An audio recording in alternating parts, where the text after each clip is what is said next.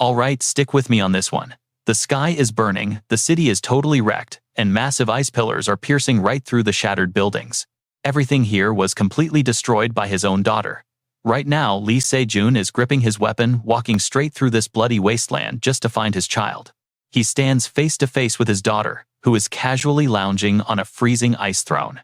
Look anywhere, and you will see sharp ice sprouting all over the torn ground. He calls out softly, "Coa, why are you doing this?" He looks up at her, his eyes filled with pure worry and care. But in total contrast, Coa's face is completely arrogant and ice cold.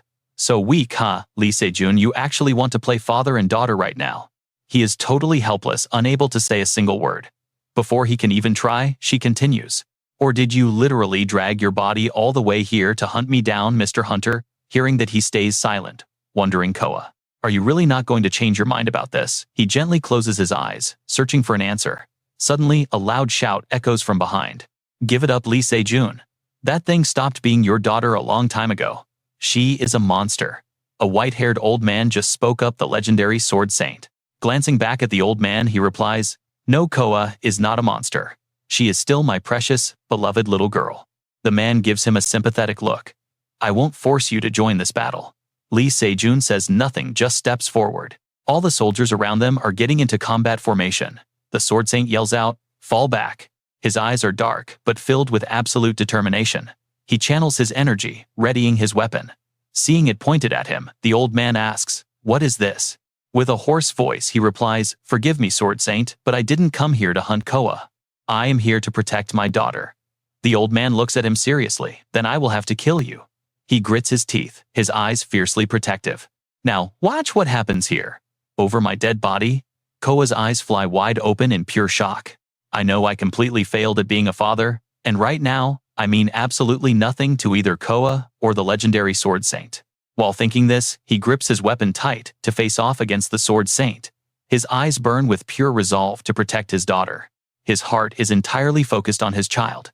Even if he dies right here, the sword saint unleashes an attack, charging straight at him. He pushes his aura to the absolute limit, charging forward too. He constantly tells himself that he has to protect his beloved daughter. "I just absolutely cannot stand by and watch her get killed." Both of them launch at each other from opposite sides, creating massive shockwaves that completely shred the ground. After an intense clash, he takes massive damage, blood literally spraying from his mouth. Suddenly, he collapses straight down onto the icy ground. He stares up at the sword saint. The old man just watches him, a flickering fireball ready in his hand. Lying there, Lee Se-jun reaches out. Then, completely drained of energy, his arm drops to the earth. Coa looks absolutely furious, slamming her hand violently against the ground.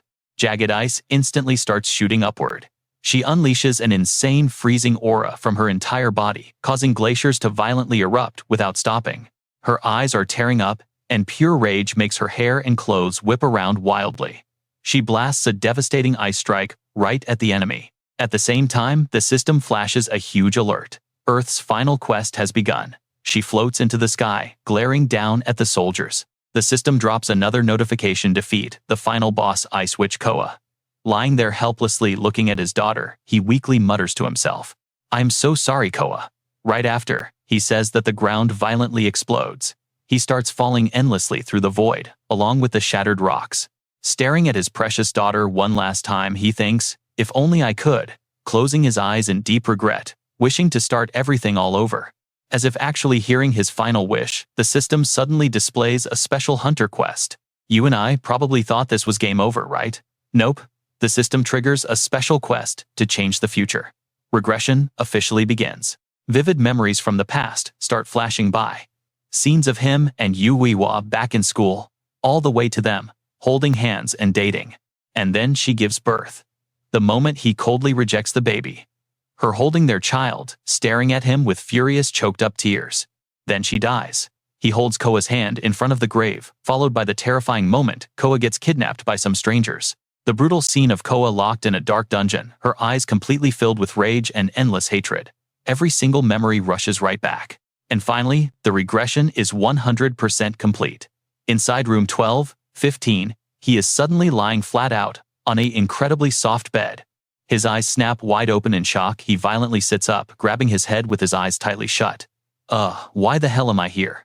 Suddenly, he opens his eyes totally startled, clearly remembering that he literally just died on that snowy mountain. He looks back and spots his smartphone sitting perfectly on the mattress. Grabbing the phone to check the exact time, he completely gasps out loud. 20:25. His face is instantly filled with extreme panic. He asks himself, did I regress? Glancing into the mirror, he realizes he looks so much younger. His eyes go wide, completely stunned, and endlessly confused. Impossible. Sitting there deep in thought, wondering how on earth could I actually travel back into the past? And what was that crazy system alert earlier? Suddenly, he notices the room door is wide open and a loud voice calls out. Lee Se-jun, are you home? It is me. Wait, you Iwa? He thinks to himself, could it actually be? Grabbing his jacket in a blur, he sprints out fast, yelling, hold on, I am coming right now. He turns the knob. Standing there is the beautiful Yu Wa, with a kid smiling warmly. Hello, Lee Se-jun. Trust me, we are definitely gonna want to see what happens next. Stick with me, we are jumping right into a wild regression story. Coa say hi to Daddy. His eyes go wide, staring right at the kid. It is a cute tiny girl, looking up at him with huge round eyes. She flashes a bright smile. Hello, Daddy. Totally caught off guard, he freezes up, absolutely speechless. But then a phantom cry for help echoes in his ears. Daddy? The system pops up a notification. Seeing him totally dazed, Yu Wei explains. I know this is sudden and hard to believe, but this child really is your daughter, Lee Se-jun. The little girl just stares at him with innocent, expectant eyes. It hits him like a ton of bricks. Still shaken, his mind flashes back to his past life. Back then he panicked. He grabbed his head with one hand, pointing at the kid in total denial. Sudden, did you just say this is sudden? After totally disappearing for years, you suddenly show up here, just to tell me I am her father. At this point, he lets out a bitter, mocking laugh. Are you trying to use this brat to threaten me? Yu Yi-wa tries to explain. Lee Se-jun no. But he completely cuts her off. Glaring right at the little girl, his voice drips with suspicion. Do you even have any proof that I am her father? Right in front of those innocent eyes, he throws out another accusation. Don't you think this could be some other guy's kid? Until you can actually prove she is my flesh and blood, do not come over here bothering me. Realizing that her dad was entirely rejecting her, the little girl's face filled with absolute anxiety. Then memories hit him hard. The girl running over, in pure panic, followed by an image of her tear-filled eyes, reaching a tiny hand out to beg him for help. Remembering this, he clutches his head, his thoughts completely spinning out of control. I coldly denied my own kid. I really was an absolute scumbag. Snapping his eyes open, he stares intensely at the kid. But right before that, a system quest about Coa's 5 misfortunes appears. Now watch this closely. Little Coa is staring at him innocently, but he remembers her as the cold, evil villain who destroyed the world. He compares that future monster to the adorable, innocent toddler standing right here in front of him. He constantly wonders how could such a sweet little kid ever destroy the entire world. It means she must have gone through so much pain and misery, but he has absolutely no clue what kind of tragedies are going to fall on Coa's shoulders. Thinking back, he realizes he does not have a single good memory with her right from the very first time they ever met. His mind drifts right back to the past timeline again. All of his memories are just packed with tragic moments and his own endless coldness toward little Coa.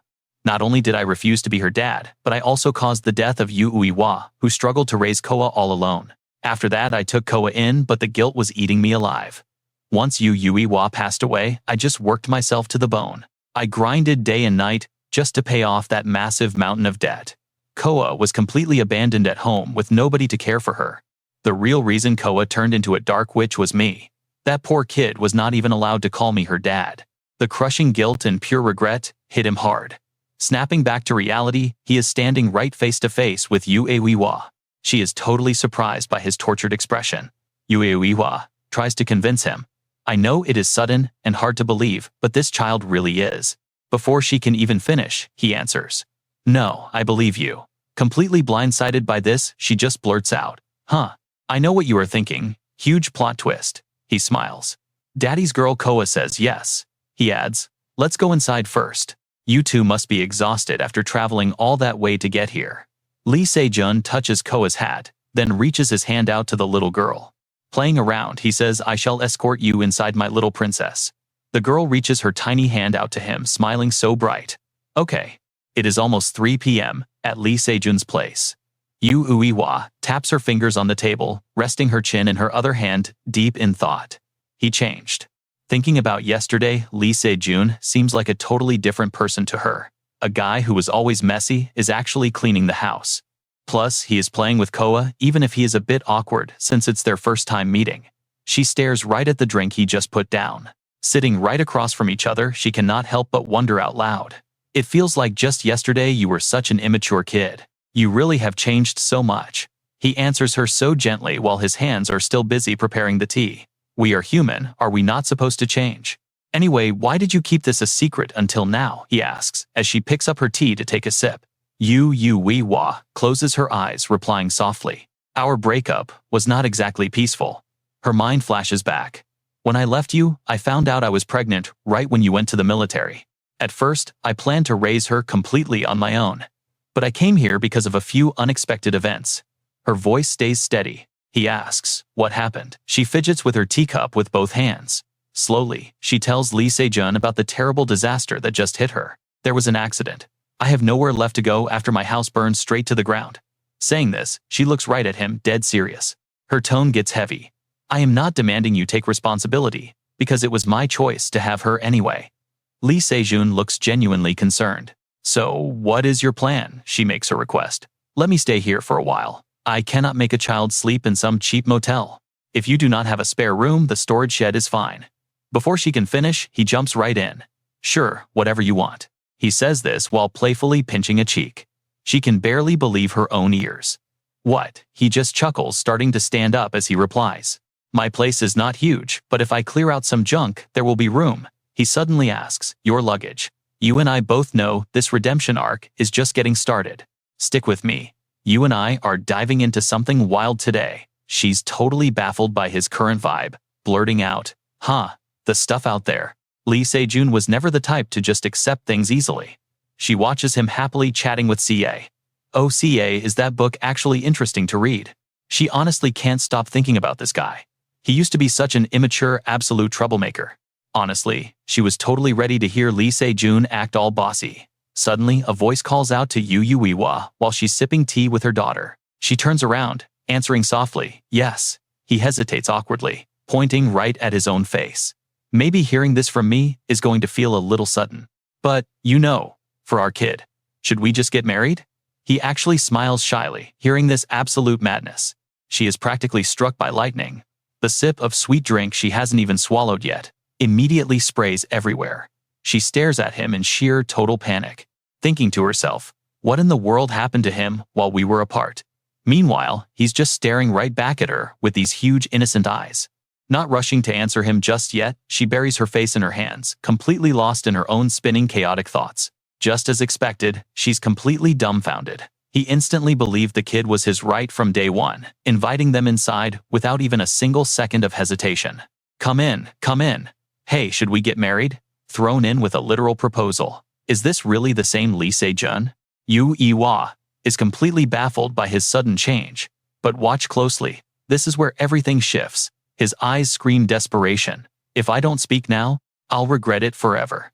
He remembers everything that happened right before he regressed.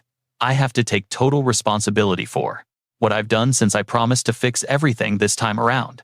That completely empty dark period after Yu Uiwa died made me realize just how incredibly important she is. Suddenly, she calls out to a spaced-out Lee Se-jun, making him physically jump in his seat. He hastily answers with a totally panicked face. I'm right here. Yu Uiwa slowly explains, I only came to find you because I'm having difficulties, not because I still have feelings for you. He looks at her super awkward. You're right, we didn't exactly break up on the best of terms, so it'd be weird if you still liked me. She quickly replies. But you suddenly mentioning marriage made me seriously confused. Lee Se-jun, I'm super grateful you let us stay, but let's discuss that crazy idea later. He replies regretfully. All right. Smiling, he adds, let's do just that. He mutters internally. I honestly guessed she would shoot me down, but it's not too late for Yu Uiwa to slowly trust me again. Later that night, he calls out, Hey Yu Uiwa. She answers him while busy wrapping warm clothes onto little Sia. Glancing over at them both, he gives a warm smile.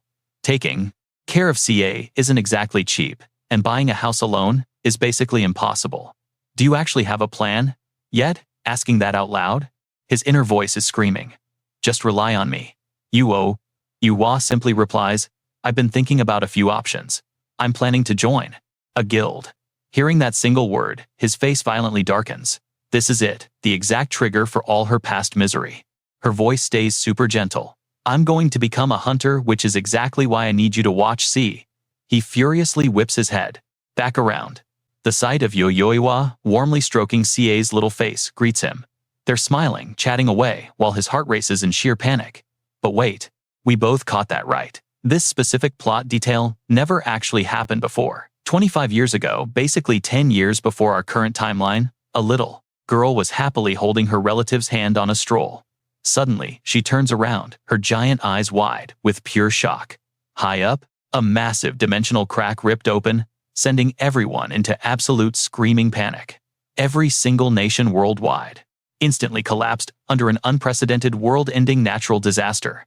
From that massive void, a monstrous hand with terrifying iron claws swiped out desperately, trying to crawl into our world. Suddenly, endless hordes of nightmarish monsters poured straight from these space-time cracks, bringing an absolute apocalyptic disaster upon humanity. The city was left totally devastated, while a gigantic monster towered over a fifth, terrified woman.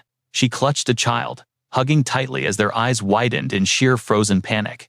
Brilliant streaks of light flashed, and she could only watch helplessly as the colossal beast crashed down, igniting a raging sea of fire. However, humanity wasn't completely wiped out. Because mankind fought back, they absorbed the leaking energy straight from those space-time rifts to literally forge their own unique awakened powers. These absolute badasses who could finally slaughter those impossible beasts. They became known as hunters. Back in the modern city, Yuwa is clutching a stack of files walking down the street. Suddenly, she spots something up ahead. Standing right before her is an official guild company building. She quietly thinks, I'm finally here, she announces. This is the Night Guild contract. A voice immediately shoots back. Hold on a second, are you seriously signing that? The bedroom door is cracked open, showing little Sia. She's sound asleep on the bed, hugging a tiny teddy bear.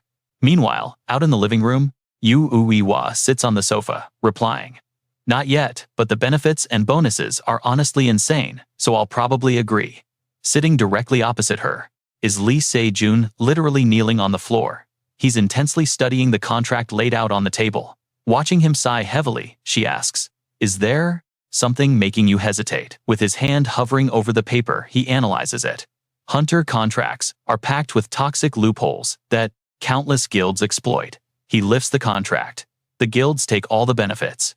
Trust me, you're gonna want to see how he dismantles this trap. Stick with me here. He bluntly tells her not to sign any contracts. She literally just gasps. She stammers, totally panicking inside. If she drops this deal, how will she ever pay off her massive debts or even survive? He stays quiet, just watching her reaction. Seeing her face drop, caught between pure worry and absolute panic, he finally speaks up. Look, go ahead and sign it if you want. If it looks fine, do it.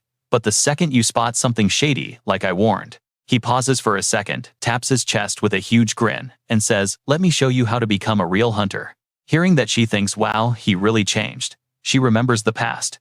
Back then, he used to act incredibly childish whenever they almost broke up. CA's sweet little voice interrupts her thoughts. Are you guys going to sleep? He sits right next to her, comforting. Mom and Dad need to talk for a bit. We will come in after you sleep.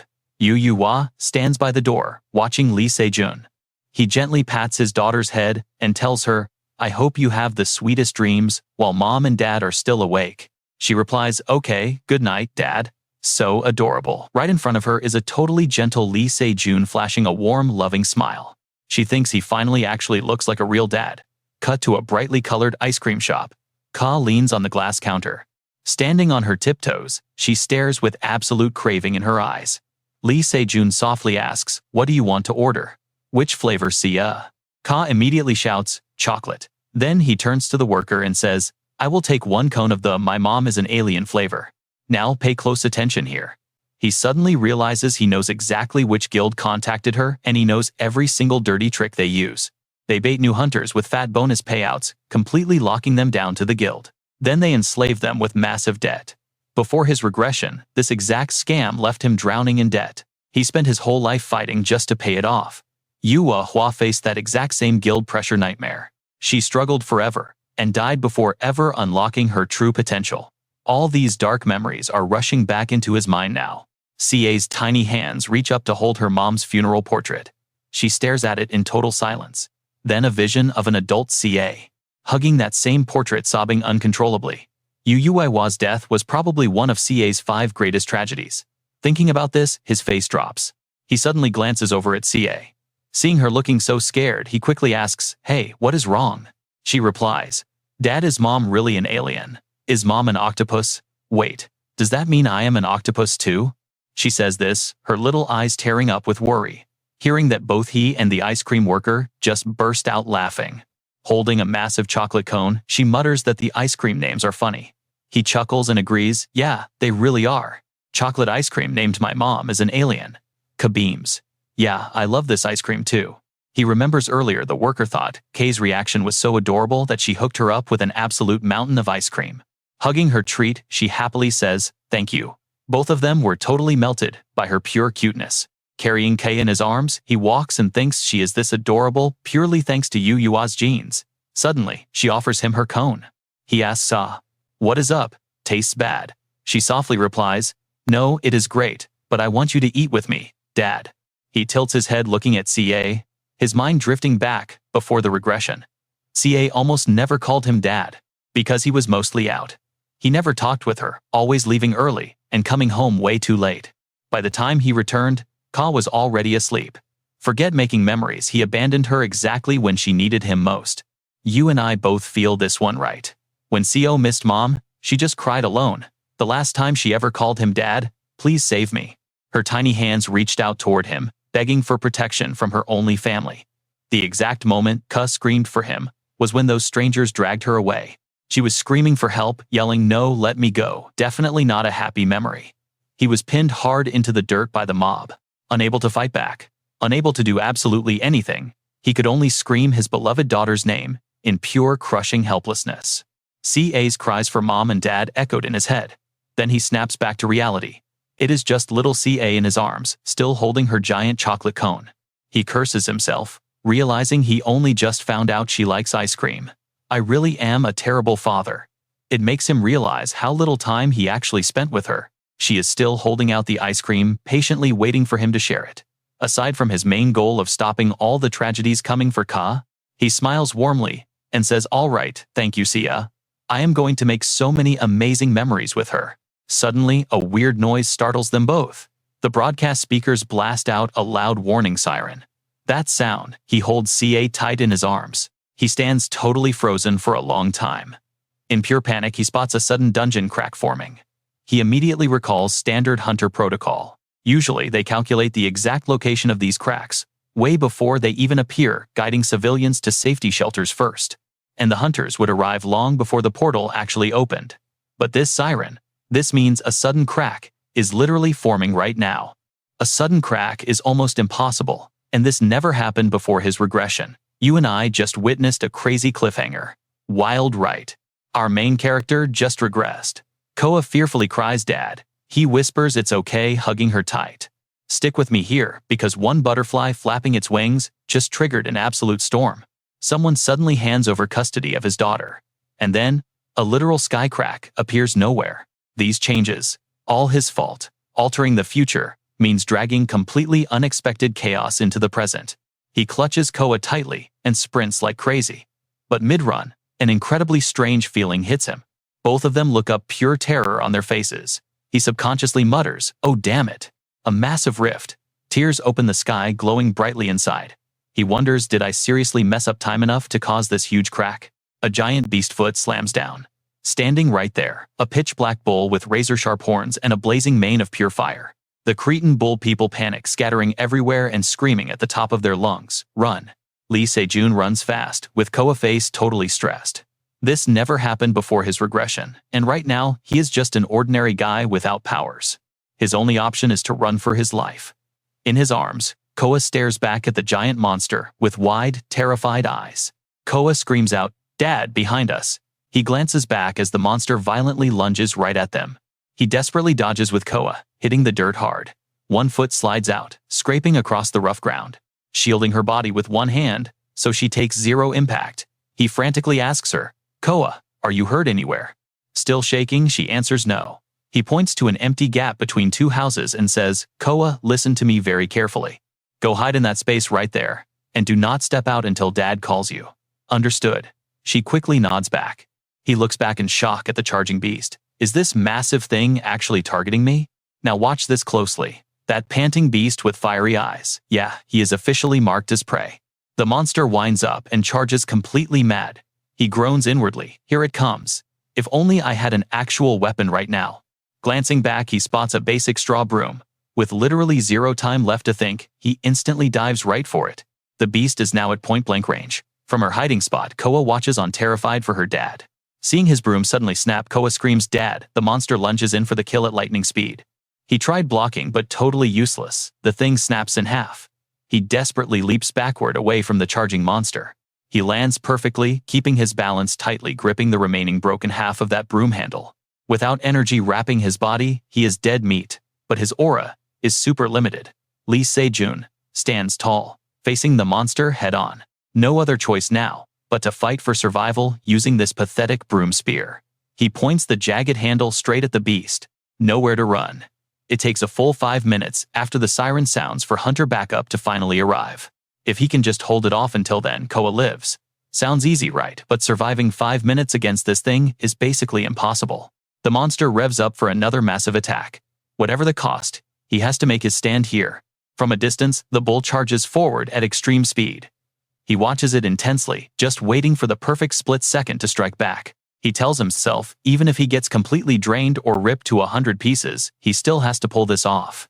You and I both know a weakling shouldn't survive this. Before regressing, his pure lack of magic power meant he never even became a hunter. That weakness kept him way behind everyone else. It forced him to spend his entire past life constantly living in absolute fear. Out of pure desperation to survive, back then he basically memorized every single page of the monster encyclopedia. Knowledge is power, right? He knows every weakness.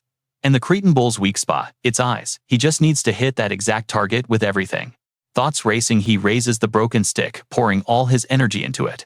Lee Se-jun winds up, eyes locked. "I won't let Coa suffer again." He wildly hurls the broom handle straight at the monster's face. It flies at light speed, but with his ordinary body, he couldn't gather enough power. He honestly doubts that desperate throw even landed. He stares in pure shock. It actually hit. The stick stabs directly into the monster's eye, making it howl in agonizing pain. He still can't believe he pulled that off. How is that even possible? Suddenly, Lee Se-jun notices sharp ice spikes erupting under the beast's feet. They completely block the monster's path. Wait, is that ice magic? The blinded, injured beast roars out and goes totally berserk. He covers his face as sharp ice fragments blast everywhere from the beast's rampage. Damn, the Cretan bull is furious now. The buildings are going to collapse. Wait, buildings, Coa. His eyes snap wide open in sheer panic, realizing his daughter's exact hiding spot. From afar, he sees her standing there as the heavy walls on both sides start cracking apart. Utterly panicked, he screams out, "Coa." Debris starts falling as the crying girl begs for her mom, and that is exactly where you and I have to leave this cliffhanger. All right, stick with me here. She slowly looks up and sees someone shielding her. It is Lee Se-jun, arms stretched wide, desperately holding back two collapsing walls. Blood is literally pouring down his face, but he completely ignores the pain. He just smiles down at Coa and asks, "Are you hurt anywhere?" Little Coa just cries looking at him. Lee Se-jun gives her this incredibly warm look, whispers that he is relieved, and then collapses unconscious right on the dirt. Coa screams for her dad. He is entirely out of gas, unable to even sit up, but deep down, his survival instincts are screaming at him. "Wake up, Lee Se-jun. You need to get Coa out of here right now." Suddenly, ominous shadows start creeping up right behind the two of them. The teary-eyed girl glances back. Someone shouts out loud that the legendary Cretan bull is the one who caused this massive chaotic stampede. A rescue squad suddenly appears on the scene. One of them points out the civilians barking orders to prioritize protecting them at all costs. Lee Se-jun spots the distinct logo on their uniforms and faintly recognizes the symbol. He figures he can finally leave the rescue mission to the professionals. Relieved, he closes his eyes to rest, fully trusting the squad. Cut to the hospital, where Yue bursts through the door frantically calling out for Coa. Lee Se-jun, Coa. The little girl runs over and hugs her legs tight, crying for her mom. Yu instantly panics, asking if she got hurt anywhere.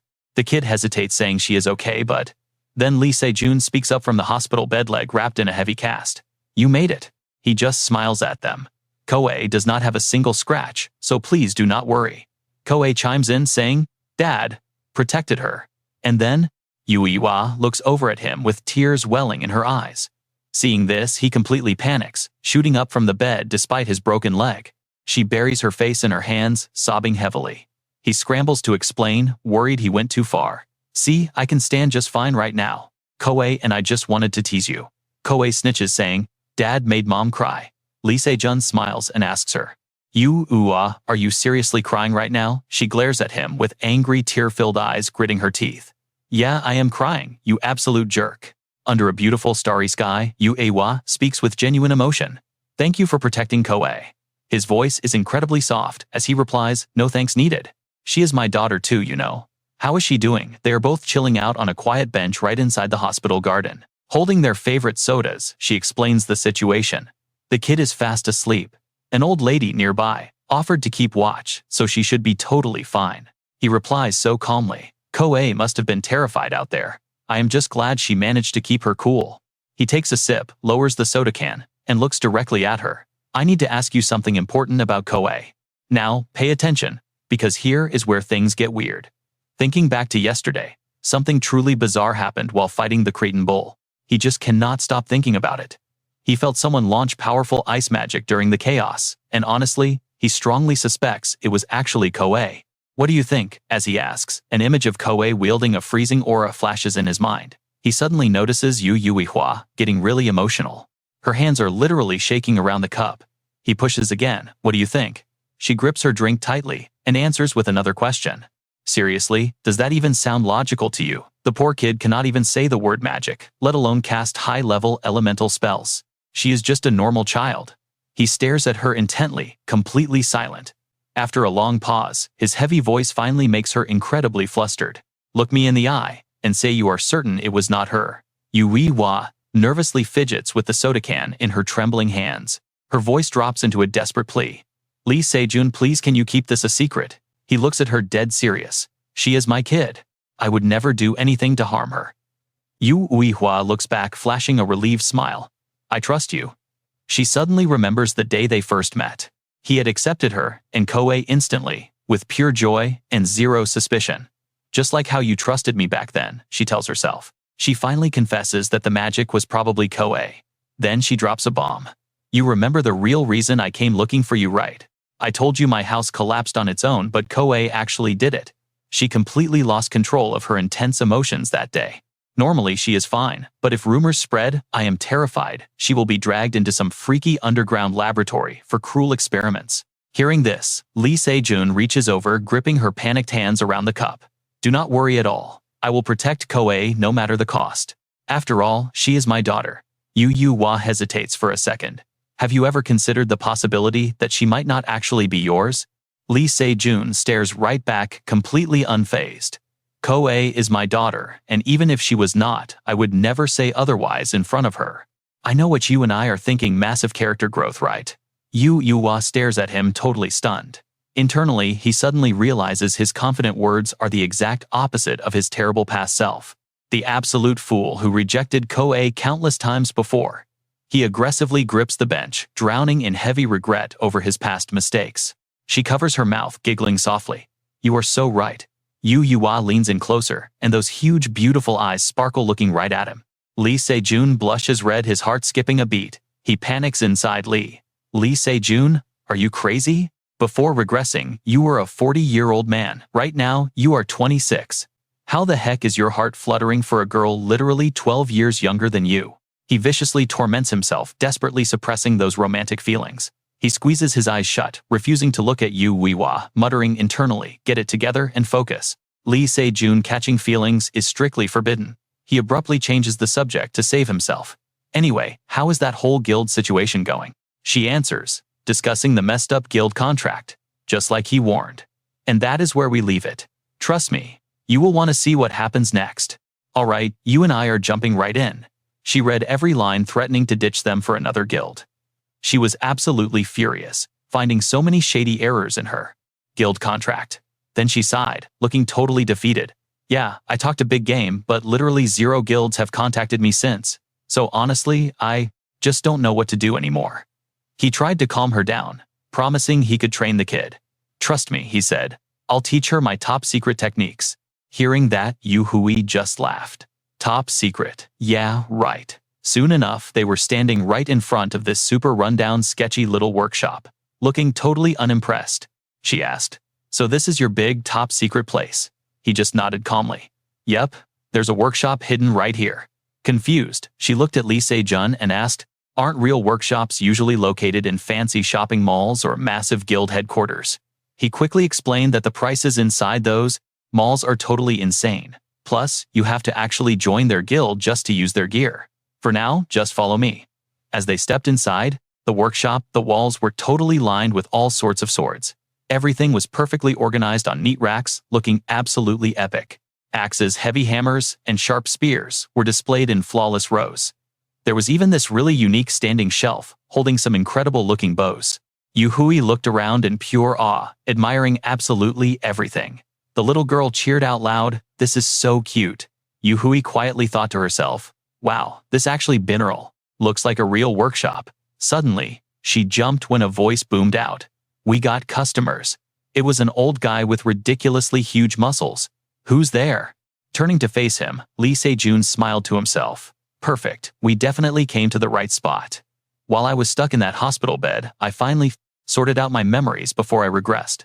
Now pay attention because you and I need to remember this." One specific name popped into my head.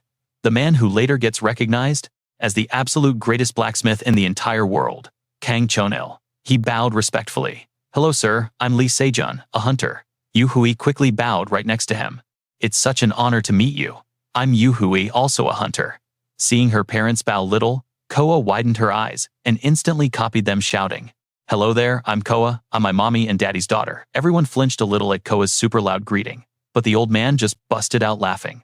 "Ha, you three really know how to make an entrance. My family name is Kang, first name Kang Chonil. You guys can just call me Kang Chonil." Lee Se-jun started talking. "Well, Yu Hui and I are both hunters, so we..." Before he could even finish his sentence, the old man totally cut him off. "You need weapons, huh? What kind are you looking for?" Lee Se-jun answered instantly. "I'll take a spear." Kang Chonil nodded his head in pure approval. "That's a solid choice. And what about the young lady here?" Hearing that she looked super confused. Honestly, she had zero clue what weapon she was even good at. "I haven't quite decided yet. Do you mind if I just look around a bit before choosing?" The old man just chuckled and waved his hand. "Haha, sure thing. You've got plenty of time, so take it slow and pick carefully." Glancing at all the insane weapons hanging on the walls and shelves, Lee Se-jun said, "Wow, this shop mostly uses mithril and premium dungeon materials. Seems like the absolute perfect fit for a total beginner." The blacksmith crossed his arms and replied, "Hey, you seem to know an awful lot about weapons, don't you?" Lee Se-jun just played it cool. "I've only picked up a few things here and there. That's all." Suddenly, he noticed Yu Hui completely stressing out, totally unsure of what weapon to actually pick. Walking over to her with a sleek bow in his hand, he suggested, "Hey, Yu Hui, what do you think about this one?" She just stared blankly at the weapon in his grip and blurted out, "A bow." Lee Se-jun gave her a bright smile and broke it down. "Yeah, you've got great focus and decision-making skills, and your stamina isn't bad either. I honestly think a bow would be a perfect match for you." She looked totally surprised. "Am I really that good?" Seeing her hesitate, Kang Chonil chimed in, "You can always grab a sample model to test out first if you want." Cutting him off, Yu Hui shook her head. No, I'm okay. I'll trust Lee Se-jun and take this exact bow. He definitely has a reason for telling me to pick this." Looking back at Lee Se-jun, the old man stated his terms. "All right then, just so you know, you cannot get a refund or return it if you change your mind, but you can always swap it for a different weapon." Lee Se-jun nodded confidently. "Sounds like a fair deal." Then he handed over the bill. "Here's your total for both weapons. Now you and I both know what's coming." Seeing that massive number, they completely froze. Yu Hui lifted the bow up, clicking her tongue. "This is way too expensive." He just laughed it off. "Hey, don't worry, I've got this. I have some savings. Remember, I promised I was going to help you get stronger." She gripped the bow tightly, her eyes going super wide in pure shock at his words.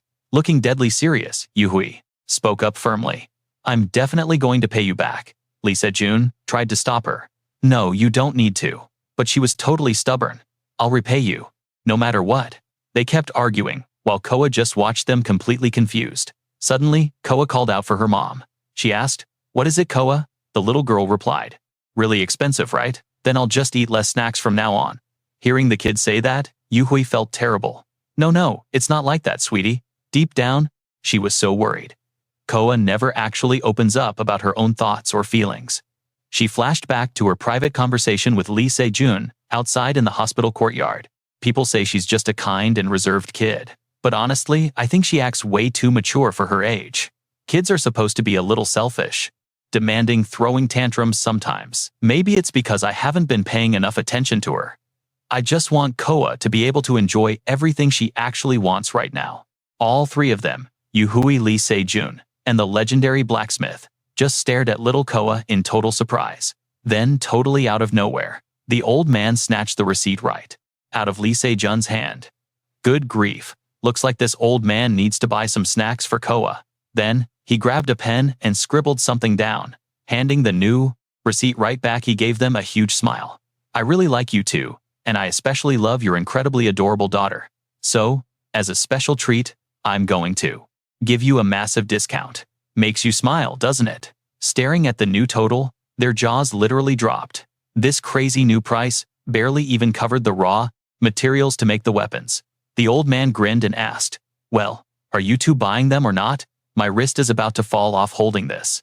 "Alright, come along with me," as we jump back into the madness. They finish paying, bowing, and thanking the shopkeeper endlessly before the heavy workshop doors finally close shut behind them. The trio leaves the shop in super high spirits, totally hyped. Gripping his shiny new weapon tightly, our main guy thinks to himself, "Alright, we finally got the gear, now we can execute the big plan." Looking ahead, he loudly calls out to Yuhui, causing her to suddenly jump and reply, "Huh." He turns around with a huge grin and shouts, "Get ready to raid the dungeon." She immediately starts sprinting forward, her hands pulling back the bowstring. Eyes locked in, she releases the shot, and boom, dead center. The arrow violently pierces the exact middle of the paper targets, stuck right into the tree trunk.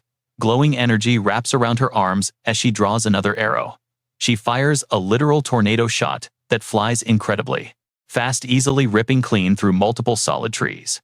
Her jaw completely drops, totally shocked she actually pulled that off. But then, right behind her, she hears Lee Se-jun's voice asking, "Did your arrow really just blast right through that solid tree? Wait, how long have he and little Koa been standing there?" Koa quickly calls out mommy. He flashes a massive smile, holding up a plastic bag of food, and tells everyone to take a break for some spicy rice cakes. The snacks are scooped into little cups, looking absolutely delicious. As the three of them sit down to munch on the food together, she curiously asks, "This place is awesome. For training since nobody is around. How did you even find a hidden spot like this?" Lee Se-jun replies with a super smug look on his face. "Well, that is exactly why. It is my top secret hideout." While saying that he remembers this deeply hidden mountain spot was his personal training ground before his massive timeline regression. Yeah, he completely kept it hidden. Then his mind drifts back to their intense archery sessions together. Over the span of just a couple short weeks, I taught Yuhui the basics and solid combat skills, like channeling and gathering all her energy into a single point. And honestly, we prepared everything perfectly before going into the dungeon. Sipping from a juice box, he thinks to himself, "By the way, just looking closely at those paper targets stuck to the tree. Now watch closely, you and I are about to see her true, overpowered potential." Every single arrow hit dead center. Lee Se-jun looks at her, truly impressed by her tree-piercing shots. "Are you seriously sure this is your first time using a bow?"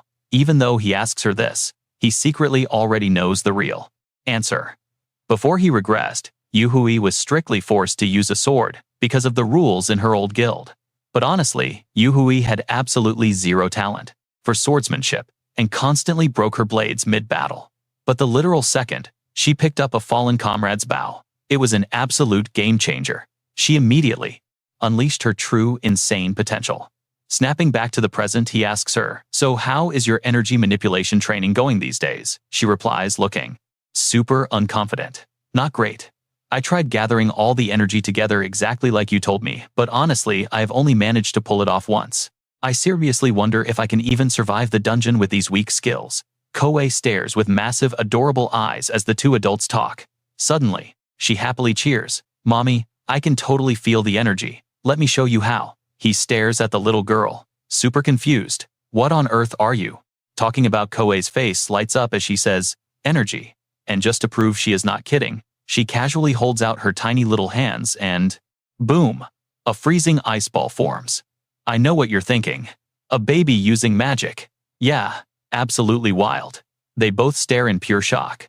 Lee Se-jun pats her head, praising her. So good, Dad is super impressed. But Koa, you need to let it go now because that is dangerous. Koa softly replies, okay, before tossing the massive energy ball away. She even says a cute little goodbye. The two of them watch Koa running around playing happily, and his voice drops with deep worry. He thinks they need to be way more careful from now on. She is anxious too, honestly wondering who is going to look after Koa while we are raiding the dungeon. We obviously cannot take a literal toddler into a deadly war zone. Hearing this, a genius idea suddenly sparks it. He gets completely hyped up. I have the perfect plan, so do not stress about it. But honestly, even if I try to change everything using my regression memories, some things just do not go my way. Turns out Lee Se-jun brings Koa straight to his own dad's house. He is currently kneeling down while Koa nervously hides behind his back, staring with big, wide eyes. He thinks to himself, wait, I totally assumed he would agree. The second he saw Koa, to shatter the incredibly awkward silence, he loudly greets him. Hello, Father Du-hwan. His strict dad is just sitting there cross-legged on the floor, looking completely furious and terrifying. He had already refused over the phone, but Lee Se-jun never expected him to act this strict right in front of little Koa. After observing them in total silence for a long time, he finally speaks up and asks Lee Se-jun, whose daughter is this? He quietly replies back, she is my daughter. His dad repeats, I asked who is her mother. He nervously answers, her mom is Yu-hui. Do you still remember her? Hearing that name trigger his memory. The old man pictures Yu-hui, a super polite and sweet girl. He clears his throat and grunts, I remember. Then, he aggressively probes. What exactly are your plans? He replies, well, I already proposed to her. His dad gets anxious, so when is the actual wedding? Scratching his head, he answers, awkwardly, I never said she actually accepted it. Hearing that, his dad completely loses his mind, with rage shooting up to his feet and screaming, what? Both he and Koa flinch at the massive shout. He quickly tries to calm him down. I will explain everything later. Then he swiftly changes the subject. Listen, I came here today to ask a huge favor. Gently pushing Koa toward him, he says, Koa, this is your grandpa. Du-hwan reaches his hands out in front of her, announcing, I am Grandpa Do-hwan. The little girl remembers how her parents always cuddle and pinch her cheeks. So she bravely steps up and presses her squishy face right into his hands, staring up at him, looking impossibly cute. She softly calls out, Grandpa. He is completely caught off guard by her absolute, overflowing cuteness. Lee Se-jun finally drops the bomb. I wanted to ask if you could maybe babysit Koa for me. His dad replies, while his hands are still lovingly squishing Koa's face. You want me to babysit all weekend? Thinking he is refusing, Lee Se-jun panics. Stick around. You and I know it gets wilder. All right, stick with me here. He says he will find it himself. Before he finishes, his dad yells out, no, I never said I did not want it. Cut to a jewelry shop. Yu-hua rests her chin on her hand, looking pretty worried. She thinks I really should have gone with him. Lee Se-jun pops up out of nowhere to calm her down. It is fine. Who knows what he will say, but he really likes you. She laughs, completely relieved. The store clerk suddenly interrupts them. Excuse me, here is the custom strap you two asked for. He grabs the strap holding the glowing stone and says, thanks. Looking right at his new accessory, she asks, wait, is that the stone Koa found? Lee Se-jun does not even hesitate. Yep, it is a light energy stone. Thinking about Koa picking up something this amazing, he remembers the factory. Flashback to Kang, Chonil asking Koa, do you want to take anything? I will give you a gift, just grab whatever you like. Koa replies, really, thanks. Pointing at some junk on the floor, she smiles. Then, I want this shiny thing right here. He was super confused. A shiny thing, but that was literally just a pile of trash he was throwing away. When he opened the box, he just laughed. You have a great eye, kid. Look at what a precious treasure you managed to find. Lee Se-jun's eyes go wide in pure shock. Light energy. a magic stone that literally glows whenever it detects nearby power. Now pay attention, hunters. Use these things to track dungeon relics, so the price tag on it is absolutely massive. After leaving the factory, Koa gave it to him. Here, Dad, take it. He was confused. Wait, what? But this is yours. Koa innocently says she was only curious because it sparkled, and she noticed he really wanted it. Hearing that, he was completely touched. Thanks, kid. Riding the escalator, Yu Uiwa's voice snaps Lee Se-jun right out of his thoughts. Did you come here just for the strap? Smiling, he points at his chest. Yeah, you can only get this specific strap right here. We definitely need one before entering the dungeon. Since we are here, why not check out clothes for Koa? He thinks quietly, even though I really came for a different reason. Suddenly, loud cheering from below grabs their attention. The massive crowd goes wild as Sung Soo-hyun walks right down the red carpet. We love you, he flashes a bright smile. Someone screams out, his nose is literally as sharp as Mount Everest. Another fan yells, his face is brighter than my entire future. Yu Yuhua repeats that line, super confused. Brighter than my future. Lee Se-jun just nods and replies, yep, that is Sung Soo-hyun for you. Lee Se-jun explains, he is the absolute superstar of the hunter world. He promoted his entire guild through a massive reality television show. He has insane celebrity status just because he is ridiculously handsome. She glances over to observe his reaction. She thinks he looks pretty unwell, which makes sense since he recently got hurt saving Koa. Total hero move, but still painful. He must be scared of dungeons. Teasingly, she says, do not worry, big sister will protect you. He snaps back, sister, my foot. We are the same age. Lee Se-jun is actually stressed because he hates seeing that guy. Sung Soo-hyun is the Night Guild master, the same jerk who dumped all their debt onto them. Yu Uiwa asks, did we buy everything we need yet? How much longer until our dungeon reservation time? Checking his phone, he says we still have a little time left. But looking at that clock, you and I both know something crazy is about to happen. The clock strikes 1400 hours. Suddenly, the ground violently shakes, throwing absolutely everyone into pure screaming chaos. She panics. What is this, an earthquake? He does not say a single word. He just thinks it is finally here. Sung Soo-hyun glares at someone. Lee Se-jun sips his milk tea, watching everything unfold. Suddenly, Yu Uwa panics, spotting something incredibly wrong down below. A massive sinkhole just opened right in the mall. His eyes go totally dark. Do not drop your guard for a single second. He calmly tells her, this is only the very beginning. She turns back to look at him, super confused. Start. What do you mean by that? But before he can answer, she completely screams out loud. The glowing system announces it loudly, a brand new dungeon has just been generated. From the dark sinkhole right below them, countless glowing purple eyes suddenly appear. The system blares out another alert. The special mission has now officially begun. Game on. Countless giant spiders with glowing purple bodies start crawling out. Lee Se-jun tightly grips his spear, and Yu Uiwa gets ready too. She locks her bow in hand. They are fully prepared for war. The system identifies it. Donjup Myeon Dungeon Pseudo Bon Mall. The monsters march straight into the center. An absolute swarm of beasts fiercely attacks the entire shopping mall. People scatter in pure terror, screaming, monsters, run away, save me, and then the dungeon doors slam completely shut. Someone in the panicked crowd cries out, why will the doors not open? Their desperate screams for help echo endlessly into pure despair. Let us out, is anyone out there listening? Help us. Yu Uiwa looks at him. There are too many, where should we go first? She gasps, as he suddenly leaps down. Hold on. What are you doing? She watches him and screams his name, Lee Se-jun. He hits the ground perfectly. Right in front of him, a man is completely surrounded by beasts, desperately screaming out, somebody please save me. He covers his face with his arms, completely terrified to even look at the monsters attacking him. Lee Se-jun swings his spear, slicing two giant beasts completely in half. He orders the guy, run to the emergency exit. The hunters will meet you there. The man yells thanks, and trust me, you are going to want to see what happens next. Let's dive right in. He looks up, saying it is way easier to crush these monsters if they regroup with the others. She quickly agrees. Grabbing his weapon, he starts wiping out the monsters. Sung Soo-hyun yells out, stay completely focused, so our battle formation does not break.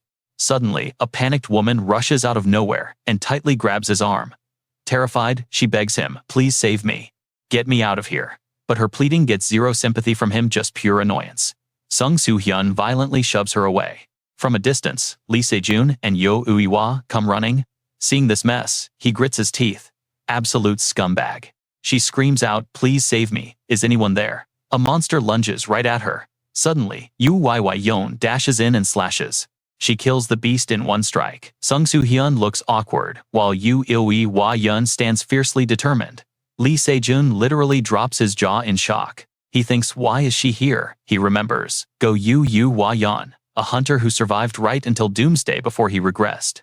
But in his memory, she shouldn't be here. He shakes his head. Forget it, no time to lose focus now. He loudly directs the hunters to form a giant circle with the civilians safely in the middle. We are going to hold the defensive line. Lee Se-jun grips his spear tightly. Calm and focused, he defends the civilians, while everyone fiercely wipes out the remaining monsters. Sung Soo-hyun slices through one beast after another. Yuiwa rapid fires her bow, while Yun unleashes lightning-fast sword strikes. Lee Se-jun goes wild with relentless spear thrusts. Taking down the final monster, he looks around at an absolute sea of dead bodies. Looks like they are all dead, he thinks. Walking over to he smiles warmly. Are you okay? First real battle, but you did amazing. She smiles back, yes. The moment I stopped fighting, I felt totally exhausted. Meanwhile, watch closely here. The guildmaster asks if things are okay. The manager greets him, respectfully. Handing over the files, the manager reports. Tisk, I really thought we recruited a promising new hunter this time around. I have no idea where she got her info, but she just dumped the contract and walked right out. Holding Yan's file, the master stays silent. Back inside, Sung Soo-hyun offers his hand, smiling happily. Thanks for your amazing hard work. You were a huge help, she murmurs. Yeah. Suddenly, Lee Se-jun slides right in between the two. Shaking Sung Soo-hyun's hand, he smiles. Hi, I am Lee Se-jun, the guy awkwardly mutters pleasure. I am Sung Soo-hyun. Seeing his attitude, he smirks. Look at him, totally speechless right now. Suddenly, another desperate cry for help echoes. Is anyone there? Please save my child. A little kid lies unconscious, sporting a nasty bite mark from a venomous earth dragon. First aid might buy the kid some time, but without proper healing magic fast, this is extremely dangerous. The exit only opens if we clear this dungeon. So a hunter needs to kill the final boss. Sung Soo-hyun steps up saying he will fight it. He looks at him totally stunned. Normally the exit opens in 24 hours anyway. Are you saying we should fight it with just this group? He explains everyone is exhausted, and this kid will not survive much longer, even with the first aid. Crossing his arms, the guy scoffs. Judging by your attitude, I am guessing you are a total rookie here. Sung Soo-hyun speaks slowly. I am not stupid enough to charge into a dungeon without researching it first, so I have absolutely zero reason to listen to you. I am staying right here. The guards are too. Hearing them argue, Hua frowns, getting seriously annoyed. Seriously, look around. You guys should at least save as many civilians as possible. Meanwhile, the guards just stand around casually chatting. You and I know his type, right? He remembers Sung Soo-hyun stealing all the credit before the regression too. Sung Soo-hyun only cleared dungeons after exits formed. Seeing the kid wincing in pain, Hua speaks super softly. I treated the wound, so please hang in there. Suddenly, Yan calls out from a distance. I will come with you too. They both look surprised. Smiling brightly, she says we should introduce ourselves before we head out. I am Go Yan. Watching her chat happily with Yawa, he thinks I knew I was right. He recalls the past. Before his regression after this dungeon opened, Go Yan actually teamed up with Sung Soo-hyun to wipe it out. Seeing her join them, Sung Soo-hyun sneers. Go Yan, I honestly thought you were better than these pathetic amateurs. Do you really want to die? She snaps right back. Sung Soo-hyun, cut the nonsense. With your garbage skills, you should honestly just quit being a hunter. After hearing that, Sung Soo-hyun's face instantly darkens with absolute fury.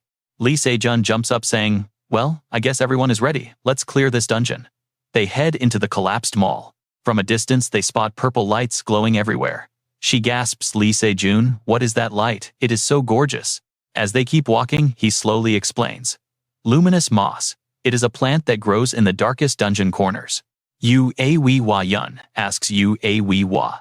I am guessing you are an apprentice, but I totally thought you were a veteran hunter. A veteran? You flatter me, sister, she teases. Trust me, you'll want to see what's next. Alright, let's dive right in. After asking Wa to speak comfortably, Go Hee-yeon thinks to herself, these two are showing off some seriously unbelievable skills. Way different from your average rookies. Especially Lee Se-jun. He's an absolute beast in combat, but he also has this razor-sharp sense of judgment, along with some top-tier leadership skills. Suddenly, Go Hee-yeon speaks up suggesting that they definitely need to pick a squad leader before jumping into action. Even though she can track enemy clues and plan strategies, she admits she just doesn't have the confidence to actually lead the team. Yu Uiwa polite, so Go Hee-yeon asks, what about you, Lee Se-jun? Deep down, she's thinking this guy right here. He is absolutely a born commander, a true leader. Hearing that, he wonders if he should look her straight in the eye. He watches her, realizing this clever girl is totally testing him right now, trying to gauge his true abilities. He only planned on showing a fraction of his skills, and it'd be super annoying if she kept digging. He scratches his head playing dumb. I'm not that confident either, he says, but since you both completely passed on the role, guess I have no other choice. Saying that he figures acting overwhelmed by the leadership role will completely throw her off his trail. It makes it way harder for her to figure him out. She smirks and says, we will leave everything to you then. He nods. Done deal, now let's move. Walking ahead, he suddenly signals them stop right there. Now pay close attention here. I think we just found the boss lair. The three stand before a massive gaping crater. Sitting right in the middle is this huge purple blob. What even is that? The squad immediately starts discussing their next move. Go Hee-yeon wonders if the final boss of this dungeon is seriously just a blob, basically the same starter monster used for training rookies. He warns her, don't get cocky, it's still a boss. She shrugs, pointing out that it is just a little bit bigger. But it's just a slime, let's crush it. He blocks her. I'm the commander, wait for my orders. She looks annoyed. Fine, orders received. Go Hee-yeon still looks down on this slime boss. She channels aura into her legs, ready to strike. Since slimes react to vibrations, he warns her to be careful heading down. Okay, she says, I will take the lead then. With one massive leap, she lands straight down into the deep boss pit. Meanwhile, Yu Uiwa is carefully sliding down a long rope. Yu Uiwa asks, are all hunters like that? He smiles. We can't do that yet, but maybe with enough solid training we will. Suddenly, her grappling hook completely slips off the wall, sending her crashing onto the ground. He anxiously asks if she's okay. She replies, yes. But that impact made a heavy vibration, and the monster is right there. Go Hee-yeon quickly speaks up. It's fine, sis. That big slime is as slow as molasses anyway. The moment she says that, her eyes go dark. He screams out, Go Hee-yeon, dodge. The monster is instantly right in front of her. Out of nowhere, it slams a devastating attack downward. He quickly grabs Go Hee-yeon, pulling her to the side, just in time to dodge. Go Hee-yeon glares at the beast, muttering unbelievable. He also stares intently, trying to figure out what's really hiding inside that massive slime. It rears its massive head up, sharp iron spikes suddenly erupting from its back. Staring at it, he questions, is that really a slime? You and I both see it right. Through that transparent purple slime, there is an entire massive monster skeleton resting inside. Wherever it moves, the ground literally caves in underneath it, sending dirt and huge rocks flying everywhere across the entire battlefield. The three of them can only hide behind a giant boulder and watch. Lee Se-jun thinks, just as expected, it's way more sensitive to motion than actual sight. He watches it closely.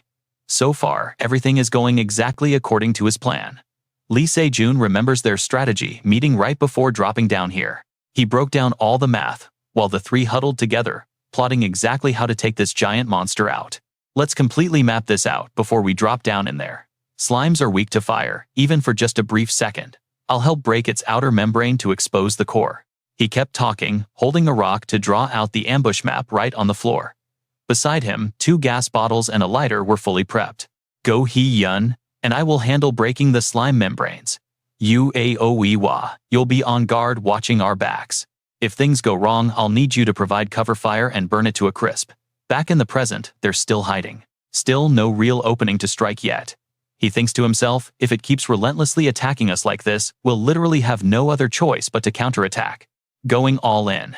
Their defenses won't last long enough to catch a lucky break. Go Hee-yeon is completely losing her patience now. She flexes her hands, ready to jump in. We just need to make that thing focus its attention elsewhere, right? Tilting her head at them, she smiles with total confidence. Looks like I'm the only one here who can use energy to shake up the ground. So I'll be in and out fast. As she speaks, her hands start gathering aura and her legs begin glowing with an intense energy. Go Hee-yeon kicks off the boulder hard, launching herself high up to grab the slime monster's attention. In a total flash, Go Hee-yeon sprints a good distance away from the monster. She confidently shouts out, when it comes to an endurance race, I absolutely believe I'll win. Spotting its prey, the massive slime dashes right up next to Go Hee-yeon. She glances back with this wildly arrogant, challenging smirk on her face. Trust me, you're going to want to see how this plays out. She stomps both feet down, perfectly dodging the lunging monster. All right, let's jump straight back into the madness.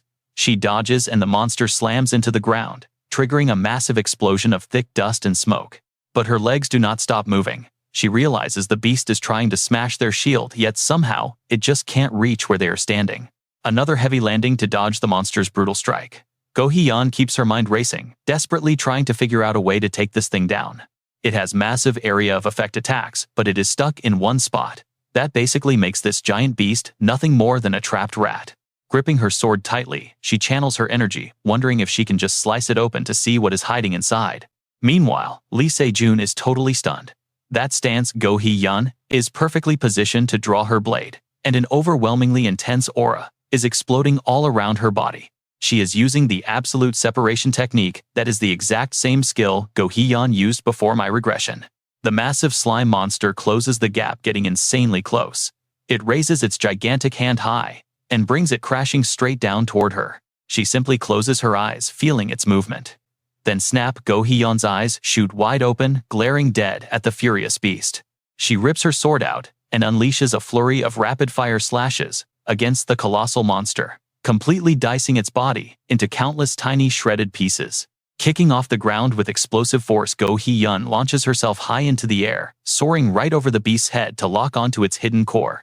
Now pay close attention here, because Lee Se-jun's regression knowledge changes everything. Watching her fight the colossal beast, he remembers the past, Go Hee-yeon, who could effortlessly slice absolutely anything in half without breaking a sweat. But this current, Go Hee-yeon, she is raising both hands high, pouring all her raw energy right into the blade, her eyes glowing with razor-sharp focus. With one brutally heavy downward strike, she cleanly cleaves the entire monster right down the middle. She is the kind of hunter whose swordsmanship still had a lot of glaring flaws, even way back before my regression. Her stamina is absolutely incredible. But look, her sword is corroding. Right after slicing the beast in half, pulling the blade out shows the monster is already starting to regenerate. She thinks to herself, its healing speed is just way too fast, and honestly, this probably will not be the last time her blade ends up looking like this. Staring at her blood-soaked sword, as the acid literally eats away at the metal, her eyes go completely dark. Gripping the ruined blade, Go Hee-yeon grits her teeth. A counterattack is too late, but suddenly, out of nowhere, a glass bottle of oil comes flying straight at the beast. It was Lee Se-jun. He lobbed it right at the monster, the bottle shattering on impact and drenching the entire creature's body in highly flammable oil. It takes her a second to realize what it is. The giant monster is now completely coated in oil. He looks back over his shoulder to explain. For this specific slime, reaching its core is way harder, and its acid levels are practically off the charts compared to normal ones. We have to completely burn away its outer layer just to break inside. Let's pause for a second because you and I both know she's exhausted. Looking at the oily beast, she replies, easier said than done, we can't keep fighting like this. But thanks to you, I survived. He just brushes it off, saying she can thank him later, but right now they need to get the hell out of there. They both sprint away to put some serious distance between them and the beast. While running, she asks, doesn't that slime look way more like a boss than normal ones? Lee Se-jun totally jokes with her, saying it is only this mad because she pissed it off. Panicking slightly, she quickly asks what she is supposed to do now. Even drenched in oil, there's absolutely no way they can get close enough to light it up. He just smirks and teases well about that whole setting it on fire thing. Suddenly, the furious monster lunges aggressively right toward her blind spot. He urgently shouts out a warning. Go Hee-yeon, watch your back. Lee Se-jun grits his teeth in pure anxiety. He was too careless. With the terrible condition of Go Hee-yeon's sword, blocking that massive attack is basically impossible. Way off in the distance, Yu-hua is lighting up her bow. Seeing them in deadly peril, she instantly draws back and fires a blazing fire arrow straight at the monster. Right in the middle of their chaotic retreat, Lee Se-jun and Go Hee-yeon simply stop and watch the giant beast burst into roaring flames. Yu-hua is just as shocked. She can't even believe she nailed such a perfectly accurate shot. Gripping her bow tightly, her mind flashes back to the exact instructions Lee Se-jun gave her. In a total emergency, he needed her to provide cover fire and burn that thing to ash. An arrow packed with pure energy would ignite way faster. Back then, her eyes went wide with pure shock. Leave it to me, she had literally never acted as the rear guard before in her life. Plus, she had not even finished her energy training yet, so she was absolutely terrified she would just mess the whole thing up. Hearing her doubts, he immediately reassured her. You can do this. Lee Se-jun calmly reminded her that she had already crushed her training and survived that insane spider battle. Yueiwa, just trust yourself. Snapping back to the present, the slime monster is totally engulfed in roaring flames, and its hidden core is finally being exposed. Without warning, he sprints directly at the blazing beast, screaming at the top of his lungs, I see the core, we have to smash it before it covers up again. The monster is literally burning alive, but its head somehow seems to understand exactly what he just shouted. The massive slime body instantly tries to regenerate. Those scattered gooey chunks are furiously trying to fuse back together. Seeing this, Yu Weihua immediately reaches for another arrow. Channeling her aura, she draws her bowlocks onto the target and unleashes the shot without a single second of hesitation. Trust me, we are watching an epic finale. The arrow multiplies mid-air, bombarding the slime, while Lee Se-jun and Go Hee-yeon launch an all-out assault straight at its exposed core. They refuse to let it heal. Even while burning completely, the beast still manages to manipulate flaming chunks of slime to launch a desperate counterattack against them. Go Hee-yeon and Lee Se-jun channel raw aura into their weapons, preparing for the final clash. Let's dive right into this epic battle. They smash the fiery slime monsters attacking them. The flames shrink, its eyes glowing. He leaps high over its massive head, his eyes shining as he spots the monster's core. His glowing weapon strikes down with insane force. Meanwhile, a massive crowd waits anxiously outside the dungeon. Reporters are everywhere. The news anchor reports live from the dungeon blocking the massive Darien Mall. Terrified citizens crowd the area, desperate for news about their trapped family and friends inside. The dungeon opens tomorrow noon unless cleared. Grandpa Du-hwan holds little Koa anxiously waiting for his son. Koa softly asks Grandpa, where are we?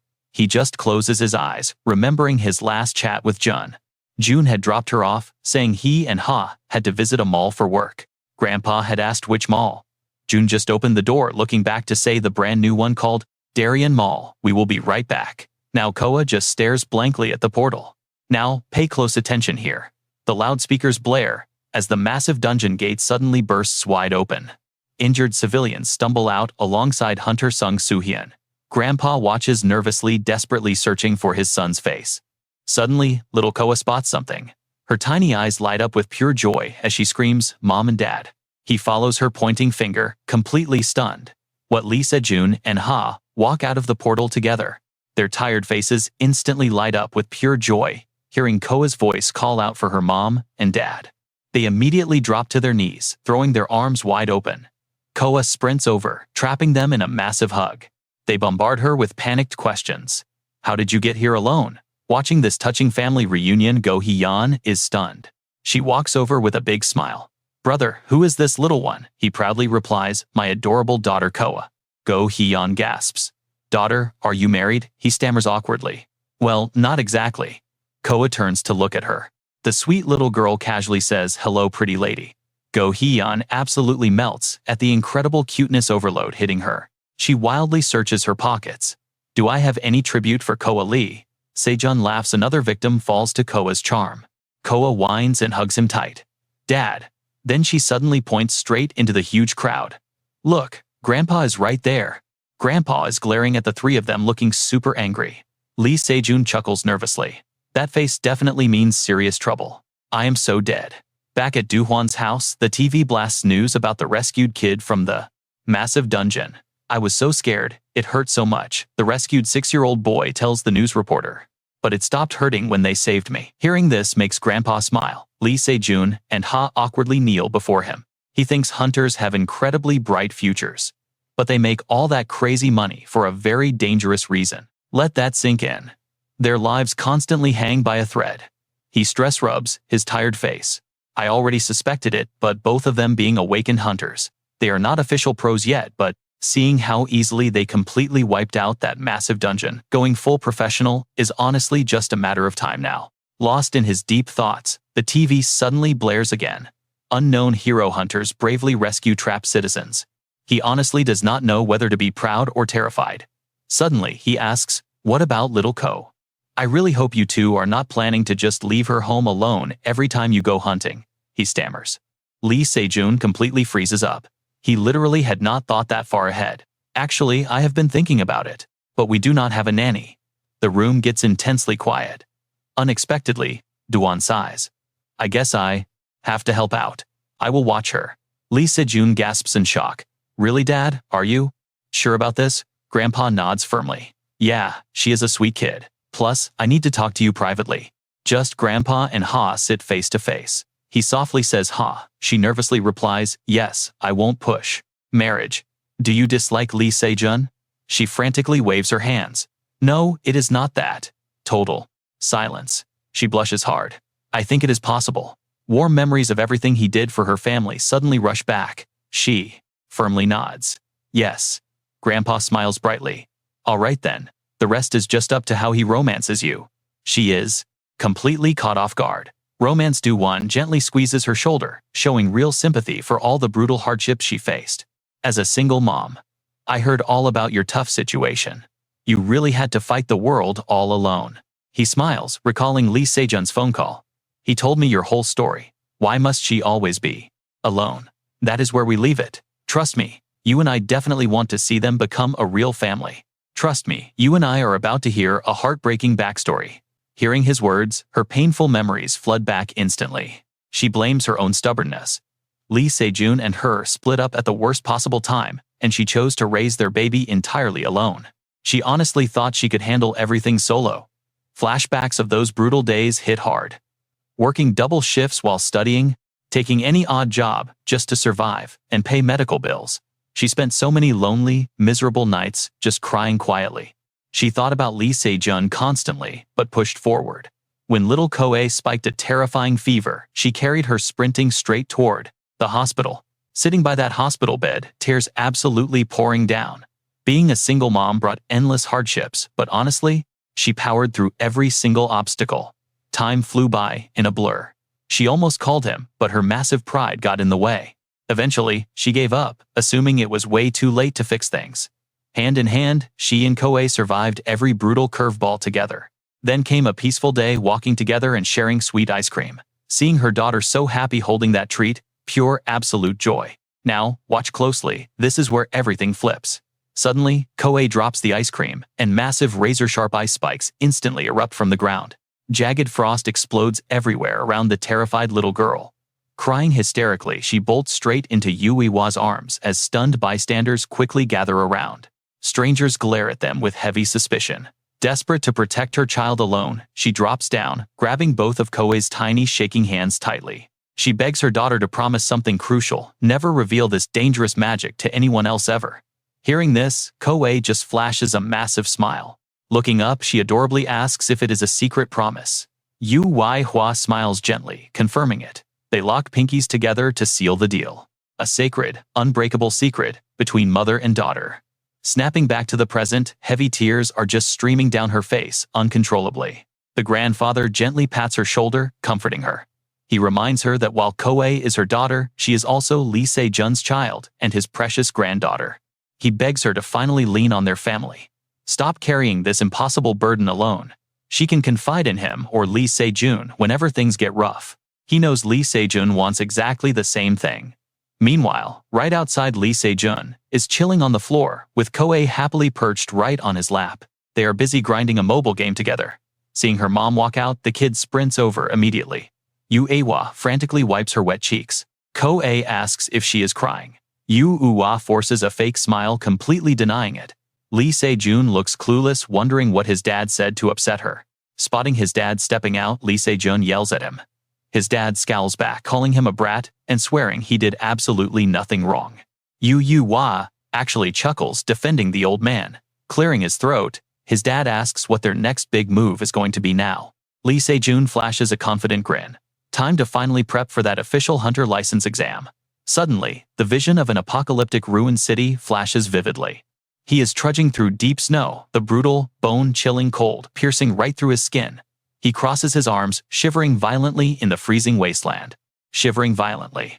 Nobody is out here. Suddenly he spots a lone figure standing ahead. Staring at their back, a chilling suspicion hits him hard. Could it really be her? Stick with me because this gets crazy. Koa turns around glaring at a terrified Lee Se-jun, with pure, unadulterated hatred. She screams, demanding to know why he didn't save her. He is paralyzed. His mouth refuses to move. His mind goes completely blank, unable to form a single excuse. All he can do is stand there absolutely speechless, just staring at her in horror. Then her voice breaks, dripping with pure, heart-wrenching sorrow. She looks down at her hands, radiating a terrifying freezing aura. Muttering about her misery, Koa suddenly screams out in absolute agonizing frustration. She screams that she completely despises Lee Se-jun. Instantly she aims her freezing aura-infused hand straight at him. He starts absolutely panicking now. Massive razor-sharp ice spears shoot directly toward his face. He squeezes his eyes shut, fully accepting his icy death. But then, a loud shout rings out, calling for him. He snaps awake, his eyes flying wide open. Still traumatized by that insane nightmare, he suddenly hears Yu-Wa asking from nearby if her dad is awake yet. The little girl happily agrees. Beaming with a huge smile, she tells him to wake up, since the morning sun is out. He shoots up from the bed, rubbing his throbbing head in confusion. He asks Yu-Wa if he seriously slept that long, completely ignoring his obvious confusion. She orders him to go wash up and eat. Today is an official rest day, 0 training required. But then she pauses, asking if he slept terribly last night and had a bad nightmare. Hearing that, he looks super surprised. He scratches his head, genuinely wondering what on earth he even dreamed about. Suddenly, his phone buzzes with a cheap service notification. It says he saved 320,000 but harshly warns him to be super careful with his daily spending. Staring at that text message, pure anxiety kicks in. They are seriously running out of money. He starts spiraling deep into his financial calculations. Once they grab that hunter license, they will finally have real income. But until that happens, he definitely needs to watch their shrinking budget very closely. Cash is draining way too fast. Completely lost in thought, he doesn't even notice Yu-Wa is back. He just lies there mindlessly scrolling through his phone. Meanwhile, little Koa is lazily draped right across his stomach, looking insanely happy. Suddenly, Yu-Wa's voice snaps him out of it, asking what the two of them are doing. He playfully pinches Koa's cheek and grins, saying as long as he is lounging on a soft bed with his precious daughter, what else could he possibly need? Hearing his cheesy line, she fiercely yanks the bedsheet, hilariously tossing both father and daughter straight onto the hard floor. Get up, you two. You literally just finished eating. She glares at him with huge eyes. Still sprawled perfectly on the floor, he just keeps staring at his screen, scrolling away. And that is where we leave it. Scratching his head, he stares at the bank alerts. Even awakened hunters have to pay the bills, right? Stick with me here. Hunter report a 1 million deposit from Go Hee-yun. He screams, 1 million. Then he looks at Yu-Wa and asks, Yu-Wa, did you get this too? Scrolling through her own phone, her voice completely shakes. Yeah, what exactly is this? Yu-Wa's mind is just racing with a million different questions right now. Suddenly, her phone rings. She answers with a quick greeting, hello. Is this Go Hee-yun? Go Hee-yun instantly replies back to her with a question of her own.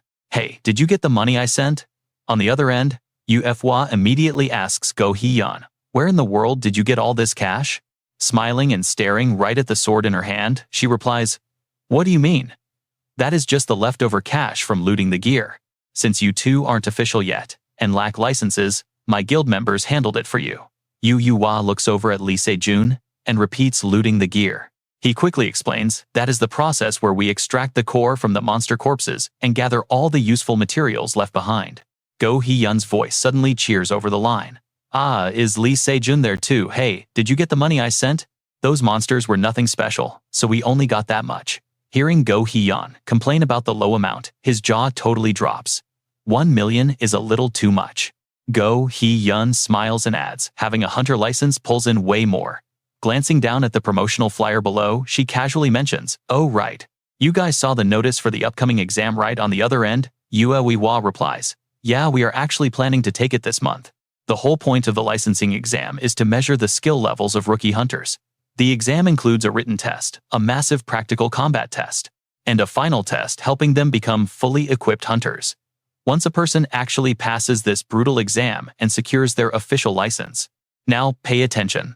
This part is huge.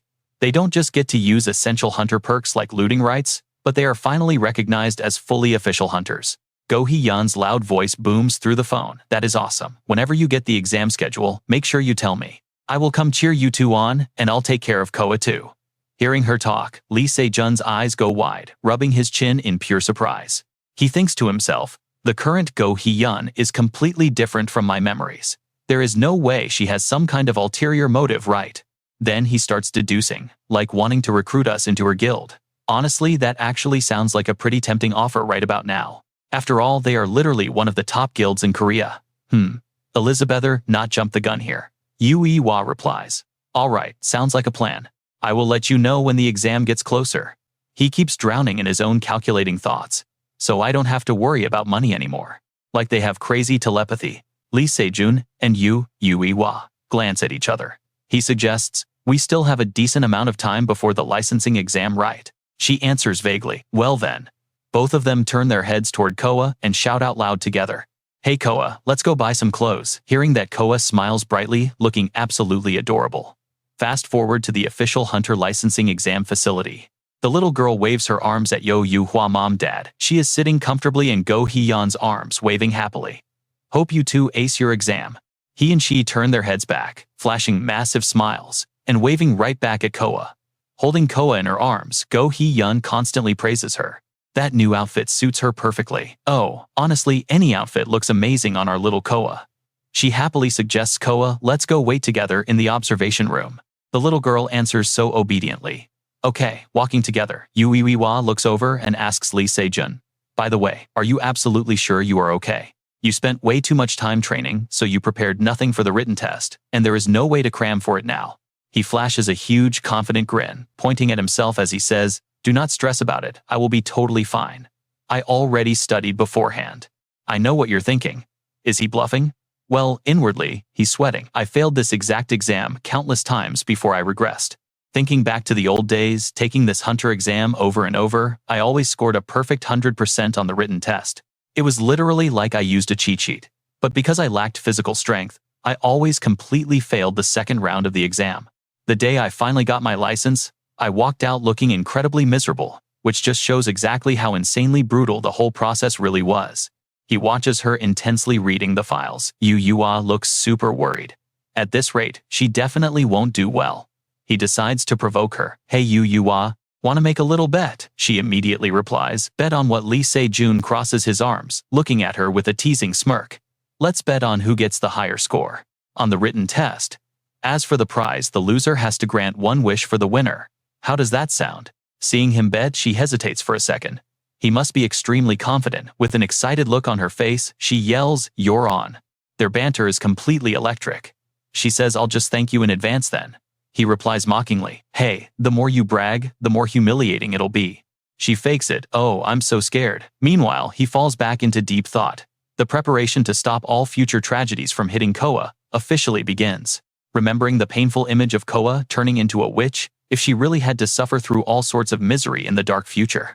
Then he remembers her happy, smiling, childish face. I am going to build a completely solid foundation to prevent every single one of those tragedies, and to ensure Koa keeps smiling forever. His eyes are filled with pure, fierce determination. Meanwhile, over at the Goryeo Sword House, the sign stands tall and proud. Suddenly, a voice calls out, Guild Master. The subordinate walks right up to the Sword Saint to report. That licensing exam I mentioned is about to start. He nods slowly. So it turns out it's today. Well then, let's head out immediately. The underling taps his earpiece. Yes, I'll prep the car, but he stops him. No need, it's not far. And that's where we pause. Trust me, you won't want to miss what's next. Alright, stick with me. We are jumping right into the action. A booming voice echoes across the training grounds, welcoming everyone who survived the absolute chaos of the first test. Standing right there among the survivors who actually passed the first round are our main duo Lee Se-jun and Yu-Yi-wa. They absolutely crushed the written exam, moving straight into the second phase of testing without breaking a sweat or facing a single obstacle. The instructor points right at a floating magic stone, explaining the rules. As you can see, this arena is packed with completely artificial monsters built for combat. They act exactly like normal wild monsters and are officially known as combat dummies. You pass this test if you can hunt down your target monster within the strict time limit, and hey, without getting yourself critically injured. Plus, the higher-up examiners are watching every single combat technique you use directly from the observation room. So this is the perfect chance for those supervisors to judge exactly how strong your fighting capabilities really are during this brutal test. When there are no more questions, that magic sphere suddenly transforms, shifting insanely fast right into a massive heavy-duty robot. Thick smoke blasts out of the robot's heavy arms. The instructor announces that the very first candidate from Team D is up to bat. A nervous contestant steps up to the giant machine, gripping a sword and shield. But man, one after another, these guys just keep getting completely wrecked. The loudspeaker ruthlessly blares after every single match. Contestant number 5 failed, bring in the next. Contestant 6 of Team D failed. Next up, Contestant 12 of Team D. Just brutal. After a whole wave of candidates gets wiped, the examiners in the observation room start whispering. So far, not a single kid has caught their eye. Inside that supervisor room, everyone is just heavily sighing. These supposed fighters are getting disqualified in a matter of seconds. Now, pay close attention, because this is where things get wild. Some kids are literally too scared to fight. But then someone points and asks, "Wait, is that the legendary Sword Saint from the Goryeo Sword Camp over there?" I honestly think this is the very first time I have ever seen him visiting the observation room. The guy they are talking about. An older dude with long hair and a crazy white beard. The absolute legend, the Sword Saint. Ever since the apocalyptic rifts first opened up, he was the top-tier hunter who literally saved all of humanity from total, absolute destruction. He is the commanding boss of the infamous Goryeo Sword Camp. Thanks to his legendary fighting techniques, young hunters are leveling up and getting stronger every day. He is totally the VIP everyone needs to watch. But the other examiners just go right back to complaining about their jobs. One groans that he wants to quit being a supervisor. Another agrees, saying who here is even qualified enough to supervise alongside the legendary Sword Saint. Why do not we just pick a member from his sword camp to be a new supervisor and resolve this whole awkward mess today? His overwhelming presence is basically ruining the entire vibe of the exam hall. Like, why did he even show up to this random test anyway? Apparently, rumor has it that his granddaughter Hyeon practically begged him to come watch this specific exam. She is the hot topic on the news lately. Suddenly, from across the room, a young girl waves her hand and happily yells out, "Sword Saint Grandpa." He turns around. Over here, the girl who called the terrifying Sword Saint is Hyeon. The Sword Saint looks down, notices she is holding a little kid's hand, and asks in a gruff voice, "Who exactly is this child?" Hyeon cheerfully explains that she is the daughter of a contestant she met today, and she is babysitting while the mom takes the combat exam. The Sword Saint glares down at the little girl with terrifying killer intent, looking absolutely stoic. Meanwhile, little Coa just stares back at him completely confused. I know what you are thinking. Total panic, right? But instead, she breaks the dead silence and innocently asks, "Are you Santa Claus leaving?" Both of them completely speechless. The Sword Saint leans in close and bluntly states, "I am the Sword Saint, not Santa Claus." Even the stressed-out examiners sitting at the tables cannot help but laugh at how insanely cute she is. The old man quickly softens his intimidating attitude just a bit. "Okay, I understand. I am Koa." All three of them then turn to look out the big glass window, gazing down at the candidates taking their brutal exams. Hyeon asks, "So what do you think of today's fighters?" He bluntly replies, "Terrible. The only person who actually passed the test so far was mildly interesting at best." Suddenly, little Koa's eyes light up. She presses her face against the glass when she spots someone stammering out happily. "Ah, it is my mom." Down below in the arena, Yu Wei is taking her combat test. And wow, she is absolutely crushing the exam with total ease. After easily taking down the heavy monster with her bow and arrow, the judges announce contestant 28 of Team D finished in 16 seconds. Solid pass. She breathes a sigh of relief, sweat still on her face from the intense match. Getting back in line, Yu Wei immediately high-fives Lee Se-jun. He praises her, saying she did amazing out there. She smiles and replies that she trained insanely hard for this. Then she happily wishes him, "Good luck, Lee Se-jun." Next up, Lee Se-jun swiftly steps in front of the massive robot. He grips his weapon tight, a powerful battle aura erupting around him. As he charges up, he drops into a defensive stance, thinking to himself, "Let's wrap this up fast." The robot violently vents smoke from its pipes, right as the examiner finally speaks. Contestant number 29 of Team D, please go ahead and begin your combat test now. The second the examiner finishes talking, the mechanical beast lunges forward to attack. But Lee Se-jun, he does not even flinch. The judges instantly start gossiping. What is wrong with him? Why is he just staring at it? So what do you and I make of this? Is he frozen in fear, or about to unleash absolute madness? Stick with me here, because the Sword Saint is watching closely, realizing this guy can perfectly analyze any battle situation in real time. The robot charges up its power, pulling back a massive fist before punching straight ahead. That devastating impact actually shatters the entire arena floor.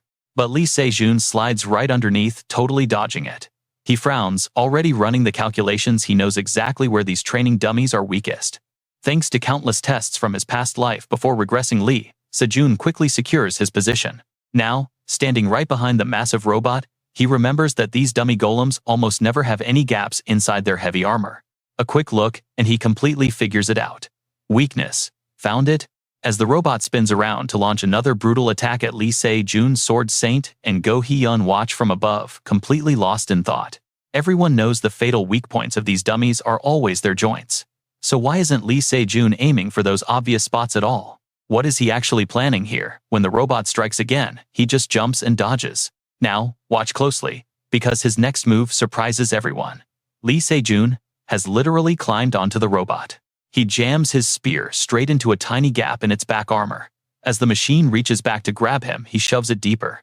Then, bam, he kicks hard, prying it completely open with brute force as the spear drops.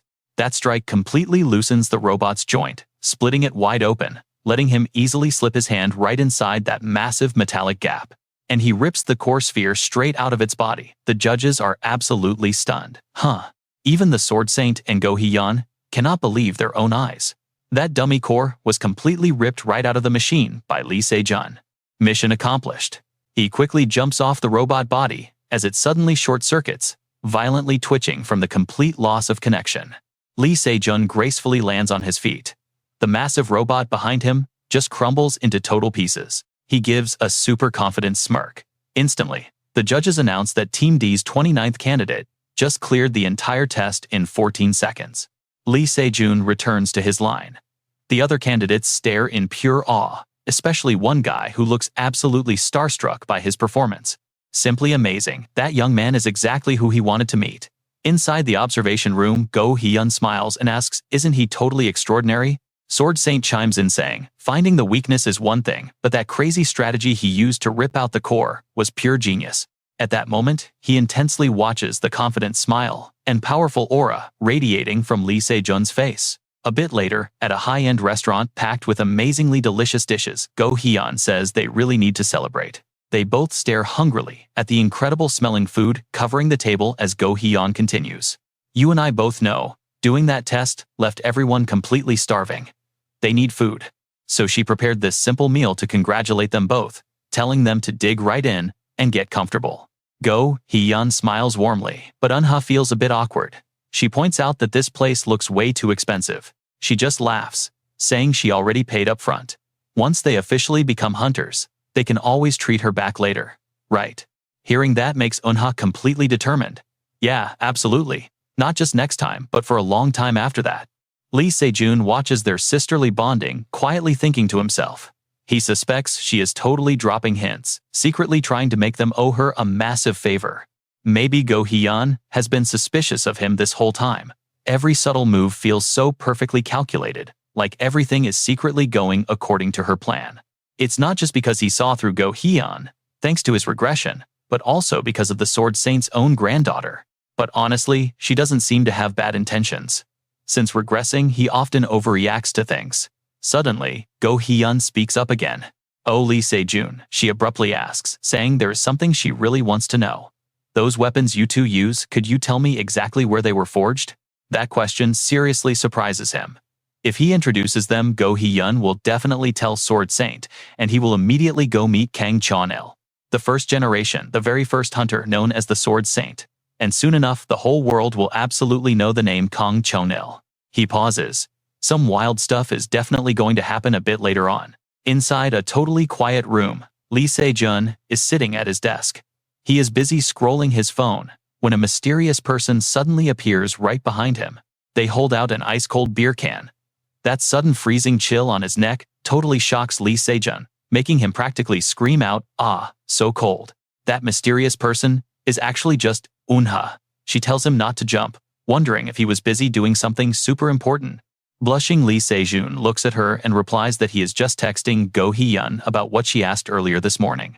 He's introducing Kang Chon-il to Go Hee-yeon, since Go Hee-yeon is planning to completely switch her weapons. She was super curious about whoever forged our gear.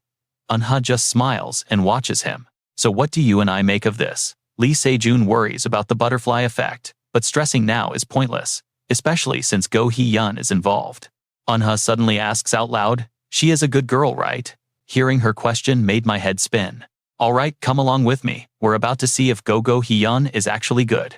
Despite the fear, Yui-wa insists there's no malice, just pure goodwill. She's totally different from the hardened Go Hee-yeon, who went through pure hell in my past life. A complete change in personality. Honestly, I think I can finally trust her. Lee Se-jun then turns his computer screen around, and Yui-wa leans in to look immediately, asking a question. Are you already looking up tomorrow's final exam? He nods. Since they actually gave us the test location ahead of time, I figured I should check. Just doing some digging. Gathering solid intel now means we can blast through this mission tomorrow with zero issues. Yui-wa fidgets with her fingers, looking nervous. Lee Se-jun. Her face turns bright red as she gathers up her courage. Thank you so much. Lee Se-jun just stares at her, completely caught off guard. She keeps going. You've done so much for me. I cannot even count every single thing. He takes another sip of his drink and asks her, "First time I have ever seen you drink. Are you already drunk?" Embarrassed, she practically yells at him. "Hey, I am being completely serious here." He laughs. "I have no clue what you're thanking me for. Let's just ace this exam first. You can give me a proper thank you after we finish. With our crazy skill levels, this test will be over in a flash." But deep down, he thinks to himself, I cannot even remember the last time. I didn't have to carefully calculate every single word. Facing completely new events like this is wild. It never happened before my regression. Fast forward to a gorgeous sunny day at Mount Gwanak. A group of rookies gathers deep in the forest. This is the ultimate final test, the official hunter license exam. They have to clear a beginner dungeon, grouped with two completely randomly selected teammates. Now, pay attention here. This is exactly where the system gets tricky. Your final score completely depends on teamwork and how much you actually contribute. Your contribution level directly decides if you get a reward drop or not. And grabbing that reward is the only way to actually pass this exam. Roll call starts now. Candidate Lee Se-jun. Here, candidate Hyo-man-soo. He smirks and answers present. Next up on the list, candidate Kang Tae-ho. He shouts confidently. Here, the instructor steps up. You three will work together to conquer this beginner dungeon as your official practical exam. You have exactly 3 hours on the clock. You are restricted to using just one weapon, and you can only use the gear we provide you. I am giving you 30 minutes to strategize before the gates open. Lee Se-jun immediately glances over at Hyo-man-soo, trying to size up his new teammate.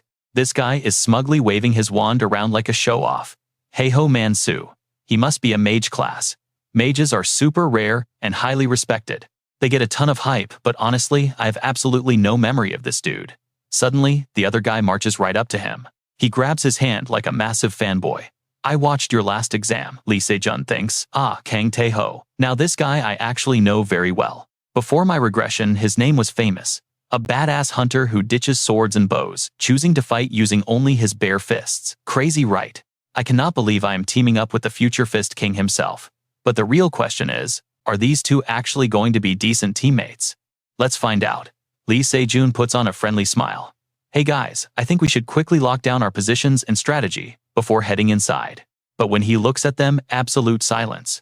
Crickets. Nobody says a single word to help plan. Lee Se-jun sighs and tries asking them one more time. Any brilliant ideas, guys? Hyo-man-soo is literally humming and checking his fingernails, while Tae-ho just stands there, looking like an overly obedient puppy waiting for orders. Lee Se-jun face palms internally. Great, I definitely have to play party leader today. With their terrible plan, the three of them finally step through the dungeon gate. The instructor's voice echoes out. Final test for Group D Team 12 begins now. A glowing system screen pops up. You have entered a conquered dungeon. Shared mission activated. Your objective is to conquer the Mount Gwanak ant nest. Lee Se-jun quickly assigns their combat roles since nobody else would step up. Hyo-man-soo will take the back line for long-range magic attacks. I'll hold the middle position to command the flow of battle, keeping an eye on everything. Kang Tae-ho takes the front line. I know what you're thinking first. Dungeons are terrifying, right? But wait until you see how this mage reacts. Hyo-mansu freezes right at the entrance, totally panicking. Hold up, are you two losers actually capable of protecting me in there? Lee Se-jun turns around, annoyed. Protect you? What the heck are you talking about? We aren't your bodyguards, man. We're here to pass an exam. Hyo-mansu instantly gets defensive and yells, do you have any idea how valuable I am? If I get a single scratch, you guys are dead meat. You go first and make sure the path is completely safe. Lee Se-jun just rolls his eyes and keeps walking away.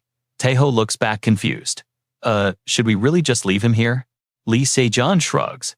We have more than enough power to clear the first section by ourselves. Let's just go. And with that, the two of them march forward. They leave the scared little mage trembling at the entrance. After a long, awkward minute of hesitation, Hyo-mansu finally snaps and screams, Hey, are you really ditching me? Wait up. Lee Se-jun pauses and glances back, but his eyes immediately lock onto something super flashy hanging off the guy. It's a loud, clunky beaded jewelry bracelet on Hyo-mansu's wrist. Lee Se-jun shakes his head, turning back to the dark tunnel. Yo, Hyo-mansu, hand that jewelry over to the supervisor right now. If it rattles in here, every monster in this cave is gonna track our exact position. Hearing this absolute logic, Hyo-mansu clutches his wrist and whines. What? Do you have any idea how expensive this is? What if that supervisor guy steals my precious gear? The instructor standing outside hears everything and just cringes. Honestly, this kind of annoying drama happens all the time during these beginner exams. You always get those greedy rookies who care more about their bling than team survival. Finally, the instructor yells into the cave. Hey, the team leader is completely right. Drop the gear. So, what do you and I make of this rookie? Trust me, you're going to want to see what happens. All right, stick with me here.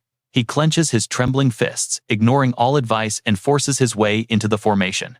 He screams out, Are you working with that supervisor? You were just trying to steal my points, aren't you? Hey, say something.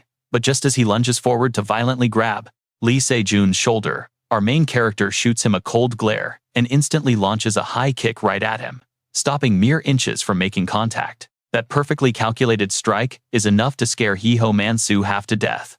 Sweating bullets, the guy just stands completely frozen in absolute terror before losing his balance and heavily collapsing to his knees. His magic staff clatters onto the hard ground. Without hesitation, Lee Se-jun aims his spear right at the mage, creating tension so thick, even the instructor starts sweating nervously. Lee Se-jun coldly issues his absolute final warning. Listen up, Mr. Hyo. Hyo-mansu, I will only say this one last time. Put away all of that flashy jewelry. Staring into those dead eyes, Hyo-mansu can only helplessly stutter in pure panic and obey. Yes. Watching this whole scene unfold, the instructor silently thinks to himself. His movements are incredibly fast and natural. There was literally zero time to react. He even perfectly calculated the exact threat distance. I heard rumors about a crazy applicant who crushed the written exam with a perfect score and cleared the practical test in record time.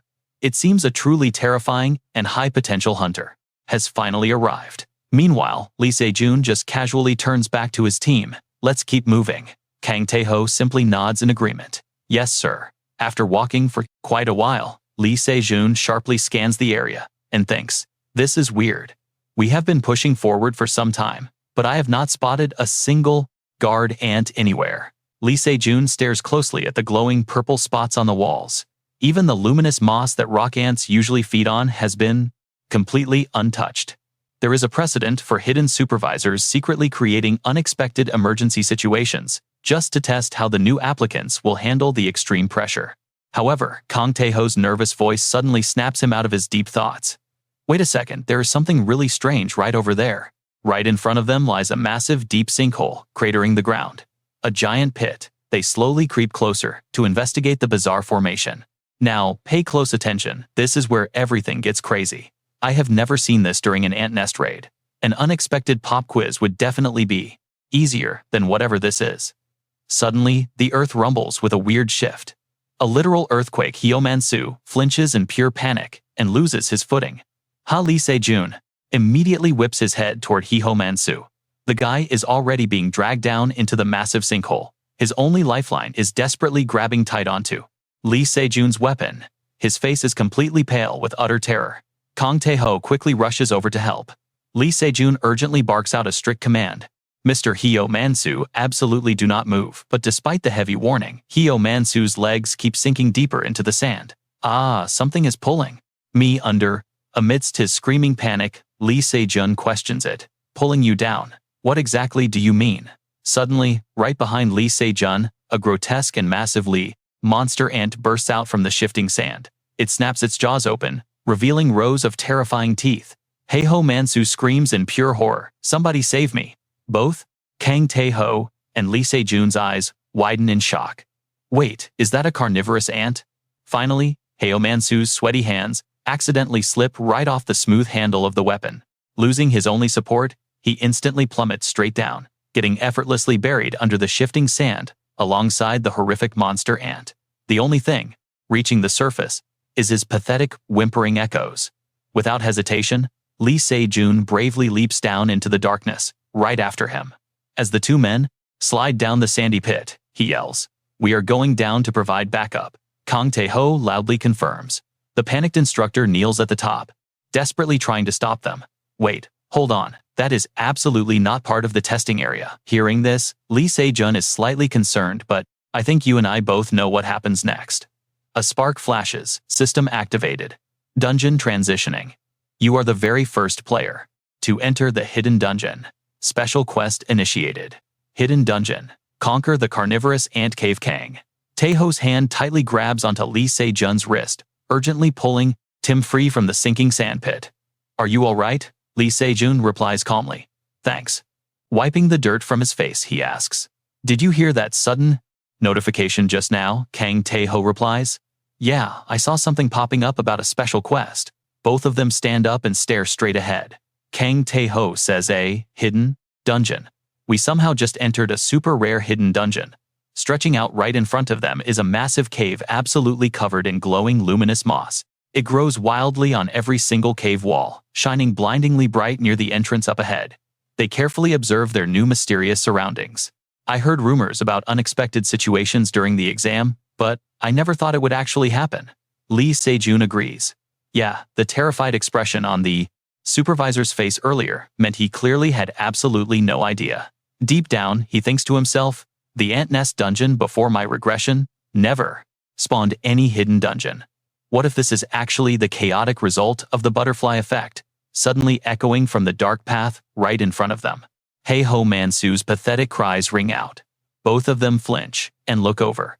Kang Tae-ho immediately recognizes the frantic voice of Mr. Hyo Mansu. What should we even do now? Lee Se-jun assures him he will be fine for now. Ant monsters usually have a habit of storing their prey alive. Hearing this logic, the satyr guy nervously raises his voice. What if we just wait right here until the supervisor shows up? Lee Se-jun calmly breaks it down for him. The entrance to this hidden dungeon locked completely the second we stepped inside. I highly doubt the supervisor can actually reach us. Hearing that harsh reality check, Kang Tae-ho just stays completely speechless while sweating buckets. Lee Se-jun ponders. He is probably freaking out, because this is an uncharted dungeon, and we test takers have to clear it all by ourselves. But there is a huge reason I pushed for this, even if it feels like a massive gamble. Trust me, you are going to want to see this. My ultimate goal is claiming the insane first clear reward for beating this hidden dungeon. The elixir? After a dungeon is fully conquered, it handsomely rewards the victorious hunters in a bunch of different ways. Out of all the, alright, stick with me here. If you clear this dungeon first, there is a chance to drop a legendary elixir. It completely boosts a hunter's raw stats, making it an absolute must-have prize that literally every single hunter is dying to get their hands on. Even if I am diving headfirst into the fire like a total moth to a flame with a Fist King and a regressor on the board, this entire game is about to change completely. His words actually startle Kang Tae-ho quite a bit. Even though this place is an absolute death trap, they still have to step up and try to save him if they possibly can. Saving and protecting people who are in absolute danger. I honestly think that is exactly what a real hunter should do. Suddenly, the vibe gets ridiculously cool and sparkly, completely washing out the dark, gloomy cave background lying right behind them. Kang Tae-ho is instantly moved by Lee Se-jun's bravery and his seriously determined words, genuinely looking up to the guy and admiring him for his totally unbreakable ironclad will. Kang Tae-ho loudly agrees right away. You are totally right. I am honestly embarrassed that I even hesitated. Lee Se-jun completely cuts him off. Just speak casually to me, since I am younger than you anyway. He secretly thinks to himself, this guy is exactly the same as before my regression. Then both of them face the massive dark cave waiting for them up ahead. Hey Kang Tae-ho, I am handing the command over to you just like we planned, so you can freely speak your mind. Lee Se-jun nods back. I will do just that. He and Kang Tae-ho officially begin their conquest into the flesh-eating ant dungeon. A short while later, a rock ant with a sickly pale body crawls right up. Kang Tae-ho instantly throws a punch, completely crushing the monster into pulp with his raw, explosive power. Lee Se-jun stands right beside him, completely on guard and ready to fight. Kang Tae-ho yells out in pure confusion, how can a dead ant body still move? He replies, dead ants eaten by flesh-eating ants just turn into straight-up zombie monsters. Kang Tae-ho instantly curses out loud, damn it. He was literally just wondering where those upper-level ants had all disappeared to. Kang Tae-ho then violently kicks another one of the bugs completely away. He thinks to himself, against all my initial worries, this battle is going incredibly well. I have never actually fought this easily before. Watch this part closely. He seriously wonders if he gained some superhuman power buff just from hidden dungeon first-timer anxiety. But then suddenly everything changes. Lee Se-jun violently screams out a warning to right behind you, Kang. Tae-ho instantly snaps his head back. Sure enough, they are ambushing, ready to absolutely pounce on him. Kang Tae-ho spins around instantly, brutally punching the first ant before moving with crazy lightning speed to strike the second one down. He looks back at his partner, wondering to himself, is this all thanks to Lee Se-jun? Kang Tae-ho closely watches him fight against the surrounding swarm. He realizes whenever a surprise attack happens, Lee Se-jun and his spear jump right in, calling the shots to pull both of them out of danger. He fights exactly like a veteran of countless wars. Lee Se-jun shouts out again 3 on the left side. And right after that, warning drops. Kang Tae-ho snaps a quick look back and spots 3 targets actively flanking his side. Getting this insane level of backup from his teammate gets him totally hyped up and ready to fight. Bring it on. He never once drops his guard against any of his immediate surroundings. Kang Tae-ho mutters to himself, this kid is seriously reliable. After wrapping up the fight, Lee Se-jun and Kang Tae-ho keep pushing right forward. He explains the demon ants probably use glowing moss to trap the rock ants for a snack. Hearing this incredibly wild information about them completely surprises him. What? I just thought the moss was getting thicker. Hearing that, Lee Se-jun simply glances around at the cave walls, completely covered in glowing patches, and finally speaks up. Exactly. If I am not mistaken, we are hitting the boss room very soon. I bet Hyo Mansu is trapped right inside there. Kang Tae-ho keeps walking and replies back. Even though Hyo Mansu is a total jerk, I hope he actually survived. Stepping right past the glowing moss zone, I know what you're thinking, but wait. They spot massive holes dug out along the cave wall, along with Hyo Mansu's body just lying completely motionless right underneath them. Right before their eyes, Kang Tae-ho yells out, there he is, that absolute jerk. But suddenly Lee Se-jun feels the entire cave floor violently shaking beneath his feet. Sand gets kicked up incredibly fast. Lee Se-jun screams out a warning, Kang Tae-ho, dodge right now, but down underneath the dirt.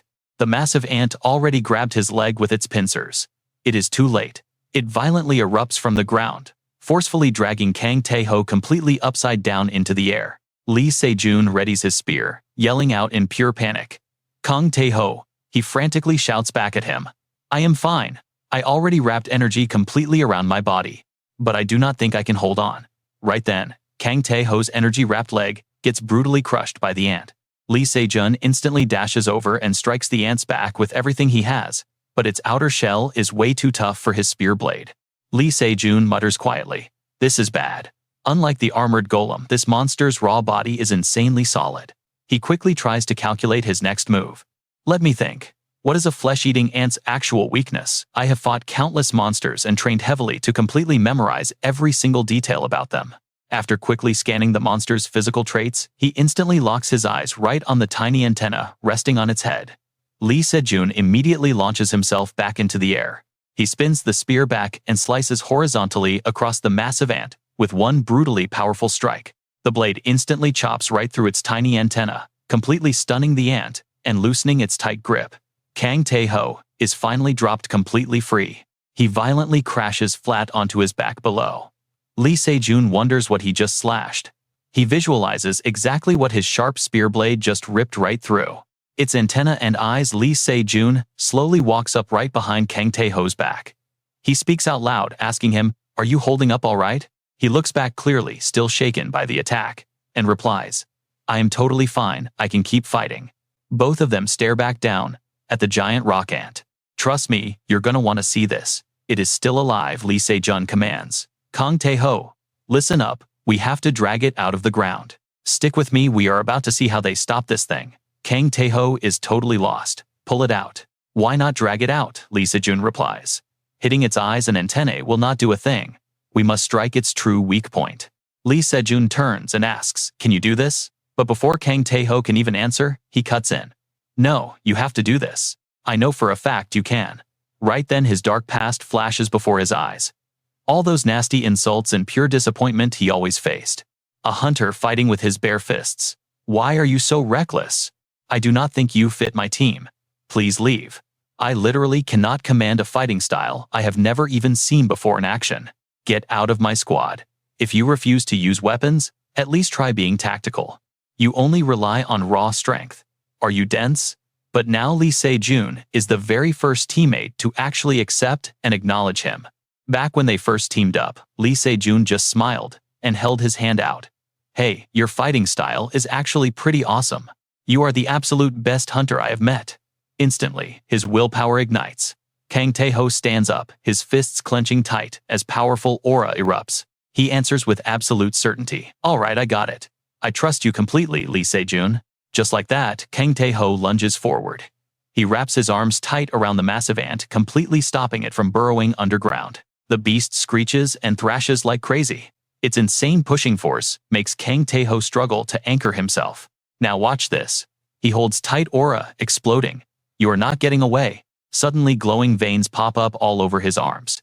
He bends his knees, stomps the ground hard, and utterly suplexes that monster out of the dirt.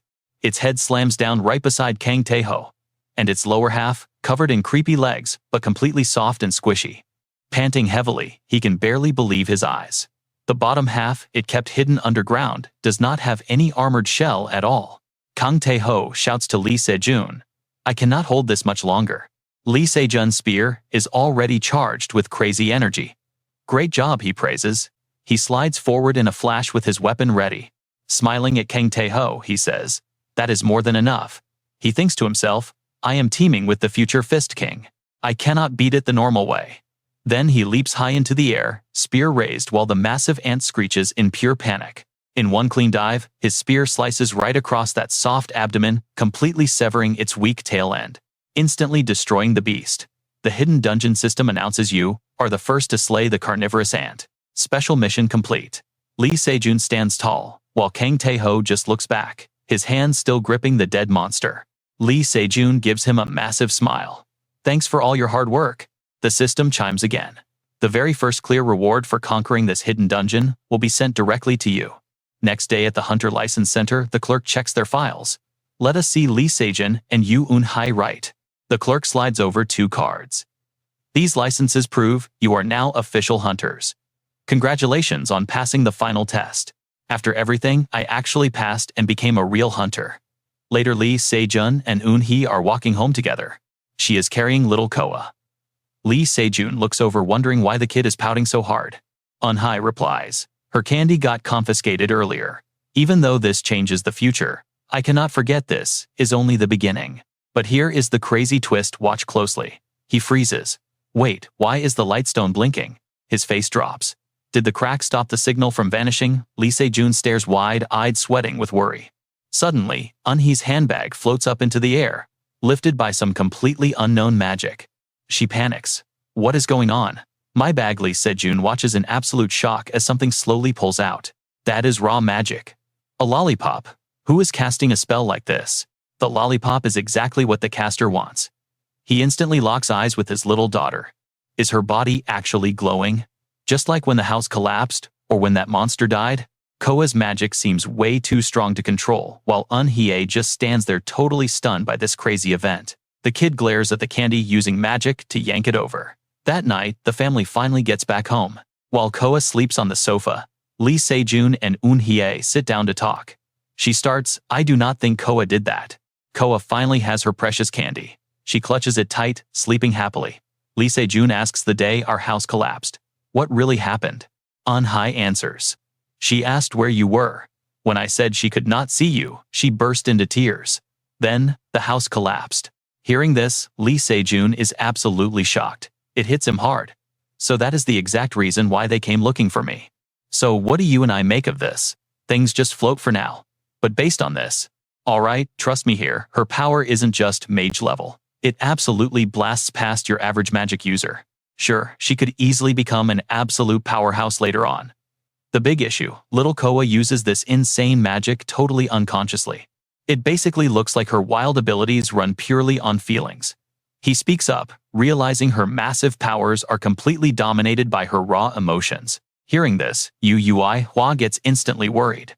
What does that mean? They both stare at the peacefully sleeping kid. Lee Se-jun explains it simply. Coa's wild mana is growing so incredibly strong that she might completely lose control. She stutters, totally panicking. So, what happens to her now? At this rate, someone is definitely getting hurt and Coa is in real danger. He quickly replies that there actually is a way to fix this. Hearing that, Hua jumps in sudden surprise. Lee Se-jun clenches his fists hard. He totally knew this day was coming. Before his regression, her powers exploded exactly like this. Back in his past life, he found her trapped in a dark room face, completely frozen in fear. Now watch this part closely.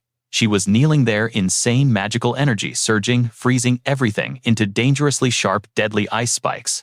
Coa slowly turns around her eyes, looking hardened and cold, while an overwhelming aura constantly erupts around her. He just didn't expect the awakening this early. Honestly, her mana is so wildly sensitive right now because the surrounding energy is super thin. So the fix is easy. Take her somewhere packed with massive amounts of mana. Hua quickly thinks it over. Suddenly, remembering something important, she freezes up in absolute shocked silence. No way. She stammers nervously, while Lee Se-jun boldly confirms it. Yep, the only two places packed with mana are dungeons or battlefields. Picturing him dragging their kid into those deadly zones makes her furious. Are you out of your mind? That is way too dangerous. What if Coa gets hurt? Her shouting actually makes the sleeping kid flinch in pure discomfort. Hua quickly drops her voice, glaring over at Lee Se-jun. He nervously admits he doesn't want to bring their kid there either. Even though she's destined to control this and become the literal final boss right now, she is only 5 years old.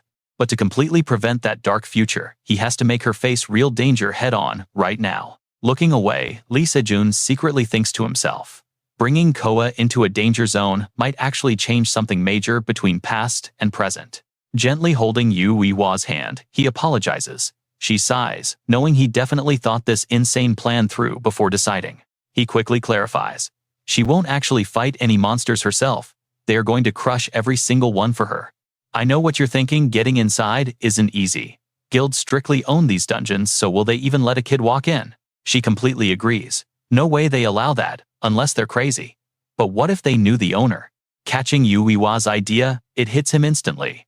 Lee Se-jun suggests they make a quick call for backup. Next morning, boom, they arrive at the Goryeo Sword Mountain bus stop. The whole family stands right before the giant entrance sign. Staring up at the crazy stairs, she asks, "Is this really the Goryeo Sword House gate?" Suddenly, a woman's shadow appears. She cheerfully calls out, "Welcome everyone." Hua turns shocked, while Coa happily stares at the new arrival. The woman is none other than Hyeon. Coa instantly cheers pretty sister Hyeon, smiles, calling her even cuter now. The girl tackles Hyeon for a hug. Hua wonders why she's here. Lee Se-jun steps up, scratching his head. "Hyeon, I really need a big favor today." She instantly tells them to head inside before talking business. It's super close, just past a few stairs. They all slowly look up at the path ahead. Lee Se-jun absolutely freezes. This isn't just a few steps, it's dozens of brutal little stairs waiting to break them. A few stairs. Hua is literally sweating bullets, and Lee Se-jun turns pale. Both stand there, totally speechless. He honestly realizes it's been way too long. Finally, inside, Coa happily squeezes her teddy bear, while her completely exhausted parents look like they just survived a brutal boss fight. Those front steps were literally 3 kilometers straight up a mountain. Both parents collapse on the table, while the kid looks totally energized. Lee Se-jun groans that Coa slept on Hyeon's back the entire hike. Then they start checking the place out.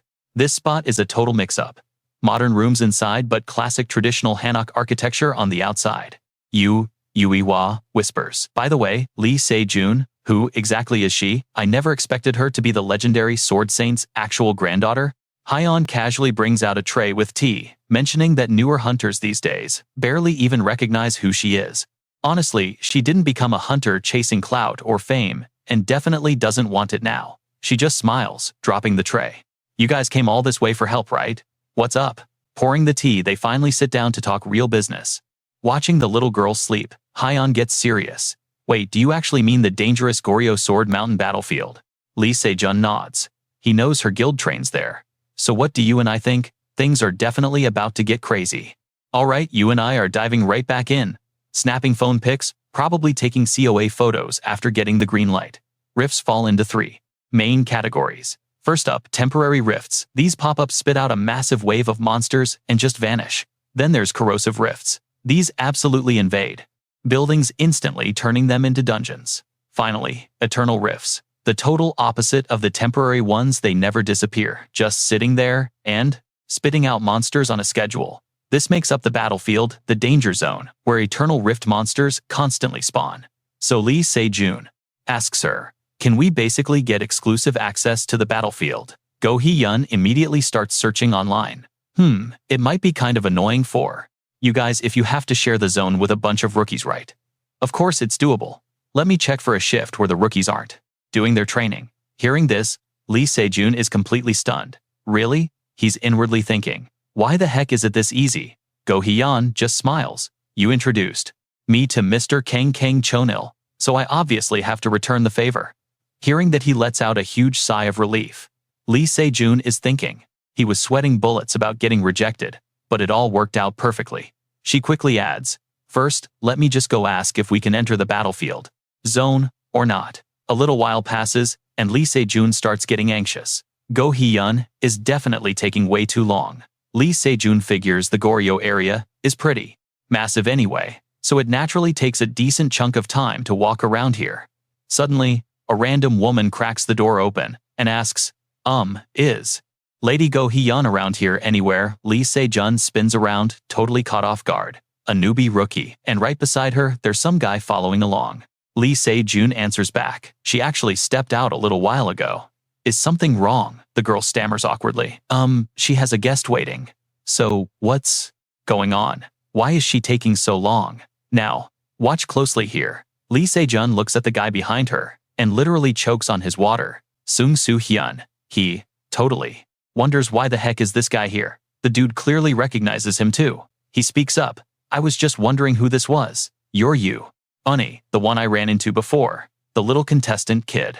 Right now Lee Se-jun is feeling incredibly awkward. It's super weird that this arrogant snob actually remembers his name. Sung Soo-hyun turns back to talk to the girl. Chit. It's pretty useless if she's busy right now. The girl replies, I really think you should just come back next time. Lee Se-jun is thinking to himself. He got absolutely roasted by Go Hee-yeon earlier, yet he still showed up judging. By their totally awkward vibe, it definitely looks like these two just met for the first time. Sung Soo-hyun then slowly shifts his gaze right over toward him, face completely darkening, as he mutters, right before I take my leave. Suddenly, he shoots his hand out, pointing straight at a highly confused Lee Se-jun. The guy growls dangerously, absolutely dripping with killer intent. Contestant kids step outside for a chat. Lee Se-jun is honestly just as annoyed by his whole trash attitude. A little bit later, Lee Se-jun finally meets up with Sung Soo-hyun under a random tree.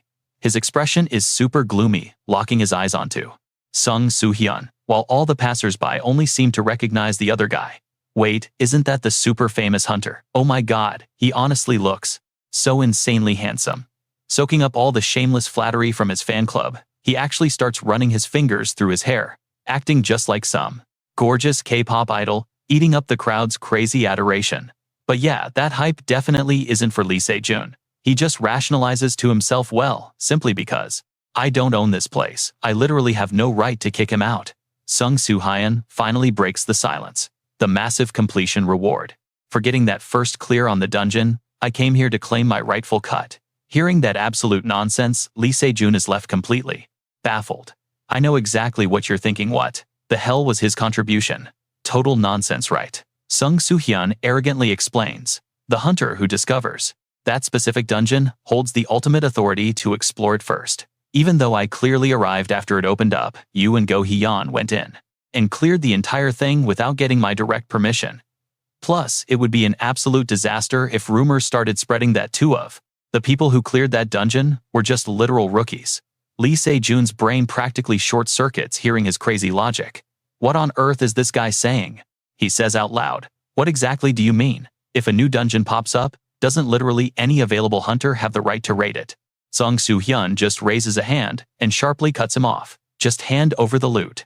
You actually think you have the standing to argue with someone like me? As a highly respected Night Guild leader, a guy with top-tier status, let me assure you, anyone who dares defy me never faces a happy ending. Especially not some no-name entry-level rookie hunters with zero reputation to their name.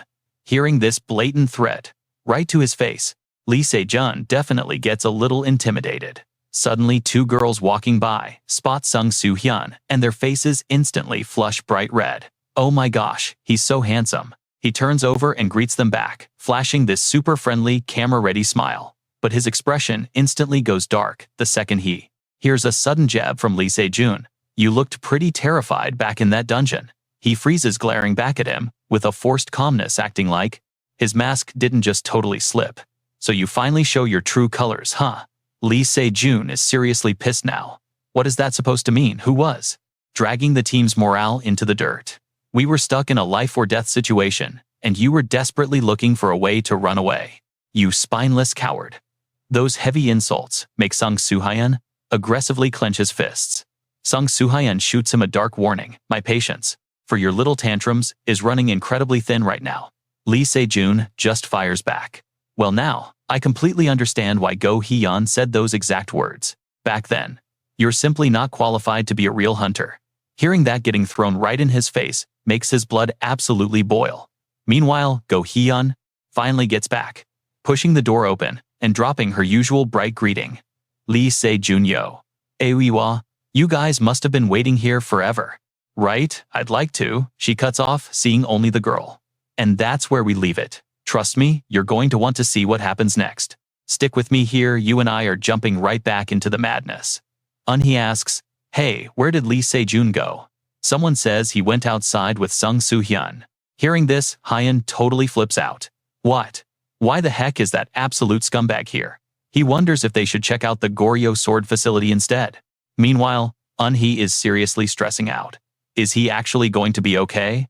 Once he starts his intense training, the guy literally does not ever take a break. She even saw him spending the entire night studying the battlefield. She is so worried he is pushing himself way past his absolute limits. Cut to outside, where Lee Se-jun and Sung Soo-hyun are meeting.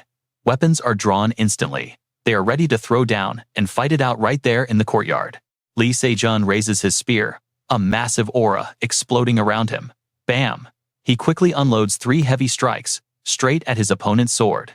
Sung Soo-hyun can barely even fight back. As Lee Se-jun endlessly barrages him with attacks, the guy is forced to just step back and stay purely on the defensive. He is completely stunned, thinking, how am I getting pushed back this badly by a rookie examinee? I was supposed to be the one on the offensive here. His hands are literally shaking as he grips his sword hilt. He realizes this is insane. He is getting completely overwhelmed, even worse than his fight with the landlord. Sung Soo-hyun grits his teeth in frustration. Lee Se-jun suddenly pauses to read his expression, thinking to himself, Sung Soo-hyun, you absolute garbage human being. Wasn't he supposed to be some wildly arrogant hunter? Lee Se-jun shifts his stance again for another strike, and Sung Soo-hyun barely gets his sword up just in time to block. He realizes Lee Se-jun isn't just fast, his reflexes are completely unreal, and his spearmanship is ridiculously extraordinary and agile to match. This guy is a monster. While Sung Soo-hyun struggles to keep up his defense, he tries to wrap his head around it. This kid is just a rookie. There is absolutely zero chance he has over 10 years of actual combat experience. He definitely doesn't have the skills, so why am I actually being forced to fight so seriously against someone like this? Their weapons clash together in an absolute frenzy of sparks. Lee Se-jun violently swings his spear blade upward immediately, knocking the sword away and forcing Sung Soo-hyun to desperately hold on. Raising his spear, he stares him down. I completely got him. Lee Se-jun thinks to himself, if this guy came after him, And Hyun, just for the reward, he will definitely end up coming after Eunhee next. This manipulative snake is a massive threat to her. In the worst-case scenario, he is totally going to try and recruit her right into his own guild. If that actually happens, everything will play out exactly like it did before my regression. Lee Se-jun pushes off his toes. Now, watch closely, this is where it gets crazy. He lunges back at him. I need to finish this right now so he never even looks at her again. But suddenly, Lee Se-jun is hit with a massive wave of dizziness. What? He completely collapses to the ground. Sweat is pouring down his whole body, trembling from pure exhaustion. Lee Se-jun wonders to himself, did I really push myself way too hard? Why the heck is this happening right now? When he tries to look up at Sung Soo-hyun, his vision is completely distorted and totally out of focus. Sung Soo-hyun looks down at Lee Se-jun, who is miserably struggling on the ground. He bites his lip, realizing this guy was just recklessly charging at him like crazy. I bet he drained his stamina from spamming too much mana. Man, I got super lucky here. But suddenly, Sung Soo-hyun flinches. Wait, I got lucky. There is zero chance I am ever admitting to getting overpowered by some green rookie hunter. Maybe I should just permanently eliminate him, right here and right now. Making up his mind, he tightens his grip on his sword. He maliciously plans to just cover it up by calling it a tragic training accident. If I just use my money to silence everyone, I can easily get away with this. With that dark thought, he raises his sword high, fully intending to finish Lee Se-jun. We all thought he was done for right, but hold on. Right at that exact second, the sword is violently knocked straight out of his hands. It stabs into the dirt, right behind the shadowy figure who just intervened. The sword Saint Lee Se-jun is gripping his stiff throbbing wrist on the ground, while the absolute legend's booming voice rings out through the courtyard. Even though this is a place meant for all kinds of intense training sessions, that sword you are holding has taken things way past the acceptable limit. Sung Soo-hyun's face instantly turns completely pale. The sword saint is furious, his terrifying aura exploding outward. Get the hell out of my sight right now. Right at that exact moment, Hyun and Eunhee finally arrive on the scene, utterly shocked by what they see. They immediately sprint over to the sword saint and Lee Se-jun. Eunhee yells out his name, while Hyun confusedly asks, "Wait, did you just fight Lee Se-jun, sir?" The sword saint simply replies, "Like I would ever do something like that." Eunhee immediately rushes to his side, extremely worried. "Are you okay? You look incredibly pale right now." Lee Se-jun slowly forces himself up by leaning heavily on his spear. He replies, "I am fine, just feeling a little bit tired." The sword saint then speaks up. Backing your opponent into a corner is definitely one of the valid tactics you can use in combat, but it seriously looks like you ended up backing yourself into a corner instead. Suddenly, a brief memory of the sword saint from before the regression flashes by. Being passionate about training is great, but that fades away fast. The current sword saint is completely different now. He continues his serious lecture. But you need to remember that resting is also a crucial part of training. If it is for the battlefield, I will allow you to go. But maybe we do that at another time. Eunhee stammers out a quick thank you. Lee Se-jun looks over at her, happily getting head pats from Hyun. He stays quiet, deep in anxious thought. The sword saint is not actually a malicious guy. Maybe I was just worrying for absolutely nothing about the events before my regression. The sword saint adds, "All right, I'm officially forcing you to get some rest." Meanwhile, outside the gates, Sung Soo-hyun is absolutely sprinting for his life away from there. So, what do you and I take from this? Even heroes need rest. 2 days later, let's jump back in. Heading up the battlefield, Eunhee asks if he is doing okay. Lee Se-jun grins confidently. "Thanks to you, I feel great." Hearing that Eunhee finally relaxes, though he is still pretty shocked. He cannot believe he was completely out cold for 2 whole days. Lee Se-jun stares dead ahead. Right now, our real battle is what matters most. Eunhee then asks him, "The battlefield doesn't seem as dangerous as the dungeon, right?" Lee Se-jun just responds, "Did you read the notes I wrote?" She replies, "Of course, I memorized them all. We should be able to clear this entire area without breaking a sweat now." But suddenly deep inside, the dark bush's glowing red eyes lock right onto them with pure killing intent. Slowly creeping up mutated gorilla monsters. Lee Se-jun asks, "Where is Coa?" She answers, "Hone is watching her back at the entrance." Lee Se-jun and Eunhee immediately stand back to back. As the apes surround them, they can finally go all out in this fight. Let's end this fast. I miss my baby, already totally jealous of Han right now. To think she gets to play with Coa right now. Meanwhile, Hone is hanging out with Coa, but the little girl unconsciously uses her magic, making her stuffed animals move around completely on their own. She starts introducing them. This is Mama Bear, and the one holding the stick is Papa Bear. Hone stares blankly at the moving toys. Now pay attention here. Seeing Coa playing with these floating magic teddy bears, Han is completely frozen in absolute confusion. Are these dolls moving on their own? The little girl smiles brightly, and that bunny is Sister Han. After easily wiping out those monsters, Lee Se-jun checks his wrist stone again. Judging entirely by the light energy level, there is nobody else alive or hiding around here. From behind, Eunha rushes over. Lee Se-jun, my side, is completely clear. He smiles back. Let's hide these bodies and go pick up Coa. They walk over and call out, making Han jump in surprise. Lee Se-jun and Eunha slowly walk up. We are back. Everything go okay while we were gone? Han stammers nervously. Yeah, well, it is not a huge deal, but I am not sure if I should even ask this. Instantly, Lee Se-jun and Eunha completely freeze. Right there, Coa is happily playing with her magically floating teddy bears. Han finally asks, is Coa a wizard? Later on, after talking it over in that same exact spot, Lee Se-jun admits to her that Coa can actually use magic. We really could not deny it completely and honestly. Even if we told the truth, Han would never leak it out of malice. Hearing this, Han starts thinking, so it is probably best we keep this hidden, right? Lee Se-jun nods. Exactly, or else she might get kidnapped. Since the magic tower is completely obsessed with energy research. That tower is a massive wizard organization.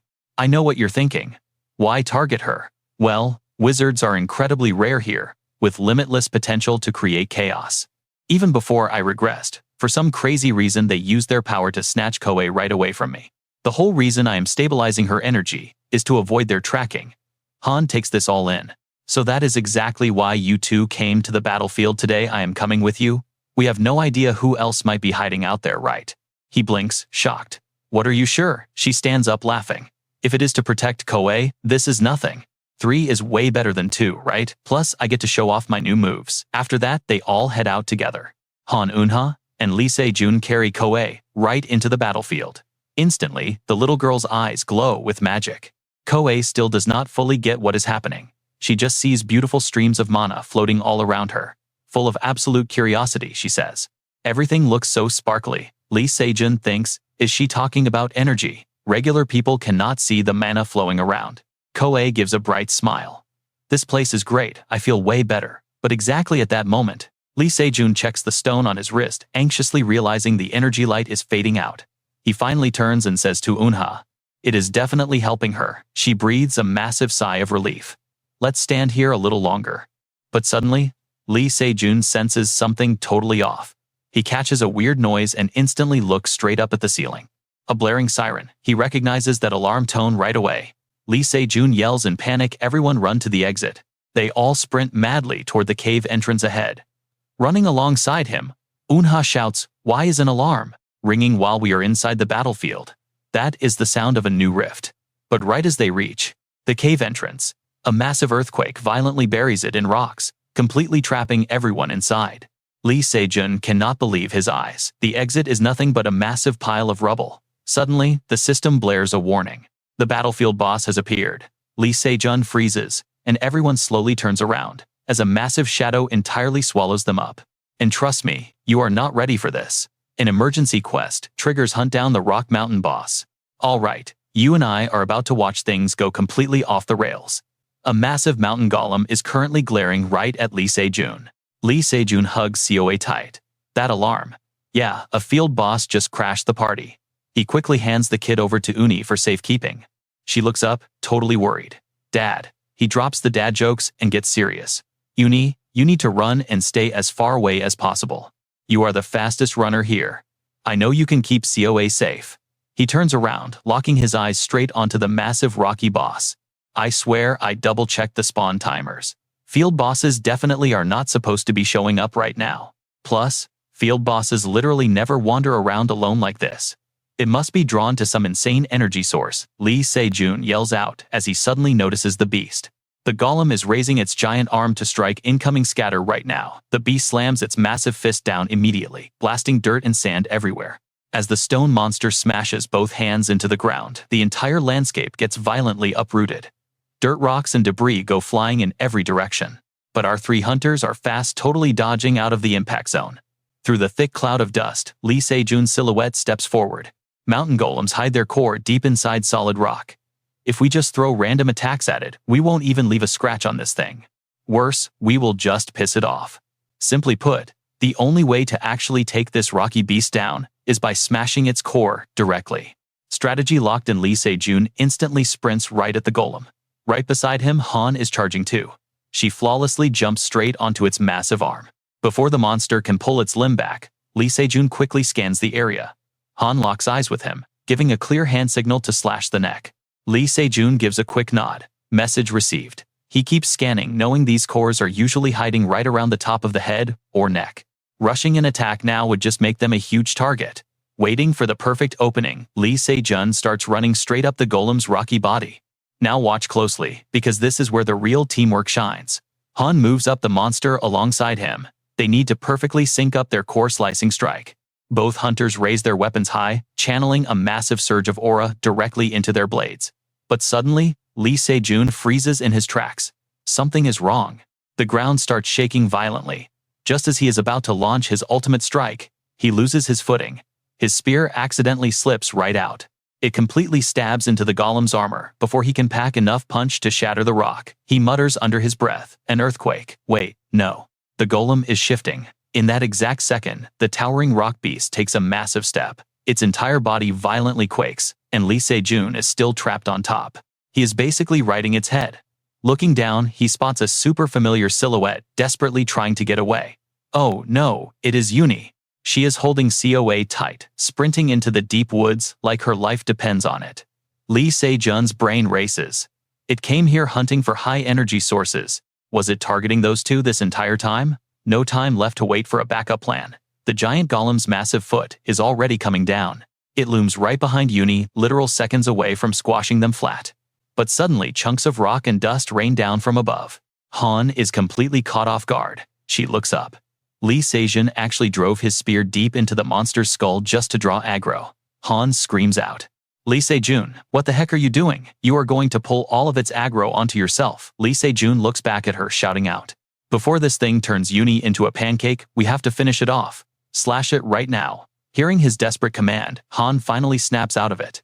Her eyes narrow into a deadly focus. I have to lock in. No rushing the blade like last time, or I am totally going to miss again. She closes her eyes, breathing deep. Pure aura starts circulating through her veins as she grips her hilt with absolutely flawless concentration. As she slowly draws her sword, intense surges around her. Like wild electricity, I need to remember the feeling from my training. Stay calm, aim true, and strike perfectly. Han's eyes snap wide open. At this very second, an insane level of aura wraps her entire body. You and I both know she has got one shot at this. Can she pull it off? She unleashes an absolutely brutal, high-speed sword draw strike. One single slash completely severs the golem's head. Explosive aura violently rips through the rocky crevices before the monster can even react. Han looks incredibly thrilled. Her eyes light up with joy. I did it. I finally took it down. But right then, Lee Se-jun zips over at lightning speed and violently grabs her. He drags her away, leaving Han completely confused. What the heck is going on? The top of the golem's head totally crumbles into loose, useless chunks of rock. Meanwhile, Lee Se-jun is holding Han super tight as they literally surf down the side of the crumbling golem's body, while she is screaming her lungs out. What is your problem? I landed a perfect hit this time. He practically shouts back over the noise. It is not dead. The boss is still alive. It is still moving. The core is not in the head or the neck. It is hiding somewhere else. We have to find it quickly. It will just keep counterattacking and regenerating over and over. On yells back over the absolute chaos. But where else could a core even be hidden? There is literally nowhere else. Suddenly, Lee Se-jun slams into a hard ledge halfway down their free fall, totally cutting off her entire sentence. When the two hunters finally sit up and wipe the dust off, they realize they landed directly inside the golem's massive palm. Looking up, oh boy, the monster has completely regenerated.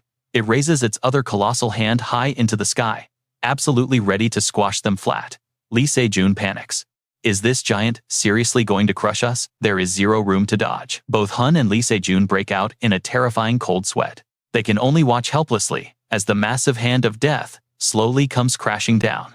But wait, out of absolutely nowhere, something else is moving in.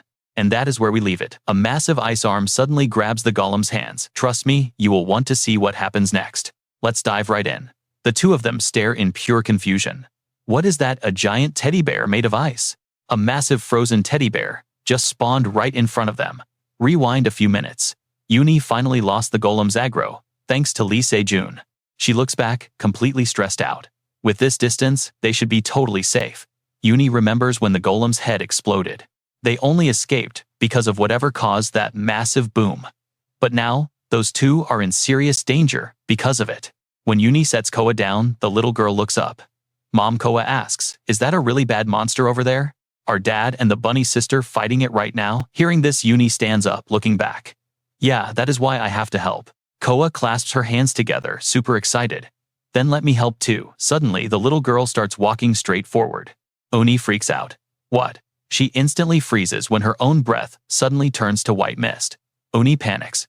I can actually see my own breath. Beneath Coa's feet, a freezing trail of ice spreads out, radiating absolute zero cold. Uni stares at the kid.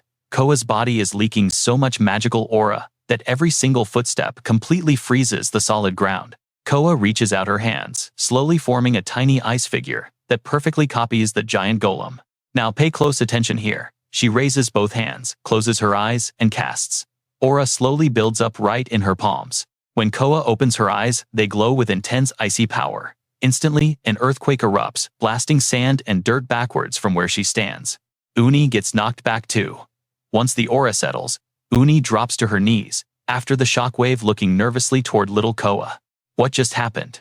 She sees her kid, lying motionless on the ground, thick, icy mist, still lingering right in front of them.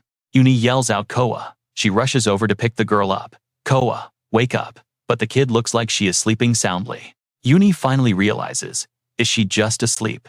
She slowly looks up. Right in front of them stands a massive shadow, made entirely of solid ice. But weirdly enough, the giant ice block is shaped exactly like a teddy bear, the exact same toy Coa was playing with earlier. Cutting back to Lee Se-jun and Hyeon, they are completely stunned by the interruption. Where did an ice teddy bear even come from? Is that magic? The golem slowly looks over. The bear's giant paw is pinning down the golem's wrist, locking it completely in place. Lee Se-jun looks at Hyeon. The golem's movements are locked down right now, let's get out of here. She immediately nods back. Okay. They both jump off the golem's hand. Lee Se-jun watches them and thinks, looking back at it now, I am positive that is a magical summon. Is Coa literally the only person around here who could create magic like this? The bear looks at them, winks, and gives a confident thumbs up. But a split second later, the golem ruthlessly punches it right in the face. You saw that coming too, right? It goes flying backwards. Lee Se-jun and Hyeon panic. No way. It is just huge zero actual fighting skills. The ice bear slumps against the stone wall, looking completely knocked out after taking a massive chunk out of its face. While it is still unconscious and completely defenseless, the rock golem raises its fist high, gearing up for another brutal strike. Lee Se-jun thinks, at this rate, it'll be shattered. Suddenly, the giant fist gets blocked by a solid ice bat. They watch in absolute shock. The ice bear perfectly blocked the deadly attack, using an ice bat it made on the spot. He wonders, it actually crafted a weapon to block that? Then the bear counterattacks, swinging the bat at the golem and knocking its arm back. It does not stop there. The bear takes a stance, repeatedly jabbing the bat into the golem's body, knocking chunks of rock completely loose. Lee Se-jun is amazed. To think the whole situation completely flipped, just because of a single weapon. Hyeon calls out nervously. Hey, Lee Se-jun. He asks. Yeah, what? She slowly says. That ice teddy bear over there. It really looks like you. Coa actually named that bear after her dad, and now it is throwing hands with a boss. It can actually see exactly where the golem's core is, right in the center of its chest. The bear's eyes flash. It raises the bat high, aims dead center, and thrusts it straight in. The golem's core is easily shoved right through its rock-hard body by the sharp tip of the bat. The second the core pops out, it cracks open. Huge amounts of magical aura immediately pour out into the air. The pressure hits a breaking point, completely exploding right in front of them. They stare blankly as glowing core fragments scatter everywhere. The system chimes in. You have successfully defeated the mountain golem, the regional field boss. Uni watches from far away. She is totally stunned while holding little Coa in her arms. The kid is sleeping peacefully. The system announces once again. You have cleared the unexpected quest. Night finally falls. They all head back to their inn totally safe after crushing the monster. Lee Se-jun is on the phone with Hyan. She tells him I will make sure absolutely nothing about Coa gets linked to this Rocky Mountain incident. He asks, are you sure you can do that? She replies, I might not look it, but I am the Sword Saint's granddaughter. Got it, so stop worrying. Lee Se-jun just laughs and says, all right, then I will leave it to you. Uni bandages his face. He hangs up and she turns. Trust me, we are gonna love what happens next. Let's dive right back into the madness. She asks if he got hurt, but Lee Se-jun just smiles brightly. Just a tiny bump, so don't panic. He thanks her for caring, glancing over at the back of the sofa. Wah whispers that their little girl is already fast asleep. She must be totally exhausted. Inside the bedroom, little Coa is resting peacefully right next to her teddy bear. Creating that giant ice bear using her magic definitely drained all her energy completely. So she is completely knocked out even after they made it home safely. It is absolutely wild to think she created something from scratch using pure magic instead of summoning it.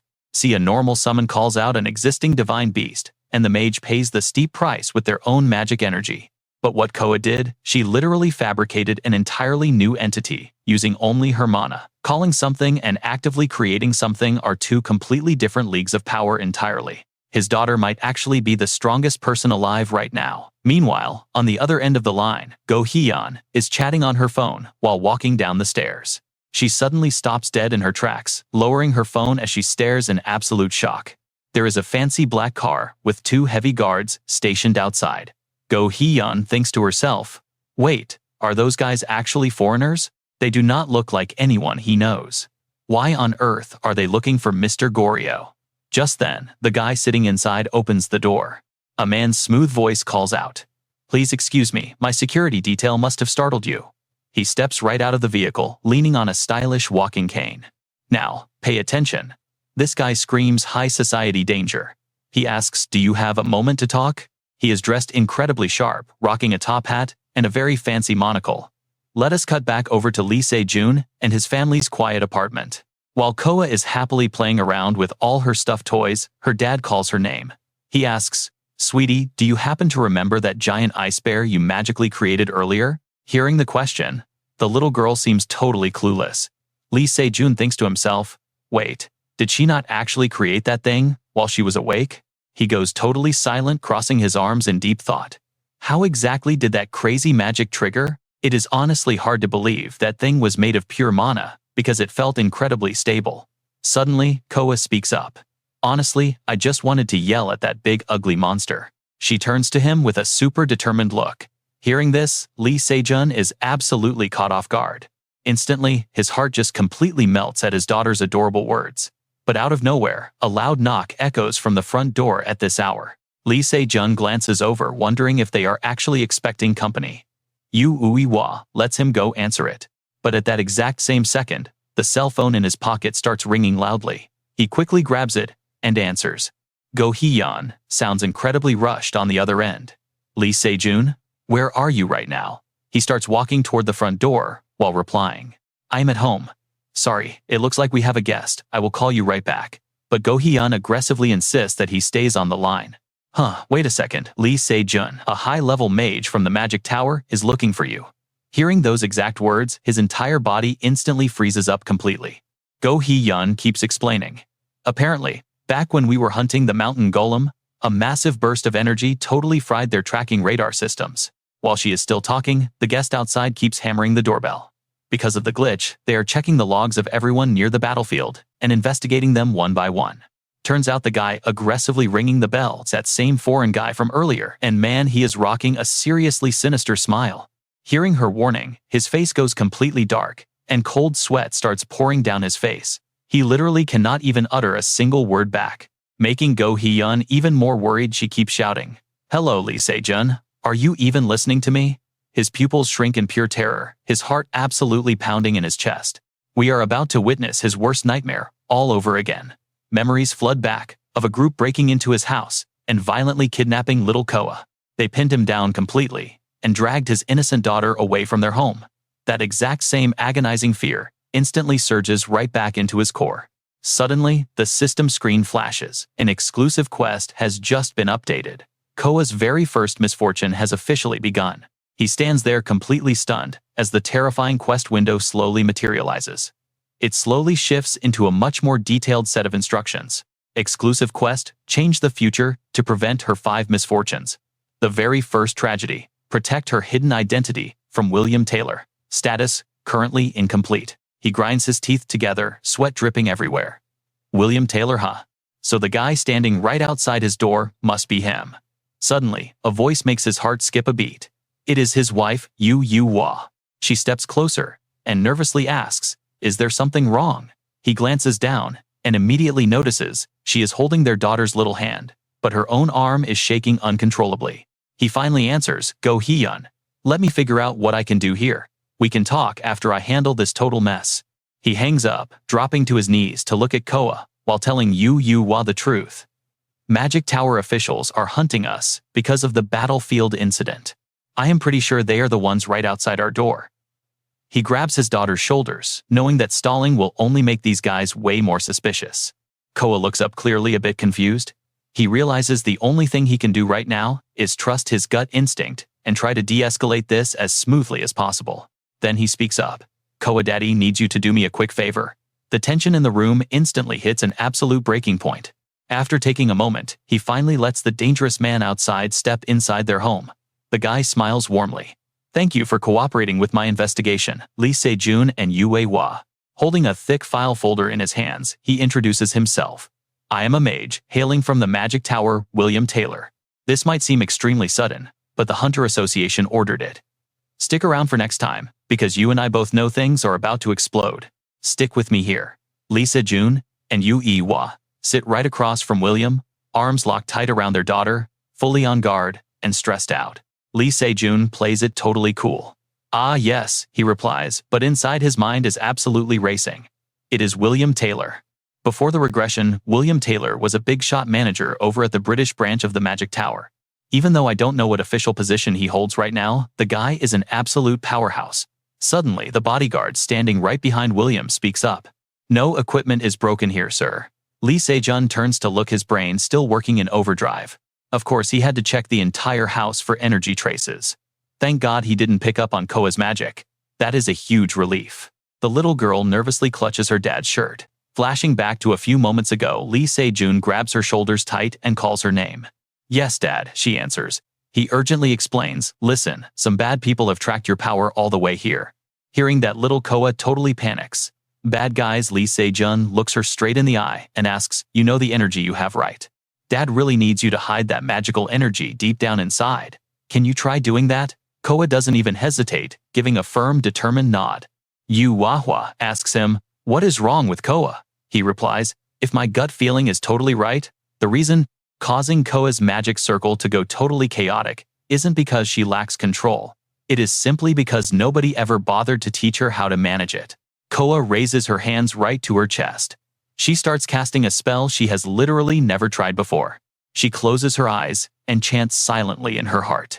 Snapping back to the present, William finishes reviewing the official paperwork about the personal information of Lee Se-jun's family. William notes that Lee Se-jun and Yu Hua didn't just pass their hunter license exams with flying colors. He clearly points out that Lee Se-jun also encountered a totally unexpected rift. Yes, that is absolutely right. William then asks, "So did Lee Se-jun and Yu Hua recently visit the Goryeo Swordroom battlefield?" Yu Hua's face darkens instantly. "Yes, we were there," she admits. Under the table, Lee Se-jun gently grabs her hand to reassure her. William presses on. "Did you two defeat the battlefield boss?" This time Lee Se-jun steps up. "No, we actually took it. Down with him." Hearing his blunt honesty, Yu Hua shoots him a super nervous look. Right after that, William suddenly pulls out a mysterious photo. "Now watch closely, guys. Let us get straight to it," William says. "We found evidence of massive energy usage plus some suspicious items on the battlefield.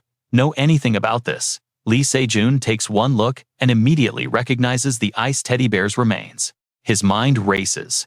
After that ice bear destroyed the mountain golem, it literally shattered into pieces and melted away. Crazy that they actually noticed that Lee Se-jun carefully weighs his options before speaking out loud. As much as I would really love to help out, I do not recognize a single thing in this photo. Hearing that, William's gut instantly tells him something is way off here. William thinks to himself, analyzing the situation. They both possess strong energy, sure, but definitely not enough to actually cast any real magic. We must have gotten the completely wrong suspects. William then flashes a super friendly smile. Alright, thank you both for cooperating with our little investigation. Right after William leaves, Koa grabs a phone and FaceTimes Hyan. The bunny girl looks completely relieved, seeing the little kid totally safe and sound. Koa just giggles while the bunny sister sighs. I was worried to death. Yui-wa slumps back against Lee Se-jun's back, totally exhausted. She lets out a massive sigh of relief. Same here. I thought we were getting arrested. I was absolutely terrified. Koa was super scared just now too, Yui-wa adds. Luckily, the little girl is completely fine now. Meanwhile, Koa just smiles innocently right at the screen. Yui-wa says, well, since nothing bad happened, there is absolutely zero reason to stay on edge about the tower anymore, right? Lee Se-jun says they'll figure it out tomorrow after sleeping. But suddenly, it hits him. Lee Se-jun looks down at his glowing system panel and it shows the exact same quest as before. Cold sweat drips down his face.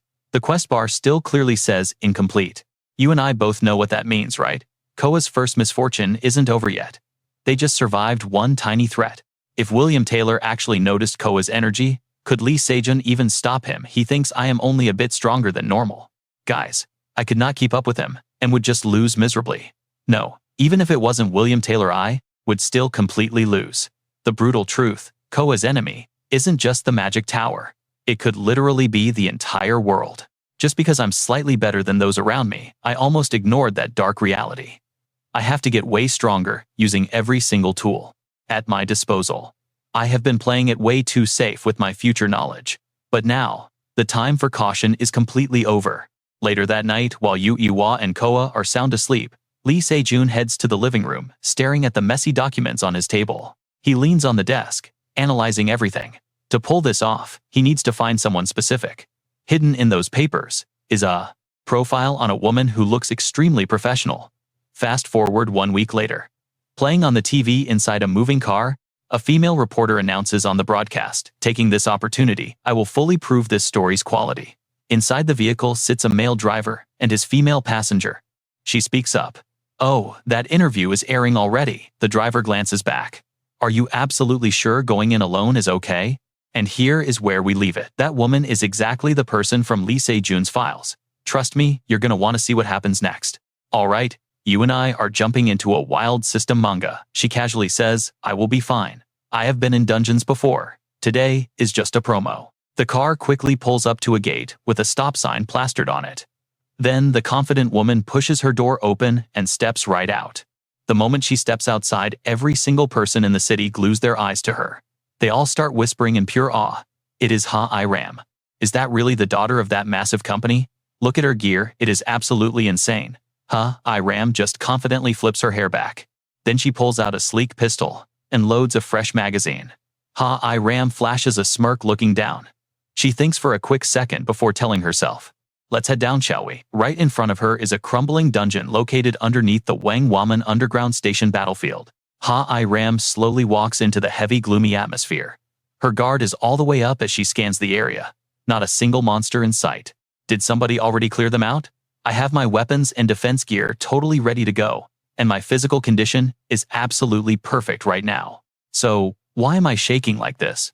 Ha-I-Ram can clearly feel herself sweating bullets, completely consumed by an unknown fear. She carefully observes every single corner of her surroundings.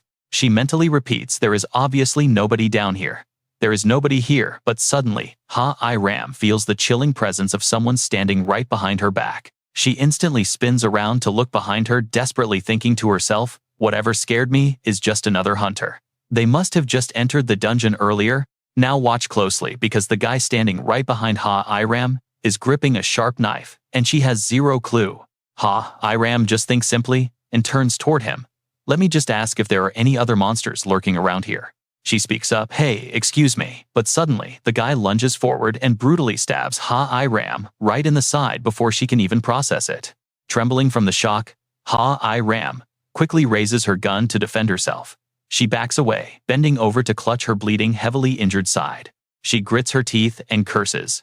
You absolute lunatic. Then she realizes there are two guys in front of her. She yells, did you run out of things to hunt, so you decided to stab people instead? But those guys stay completely silent. Her deep wound is bleeding more and more by the second.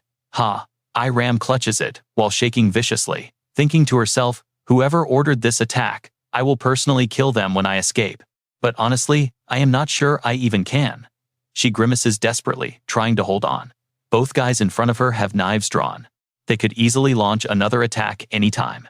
But out of absolutely nowhere, Lee Se-jun suddenly appears and rushes into the fight like a literal god. He violently drives his knee straight into a guy's side, snapping his spine like a twig, and our guy does not even realize his own strength. The remaining thug looks at his accomplice in pure panic. Iram stares at him totally stunned, while Lee Se-jun looks completely deadpan, like this is totally normal. That second guy is absolutely terrified, his jaw literally dropping to the floor in pure shock. Lee Se-jun just looks down at the trash he just dropped. He looks at the guy on the floor and actually gets worried. You passed out from just that? The remaining guy screams. Where the hell did you come from? Are you her bodyguard or something? He immediately points his knife and charges right at Lee Se-jun. Trying to attack him too, he yells, do not interfere, and get lost. With just a slight tilt of his body, Lee Se-jun makes the guy completely slip. Then, he causally chops him right on the back of the neck.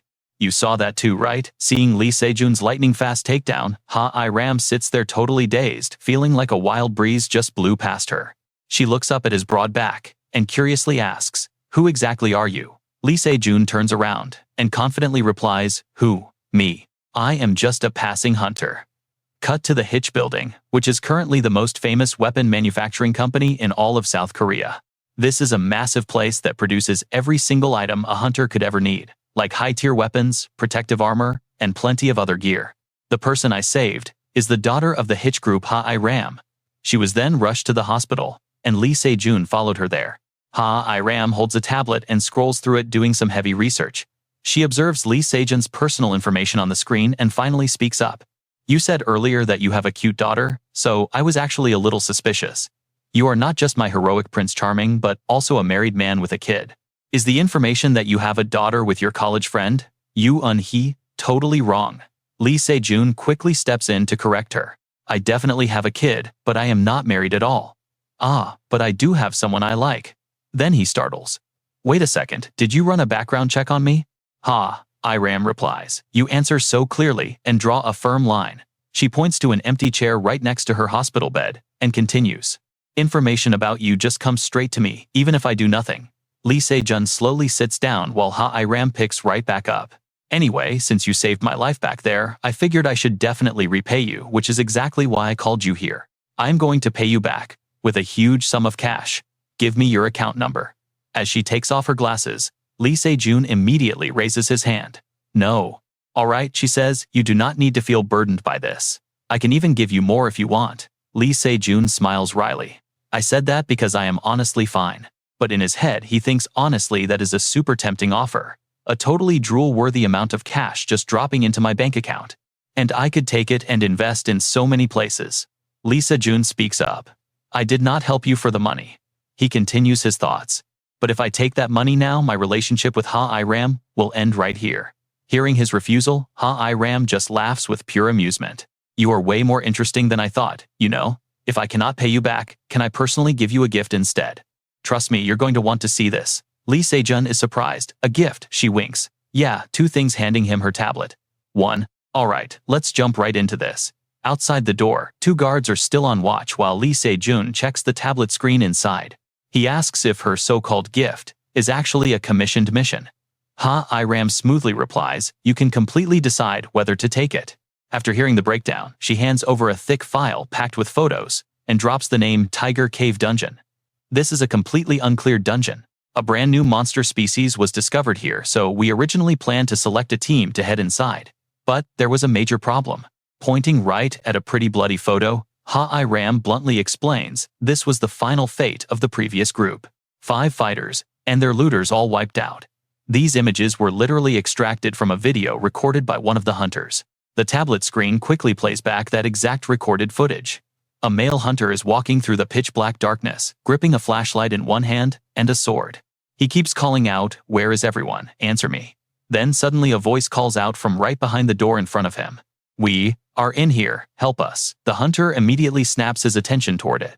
Hearing two distinct voices back to back, he nervously assumes it is them, then shouts back, "Hold on, right there, I am coming." The hunter yells out loud and violently rushes toward that door, but his terrified facial expression completely contradicts his own loud and confident voice. Pure fear and uncertainty. Now, watch closely, because right after this, the hunter dies. Lee Se-jun picks up the photo to examine the grim aftermath. As Ha-I-Ram continues talking, saying that was the final scene in the video, he carefully studies the tiny details in the photo and wonders. White fur Ha-I-Ram just keeps talking in the background. "I plan to go myself, but given this current situation..." Lee Se-jun finally speaks up and asks, "So, I just need to collect the materials from that monster, right? When can I head in?" Hearing that, Ha-I-Ram is totally confused. "Wait, you plan to go entirely alone? Are you insane? Countless people have already been wiped out there." He firmly replies, "Even so, I'm still going solo," and slams the photo down. Lee Se-jun asks again, "Did you not bring this up just to test my skills?" She is totally shocked by this. He just laughs and says to see how strong I really am. If this is a test, I should show everything. After finishing their discussion, Lee Se-jun finally turns and heads out. Ha-I-Ram watches his silhouette leave through the window. Ha-I-Ram's assistant walks into the room having heard the whole conversation and asks if it is really okay to let him go solo. She calmly replies, "Yeah. If he wants it that way, just like he said, I am testing him out. Plus, he really did not seem like he was just bluffing." Ha-I-Ram chuckles slightly. A little later, when it gets dark, Lee Se-jun finally returns to his family. Dad is home. Hearing Lee Se-jun's voice, Coa quickly comes running out. She throws her arms wide open. "Welcome home, Dad." He happily hugs the little girl, feeling absolutely overjoyed on the inside. Just thinking about returning to this warm home makes all the outside stress vanish. She is literally the most adorable daughter in the world. And a beautiful wife. Actually, no, a beautiful ex-girlfriend. Honestly, it still feels a bit weird, no matter what I call he, so let's just skip that for now. Right then, Coa suddenly realizes something is off. She smiles and says, "Dad, you smell so good." Hearing her unexpected compliment, he flinches in surprise. He immediately turns to he and asks, "He, do I smell like something?" She slowly steps closer. "Let me check." She leans in close to sniff him. "Now I know what you're thinking. Sweet romance, right?" "Nope." Lee Se-jun suddenly blushes, feeling completely awkward. Having he close the gap like this. He thinks to himself, is this really the very first time she has gotten this close to me? After regressing, I have always watched her, but wow, she is gorgeous. But then her answer completely freezes Lee Se-jun in his tracks. Women's perfume. A million question marks pop up in his head. He continues, "Lee Se-jun, you do not even use perfume?" Then it clicks, he remembers rescuing Ha-I-Ram. She was acting super annoyed back then, telling him, "If you are not with those guys, then save me." Lee Se-jun had agreed. Yeah, why not? After that, he basically had to carry Ha-I-Ram on his back all the way to the hospital. All while Ha-I-Ram stubbornly kept a gun aimed right at his head. "I will kill you if you try anything weird." Lee Se-jun instantly fired back, "No way. I do not want to die and leave my adorable daughter behind." Thinking back to all that physical contact, Lee Se-jun finally realizes why he smells like perfume. Could it be from back then? Coa looks incredibly innocent, but bluntly speaks her mind in the most devastating way. "Dad, are you having an affair?" Hearing the little girl drop that massive bomb, Lee Se-jun completely stiffens up. Where did you even learn that phrase? First his daughter. Now it is he's turn to speak up.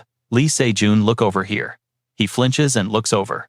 Lee Se-jun is sweating bullets, his face completely pale. Without even being asked, he loudly declares his absolute innocence. He just asks, "Is that really true?" Lee Se-jun uses his most sparkling innocent puppy eyes to convince her. "Look into my eyes. Do I look like a guy who is lying to you?" He thinks to himself, "I am betting absolutely everything on this look." He just stares right at him, her lifeless eyes scanning him like a lie detector, checking to see if he is faking it. Lee Se-jun is sweating intensely internally, screaming, "I am not cheating, I am being completely framed right now." He then just gives a super friendly smile and delivers the verdict. "Seems like you are telling the truth." Hearing that, Lee Se-jun feels massively relieved. She then stands up and walks away. What else can I really say? Watching her walk off, Lee Se-jun nervously thinks to himself, in absolute fear, "You look like you have way more to say, Ko." Cheerfully says, "Dad, you survived." Looking at her, "Trust me, you and I will love what happens next."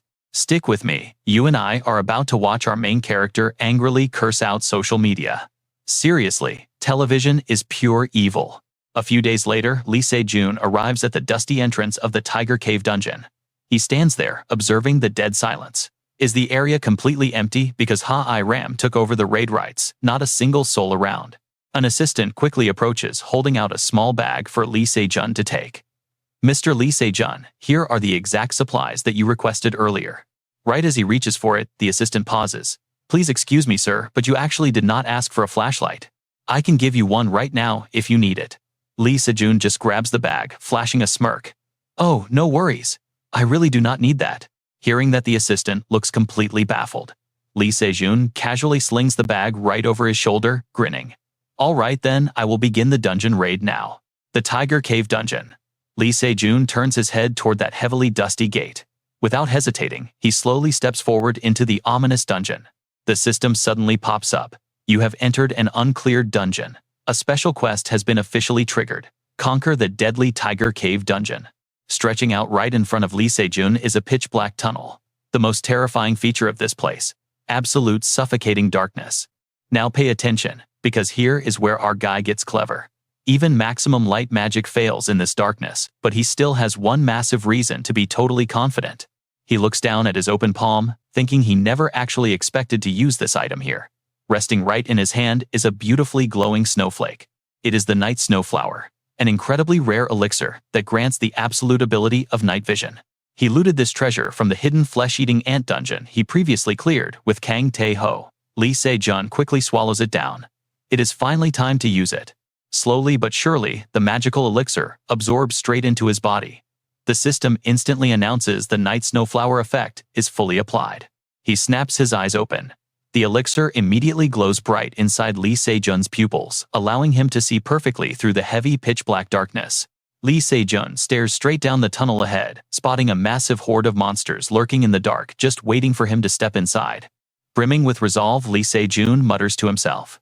Since his lovely daughter is waiting at home, he really should wrap this bloodbath up quickly, right? The terrifying beasts do not hesitate, lunging forward with their jaws wide open to expose razor-sharp teeth. Lee Se-jun fiercely charges right back, wielding his heavily aura-infused spear. Both sides clash in absolute madness. He thrusts his spear forward, sweeping it in a massive arc that completely wipes out all the monsters standing near him. Considering these exact same monsters have slaughtered countless hunters before, it seems their only real advantage is just sheer numbers. So soloing them isn't actually that hard, he thinks to himself, while pushing deeper into the cave, smashing away. Plus, they look nothing like the pictures he saw. Lee Se-jun immediately slides to the side, cleanly dodging a wild attack. But even if they are super easy to kill, there are way too many of them. Glancing dead ahead, Lee Se-jun finally realizes the grim truth. He is completely cornered by an endless, overwhelming army of these horrific freaks. Suddenly, the entire swarm just freezes.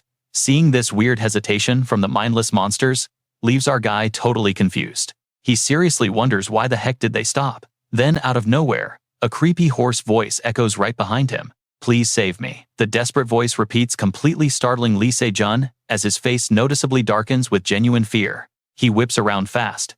Lee Se-jun quickly sprints toward the source of that crying voice. Ha-I-Ram explicitly mentioned that those previous hunters were presumed dead, meaning their actual deaths were never officially confirmed. Right now, he is standing frozen in front of a heavily blood-stained door. Clear noises are coming from inside. Is there anyone out there? Printed boldly on that door is a sign reading, Staff Only. Lee Se-jun naturally assumes there is a high chance these are actual human survivors. He drops his bag to the ground and approaches very carefully. Stepping forward with extreme caution, Lee Se-jun stands flush against the door, thinking hard. Judging by how the monsters reacted, something very dangerous is inside. Plus, the hunter in the leaked video was running for his life, screaming wildly. Lee Se-jun finally grabs the door handle and slowly pulls it open. He faces the dark room. He firmly believes whatever monster is hiding inside probably hunts by detecting sound or tracking subtle vibrations. I know what you're thinking. Survivors, right? Well, brace yourself. Right beside him, the thing making those pathetic human noises is actually a massive, horrifying monster. Flashing a terrifying toothy grin packed with razor-sharp fangs, it offers a twisted welcome. It dangerously whispers, You are here. Lee Se-jun whips around, looking absolutely horrified. The beast cranks its jaws wide open. Its mouth looks like a massive fleshy tube, lined with countless jagged teeth, ready to devour him whole. As he desperately backs away, Lee Se-jun violently grips his spear tight and curses out loud, "Damn it." He reacts instantly, violently driving his spear straight into the beast's fleshy gums, making dark blood splatter everywhere. The blinding pain causes both of the monster's eyes to twitch insanely. It forcefully staggers upward, shrieking in pure agony, while clutching its grossly distorted face. It hurts. Oh God, it hurts. Down below, Lee Se-jun keeps an iron grip on his weapon, watching closely. Seeing the blood spray everywhere, he deduces the truth. This thing doesn't track sound or vibration at all. From the very beginning, it didn't need to detect a single thing. It just used those pathetic cries to lure hunters in so it could eat them. The monster finally lowers its arms, violently digging its massive claws into the ground, scraping a deep trench to suppress the pain. It snarls. "How did you know how?" Lee Se-jun puts it all together. A terrifying monster that perfectly mimics the voice and physical appearance of the exact humans it eats just to lure in fresh meat. A mimic demon. This freakish creature has an incredibly bizarre shape. It doesn't just have one mouth, there is actually a second set of jaws right below its chest. The lower mouth speaks up. "I know you see me, right? So what do you and I make of this bizarre cliffhanger?" Trust me, it only gets crazier. 5 eyes. One massive gaping mouth. Stick with me because our MC realizes this freaky monster was never recorded before his regression. He instantly leaps up, raising his spear for a deadly strike, but out of nowhere, the beast predicts his exact move. With just one casual swipe of its arm, Lee Se-jun gets brutally swatted aside before he can even attack. Debris rains down, burying him completely. Miraculously, he holds on. I seriously thought it was game over right there. When the dust finally settles, he's sitting up covered in dirt and grit. It's way faster than he expected.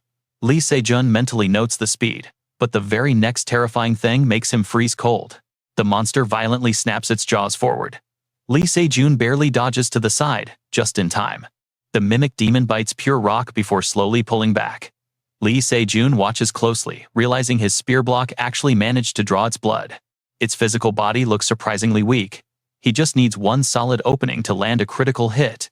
His spear slowly ignites with a heavy aura. That's when the creature glances over, stretching its massive mouth into a genuinely disturbing smile. Lee Se-jun thrusts his weapon forward, but the beast instantly yanks its head back, leaping away and digging its claws into the stone wall. Staring right at him, the monster slowly speaks in a perfect human voice. "It hurts, please spare me." Lee Se-jun grits his teeth. It's mimicking the humans it slaughtered. The beast whines, "I don't want to die, I'm scared." Then the monster suddenly shifts to a tiny child's voice. "Mom, Dad." Hearing this makes Lee Se-jun completely freeze up in pure shock. It calls out again, "Dad." Its face becomes pure nightmare fuel, excitedly licking its own chops as it figures out exactly what messes with his head. The monster's next move catches him off guard. The mimic demon violently trembles as a grotesque, bizarre tumor forms on its back. What is it doing? Watch closely, because that disgusting lump slowly starts shifting straight toward its head. The beast quickly snaps its mouth wide open, mimicking the agonized faces of its young victims. Tear-soaked children's faces scream out in pure agony, endlessly crying, "Dad, Dad, please, Dad." Lee Se-jun stops dead in his tracks, horrified. No way. It's actively scrolling through voices to find the one that breaks him. The monster slowly creeps closer, its head morphing into a little child. "Dad," the kid sobs, reaching out small hands. "I'm so scared. Please don't leave me here." Trembling sweat pouring down his face, Lee Se-jun desperately fights his own logic. "I am not allowed to back down now." His rational mind knows it is fake. Hand shaking, Lee Se-jun slowly steps toward the pitiful child. He tries warning himself, but the boiling emotion taking over simply isn't something he can control anymore. The second the target gets within striking distance, the monster unhinges its jaws again, totally ready to devour him alive. A loud crunch echoes like a giant steel clamp. The fake little girl trembles in shock. "Huh?" It squeaks. "Daddy, you aren't dead." The monster's body shivers as its powerful bite completely fails. Lee Se-jun had actually grabbed the beast's upper and lower jaws, mid-snap, physically forcing its mouth wide open. Shaking from the effort, he glares. "I will never enter this dungeon unprepared. You and I both knew he had a plan." Before Lee Se-jun even stepped foot in here, he was equipped with a custom-made suit. The adaptive armor. "It is my second gift to you. Totally exclusive, not for sale," Ram had proudly declared. It doesn't just boost his stats and manage energy flow. It packs heavy-duty thermal insulation and freezing resistance too. But its absolute best feature lies somewhere else. By channeling energy into the suit, Lee Se-jun's grip strength amplifies enough to literally crack a monster's teeth. It's far tougher than normal gear. Using that raw strength, he violently forces the creature's mouth apart. Its fangs shatter into tiny pieces. As the beast roars in agony, Lee Se-jun doesn't hesitate. He takes the opening and grabs his spear. He thrusts the blade violently upward from below, completely impaling both of the monster's jaws. It shrieks out a miserable, deafening cry. With an absolutely ice-cold expression, Lee Se-jun keeps stabbing upward. You took this way too far. Blood sprays everywhere. The demon screams. It hurts. He savagely wrenches the spear to the side gruesomely, tearing its jaw wide open. Blood violently spatters across the room. The beast collapses in sheer agony, its body spasming right before Lee Se-jun's unforgiving eyes. The mimic demon somehow tries standing up despite having zero strength left. Resisting to the bitter end, Lee Se-jun thinks, I have to strike until it stops mimicking. Just as he grips his spear for the kill, that feeble child's voice suddenly squeaks out again. I hate you. It cries, collapsing to the floor. Why would you hurt me this much, especially when I am suffering like this? The reflection in its tear pool shows a human girl. The creature keeps blaming him. You don't know how sad I was. How much it hurt. You don't know the endless misery I felt. I absolutely despise you. It buries its face in its hands. Then it looks up crying out, I hate you, completely cutting off its words. Lee Se-jun brutally strikes down. He delivers a fatal stab, straight into the child-shaped head. His hands tremble as he forces the blade deeper. You are no human. Even if I must hear those furious words, I want them from Sia, not trash like you. What an absolutely wild ending, right? Let's dive right into the heartbreak. Behind those brave words, Lee Se-jun cried painful tears. I don't want to hurt her anymore.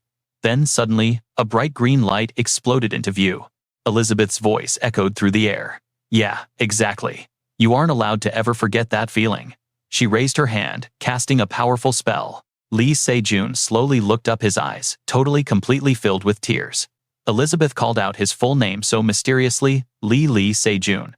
This mysterious woman stepped right up to where Lee Se-jun stood. Her whole body was glowing with this faint pale green aura, and her steady voice echoed perfectly. That is right, Lee Se-jun. Never forget that pain. Totally startled, he took a step back and gripped his spear extremely tight. He stared at the woman super on edge, as he asked, How do you know my name? Who are you? The strange lady slowly replied, I cannot answer that question, I apologize. Lee Se-jun, totally confused, shot back, Then why did you even come here? Without missing a single beat, she answered him honestly. To completely swap out the reward you are getting right now.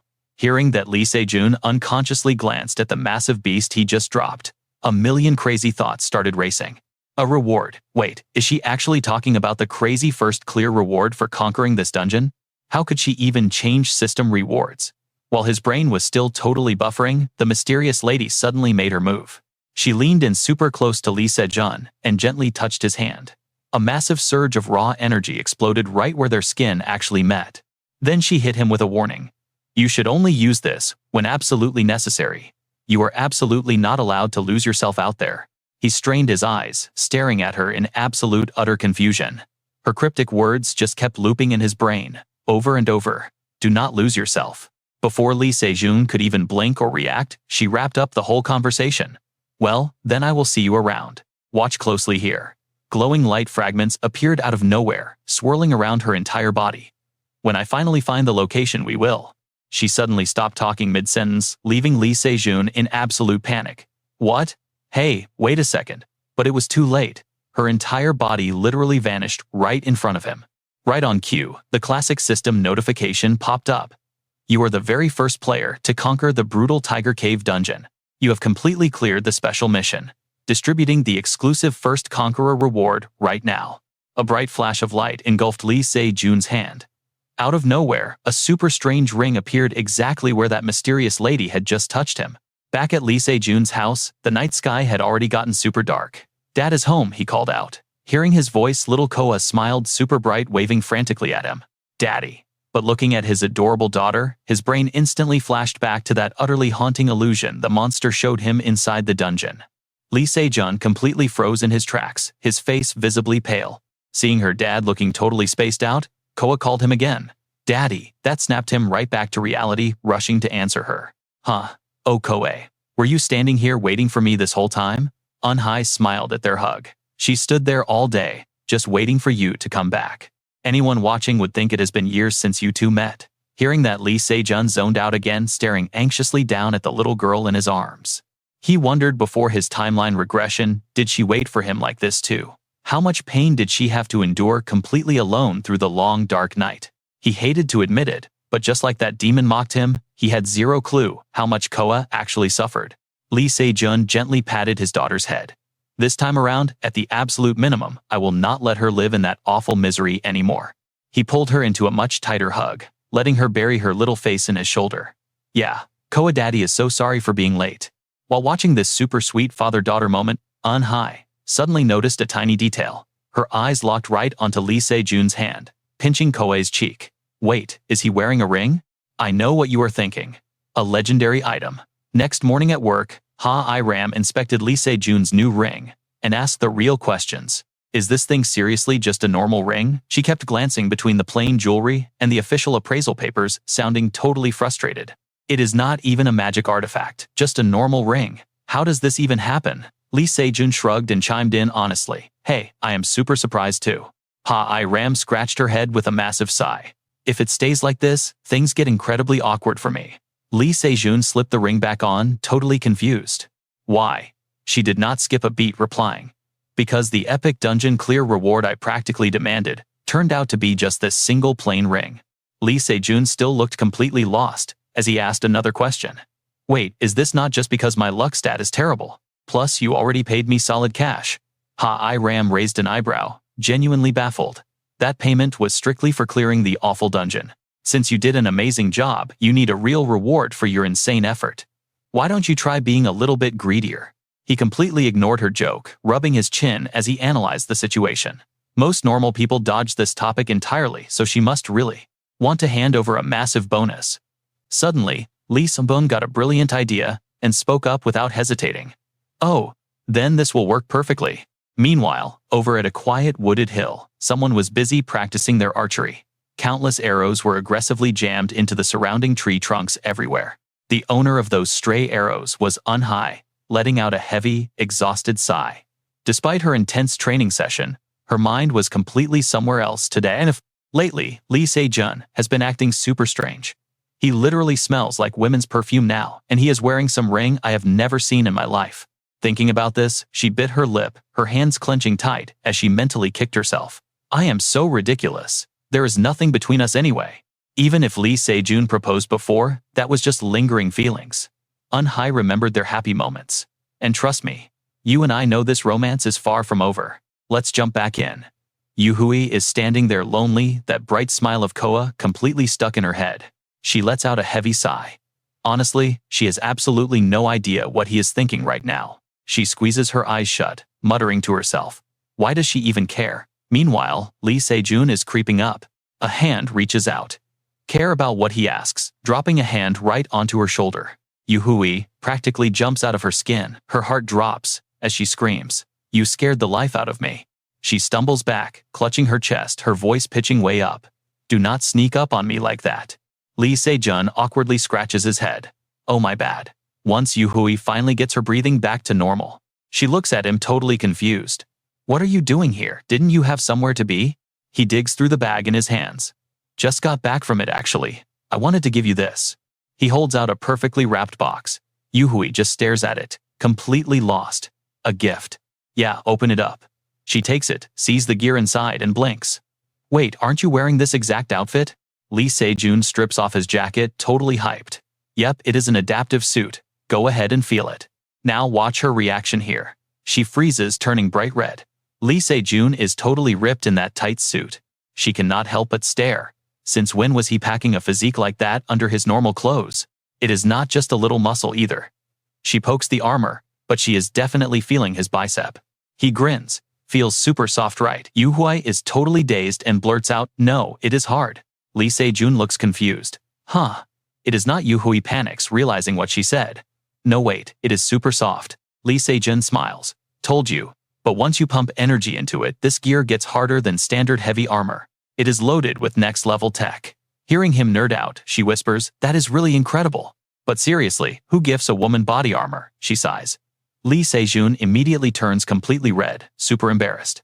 He nervously rubs his neck. "I just gave it to you, so you would not end up getting hurt." Hearing how genuine he is, she cannot stop a huge smile. Her cheeks flush bright pink. She happily hugs the gear against her chest. "I know," she says softly. "Thank you. I really mean it." Lee Se-jun beams internally, celebrating. Thank God she likes it. Totally worth taking on that sketchy side quest to get another set. He speaks up again. "I actually have one more thing for you, Yuhui." She looks shocked. "There is more." He pulls out a minor dungeon raid contract and smirks. "How about we tackle a minor dungeon together? The target is on the outskirts of Seoul. The recommended party size to clear it, 5 to 10 hunters. Running a duo would be absolute suicide, so they put a team together." Lee Se-jun addresses the group. "Since some of you guys have never met, let us start with some quick introductions." Han jumps right in. "I am Gohan, 22 years old, and I swing a sword." "I am Yuhui, 27, and I use a bow." Gojo chimes in. 29 years old, and I let my fists do the talking." "I am Ha-I Ram, 29, and I use, well, everything." Ha-I Ram finishes his awkward intro. Lee Se-jun watches them all chatting and thinks, "I built this team, but this lineup is insane." "I know what you are thinking, they look like rookies. But trust me, these guys become massive legends later." He crosses his arms, questioning if an overpowered guy like him even belongs here. Suddenly, a hand shoots up. Ha-I Ram looks around the circle and asks the real question. "So who is going to be the leader?" Every single head turns straight to Lee Se-jun without a second thought. "We already have the perfect guy for it." He completely missed the memo. He waves his hands in a panic. "Wait, why are you guys looking at me?" The dungeon gate looms right in front of them, swirling with purple and red mist, like an entire galaxy. Weapons drawn. Lee Se-jun finally gets serious, stepping up. "All right, everyone, as of right now, this minor dungeon raid officially begins." Their footsteps echo together through the pitch-black tunnels. The vibe is surprisingly chill as they walk and talk. Han looks over. "I had no idea Lee Se-jun saved your life." Ha-I Ram nods. "Yeah, a passing hunter saved me just in time." Yuhui catches that and glares. "Wait, what were you even doing wandering around?" Lee Se-jun quickly dodges the question entirely. "Hey, saving people is a good thing, right?" Gojo starts laughing. "Wow, your wife keeps you on a short leash." Yuhui flinches hard at that. Lee Se-jun waves his arms in pure panic. "Bro, it is seriously not like that." The swirling gate behind them pulses with wild energy. And deep inside, a freezing stone coffin. Stick around for what happens next. Let's dive right into this. The lid vibrates, pops open, and weird gas escapes. We have officially entered the uncleared dungeon. Special mission starts now. The quest, Raid the Forgotten Tomb. Suddenly, an undead monster lunges forward, swinging a massive axe. Kang Tae-ho grits his teeth, balling his hands into tight fists. He delivers a brutal, bone-crushing punch right to its chest, sending the undead flying backward. Thick, hazy smoke pours out endlessly. It isn't just one monster, it's an entire horde. Monsters in tattered clothes glare at them, weapons ready. Kang Tae-ho takes the front line and complains loudly. "Why are there so many right at the start?" Standing in the back, Lee Se-jun calls out, "Please cover our rear for us."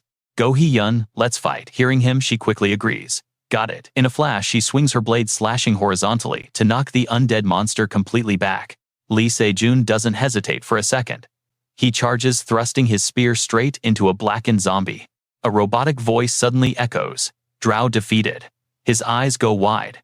He stops moving, staring at his hand, glowing with a weird green light. The corpse of the undead he just skewered radiates that exact same green glow. The system chimes again. The King's Ring absorbed the monster's soul. Total accumulated souls is now 1. Lee Se-jun just stands there frozen, looking totally confused. Luckily, Go Hee-yun screams his name, snapping him right back to reality. "Lee Se-jun, there is one right behind you." Lee Se-jun quickly spins around and runs toward her. "Got it." Watch closely as he yells back, ignoring the system alerts completely. Lee Se-jun instantly drives his spear straight through the zombie skull. The impact forces it off course. Instantly, Uni draws her bow, nailing it right between the eyes. After finishing it, he quickly turns to Ha-I Ram. "Holding that gun in your hands. Miss Ha-I Ram, why exactly aren't you attacking?"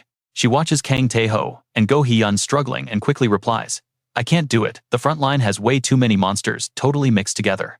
Lee Se-jun asks again, You should have fired earlier, right?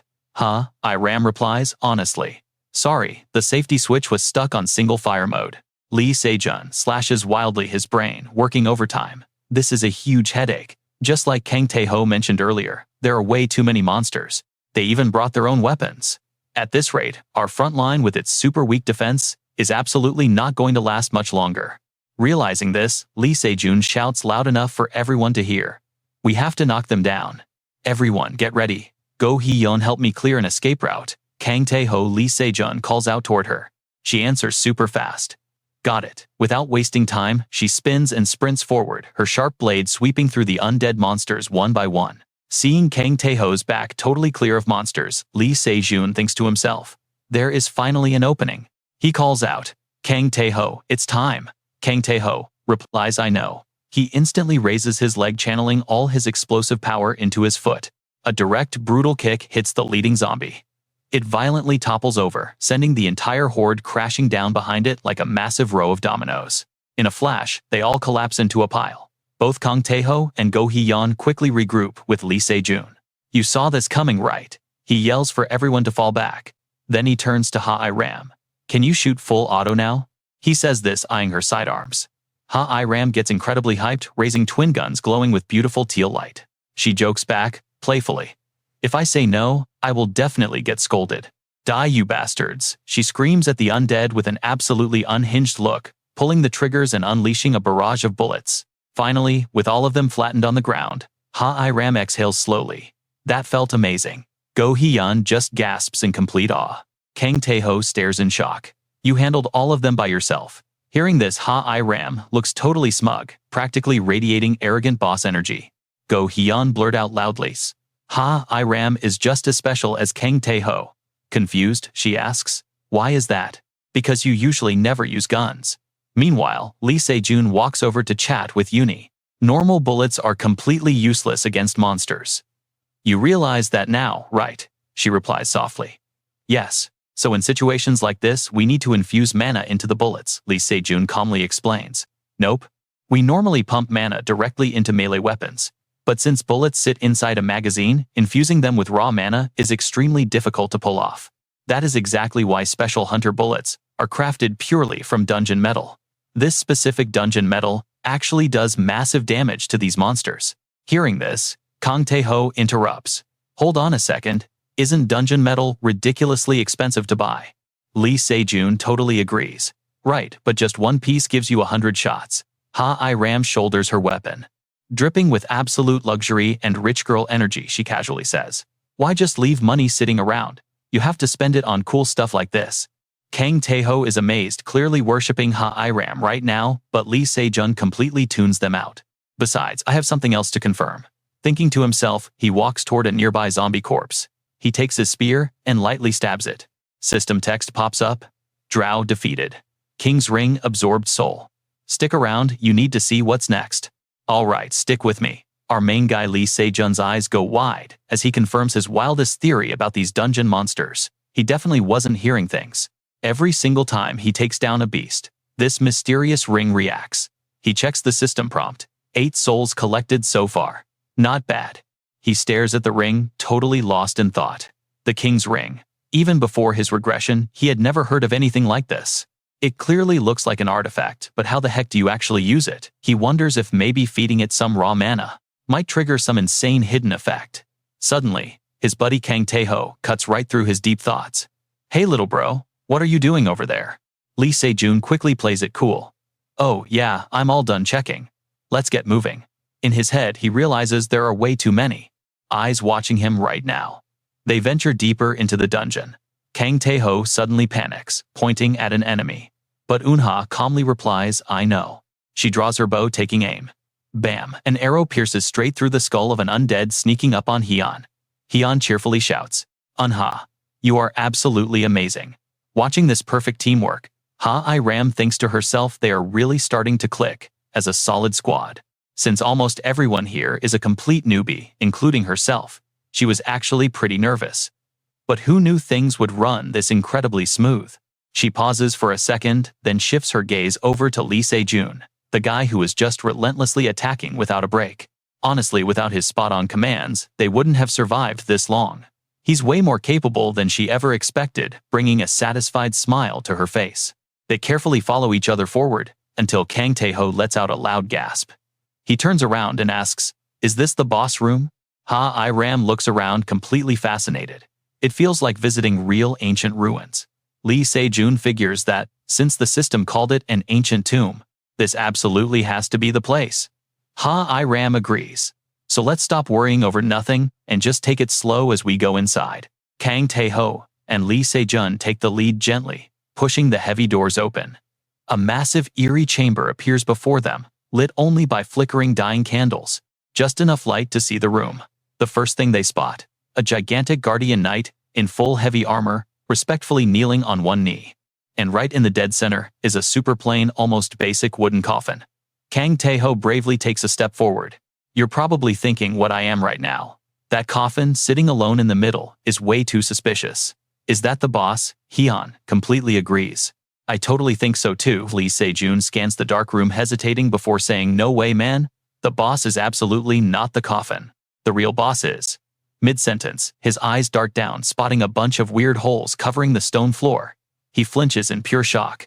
The moment he realizes what they are, he screams at the top of his lungs, "Everyone formation," just as his voice echoes razor-sharp spears, violently pierce up from the ground.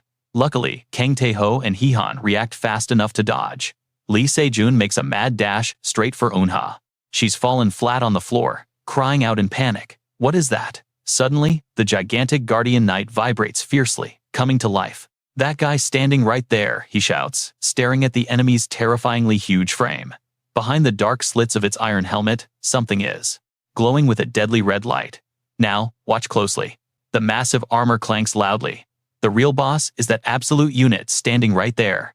Out of nowhere, it stands up straight, revealing its terrifying height.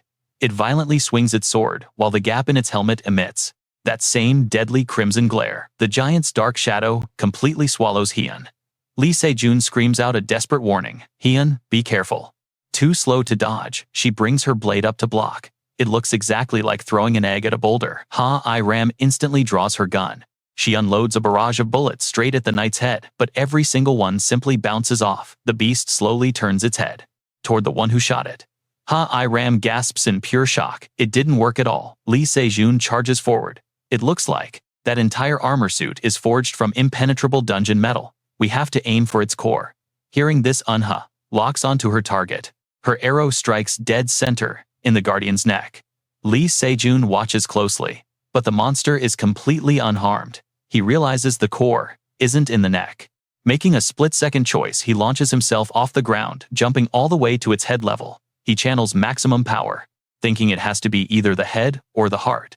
But a massive hand swipes through the air, catching Lee Se-jun's spear tip barehanded. He can't help but marvel internally. This thing's reaction speed is absolutely insane.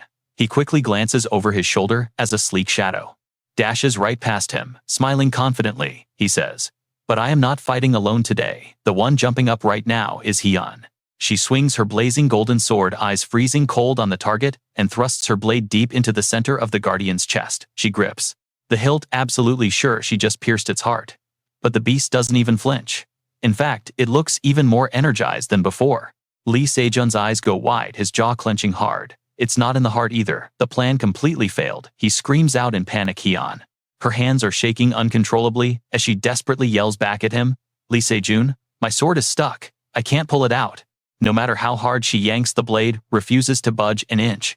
The giant slowly raises his weapon, pointing the tip directly at Lee Se-jun, making Hyun scream in terror. Exactly how ridiculously strong is this thing? Lee Se-jun turns completely pale as the massive sword prepares to strike. "You and I are about to see if they survive this." He curses inside. They were too reckless. Kang Tae-ho desperately charges forward, screaming. He launches himself upward, spinning his body to tackle the knight's sword arm. Kang Tae-ho desperately grabs hold of the massive weapon. "All right, you and I are jumping right into the chaos." The monster turns and Kang Tae-ho grabs its arm, flexing all his muscles to pin it. "I cannot hold on much longer." Lee Se-jun looks at him in pure stress, completely shocked that even a powerhouse like Kang Tae-ho is losing his grip.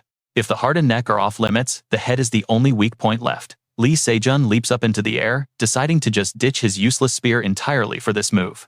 He channels all his mana into a new plan. Grabbing the very arrow Uni had shot into the Guardian's neck earlier, he rips it free.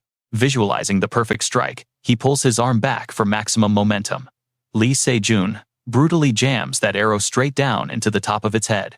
But honestly, this arrow is way too small and frail compared to this massive tank of a Guardian. Lee Se-jun realizes his mistake almost immediately. It just will not pierce deep enough. Before he can formulate a backup plan, the monster grabs Lee Se-jun by the arm, ragdolling him like it is nothing. Lee Se-jun violently grits his teeth in agonizing pain. Suddenly, those cold, glowing red eyes lock directly onto him. Seeing the monster freeze up, Lee Se-jun looks up in total confusion. What in the world is this thing staring at? He carefully traces the giant Guardian's gaze. It is staring right down at Lee Se-jun's hand, which is glowing with a pale green aura. The monster is literally locked onto the ring from his previous quest. Lee Se-jun studies its eyes, wondering, is it seriously eyeing my ring? Out of nowhere, an incredibly fast arrow suddenly whizzes right through the tiny gap next to Lee Se-jun's battered body. Now, pay attention here because you are gonna love this clutch save. That arrow perfectly pierces the monster's skull, shattering its thick helmet. The sniper is none other than Uni, wearing the most dead serious expression ever. As the monster's giant hand finally goes slack, Lee Se-jun uses its body as a springboard to kick backward. The massive Guardian crashes face first into the dirt the exact second Lee Se-jun safely lands on his feet. Uni awkwardly stammers out, "Did we actually do it?" Lee Se-jun quickly replies, "Yeah, I think so." Right on cue, the iconic system notification sound chimes in. You have successfully defeated the Guardian of the Forgotten. The King's Ring has automatically absorbed the enemy's soul.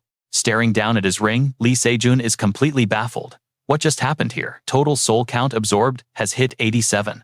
Hearing that number catches him completely off guard. 87. Before stepping into this boss room, his counter was sitting at only 37. Does that mean it jumped by 50 all at once? So the stronger the opponent is, the more souls this crazy ring actually harvests. While Lee Se-jun is doing the math, Yoon-han speaks up. "This is so weird," she mutters violently, tugging her sword free from the dead Guardian's chest. Lee Se-jun turns his head, totally curious. What is wrong? Yoon-han looks super confused. If this massive thing was really the boss, we should have cleared the dungeon. So why haven't we gotten the clear notification yet? That single sentence makes Lee Se-jun freeze his face, instantly dropping into dark realization. He reads the log over and over again, "Clear the ancient tomb of the forgotten dungeon," and immediately falls into deep, anxious thought. Looking back, the quest definitely is not finished. But this makes zero sense. He was so sure that Guardian was the final boss. Suddenly, a creepy noise echoes behind them. The horrific sound is coming straight from the actual coffin. Everyone frantically snaps their eyes toward it. The massive stone box is literally vibrating. I know what you are all thinking, boss is dead, right? Well, watch closely. Death aura pours out, and that sealed coffin actually starts opening. Out of nowhere, a terrifying bony hand grips the edge of the tomb. The ancient corpse, resting inside, slowly pulls itself upright. Seeing that royal armor and crown, Lee Se-jun starts full-on panicking. In his past life, before regressing, that coffin literally never opened once. Its face is completely hidden in absolute darkness. Then a raspy, unnatural voice echoes out. Why exactly do you possess that item? Lee Se-jun totally flinches at the direct question. He tightly grips his spear suddenly, realizing the system is auto-translating the undead monster's ancient language. Uni voices what everyone is thinking. What the hell is it saying, huh? Iram quickly chimes in. Is that corpse seriously talking to us? Hearing his team's confusion, Lee Se-jun realizes, wait, am I the only one who understands it? The skeleton looks up at the flickering torch, speaking again. This place is far too bright. The exact second it finishes, talking, pure pitch-black darkness swallows the entire boss room, leaving everyone totally stunned. Complete chaos erupts as they yell blindly. What is happening? Somebody make a light. Where did everyone go? Lee Se-jun frantically looks around the void, cursing under his breath. Damn it, they are all just rookies. They are completely useless in an unpredictable ambush like this. Suddenly, a blurry shape dashes right behind Kang Taeho's back. Lee Se-jun catches the movement and screams a warning. Hey, watch your back, bro. Before he can even blink, the enemy lunges, swinging a deadly slash right at Lee Se-jun's face. Thankfully, his reflexes kick in to block it. He violently grinds his teeth, eyes going wide, as his pupils shrink to pinpricks. The sheer force behind this monster's attack is absolutely terrifying. His hands are literally trembling, trying to hold off the heavy blade bearing down on him. Then that raspy, horrible voice whispers out again. Hand it over immediately. That is simply not an artifact that a pathetic creature like you can own. The boss is definitely talking about the glowing green ring currently sitting on Lee Se-jun's finger. The skeletal king's demanding voice echoes through the darkness. Give me that ring. It does not belong to your kind. Lee Se-jun's expression turns deadly serious, his jaw clenched tight, as he strains to push back the monster's sword. His arms shake violently under the crushing weight while he mentally curses. The ring again. Is literally every boss out here trying to steal this thing? What the heck is so special about it? Off to the side, Iram wildly fires her pistol, suddenly illuminating a room with a bright red flash. And this is where we leave it, folks. Iram screams in pure terror. Wait, there is another one. Trust me, you absolutely cannot miss what happens next. Stick with me, we are dropping right into the action. Please beat that thing. Iram begs. What about you? Lee Se-jun grunts. I will hold him off. The enemy scoffs with pure contempt. You seem confident. He pours all his strength into his blade, forcing it down with crushing, terrifying weight. That massive sword is literally inches from Lee Se-jun's face. He quickly sweeps his arm to the side, desperately parrying the enemy's lethal blade away. The monster stumbles back from the sudden block. But Lee Se-jun's face is completely pale now, dripping with sweat and sheer panic. He is just too strong. A totally different league than those guards. I only pushed him back by suddenly boosting my mana, but there's no way I can keep this up. Lee Se-jun thinks helplessly. But the enemy is already charging again. He swings his sword down with massive force, growling in a deep voice, "Hand it over," but Lee Se-jun is quick, leaping backward just in time. The monster gives him zero room to breathe, rushing in and sending Lee Se-jun into an absolute panic. Damn it, should I negotiate? Tell him I will hand it over if he stops. No, absolutely not. There is no way a monster actually negotiates. The monster unleashes another heavy slash. Lee Se-jun frantically raises his spear to block the hit, but he still cannot completely avoid taking damage. His pupils shrink as he realizes the grim reality.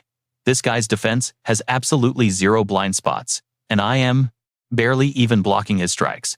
Lee Se-jun watches the monster pause to gather momentum, feeling totally helpless. At this insane rate, if I make even one tiny mistake, I am dead. Watch closely, because you and I can literally feel his terror here. His eyes widen blank and totally trapped. In pure panic, he cannot hide his fear anymore. But Lee Se-jun shakes it off, gripping his spear tight and telling himself, "No way. I refuse to die here. If I am gone, nobody will go back to my daughter. She is waiting for me at home." Lee Se-jun pictures his little girl's bright smile, and then remembers those cold, distant eyes from his past life. He firmly reminds his own beating heart. I am never letting her suffer through a dark future like that again. Lee Se-jun takes his stance, ready to charge. Suddenly, the ring on. His hand starts glowing, with an intense aura of wild energy. A system prompt suddenly pops up. Do you wish to activate the Emperor's Ring? Lee Se-jun is super confused. What is this, the ring's hidden effect? I knew it would do something if I channeled mana into it, he thinks to himself while sprinting straight at the enemy. He shouts out loud to confirm his choice. Another system prompt rings out. Please select the number of souls you wish to use.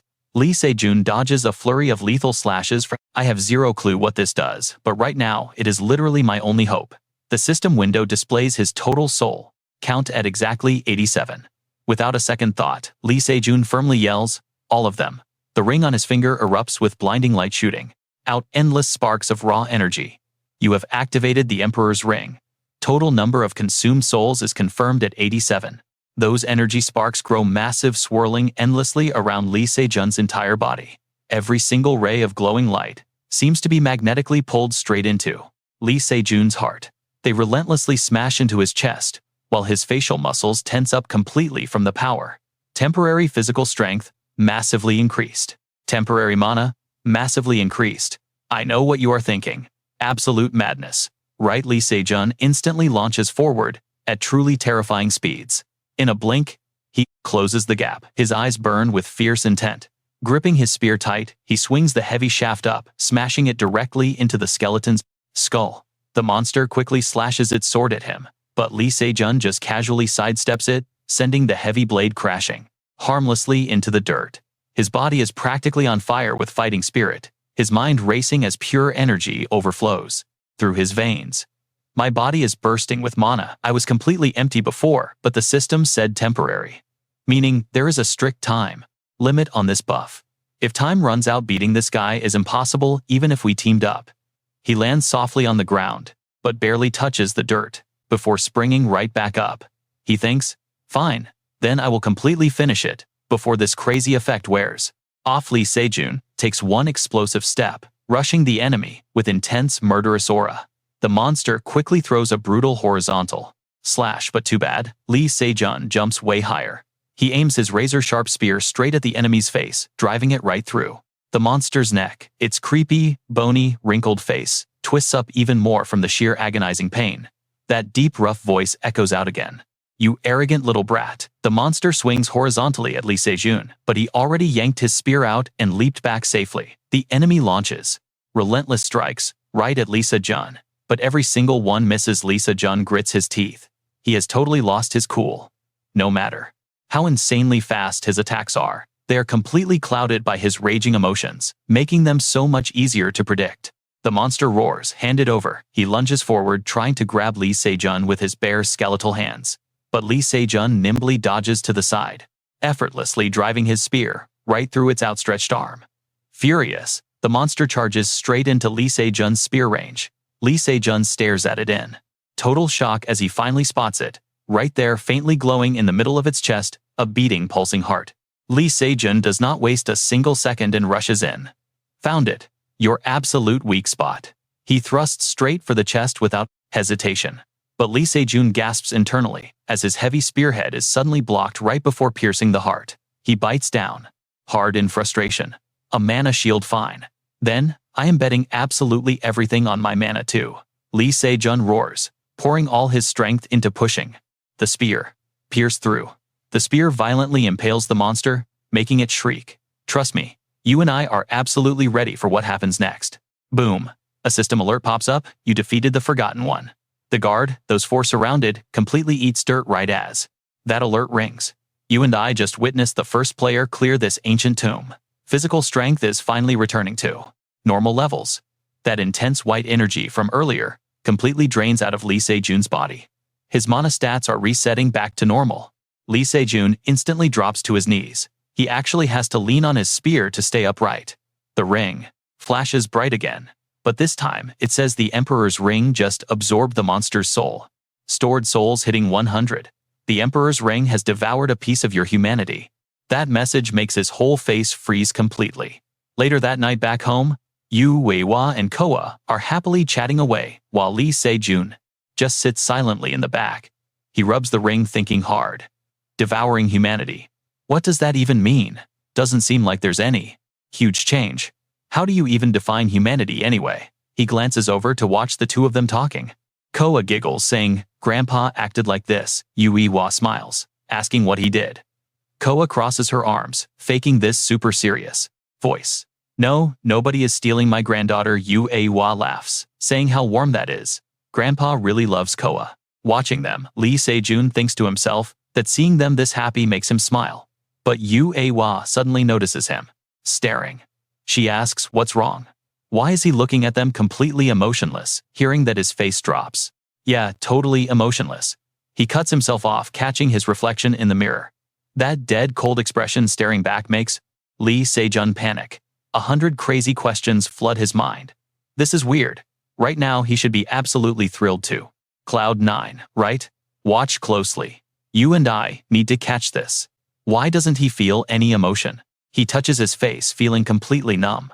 Lee Se-jun holds up the ring, pure confusion hitting him as he realizes he feels absolutely nothing. Is this what losing humanity actually means? He stares at the ring. Suddenly, Coa runs in, smiling big. Yelling, Dad, she throws her arms wide open, begging for a goodnight hug. Lee Se-jun's expression darkens as a horrifying thought flashes through his mind. What if he keeps losing his humanity until he can't even smile when looking at his daughter? What if he loses his emotions entirely? Lee Se-jun pulls his little girl into a hug, whispering, okay, goodnight. But inside, he's totally panicking. What is he supposed to do if that happens? Right as Coa buries her face in his neck, Lee Se-jun suddenly hears a system chime. A small fraction of your humanity has been restored. Seeing this, Lee Se-jun immediately grabs his daughter's shoulders staring intensely. You and I both know what he's thinking. What was that alert? Could it actually be? He gently rubs her head, which Coa absolutely loves. Looking at her, his eyes totally light up. His face finally shows some real emotion. Again, another alert pops up. A small fraction of humanity restored. He thinks back to all those incredibly happy moments spent, with everyone realizing they were all being healed. Coa always brings joy to them, but could he be experiencing the same thing? He is just bursting with joy thinking about it. Looking at her bright, smiling face, his whole body starts to tremble, making Coa's smile drop a little. Lee Se-jun says, with a shaky voice, "Coa, you are Dad's lucky charm." He pulls her into another massive hug. They're both smiling from ear to ear. Fast forward to morning, inside a massive building, two guys are having a serious chat. One speaks up first. "I heard you were looking for me." The guy sitting across from him is Sinlei. He replies with a deadpan look. "Exactly. Let's get straight to the point. I have some questions for you, Chairman Sung Soo-hyun." Sung Soo-hyun just smiles back when he hears his name. He acts confused. "Ask me." Shinlei doesn't beat around the bush at all. He asks directly, "You visited the Goriel sword family recently, right?" Hearing this, Sung Soo-hyun's face instantly darkens, and that fake smile of his becomes super awkward. Finally, he answers yes. Shinlei probes deeper. "Notice anything strange while you were there?" Remembering the absolute humiliation he faced, he thinks to himself, "This guy is bringing up the exact stuff I want to forget." He tries hard to hide his rage, bluntly stating, "Unfortunately, no. But mind telling me exactly why you're asking about all of this?" Sung Soo-hyun asks curiously. Shinlei chooses his words carefully. 2 days after you visited the Goriel family, there was a massive mana explosion on the battlefield." Sung Soo-hyun looks confused. "Isn't that just a normal thing when a boss spawns?" Shinlei slowly shakes his head. "I've never seen mana levels that insane.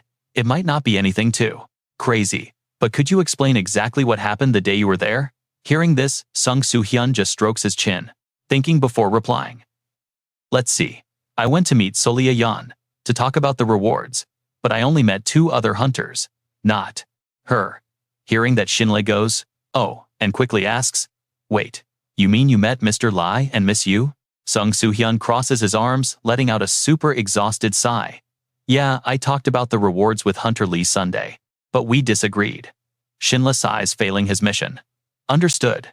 So where do you and I go from here?" "All right, stick with me here." Sung Soo-hyun politely claims he doesn't have any useful information, but mid-sentence he suddenly realizes something and quickly corrects himself. "Oh, never mind, but one more thing. Who else was at the Goriel sword family that day?" Lee quickly asks. "Anyone besides Mr. Lee, Miss Yu, and you." Sung Soo-hyun answers dead serious. "Yeah, this might not be related, but on the day I went to the Goriel sword family." He starts recounting the entire incident. Back then, Lee Se-jun had already turned around to walk right out the door, saying, "All right, let's take this outside." Sung Soo-hyun angrily yelled, "What? Why the hell should I listen to you?" Lee Se-jun furiously snapped back. "There is a kid sleeping inside, so please have some decency." He just crossed his arms, responding with pure contempt. "A kid? You mean Coa?" Yu Hua firmly stated, "No, it was my daughter." Snapping right back to reality, Sung Soo-hyun seriously tells EXO Lee Se-jun's daughter was there too. Meanwhile, Lee Se-jun is staring thoughtfully right at his own palm. Resting straight in the center of his hand is a tiny gem called amnesia. He's standing there, wondering, how exactly am I supposed to use this thing? Sure, swallowing it gives a massive physical boost, but it completely wipes an entire year of your memories. Now, pay attention to this part. He got this exclusive reward from the Forgotten Tomb, but he literally can't drink it, because the fact that he regressed would be completely wiped from his mind. He sighs tiredly, not noticing Yu Uiwa walking right up beside him. She leans in and asks, "What are you thinking about so deeply?" The sudden question catches Lee Se-jun off guard, making him gasp out loud. Sitting down in a chair, she gently asks, "Sorry, did I startle you?" Lee Se-jun immediately waves his hands. No, I was just lost in thought." "Was there something you wanted to talk about?" Yu Uiwa looks super shy at his sudden question. Finally, she stammers out nervously, do you maybe want to go out somewhere?" That incredibly awkward question completely freezes Lee Se-jun in place. Eventually, he jolts up and hurriedly asks her, "Wait, why so suddenly?" Yu Aoiwa nervously replies, "It's just hanging out, it's not sudden. We've both been super busy lately, we need to blow off some steam sometimes." Hearing that, he suspiciously asks, "But we still have so much work to do." Listening to his dense reply, she quickly interrupts him. Speaking of which, haven't you noticed lately Koa has been acting a little strange? Her face shows real sadness when mentioning their daughter. Lee Se-jun rubs his chin in thought and lists it out. She calls more often, clings to us all day when we get home, and acts way more whiny than before. Mid-sentence, he suddenly stops, looking absolutely horrified, like he just realized something terrible. Yu Wei-wa worriedly says Koa is literally only 5 years old. She doesn't show it because she's so mature, but I'm absolutely sure she's incredibly lonely. She speaks while picturing Koa playing all alone with her stuffed animals. Lee Se-jun can't even deny it. Yeah, I figured as much. An overwhelming wave of pure guilt completely floods his heart. Everything I've done was for her own good, but I never once stopped to think about how she actually felt. Unlike Yu Wei-wa, I'm still seriously lacking as a father. Beating himself up over it, he finally speaks up.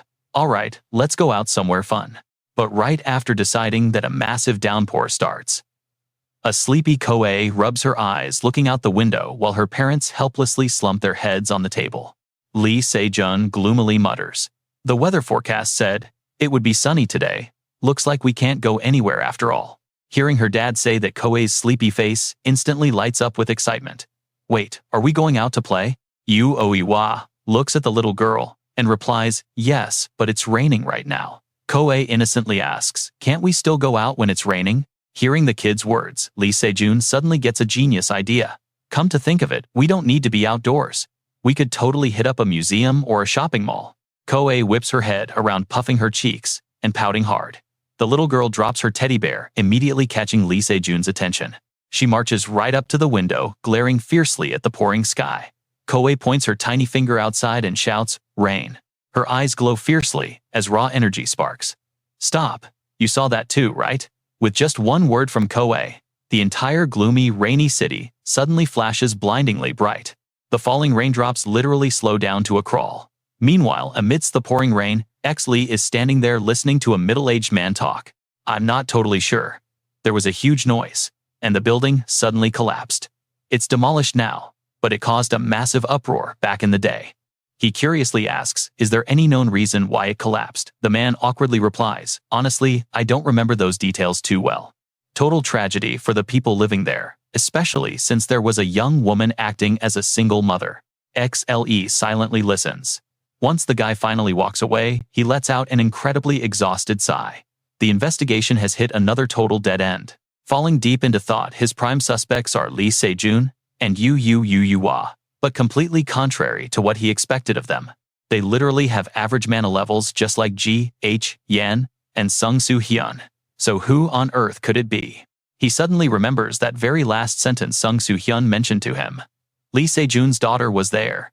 He starts seriously doubting, could it really be Lee Se-jun's little kid doing this? But he instantly rejects his own crazy theory. No way, she's way too young. Sigh, even the weather isn't doing me any favors today. He hopelessly stares up at the sky, pouring down relentlessly. Suddenly, a blue light flashes, and the entire dark, gloomy sky instantly lights up. Every single raindrop freezes midair, left completely suspended right in front of Lee's eyes. His jaw basically hits the floor in pure, unadulterated shock. The umbrella drops right out of his hand, his voice trembling as he yells, "What is this? And trust me, you're going to want to see what happens next. All right, come along with me on this one." The sun is blazing, and Lee Se-jun is completely speechless. Koa points outside super hyped, asking if they can finally go out and play. She gives him those total puppy dog eyes. Both Lee Se-jun and Dunhae are just standing there absolutely stunned. Looking at Koa, he quietly thinks to himself, she looks way healthier now. Unlike that whole teddy bear incident, could this insane level of magic seriously be nothing to her?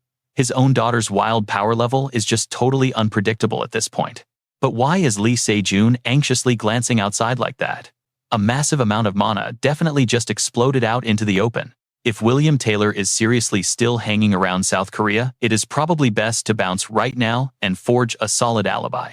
Getting a grip on his nerves, Lee Se-jun finally agrees. Yeah, let's go. The family of three gets fully dressed up and heads outside with Koa, looking absolutely over the moon. She lets out a giant cheer while being carried in her dad's arms. Staring at the massive gate, sparkling in the sunlight, the little girl suddenly gasps, in pure awe. The zoo Lee Se-jun walks right up to the ticket booth and speaks through the glass. 2 adults, 1 child. Hearing this, Koa squirms in his arms, pouting in absolute denial. No way, Koa is not a kid. Hearing her complain, he just points at the price list on the glass, talking to her super gently. Look right here, Koa. What does this sign say? She stares at it for a second before awkwardly answering. Kids from 36 months to 5 years old. Lee Se-jun smiles, hyping her up. That is my girl. You can already read Korean. Are you some kind of genius? Getting praised like that, she lets out a shy little cough. He keeps up the sweet voice, asking, So how old are you? Then Koa innocently holds up 5 tiny fingers. 5 years old. Lee Se-jun immediately follows up. So what does being 5 mean? Realizing she just walked right into a trap, her face instantly drops. Sulking hard, she drops her head and grumbles, a kid. Eun-hee watches her daughter and just starts giggling. Meanwhile, Lee Se-jun chuckles, thinking every single child always wants to grow up fast. Now, watch closely, this is where the wholesome family dynamics really kick in. Lee Se-jun crouches down happily, asking Koa if she wants to pose with mom before going inside. Dad is going to take your picture. Looking at his 2 favorite girls through the camera lens, Lee Se-jun starts directing. Hey, get a little closer. Hey there, beautiful lady. Yeah, I mean you, Eun-hee, give me a bigger smile. He playfully teases them, snapping photos like crazy while talking completely non-stop. Perfect. Just like that. Blushing super hard, Eun-hee shyly asks Lee Se-jun, do you always get this ridiculously excited about taking photos? Full of confidence, Lee Se-jun replies. We absolutely have to take pictures in a place like this. Got to capture these epic memories to look back on. Eun-hee sighs in pure defeat. Good grief, you go stand over there, and I will take one. This time, it is Lee Se-jun and Koa flashing giant happy smiles right into the camera frame. But Eun-hee looks completely lost for words at the final result, while Lee Se-jun runs over super hyped, saying, let me see if it looks good. Helplessly holding out the phone, Eun-hee gently scolds him. Lee Se-jun, are you seriously a little kid? Playing dumb, he just lets out a totally innocent, huh? Meanwhile, Koa glances at the phone screen and instantly flinches in shock. Eun-hee points out, look, Koa has a horn on her head. Looking at the picture sticking right out of the little girl's head is none other than Lee Se-jun's sneaky finger. Seeing that let's jump into this wholesome chaos. Mom, do I have horns? Eun-hee bluntly replies, no, your dad is just messing with you. Hearing that the little girl angrily shouts, Daddy, puffy-cheeked and completely furious, she glares at Lee Se-jun before sharply turning her back on him. Mimicking her mom's tone, she scoffs. Are you a little kid? Dad. Lee Se-jun completely freezes at Koa's brutal words, loudly asking, wait, what?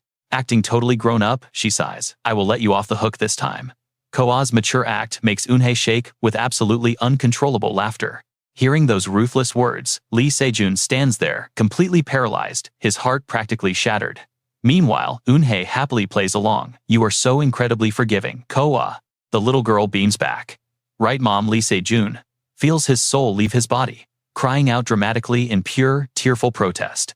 Eun-hee smirks. That is instant karma for tricking a kid. Suddenly, Koa happily throws both her hands up in the air and says, Mommy, give me the phone. Now watch closely, this gets adorable. I want to take the picture this time. She smiles brightly, hugging the phone tight before studying the screen. Koa keeps chattering away. Hey, closer, smile, Mommy. Eun-hee totally bursts into laughter, teasing her husband. Is she copying your exact pose right now? Lee Se-jun's mood instantly blooms, unable to hold back his praise. So cute. Seeing the gap between them, Koa demands, you two need to get closer. Both of their faces flush bright red, but Lee Se-jun totally seizes this golden opportunity, quickly sliding right up behind Eun-hee's back. Let's dive right in. Koa cheers. Perfect, just like that. Eun-hee looks away, blushing hard. Is this too close? Lee Se-jun fires back. Does it even matter? They just stand there quietly side by side. The vibe, completely warm and genuinely happy. After a moment, Eun-hee softly answers, probably not. Meanwhile, little Koa is just staring eagerly right at the glowing phone screen. Checking out the final photo, Eun-hee just sighs. Somehow, Lee Se-jun sneaked a finger right behind her head to make a fake horn. She helplessly holds up the picture. Hey, why is there a horn here? He just shrugs, playing entirely innocent. Come on, you always gotta stay on your guard. Stick with me here, guys. They hit the zoo, walking past all the different animal zones, straight toward the flamingo habitat. Wow, look at the pink birds, Koa shouts. Eun-hee lifts the little girl up higher so she gets a really good view. She makes sure to gently correct her. Those are called flamingos. Strolling past the giraffe enclosure next, Eun-hee points and asks, Do you know what that animal is? Koa. The kid excitedly yells. Giraffe. Giraffes have super long necks. There is a tiger. That is an elephant. She just keeps rapidly guessing every single animal they pass. Koa happily hums a little tune about elephant trunks swinging like arms. Watching his two favorite girls, Lee Se-jun just smiles. Their perfect day out. Let's jump right into this awakening manhwa, where wholesome moments quickly turn dangerous. Look at this. It's wild seeing our trio actually hanging out. Lee Se-jun sighs, remembering their old bitter arguments. He couldn't even dream of this stuff back in his past life. It literally feels like a perfect family outing. While Lee Se-jun is lost in thought, Yue-wa suddenly speaks up. Excuse me, could you help us take a photo? She's asking a couple of passing tourists. Lee Se-jun glances at her, completely curious. The tourists instantly spot little Koa and immediately start showering her with compliments. Hi there, you're just too cute. Lee Se-jun quickly turns to Yue-wa, asking, again, we already took a ton. She simply replies that they haven't taken a single photo of all three of them yet. Smiling brightly, she adds, don't you think we need at least one like that? Come over here, Lee Se-jun. She sits down on the bench right next to Koa. The little girl waves her hands happily. Dad sit in the middle. Looking at this heartwarming scene, Lee Se-jun's completely touched. I get it now, he thinks, remembering before he regressed. He hurries over to them. Yeah, I'm coming right over. The tourist holding the camera slowly says, taking it now, say cheese. All three of them flash a huge bright smile. This time goofy horns actually pop up on Lee Se-jun's head, and not just one, but on both sides. It's right in this moment that Lee Se-jun realizes he totally missed out on these little joys. Soon night falls over Lee Se-jun's apartment complex. He's carrying Koa, who is absolutely passed out on his back. Yue-wa looks over and says, she slept the entire ride home. Lee Se-jun doesn't mind at all. She played way too hard. He smugly adds, plus, she's getting the premium daddy piggyback service right now. Yue-wa just lets out a sigh, saying, you should really treat me that nicely too, you know. Hearing this, Lee Se-jun hesitates for a second. He literally has zero excuses prepared. I'm sorry. Yue-wa quickly scrambles to explain. Huh? Why are you being so serious? I was just joking. Lee Se-jun replies, with a hint of sadness. We shouldn't take anything lightly. Yue-wa softly responds. So you do know. Before she can even finish her sentence, she suddenly freezes as the elevator doors slide open. She stammers out Lee Se-jun. He looks up at his name casually, answering, huh, what is it? Instantly, his pupils shrink in shock, and his eyebrows knit tightly together. Now, watch closely, because everything changes here. Standing right before him is a gloved hand holding a stunning jeweled staff. It's none other than Sean Clay. He's standing directly in front of Lee Se-jun's front door. Seeing them arrive, he turns his head slightly, flashing a smirk that sends chills down their spines. Yue-wa steps back defensively as Sean Clay pivots toward them. His voice doesn't carry a single ounce of sincerity. Long time no see, Lee Se-jun and Yue-wa. And little Koa too. He intentionally emphasizes the little girl's name, his eyes flashing with a cruel, bloodthirsty glint. The girl he just mentioned is still sleeping peacefully on Lee Se-jun's back, completely unaware. But trust me, you and I know, this peace never lasts. Back inside the house, with Koa safely tucked into bed, Lee Se-jun shuts the door. Brother Sinclair, what happened this time? Alright, stick with me here. Sean Clay plays it cool, and says, it just happened recently. We noticed a weird weather shift around here. One second it is pouring rain. The next, those dark clouds just vanish, and the sun is out. He flashes this completely harmless smile, but his eyes narrow. He is calculating every single angle in his head. The mana spike was way too massive to just hide. If some top-tier mage was just messing around with mana, sure, no big deal. But if that little kid actually pulled this off, well, then everything suddenly makes perfect sense to him. And honestly, no matter how much they try to cover it up, he knows guessing from afar will not cut it anyway. Elizabether to just get hands-on and find out for real. Sean Clay slowly peels off his glove. Now watch closely. He is planning to use this exact moment to touch the kid and scan her abilities. But notice how he only removes one single glove. His voice suddenly drops dead cold, sounding like a direct threat. It feels like someone is actively using magic. This whole mess matches the last incident on two major points. Point 1, a massive surge of mana was detected again. Point 2, Mr. Lee and Miss Yu were both right there when it all went down. So what do you two think? He stares at Lee Se-jun, highly amused, thinking to himself, let us see how this little power couple tries to play me. But Lee Se-jun is practically made of ice. He calmly answers, Actually, I do not think we caused that rift. Shin Clay pushes back. Asking about the rift, Lee Se-jun just keeps going. The boss in the lava zone skipped its respawn timer and just popped right out. You know that the Myurunji rift opened up recently too. Honestly, I think both of these events are incredibly weird. Could something insane be happening inside the rift? You and I both know. Shin Clay is getting annoyed as he replies. Myurunji happened literally months ago. So this sudden climate shift happening right now, that is what is actually strange here. Lee Se-jun just shrugs it off. Oh really, my mistake then. Shin Clay is mentally pulling his hair out now. This Lee Se-jun guy is not sweating at all. Zero panic on his face. The guy does not flinch once, and his voice stays perfectly flat. Are they actually innocent here? Or is he just a master at dodging questions? He taps his fingers on the desk, quickly forcing a topic change. Let us move on to the verification process first. Lee Se-jun cuts in, looking totally confused. Did you not already go over that last time? Caught off guard, Shin Clay scrambles for an excuse. Well, there was one minor detail I left out. I heard you two brought that little girl with you. Hearing those exact words drop from Shin Clay, Yu Wo physically shivers. Her face instantly goes totally dark with pure anxiety. And trust me, we knew he would catch that look. A wickedly nasty smirk slowly spreads across his face. All right, you and I know a snake when we see one. He thinks he has the upper hand but fakes a polite smile anyway. He asks if the little girl was with them during the Mijan crack incident, right? Lee Se-jun suppresses his voice and replies, yeah, but what does that have to do with anything? Shin Clay leans forward slowly. He says he is just worried the kid might have picked up some weird artifact. Lee Se-jun is still trying to keep things perfectly polite. Weird artifact. Lee Se-jun snaps his head around, watching Shin Clay walk right past him toward the back.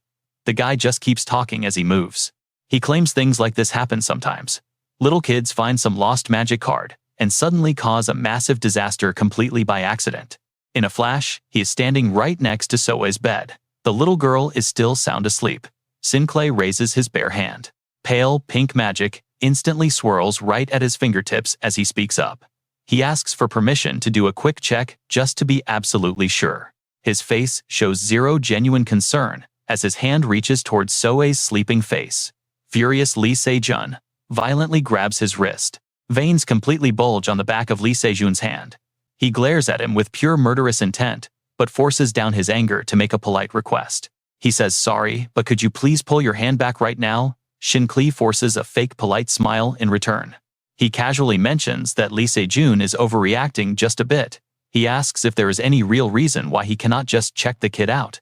Hearing that, Lee Se-jun throws the question right back at him. I should be asking you that. Why are you suddenly so interested in my daughter?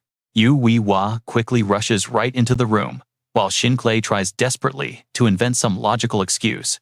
Now, pay attention here. This is where the tension hits the ceiling. He claims a mage caused both incidents, and that mage might actually be this very child. Lee Se-jun instantly looks annoyed. He raises his voice and yells. That is absolutely ridiculous. How could one single person create that much magical energy anyway?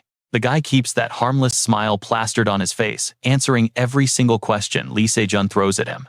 He says a magic tower leader actually did it once before. He output that much power in the past. Hearing this, Lee Se-jun scoffs with pure contempt. How the hell can a mere 5-year-old kid even do that? How can she compare to a legendary magic tower leader? Shin Clay realizes Lee Se-jun is deflecting, so he speaks up firmly. He says if he is totally wrong about this, he will apologize for his disrespect and leave immediately. But according to the strict rules of the Hunter Association, I demand your full cooperation right now, so please step aside. He speaks with absolute seriousness. But Yu Wei-wa finally chimes in. Soe is not a hunter. So, she has absolutely zero obligation to compromise with you today. Lee Se-jun immediately backs her up. As Soe's legal guardian, we absolutely will not allow that to happen here. A dead, suffocating silence drops between the three of them. Nobody says a single word. They just stare each other down. Realizing he is getting nowhere, Shin Clay raises his hand. Magic floods out of his palm as he mutters. He says he actually has to return to England tomorrow, so he definitely does not have the time to request official cooperation. The second he finishes speaking, thorny vines erupt and tightly bind Lee Se-jun and Yu Wei-wa, leaving them both completely stunned. The two of them collapse onto the floor. Yu Wei-wa frantically cries out for Soa. Shin Clay slowly turns back toward the little girl's bed, acting reassuring. You two do not need to worry at all. I just need to verify something quickly.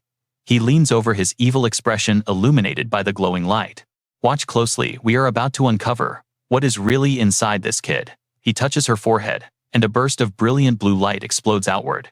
Shin Clay's eyes widen in absolute terror, as freezing cold air washes over his entire body. Right before his eyes is a massive towering mountain. It is solid ice and snow, looking exactly like a frozen tsunami. Sinking ships, collapsing skyscrapers, it is a total scene. It is so majestic, yet incredibly tragic, that it leaves him paralyzed. He violently yanks his hand back, like he got electrocuted, falling flat on his rear. He lands right in front of Lee Se-jun. Seeing the thorny vines start to fade away, Lee Se-jun thinks to himself they are loosening up. When he looks at Shin Clay again, the guy is already struggling to stand. The energy pouring from his hand is suddenly twice as massive as before. Pure killing intent radiates clearly. He lunges straight toward the sleeping Soe. Lee Se-jun's eyes go wide with absolute panic as he watches his move. He desperately rushes forward. He tries to grab Shin Clay, cursing out loud, "You son of a bitch," but the guy has already spun around to face him. That intense wave of energy makes him freeze in his tracks. Shin Clay is dripping with sweat, totally unable to hide how badly he is losing his mind. He asks him, dead serious, "Why on earth are you protecting that thing? That is not a human. It is a literal monster." He sees the dark shadow of a wicked witch hovering right over tiny Soe's head. Lee Se-jun screams at the top of his lungs. "So what?" Furious Shin Clay points directly at the little girl and angrily declares, "We cannot let it live another day. Someday, it might actually end up destroying everything. It will destroy the entire world." Hearing these exact words drives Lee Se-jun crazy. He grinds his teeth together in absolute rage. Flashes of total ruin, they start flooding into his mind. Someone's voice echoes right inside his head. "She is the witch. That evil witch is the one who completely destroyed our world. It is because of that cursed witch that my parents died. This monster, I swear I will absolutely get revenge for my fallen family. Kill the witch, go hunt the monster." The Holy Sword's voice chimes in too. "Please stop this, Lee Se-jun. Right now, that thing lying right there. It is no longer your daughter anymore. It is nothing but a monster." Furious, Lee Se-jun clenches his fist tight and whispers through his teeth, "So what do we take from this? Never let anyone dictate your kid's destiny. I will not raise her to become a monster this time. She is not a monster. Stick with me, we are jumping straight into the absolute heartbreak here." Tears falling, Lee Se-jun completely loses control, screaming out, "But she is my daughter." The villain frowns in annoyance. "You just do not understand." He points a hand glowing with raw magic straight at little Coa. Lee Se-jun goes absolutely ballistic, cursing him out. "You bastard." But the guy just coldly replies, "You need to stop resisting right now, or I will kill the kid. And keep your voice down. If she wakes up, she dies instantly." Hearing this, Lee Se-jun goes completely pale. He is completely speechless. Looking away hesitantly, he finally chokes out the words, "I know. I surrender. Just do not hurt Coa." Looking totally satisfied, the villain says, "Then hand over the phone behind your back." He glances at Coa, sleeping peacefully on the bed, thinking to himself, "What do I do now? A kid possessing this much insane power. She is definitely going to be a huge asset to the magical world's future development." Lee Se-jun forces a smile. "So, you plan to take her to the magic tower?" The villain replies, super polite. "Exactly, but I promise to treat her humanely." Lee Se-jun grits his teeth, glaring at that sly face as the guy demands, "Come on, give me the phone." Lee Se-jun curses inwardly. This guy is totally lying. Now watch this next move closely. Just like in his past life, this guy kidnapped her. Lee Se-jun stays calm, saying, "We forgot something." The villain looks totally confused. "What?" Without explaining, Lee Se-jun just drops a stern command. "Right now." Still totally clueless, the villain echoes, "Now." But Lee Se-jun smirks. "I was not talking to you." Uni had already snuck right behind Lee Se-jun. With ice-cold eyes, she swings her deadly claws, while the idiot is still standing there completely dazed. Boom, a huge smash echoes through the house. Lee Se-jun takes the hit and screams out in pain. Seeing Uni still there after her attack, Lee Se-jun yells, "Did I not just tell you what to do?" Uni rushes over and scoops Coa into her arms. But Lee Se-jun recovers fast immediately, aiming an attack right at the fleeing Uni. But Lee Se-jun totally blocks it. Pinning Lee Se-jun to the ground, he roars, "Get Coa out of here now." Uni holds Coa tight and sprints out. Seeing them escape, Lee Se-jun breathes a sigh of relief. Safe. While Lee Se-jun is distracted, Lee Se-jun counterattacks, blasting him straight into the ceiling with a surge of raw power. Then slams him brutally down, tossed around like a ragdoll. Lee Se-jun takes damage, but Lee Se-jun just keeps going. Lee Se-jun refuses to be a punching bag. He plants his hand on the floor, vaults his entire body up, and delivers a devastating kick to Lee Se-jun. Sent flying backward, Lee Se-jun angrily points his finger at Lee Se-jun. "How dare you," he screams, as a massive wave of energy charges up for an attack. Lee Se-jun blasts that terrifying energy straight at him. In response, Lee Se-jun instantly readies his signature spear. Seeing the weapon, Lee Se-jun gets noticeably annoyed. He clicks his tongue, thinking, he finally got his weapon. He glares at Lee Se-jun and says, "That is totally useless. All this resisting and stalling for time. Absolutely pointless against my power. You and I know this opponent is tough." Defending the strikes, Lee Se-jun calculates his options, but there is zero room to close the gap. Lee Se-jun attacks relentlessly, arrogantly shouting, "I told you to stop this meaningless resistance." He prepares an even stronger blast. Seeing the insane magic technique form, Lee Se-jun actually looks pretty worried now. Using his insane agility, he barely dodges the strike. But dodging one blast just means Lee Se-jun immediately launches another right at his face. The speed is unreal, zero time to evade. Gritting his teeth in frustration, Lee Se-jun realizes he made a massive mistake. Splitting up to grab his weapon totally backfired. When fighting, a high-tier mage distance is literally everything. Magic is complex and requires aiming. So naturally, the further away they are from the target, the more it plays right into the mage's hands. If I do not target his hands or close this gap, I'm just going to get completely overwhelmed. Making his choice, Lee Se-jun charges forward. In a flash, his spear tip reaches Lee Se-jun at point-blank range. Throwing those arrogant words right back, he yells, "Did you seriously think the same exact trick would work twice?" Lee Se-jun's hand is instantly injured, completely canceling the magic he was about to cast. He glares at Lee Se-jun, absolutely furious. "Damn it," he curses inwardly. Giving him zero breathing room, Lee Se-jun unleashes an endless barrage of attacks. Thrusting the spear right at his chest, Lee Se-jun declares, "It is over." But instead of panicking, Lee Se-jun just smirks. "You are a step too late." Suddenly, Lee Se-jun's spear completely freezes inches from his chest, unable to move. Lee Se-jun bursts into laughter as magical glowing chains fill the entire room. Lee Se-jun is totally trapped. Mocking him, Lee Se-jun sneers. "Obviously, a skilled guy like you would never fall for the same trick twice. But honestly, I was pretty surprised. You made a good effort, but now, you are completely out of moves." Lee Se-jun fights the chains, screaming he will never surrender. "Trust me, you will want to see what happens next. Stick with me here. You and I are about to witness peak manhwa comedy. But first, our guy can't breathe, weapons totally gone. What now, if he fights? Here, using just his pure physical strength. What can he even do in a crazy situation like this? If only he had that kind of power." Wait a second. A light bulb just went off for Lee Se-jun. His eyes light up as he stares right down at his own hand. He finally remembers exactly how to get that crazy strength back. He activates the power of the King's Ring. The system immediately pops up a prompt, asking him to choose how many souls he wants to burn. Right now, he's got exactly 100 souls saved up. But because of those nasty side effects, Lee Se-jun really didn't want to use it. Too late, the system announces the Ring of the King is active. 100 souls have just been totally consumed. Instantly, his body gets a massive boost.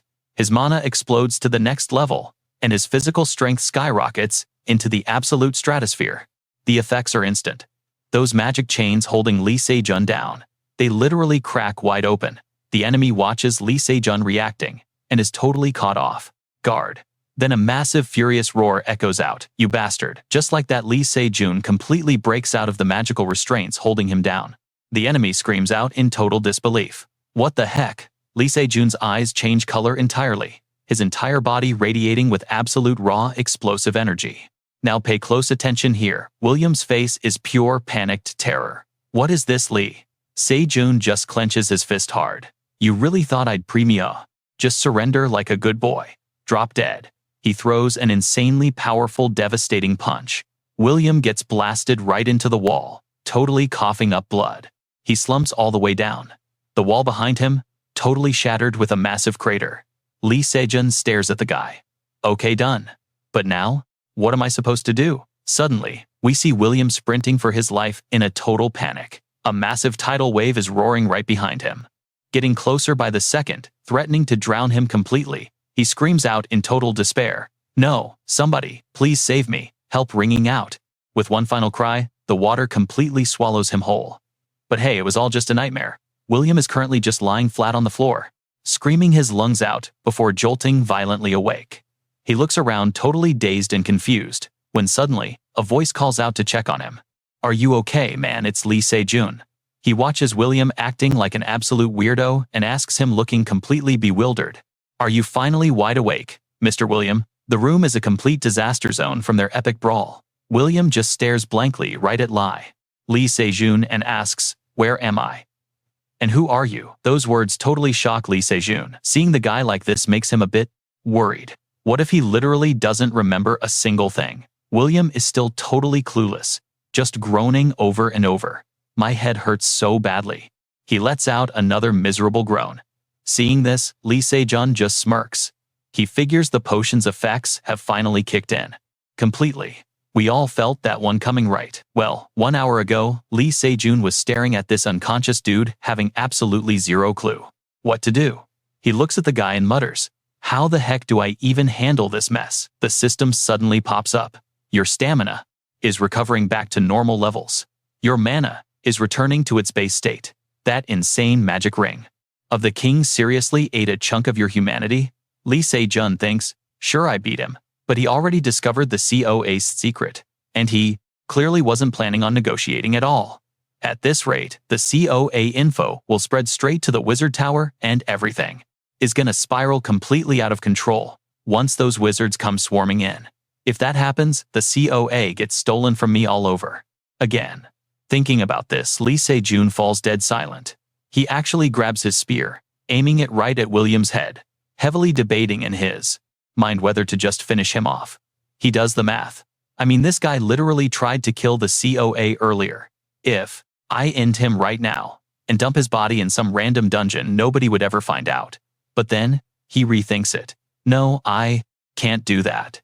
Why am I even thinking this dark S? It's so obvious that offing a super famous guy like him is gonna get noticed incredibly fast. He plops down in absolute defeat and groans. I just wish I could literally rewind time right now, then I would. Never let things turn into this massive disaster. Right then, a genius idea flashes through Lee Se-jun's mind. He remembers something. Hold up a second. Even if I can't actually turn back the clock, if I have that potion that completely wipes memories, I can totally rewrite William Taylor's entire memory, snap back to reality. William is super confused, just soaking in whatever garbage Lee Se-jun is feeding him. He asks, "So based on what you're telling me, I came to South Korea to investigate some case, and while I was doing that, I literally bought this weird potion I've never seen before straight from you. Then I drank it, and just went completely crazy." Lee Se-jun nods along perfectly. "Yep, that's exactly it." William continues. "And you had to restrain me, right?" Lee Se-jun answers with the most innocent face ever. "Yes, 100%." Lee Se-jun asks him, "Can you remember anything at all?" But William just rubs his head helplessly and replies, "No, I seriously can't recall a single thing." Suddenly, Lee Se-jun busts out an apology. William looks at him like, "Why are you apologizing, man?" Lee Se-jun puts on his best guilty puppy face and says, "The reason you lost your memory has to be because of my potion's side effects." But William actually waves his hands, totally shutting that down. "Absolutely not. You literally just told me you tried everything to talk me out of drinking it. This couldn't possibly be your fault at all. This has to be entirely my bad for making the dumb choice to take it and test it out anyway. I should honestly be the one apologizing here. I am going to pay. So what do you and I make of this, eh? Perfect scam. He's paying for damages." Apologizing, William heads out, just reaching for the door. "All right, stick with me here." Lee Se-jun stops him right in his tracks. "Wait up, William." He adds a few more words, thinking out loud. "I heard you actually got an invite from the Hunter Association." William repeats it in shock. "The Hunter Association?" Lee Se-jun just nods like it is nothing. "Yeah, I will give you their contact info right now, so you can make that call. I am absolutely sure this is going to help you out." While talking, Lee Se-jun shoves the Hunter Association contact details right in his face, along with a snack, telling him to eat before he leaves. William hesitates, feeling super guilty about the whole thing. Mr. Lee, why are you helping me so much? Honestly, there is absolutely zero reason for you to go out of your way for me. Lee Se-jun just fires back. What are you even talking about? Is helping someone in trouble a crime or something? Come on, let us go. I will walk you to the taxi stand myself. To William, Lee Se-jun literally looks like a glowing angel descending from heaven right now. Overwhelmed, he grabs the info and snacks, chewing his food with happy tears. He thinks, is this that legendary stuff I've only heard rumors about? The deep compassion of Korean people, just sharing love and snacks. Lee Se-jun drops William off at the taxi stand, watching the car pull away. And the second he is gone, Lee Se-jun drops the nice guy act completely. He slumps onto a waiting bench, letting out a massive sigh of relief.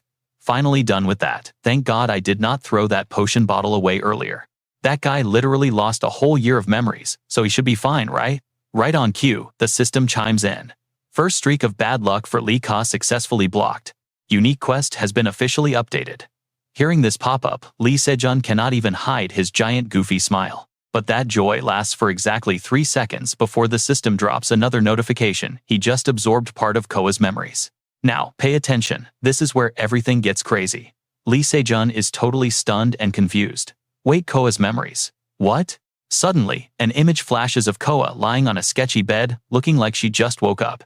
She sits up, glancing around the room, totally confused. Where in the world is this? Then it hits her like a truck. Oh, right, those weirdos kidnapped me and brought me here? Without missing a beat, Coa sprints forward, slamming her tiny fists against the heavy door. Hello, is anyone out there? Somebody help me? The moment she stops shouting, the door swings open, and 2 goons completely covered in black gear step inside. They stare at Coa and start muttering. This brat is way craftier than we thought, so what is the plan now? The other guy shrugs. I say we just call the captain and ask. Coa looks up at them, absolutely terrified, picking up on the fact that they are whispering to each other in English. She thinks to herself, do they seriously think I cannot understand them? Who are these guys, and why kidnap me anyway? One of the shady guys speaks up again. Honestly, I still cannot wrap my head around it. How does a literal kid have this much crazy mana? His buddy totally agrees. Right, she obviously has enough raw mana to rival an archmage, which is just insane. Is that not just pure exaggeration? There has to be some special reason they forced a little kid all the way out here. This girl is clearly going to be a massive asset for our magic research projects. Listening to this, Coa gets more and more freaked out. She suddenly remembers the strict warning from her parents. Coa, other than mom, you cannot let anyone else know about your hidden powers. You have to promise me. Sweetie, you really need to hide your magic energy. So promise Dad, you will never use your magic no matter what happens. We both know she messed up big time here. Coa realizes how serious this is, blaming herself. This is all my fault for breaking my promise and using mana. While she is panicking about what to do, a third guy in black shows up and tells the other 2, hey, a new order just came in. The first guy asks, what did they say? The messenger replies, they want the kid kept fast asleep for the time being. Got it, I will handle this right now. He immediately casts a spell to knock Coa out cold. Her eyes instantly start getting hazy and heavy. Thinking she is completely out, the 2 guys keep chatting. The first one asks, so what is the deal with her parents anyway? Did we not snatch the kid right out from under them? The other guy answers, the mom is dead, and the dad just went to the cops. But what can a loser like him even do? He will probably get eliminated soon. Sooner or later, someone is going to shut him up permanently. Hearing this, Coa pictures Lee Se-jun getting killed, and she snaps right awake. Her eyes shoot wide open in pure terror. Are they going to eliminate my dad? Coa balls her tiny hands into tight fists. Seeing her react, the first guy scolds his partner. Hey, did you go too easy on the spell? But the other guy gets defensive. Excuse me, that should have been enough to put her in a coma for a whole week. Meanwhile, Coa's internal magic starts leaking out. Now her entire body is glowing, wrapped in a crazy aura of pure magic. This terrifying energy makes the 2 goons panic as it just keeps growing stronger. Coa glares at them, eyes burning with rage, and then unleashes a blast of energy. The shockwave blasts one guy back, leaving him coughing his lungs out on the floor. Coa interrogates them with insane boss energy. Answer me right now, where exactly am I? The injured guy just scoffs back. Do you even comprehend what we are talking about right now, kid? Using her split second of distraction, he quickly hits her with that sleep spell all over again. But guess what? That weak magic does absolutely nothing to her. Coa just takes menacing steps toward him. The guy refuses to believe his sleep spell just bounced off a kid. He starts panicking. There is no way that did not work on her. Yeah. The other guy chimes in with a warning. I told you she is no normal brat. Hurry up and stop her right now. Trust me, you are going to want to see this. Gritting his teeth, he launches a massive fireball straight at her. Alright, stick with me. We are jumping right into the madness. Coa's face is totally blank while that guy in black starts panicking about his attack. Before he can even blink, she completely shuts down that fire dog. It literally shatters into these razor-sharp ice shards, just floating in the air. She just repeats her question. I ask again, where am I? And check this out. She is literally hovering off the ground. This makes the guy in black completely lose his mind with fear. Coa goes ice cold. Answer me, or I crush this entire building. He takes one look at her and realizes this kid is not playing games. He stammers out. This is the UK branch of the Magic Tower. The UK, she asks. He nods frantically, confirming it. Then she demands to know about her father. Why did you drag me here? And why are you targeting my dad? The guy is basically sweating bullets now. This is top secret Magic Tower business, so he just stammers like an idiot. Coa just flicks her wrist, and heavy magic instantly drops on him. He screams in pure agony. But right then Lee Se-jun casually strolls into the room with this creepy gentle smile. What exactly is going on here? Seeing Lee Se-jun is like finding a literal lifesaver. The guy in black immediately screams out, Manager, Lee Se-jun. Lee Se-jun completely ignores the chaos, acting like everything is totally normal. Oh my, Miss Coa has finally awakened. He takes a slow step forward, trying to sound sweet. Do not be afraid, we will not hurt you. Just tell me what you want. Korean is fine. He is still smiling, but those eyes dangerously narrow. Coa does not hesitate for a second. I want to see my father. Lee Se-jun crouches down to her level. Ah, you want to head back to South Korea? Sure thing, I will call Lee Se-jun right now. He pulls out his phone, like he is actually calling the Hunter Association. Hello, is this the Hunter Association? Can I speak with Hunter Lee Se-jun? He acts perfectly, then hands the phone right over to Coa. Here, he wants to speak with you. She is super on guard, using magic just to grab the phone. But she desperately presses it to her ear. Hello. But here is where you and I need to pay attention. Total silence. Then that phone screen flashes a deadly glowing red. She pulls the phone away to look, and this freaky bizarre symbol pops up on the screen. Dark magic just pours out of it. And then boom, a massive explosion. Coa instantly blacks out and collapses. Lee Se-jun just laughs. Good thing this kid is so gullible. With his messy problem handled, Lee Se-jun turns to leave. But he tosses back an order. She is too dangerous. Keep casting sleep spells on her constantly. The guy in black nods, looking stressed. Understood, sir. But that heavy magic is way too much for a child's tiny body. Lee Se-jun drops his voice, eyes lethal. If she wakes up, we are the ones getting crushed. The man nods. Yes, I understand. Coa slips into a deep coma. With her fading consciousness, she reaches out for Lee Se-jun. She cries out in her mind. Dad, will you come get me? I will be waiting. The memory ends. A single tear rolls down Lee Se-jun's cheek. Back to reality. Lee Se-jun sits alone on a taxi bench, quickly wiping that painful tear from his face. The system pings future change data accumulated. Heading home, he processes what he just witnessed. He realizes he was definitely watching Coa's memories from before his massive regression. But here is the wild part. He was not just watching. He actually absorbed them. What does absorbing memories even do? Plus, that weird system message keeps popping up out of nowhere. I know what you are thinking. Time travel is crazy enough, right? But these new memory powers make absolutely zero sense. Still the biggest win here. He successfully blocked the very first tragedy from ever hitting Coa. Checking his system, he sees 4 missions left. But he honestly has no idea what those next disasters are. Following the timeline, the next horrific event should be Uni's death. If he fails this upcoming mission, Uni is basically doomed to die again. If the cause of her death is exactly the same as before, then this is going to be brutal. He must level up before then, whatever it takes. Cut to Lee Se-jun stepping into a new room. He walks in and immediately asks, why did you call me here? Sitting inside is Ha-I-Ram.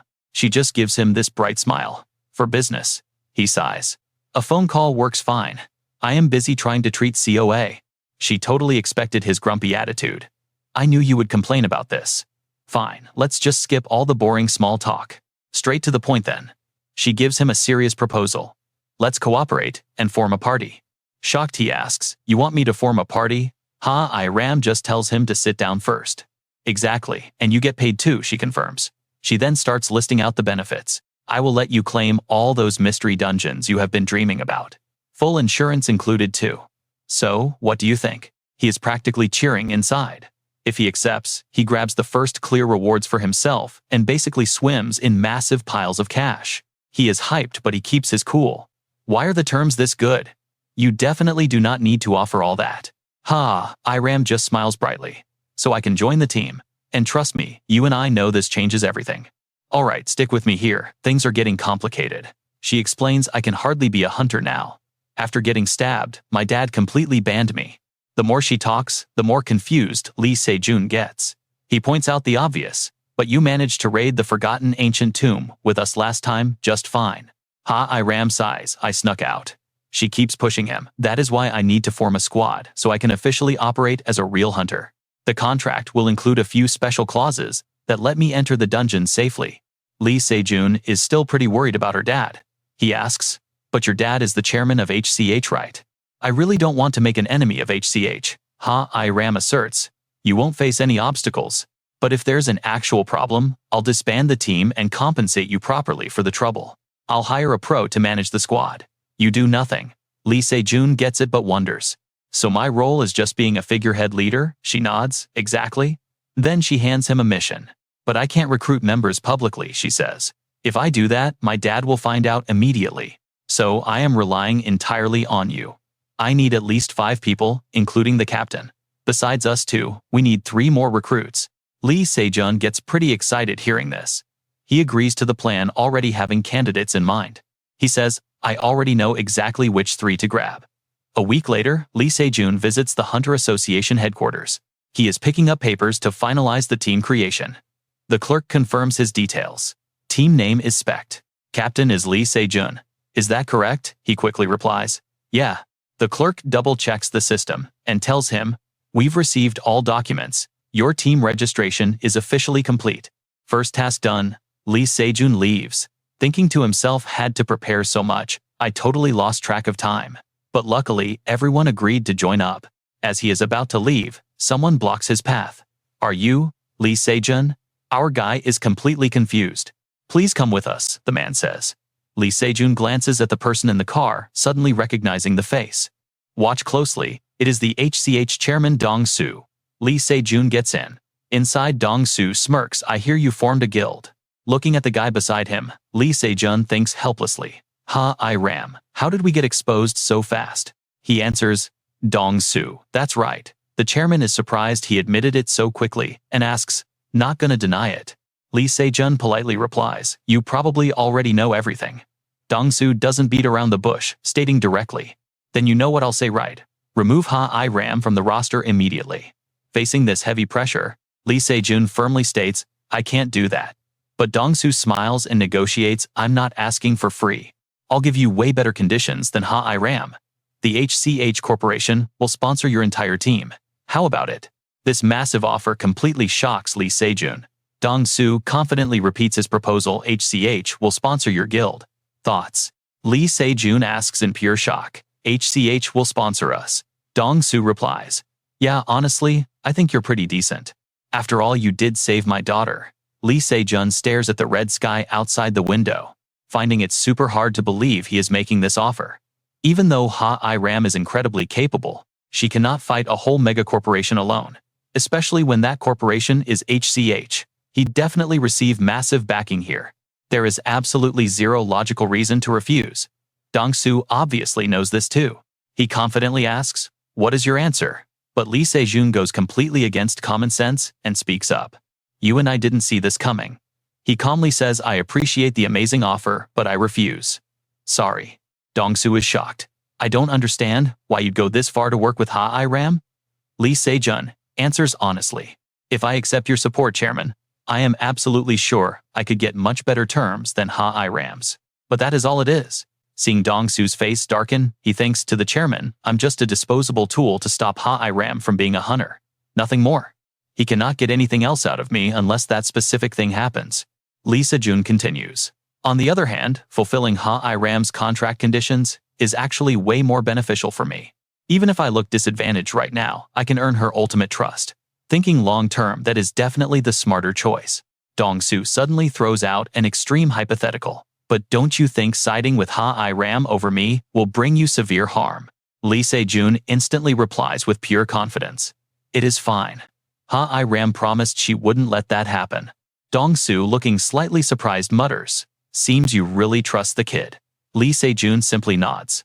"Yeah, I know very well she always keeps her word." He looks out the car window, remembering Ha-I-Ram's strong, determined back, and thinks, if she wasn't capable, she wouldn't say it. That's where we leave it, a promise she will keep at any cost. "All right, you and I are jumping straight back in." His answer totally hits the mark, passing the boss's vibe check with flying colors.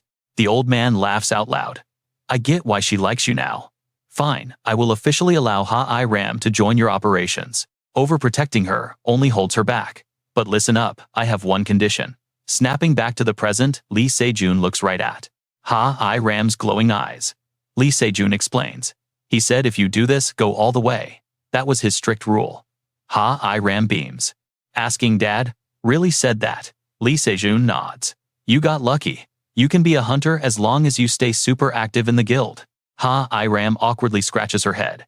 Yeah, but is not that going to be a massive headache for you and the other guild members? You guys basically agreed to be a dummy guild. Lee Se-jun calmly waves it off. Oh, I am totally on board with whatever happens. Confused by his super chill answer, Ha-I-Ram asks, what about the heavy workload? Lee Se-jun smiles brightly. Hey, since it is all for you, I will absolutely make time for the regular guild duties. Oh, and I will convince the others, so do not stress about them. Watching him act like this, Ha-I-Ram totally smells something fishy. What is up with you? You seem way too cooperative with my dad. Lee Se-jun completely drops the act and asks for a huge favor. I need to contact someone important. Can you pull some strings for me? Ha-I-Ram sighs hard. I knew it.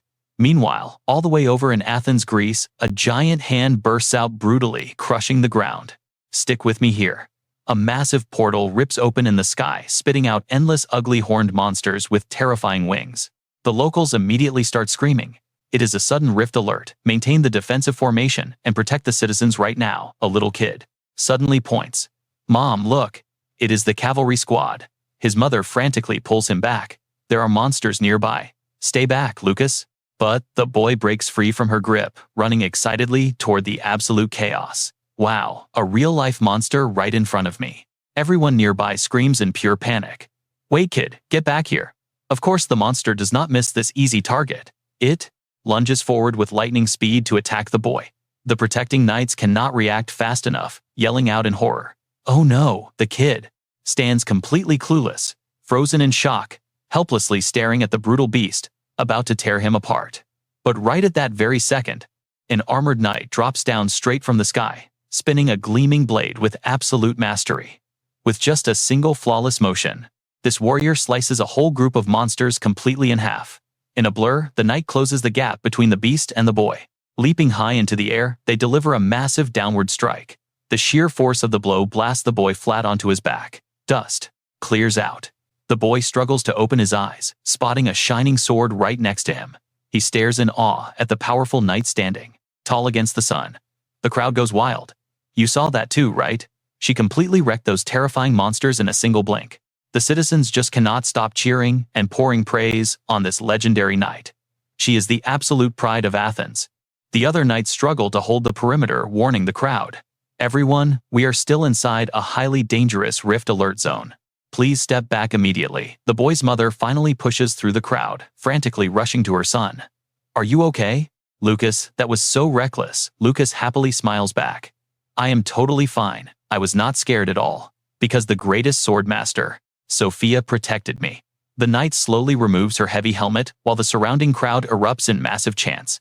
Sophia, Sophia. Another knight quickly approaches to check on Sophia. Are you doing all right, Guildmaster? Sophia answers calmly. I am perfectly fine. My armor just feels a little tight today. Suddenly, the knight gets an urgent comms update. Yes, someone from a South Korean guild is calling. Sophia frowns. South Korea. Is it the Holy Sword Guild? The knight shakes his head. No, it is HCH. At the exact same moment, Lee Se-jun holds his phone, sweating bullets. I am super nervous taking things this far, but I cannot back down now. After hyping himself up, he finally lifts the phone. Hello, sitting comfortably in her sleek office, Sophia answers. You must be Mr. Lee Se-jun, right? My name is. Sophia and I heard you urgently needed to speak with me. Lee Se-jun instantly replies. Yes, that is correct. Sophia asks, are you looking to join? The Night Guild. Lee Se-jun quickly cuts her off. No, I already have my own. I am calling about that hidden dungeon your guild is currently keeping secret. The second those words drop, Sophia's face completely freezes. She looks down and says, I have no idea what you mean. Lee Se-jun immediately calls out her lie. I am talking about the secret dungeon beneath the Athens defensive wall. Sophia strictly denies it. This is the first time I am hearing about a dungeon there. Lee Se-jun loses patience, his voice turning ice cold.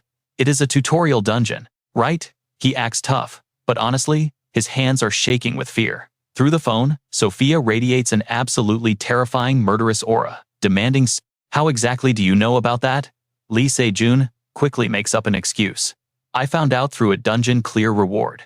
It seems that dungeon is heavily managed by your guild. Sophia intensely asks why he thinks that. Lee Se-jun casually replies, is not that the exact reason why the world-famous Swordmaster Sophia only operates strictly in Athens? Do not worry, I am not threatening you at all. Sophia lets out a sharp mocking laugh, sounded like a threat to me. But trust me, you and I know he has a wild plan. Lee Se-jun clarifies, absolutely not.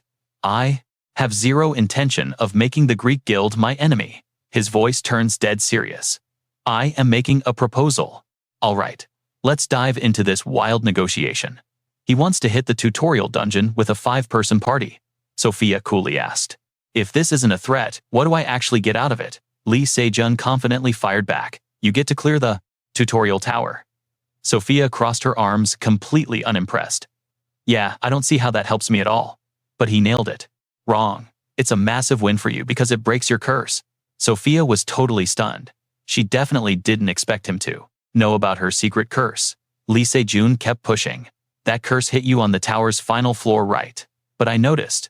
You can actually enter the tower again. Plus, that boss difficulty is an absolute joke. Isn't that the exact reason your guild hasn't been able to clear it yet? Hearing all this, Sophia muttered to herself. He knows way too much. She flashed back to that total nightmare of a battle. Yeah, it wasn't a monster just anyone could face.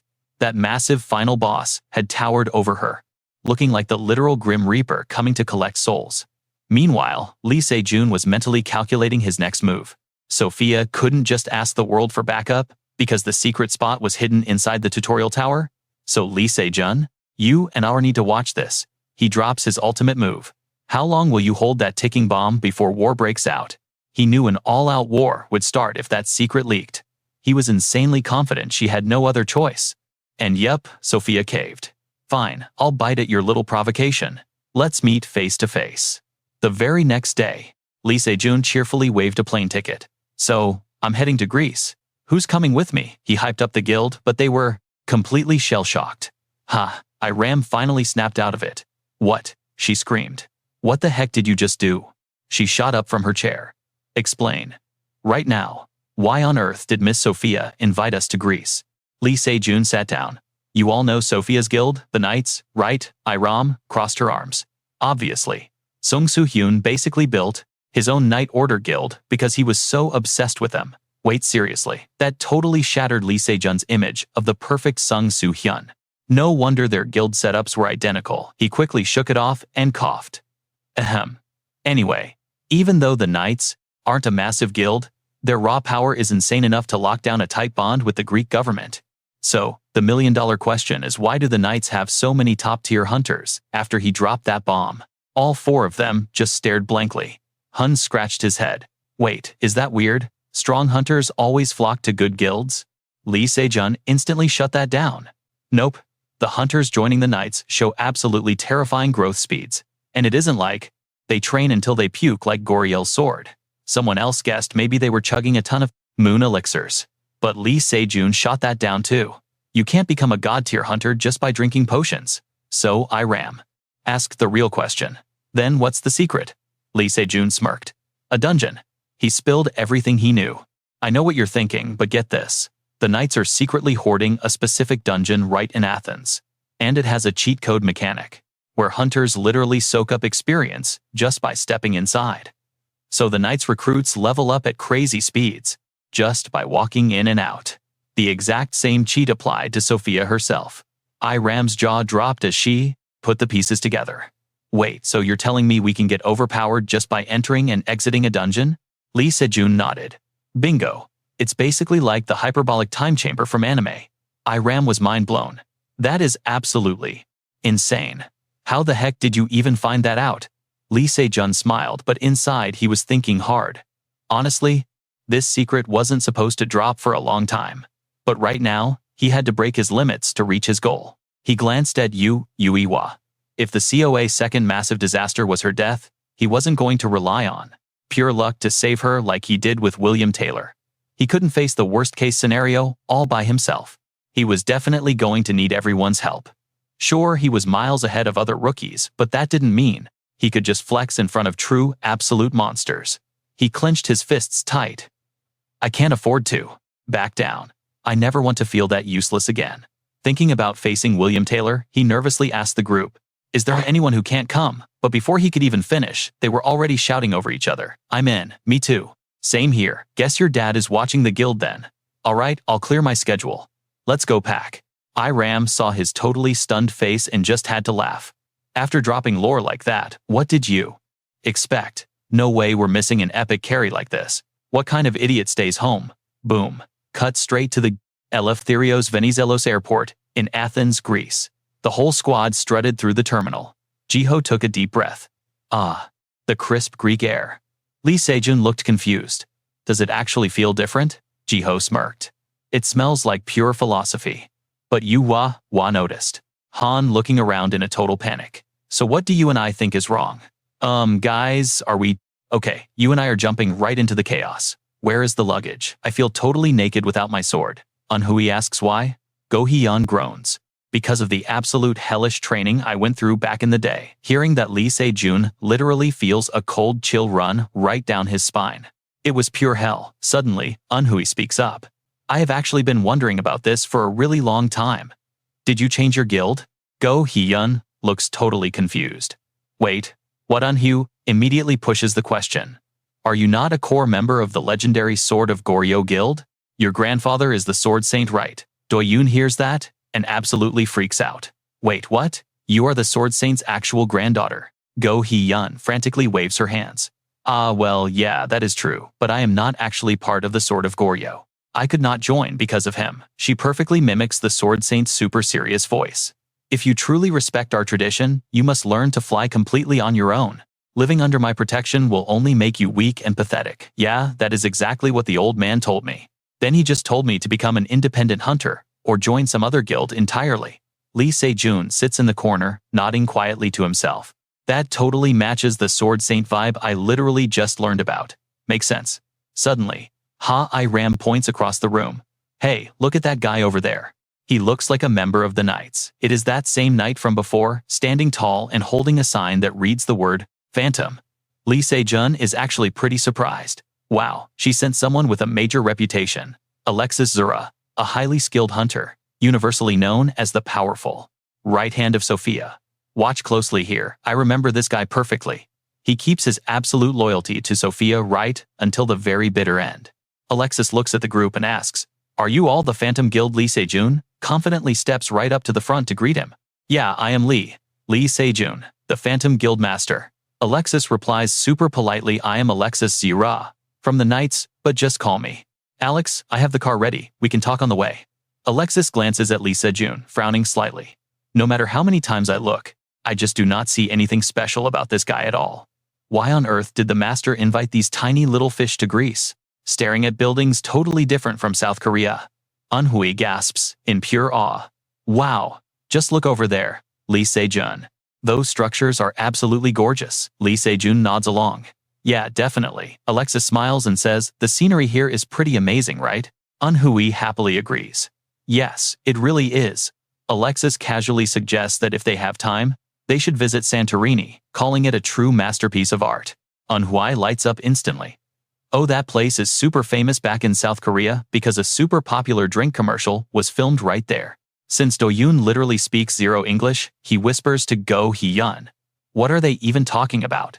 She gives him a super quick answer.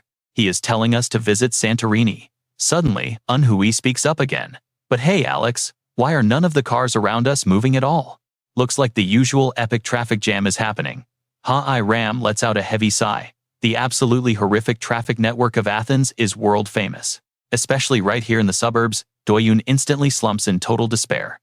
Ah, this is so suffocating, it feels exactly like we are still stuck in South Korea. Alex bursts out laughing.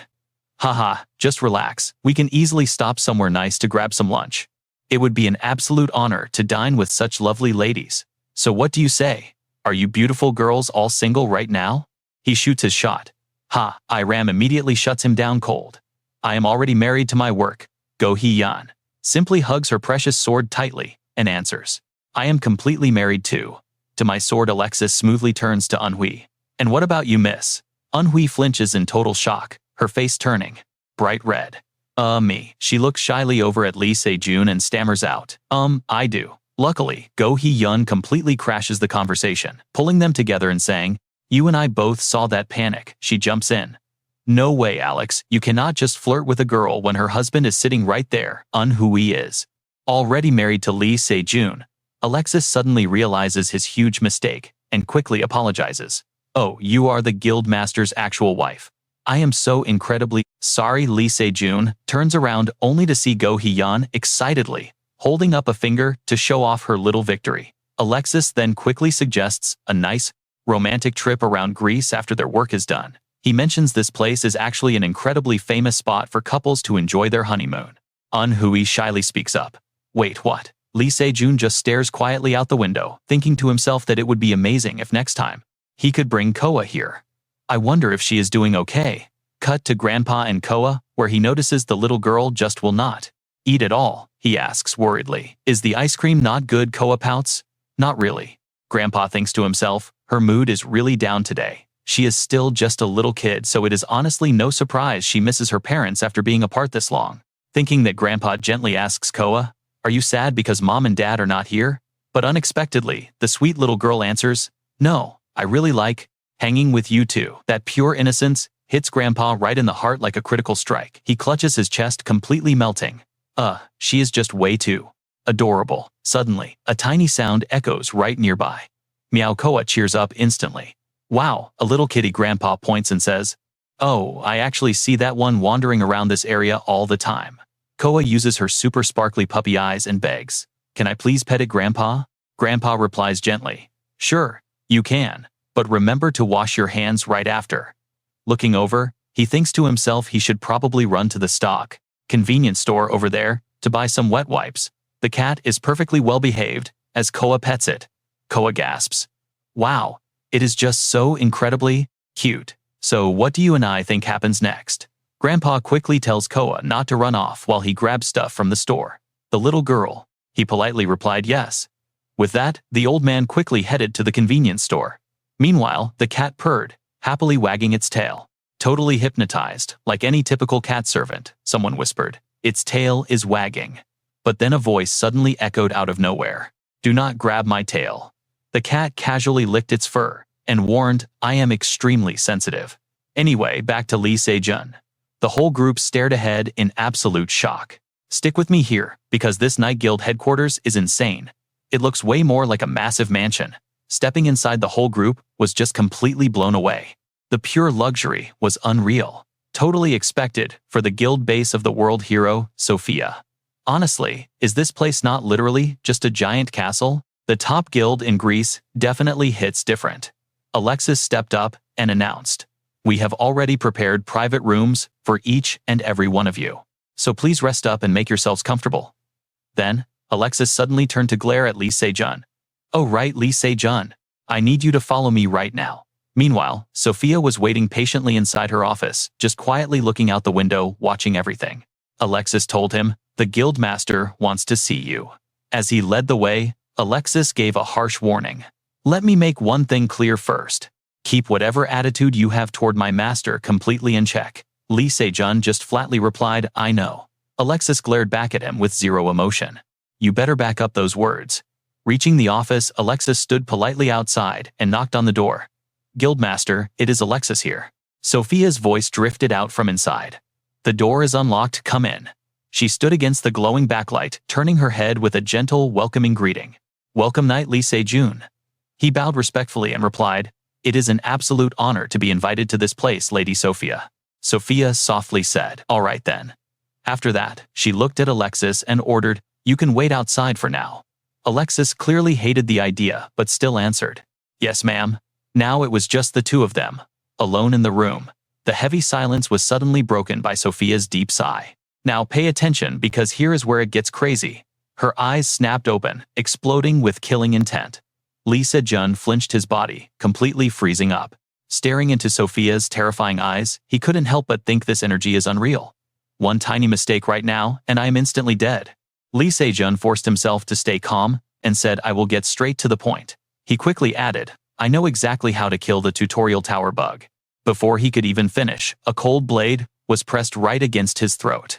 Sophia completely lost her patience and ordered speak now. Lee Se-jun thought to himself, We are in the middle of a negotiation right now, so I really shouldn't push the sword away. With that in mind, he confidently said, It would be way easier if I just did it. Sophia threatened him. Guess you don't value your own life anymore, huh? Lee Se-jun stayed completely chill and fired back. I should be the one saying that. Do you really want to lose such valuable information just by killing me here? The room fell into a dead silence again. After a tense moment, Sophia finally pulled her sword back, looked at Lee Se-jun's pale face, and spoke. I need to confirm a few things. She stared at him and asked, How exactly do you know about the curse I am suffering from? Lee Se-jun quickly made up an excuse. I met someone with a similar curse a while back. Sophia hesitated for a second, then asked, Did that person die? Lee Se-jun lowered his eyes and replied, Yeah, they probably did. He slowly explained, There are only two ways to break free from this kind of curse. Make the person who cast the curse, transfer it away, or just straight up kill them. Sophia heard this and muttered, So, in my case, that second option is the only real way out, right? Let's pause right here. She turned around coldly and said, But I must tell you something too. Even if you know how to kill the boss, you won't be able to do it. Why would I say something like that? Simple. You just don't have the skills. Sophia bluntly pointed out his biggest weakness. The fact that a hunter can get way stronger, sure. It is true you can power up quickly inside the tower. However, a huge chunk of that progression relies entirely on pure luck. And even if you got lucky enough to find a chance to grow and become stronger, you are still way too green. You simply lack the raw power. Normally, hunters in the Night Order have to train for several years before even stepping foot inside the tower. But Lee Se-jun completely disagreed with that logic. He immediately fired back, I don't see what my current abilities have to do with anything. Sophia teased him. Is stopping a little kid from rushing onto the battlefield really that strange? Lee Se-jun angrily shot back. I am definitely not a kid. Sophia kept provoking him.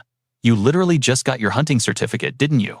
So, to me, you are absolutely no different from a toddler. Losing his patience, he snapped. You are interfering way too much here. This was supposed to be a simple trade. Seeing he wasn't going to back down, Sophia sighed helplessly and made a suggestion.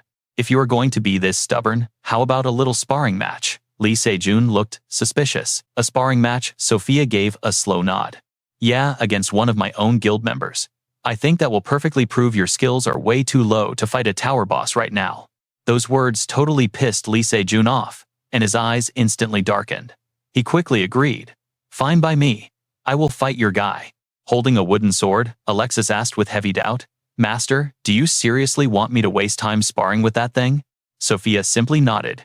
Yes. Alexis complained out loud. I might not be able to hold myself back against him, you know? Hearing Alexis literally call him that thing. Lee Se-jun just forced a super awkward smile.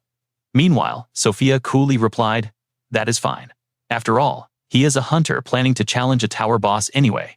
All right, then I will call out the starting signal. Both of them quickly got into position, taking up their fighting stances. Alexis gritted his teeth, thinking, You and I both know this brat crossed the line.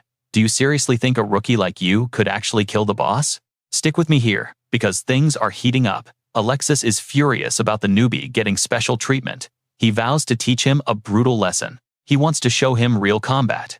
Sophia raises her hand and announces the sparring match has begun.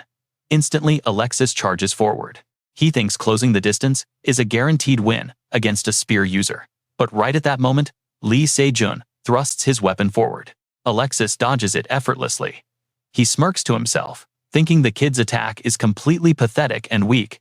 But suddenly, Lee Se-jun pivots. He swings the spear low. Caught totally off guard, Alexis fails to dodge and takes a direct hit to the leg. He grunts in pain. Both fighters immediately jump back to reset their stances. Alexis is completely stunned that he actually lost the upper hand in that short exchange. Damn it. The distance between them just widened significantly. He realizes if that spear had been made of real metal, he would already be dead. He would have lost instantly to a total rookie. What kind of insane skill is this? Lee Se-jun smirks and says, "I went easy on you." That smug comment absolutely enrages Alexis. Veins bulge on his forehead as he grips his sword, furious at the kid's blatant disrespect. He decides he is done holding back. Erupting with intense aura, he charges forward again, aiming his sharp blade straight at his opponent. He quickly closes the gap. But Lee Se-jun stays perfectly calm. He takes a step back, analyzes the attack, and simply opens his hands.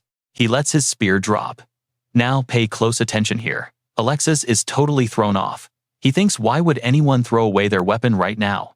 Right in that moment of confusion, Lee Se-jun grabs his collar. Before Alexis can even process what is happening, he gets yanked forward violently. Lee Se-jun delivers a brutal kick to his leg. As Alexis loses his balance and stumbles forward, Lee Se-jun swiftly grabs his arm and twists it. He pins it behind his back. Watching from the sidelines, Sophia is absolutely speechless as she sees the veteran fighter completely pinned to the ground. Struggling under the pressure, Alexis groans and taps out. Sophia stares at Lee Se-jun in sheer disbelief. He actually overpowered a seasoned hunter. Someone with 4 solid years of combat experience just got folded. She knew Lee Se-jun was special, but this level of power is unreal. Lee Se-jun casually walks over to Sophia and asks, "Is that enough proof for you?" She immediately replies, "Yeah, more than enough." She bows with genuine respect. "I apologize," she says. "It seems I was completely wrong to judge you as lacking in capability." He acts totally humble, telling her not to overpraise him. But Sophia instantly insists that she is not exaggerating, he is insanely strong. Looking at him with full confidence, she says he might actually be the one to clear it. She officially grants him entry into the tutorial tower. The very next morning, the group gathers in a courtyard. Ha-I-Ram looks around confused, asking why there are so many people here today. "Wasn't it supposed to be just the 5 of us?" Lee Se-jun explains that the tutorial tower is way tougher than normal dungeons. Only 20 people are allowed to enter each month. Ha-I-Ram mutters in annoyance.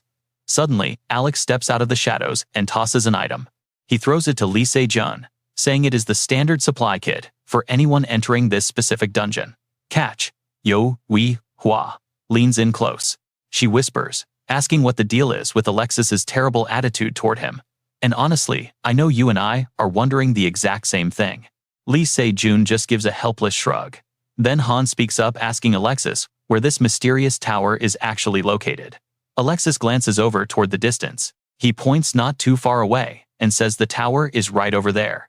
It is the ancient Greek city of Acropolis. Seeing the stunning ruins, bathed in the gorgeous sunset, the group is amazed. They ask what that incredible structure is. Leading the way, Alexis replies that it is the famous Parthenon. Someone else points and asks if another building is an arena. Alex firmly corrects them, saying it is a church. He gets super annoyed. He scolds them, asking if they came here for a vacation or something. Lee Se-jun just laughs, saying it beats being terrified.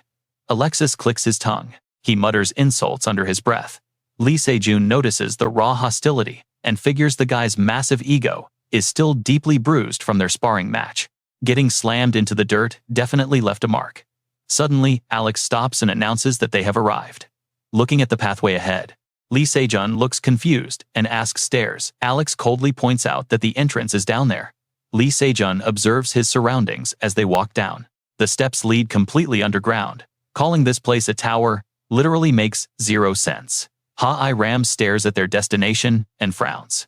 He turns to Alex and asks if he is absolutely sure they are in the right spot because it just looks like a massive dead-end wall. Alex stays calm, insisting this is the entrance and the tower will summon them soon. Losing his patience, Ha-I-Ram asks what that even means. How exactly does a dungeon call people? Alexis checks his watch and tells everyone to brace themselves because entry time is right around the corner. Ha, Iram whispers to Lee Se-jun, is this guy losing his mind? But Lee Se-jun shakes his head. No, he is actually telling the total truth. This specific dungeon operates completely differently. Still skeptical, Ha Iram just raises an eyebrow. Meanwhile, the second hand on the watch rapidly ticks closer. It hits 12. Exactly at 6 o'clock, a blinding light instantly envelops the entire group. A system notification echoes the tutorial tower dungeon has officially opened. It selects the 12 closest hunters for entry. Everyone panics, shouting in total confusion. Do not freak out, Alexis yells over the noise, explaining the situation. We are being pulled into the dungeon now. The system continues its announcement, selection complete, granting the chosen hunters their designated status. They receive the Alpha Tester certification. Alex shouts a quick warning that everyone is going to feel severely dizzy. Then the very last. The final prompt drops. They have entered the tutorial tower. And trust me, you and I are not ready for the monsters that come next. Alright, stick with me. You and I are about to watch the world get overrun, as monster numbers explode, and hunters completely vanish. These terrifying monster swarms hit totally unmanageable levels. But right in the middle of all that total despair and destruction, a sudden bright light flashed. A mysterious voice literally echoed out from the sky. The origin of this voice, the newly awakened personal system. This massive update completely flipped the script. The personal system gave hunters crazy new classes and matching skills, massively boosting the raw power of all the already legendary top-tier fighters. When it comes to classes, the rarer the tier, the more godlike the strength.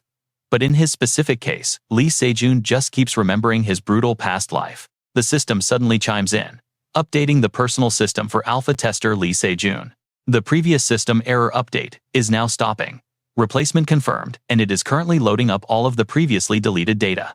Co-ed complete personal system successfully updated. Suddenly, Lee Se-jun violently snaps awake right out of his deep coma. The system quickly announces, you have entered a completely uncleared dungeon. Welcome, you just stepped into floor 1 of the prison tutorial tower. Lee Se-jun slowly sits up. What the heck was that error? The system never bugged out like that before. He glances around, evaluating his surroundings. Is this some kind of giant castle? Now pay attention, because Lee Se-jun just realized he got stuck on the absolute hardest, most brutal route. Here is a quick tutorial tip. 12 different routes exist in this tower, and the dungeon layout randomly changes every single time you enter. The tower completely separates everyone, forcing them to start in isolated spaces. They all have to fight their way to the second floor entirely solo. Suddenly, the system demands action. Tutorial quest starting now. Please open up your personal system interface to continue. Lee Se-jun figures this challenge might be insanely tough for totally new hunters, but it is definitely not impossible for them. After all, they all just got custom classes and powerful skills directly through the personal system. He quickly checks his brand new personal system status window. Name Lee Se-jun. Class Spearman. Class skill, strong thrust. Special skill, absolutely blank. Lee Se-jun just stares in shock. His class is exactly the same as it was before his regression. He grabs his forehead in pure despair, practically swearing out loud. Damn it. Lee Se-jun anxiously thinks he really hoped the butterfly effect would actually change something. Spearman is a super basic common class, obviously, just from the name. The class dictates the literal path a person has to walk down. But it also strictly sets a massive cap on their growth limit. Especially for these super common classes, there comes a time when your leveling speed hits an absolute brick wall. That is exactly the reason why he used to be the weakest of the weak among all the surviving hunters before he traveled back in time. And if his own stats did not change at all, then everyone else probably got their exact same past classes too. But that is a really massive problem. Because before the regression, his daughter Coa awakened as a witch. Lee Se-jun remembers the image of his little girl from his past life, sighing heavily to himself. Her dark class definitely played a huge part in exactly why she ended up going down such a tragic path. So he has to change it. And I know what you're thinking, how? Simple. His whole reason for entering this dungeon is the clear reward, a class change ticket. Lee Se-jun tightly grips the iron prison door, thinking hard. I can only get my hands on this item and use it once. I absolutely cannot fail this dungeon run. Filled with pure determination, he finally pushes the heavy door open and steps right out. He pictures a much brighter future, where Coa can actually grow up as a normal, happy teenager, instead of a cursed dark witch. System alert. Training quest officially updated. Escape the underground prison. Lee Se-jun walks to the very end of the long hallway and spots a locked door. He mentally notes the door at the very end is locked tight. Guess the system wants me to find a key and escape.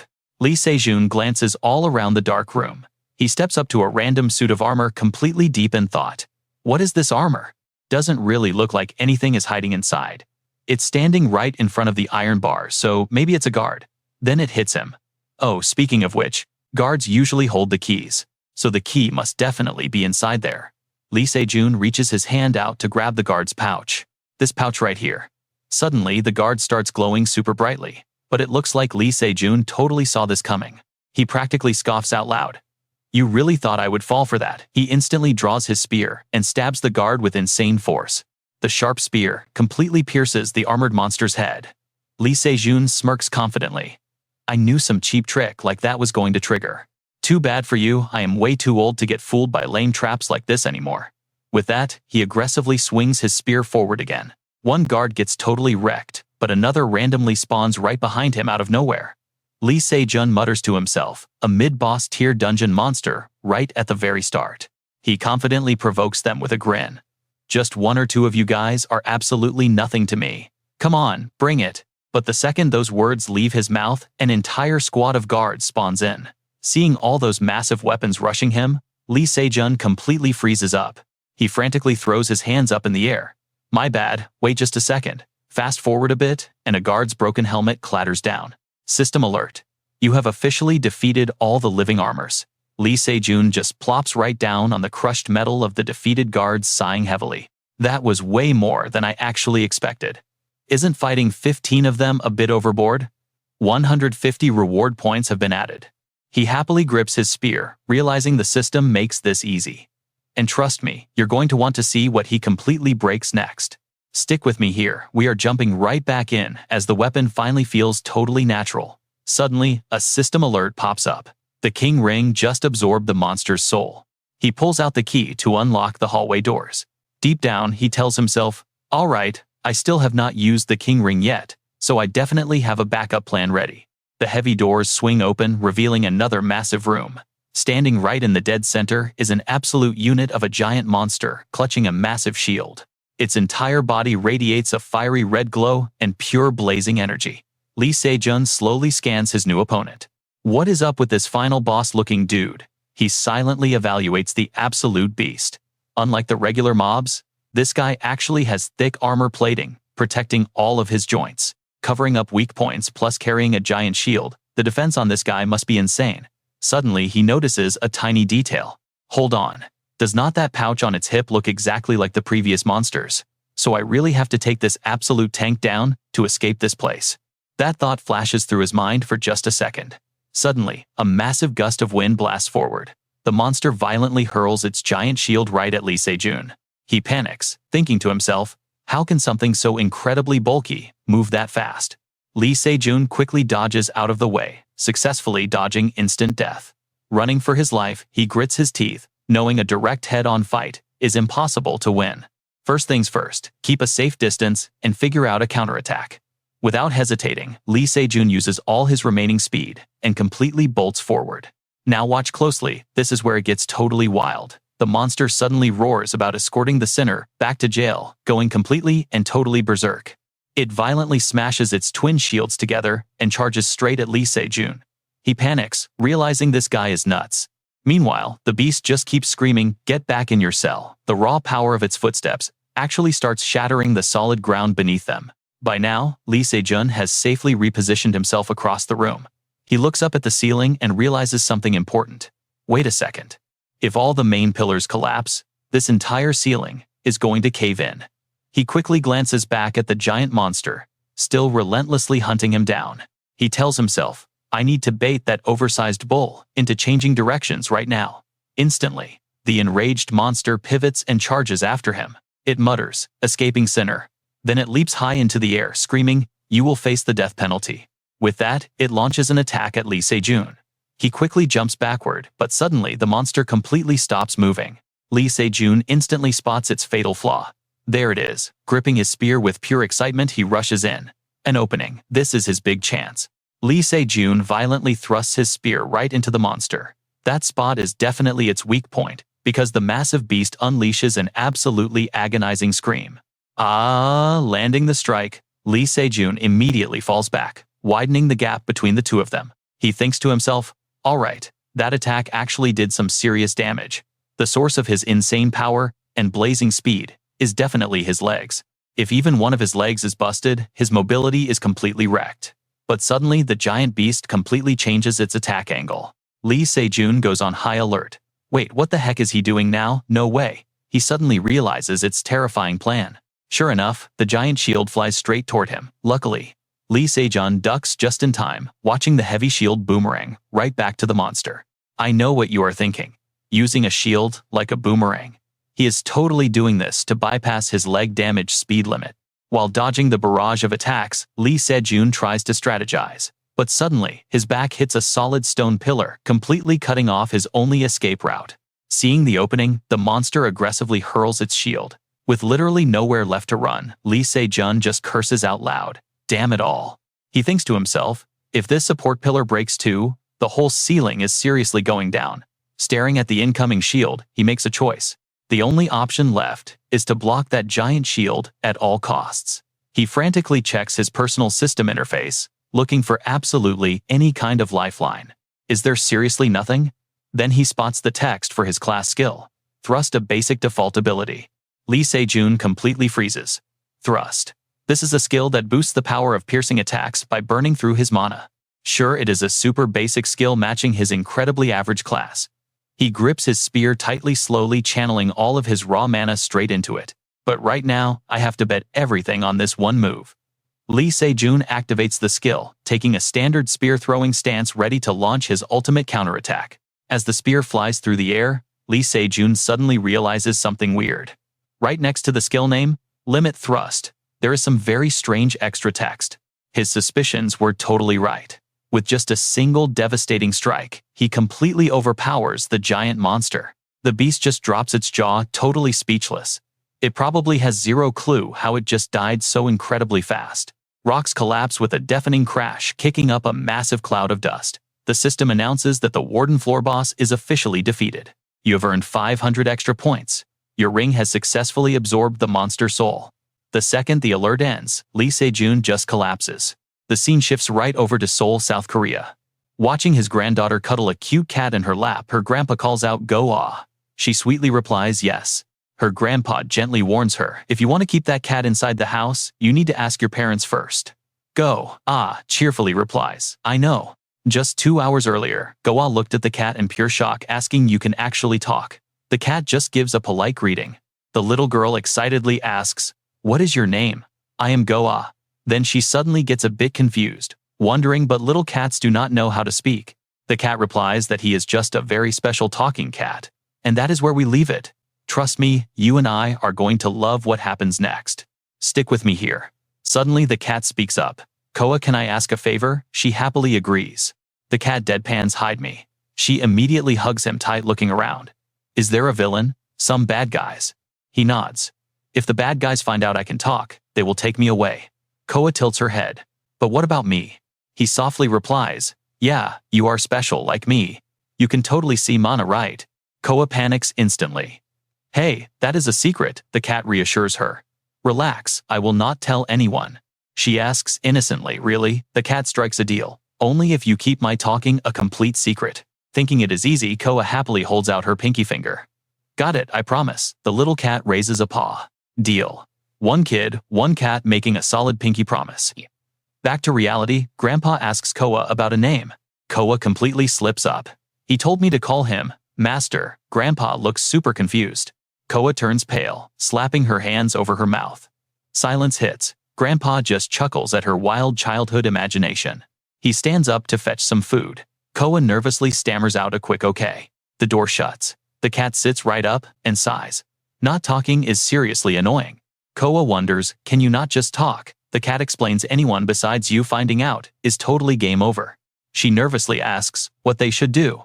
"Do not worry, I will teach you a neat trick." Mind reading. Koa stares blankly. "Wait, you mean telepathy?" She gets super curious. "How do we do that?" The cat guides her slowly. "Koa, it is super easy for you. Just focus your thoughts and speak directly to me." Koa concentrates hard. Without even realizing it, she is moving her mana. Like this. Instantly, she nails the technique perfectly. The cat replies mentally. Exactly. Koa gets hyped. So cool, I hear you inside my head. The cat smirks. If you want, I can teach you tons of magic like this. Koa gasps. Magic. This is real magic. The cat nods. Yep, and you can cast it. You are officially a mage. Now, pay attention, here is where things get wild. Skill proficiency literally means mastering your specific abilities over time. It is normally split into 6 tiers, scaling your raw power. Years ago, Lee Se-jun learned this exact system from his master. The stab skill looks incredibly basic, completely lacking any real strengths. Naturally, leveling it up is just as straightforward. So just keep training to raise that proficiency. Back then, a battered Lee Se-jun could only quietly obey. A beginner stabbing practice hits the poor tier. Observing and learning how to actually use it moves you to inadequate. Understanding and using it properly reaches the normal tier. Spamming the skill for years pushes it straight to excellent. Deep understanding, massive versatility, and the absolute power to crush anyone with the same exact skill that gets you the superior tier. And finally, if that one technique can absolutely dominate every other skill out there, you hit outstanding. Lee Se-jun grips his spear, gasping for air. Suddenly, a voice behind him snaps. Why did you stop moving? The voice mocks him. You think a high proficiency means you can relax? This is actually his own rational side speaking. It fiercely warns him. Wake up, Lee Se-jun. You are weak, your class is trash, and your stabbing skill is completely awful. If you actually want to get stronger and catch up to the geniuses, those harsh words completely clear his mind. He grips the spear tightly. Ordered to stab until he drops dead, Lee Se-jun fiercely thrusts his weapon forward again. You and I both saw that coming, right? In the present, Lee Se-jun wakes up confused, rubbing his massive headache. Right, I passed out from using that skill. He quickly checks his system panel. I was too distracted to check my class earlier. Was that power real? Looking closely, everything clicks. The skill exactly matches before he regressed. Extreme Tier A hidden proficiency completely breaking normal limits. Dictated by the system itself. I am literally the only one who reached this far. Even outstanding tier hunters are incredibly rare. You could count them on one hand. He stares at his palms nervously. Still regressing definitely gave his physical stats a boost. So I naturally assumed my proficiency level would reset. Suddenly he remembers an earlier system notification. Checking alternative plans. Recovering deleted data. Lee Se-jun gasps in sudden realization. Was the deleted info from before my regression? This is honestly way more overpowered than some fancy king's ring. But with this weak body, using it just once completely knocks me out. This has to be my absolute last resort. Absolute last resort. Thinking this, he slowly gets up. Let us hit the second floor first. Suddenly, he spots something. And that is where we leave it. A weird door with 0 locks. He pushes it open. What? Stick with me, we are about to watch a wild system survival story. So no boss fight definitely beats risking his life. The system pings tutorial quest officially complete. 100 points rewarded. Floor 2 of the tutorial tower opens into the garden. Lee Se-jun pushes the door open instantly, greeted by massive lush trees everywhere. The system isn't done yet, flashing a brand new tutorial update. Intermediate checkpoint reached, please proceed straight to the resting station. Lee Se-jun sweats bullets looking around. Garden, yeah right, this place is a full-blown tropical jungle. A crystal clear blue sky, warm sunlight, and that deep green canopy above it honestly looks like a picture-perfect peaceful paradise. Leaves drift gently down into a quiet water well floating calmly. Suddenly, out of nowhere, Lee Se-jun just dunks his entire face straight into the water. Pulling his head out, he screams in pure joy, I am alive. But then, the terrifying memories of his journey hit him. He had been walking all day long with literally 0 places to rest. Seriously, how huge is this stupid garden anyway? Plus, his food supply is basically gone. One more step, and he would have passed out completely. Right now, Lee Se-jun only has a single piece of hardtack left in his pocket. He spots a small house nearby and sighs in relief. Finally made it. The resting station. Right on cue, the system pops up, tutorial quest cleared. Another 100 points earned. Lee Se-jun slowly steps inside the dark building. Suddenly, from the shadows, a little bear pops out to greet him. Come on in. Welcome to the resting station. The incredibly cute teddy bear eagerly welcomes its very first guest. Lee Se-jun stares totally confused. A teddy bear. The bear instantly introduces itself. Yep, I am Teddy Bear. Let us get along well. Now, watch closely. You and I are about to see something rare. Lee Se-jun politely offers a handshake. Nice to meet you. I am Lee Se-jun. The bear looks absolutely shell-shocked. What is wrong? The teddy bear calms down and quickly explains. Oh, I was just a little startled. You greeted me right away, and honestly, this is the very first time anyone has ever introduced themselves to me. I am 23. Lee Se-jun looks curious. 23. Wait, Bill, your name is actually a number. 23 acts a bit shy. Yep, that is right. The reason is a secret though, but if you are curious, pay me 50 million points. Lee Se-jun ignores that and asks, well, then 23, can you show me the items you sell here? The bear gasps in surprise. Oh, wow, you actually knew there was a shop in this place. He casually explains. I heard from the outside that floor 2 had a store. Since that is true, things are going to be a whole lot easier now. Alright, here you go. With those words, a glowing menu pops up right in front of him. Scanning the items, Lee Se-jun realizes immediately these are all just basic survival tools. Even though he is desperately craving some real food right now, he quickly voices a major concern. 23, aren't these prices a little insane? I can literally only afford 7 pieces of beef jerky. The teddy bear gasps in pure horror. Oh my god, were you only planning to buy those items? Are you a beggar? Lee Se-jun's face darkens. Every single item inside this dungeon is insanely overpriced. Playing the smart salesman, the bear quickly pivots to other goods. Well, if beef jerky is too pricey, we do have some raw, unprocessed ingredients available. These ones have a much more reasonable price tag. Suddenly, Lee Se-jun cuts in and asks, do you have anything that is not required for basic survival? The bear just smirks. Oh man, you haven't even looked around yet. If you want to know that you gotta cough up some points, hee. I know what you're thinking. A scam, right? Lee Se-jun sharply catches on. This little guy has been acting goofy, just to bait him into buying exclusive shop items. Well, he was originally planning to buy that anyway. Making up his mind, Lee Se-jun speaks up. Alright, fine. I want to purchase some information. The teddy bear freezes for a second. Information? Lee Se-jun nods firmly. Yeah. I want to know every single point farming route available in this dungeon. He figures there are shops on the higher floors anyway. He can buy gear up there, where items are way more diverse and definitely a lot cheaper.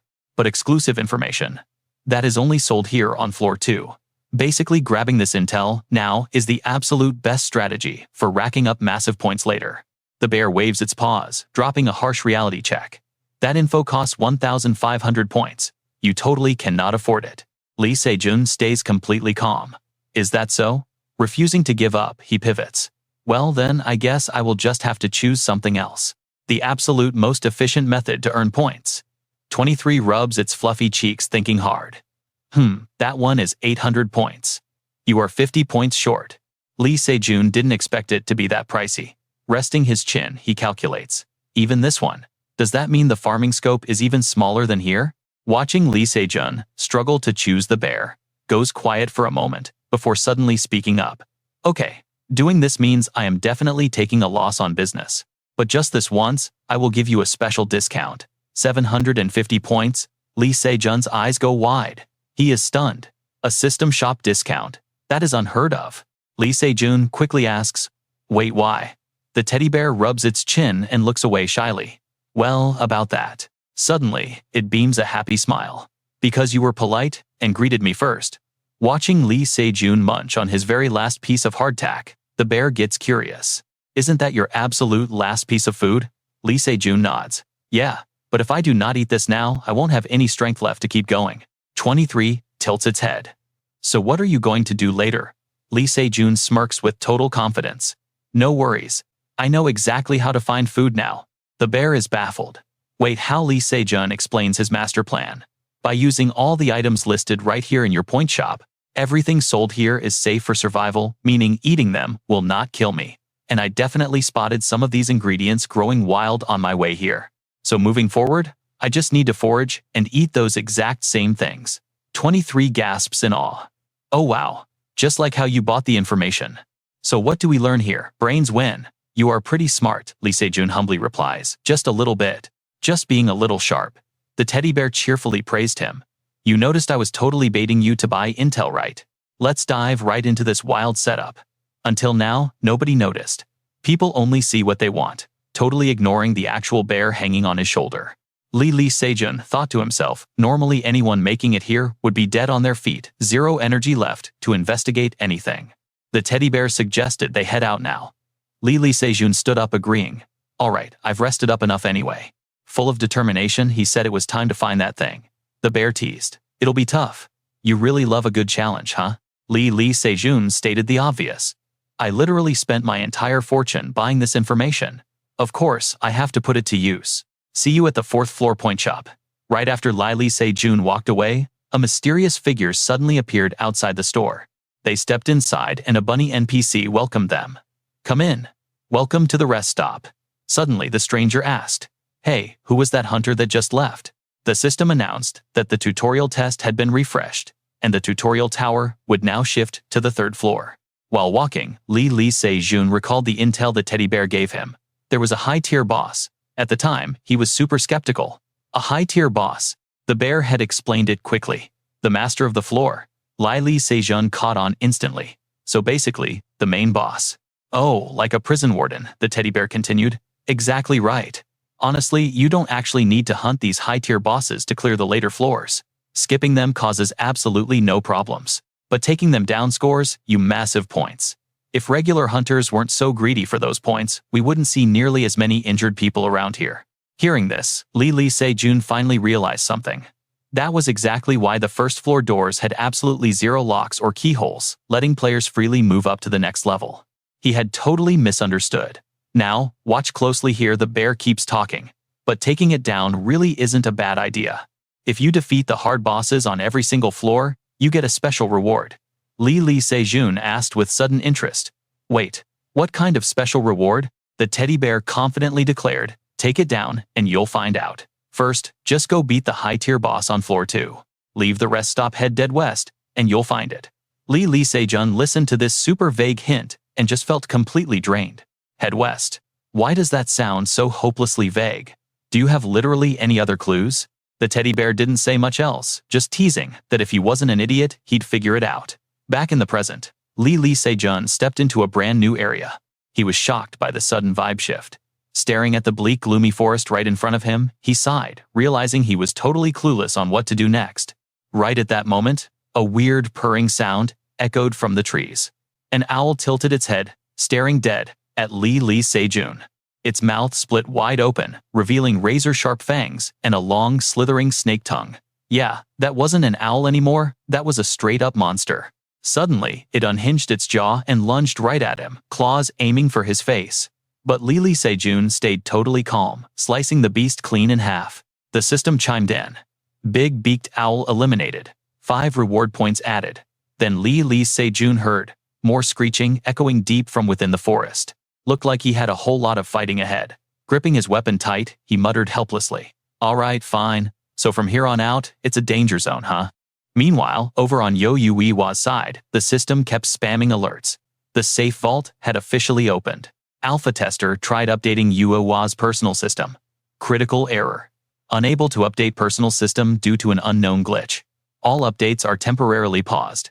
Yuihua was awake, but her eyes were glued shut as she wondered, what in the world just happened? She tried so hard to open her eyes, but she couldn't move a single muscle.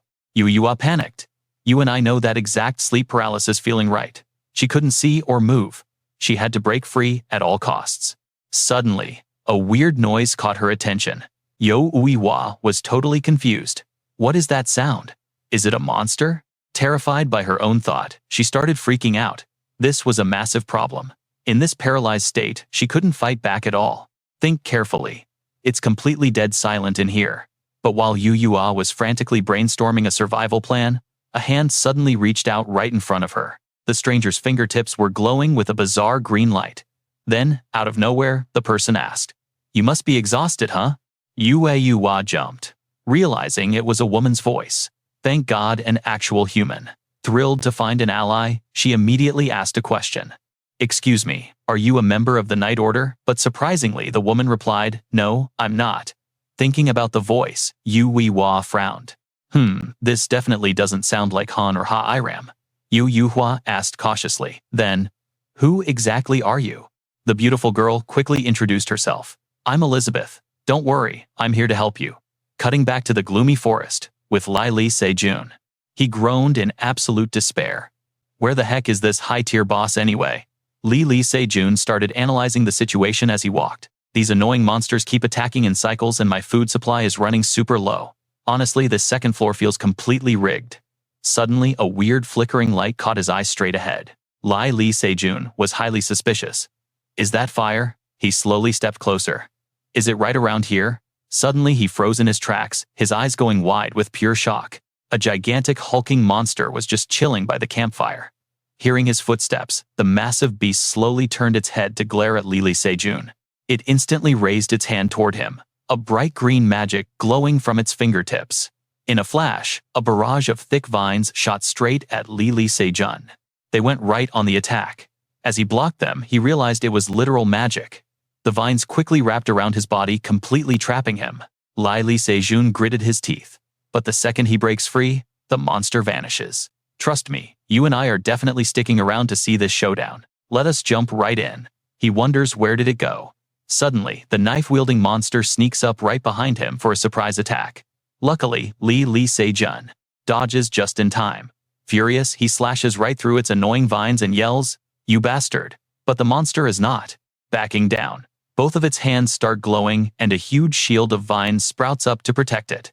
Then, the beast tries running away, while controlling the vines to strike at Lee Se-jun. Gritting his teeth, he thinks no way I need to break out of this crazy vine trap right now. As soon as he charges forward, the vines instantly lock down his spear. Lee Se-jun is stunned, wondering when did it spawn so many of these. Taking advantage of his shock, the monster jumps down from the tree to ambush him. Spotting it, Lee Se-jun immediately notices something terrifying. The creature is actually getting bigger. Is it using magic to buff itself? He desperately raises his spear just in time to block the massive incoming attack from above. Its heavy strike. Suddenly, the monster shakes its face, and its whole body violently freezes in place. Lee Se-jun flinches, frowning at this totally bizarre reaction. He quickly rushes in to strike the beast, trying to take the upper hand, but those annoying vines keep restricting all of his fast movements. Lee Se-jun mutters to himself, "This is too messy. My attacks are lagging." Why did the boss suddenly pause anyway? But right as he thrusts his spear at the creature, it snaps back to reality and leaps up to dodge. It actually evaded. The ugly beast grabs hold of a beast, thick vine swinging away like Tarzan in the jungle. Watching the monster effortlessly swing from one tree to another, Lee Se-jun simply cannot figure out how to catch up to it.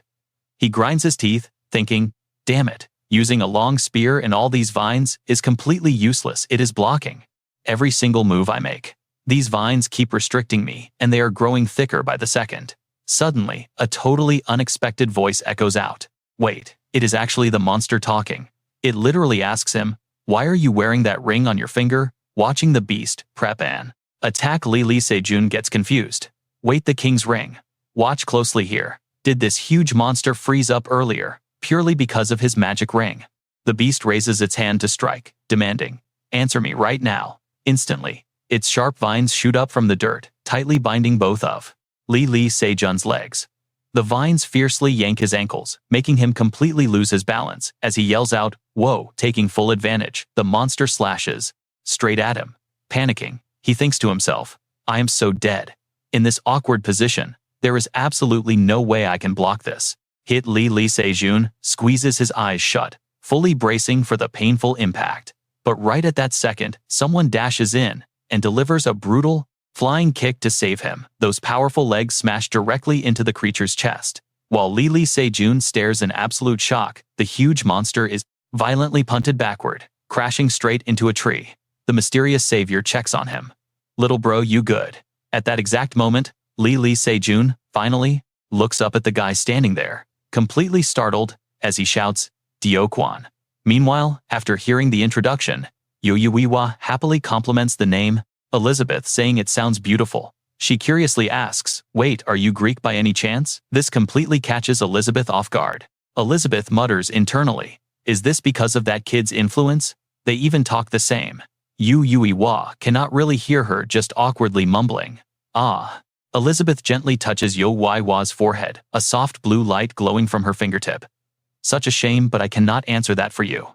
Alright then. While I cannot fix every single error in your system, if you just wait a little longer, you will be able to move again. Despite having zero clue what is going on, Yu Ewiwa politely says thanks. Suddenly, Elizabeth announces, well, then I am leaving. Yu Ewiwa gasps, huh, where? Are you going? Elizabeth just replies, Yu Ewiwa, if you actually saw my real form, it would be extremely awkward. Right then the robotic system chimes, in announcing unknown errors, successfully resolved. Now, pausing personal system updates the first floor tutorial tower and your inventory storage. Yu Ewiwa slowly opens her eyes, desperately calling out, wait, how do you even know my name? But before she can finish, she realizes that she is completely alone. You know this is never good. She looks around confused, and suddenly horrifying noises start echoing through the empty dark room. The system announces the trial is starting, and a terrifying horde of monsters floods in. The screen flashes demanding she open her personal system interface. But Yuwa just collapses to the floor in pure terror. Flashing back to Lee Se-jun, seeing his savior's face, he hyped up shouts, Dio Kwan. He frantically asks, why are you even here? Dio Kwan chuckles and says, is it just you? Where is everyone else? Pushing his shock aside, Lee Se-jun quickly explains they are supposed to meet 2 more people on the 2nd floor. But right now, it is just us. This boss is incredibly dangerous. It is a high-level boss that completely controls the terrain here. Its main attack is controlling those spiked vines. Hearing the stats, Do Kwon just cracks his knuckles with an excited grin. Is that so? Got it. He eagerly shouts. Then let us tag team this ugly thing right now. Lee Se-jun fully agrees. Yes, sir. The monster extends its arm, firing off its magic. Instantly, thick vines aggressively wrap around both of their ankles. Annoyed, Lee Se-jun yells, this spam move again. He quickly swings his spear, slicing the annoying vines right off. Then gripping his weapon super tight, he channels all his raw magic power into the blade. He pushes off his toes and launches straight toward the massive monster. The creature instantly raises its weapons to block. Those dual blades cross perfectly in defense. The moment Lee Se-jun thrusts the blade, completely stops his spear. Taking the opening, he expertly slips his weapon underneath and forcefully flips it up completely, disarming the monster. Lee Se-jun rapidly shouts out, bro, now is the perfect time. Aim for the exact spot I hit.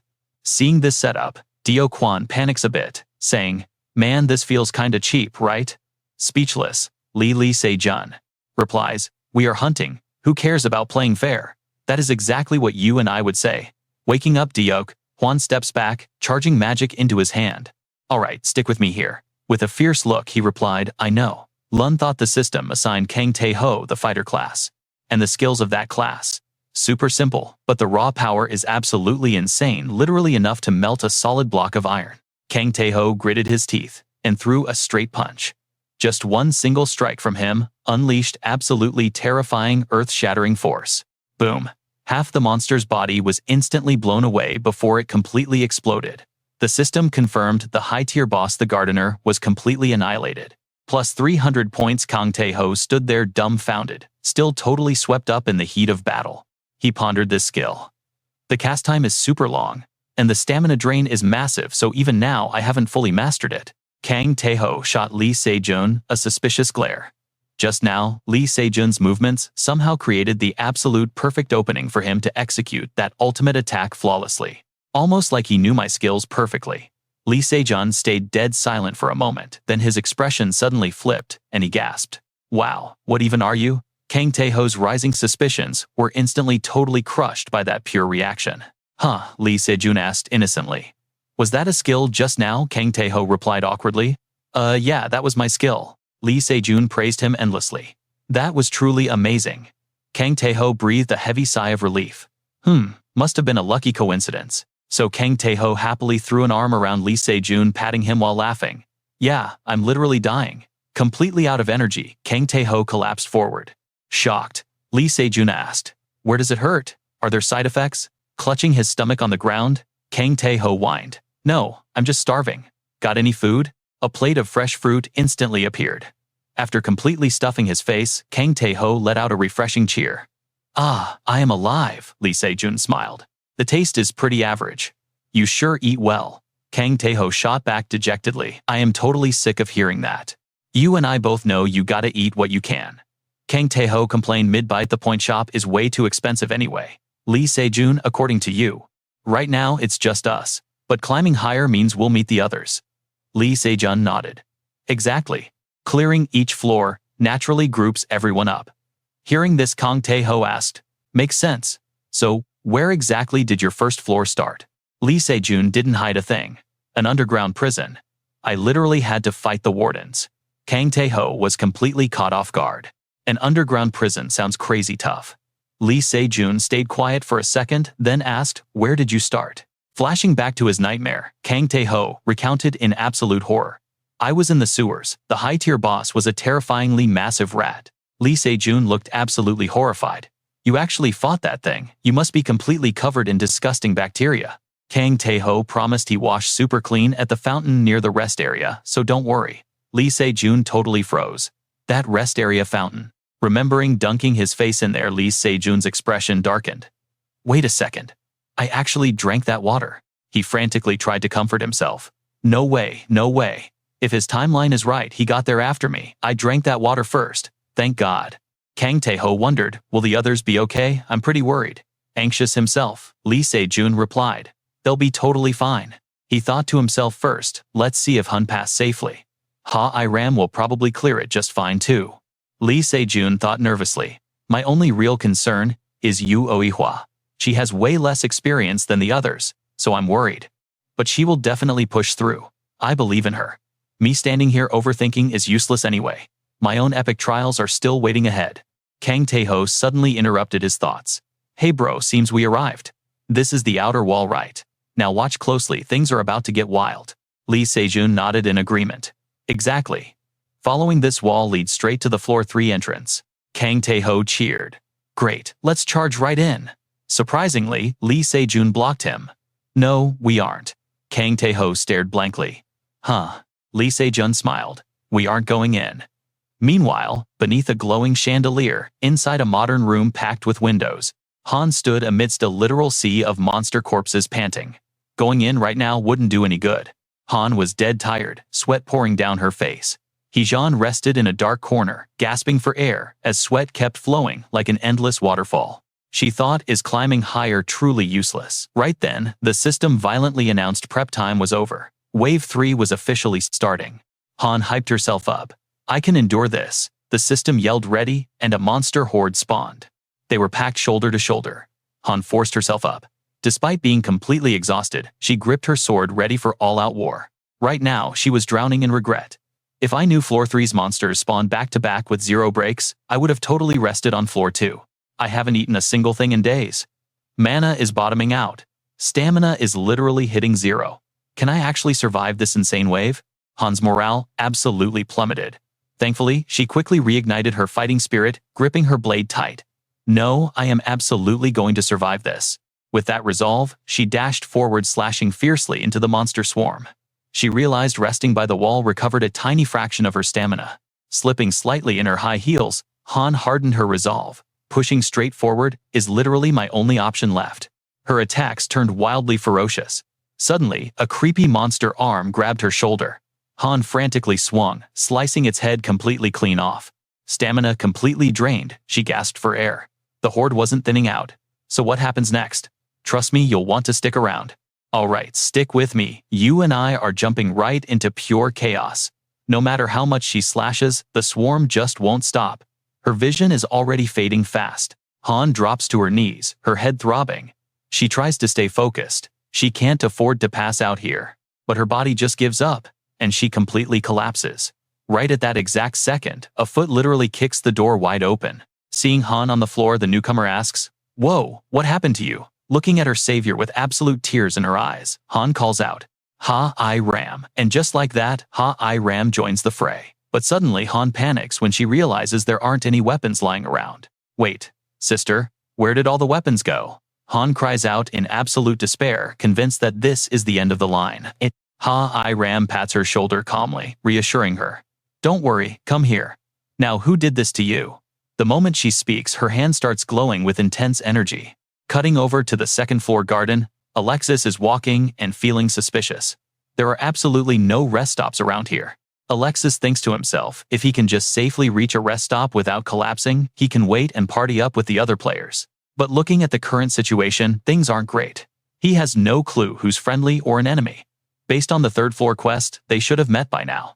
Suddenly, he spots a silhouette in the distance. It's none other than Elizabeth, just standing perfectly still, right in the middle of the garden. A glowing blue light wraps around her, creating an absolutely breathtaking scene you couldn't forget. Hearing his footsteps, Elizabeth slowly tilts her head and looks back. Her face is stunning but pale, and her eerie blue eyes stare right at him. Alexis gets defensive, raises his sword, and asks who she is. She smiles and says, "I'm Elizabeth." "Now, watch closely, things are about to get weird." Alexis frowns, saying he hasn't seen anyone like her. "Are you a hunter?" he asks. Elizabeth gently shoots that down. "You really think so? What a pity." "No, I am not a hunter." Then she smoothly adds, "Now it is my turn to ask." Alexis stays on guard. "What?" Elizabeth asks, sincerely, "I am looking for someone. Can you help me out?" Alexis goes dead silent for a second, before carefully asking his question. "I need to ask one more thing.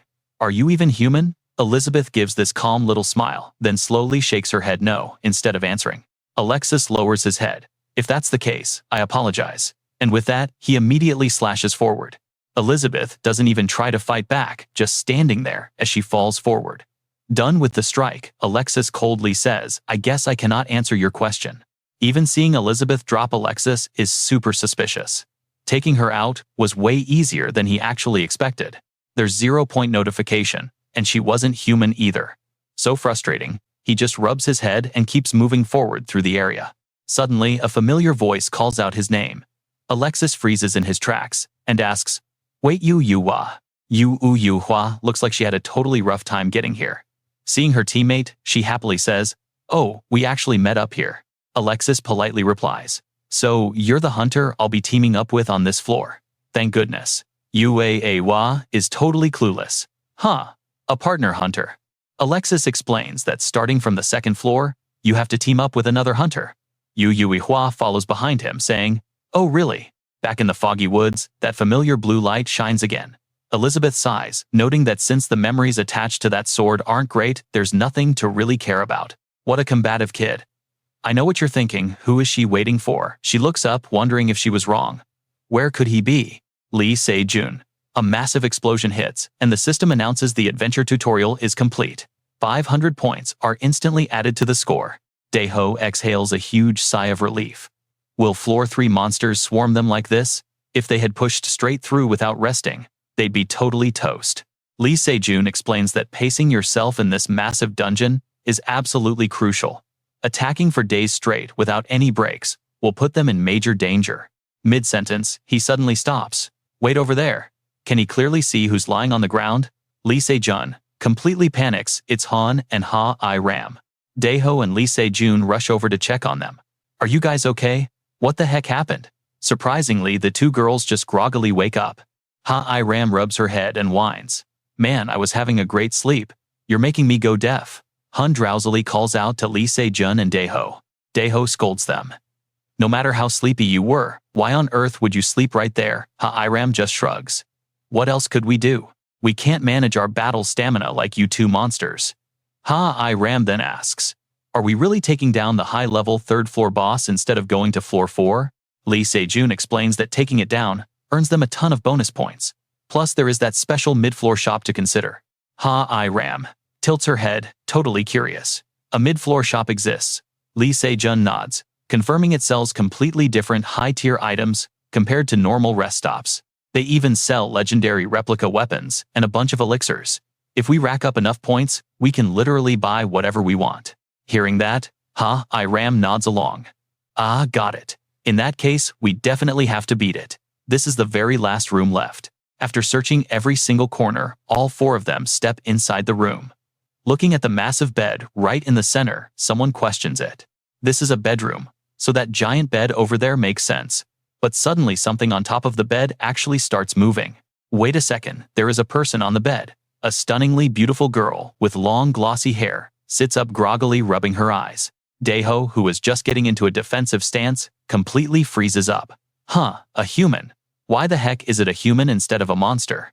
The girl's eyes go wide. She shouts, "Your Majesty, and literally tackles Lee Se-jun with a hug. That's where we leave it. Trust me, you'll want to see what happens next. Let's dive right into this wild mess. She is calling him Majesty, and his three friends stand there, with jaws totally dropped. While she is thrilled, he returned everyone else just has massive question marks hovering over their heads. Meanwhile, in some completely different place, a furious girl is loudly interrogating her boyfriend, who is standing right next to another woman. How could this happen? With my best friend of all people. How could you do this with my husband? The guy just looks incredibly guilty standing there. He apologizes, but says he absolutely cannot lie to his heart anymore. The betrayed girl violently screams out, "What? What the heck are you even talking about?" Looking totally annoyed, the guy snaps back. "Just stop it already. I am completely sick and tired of women, exactly like you." Turns out, this is literally just a cheesy drama. Coa and her grandpa are watching. The actress on screen falls to her knees, dramatically sobbing her eyes out. Then she glares up, her eyes blazing with pure, terrifying hatred. "I will destroy absolutely everything, just you both wait. I will absolutely never ever forgive either of you for this." Who knows what Coa is thinking right now, but she is completely glued to the screen. Her tiny face darkens heavily as she seriously asks the teddy bear in her hands, "Papa Bear, you cannot ever act like that guy, okay? Or else, who knows what Mama Bear will do to you?" She leaves the threat hanging, but that absolutely demonic smile on her cute face is enough to send shivers straight down anyone's spine. Flashing back over to Lee Se-jun, he is currently getting squeezed tightly by a beautiful blonde girl, leaving everyone else staring at them in absolute shock. Iram steps up and demands some answers. "What exactly is the relationship between you two?" Kang Tae-ho mutters under his breath. "What a total disaster." Go Hee-yeon is freaking out completely. "What about you, Uiwa? I am totally telling her everything that happened here." Talk about being falsely accused, Lee Se-jun shakes his head wildly. "No way, this is all just a massive misunderstanding."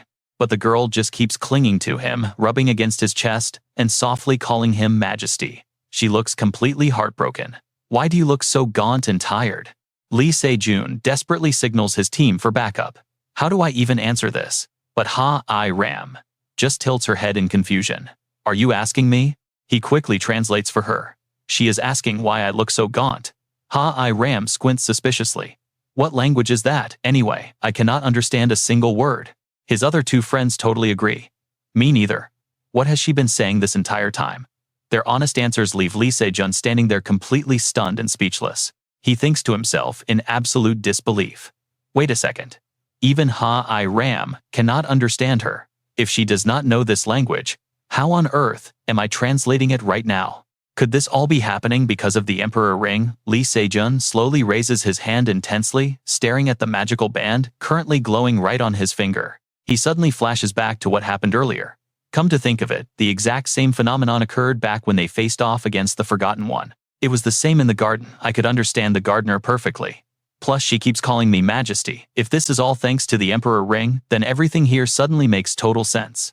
Suddenly, the girl gently reaches up and caresses Lee Se-jun's face, her voice dripping with absolute sorrow. "Oh, you poor pitiful soul. Have you completely forgotten how to speak?" Then, she goes right up on her tiptoes, getting ready for a super romantic kiss.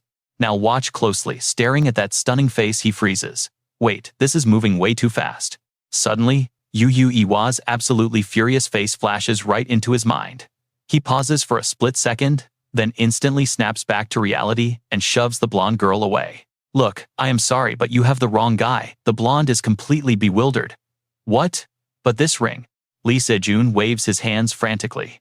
No, I actually got this from someone else." That sentence hits the poor girl like a massive emotional truck. She looks devastated, like her entire world was just brutally shattered. Someone else? Suddenly, creepy red and black aura starts aggressively bursting out from her entire body.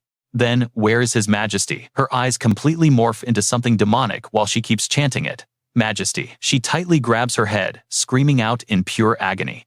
Seconds later, she completely loses control, violently unleashing all of her magical power. The entire squad watches this fragile, beautiful girl fully transform into a massive, terrifying monster. Lee Se-jun snaps right back into leader mode and shouts his orders. "Everyone prep for combat. This thing is the actual boss of this floor." I know what you are thinking. The crew is panicking too. Wait, how did this even happen? She was literally just human. That fragile, super pretty girl is now a hulking, incredibly ferocious beast. It raises its razor-sharp claws high into the air, then violently smashes them straight down toward the squad. Without hesitating, Ha-I-Ram activates her combat powers. Pure energy gathers and something extremely dangerous starts materializing right out of thin air in her hands. A massive heavy gun literally forms right in her grip. She quickly fires a devastating shot at the monster, aiming the blast dead center, straight for its ugly face. Kang Tae-ho is totally hyped up. "Whoa, what exactly was that?" Go Hee-yeon brags proudly. "That is Ha-I-Ram's overpowered signature skill. You would think a direct headshot like that would finish the beast, but it just completely shrugs off the damage." The monster furiously roars out a booming command. "Get over here right now." A menacing squad of heavily armed maids instantly spawns in. The thief who stole His Majesty's ring, rip him to absolute shreds. Instantly, a dozen crazy maids rush forward to violently attack the group, and Ha-I-Ram is standing right in their direct, lethal line of fire. Everyone shouts out in pure panic, "Ha-I-Ram, watch out." Luckily, Lee Se-jun dashes over at absolute lightning speed, pulling her safely out of the way. She keeps wildly blasting her gun while screaming out loud. What the heck is going on here? Lee Se-jun just literally carries her while running. Plus, he still needs to figure out this insane boss summoning mechanic. He quickly glances back at the rampaging beast, thinking to himself, "This is so incredibly annoying. A boss that can summon endless lackeys. Look at this huge thing. It is way too strong to take any real damage from our basic simple attacks. We seriously need to switch up our offensive strategies right now." Realizing this, Lee Se-jun quickly yells out to Go Hee-yeon and Kang Tae-ho, close in on the boss. They panic. "But what about the mob?" He yells, "Ha-I-Ram will hold them off. Trust me, you and I are going to want to see what happens next." "Alright, stick with me. You and I are about to dive into one crazy battle." Lee Se-jun knows two close combat fighters give them the huge advantage here. With the boss positioned diagonally, reckless attacks just will not work. Roles assigned, the whole squad immediately jumps into action to execute their mission. Hee-yeon stares at the massive monster and sighs, taking this absolute unit down won't be easy. Tae-ho agrees. He steps right up, offering to test his skill first. Hee-yeon raises an eyebrow. "A skill?" Tae-ho nods. "Yeah, but he needs some time to charge it up." He asks Hee-yeon to buy him a few seconds, and she confidently replies, "Absolutely." Watching a huge barrage of incoming arrows, she smirks, bragging that she just so happens to have a killer skill too. Over with Lee Se-jun, he reminds Ha-I-Ram to focus on thinning out the mob. She angrily snaps back, stating the obvious, while under heavy fire. Gripping his spear, Lee Se-jun vows to block all incoming projectiles. Summoning another gun, Ha-I-Ram unloads on them, firing non-stop and cussing him out while successfully wiping out a huge chunk of monsters. Lee Se-jun thinks she complains a lot, but she gets it done. You see, Ha-I-Ram's official class is Weapon Collector. Her class skill, Collect and Summon. She hoards weapons in a hidden spatial dimension and simply pulls them out whenever she wants. Basically, a walking armory. Typically, this skill involves gathering tons of weapons to whip out exactly when needed in battle. Right mid-spray, Ha-I-Ram's gun suddenly clicks empty. She curses under her breath, "Damn it, out of ammo." A monster lunges at the opening, but she quickly backflips away. Lee Se-jun realizes that when collecting weapons, her focus is entirely on the skill. Leaning back, she activates her collection skill mid-air, perfectly executing a clean backward spin. A gun with an extended mag materializes. Ha-I-Ram just summoned a full-blown assault rifle, making Lee Se-jun smile. Now here is where it gets wild. Watch closely. No time to reload. Just toss the whole gun and summon another classic Ha-I-Ram. He quickly points out her next target. Over there, smirking with pure murderous intent, Ha-I-Ram aims her brand new rifle right at the horde.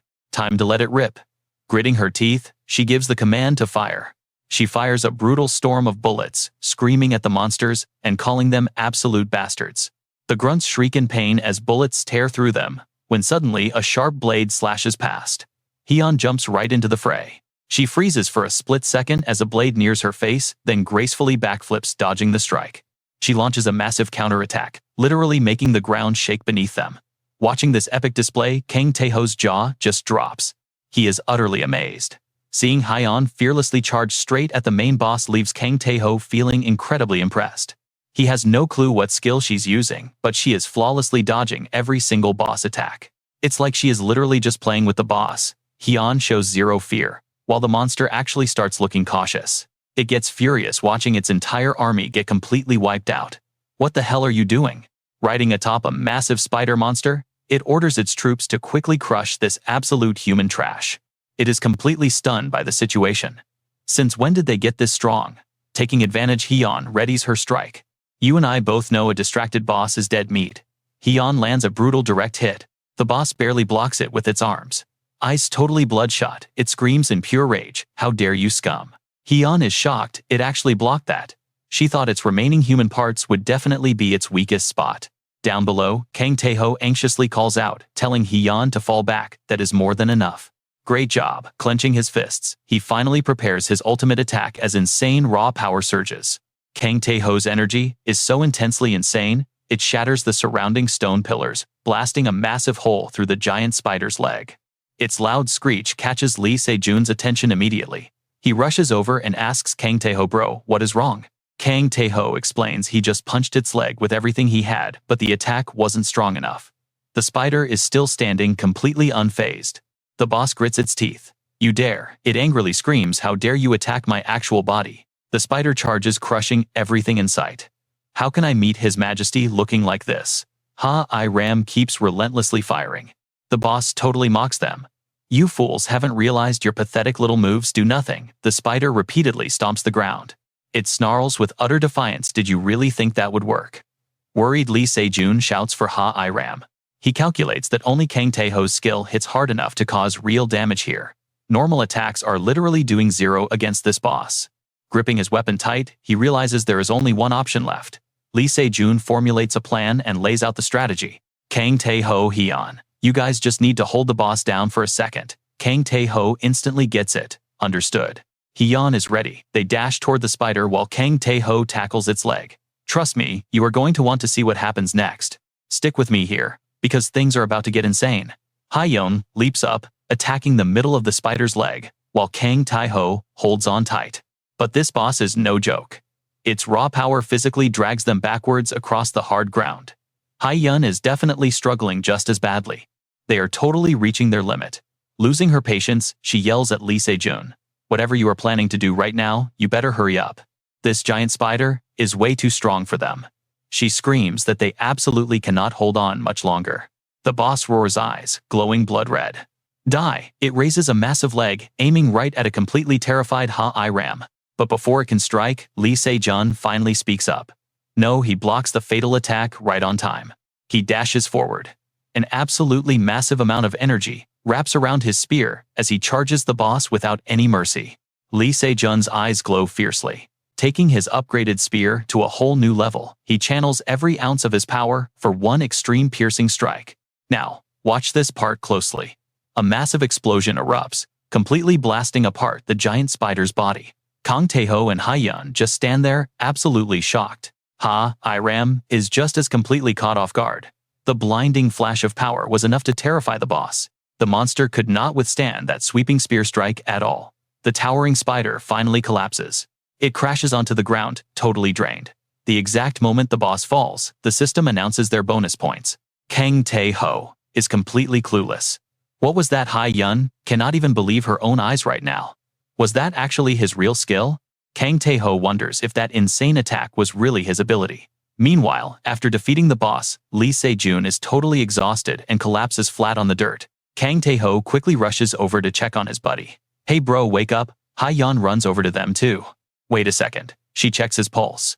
Realizing his condition is not actually serious, she quickly calms Kang Tae-ho down. He is fine, just out of mana. He just fainted. Kang Tae-ho asks in disbelief, out of mana. She figures he dumped it all into that final strike. Ha-I-Ram asks if his body has any major complications. Thankfully, no, he is perfectly fine. Hearing that, they all let out a huge sigh of relief. Every single monster on the third floor of the tutorial tower has been completely wiped out. The third floor will collapse in 10 minutes. Suddenly, the entire ground starts shaking violently. What? Collapsing? Already? Everyone is absolutely stunned, because they never expected things to move this fast.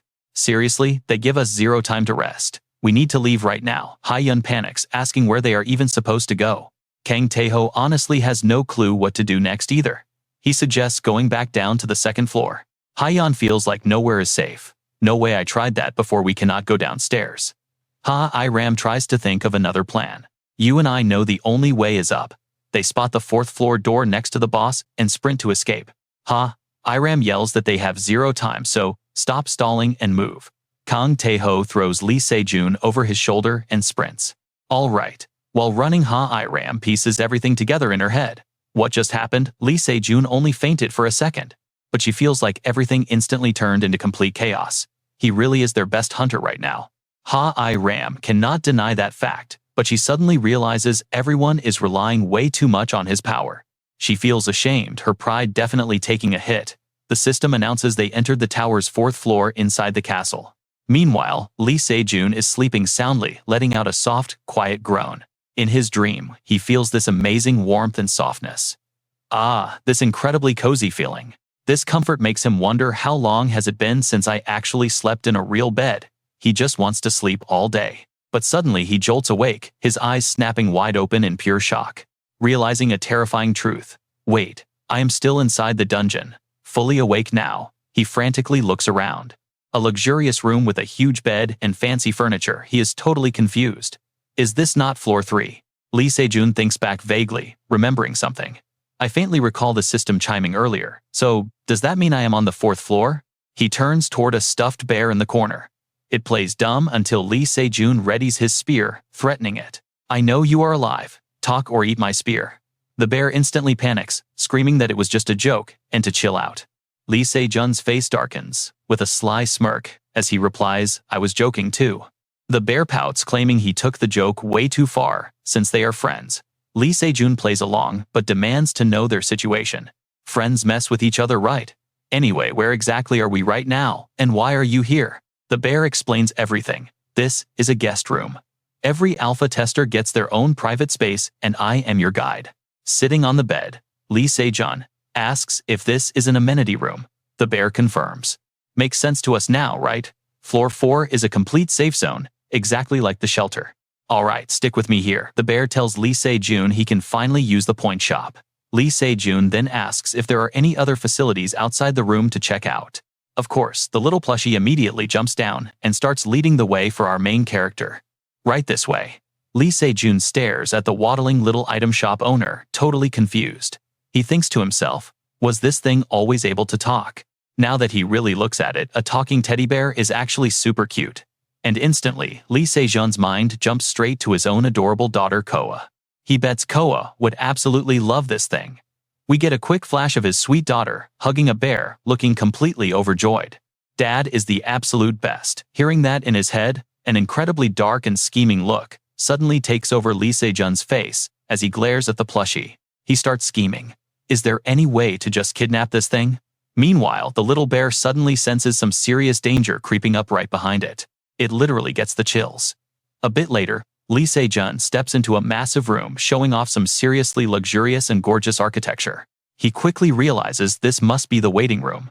Right then, Lee Se-jun spots Alexis walking in, chatting away with some other guy next to him. The guy with him speaks up first, saying he will take his leave now. Alexis gives a quick nod and instantly replies back.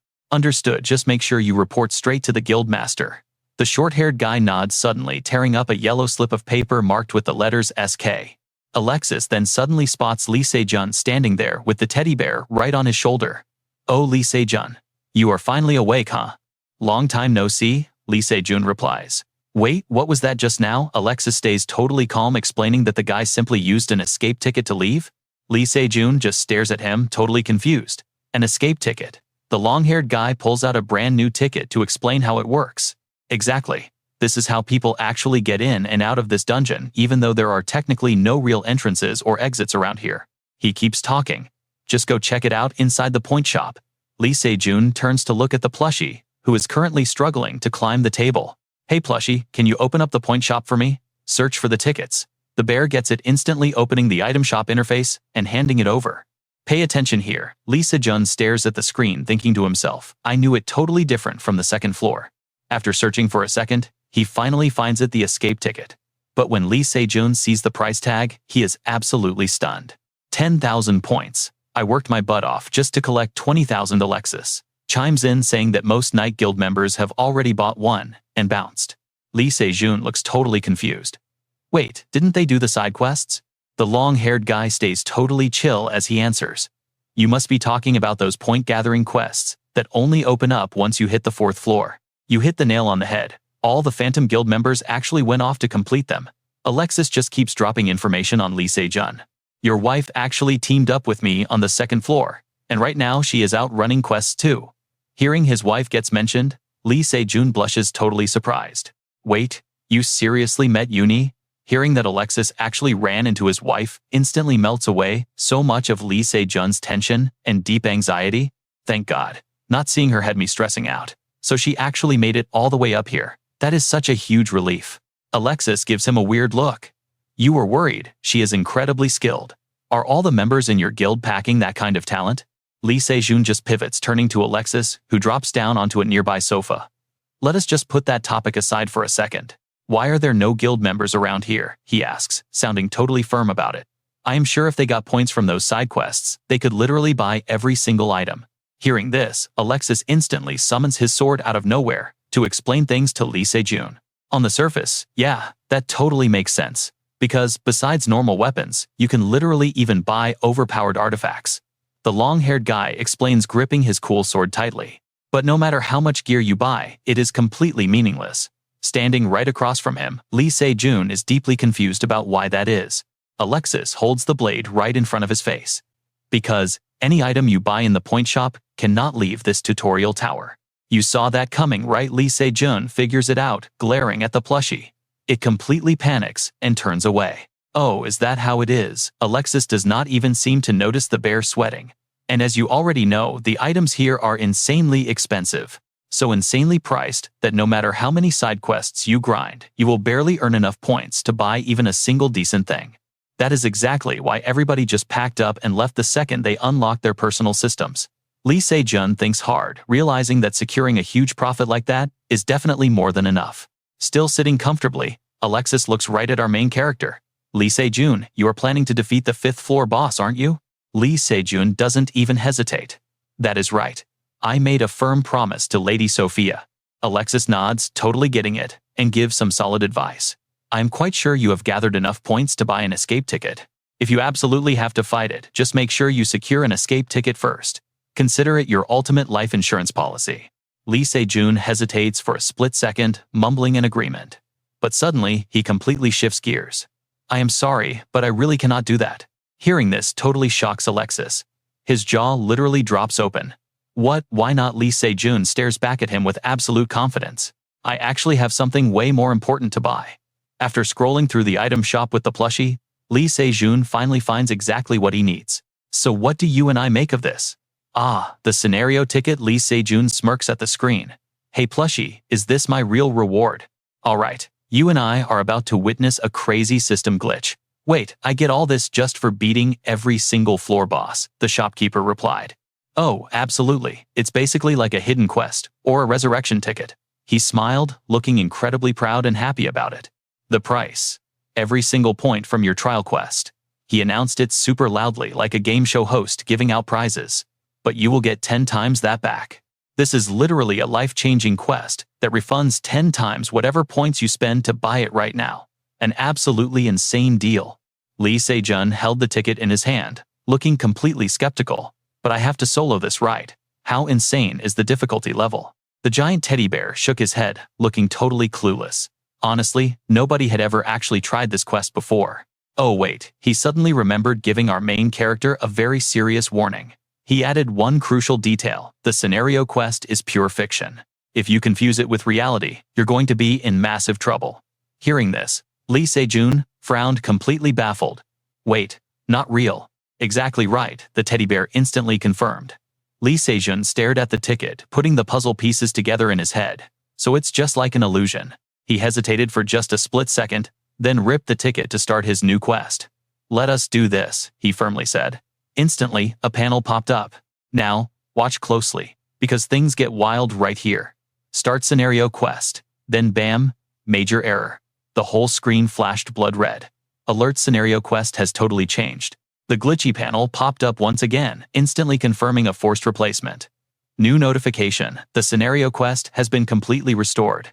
Alert, quest parameters have changed. Lee Se-jun suddenly woke up stranded in a dead silent forest. Head pounding, he scrambled to reconfirm his new mission status. Another system bug. That's got to be because I actually regressed. He glanced around trying to guess where he landed. Wait a second, am I still on the second floor? Our main character scanned the area. Nope, zero difference. He thought about it with absolute certainty. But one thing was guaranteed, this was definitely inside a dungeon. Lee Se-jun got up and walked around desperately trying to figure out his crazy quest. It seemed like the quest triggered, but the system went completely radio silent. He let out a sigh. Seriously, what are the actual clear conditions for this thing? While he was brainstorming, something suddenly brushed right past his leg. Do I really just need to clear this stage? Like normal dungeons, nothing special. Lee Se-jun instantly went on high alert, drawing his massive blade right in front of him. Yeah, that must be it. He suddenly spotted a creature, pointed his sword right at it, raising his free hand. Seeing the weird monster, he yelled boo. He totally paused, sword still locked on target. He stared at the little guy in pure confusion and spoke up. Wait, is that a lizard? A tiny blue lizard was literally clasping its hands together and shaking its head. This made our main character vaguely wonder, is this thing actually begging for its life? The main character slowly lowered his weapon, waving his hand to spare the little guy. Normally, every single monster should try to rip humans to shreds on sight. Well, you're a pretty funny little guy, Lee Se-jun said. Alright, you can go now. The blue lizard happily hopped away, but then suddenly turned back. It stared right at the main character, then waved its tiny claw for Lee Se-jun to come closer. Seeing this, he rested his hand completely confused. Roar. Lee Se-jun crouched down. You saw that too, right? The little lizard pointed at itself. You want me to follow? He realized this tiny creature was actually trying to help him out, so it wanted to save my skin just now. No way. Since when do dungeon monsters ask for a team up? Our main character watched the blue lizard hop up and literally point the way. Meanwhile, he kept wondering about the system, but it said absolutely nothing. If I just stand here doing absolutely nothing, it's going to be a huge problem. So Lee Se-jun finally decided to just follow that little blue lizard. Alright, little guy, where to? He was definitely still suspicious. A little sketchy, but honestly, besides following it, I really do not have any other choice. Looks like the main character and the blue lizard walked for quite a while. Our guy turned to look immediately, asking the tiny creature, just how much further do we have to go? The quick little lizard rushed ahead, approaching a truly pitiful little girl, sitting right under a huge tree. Lee Se-jun was instantly completely stunned. He stood there wondering in pure surprise. Lee Se-jun was in the middle of a deserted forest, facing a weird blue lizard and a really sad-looking little kid. He thought to himself in total confusion, a literal child. Suddenly, the little girl called the blue lizard over. Come over here, Albak. Lee Se-jun was still standing right across from them. Hearing this, he easily guessed the monster's name, so Albak is the lizard's actual name. He hesitantly spoke first to break the ice. Hey there. The girl got super defensive and backed away, but it looked like her leg was badly injured. The girl slipped and fell hard. Seeing this, the main character rushed over out of sheer worry, asking her softly, Are you okay? However, the girl stayed fiercely on guard and yelled out, Stop right there. She pointed right at the main character, threatening him. If you dare take even one more step, I swear I'll kill you. Then she suddenly glanced at Albak, who was frantically waving its hands with a totally worried face. She blinked in total confusion. Seeming to actually understand it, she said, Wait, it's really not him. Meanwhile, Lee Se-jun stood there completely baffled. Wait, this kid can literally understand what the monster is saying. The little girl glared at Lee Se-jun and asked, Who are you? He casually replied. The girl asked again, totally thrown off. Wait, you can actually hear me. Lee Se-jun stayed put, answering, Good question, I'm just passing through. The little girl got totally annoyed and shot back, Impossible. Lee Se-jun quickly asked her, Well then, who are you, kid? The girl was slightly startled, turning her head away to mutter far softer, I'm just passing through here too. Seeing her act like that, Lee Se-jun playfully replied, Oh, just like me? Hearing that, she snapped, Shut up. If you have no business here, get lost. Suddenly, our main character noticed her injured leg and asked, Trust me, you're going to want to see what happens next. Alright, let's dive into this wild system manga. See that injured kid Lee Se-jun approaches but just totally spooks her. Sprained ankle maybe. Let me take a closer look. She immediately backs away, shouting out, Didn't you hear me? Lee Se-jun, raising his voice a bit, says, I told you not to come any closer. Surprised by the reaction, Lee Se-jun drops his blade, throws both hands straight up, and quickly says, Alright, I really don't want to hurt you. I just want to help. The girl is still terrified, screaming to chase our main character away. I am perfectly fine. Go away. Out of nowhere, Lee Se-jun pulls something mysterious right out of his pocket. He tells her, hold on a second. Then Lee Se-jun holds out what looks exactly like a plant right in front of the little girl. Look. You know what a lanram plant is, right? I found it by the road. It emits cold energy, so people usually use it as an ice pack. He continues to calmly explain to her. Super useful for a sprained ankle. I will leave right after I treat you, okay? The little girl stays fully on guard, threatening him right back. If you try anything weird, Anbek will not let you off. Ignoring the threat, RMC carefully bandages the little girl's injured leg up for her. They're all done. She sits and touches it. Anbek sniffs it from the side. So cold. Lee Se-jun replies casually. Of course it is cold. It will feel better in just a bit. Then she immediately stands right back up. All right, you can leave now. Lee Se-jun instantly panics, turning around, anxiously asking the little girl, you are seriously going to keep walking? Doing that will just make the injury take way longer to heal up. She stays calm, just pointing right at Anbek. It is fine. Anbek will help me get there. Lee Se-jun stares as she starts scolding the little green lizard. What do you mean, Anbek? Are you saying I am too heavy? Seeing this, Lee Se-jun points to himself and throws out a quick, helpful offer. Do you need me to carry you? But the girl panics again. She glares, firing rapid questions at RMC. Why do you keep meddling? What exactly are your intentions? He just shrugs it off, like it is the most obvious thing. Nothing. Adults are supposed to help kids out, right? RMC looks at the girl deep in thought. Plus, it really seems like this little kid does not have a guardian anywhere around here at all. She hesitates at first, but then finally gives in. Fine, but only until we make it out of this forest. Got it. Carrying the girl on his back with Anbek, walking right beside them, Lee Se-jun casually asks, what is your name, kid? The little girl answers Elizabeth. Lee Se-jun smiles warmly. Elizabeth, that is a really pretty name. Elizabeth fires the question back at Lee Se-jun. And you? He turns to look at the girl on his back. I am Lee Se-jun. Elizabeth frowns, totally confused by the answer. That sounds so weird. What kind of name is that?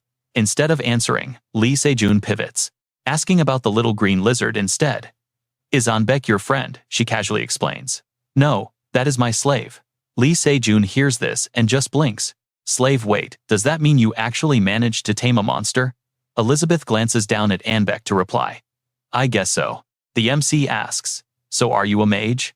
Now pay close attention here. For some crazy reason, the word mage makes Elizabeth completely lose her mind. Blue magic energy oozes right from her hands. Confused, Lee Se-jun looks back at her. What the? Our MC stares at the pure mana, deeply analyzing the situation. That is an absolutely massive amount of mana. Elizabeth glares at Lee Se-jun with pure threatening rage. Do not move, or I will kill you on the spot. Seeing this, Lee Se-jun stays perfectly calm to soothe her. Kid, I didn't expect you to react so fiercely. Elizabeth snaps right back at him, acting like she knows Lee Se-jun's true goal. I know you lured Anbek just to get close with an ulterior motive. She keeps ranting at him. You are exactly like all the rest of them. Suddenly, Lee Se-jun hears a massive rustle coming from the nearby bushes, and panics to dodge an incoming arrow. Seeing this, Elizabeth instantly strikes back. I knew this was a trap. Using her raw magic power, she binds the sniper and aggressively slams him right into a tree base. Lee Se-jun watches and is completely blown away. That is crazy strong. At least on par with William Taylor. Then, out of absolutely nowhere, a massive wolf suddenly appears leaping in to attack Elizabeth. That little green lizard instantly dashes out to shield her. Seeing this, Elizabeth screams Anbek. The tiny lizard takes one massive deep breath in, growing huge summoning gear to clash with the wolf. You and I totally didn't see that coming, right? Elizabeth immediately spins toward Lee Se-jun. She aggressively blames the MC. You called them here, didn't you? He immediately throws his hands up in defense.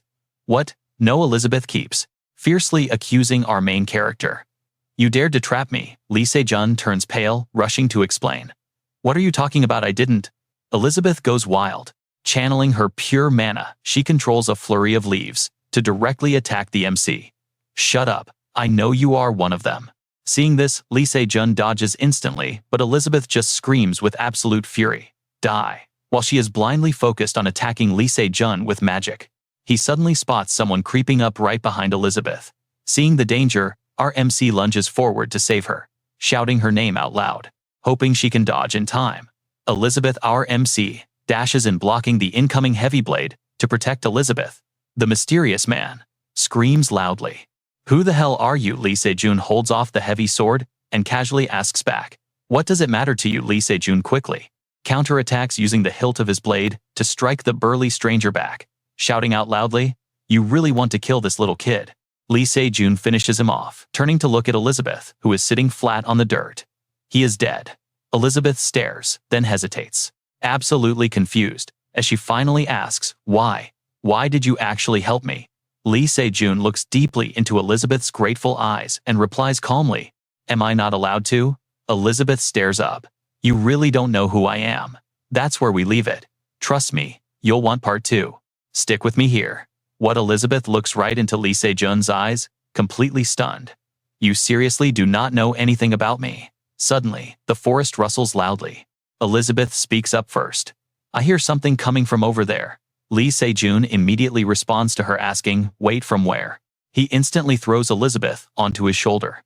Looking back at her, he says, "Let us just move. They are coming right now." Suddenly, Elizabeth channels mana into the unconscious bodies lying right there on the ground. Watching this, Lee Se-jun wonders, what did this kid just do? Elizabeth suddenly warns him, "Hey main character, look straight ahead and hold on tight or else you will fall." Lee Se-jun kicks it into high gear, moving at insane speeds. He dashes quickly right through the forest while Elizabeth holds on for dear life. "Stop," she yells out loudly. He looks confused, wondering why they need to stop. Elizabeth quickly shouts, "Am cannot keep up." Right then, Am is literally crying while running behind them. Lee Se-jun suddenly hits the brakes, glancing at the blue lizard struggling to follow. Seeing this, Elizabeth looks totally puzzled. "How are you running so fast?" Lee Se-jun acts super casual, saying whatever, running away is basically my profession. Elizabeth sits right down beside the exhausted Am. As the lizard plops onto the ground, she immediately asks Lee Se-jun, "Hey, why did you even help me?" Lee Se-jun glances at the kid and casually explains, "You are asking me why? When adults see a child in danger, they step up and save them. Is that not just normal behavior?" Elizabeth quickly avoids his gaze. She cautiously replies, "Yeah, but that is only if I was a normal kid. Only then would I be saved." But our hero asks in total surprise, "Even if you are not normal, why do they hate you? Did you wrong them?" Elizabeth gets super angry and fires back. "I have never done anything wrong to anyone." Her face darkens as she yells loud and clear, "Not even once." Seeing her intense expression, Lee Se-jun is absolutely stunned, full of burning questions. "Watch closely here." "What happened to you?" Elizabeth clenches her fists nervously, telling Lee Se-jun about a prophet who suddenly appeared. The image of that prophet flashes, haunting her. She explains, "That guy claimed I will destroy this whole world." Lee Se-jun asks, in shock, "Destroy this world?" Kneeling there, he watches the girl dust off her dress and stand up to speak. "They want to kill you just because of that," she slowly replies. "Thanks to that crazy prophecy, the king put a massive bounty on me." Elizabeth walks right past Lee Se-jun, saying, "So you need to leave right now, before you bring total disaster upon yourself." Startled, he turns around in a panic, asking, "Where are you going?" He quickly jumps up and follows the girl. "Wait, I already said I would help." Losing her patience, she fires back, "You talk too much. Do you want to die?" Lee Se-jun calmly answers, "Why would you kill the guy trying to help you?" Elizabeth patiently starts to explain. "The ones wanting to kill you are the bounty hunters chasing me, not me. If we just go our separate ways, starting right from this exact second, then absolutely nothing will happen. I already erased their memories." Lee Se-jun thinks in total shock. Wait, she just erased their memories. He stares at Elizabeth's retreating back and urgently calls out, "Hold on a second, I have literally never heard of any magic like that before." Elizabeth does not even turn around as she says, "That is not magic." Her next sentence completely blows Lee Se-jun's mind. "It is a curse." He hesitantly asks, "Are you a witch?" Elizabeth finds it hilarious that Lee Se-jun finally figured it out. "So you finally realized it, huh? Judging by how you look, I am betting you have zero clue about that whole prophecy thing either, right? Who the heck are you anyway? Whatever you are following me is just going to bring you a whole lot of serious trouble." You saw it too, right? Watching Elizabeth, he remembers a super familiar vibe. No wonder this all felt so strangely familiar. Does this mean Coa has a witch on their side? He quickly pieces his chaotic thoughts back together. No wait, I am so stupid. This is literally just a virtual world. Lee Se-jun then remembers something from right before his current mission started. That guy explicitly told me that situational quests like this simply do not happen in reality. Lee Se-jun keeps his eyes glued to Elizabeth's fading silhouette. Beside him, Amb is also staring at the girl. He thinks if that is true, this kid is probably just an NPC created by this place. Honestly, if this kid is not part of the actual quests I need to finish, then I absolutely should not get myself involved any further. Our hero hesitates deep in thought, but just imagining the painful scene of this little girl being chased away by villagers with nowhere to turn, having to live alone in that pitch-black forest, gives him a deeply familiar, painful feeling. A little witch getting hunted down by everyone, terrified, and completely isolated with nobody by her side. No matter how hard I try to just look away from this feeling is still so incredibly familiar. Thinking about that, he decides to help her. Hearing his footsteps, Elizabeth does not even turn around but screams in surprise. I already told you, you total idiot. Are you seriously deaf or something? If you help me, every single person in this entire world will become your enemy. Hearing this, Lee Se-jun just calmly replies to her. So what, running away is basically just a form of training? Hearing that, for some odd reason, Elizabeth gets absolutely furious. She uses her terrifying power, casting a threatening spell right onto our main character's neck. Listen up. Trust me, you and I are gonna want to see what happens next. I just cursed you, lie, and your head flies off, she continues. Stick with me here, you and I are jumping right into a life or death standoff. Answer honestly or die. Lee Se-jun's voice actually trembles. I'm seriously disappointed, kid. I haven't lied to you, not even once. Elizabeth just glares, standing right across from our guy. Still totally on edge, she snaps back. What exactly are you plotting? Lee Se-jun stays direct. I'm not trying to take anything. Still super cautious, she asks the real question. Then why help me? Because I want to. Our MC just drops the simplest answer. Because I want to. She totally isn't buying it. There's seriously no other reason. Lee Se-jun stands his ground, looking her right in the eye, and answers with absolute zero hesitation. No. Even with that straight answer, Elizabeth is suspicious. Her hands literally shaking, she asks. Then whose side are you on? Seeing her shaking, our MC drops to one knee. He looks her dead in the eyes and gently says, I told you I'd help. I'm on your side. Hearing that, Elizabeth is stunned. She instantly drops the lethal magic she had aimed at his neck. Looking away completely flushed, she mutters, You are super weird. Lee Se-jun just smiles right back at the little tsundere. Is that a crime? Still super embarrassed, she tries playing it cold. Whatever, do what you want. Later, Lee Se-jun checks out the area. Looking around, he asks, So where exactly are we heading? The journey resumes with our MC casually carrying her on his shoulders. She points out, First, we need to ditch this forest. It looks like everyone already knows I'm hiding here.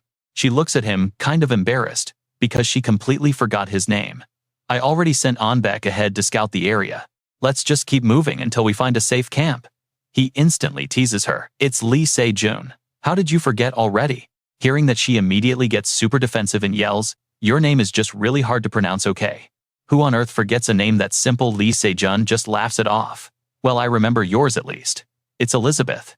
Now, pay attention because here's where things get interesting. Our MC is totally blindsided. Elizabeth isn't even her real name. That's not my name. He blinks, totally caught off guard. Wait, what? Then what is it? She blushes hard. Looking right at our MC, she finally confesses, My real name is Beth. Hearing that, he grins immediately, going back to teasing her. Beth, huh? Sounds like a super rare gemstone. She gets flustered and snaps, Stop complimenting me. It's so annoying, you hear me? He just shrugs it off. Hey, I'm just speaking my mind. You've got a seriously short fuse. Then boom, the system screen pops up. Main quest activated. The objective, help Beth safely escape the forest. Seeing that UI everything instantly clicks for him. No wonder the system was silent for so long. The hidden trigger for this quest was actually learning her real, true name. Seeing that alert, he breathes a huge sigh of relief. Thank the system, he almost missed this epic quest entirely. Walking with her on his shoulders, he casually asks, Hey, are witches a normal thing in this world? She gives him a weird look. What do you mean, this world? Realizing his massive slip-up, he frantically tries listing random geography. I mean, continent, island, peninsula. Beth glares at him, absolutely furious. No way. You seriously don't know where we are. Freaking out, Beth immediately gives him the map breakdown. We're in the outer forest of the Lemon's Kingdom right now. The kingdom right in the middle. She stares at him suspiciously. He literally doesn't even know the continent's name. So where did you even come from? Even my lizard knows basic stuff like this. RMC just sweats thinking hard. I know what you're thinking. He's a regressor, right? But how is he supposed to know these fake continent names from a random system quest, just from somewhere super far away? He quickly deflects to change the subject. Let's put that aside for now. So is Witch like a whole different race here? Beth sighs. I'm human. That crazy prophet just decided to label me a witch. Super curious, he asks her. And who exactly is this prophet guy anyway? She actually looks like she doesn't know. She adds, some fanatics actually worship him as God's messenger. Sitting on his shoulder, Beth anxiously scans the dark woods. She urgently warns him, we need to move fast. If the bounty hunters found this place, they will definitely show up too. When Lee Se-jun asks, her head just drops. Her entire body is literally shivering with pure fear, fists clenched super tight. Lee Se-jun totally misses the vibe and just keeps asking her, wait, who exactly are they? Suddenly, an image of elite terrifying knights flashes up, faces completely cold and emotionless. They've been walking for a really long stretch. Lee Se-jun turns to her and suggests, I really think we should take a breather before pushing on. She instantly shoots that down. No way, we're totally exposed out here. But Lee Se-jun pushes back, trying to be the voice of reason. We've been walking forever. We seriously need at least a quick break. Right then, the little green lizard suddenly sprints out of the bushes. Ambek, you're back. What did the scouts find? Looking absolutely terrified, the lizard reports back. We've got huge trouble. We definitely need to detour. So what do you and I think they'll find next? A mysterious town, and yeah, things get wild. Alright, jump in with me. Our MC just spotted a town up ahead. He's totally hyped. Perfect, we need a place to crash. Let's go. But B's face instantly darkens. She glares at Lee Se-jun, absolutely furious. Are you insane? You actually think they'd let me waltz into a town? Our MC completely forgot. He rubs his neck, super awkward. Oh right. Sitting across from her, he pitches a brand new idea. Come on, just hide yourself. She glares right at him and screams at the top of her lungs. That won't work at all. Do you know what happened last time I got caught? The MC tilts his head, totally clueless about her past. What exactly did you do? Blushing hard, she mutters. I put clothes on Anbek to make him pretend to be my brother. Hearing that, everything clicks. Of course that failed. Still, he pats her shoulder with a grin. Just trust me on this. I'll make it work. I need food first. She points around confidently. There are plenty of things to eat right out here. He looks around confused. Where she points straight at some sketchy mushrooms under a tree. But warning, they taste absolutely terrible. She hesitates, then calmly adds, well, no. If you chew them long enough, they actually get sweet. Night falls. Down in the town, folks are packing up to head home. Meanwhile, the MC is carrying B totally bundled up in an oversized coat. He carefully approaches a guy packing his stall. Excuse me. The man immediately looks up, defensive and super suspicious of this stranger. Who are you? Never seen your face around these parts. Lee Se-jun immediately turns on the puppy dog eyes, looking perfectly pitiful. I'm just a humble pharmacist passing through. Is there any place around here where we could rest for the night? Now pay attention, because here's where we flash back to his genius plan. Alright, listen closely. Sitting next to Anbek, she stares at him. How will you explain me? He smirks. Easy, just like you did before. Holding up a flower, the MC proudly drops the name of his ultimate masterclass strategy. It's called the I am your father plan. I'll be your dad. She looks totally lost. Squinting with pure suspicion, she asks, you're what? Is that some kind of magic spell? Visualizing the whole thing, he breaks it down for B. I'm a pharmacist, you're my daughter, and we went into the woods to pick herbs. But boom, we ran into a monster, you got badly hurt, and we barely escaped, stumbling right into this town by total accident. That's the setup. You just need to act your absolute heart out. Back in the present, the old man hears this and feels terrible. Oh, what terrible luck. The concerned guy leans in close. How's your daughter doing? Does it hurt much? B instantly starts overacting. Voice trembling, she wails out loud. It hurts so much, both guys look absolutely stunned. Seeing their silence, she acts harder. I'm dying. She fakes a brutal coughing fit, sending the man into sheer panic. Taking a hidden punch from B, Lee Se-jun winces in real agony. The nice guy asks, hey, are you okay? Don't tell me you're hurting worse than she is. Panicking, the MC stammers. No, just something caught in my throat. Also, given our horrible situation, could we please rest in town for a bit? The man quickly points out a spot for them to crash.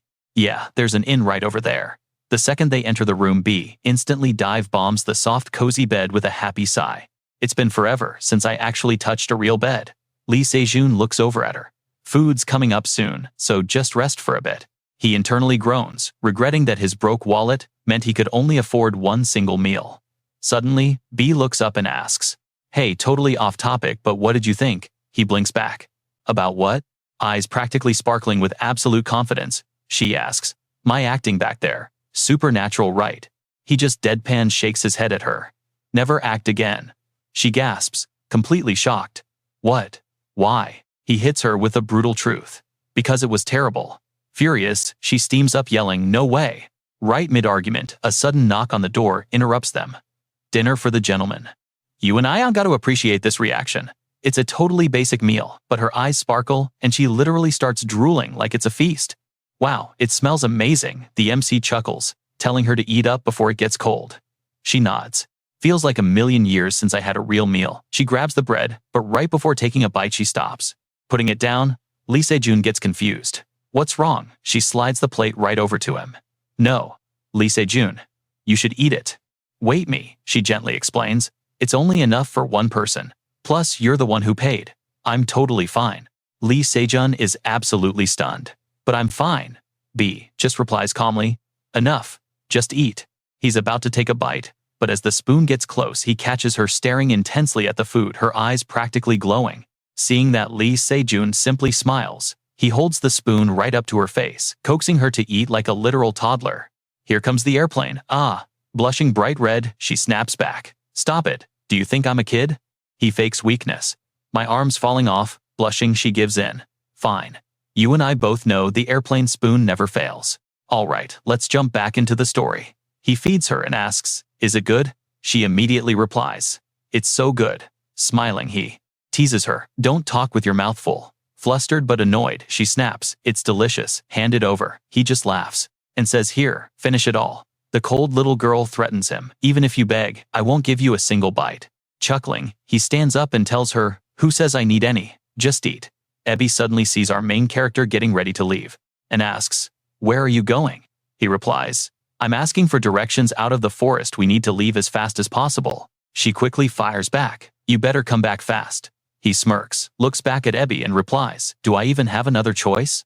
Lee Se-jun leaves the room thinking to himself, "She acts tough and cold, but she is actually a really good kid.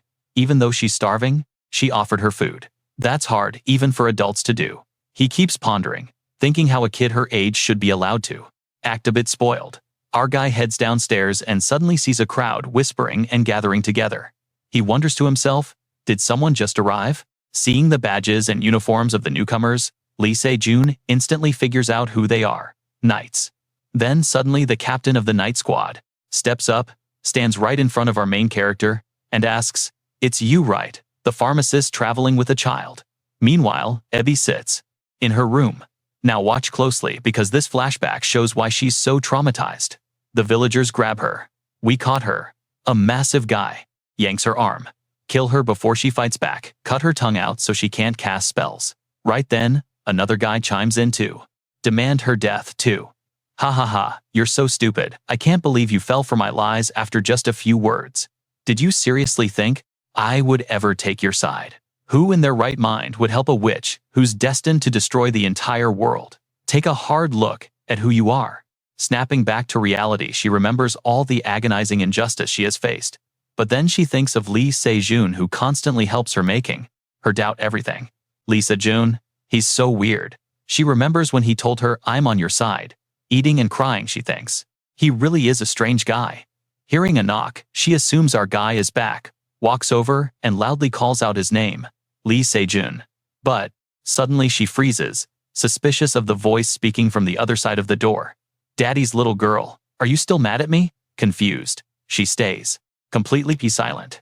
Sigh, "Daddy was wrong. I'm so sorry." Her suspicion grows as she thinks, why is he suddenly spouting this absolute nonsense? Downstairs, our main character actually has a sword pressed to his neck, but he continues, "Daddy understands." Threatened by the two knights' blades, Lee Se-jun adds, "So, Daddy will do what you want. Let's go to the forest with Anne back." Abby stands in the room totally puzzled. Is he joking around again? She reaches to open the door, but hesitates when she hears Lee Se-jun say, "Do you remember that time you jumped right out of the window?" She freezes, picking up on the hidden signal. When you wanted to run away from home, do you know how shocked Daddy was that day? Of course, both that day and today, Daddy is the one in the wrong. Just don't do anything reckless, okay? She steps back from the door, finally putting the pieces together. You and I know exactly what's happening here, he asks. Can Daddy open the door now? She gets his message. This is no joke. The night captain loses his patience and violently kicks the door open. Damn it. They barge into the empty room and yell. We lost the brat again. She must have just run off. The captain immediately barks an order. She can't be far. Split up and find her.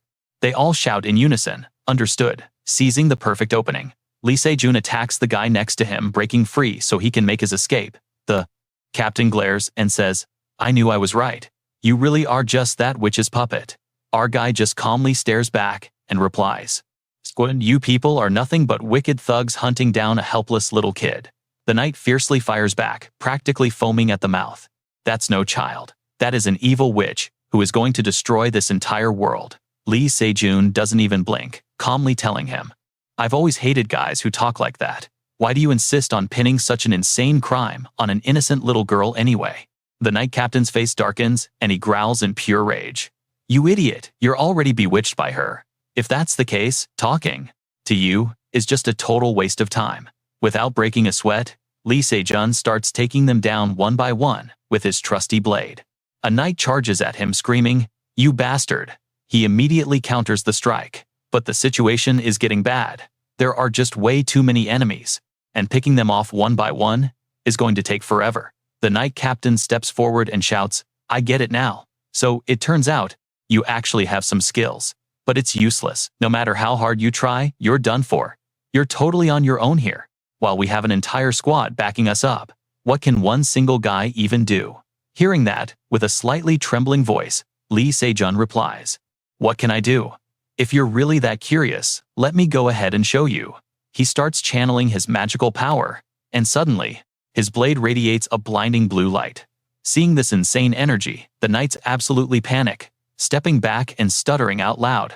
Wait, what is that? The knights blindly charge at our main character, screaming, This amount of mana, stop him. Without a second of hesitation, Lee Se-jun unleashes his magic, causing the entire inn to explode. At that exact moment, Ebby is riding Anne back away. She looks back at the massive blue explosion, completely terrified, and, screaming his name Lee Se-jun. Still riding Anne back, she sees the gigantic blast tear through the inn. She stops in pure anxiety, desperately yelling out, Lee Se-jun. She thinks I shouldn't have left him alone. And that's where we pause. Trust me, you and I need to see what happens next. Let's dive right in. The knights are hunting her, crushing anyone in their path. Holy knights don't hesitate. They will literally wipe out entire areas if someone is connected to her. There's absolutely no way he stays safe if they figure out his dad hit her. But she hesitates. Should she go back for Lee Se-jun? Returning means she definitely gets caught, but maybe, just maybe, she can actually save his life. After a moment, B decides to rush back to save Lee Se-jun. She orders the little blue lizard and Botch back to the inn. And Botch completely panics. I know, but we cannot just leave him behind. They are already catching up to us anyway, right? No matter what, we have to turn back. And Botch stays high alert. Suddenly, a shadow bursts straight out of the thick fog, calling B's name. It is our main character surviving the explosion. He runs up. Kid, what are you doing here? Shaking with shock, she asks him.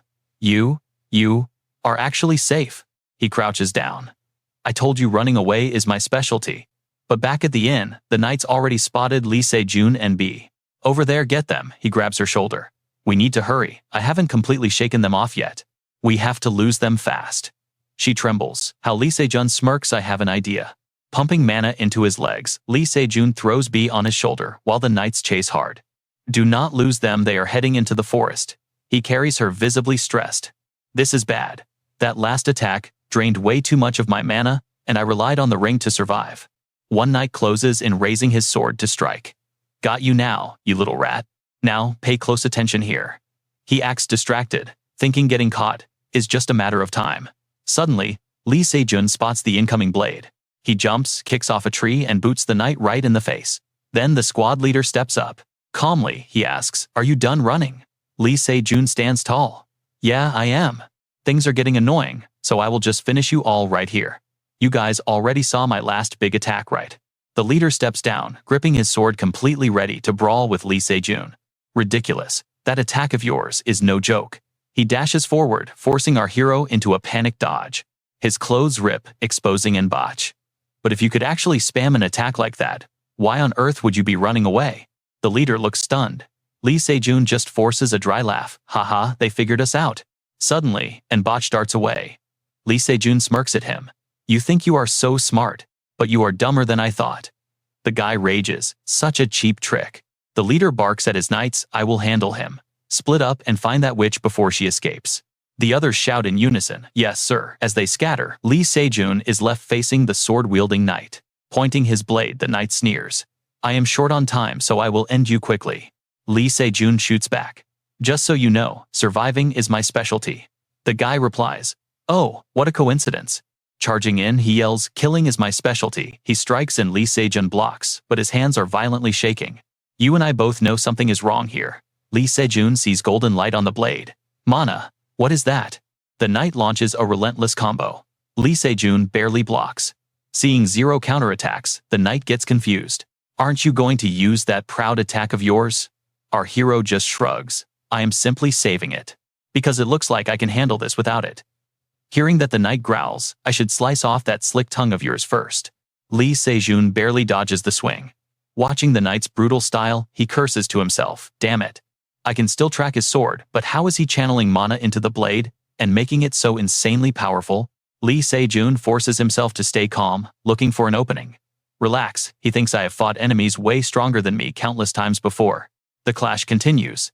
Our hero desperately searches for the trick, thinking now I need to figure out what that is. The knight mocks him. You think you can actually beat me with that incredibly clumsy aura imitation? Hearing the word aura, something suddenly clicks in his brain. Aura. But right at that exact moment, Lee Se-jun's spear, overloaded from blocking pure mana, shatters. Crumbling under the massive magical pressure of those rapid attacks, his weapon explodes into pieces.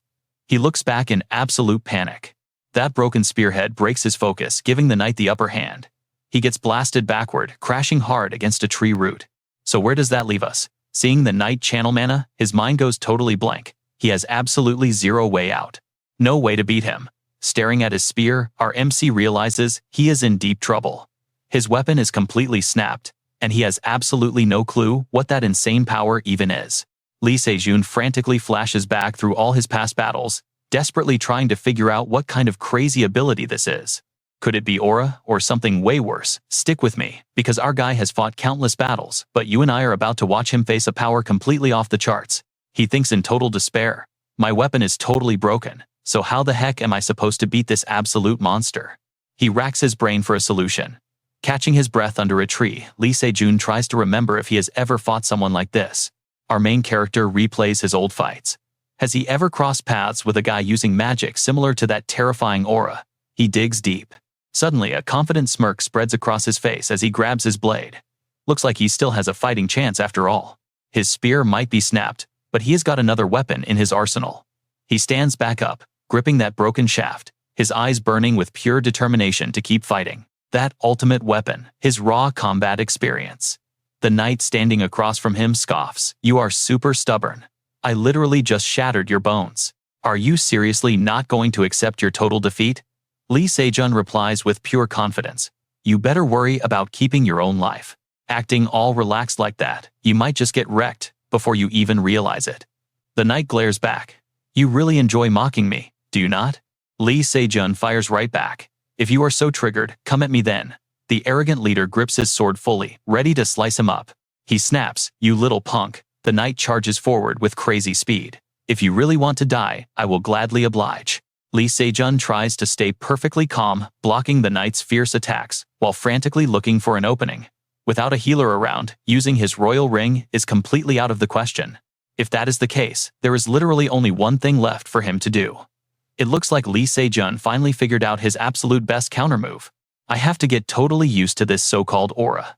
Luckily, he grasps the concept and aggressively strikes back at the stunned knight. Lee Se-jun thinks to himself, I feel it now. Clashing directly with it shows just how unbelievably heavy and crushing this pressure really is. This sudden impact reminds our MC of a past fight. The effect feels incredibly similar to that crazy opponent he tangled with way back then. That guy literally pumped magic into his weapon to massively boost its power. The knight keeps launching wild attacks, and Lee Se-jun desperately parries every strike. But right now, this feels a little bit different, probably some mutated variant. Lee Se-jun blocks every single slash from the knight, deeply analyzing his enemy's insane strength. With that previous guy, it felt like only the weapon's durability got a major upgrade, while the raw attack power did not increase much at all. But with this dude, the second our weapons clash, I feel this absolutely massive force surging into me like it wants to blast me into orbit. I am completely positive both of these guys gathered magic and channeled it straight into their weapons. He keeps calculating the odds, holding back his own attacks. If it is the exact same trick, what is the difference? Now watch closely. Lee Se-jun stares at the knight's sword, and you can see him finally realizing the big secret. The last guy I fought poured all his accumulated magic right inside his blade, making the glowing aura constantly shift and flow all around it. But in this guy's case, that crazy aura is radiating perfectly evenly across the entire sword. Realizing this, Lee Se-jun firmly grips his broken spear once again. He completely understands the trick now, and fiercely strikes back. The shape of the weapon's aura is totally different.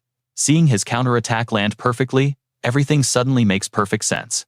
That is it, that is exactly where they differ. The enemy's raw magic is not actually being channeled deep inside the weapon itself. It just gathers entirely on the outside, creating a massive protective aura wrapping the blade. Knowing this, Lee Se-jun instantly charges in for a direct, brutal hit.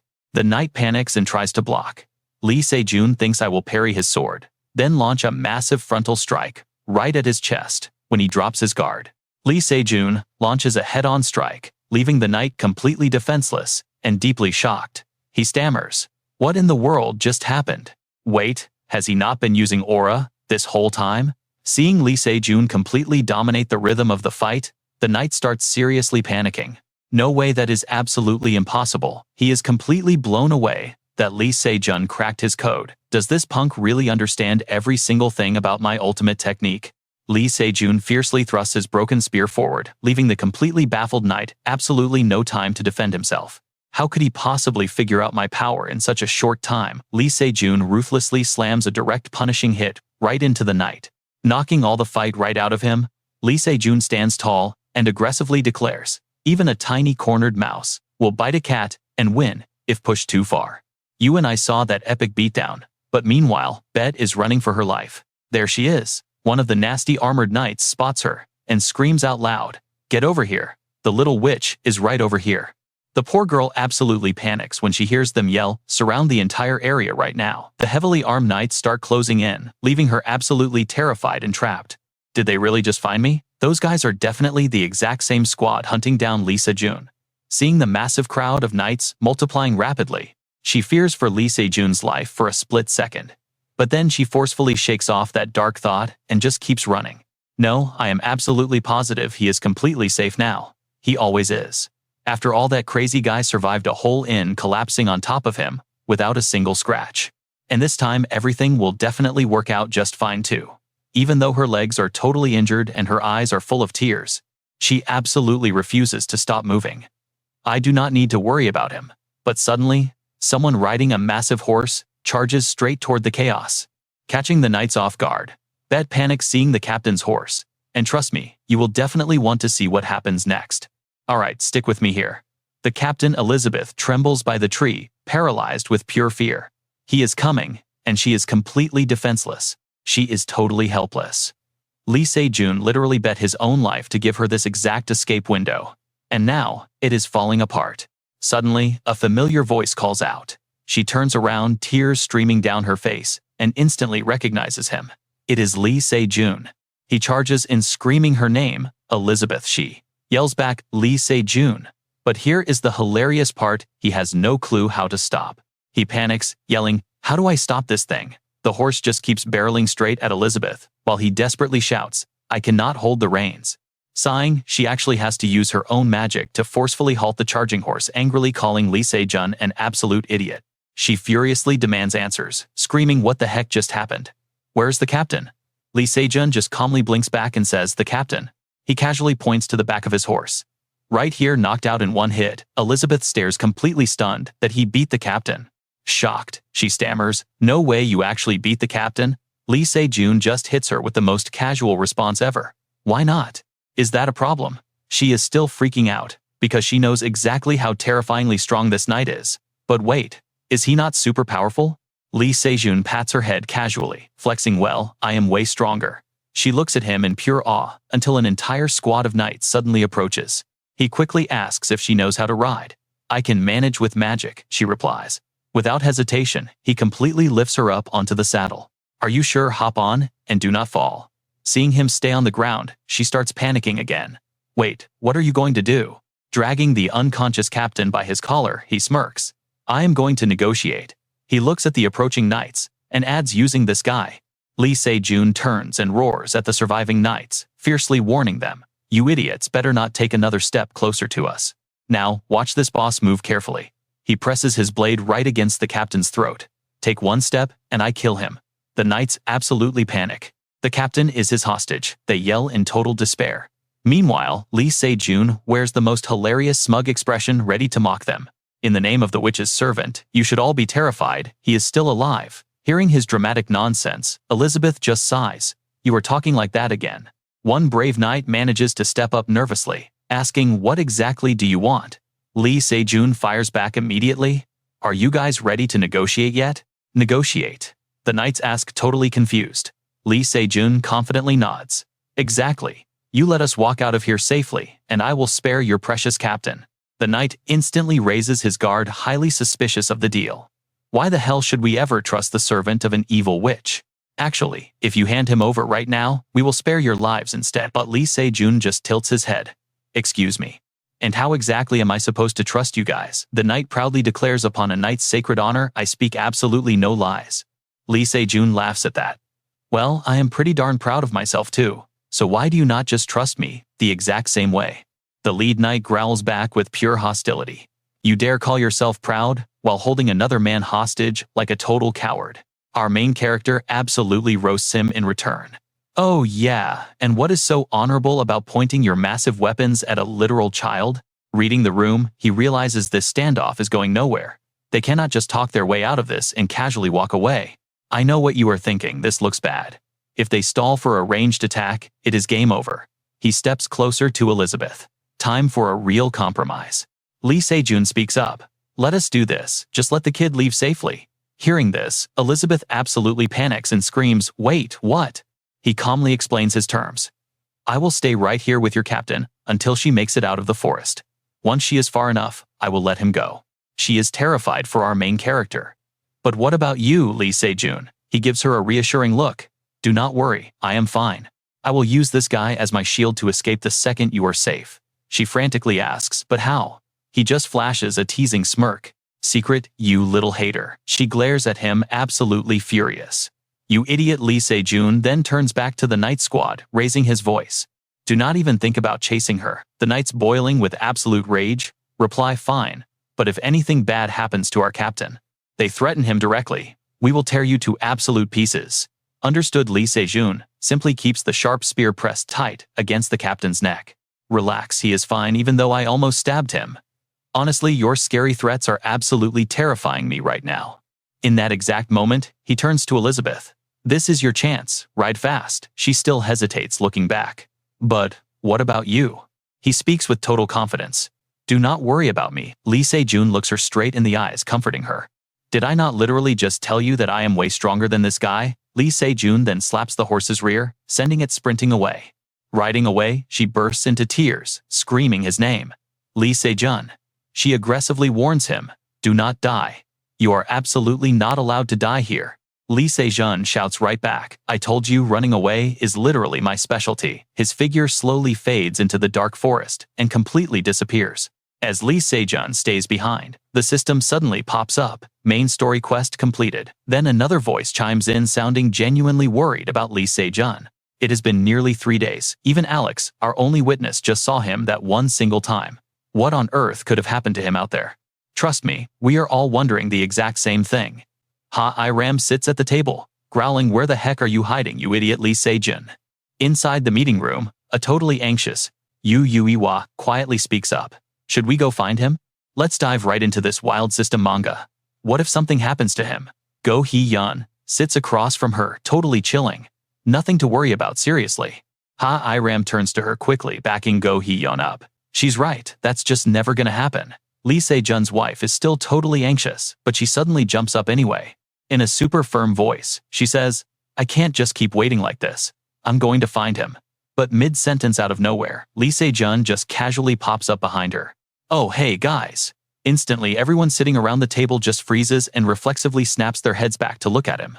But Lee Se-jun is just completely unbothered, asking, why is everyone gathered up here? Naturally, hearing that completely sets off Yue-hwa, his wife, who gets absolutely furious. She glares straight at Lee Se-jun, super pissed, and yells, where the hell have you been? Lee Se-jun's mind flashes back, 10 minutes ago.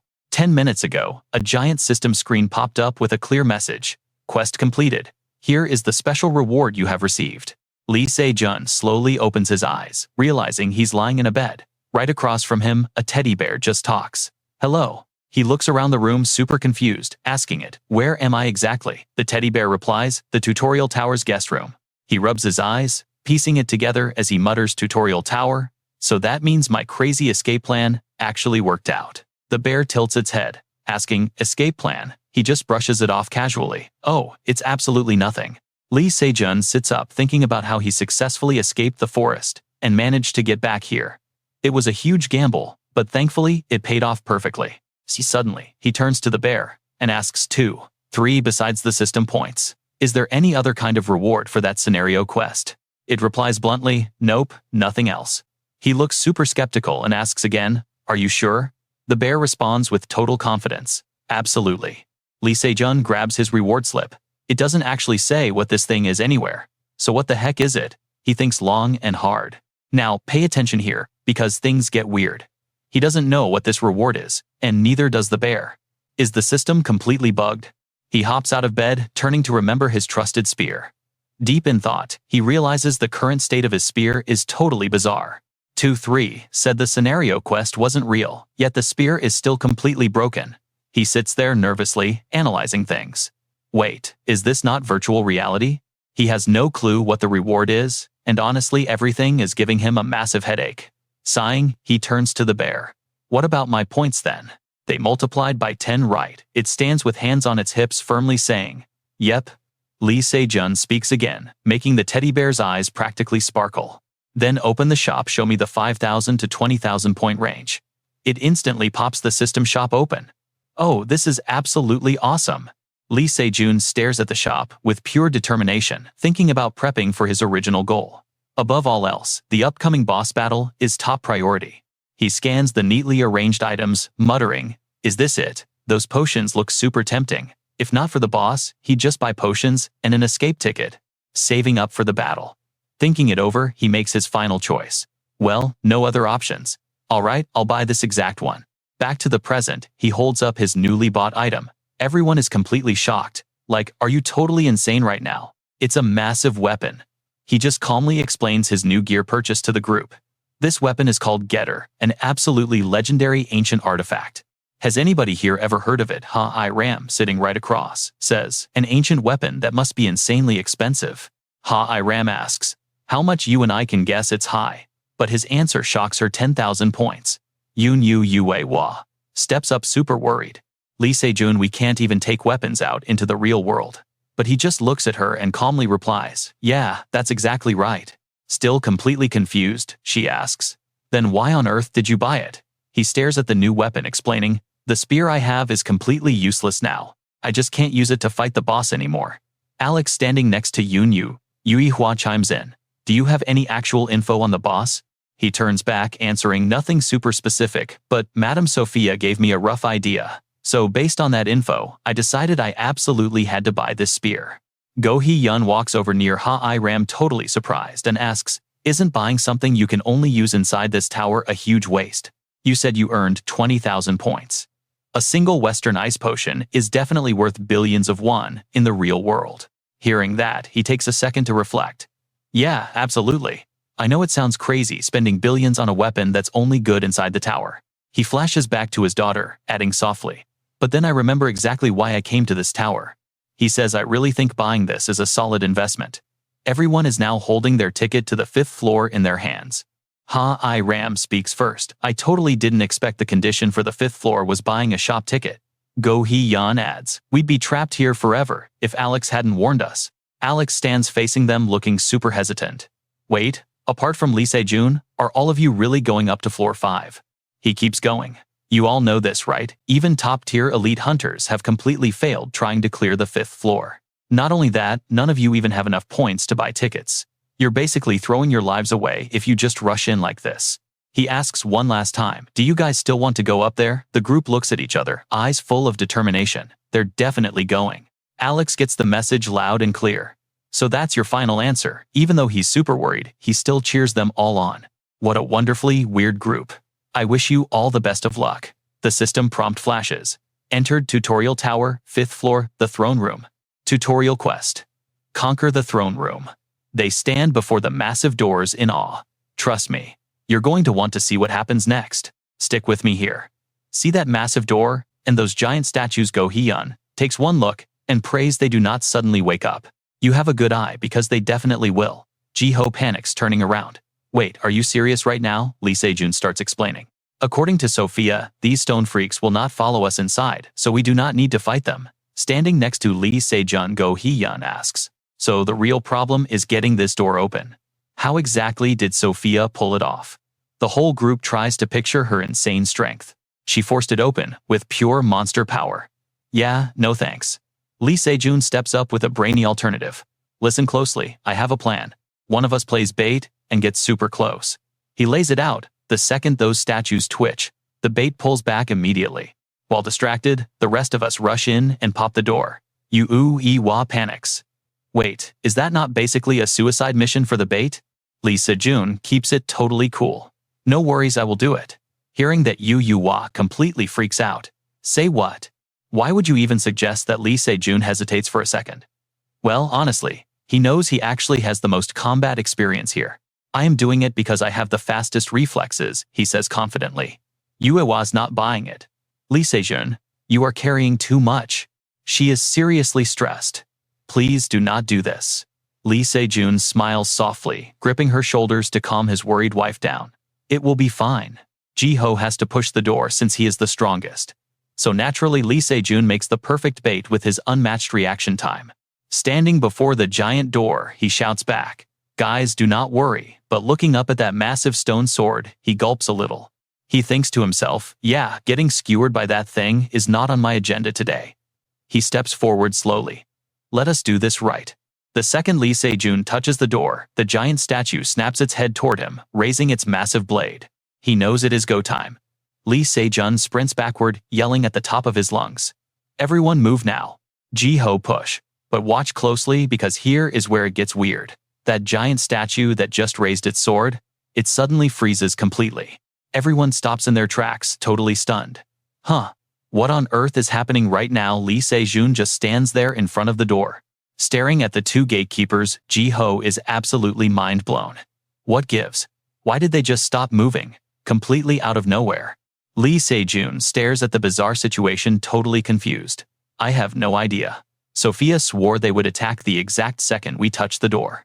Go Hee-yeon squints at the giant figures, scratching his head. But instead of attacking, they look like they are bowing to a king. Those words echo in his mind. Bowing to a king. Suddenly, a massive wave of memories flashes right before his eyes. The mysterious ring on his finger suddenly glows. Lee Se-jun stares at the two statues, absolutely wild theories racing through his shocked brain. No way, he thinks. These guys too. While his mind is totally blown, his teammates are back there pushing the giant door with everything they have. They are pushing with zero holding back, but that heavy door refuses to budge an inch. Go Hee-yeon groans in frustration. This is impossible. 4 of us combined cannot even scratch it. How did Sophia muscle this thing open so easily? While they are struggling and sweating, Lee Se-jun casually tells everyone to step back. Go Hee-yeon looks over, totally confused. Huh. You want to try it? Lee Se-jun just gives a short nod. Yep. Ji-ho nervously reaches out toward Lee Se-jun. Are you sure this is safe? Those statues literally woke up when you stepped near them. Hearing that, Lee Se-jun just smirks. Exactly. That is the whole reason I want to try. I know what you are thinking, and yes, it works. Lee Se-jun places his ring hand right on the door, and instantly both statues react. Go Hee-yeon cheers out loud. I knew it, only you could open it. Lee Se-jun finally connects the dots. They are totally mistaking him for the king. If that is the case, then let us do this. The massive door starts rumbling violently, and the whole squad watches closely on high alert. Moments later, the colossal gate fully opens up. Lee Se-jun turns back and signals the crew. All right, team, let us head inside. Stepping inside the boss room, they look around the insane space. Everyone immediately drops their jaw. This place is absolutely massive. Way at the back, something is sitting on a throne staring right at them. The squad creeps closer for a better look, and Ji-ho spots it. He points fast. Lee Se-jun, that guy over there. Lee Se-jun already knows exactly what his buddy is thinking, cutting him off before he can even finish. Yeah, no doubt about it. The captain ruled the prison floor, the gardener ran the garden tier, and the queen completely controlled her palace tier. Which means that guy sitting on the throne. That is the king, the ultimate boss of this castle. The guy on the throne finally moves, launching an immediate attack on the group. Lee Se-jun yells out, "Do not take this thing head on, dodge it." Pitch black liquid shoots across the room instantly, melting the carpet the second it hits the floor. Yu-Iwa stares at the highly corrosive acid. She panics, stepping back. Is that pure acid? Right beside her, Go Hee-yeon spots another massive wave of it coming their way and screams a warning. Here comes another one. The king never even leaves the throne, but his arm keeps swiping at crazy speed. He blasts a relentless shower of acid at the team. Getting heavily bombarded, Lee Se-jun barks an order to save his squad. Hide behind the pillars. Lee Se-jun and Ji-ho barely dive behind a thick pillar to check the situation. Everywhere around them is basically catching on fire. The king unleashes another massive area spell, leaving Go Hee-yeon screaming in pure shock. And that is where we leave it. Trust me, you want to see what happens next. Let's dive right in. Ha-I-ram agrees, totally freaking out. She has never seen anyone spam magic like this. Daiho cautiously peeks back to check the crazy situation. He looks totally stressed. What do we do? We can't even get close to the guy, let alone actually defeat him. Meanwhile, Lee Se-jun just grips his weapon, holding it up and staring at it super intensely. After a second, he turns and tells Daiho to just stay put. Daiho is completely lost. He doesn't understand what Lee Se-jun means at all, and just blankly goes, huh. Before Daiho can even process it, Lee Se-jun is already a blur flying right past him. He charges straight at the guy on the throne, totally ignoring Daiho yelling his name. The figure on the throne instantly casts a forbidden spell right above Lee Se-jun. But our boy just stands there, weapon ready. Ha-I-ram and Yu-Iwa watch him sweating bullets. Yu-Iwa can't hold it in and screams out in panic. Lee Se-jun, what the heck are you doing? That forbidden spell starts expanding fast, literally swallowing the whole room. Lee Se-jun just stares up at the massive attack, looking deep in thought. He thinks to himself, you better watch out. Suddenly, a massive explosion rocks the room, blasting a blinding white light everywhere. Seconds later, the whole place is just covered in thick smoke. His friends are desperately trying to spot him, but they only see the silhouette of the throne guy. Dead silence. Still no sign of Lee Se-jun anywhere. But wait, right behind the guy on the throne, a shadowy figure suddenly steps out.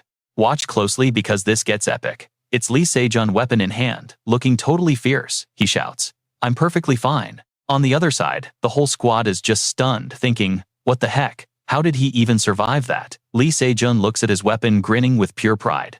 It's all thanks to my gear, he says.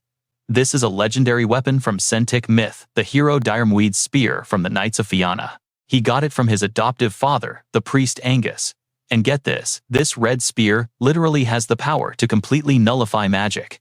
Gripping the spear, Lee Se-jun swings it with absolute power. The raw energy of the weapon instantly blows away all the leftover smoke from the forbidden spell. But wait, the result isn't what he wanted at all. Sweating a little, Lee Se-jun thinks, I really thought that would finish it. If this guy was as ridiculously strong as Coa, I definitely couldn't have blocked that. But his actual attacks aren't even that strong, he just endlessly spams spells. That totally explains why he's worth 10,000 points.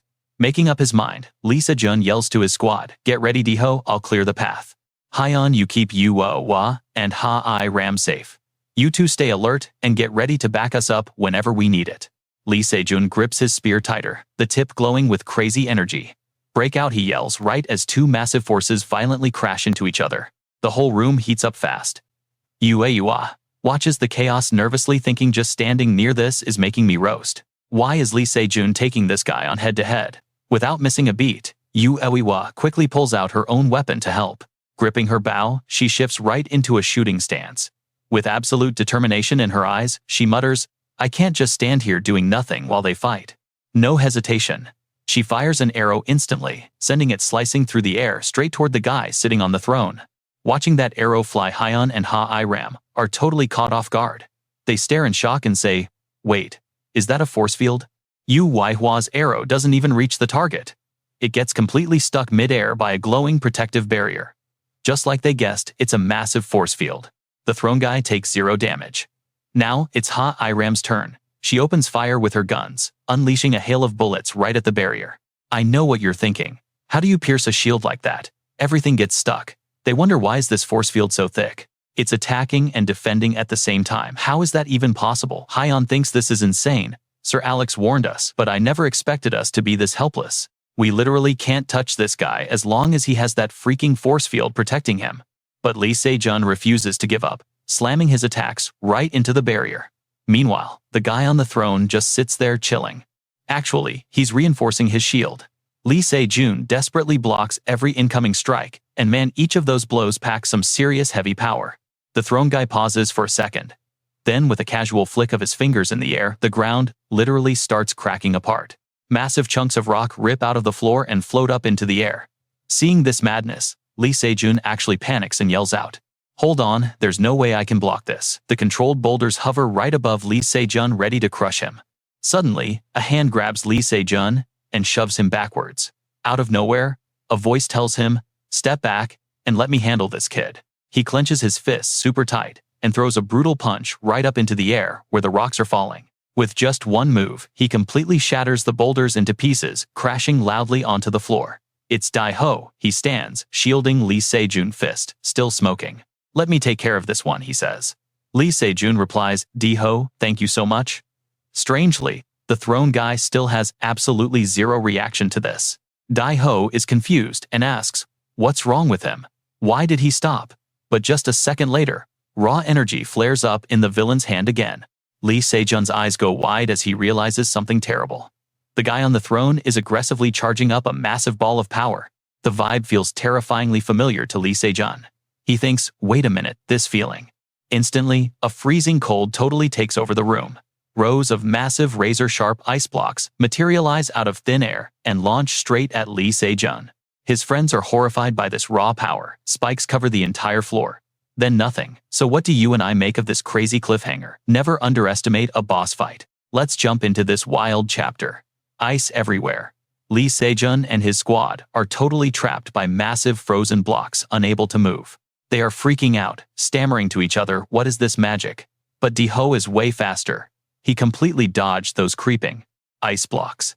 Turns out Lee Se-jun is going all out to block the endless barrage of attacks popping up around them while shielding Di-ho too. Di-ho literally cannot believe his eyes. He screams Lee Se-jun's name. Lee Se-jun just grits his teeth hard desperately, forcing out, "I am fine," but inside, he is swearing. Damn it, I dropped my guard just because his cloak looked exactly like the one Za wore. It must have paused its attacks to launch this massive move. I barely protected Di-ho using the power of GED. But look at the rest of the crew, totally frozen. Han is struggling to break out of the ice, but then, she suddenly gets a crazy idea. Meanwhile, Lee Se-jun channels the raw explosive power of his spear to fight back the freezing ice. Suddenly, something shoots straight down from above, scaring the absolute life out of Di-ho. It is a sword. Di-ho looks up, totally confused by the thrown blade, when someone yells, "Di-ho, there is still one way out of this. Get up there." It is. Han. Di-ho instantly looks toward her voice, pieces the plan together, and leaps up with every ounce of his insane leg strength. He throws a quick thanks to Han and bounces right off the sword. His target, the throne itself. His fists are completely clenched. He rushes right at the massive force field, packs all his explosive power into one single punch, and roars, "Time to leave your little glass cage." Boom! He slams his attack down, and the force field completely shatters. Broken shards of energy rain all over. Watch closely now, guys. He thinks he can finally reach the throne, but then Di-ho gets instantly pinned down. But right then, from far away, an arrow violently pierces the throne guy's palm. The boss is totally stunned and confused. Right after that, a massive barrage of other arrows tears right through him. Ha-I-Ram smirks and yells out, You know what your huge mistake was. You got way too cocky thinking your little ice trap beat us. Even frozen solid like this, we can still bring the absolute pain to you. With that, the whole squad aims their guns and bows completely ready for round 2. The guy on the throne is visibly weakened from that crazy continuous surprise attack. Yu Unbin locks her determined eyes on the target looking fierce. She pulls her bowstring back and lets another arrow fly, aiming straight for the head of the guy on the throne, with deadly precision. Bullseye. After taking continuous massive hits, his body reacts to the devastating damage, and he slowly starts fading away into thin air. With the master gone, the room returns to normal. The ice completely melts. Lee Se-jun is totally stunned, not believing it. Wait, is it really over? Han stares intensely at the throne and replies, looks like it, the magic is lifted. Di-ho steps up, pointing out, wait, what about that cloak? He approaches the throne, staring at the cloak pinned by an arrow. He asks, why is it still? Suddenly, something makes Lee Se-jun and Han completely panic. Their faces drop. The cloak suddenly lunges forward. Di-ho yells out at the top of his lungs, it is not defeated yet. It flies right past Lee Se-jun, heading straight for Yu Unbin. Lee Se-jun screams in absolute terror, no, Yu Unbin, you need to watch out. Now I know what you're thinking. A brutal attack, right? Well, think again. The cloak actually does not attack her at all. Instead, it gently wraps itself right around her shoulders. She is completely caught off guard, asking, wait, what is this? She carefully examines her new outfit, a million questions racing through her mind. Han runs over frantically. Yunbin, are you okay? Do you feel anything weird, right? Now Yunbin blinks and replies, no guys, I am totally fine. It does not feel weird at all. It is actually super comfortable. Lee Se-jun rushes over, absolutely baffled by her reaction. Comfortable. Han is not convinced, yet pressing her further. Are you completely sure you can still use magic? Or are you secretly possessed right now? Yunbin smiles softly at them. No, it is absolutely nothing like that. Di-ho is aggressively scratching his head. What on earth is happening here? Just a second ago, that exact thing was wildly, dangerously violent. Han starts analyzing, could it be some ancient relic, like some kind of heavily cursed item? Unbin replies quickly, I am really not feeling any sort of curse at all. But Lee Se-jun is still stressed. He insists on trying it on himself, just to be absolutely safe. He grabs the cloak and throws it over his own shoulders. But nope, it immediately flies right back over to wrap around Yu Unbin. Lee Se-jun is totally annoyed and confused. Damn it, is this thing a guy? Yunbin sighs helplessly. Seriously, clothes do not have genders, idiot, and you really need to watch your mouth. What if she picks up your terrible habits? Lee Se-jun does not dare argue back with her, just lowering his head like a scolded puppy. I am sorry. Meanwhile, Di-ho is still curious about the guy on the throne. He asks, hey Lee Se-jun, what actually happened to the boss back there? Lee Se-jun just scratches his head in total confusion. He replies, I am really not sure either. Di-ho looks completely shocked that Lee Se-jun has no clue. Lee Se-jun throws out a wild guess, saying, I assumed it was some kind of undead monster, since I was warned it heavily relies on nasty curses. Di-ho raises an eyebrow. Curses? This creepy cloak has not even cursed anyone yet. Lee Se-jun replies, I think we neutralized it right before it could actually use any of them. Lee Se-jun mentally organizes the facts. His only clues are from before he regressed. What do you and I make of this insane new mystery? Stick with me here. You and I are about to see this boss fight go completely off the rails. Lee Se-jun thought the cursed cloak itself was the boss. I mean, its astral body was totally visible, and it was straight up slinging magic everywhere. But if that thing was really the boss clearing this floor should have been a guaranteed victory the exact second its astral form shattered into pieces. Plus, just based on how it's barely showing any aggression right now, the thing seems totally neutralized. No matter how you slice it, it looks like it is just a completely harmless ancient artifact. Yu Unhee casually rubs the shiny cloak she is wearing, shooting Lee Se-jun a look and asking, hey, do you know where the real boss is? Lee Se-jun is still doing the math in his head, wondering if his whole theory was dead wrong. Then what exactly was the monster Sophia warned them about? Right in the middle of his thoughts, the cloak on Yu Unhee suddenly starts twitching like crazy. Lee Se-jun notices her weird reaction immediately and asks, what is it, Unhee? But she is just standing there frozen. She stares at her bow, gasps out loud, and stammers, I didn't do this. It is the cloak. The second those words leave her mouth, the whole room starts violently shaking. Everyone panics and yells, "What the heck is that?" And then, massive lightning bolts start crashing down. More and more strikes hit. Something huge is spawning, leaving the entire squad caught between absolute shock and pure terror. Suddenly, giant claws rip straight out of the ground and slam down, sending shockwaves everywhere. The sheer force of it makes Lee Se-jun's crew struggle just to stand. They are barely holding on so they don't blow away. The pressure finally drops a bit. Lee Se-jun forces his eyes open, staring at the new arrival. Now, watch closely, because this reveal is insane. Lee Se-jun's pupils dilate in pure shock. Standing right in front of him is a monstrous, deformed giant. Lee Se-jun realizes this has to be the real boss. The massive monster's eyes flare, a glowing blood red, and a deep guttural growl rips from its throat. Gi-yoon and Yuan-hee have zero clue how to handle this. Kang Tae-ho stares at the beast that just spawned, sweating bullets as he stutters. That thing is extremely dangerous.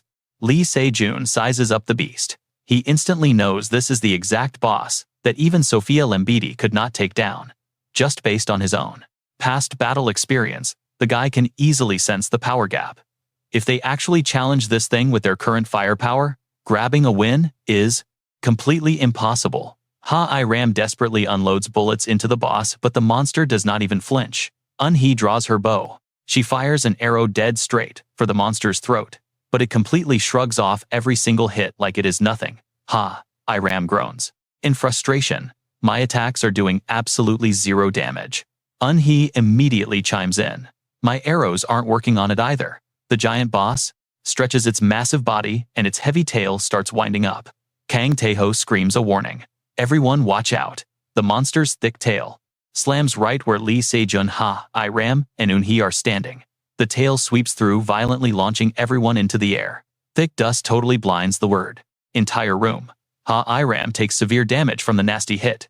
Lee Se-jun immediately spots his injured teammate rushing right over to her and asking, "Ha-I-Ram, are you okay?" She cringes in absolute pain and mutters back, "No, I am pretty sure a few of my ribs are snapped. I can't even stand up." Tae-ho steps up, shielding everyone as he calls the play. Since we are already pushed into a corner like this, we have to risk it and switch to a close combat strategy right now. With that, Kang Tae-ho signals Gi-yoon, fully intending for the two of them to take the front line. Gi-yoon instantly agrees. No hesitation, Tae-ho and Gi-yoon charge straight ahead. Lee Se-jun desperately tries to stop the two of them, shouting at the top of his lungs, "No, you guys. Stop Kang." Tae-ho yells back in total confusion. "Why are you stopping us?" Lee Se-jun points. "Look, over there, I know what you're thinking. Time for a heroic charge, right?" "Wrong." Tae-ho looks up and completely freezes. The boss has totally shifted its form, with this creepy new energy swirling all around its body. Ha-I-Ram has no clue what it is and nervously asks, "What is that stuff?" Lee Se-jun does not even let her finish before snapping back in a massive panic. "It is a curse. If that stuff even grazes you, you could literally drop dead." Ha-I-Ram goes completely pale hearing this and asks, "We died just from touching it." Lee Se-jun totally gets why she is absolutely terrified. He replies, "I am not exaggerating here. As we speak, Miss Sophia is slowly withering away and dying from that exact same nasty curse."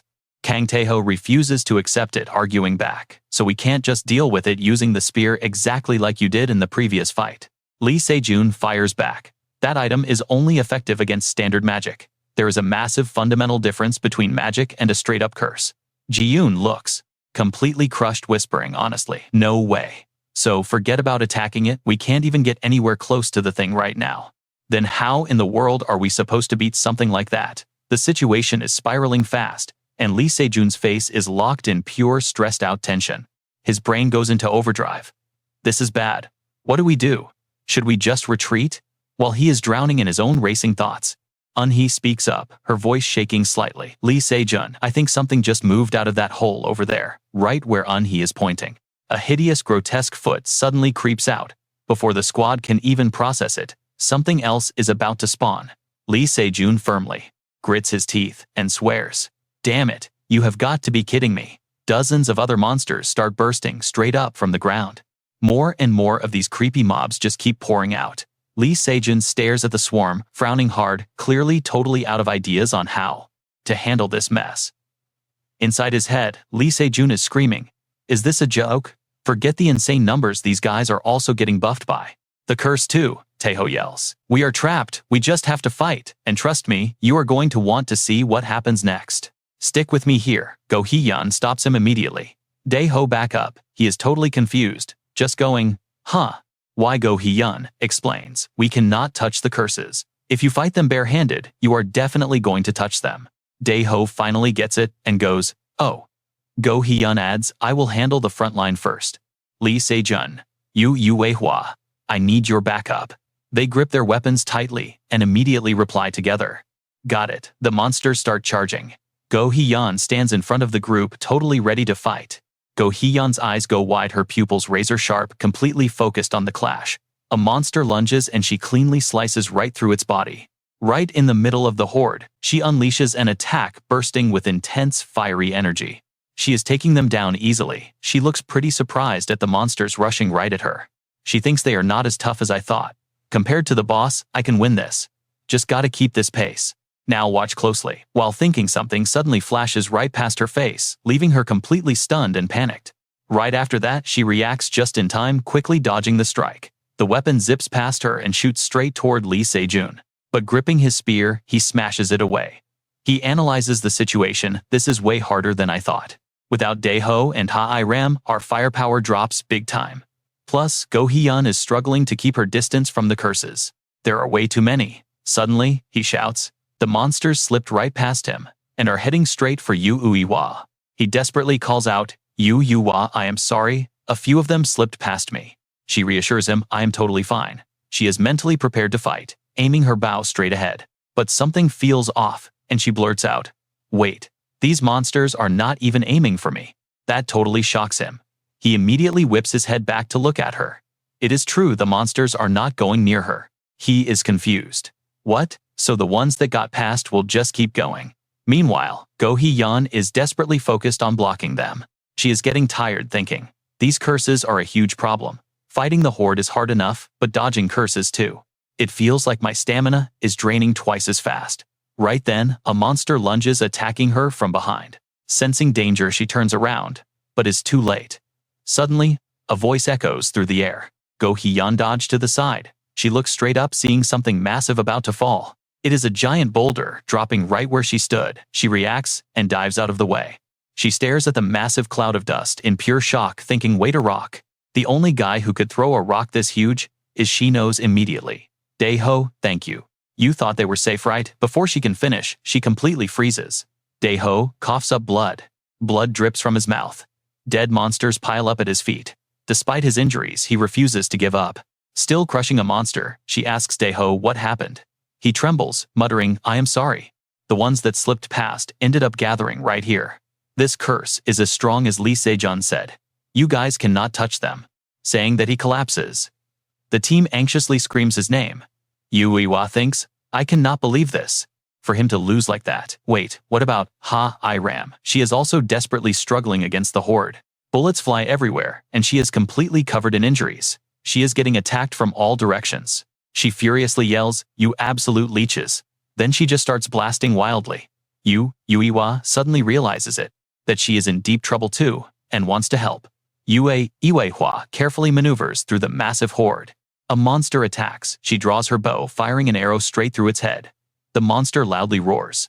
From the wound, something glowing green appears. This completely surprises her. The monster has been taken down. Looking at the green light at her feet, she thinks, is this? But a loud roar from Ha-I-ram's side completely distracts her. She yells out to her, stop for a second. She thinks about what just happened, and the fact that they ignored her. Could it be this cloak? Grabbing her collar, she rips it off and throws it right at the incoming monsters. The energy makes the monsters hesitate, stopping their attack. Ha-I-ram sees hope and her eyes sparkle. But she is totally confused. Lee Se-jun fights on while still watching over his teammates. The cloak catches his attention. He asks, what is that? Yu Uiwa replies, exactly, Lee Se-jun. This is no ordinary cloak. This cloak can actually repel curses. Hearing that, he is totally stunned. A curse-repelling cloak. His eyes shift. Trust me, you and I want to see what happens next. Stick with me, we're jumping right into this insane boss fight. Lee Se-jun locks eyes with the alpha. On high, toss me the cloak, I'm leaving this side to you guys. She throws the gear his way, shouting back, "You got it." Grabbing the fabric, Lee Se-jun gets dead serious. "You guys know the drill, right? You're the absolute only ones I can trust here. Do not hesitate this time. Keep them pinned down." And with that, he charges straight into the massive monster horde, pushing toward the main boss. The gap closes fast, and oh yeah, the monster definitely notices him coming. It instantly attacks. The boss whips its massive tail right at him, but Lee Se-jun dodges just in time. That tail unleashes wild shockwaves, totally tearing up the area. Lee Se-jun is seriously struggling to hold ground. Barely dodging, he's calculating his odds. What the hell, just a tail swipe is giving him this much trouble. Even beating the curse won't give him an opening. Meanwhile, Eunhae's squad is desperately trying to lock down the curse mobs. Arrows find their marks. Hyun's blade is a blur, but this relentless combat is completely draining their stamina. Eunhae watches the endless wave of enemies pouring in. Reality check, she is running terrifyingly low on arrows. Just as panic hits, Ha-I-Ram yells, "Both of you step back." She levels her heavy gun at the swarm. Now pay close attention here. She's aiming a high-power blast, and her teammates realize exactly what crazy move she's attempting. They frantically try to stop her. "Sister, no. Stop. Your body won't survive that kind of constant recoil damage." But Ha-I-Ram is fully locked in. She mutters, "I know. I don't want to do this either. But standing around won't save us. To wipe out these pests, this is the only way." And then she pulls the trigger. Bullets rain down on the monsters while deafening roars echo everywhere. But every single shot violently tears apart Ha-I-Ram's own body. Blood sprays from her mouth. Eunhae screams at her to stop, but Ha-I-Ram just says, "I'm fine. If I'm going down today, getting killed by my own weapon, or these freaks, is exactly the same thing. So I'd rather take them all out." Ha-I-Ram violently reloads, chambering rounds for the next explosive volley. She fires wildly, screaming, "Die, you bastards." Empty shells and magazine links form a massive pile on the dirt. Bleeding heavily, Ha-I-Ram forces herself up. They beg her to stop pushing her limits. She ignores them, gasping, "There's still way too many." Knowing her friends are about to rush over, Ha-I-Ram holds a hand up, screaming, "Do not come closer." She pulls a heavy grenade from her gear. Gripping the explosive, she warns them, "Unless you want to get blown to absolute pieces." Staring down the roaring, bloodthirsty horde, Ha-I-Ram grips the explosive and winds up for the pitch. The grenade leaves her hand and triggers. Eunhae and Haeon can only stand there watching in absolute horror. The moment it flies, Ha-I-Ram collapses. The explosive detonates, unleashing a massive earth-shattering blast across the battlefield. Monsters get blown to absolute shreds. Finally getting an opening, Eunhae and Hyun sprint toward Ha-I-Ram, screaming her name. Hyun stares at Ha-I-Ram's motionless body, totally in shock. "No way. Even someone as strong as her. You felt that impact, right?" Eunhae realizes the blast actually wiped out most of the mob. "We can handle the rest now." Seeing Ha-I-Ram lying there, tears finally spill down Hyun's face. Choking back sobs, she whispers, "Sister, I'm so sorry. I really tried to hold on, but this is my absolute limit. Truth is, this curse actually got me too." She slowly sweeps up her long hair, revealing a massive, deeply infected curse wound, spreading right across her back. Eunhae is stunned, stammering, "Hyun, you." Hyun cuts in, "I can't fight these mobs anymore. I'm leaving the scrubs to you." Gripping her sword, she steps forward with insane resolve. "Instead, I'm putting everything into one single strike against the boss." Channeling every drop of energy into her blade, memories of her broken teammates flash through her mind. Kang Tae-ho and Ha-I-Ram went down without even scratching the boss. Maybe Alex was right. Maybe they are all gonna die. The monster is terrifying, but giving up isn't an option. Setting her stance, Hyun launches herself high into the air. Locking onto her target, sensing the attack, the massive boss immediately shifts its deadly focus toward her. Lee Se-jun is stunned seeing her jump in. Hyun's entire body radiates an absolutely overwhelming amount of aura. She pours her life force into the strike. Bam! Lee Se-jun watches in shock as her blade cleanly slices the boss's giant tail completely off. Lee Se-jun hit it right now. But before she can even finish, a terrifying shockwave erupts and blasts her midair. The raw power sends Hyun flying backward into a wall. The brutal impact makes her instantly cough up blood. The crazy energy forces Lee Se-jun to grit his teeth just to stand his ground. It's the boss's true power. Hyun's attack literally just made it stronger. Trust me, you're gonna want to see how Lee Se-jun handles this nightmare next. Alright, stick with me. We are jumping straight into the ultimate boss fight. He channels pure energy into his weapon, totally ready to unleash his absolute killer move. Lee Se-jun messages, Han Han. Thanks to you, I finally have exactly what I wanted. Opening strike. He grips his spear tight and hurls it with everything he has. An extreme piercing technique, the razor-sharp tip flying straight at the boss. Boom! The attack tears right through the monster's core, and a tragic roar shakes the heavy air. Totally drained, Lee Se-jun collapses to the cold ground. The boss is defeated, and the curse monsters instantly vanish. Yu Waihua lights up her eyes sparkling with pure joy. Ah, we won, we actually beat the boss.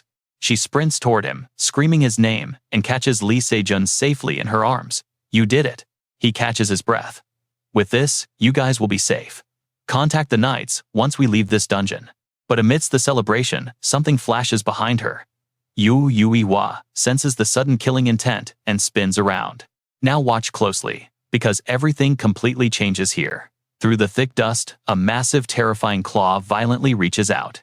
Yuiwa grabs Lee Se-jun, scrambling away while keeping her terrified eyes locked on the emerging nightmare. She sees its sheer panic written all over her pale face. She stammers, impossible, the boss is not dead. How did it survive that ultimate attack? The giant monster is already charging up massive chaotic energy. It blasts them. Yuiwa tosses Lee Se-jun onto her back, desperately searching for a clear path to dodge the hit. The monster attacks relentlessly. She panics thinking, the hits are way stronger now. I cannot keep running away. Suddenly, the terrifying boss stops. It lets out a deafening roar, charging a massive and fatal counterattack. Still carrying Lee Se-jun, she tries to dodge, but they crash hard. Yuiwa takes a brutal hit, struggling to sit up. She looks up and the monstrous boss is right there. Pure despair hits her. Is this really the end? Tears well up in her eyes, but she refuses to accept this. Helpless and gritting her teeth, will it really end? Did she come all this way just to be useless and leave little Ko behind? She glances at Lee Se-jun. His hand suddenly twitches, just a pinky moving. He frowns, fighting desperately to make a single sound.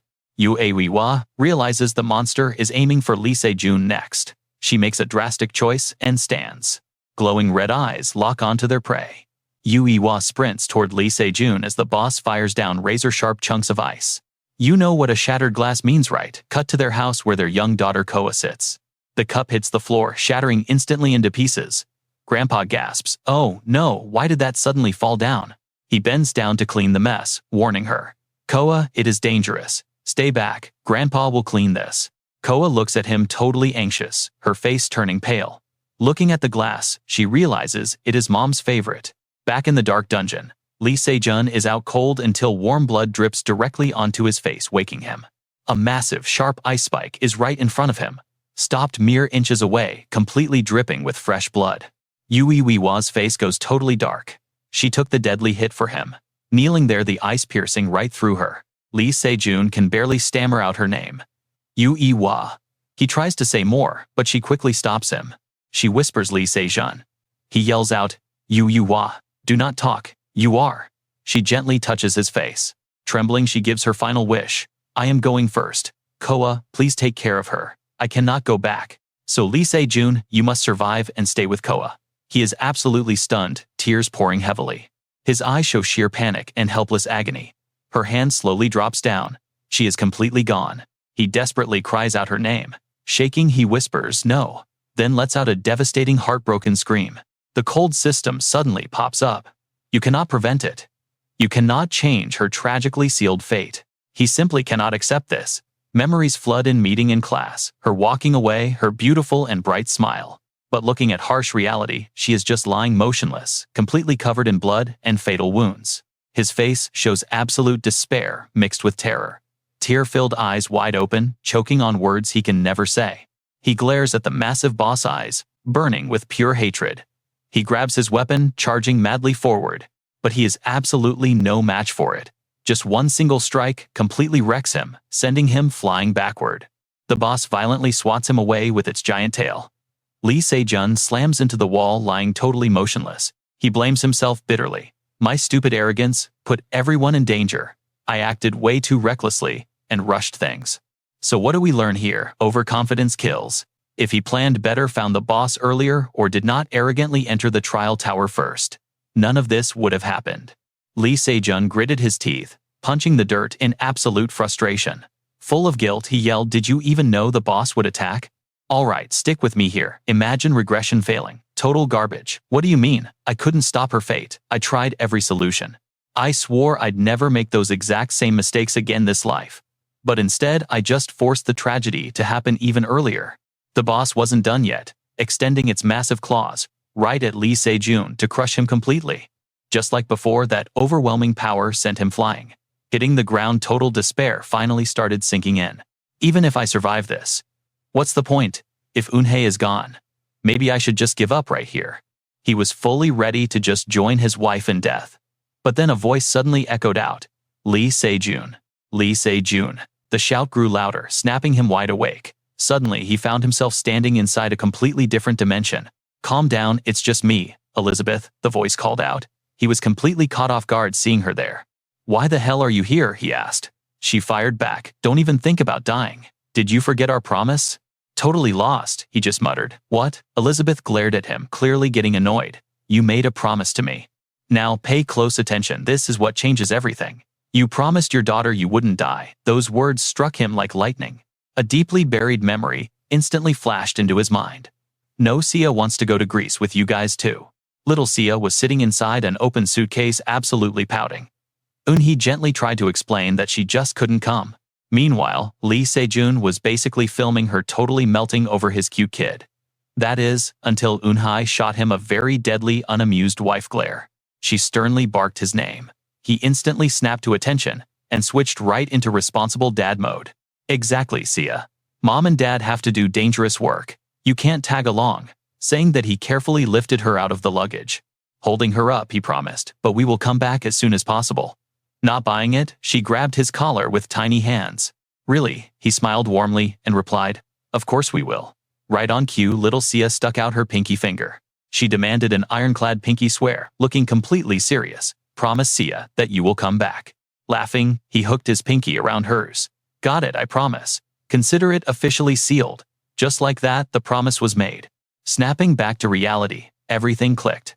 Remembering that innocent promise to his little girl completely reignited his broken fighting spirit. Still, the monster's aura was terrifyingly strong.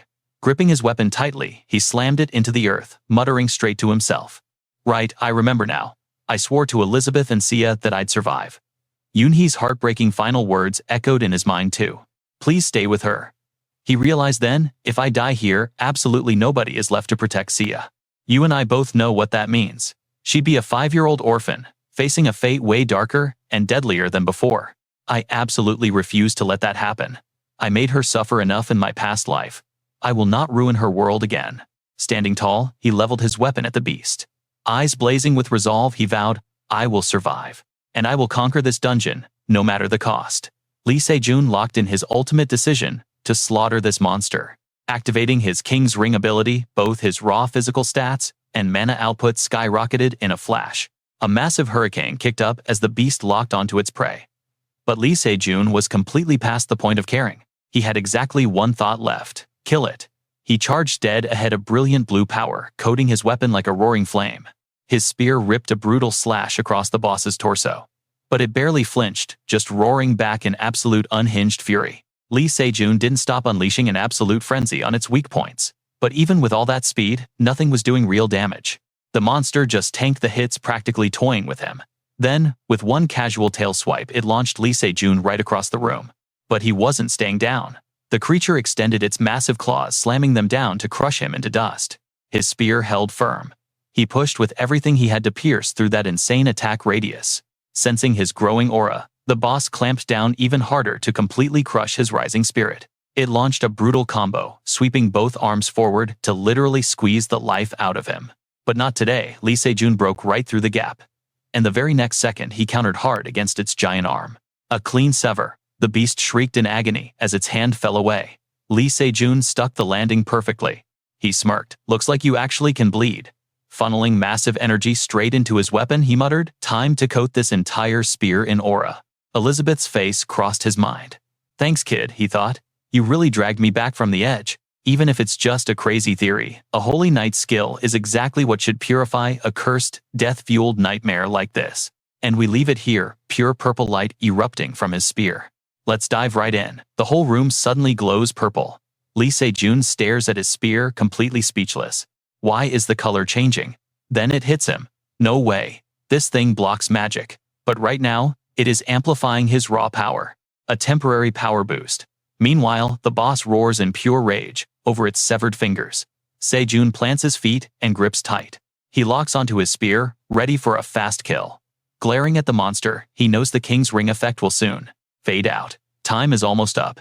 He has to end this with one ultimate strike. The massive boss starts gathering a heavy, blue energy beam right in its chest. The aura is absolutely terrifying. Se-jun powers up too, screaming, "Bring it on." The beast blasts its energy forward. It is a straight-up head-on collision, and the space around them violently shakes. Their attacks clash, triggering a blinding explosion that looks like it could rip the universe apart. Both are giving it everything they have. Se-jun's spear pushes hard, trying to pierce through that insane blast. He flexes every muscle and yells out, gathering absolutely all his strength to launch his spear straight at the beast. But right at the climax, a mysterious voice suddenly echoes from nowhere. "Finally, you have returned. My king, I have waited so long for this exact day." Se-jun has no clue who said that. Now watch closely here, because this is wild. That creepy voice makes Se-jun notice something weird, tied directly onto the monster's body. It is a torn red cloth. Wait, does he recognize that? Se-jun suddenly realizes it looks exactly like the scarf of Anbek. Right at that moment, intense purple energy forms into a massive sphere in the air, and then completely explodes. The energy clears out, and a system screen pops up. The tutorial dungeon has finally been conquered for the very first time. Tutorial quest complete. The system is calculating the accumulated rewards. Total payout for rank 1 is a massive 22,750 points. Lee Se-jun, the alpha tester, has earned a special bonus reward, but Se-jun is completely out of gas. His body gives out, and he collapses. The system keeps chiming in. Physical stats have returned to normal levels. Mana pool has also dropped right back to its normal baseline. Warning: the King's Ring has absorbed a piece of your humanity. Se-jun whispers to himself. Is it really over? No, right now. I absolutely cannot pass out. I need to exit this dungeon and call the Night Guild immediately. After that, I have to find Seiya. But his body shuts down anyway. A new alert pops up. The previous reward is being used as a warm energy flows right into his battered body. Scenario quest reward: the white ticket effect has been successfully activated. Meanwhile, outside the rain is absolutely pouring down. Anbek sits staring into the distance when someone suddenly calls her Elizabeth.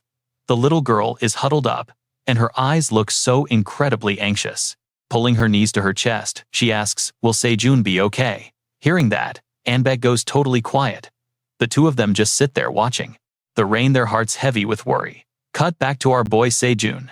His eyelids twitch and he suddenly jolts completely awake. He glances around and realizes the room feels super familiar. He groggily mutters, "Wait, is this my house?" Sitting up, Se-jun is totally confused, wondering exactly when he got back here. Suddenly his eyes lock onto a shadow. High alert mode activated because someone else is in his house. From behind, he cannot tell who it is. He demands, "Who is there? You and I both know this voice.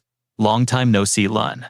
The girl slowly turns around and Se-jun literally gasps, "Elizabeth." He quickly rushes straight out of the bedroom in disbelief, saying, "It really is you. But how is this possible?" Elizabeth smirks and replies, "Your question is a bit abstract.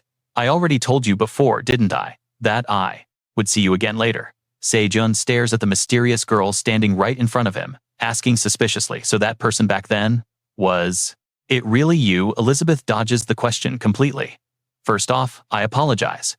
I know you must be super curious about a lot of things, but I honestly cannot explain everything to you right now. If I do, the chances of me getting caught will definitely increase." Se-jun is totally lost. Caught?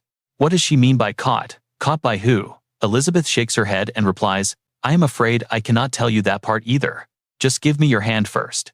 Se-jun trusts her and holds out his hand. Elizabeth immediately channels some unknown glowing power into him. Se-jun asks, in confusion, "What exactly are you doing?" Elizabeth smiles. "I just reduced the side effects of your ring. Now you can finally use it freely, however you want. But remember, just because you can does not mean you should abuse it." Se-jun pulls his arm back, staring closely at the artifact. Now that I think about it, you gave this to me too. Elizabeth, who exactly are you? Se-jun pieces the timeline together. He thinks back to when someone said the scenario quest was not real at all. So he assumed Elizabeth was nothing but a fake system illusion.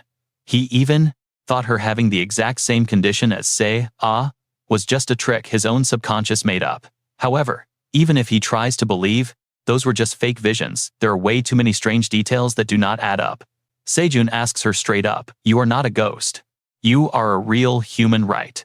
Elizabeth simply replies, "That really depends on how you choose to look at it." Getting a super vague answer like that just leaves Se-jun even more confused. Elizabeth sighs. "It is not like I want to be secretive, but my current position forces me to." Elizabeth glances Se-jun up and down, casually judging him. "Just as I expected, it does not suit you at all. My cloak, I mean." Se-jun stands. They're totally dumbfounded. Elizabeth adds, "You should probably gift it to someone instead." And that is where we leave it. "Trust me, you are gonna want chapter 2. Give it away." To who? Elizabeth replies, "To the person you want to protect." Se-jun connects the dots and starts firing questions. Stick with me, guys, this conversation gets wild. He asks if she knows about that too. Elizabeth calmly replies, "How could I not know? We are both witches after all." Se-jun is not letting this go. He demands to know how she figured out. "Soe is a witch." Elizabeth gives a vague answer. "That is a tough question. If someone asked why you are human, could you even give them an answer?" She walks right up to the glass window, gently tracing it with her hand. "That child and I share the exact same formula of destiny," she adds. "A cursed destiny." Se-jun repeats this, looking totally anxious. "A curse." Elizabeth stares back, her eyes suddenly flashing with a hint of deep resentment. "That is right. Quite the paradox, is it not? Witches are the only ones who freely use curses, yet we are chained down by them."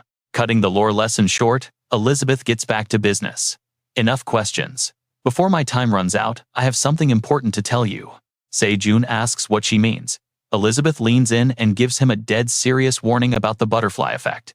Se-jun double-checks to make sure he is not hearing things. "You are talking about the butterfly effect." Elizabeth confirms it. "Exactly." She starts explaining that she is talking about the chain reaction of events triggered every time he alters the future. Now pay close attention to this part. She says things have already changed way more than he could ever possibly imagine. Se-jun completely disagrees with this cautious mindset. He firmly snaps right back at her. "I need to change absolutely everything." "I know," Elizabeth explains. "But you understand how the butterfly effect works, right? Even if you cannot see the consequences right away. It is stacking up, and eventually, it will come crashing back as a violent storm. A disaster way too massive for you to handle all by yourself."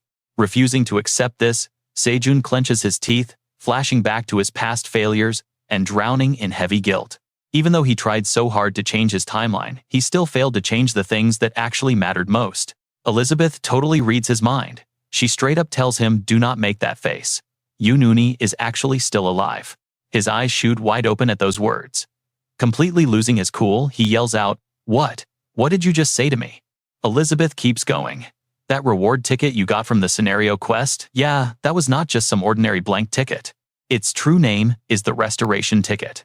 It is an ultra-rare item that literally reverses the physical time of a body. And thanks to its effect, the biological time of the guild members reset completely. They went back to their exact state right before you landed your very first slash. We all thought she was a goner, right?" But Se-jun interrupts her. "Uni's body went back to how it was before she died." "Spot on," Elizabeth replies. "That is exactly how it works." But then her tone drops, warning him that he absolutely cannot afford to get careless now.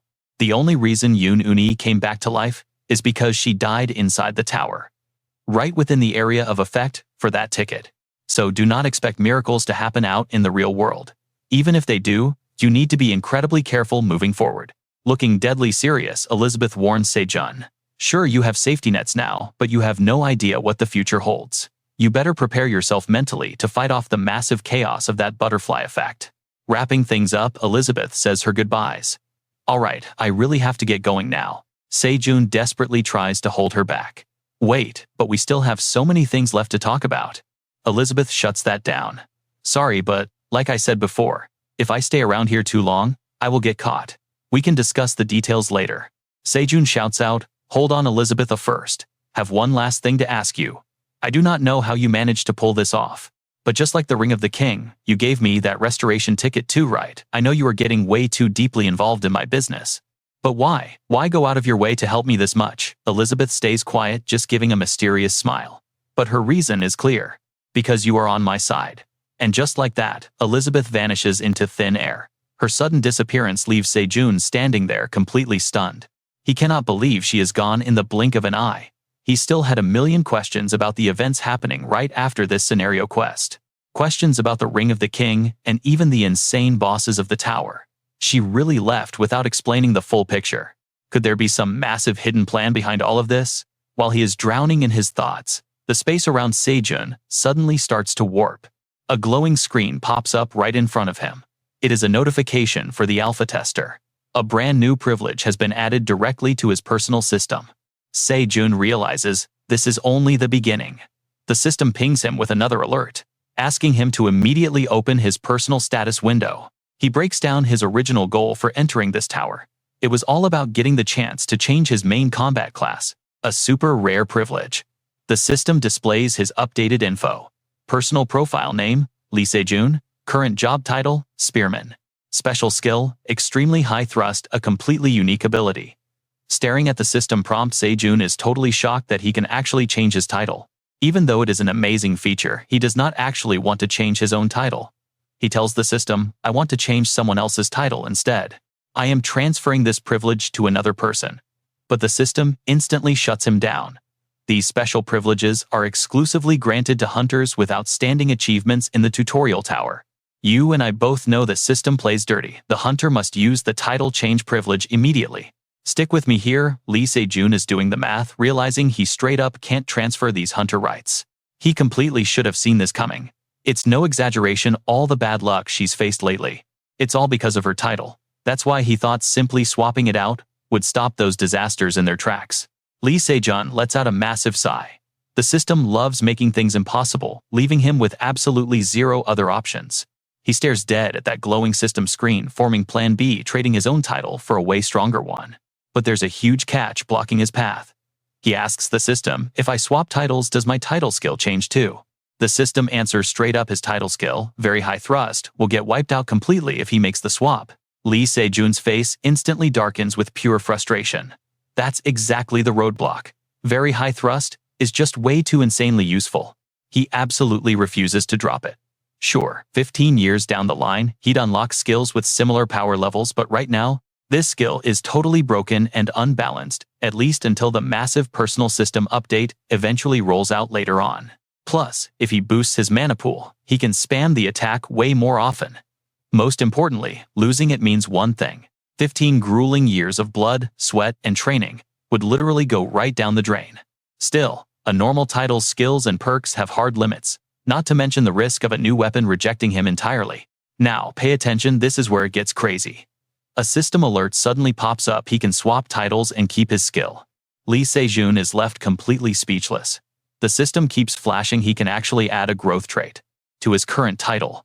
Every single word leaves him more stunned. He practically yells in his mind, wait, growth ability. Right, that actually exists. At first glance, a growth title looks exactly the same as any standard trash tier title out there. But they can literally level up alongside the hunter using them. He researched this heavily because he was always super annoyed by the strict limits of standard titles. If he can finally grab the key to shatter those barriers, everything completely changes. Making up his mind, Lee Se-jun calls out, all right, it's decided. Go ahead and add that growth ability to my title right now. The system confirms the setup. His entire personal system is about to trigger a full reset. The Spearman title officially transforms into a powerful growth title. Suddenly, Lee Se-jun wakes up staring at the ceiling of a different room. Exhausted, he groans. He's honestly lost count of how many times he's woken up in strange places. It's becoming a habit. The door clicks open, and Alexis casually strolls inside. Seeing Lee Se-jun sitting up in bed, he smiles and says, you're finally awake. Shocked to see him there, Lee Se-jun blurts out, Alexis, where exactly am I? Alexis calmly replies, this is the Night Guild's headquarters.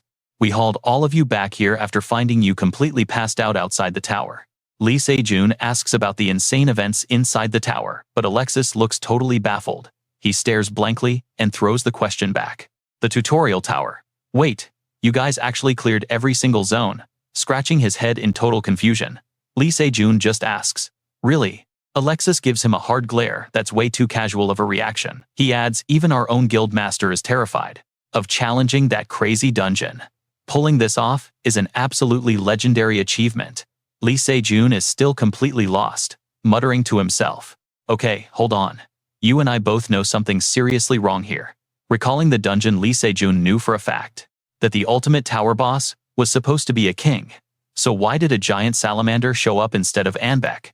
And if that beast really was Anbek, where in the world did the actual king go? Snapping back to reality, he asks.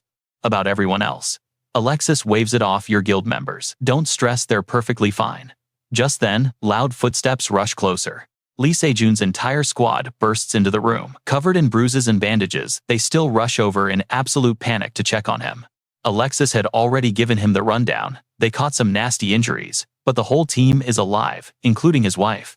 Right on cue, Yu Hua bursts through the doorway, frantically screaming Lee Se-jun's name. Tears in her eyes, she sobs, "Are you okay?" Overcome with emotion, Lee Se-jun pulls her straight into a tight embrace. Caught completely off guard, Yu Hua gets super shy, her cheeks flushing. A bright, adorable shade of red. She whispers his name.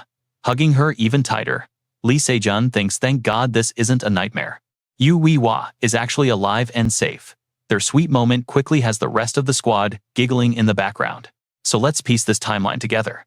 When they first entered the tower, Sophia ended up hospitalized because a sudden curse aggressively weakened her entire body to a dangerous degree. But thankfully, she's recovering nicely now that it's broken. When he visited her, Sophia tried offering him a massive reward. But honestly, her getting them into the tower was the only reason he even cleared his goal. So they just agreed to grab a nice meal together instead. Now, thanks to the ticket's weird side effect, the guild member's memories after the first stab got totally wiped. Sure, he's a little confused, but stick around, the real chaos is just starting. Alright, stick with me here. It's better they don't know the truth. And honestly, I won't mention it either. That's how this crazy arc wraps up. A few days pass, and the squad is finally fully healed up.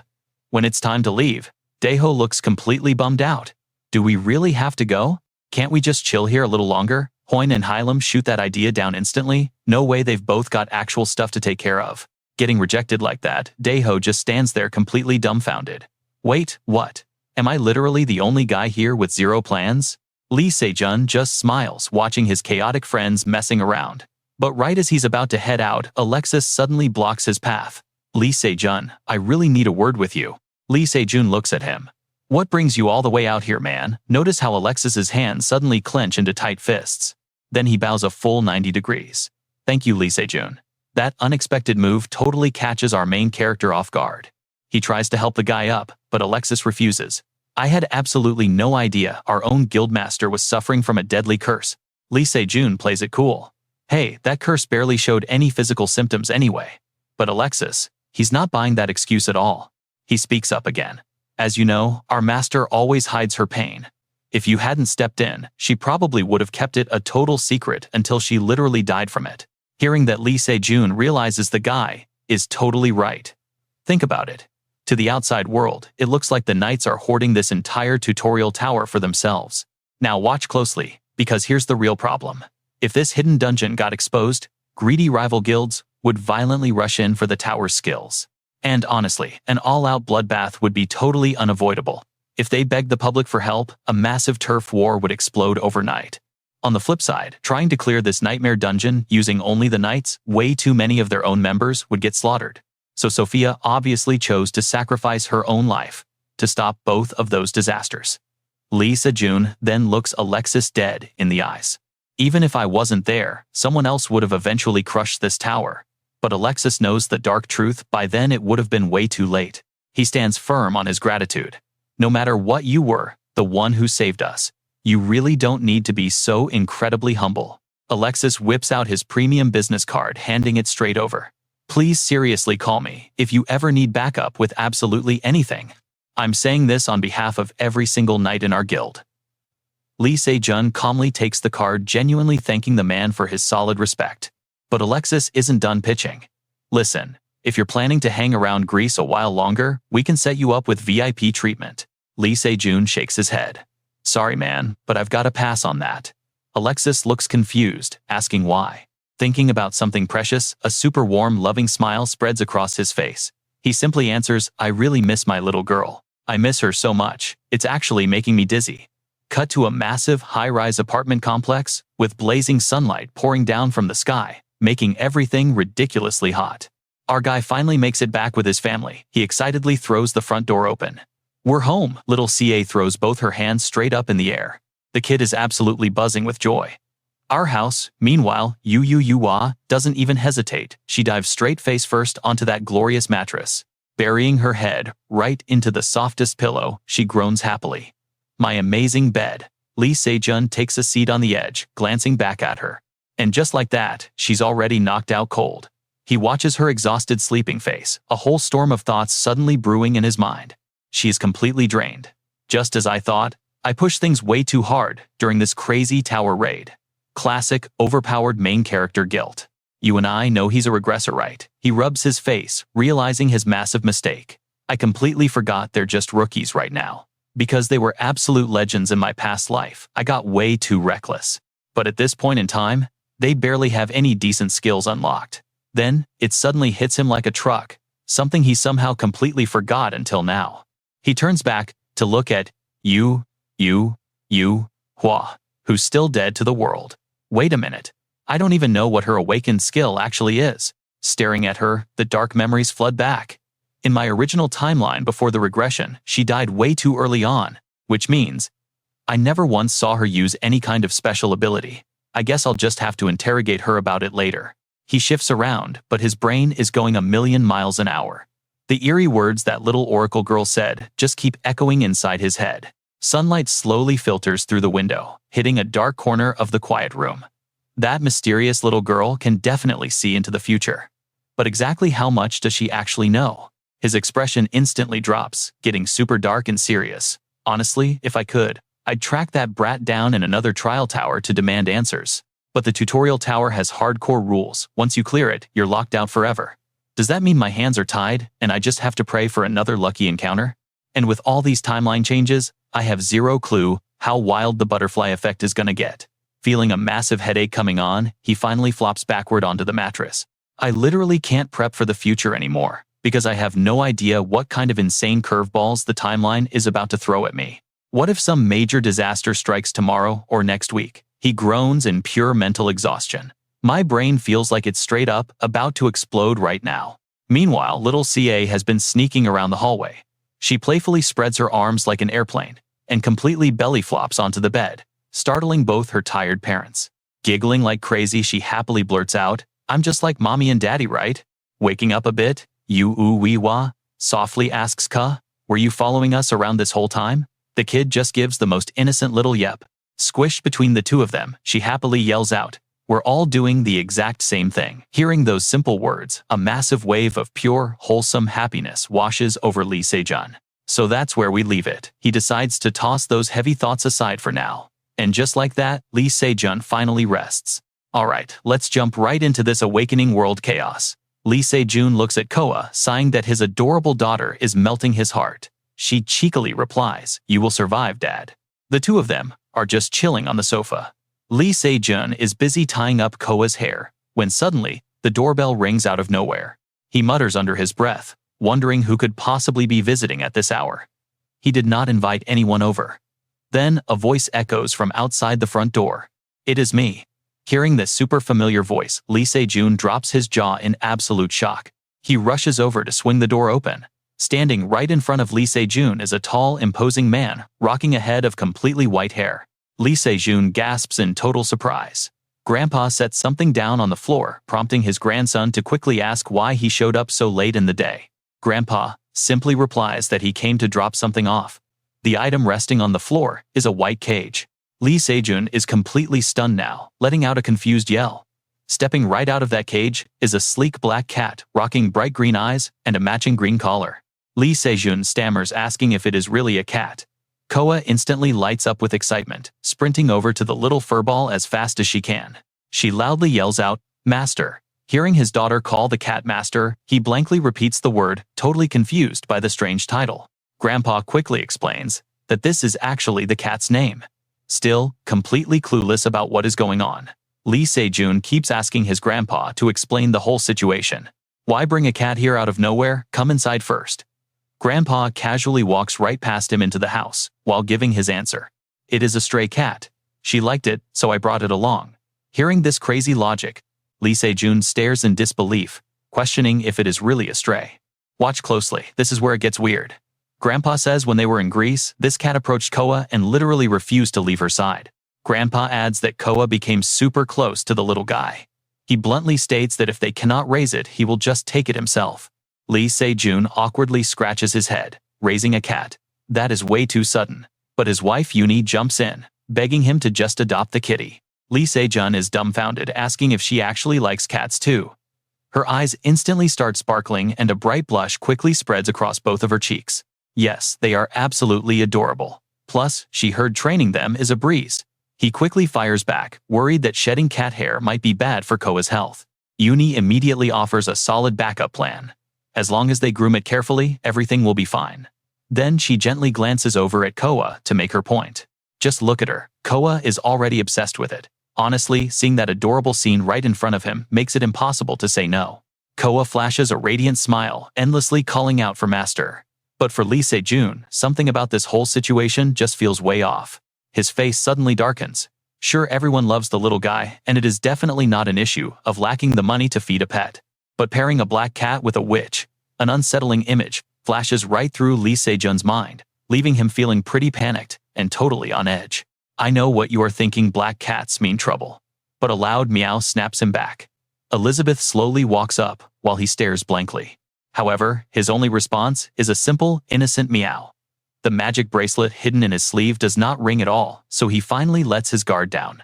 His mana light has zero reaction. Nothing at all. Meaning it is definitely not some hidden monster or a dangerous threat in disguise. Besides, he had no idea who to find as a companion for Coa anyway. Thinking about that, he makes his final choice. Alright, they are adopting the cat. Both mother and daughter immediately explode with joy. Coa happily lunges forward to hug Elizabeth tight, cheering out loud for her amazing master. Grandpa suddenly steps right up to him and says there is more. Then his face turns dead serious, demanding a private chat with his grandson. The two guys quickly head to a secret spot to talk. Exactly as expected, Grandpa angrily scolds Lee Se-jun about his recent business trip all the way to Greece. Even if it is for work, you cannot just abandon the little girl alone for that long. Hearing this harsh truth, he just nods in quiet acceptance. Panic sets in. He nervously asks if something terrible happened to Coa. Grandpa keeps an absolutely stone-cold face and simply answers no. But while looking after her, he felt like she was growing up way too fast. Hearing those heavy words makes Lee Se-jun freeze entirely in his tracks. I know you two are doing everything for her, but she is still at that young age where she really needs a lot more love and attention. Being far away from her for so long is bad. It seems he can finally feel her hidden loneliness. Lee Se-jun can only bow his head and listen silently. I am her grandfather, I can protect her, but I can never replace her actual parents. He mutters in heavy guilt, wondering what he is supposed to do. Grandpa crosses his arms and slowly says, "What do you mean? Obviously you need to change." Lee Se-jun repeats the word change, like a lost puppy. Hearing his foolish question, Grandpa frowns and gives direct orders. Exactly. If you work on weekdays, then you better spend the whole weekend playing with your kid. If you have a long business trip, take her along next time. Meanwhile, over here, Eun-hee walks in right as Coa is happily playing with Elizabeth. "Coa, what are you up to right now?" She instantly replies with pure joy, saying that she is just talking with Master. Oh really? Suddenly, Coa realizes she completely slipped up. Her face freezes in panic as she foolishly covers her mouth, scrambling to explain herself. Wait, no, that was supposed to be a secret. Eun-hee does not mind at all, just gently smiling and promising to keep that little secret totally safe. The kid excitedly asks if she really means it. The two of them happily link their pinky fingers together as her mom swears on it. What did Master say? Master said, "He really likes you, Mom." Is that so? Suddenly, Grandpa pops his head in to announce that he is heading out. That is where we leave it for now. Eun-hee hurries up to see him off as Grandpa heads out, not planning to stay long anyway. Stick with me here, guys. With a quick reminder to focus on family, they head out. But nobody notices this cat with eyes exactly like Elizabeth standing right at the door. Lee Se-jun locks eyes with the feline, feeling super suspicious. He looks totally anxious, but curious. Finally, the moon rises and darkness falls. Lee Se-jun lies tossing and turning in his tiny bed, his head spinning. Can she actually talk to animals? It's probably just some wild kid imagination. But hey, thinking about her insane hidden powers, Lee Se-jun starts guessing. If it's COA, it might be real. She literally teleported dolls with magic and that ice golem incident, too. She straight up created them. Mid-thought, a dark shadow suddenly pops up right in front of him. It's Elizabeth in cat form. Surprisingly, Lee Se-jun stays perfectly calm and keeps thinking. Animals? Really? Can she use telepathy on them? He's super eager to test this crazy theory. But he's wondering if this is true. Is this cat even normal? Elizabeth sits right on. Now watch this closely. Sitting on him, the cat smirks. Lee Se-jun randomly asks, "Can you understand human words?" She opens her mouth to speak, but Lee Se-jun just gets a totally normal cat. Yawn. He blankly watches Elizabeth walk away. Maybe I'm overthinking. Suddenly Manhwa appears right behind Lee Se-jun. She playfully scares the life out of him. A tragic, startled scream follows. They both turn and look. "Were you talking to your master?" Lee Se-jun argues. "I was just looking," she teases. "Oh, really?" Lee Se-jun blushes hard, completely embarrassed. "I didn't even realize, because all this time I've talked to a stuffed bear and a cloak. Damn tutorial tower." He suddenly snaps to his senses, realizing he stayed inside too long. He remembers his dad saying, "Don't leave her alone. If you work weekdays, play with her on weekends." Those words echo loud right before Uni leaves the room. He quickly calls out, happily suggesting they plan a super fun day. Just like that, a new day drops. Soft sunlight fills the sky. Seeing the packed mall, COA is absolutely amazed. She excitedly asks, "Mom, what's the store?" Manhwa patiently explains, "You can rent costumes here." Then, she turns to Lee Se-jun. "You'll wear one too, right?" He instantly refuses. "Nope, I'm not wearing that." But COA completely destroys him. "Dad, you'd look so handsome. You and I both knew he'd fold." He happily agrees. "Then Dad must wear it." They enter to pick outfits, so COA wears this one. She sweetly replies, "Yes." Lee Se-jun impatiently hurries them. "All right, let's change. Dad will braid your hair." She suspiciously asks, "Wait, can you even braid hair?" Lee Se-jun. He smiles brightly, dropping absolute confidence. "Leave it to me. Other things, no. But braiding is easy." At the sightseeing spot, romantic cherry blossoms fly everywhere. This picture-perfect family makes every single tourist turn and stare. Manhwa and COA rock. Beautiful traditional hanboks blooming like flowers. "Who's that? Look at her, so cute. Do they work here? Or are they models?" Hearing those whispers, Lee Se-jun closes his eyes, soaking in the absolute pride. Manhwa touches her neatly braided hair, completely curious. "Can you seriously braid like this? How are you so good?"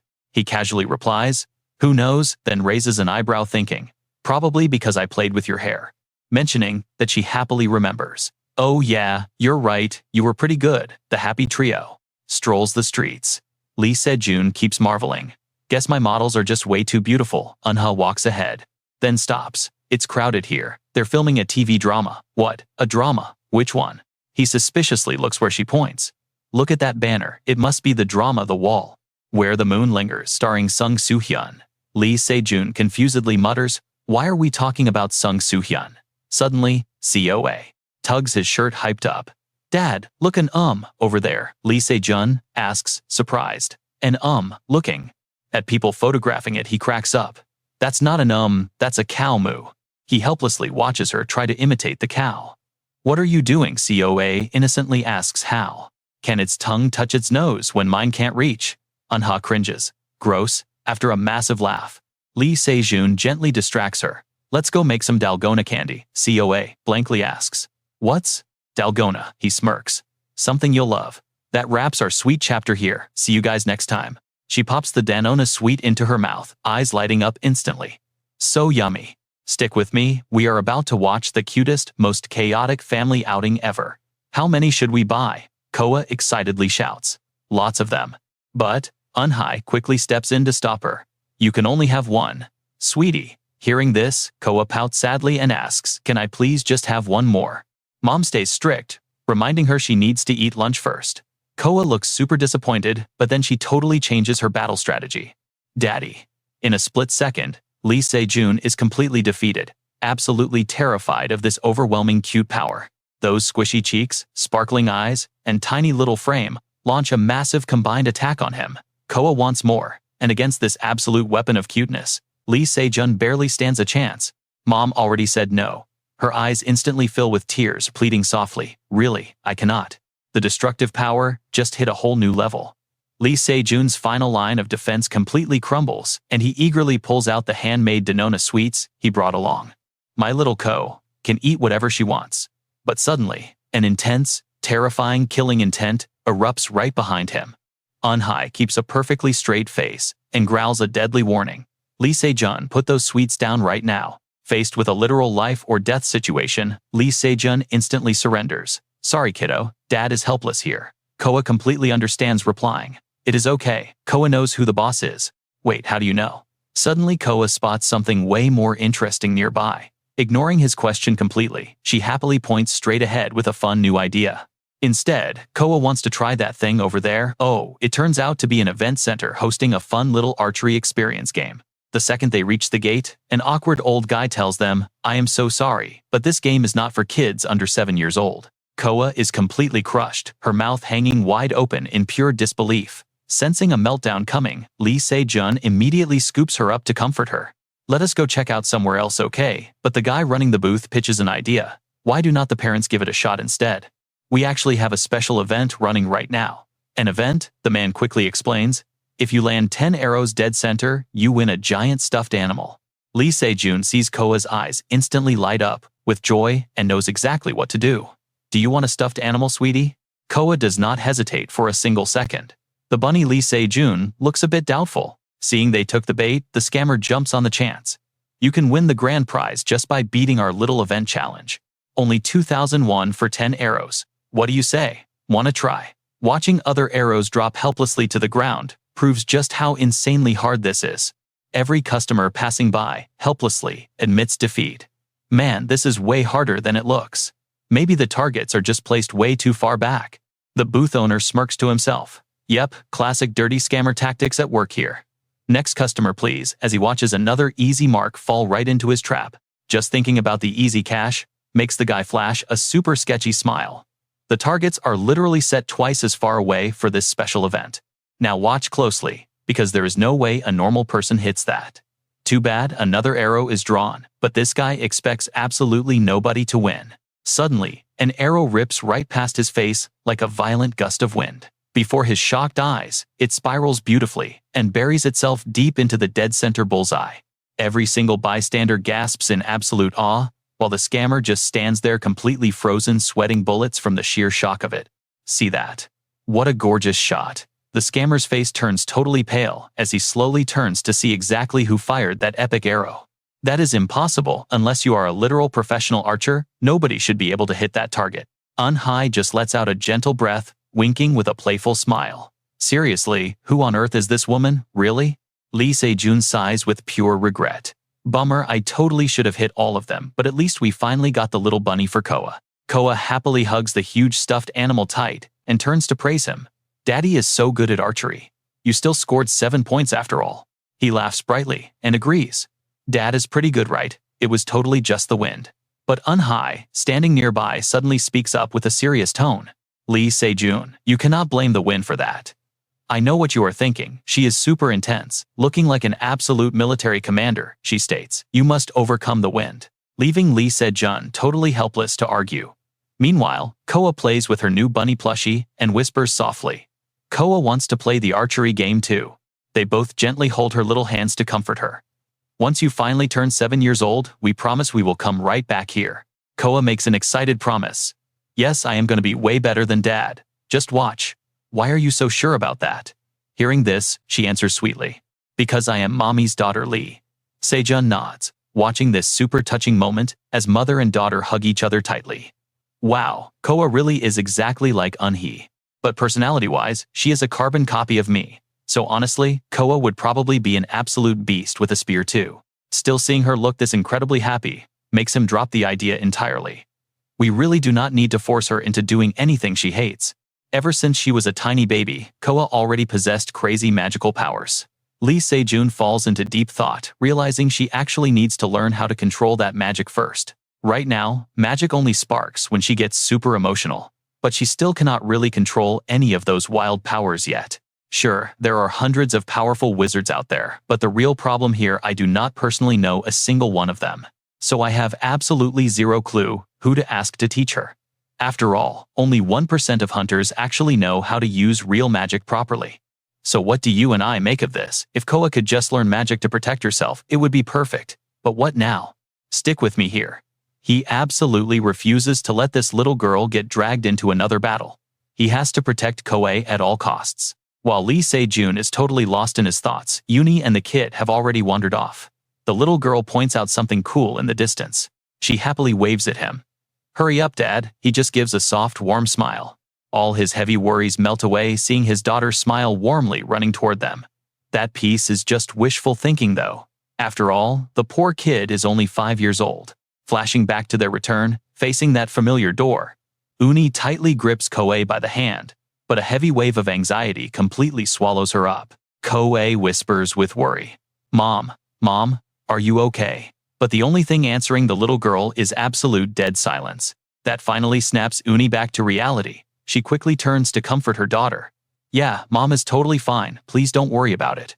A dark, traumatic corner of Uni's past flashes through her mind right after her home was completely destroyed. That terrifying, heart-wrenching scene feels like it literally happened yesterday.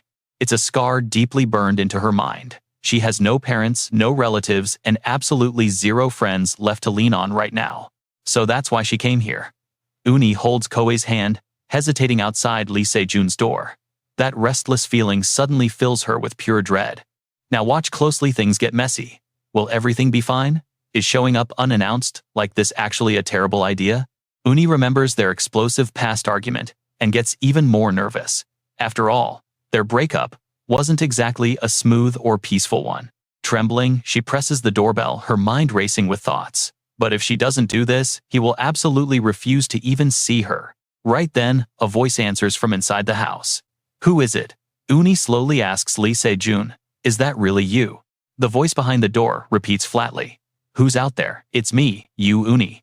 The second she drops that name, the guy on the other side finally opens the door. "What is going on?" She awkwardly greets him. "Hey, Lee Se-jun." But on the inside, she is completely and utterly panicking. What should she do? She can't even talk calmly right now. Uni's hands tremble as she introduces Koa. "Hey Koa, say hello to your dad." The atmosphere suddenly drops. It's indescribably heavy, leaving just enough awkward silence for the other person to fully process. "Even though we showed up completely out of nowhere, please let us stay for a few days. You might be confused, but this little girl is actually your daughter. So please be generous and accept us." Even she thinks this entire situation is absolutely ridiculous. She has no clue if Lee Se-jun will accept, awkwardly looking down at her tiny daughter.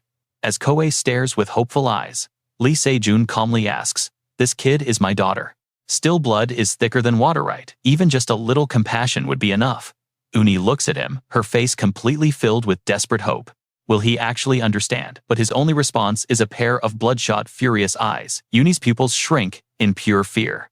It's a suffocating, paralyzing feeling. "Confused? Did you just say I'd be confused?" Lee Se-jun looks like he morphed into a totally different person. He ruthlessly scolds them both without stopping. "Are you completely out of your mind? How can you ask me to harbor a brat who used magic to destroy your home?" She quickly hugs the panicked Koa, her voice trembling.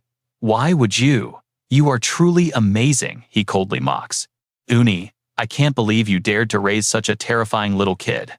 Why don't you just hand her over to the magic tower?" That statement violently stabs right into her heart. What did you say? Her fierce maternal instincts refuse to let her back down anymore. Against someone insulting her own daughter. "Lee Se-jun, how could you possibly say something so cruel?" He just laughs without any emotion. "I know what you're thinking, crazy, right?" Suddenly, a horrified Uni realizes she's wearing the guild uniform, symbolizing absolute, inescapable submission. The man in front of her instantly turns into a demon.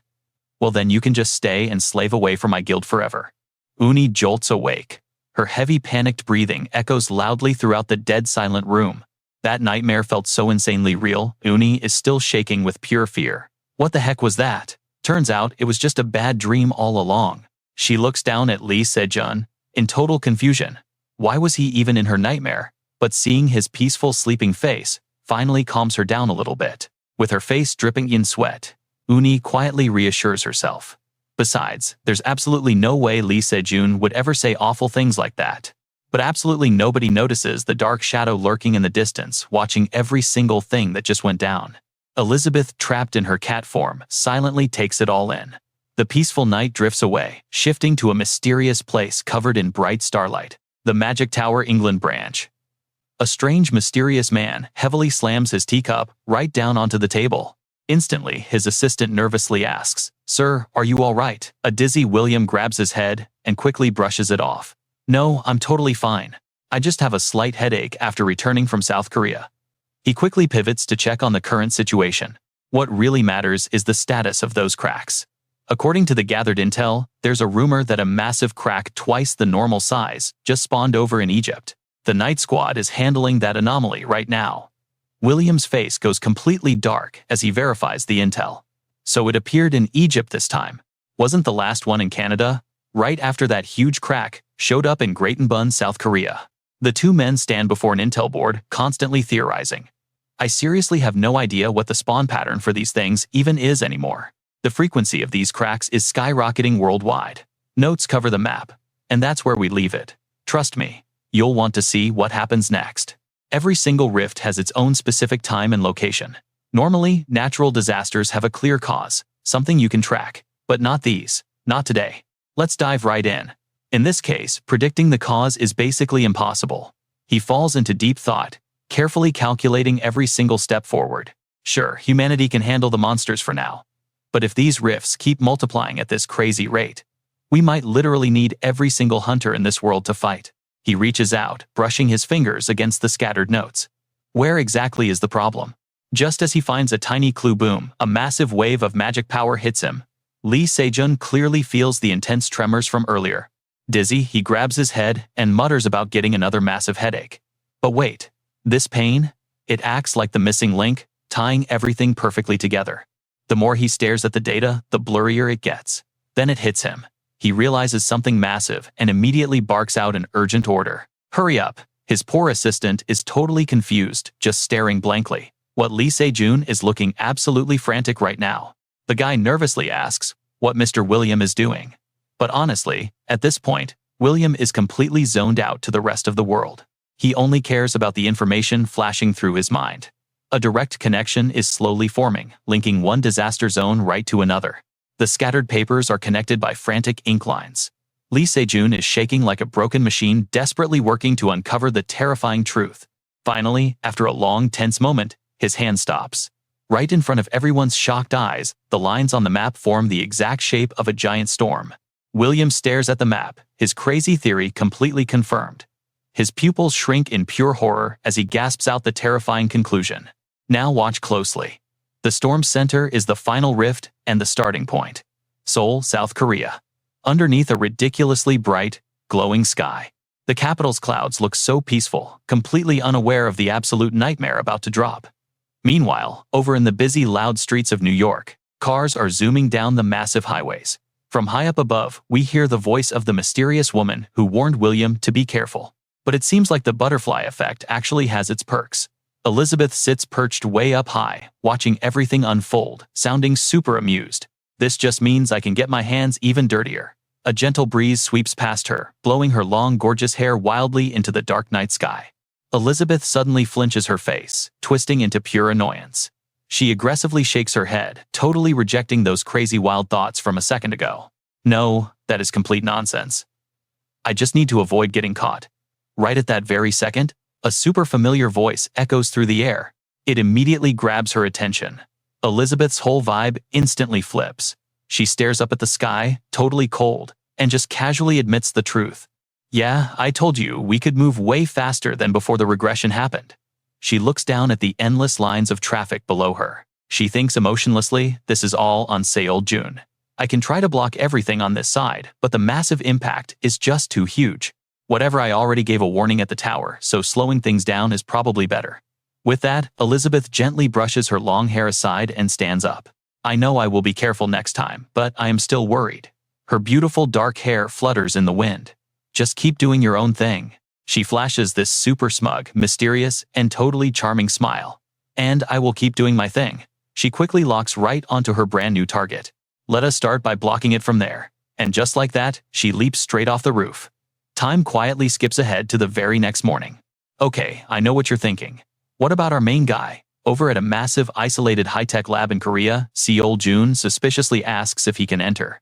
Leading the way is Sung-hun, the assistant of Ha-I-ram. Normally, absolutely no outsiders are ever allowed to step foot inside this place. But the captain gave a special pass just for Lee Se-jun, so he is clear. The heavy elevator doors slide open as the assistant keeps explaining. Today's entire schedule and the new weapon testing are top priority. The two guys walk inside the massive facility chatting as they move along. Honestly, there is literally no better place than this.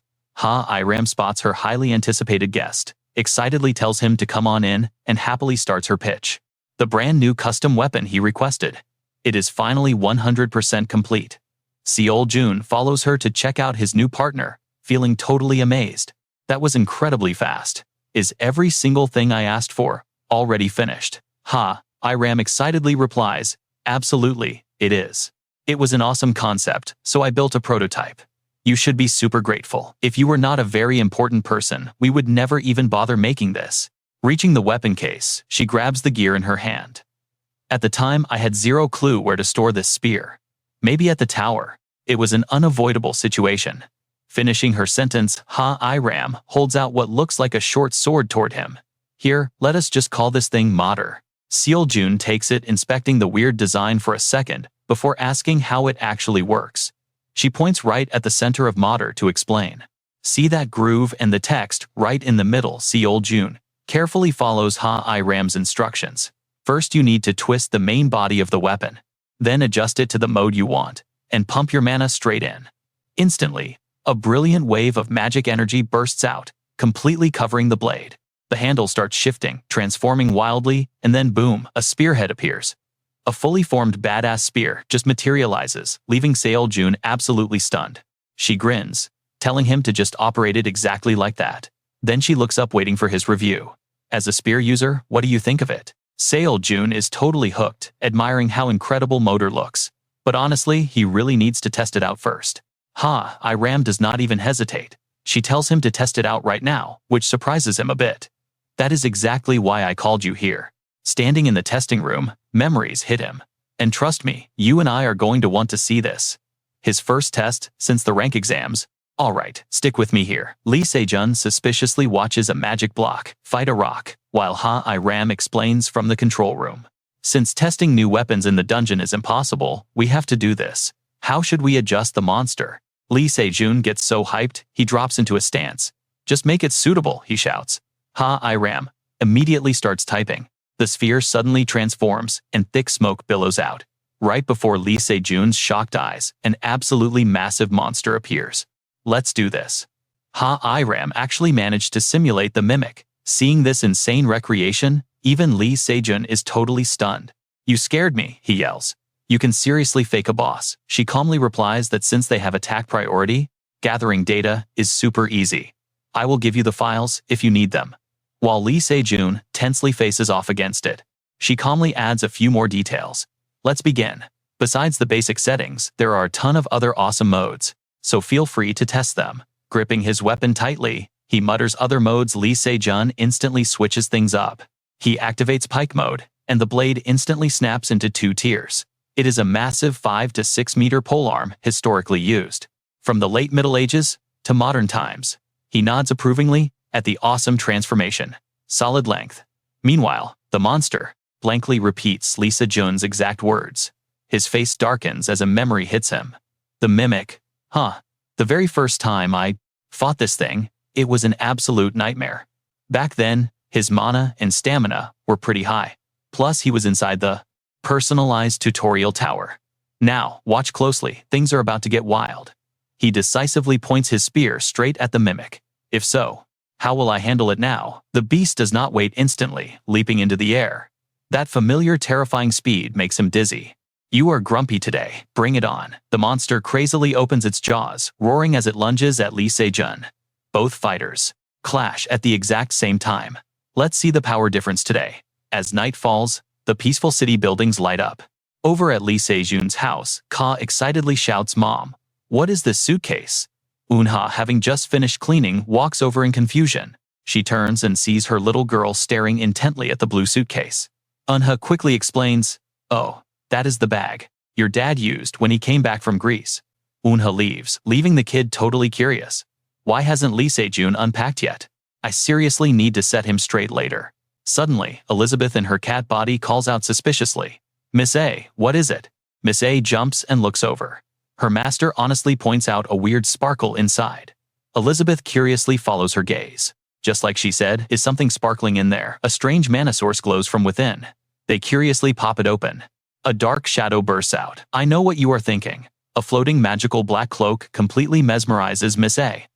This is gently radiating sparkling magic. Suddenly, a wild turquoise flame erupts, completely engulfing the cloak. Let's jump back over to Lee Se-jun's side. The mimic is absolutely demolished, lying completely motionless on the ground. This brutal scene makes Ha-I-ram helplessly sigh in pure disbelief. She frowns and observes, was Jang Sang-bi really this weak to begin with? Completely overwhelmed.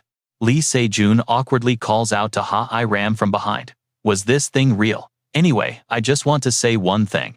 That brand new prototype weapon is now covered in stains with deep cracks along the blade. What happened? She heartbrokenly snatches back her ruined masterpiece, panicking. Why is it like this? Lee Se-jun quickly tries to explain. Well, the base material seems a little too flexible. Ha-I-ram furiously chews Lee Se-jun out. This is a transforming weapon. We specifically chose a flexible material on purpose, but you only used it for one single fight and wrecked it this badly. Lee Se-jun awkwardly scratches his cheek, wanting to confess. He switched from mana to aura, creating this flaw. Instead, he just plays it totally cool. If I used my full skills here, it would have snapped in half. Definitely needs more reinforcement.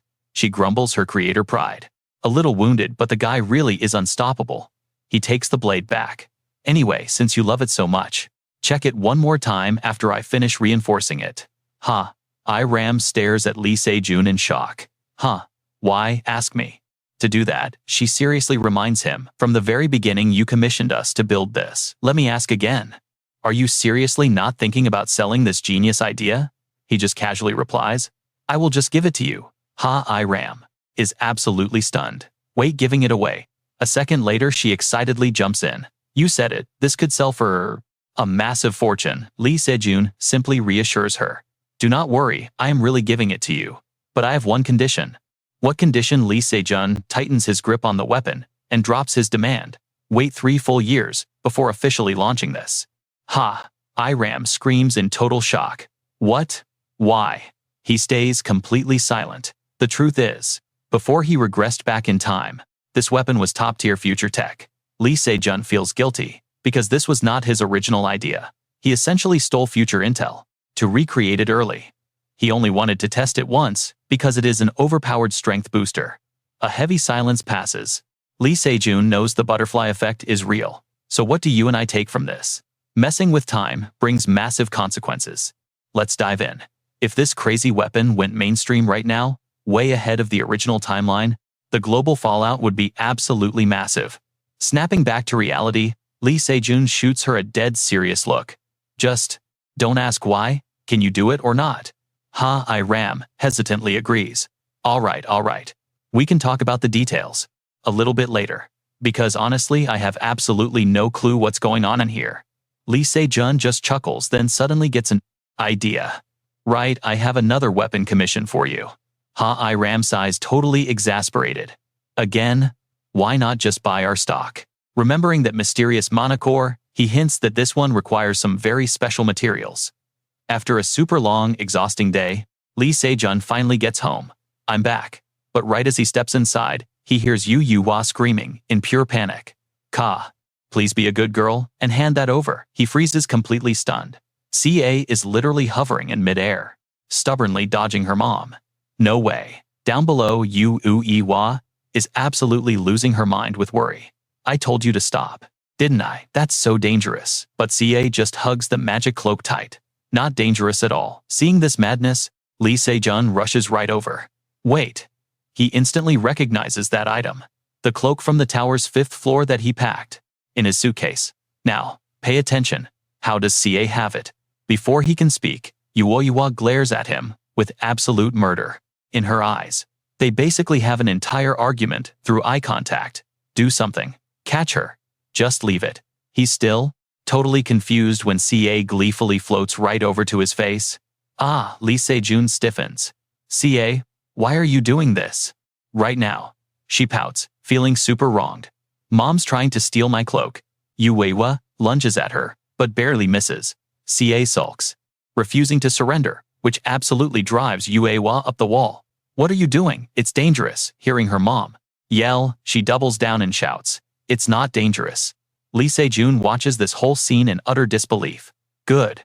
Lord sweet little CA, acting out like this. She must really love that cloak. He quickly snaps out of his shock, trying to play peacemaker. Kay, come down here. She looks deeply betrayed and refuses to budge. If I go down, Mom steals my cloak. Lee Se-jun patiently reasons with her.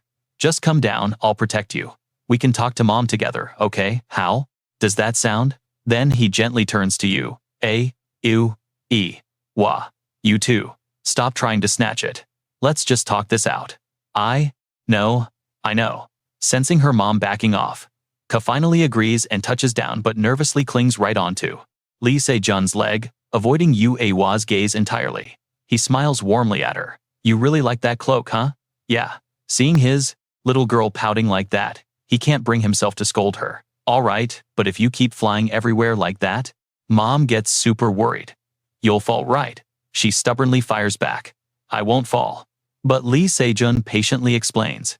Just imagine if Mom was standing on a totally massive cliff. How would you feel? Kay jumps just picturing Mom slipping, leaves her totally speechless with fear. Catching on, Lee Se-jun gently rubs her head. You'd be worried too, right? So Mom was just worrying about you, makes sense, right? CA nods slowly. Yeah. Teary-eyed, she finally makes her choice. I need to apologize. She instantly runs over and genuinely apologizes to Yuewa. Mom, I'm sorry. Yuewa completely melts at her daughter's absolute cuteness. She emotionally pulls Ka into a huge hug. No, I'm sorry for trying to snatch the cloak. Lee Se-jun breathes a massive sigh of relief. Inside the living room, the two chat nervously.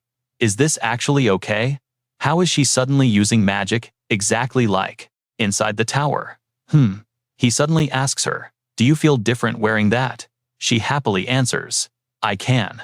Totally fly. Lee Se-jun patiently pushes further. Aside from that, the cloak doesn't move on its own. No way, the cloak is super nice. You heard that right. Lee Se-jun turns and reassures Yuewa. See, it's probably fine. When you and I wore it, nothing weird happened. Remembering that moment, she quickly denies it. My hands were shaking, he instantly explains. If it resisted you, then you probably can't use it.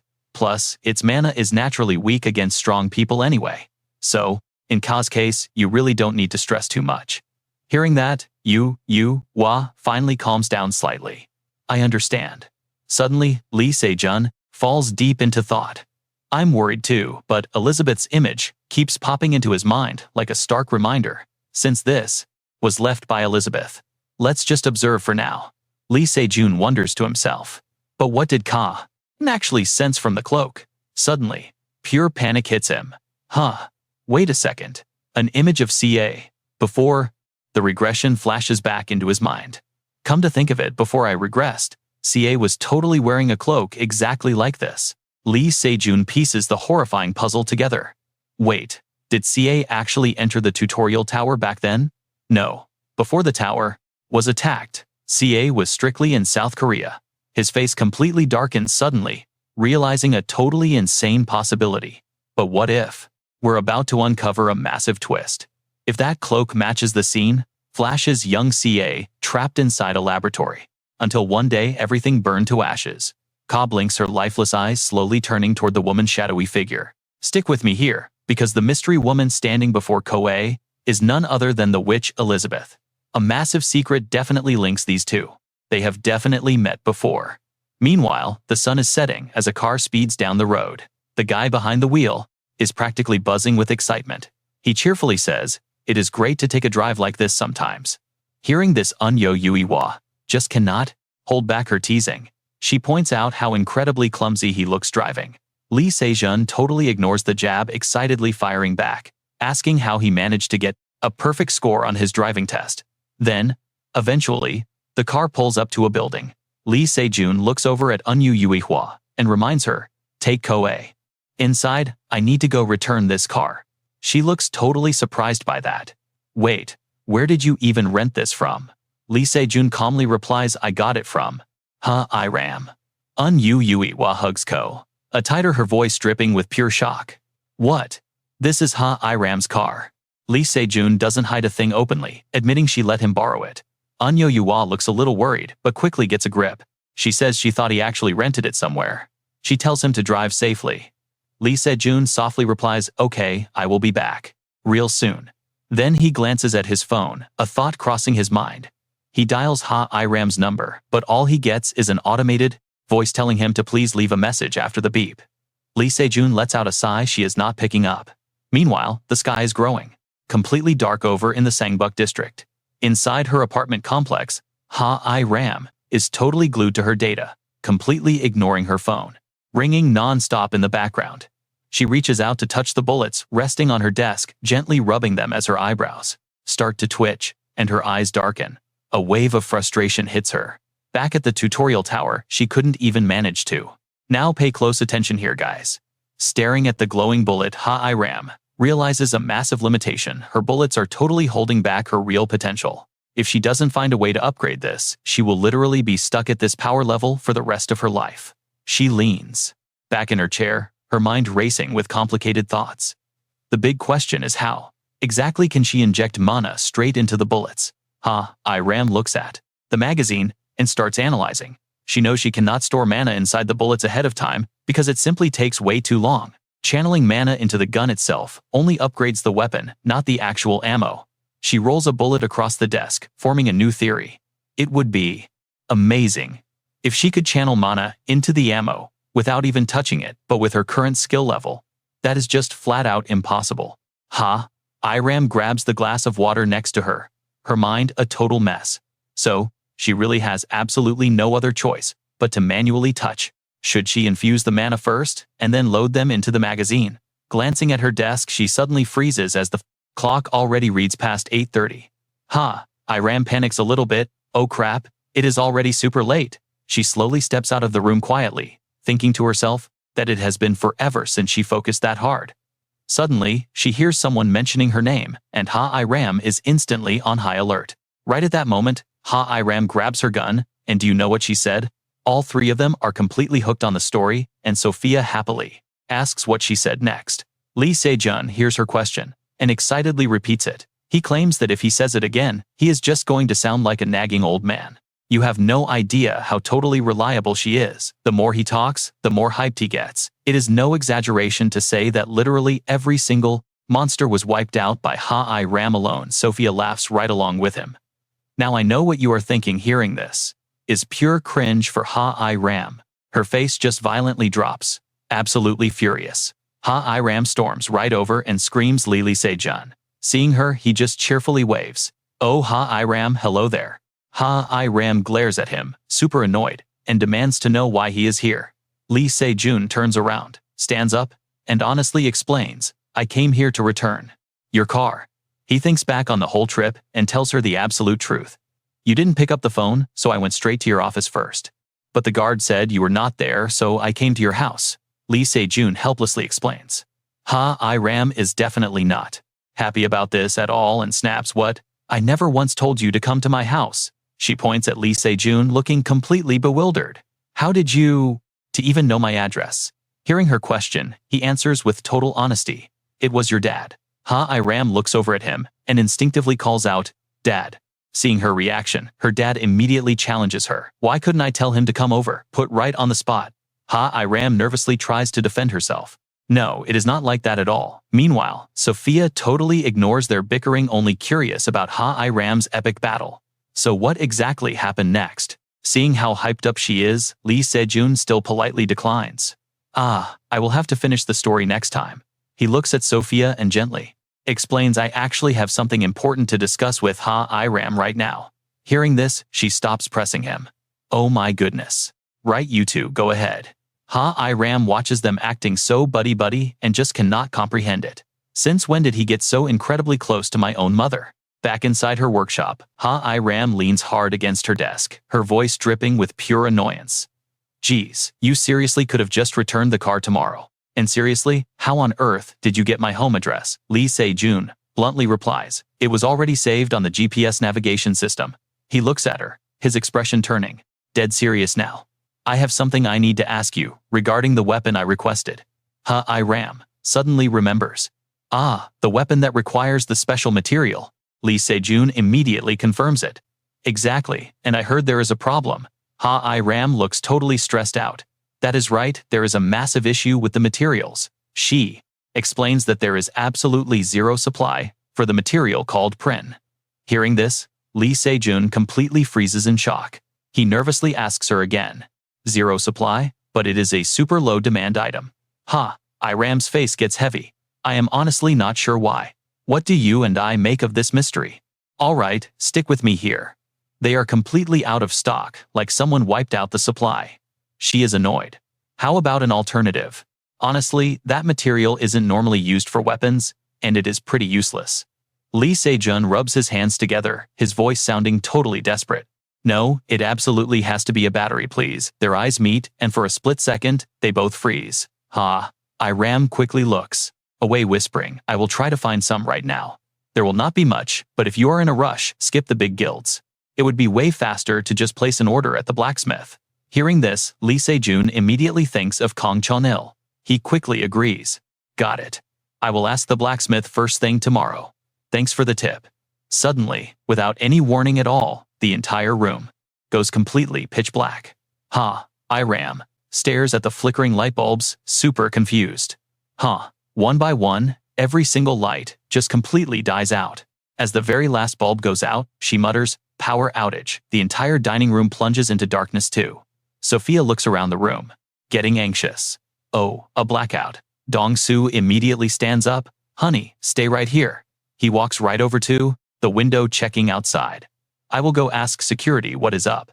Suddenly, Dong-soo's eyes widen in absolute pure shock. Now, pay close attention, because this is where everything goes crazy. The guard is running and yelling, but then a hand reaches out. It violently covers the guard's mouth. Dong-soo is totally frozen seeing this, but he snaps back to reality fast, his voice sounding full of panic. Honey, get over here right now. Sophia is still confused. What? Panicking, she asks. You told me to stay. Dong-soo hides behind the curtains. Stop talking and come here. His face looks terrified. Seeing the sketchy guys outside, and the guards knocked out cold, Dong-soo whispers, intruders?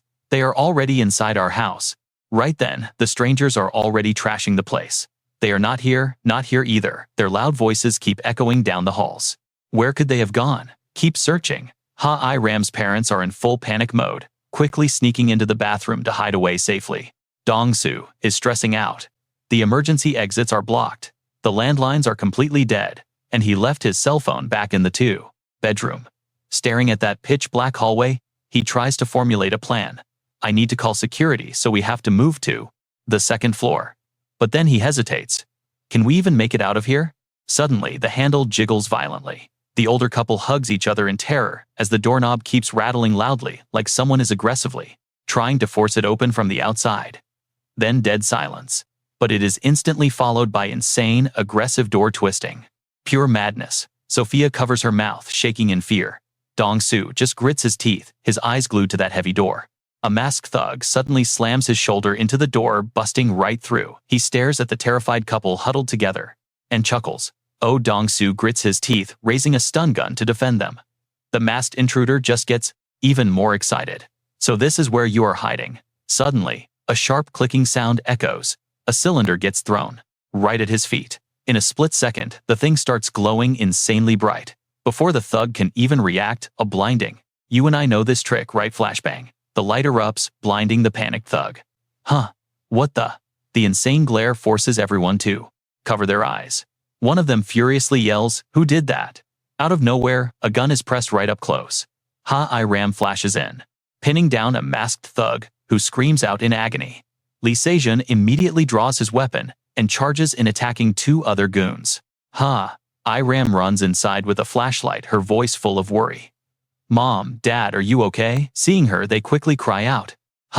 Iram, Dad says, "We are fine." "And you too?" Iram answers honestly. "We are totally fine."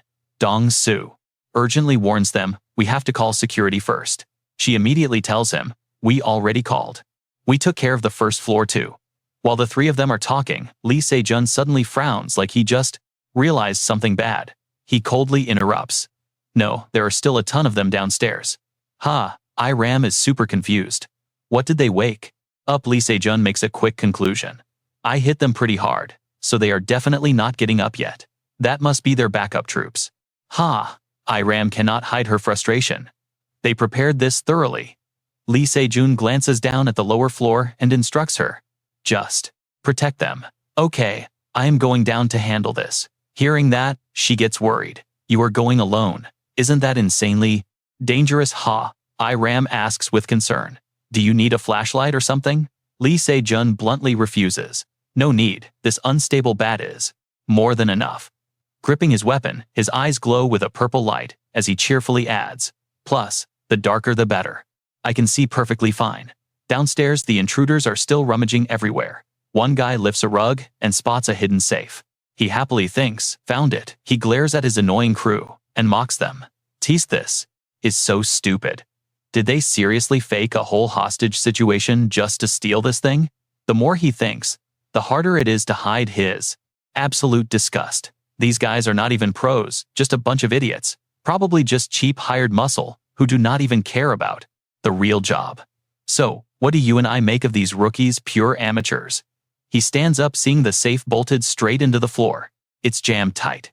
Getting that safe open takes way too much time, and that stubborn old guy definitely called the security team by now. "Stick with me here." His flashlight hits the stairs, while he realizes they desperately need Chairman Dong-soo to actually get that passcode. Suddenly, his eyes widen in pure panic. He screams out that someone is there, but Lee Se-jun. He's already vanished into the shadows like a total ghost. The whole crew absolutely loses it. The masked guy just starts screaming, "Wait, what is going on? Where is he?" Boom! A devastating strike slams down right from behind him. Lee Se-jun immediately dashes straight toward the very next target. A bright blue streak cuts through the darkness. The guys scream, "Where is he? I literally can't see anything." Then a brutal thud. The thief by the safe totally panics. He realizes there is absolutely no way to track those insane movements in this pitch-black room. Another guy drops instantly. The masked leader spins around in pure terror, only catching a split-second glimpse of a dark blur rushing past. He quickly reaches into his jacket, locks onto a target, and swings his blade. He is over there. 3 throwing daggers fly straight at Lee Se-jun. He grits his teeth, easily dodges them, and immediately swings his spear back. The masked intruder shrieks. What the intruder thinks? In sheer panic. He blocked a mana-infused attack effortlessly. He stares at Lee Se-jun, frantically trying to figure him out. So, who is this guy? But Lee Se-jun gives him zero time to think, rushing in like pure lightning. He grits his teeth, putting maximum power into the strike. The masked guy finally realizes the terrifying truth. His mind races. This guy is a true hunter, and clearly, a deeply experienced combat veteran. They clash head-on in an epic showdown. The intruder grips his dagger, but his hands are noticeably trembling now. You feel that tension, right? Seeing Lee Se-jun's weapon strike like a hurricane, the intruder is terrified. Turns out another monster-level hunter was here. How long until security arrives? Do I even have time to take him down? The masked intruder angrily grits his teeth. Out of nowhere, he violently grabs a nearby teammate's shirt, literally throwing his entire body straight at Lee Se-jun, which totally catches him off guard. The teammate gets launched right at him, suddenly crashing his heavy weight completely over Lee Se-jun. The masked leader instantly takes advantage of this distraction. He turns and instantly sprints away. Glancing back one last time, he coldly calculates, "I feel somewhat bad, but we absolutely need to retreat now. Since this whole thing looks like a simple hostage situation, our actual real objective won't even be exposed to anyone. If things go smoothly, we'll definitely try again next time." Lee Se-jun aggressively shoves the heavy guy off his chest, glaring darkly and yelling, "Hey!" Staring at the door, he mutters through gritted teeth, "Stop right there." Lee Se-jun stands frozen in the empty hallway. Meanwhile, that high-tech safe keeps glowing with a brilliant blue light. The police finally show up quickly, dragging the remaining stunned intruders off the scene. An officer takes his statement literally, writing down that there were about 100 guys involved. He looks at Lee Se-jun and asks, "Did you see his face?" Lee Se-jun waves his hand. "No, that guy wore a mask." He pauses for a second, then calmly adds, "However, except for him, everyone else was just incredibly average, while carrying standard weapons. They honestly looked like they never wielded weapons before." The cop sighs quietly. Then he asks, "Are there any other unique details?" Lee Se-jun stays silent, analyzing the fractured memory pieces in his head.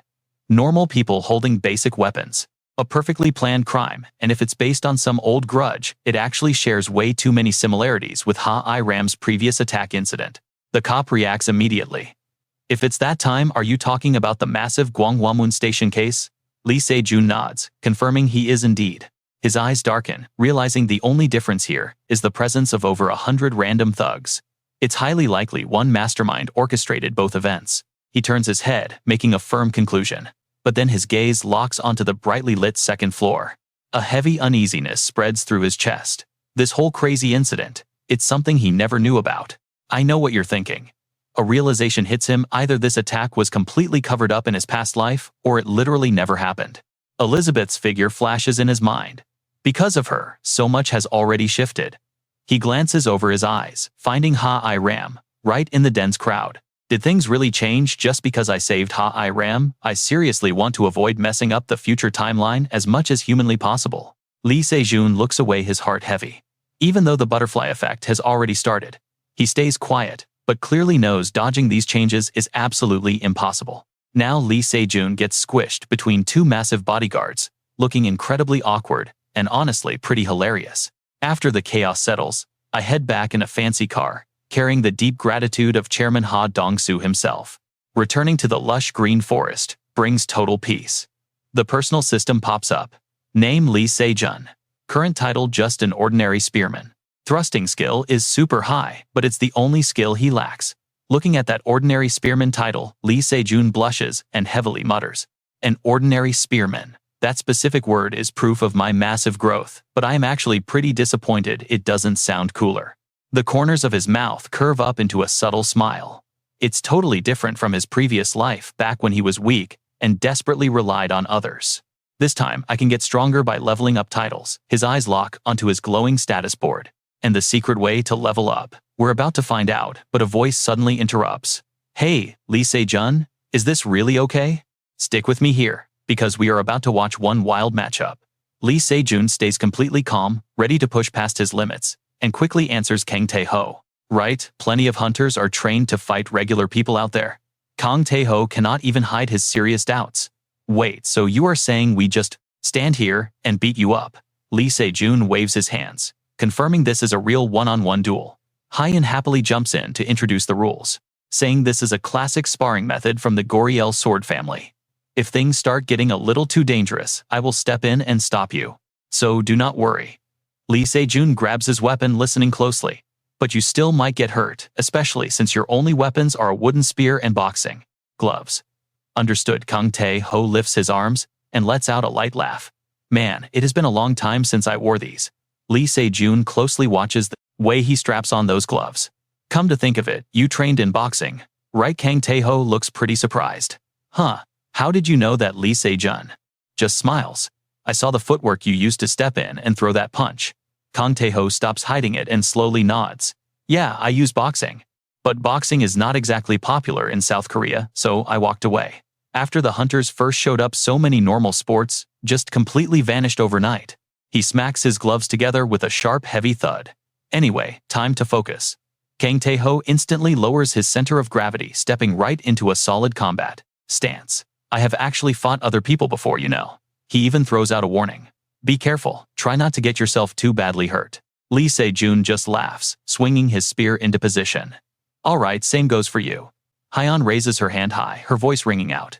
"Okay, when I clap, the match begins. Now, watch closely because this is where it gets crazy." Kang Tae-ho charges forward like an absolute beast, moving way too fast for Lee Se-jun. Barely able to react, he brings up his spear to block a brutal punch aimed straight for his chest. The impact is so insanely heavy that Lee Se-jun gets pushed back, kicking up a massive cloud of dust. He grits his teeth, glancing down at his cracked spear. A massive shockwave rips through his whole body. This guy's physical strength is unreal. Suddenly, a dark shadow flashes right before his eyes. He realizes a brutal hook is inches away, but he tilts his body, dodging it by a hair. Lee Se-jun is dizzy, panting hard as he thinks. Plus, this guy's speed is completely off the charts. Zero hesitation. He tenses up and counters, slamming the spear tip right into his opponent's ribs. Kang Tae-ho lets out a sharp hiss but still stands his ground. Lee Se-jun looks up, his face instantly dropping. Staring at the guy in front of him, he is baffled. He did not even flinch. Lee Se-jun grits his teeth, analyzing the gap. If I get caught inside his striking range, it is an instant game over for me. Without wasting a single second, he channels everything into his legs, launching a vicious kick right at the ankle. Kang Tae-ho stumbles, his footwork completely thrown off. Not wasting a single moment, Lee Se-jun swings, driving the tip straight for the gut. Kang Tae-ho's face loses its color, his whole body freezing up. From the sidelines, Hyeon watches in stunned silence. Lee Se-jun holds his attack stance, the spear planted against Kang Tae-ho's chest. He furrows his brow, staring at the guy with pure disbelief. What is this? I definitely landed a perfect hit. A freezing heavy sensation travels back up the shaft of the spear, making Lee Se-jun hesitate. It actually feels like striking a solid block of steel. Suddenly, Kang Tae-ho throws out a wild counterattack. Lee Se-jun panics, his defense completely falling apart. Right as that massive punch is about to crush him, a loud shout rings out. Stop right there. Both of them instantly freeze in their tracks, turning toward Hyeon. She steps forward, her voice absolute and firm. The match is officially over. The winner has been decided. The sharp blade of her sword points straight at Lee Se-jun. Hyeon announces his victory. Kang Tae-ho is so confused. You and I are probably wondering the same thing. Why? Hyeon sighs and explains. Because this was only a practice bout. Just take a look down at Lee Se-jun's spear. Glancing at the chipped wooden pole by his feet, Kang Tae-ho jumps. It is just a wooden staff. Hyeon continues. If that had been an actual bladed spear, even wearing utility gear would not have saved you. That strike just now would have easily taken your life. Therefore, Lee Se-jun is the winner. Kang Tae-ho awkwardly scratches his head. Ah, right. Lee Se-jun looks at his pale face and says, wow, I was actually terrified just now. Please go a little easier on me next time. Kang Tae-ho reaches out to help him up, laughing loudly. Man, I need to try even harder. He praises him. You are definitely stronger than me. Lee Se-jun stares at him, internally shocked, as expected from the future boxing king himself. Even though just being able to land hits and take a punch like that is a massive improvement for me. Lee Se-jun zones out, thinking. But even though I won, it still feels like I am severely lacking in something. Suddenly, Hyeon calls out his name. Lee Se-jun. He glances over at her. Without missing a beat, Hyeon draws her sword, flashing a bright smile. Want to spar with me? Cut to a totally different vibe. A cute little voice rings out. Mom Eunha looks confused. Coa excitedly asks her.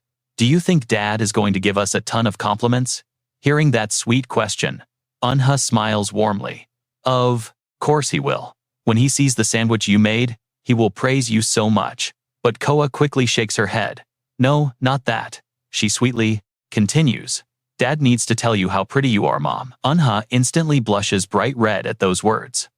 Tell me, Coa shyly explains it. Yeah, people on TV said that fathers are supposed to call their wives beautiful and say they love them. Eunha just gives a helpless sigh. Exactly what kind of quote shows have you been watching? Coa mimics a professor's gesture and answers proudly. The morning couples therapy show. What is wrong with those lovers anyway? Eunha is playfully horrified, thinking to herself, Coa has been watching weird TV programs again. Honestly, if we were just a completely normal everyday married couple, that would be totally amazing. But trust me, you and I both know Lee Se-jun and her are not exactly normal. Meanwhile, back at the open space, Lee Se-jun and Hyeon are intensely sparring. Coa is super startled, while Eunha slowly puts the pieces together. Is that Hyeon? Are they having a real match? Let's jump right into the chaos. Eun-H wonders why she was invited, but looking at little Koa, going totally pale. Oh boy. The kid actually thinks her dad is fighting the rabbit girl. Un-H is just standing there confused, while Koa completely panics over someone getting hurt.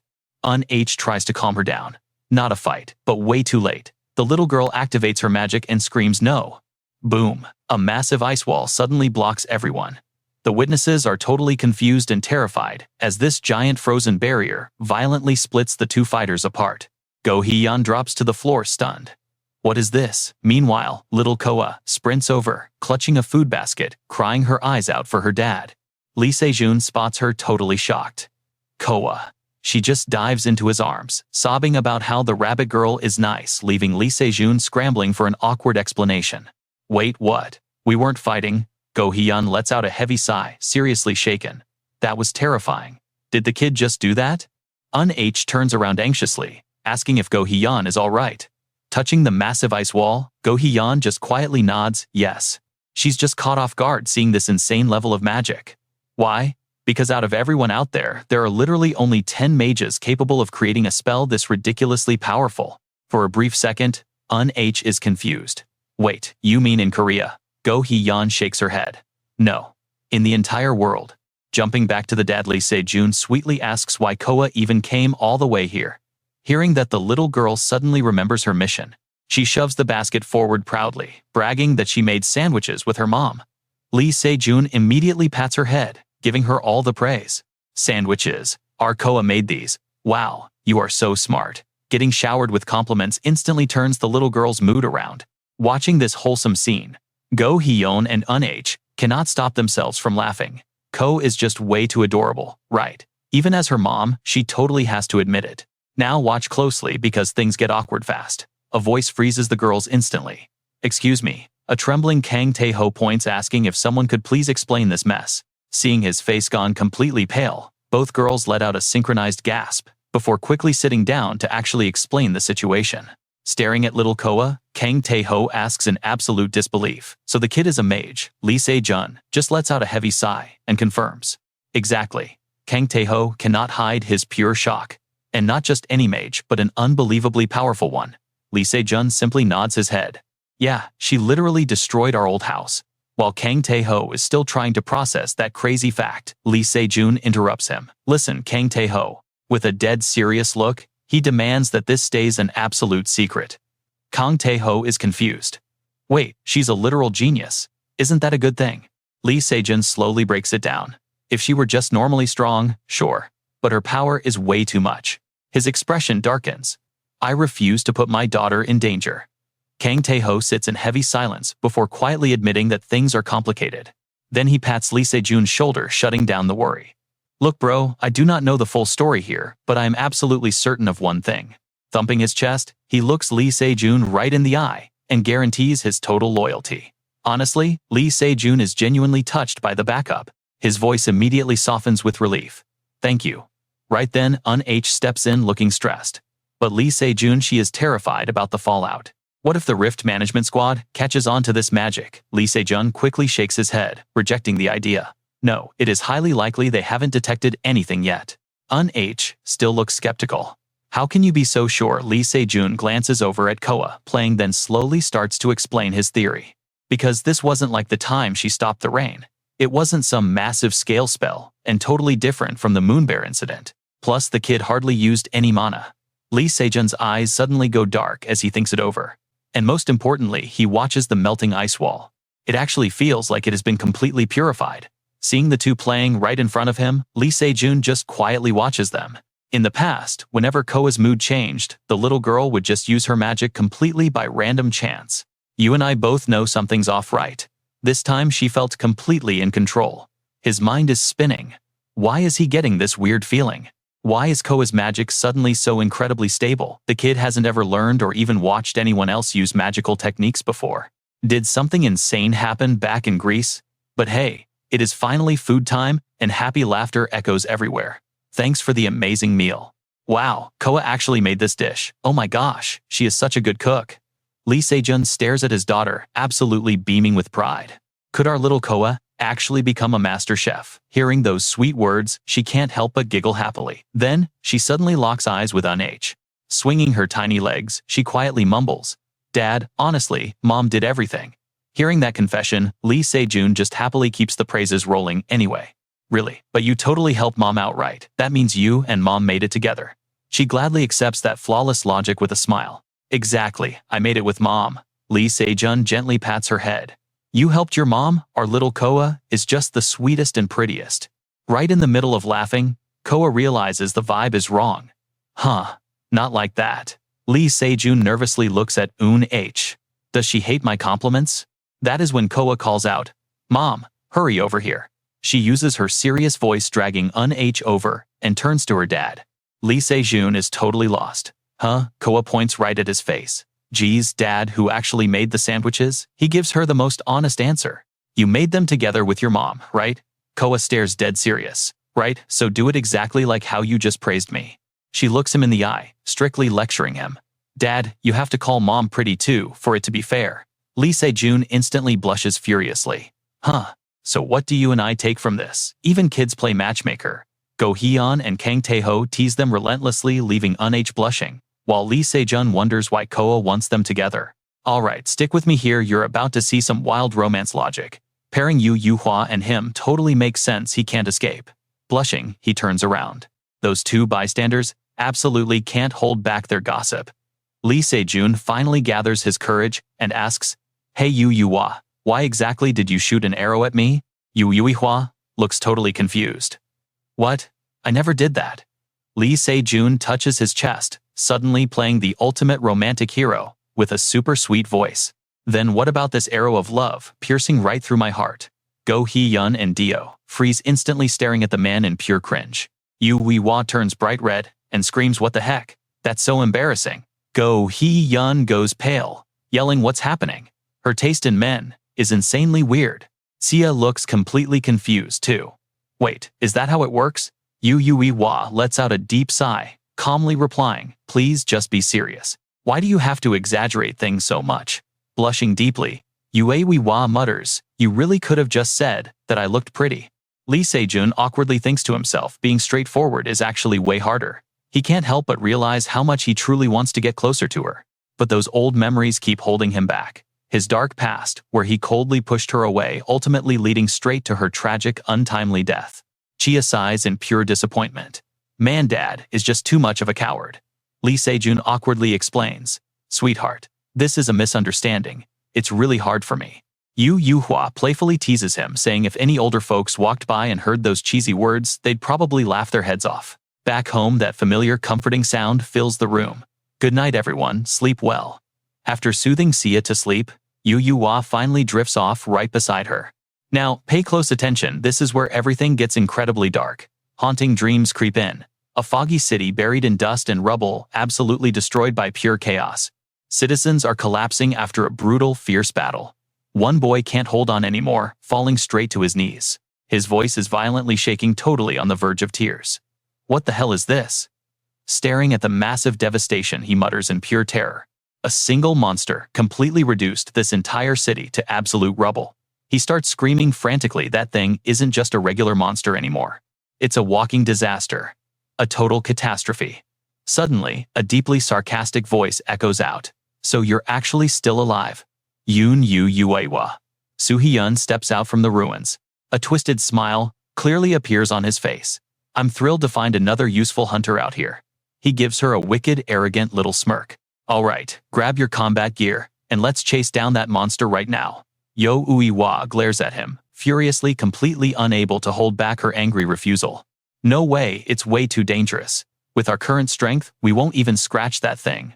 An attack like this will completely fail." Soo-hyun instantly brushes off her warning. "No, we can absolutely pull this off." He forcefully grabs her chin, his voice dripping with insane excitement.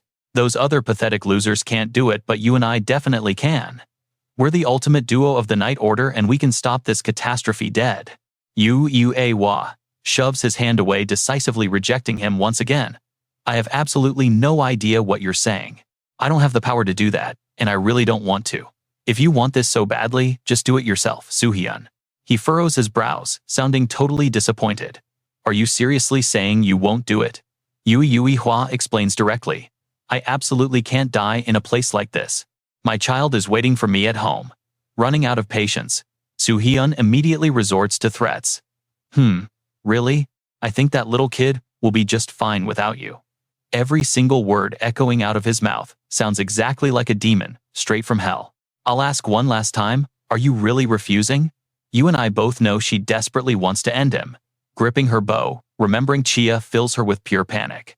This crazy man. If only this guy didn't already know that Sia is a mage. She totally grits her teeth in absolute frustration. Her mood hits rock bottom. If she actually refuses, he's going to sell Chia out to the magic tower without any hesitation. Left with zero choices, she trembles and says, fine, I'll do it. Getting his way, Soo-hyun can't even hide his twisted joy.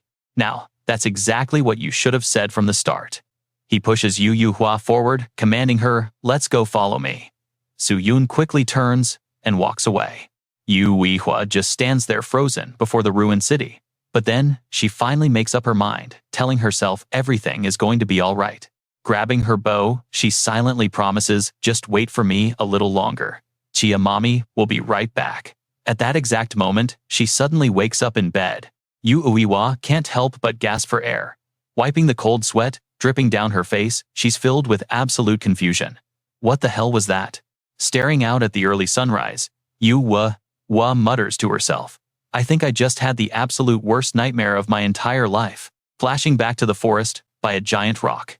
Suddenly, a bright blue light erupts, and in a split second, the massive boulder completely shatters. Iram looks over happily asking, so what do you think of the redesigned prototype? Holding the weapon, Lee Se-jun is seriously impressed by it. Absolutely top tier, right? It's way easier to handle and the materials feel incredibly sturdy. Plus, it can actually withstand my powerful piercing skills now. Basking in the praise, Iram looks totally smug. Well, obviously, I'm the genius who made it. Holding the spear, Lee Se-jun brings up a question. Back when I was over at your house, I saw tons of weapon materials lying around. It seems like you're heavily involved in the manufacturing process too. Iram just shrugs. Did you really think I was only surviving on pocket money? That's literally all my performance-based salary from my hard work right there. Lee Se-jun doesn't forget to ask. Hey Iram, so what exactly happened right after that major incident? Iram double-checks what he means. You're talking about those guys who broke into our place. Flashing back to the messy lab, she starts explaining.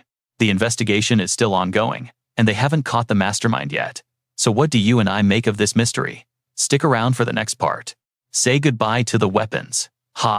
Iram was absolutely furious. But honestly, what was the point? How could a so-called peaceful group just break in, steal things, and violently attack people? She turned around and continued. More importantly, we have actually already been completely booked for quite a few things. Lee Se-jun looked completely lost. Wait, scheduled for what exactly? Iram cheerfully jumped right in to explain. Stick with me here. This time we are skipping standard dungeons for a massive group raid. Lee Se-jun glanced down at the weapons. He processed that. A group raid. Then we need a totally clean field. To explain this specific raid setup clearly, when the association completely abandons a field, hunters must go in and wipe it clean. This happens because if a zone is left alone for way too long, it turns into an absolute nightmare filled with monsters. Lee Se-jun was still a bit curious. So, which guilds are joining, or is it literally just us out there? Iram held up 3 fingers and replied, nope, it includes us 3 small guilds and 1 mid-tier guild. She spun around, totally unable to hide her massive excitement as she told the rest of the crew. Since you finally have a brand new weapon, you are going to have to step up and be way more active now. Meanwhile, down at the river basin, right by the lake park, a huge group gathered. The others could not help but whisper, hey, look, they are finally here. Seeing the man leading the pack, the whispers and nervous gossiping instantly went into complete overdrive. Paros, that mid-tier guild. Wait, is that Guildmaster Kim Chang-won leading them? Yeah, he gets overshadowed by his colleague, Sung Soo-hyun, but he is still pretty famous. The Paros leader stood tall before the groups and yelled, ahem, everybody gather up. The total kiss up, Ruba Guildmaster shouted right back. Sir Ruba Guild is fully present. The timid MP Guildmaster nervously raised his hand. MP Guild is present. The Paros leader planted hands on his hips, praising them. All right, excellent job gathering up so incredibly fast. But wait, are there only 2 guilds here? The MP leader instantly held up 1 finger, replying, no, there is still 1 more guild coming. The hunters behind him exchanged incredibly nervous glances. The Paro's guild leader immediately scowled and snapped. Which guild? Someone quietly answered from the very back. I think it is the Spectre Guild. Hearing that, he absolutely exploded. Now watch this. You and I both know a classic arrogant villain when we see one. He yelled. An incredibly arrogant nameless guild. They do not even know to arrive an hour early. The members of the other two guilds just hung their heads miserably, taking the heavy scolding. The MP Guildmaster looked completely helpless, thinking to himself, here we go again, with the mid-tier guild power trips.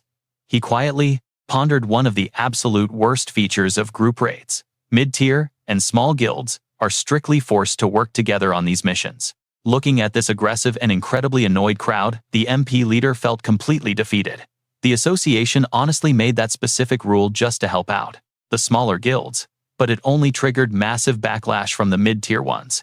The MP Guildmaster and his members shared a deeply helpless thought. I know what you are thinking, the system is totally rigged. They literally could not clear a large-scale dungeon without some serious backup. Sweating profusely, he made a firm decision right then and there. The absolute best thing we can do is just avoid upsetting these arrogant mid-tier guilds. He watched the Ruba leader shamelessly run to kiss up to Kim Chang-won. I will give them a super strict warning. When they finally arrive, Kim Chang-won looked absolutely thrilled and replied, all right, I like you already. Are you with MP? The guildmaster immediately answered, nope, I am the Ruba leader. Right then, the MP leader noticed a car pulling straight up to them. The car door swung wide open. Someone stepped out complaining, you really should have warned us beforehand that you literally just started driving. In the back was Theo looking totally sick and green. From the driver's seat, Lee Se-jun laughed awkwardly. Sorry, I have my license, but I just do not drive much. Kuchin saw this and laughed to smooth things over. It is fine. We are not late, and nobody crashed. Theo instantly clapped back. I am pretty sure we almost died back there. Hearing them laughing and joking around, Kim Chang-won instantly glared in absolute pure rage.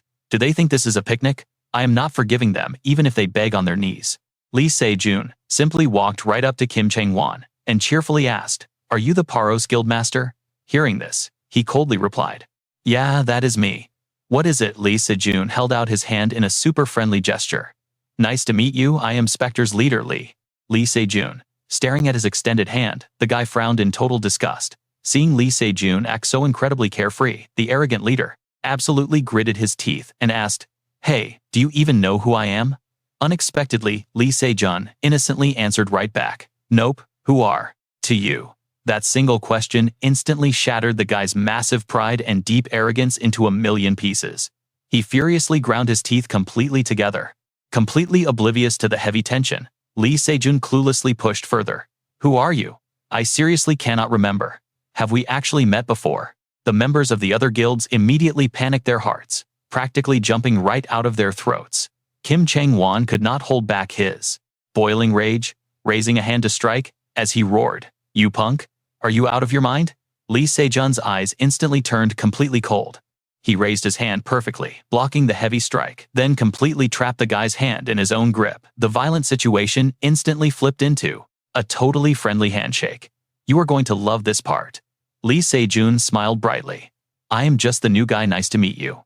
Let's dive right in. Chang-won desperately tries pulling his hand back but can't. He yells, let go. Lee Se-jun just innocently replies, whoa, so strong. The MP and Ruba guildmasters just stared, jaws completely dropped.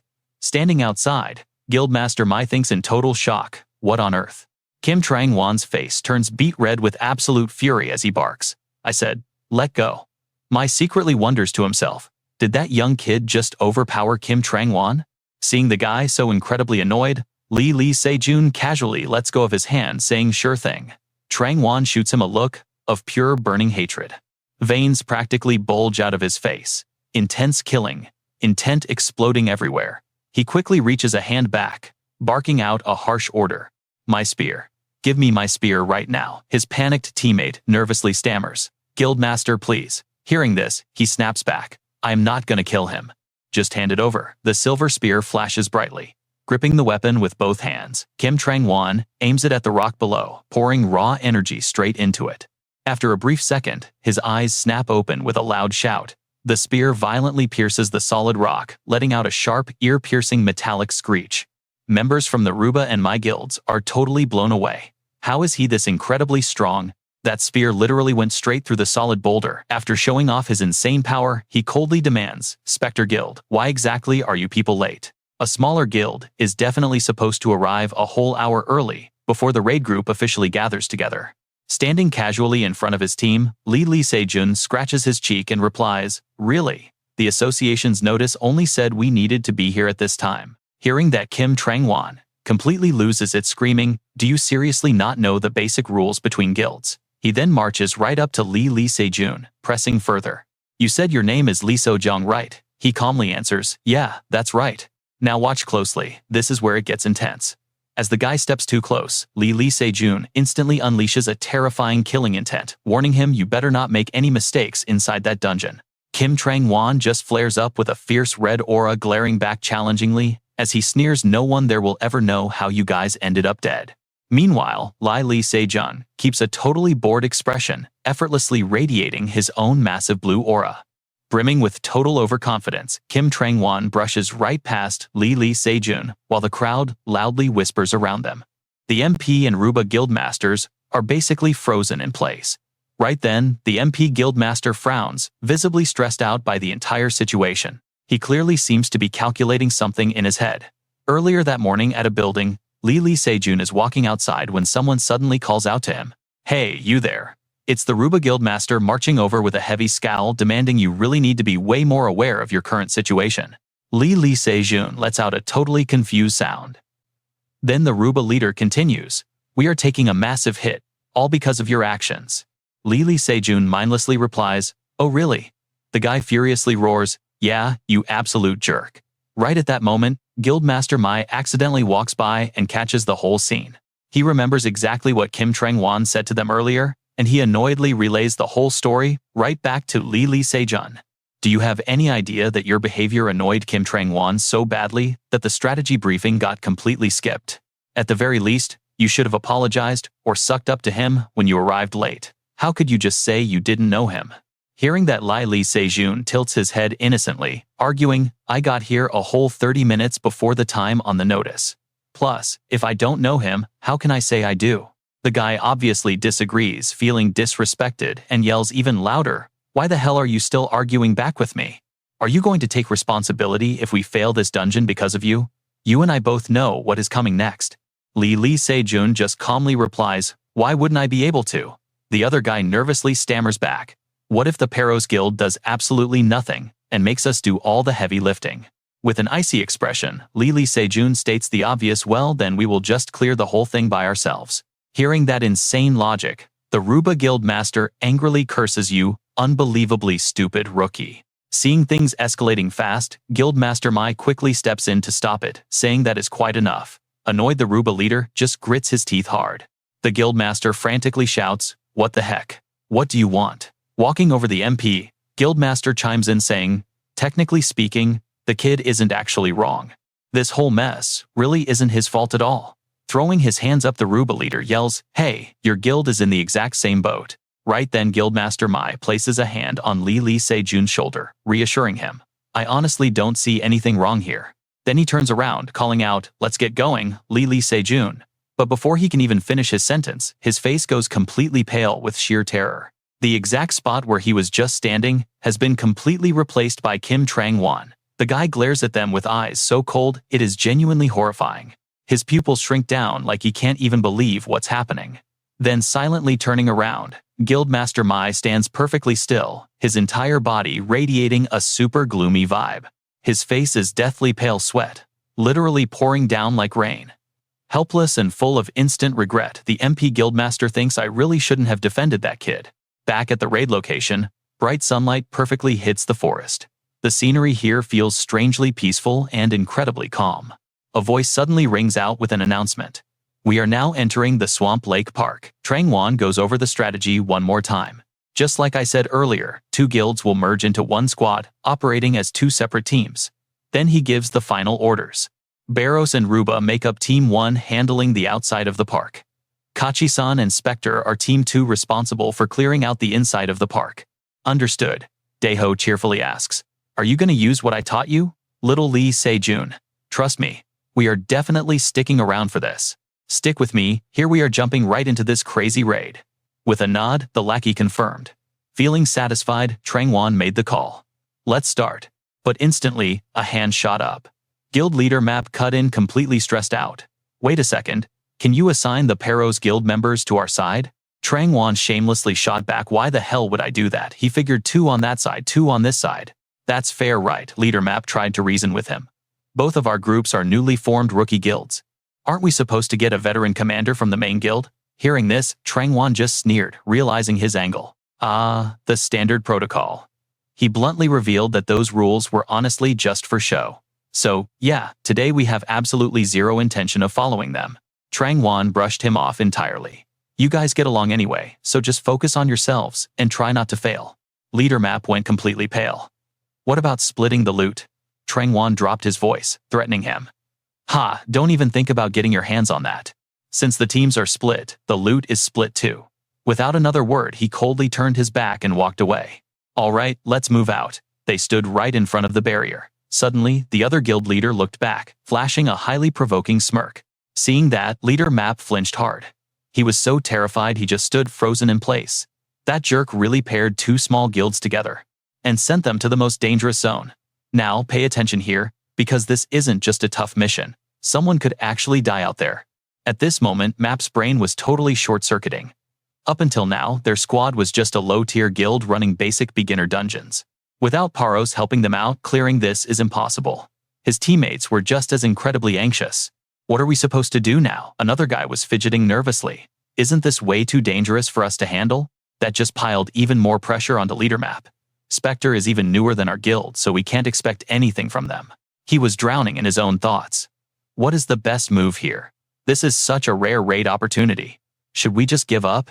Suddenly, Lee Se-jun stepped up and spoke out. Hey, if you are okay with it, let's decide on a commander first. Leader Map stayed completely silent. A moment later, he turned around. I'm sorry, but... Map bowed, his head stuttering. We are.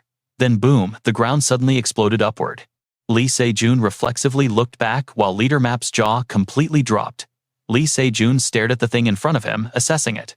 Is that a surprise attack monster? Leader Map panicked and rushed forward, yelling, get out of the way. Yet Lee Se-jun just stood perfectly still, glaring at the beast. A surge of raw power radiated from his hand, and he fiercely lunged to strike the beast. Lee Se-jun looked at it with zero emotion. Meanwhile, Trangwon and his cronies watched the entire scene in absolute disbelief. Guild leader Map was completely shook. Finally, the massive monster collapsed, totally defeated on the ground. All while Leader Map was still processing the sheer shock. He literally could not believe his eyes. Did he just handle that monster barehanded? Lee Se-jun turned around, saw that stunned expression, and actually flinched in surprise. Map was basically frozen. I know what you're thinking. What kind of absolute insanity is this? Lee Se-jun, though, just casually continued the conversation. So who is going to be commander? The people around him still had not processed what just happened. What was that? How did he do that? Only Kang Ho stayed calm. It was totally natural for everyone to be amazed. He could confidently and excitedly claim that, because that exact technique was the result of a special lesson taught by none other than the great Kang Ho himself. Lee Se-jun recalled that memory. How do you actually take down monsters barehanded like that? Kang Ho heard the question and turned to look. Lee Se-jun confessed his curiosity. I have always wondered about it. Logically, it should be totally impossible. A hunter defeating monsters with just their fists. So far, you are the only one. That was all the prompting Kang Ho needed to flex his ego. The secret is simply muscles. Lee Se-jun was totally confused. Muscles. Kang Ho broke it down for him. That is right, the human body also contains mana. Just like how we channel mana into weapons to strengthen them, right? He gave a quick visual example. Let's say mana is water and muscles are the bowl. If the bowl is small, no matter how much you pour, it just spills over. Lee Se-jun started putting the pieces together. So more muscle means holding more mana. But there was still a flaw. That alone doesn't explain your crazy power output. There is a physical limit to how much muscle you can build. Hearing that, Kang Ho praised him. You are pretty sharp. Then he revealed the final hidden piece of the puzzle. Exactly. There is actually one more trick here. A method to hold way more water than the bowl is supposedly allowed to carry.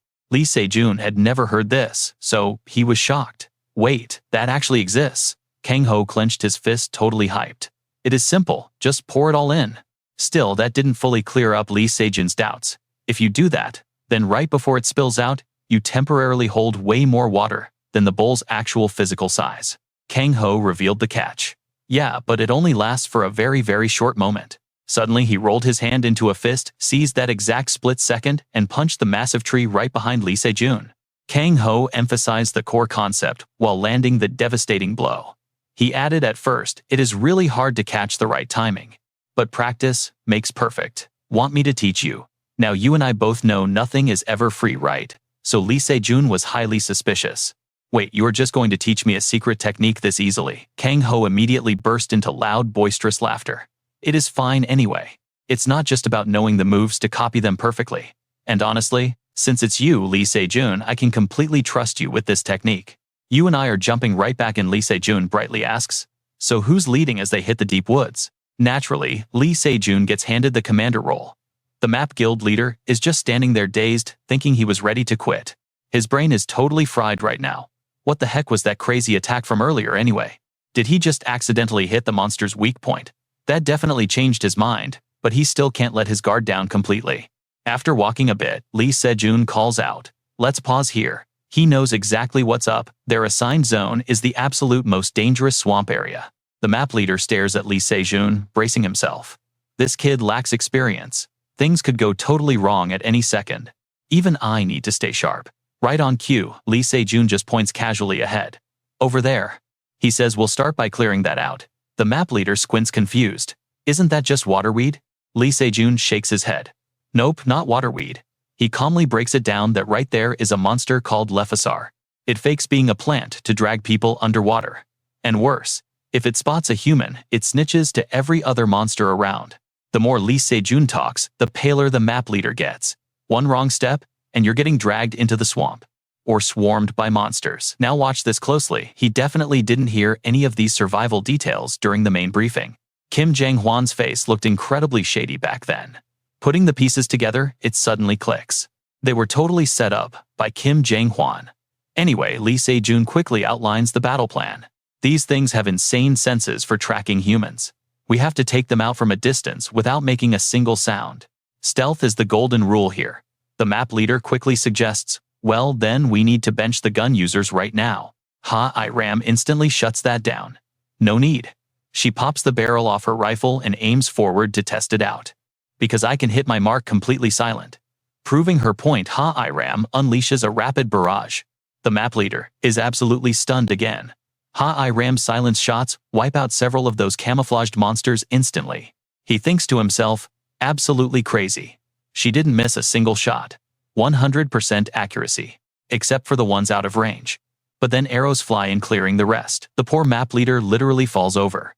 Yu Uiwa eagerly volunteers, leave the long-range ones to me. Mana arrows fly way further. Ha-I-ram happily agrees.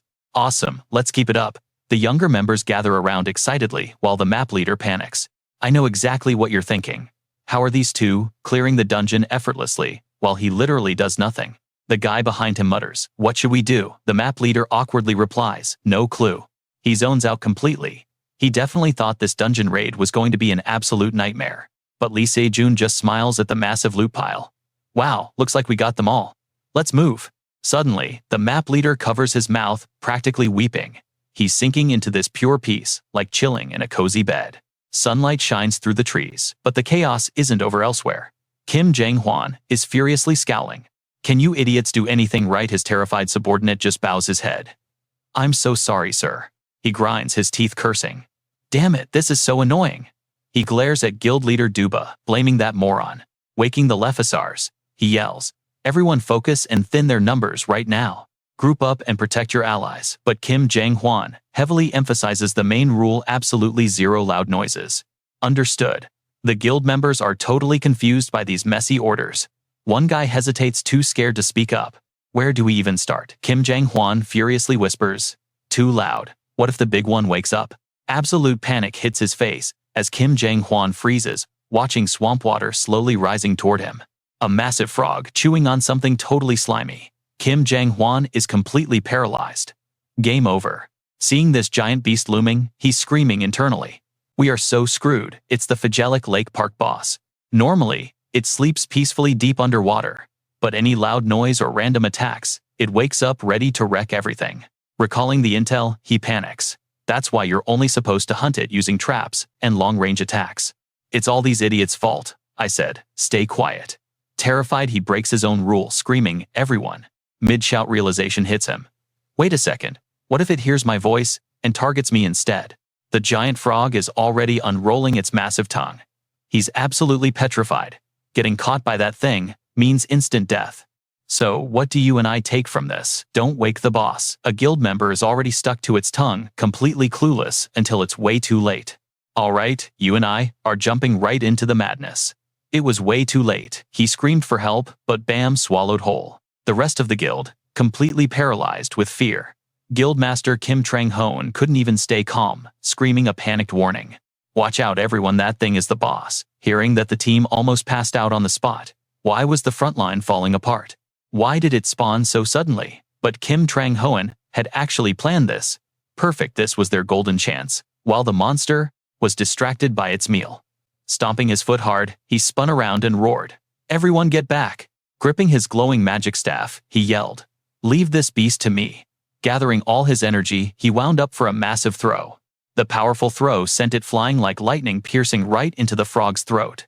The monster collapsed into the water, in pure agony. Seeing this firsthand left the guild members totally amazed. Oh yeah, they cheered wildly. As expected from our great guildmaster Kim, he admired his own handiwork, swelling with absolute pride. Awesome, I actually took it down. But honestly, Kim Trang-hoon knew deep down he had burned way too much mana. Still, with every single eyeball right now, completely focused, directly on him, he figured he'd score massive points for this. But mid-celebration, his face went completely pale. Now pay attention here, because things get wild. The giant frog suddenly leaped high and slammed down right in front of him. His legs turned to jelly. It glared at him with pure hatred, slime dripping from its mouth. He couldn't believe it. It wasn't dead. Wait, what about his magic spear? Realizing the awful truth, he dropped to his knees. It didn't even pierce. Halfway through, the frog slowly rolled out its massive tongue again. With zero mana left to fight back, his wide eyes showed nothing but absolute despair. I'm dead. But right then, a blinding flash of energy slashed past, tearing straight through the giant frog. Kim Trang-hoon froze, completely clueless about what just happened. The beast yanked its tongue back, screaming in agony. That mysterious magic power mercilessly kept attacking it. Kim Trang-hoon just sat in the dirt, staring wide-eyed, while everyone else watched in absolute shock. The guy who got swallowed earlier puked right back up. Kim Trang-hoon's jaw literally dropped. He just couldn't believe it. The boss monster actually exploded. This completely baffled the guild master. Who on earth did that? Over there, Lee Se-jun stood totally calm after obliterating the giant beast. Kim Trang-hoon finally got a clear look. Wait, that brat. He never expected this kid to show up here. I clearly assigned him to the absolute hardest sector. Shaking uncontrollably, Kim Trang-hoon stumbled to his feet. Did he seriously blow up the boss monster just by throwing a spear? He took a wobbly step, refusing to accept reality. That's just impossible. But as he walked, Kim Trang-hoon stepped directly into the monster's gross, slimy puddle. He flipped through the air and slammed hard into the dirt, knocking himself completely cold. The nearby guild members instantly went into full panic mode. Guildmaster, wake up. At the raid site, the rest of the guild members were now looking at Trang-hoon with pure disgust.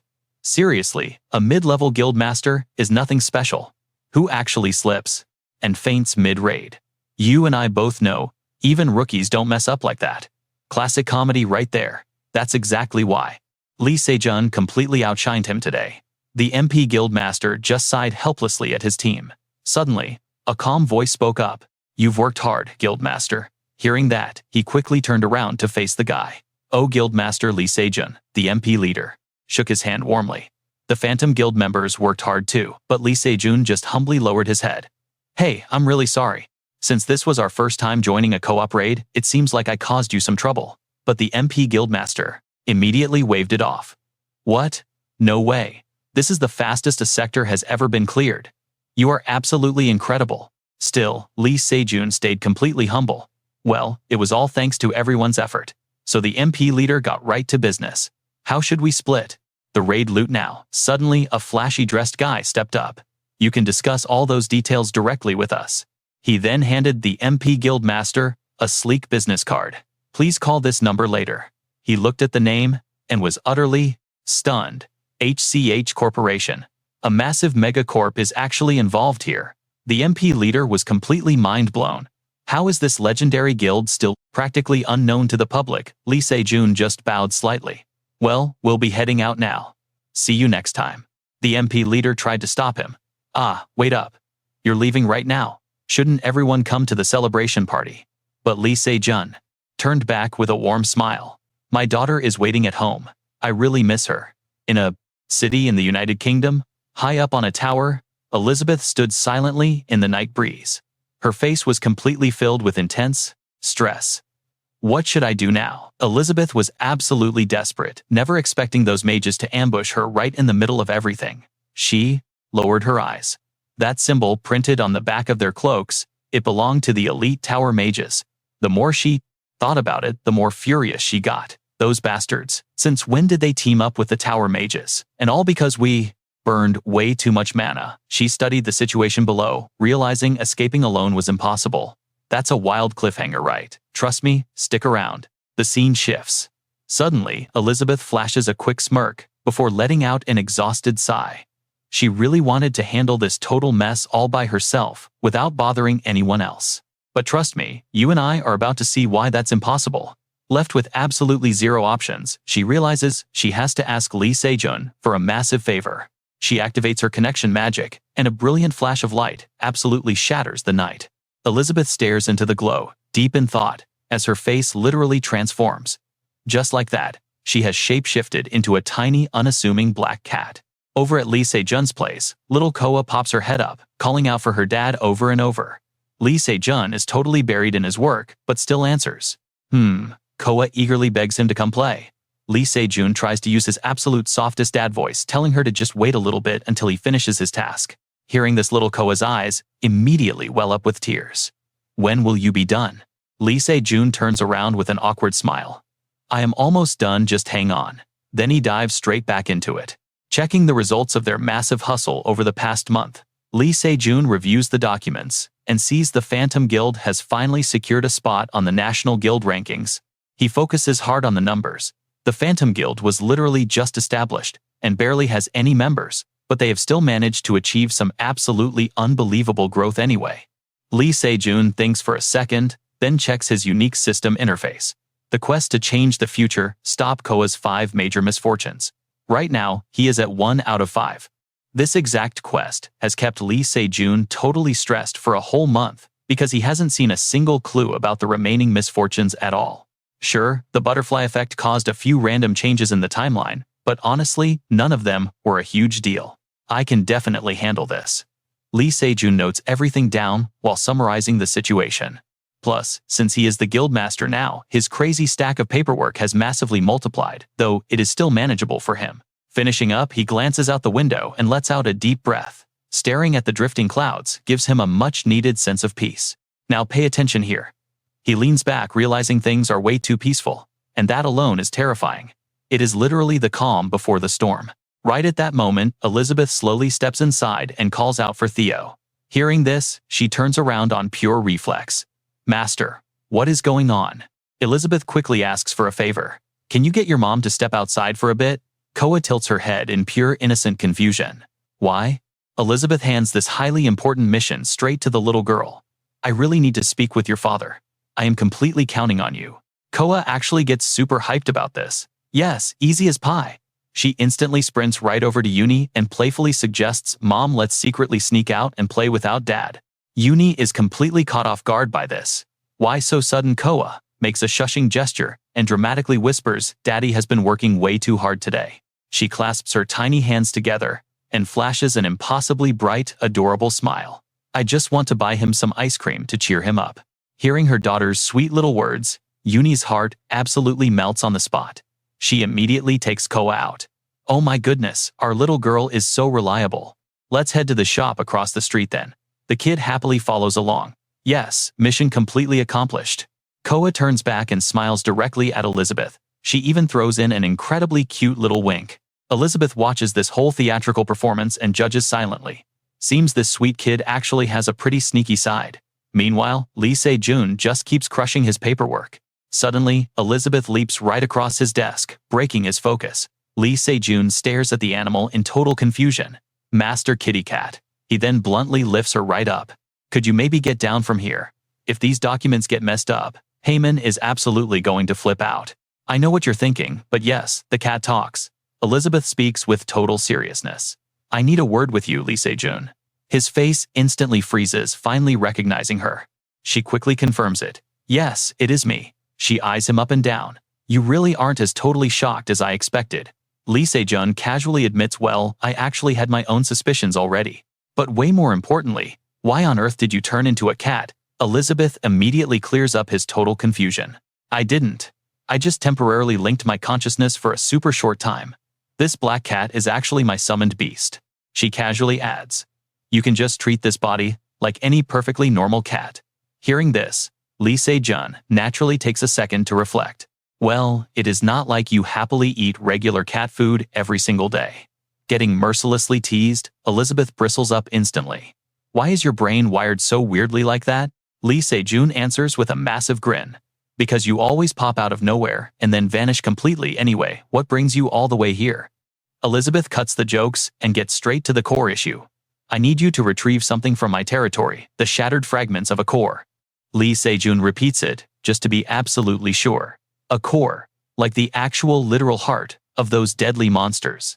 Elizabeth nods and verifies it. Yes, this really makes him wonder. Why try so hard to get them back? If it was a perfectly complete core, I would totally get it, but broken fragments are completely useless. When he brings this up, she goes completely silent for a moment. Perhaps, but I cannot reveal too many details to you right now. Seeing her dead serious face, Lee Se-jun randomly gets major goosebumps. Oh man, not this again. You literally always say that to me, Elizabeth. Just calmly licks her paw. Instead, I will just summarize everything into one single word for you. She finally drops the bomb. Misfortune. Lee Se-jun is left absolutely stunned. Wait, what? Outside, the sky is shining brilliantly right now. Uni happily holds little Coa's hand. But while she smiles so brightly back inside, Lee Se-jun is deeply troubled by this reveal. Is this whole mess tied to Coa's second misfortune? That's where we leave it for now. Night eventually falls. Dong-soo is focused on something shady, and a voice echoes. Brother Sophia speaks in a very soft, hesitant tone. Are you seriously going to let it go? He confirms with a deep, chilling voice. Yes. All right, stick with me here. We're diving into an epic story. After hesitating, Dong-soo finally makes his choice. He opens the ancient chest and the diamond inside starts glowing with a blinding light. It is time to let it go. Meanwhile, Lee Se-jun is completely stunned by the crazy news he just received about the second calamity of COA. He is absolutely frantic, demanding to know the truth. Tell me every single detail. What are you even talking about? Elizabeth stays perfectly calm and starts breaking it down. Out there, unknown enemies are secretly hunting for these special core fragments. They hide behind a ton of fake names, making it impossible to track their exact identities. She goes on to explain the chilling details, saying these guys share one single terrifying goal. Once they gather every last piece of the core, they plan to run a dark ritual to revive a literal monster. And just like that, Elizabeth drops the bomb. That is exactly why I have been hunting down and destroying those fragments for the past month. Lee Se-jun is just frozen by this massive info dump. A monster that actually connects to the kid's impending doom. You have to know what this thing is. Right? Elizabeth nods, stating that if her crazy theory holds up, the second calamity of COA is basically Uni's tragic death. And if the exact nightmare from her past life repeats itself, Uni will be wiped out by a world-class quest. Right after that horrific monster is brought back. Hearing this dark truth, Lee Se-jun completely shatters. Elizabeth scans his face with sharp, judging eyes. She gives him a dead serious warning. I am telling you right now, it is best not to go around blabbing about the future. Lee Se-jun stubbornly pushes back. But the fate of the entire world is on the line, and that is way in the distant future, Elizabeth reveals. The brutal truth. The future has already been altered. Oh, and by the way, she adds, the first major calamity was supposed to hit next year, but it struck a month ago. Now pay attention. This is where it gets wild. Lee Se-jun trembles, his mind spiraling. Things are escalating way faster than he ever expected. He slams his fist right into the table. A world quest. They call it a quest, but in reality, it is much more like a full-blown natural disaster. Because before he even regressed while that world quest was happening, an entire massive city over in China just straight up collapsed into nothing. And back then, hunters already had their abilities fully upgraded. Lee Se-jun realizes this whole situation is turning out to be even more impossible. But right now, since the massive personal leveling system has not even been updated yet, if that deadly quest triggers, nobody will have any real way to survive it. That terrifying thought only fuels Lee Se-jun's iron resolve. We absolutely have to step up and stop this madness. Elizabeth smirks, totally agreeing. Bingo. We are going to snatch that core fragment first and crush it to dust. At this point, Lee Se-jun is completely hooked on her every word. Elizabeth drops a major bombshell. One of those missing fragments is right here in South Korea. It is listed at the Samseong auction house tonight. Long story short, she declares that thing is their primary target. Hearing this, Lee Se-jun uses his brain. Well, if it is, at an auction we can just throw money at it and buy it. Elizabeth instantly shoots that down. No way. That makes you a massive glowing target. You have to take it by force. Lee Se-jun breaks into a huge grin, finally getting the picture. Okay. I completely see your main point. You want me to pull off a heist. The auction venue is ridiculously lavish. Blinding lights are flashing everywhere, lighting up the huge stage. A guy runs his hand over his fancy chair. A VIP seat, huh? Sung Soo-hyun smiles like a boss. Not too shabby. Then a voice calls out. You and I need to watch this closely. Wait, are you Sung Soo-hyun? He stares at the guy totally confused. Who in the world are you? The stranger quickly introduces himself. Oh, my bad. We have never officially met, have we? I am Kim Mi-young, the proud owner of a mid-tier company. Sung Soo-hyun raises an eyebrow, clearly surprised. A mid-tier company. He echoes with a smirk. Yes, and it is an absolute honor to run into you at a place like this. But Kim Mi-young just keeps rambling on. So what exactly brought a big shot like you to this specific auction? Sung Soo-hyun gives him the most basic, lazy answer possible. I am just here looking for some decent artifacts. Kim Mi-young lights up like a salesman. Oh, I get it. Well, then my company would love to sponsor those items for you at a total steal. Before the guy can even finish his pitch, Sung Soo-hyun just brutally cuts him off. Hard pass. Inside his head, Sung Soo-hyun is already judging the guy. I was actually trying to figure out who this dude was, but he is really just a clueless, annoying businessman. There is zero chance a bottom-feeding opportunist like this guy holds any of the epic treasures that I am actually looking for. The host jumps on the mic, announcing the auction starts in just a few minutes, telling everyone to quickly find their seats. Sung Soo-hyun suddenly goes dead silent. Hold on a second, something is definitely off here. This dude is practically a nobody. I do not even know his name yet. Somehow, he scored a VIP seat. Thinking about this makes Sung Soo-hyun super suspicious. How does that even make sense? Up on the rooftop, heavy security guards are patrolling the area. Lee Se-jun and Elizabeth are creeping around spying on them. Looking at the setup, he runs the numbers. Alright, the rooftop definitely has way fewer guards than the front entrance. So, what is the play here? Should we just smash them with raw power? But a second later, Lee Se-jun completely drops that wild idea. Nope, every single one of these guards looks like an awakened hunter. Keeping our true identities totally hidden is the most critical part of this entire heist. So he makes the call. The second they look away, I am going to sprint in and breach the perimeter. Right on cue, a loud voice crackles over the guards' walkie-talkies, demanding an instant status report from all stations.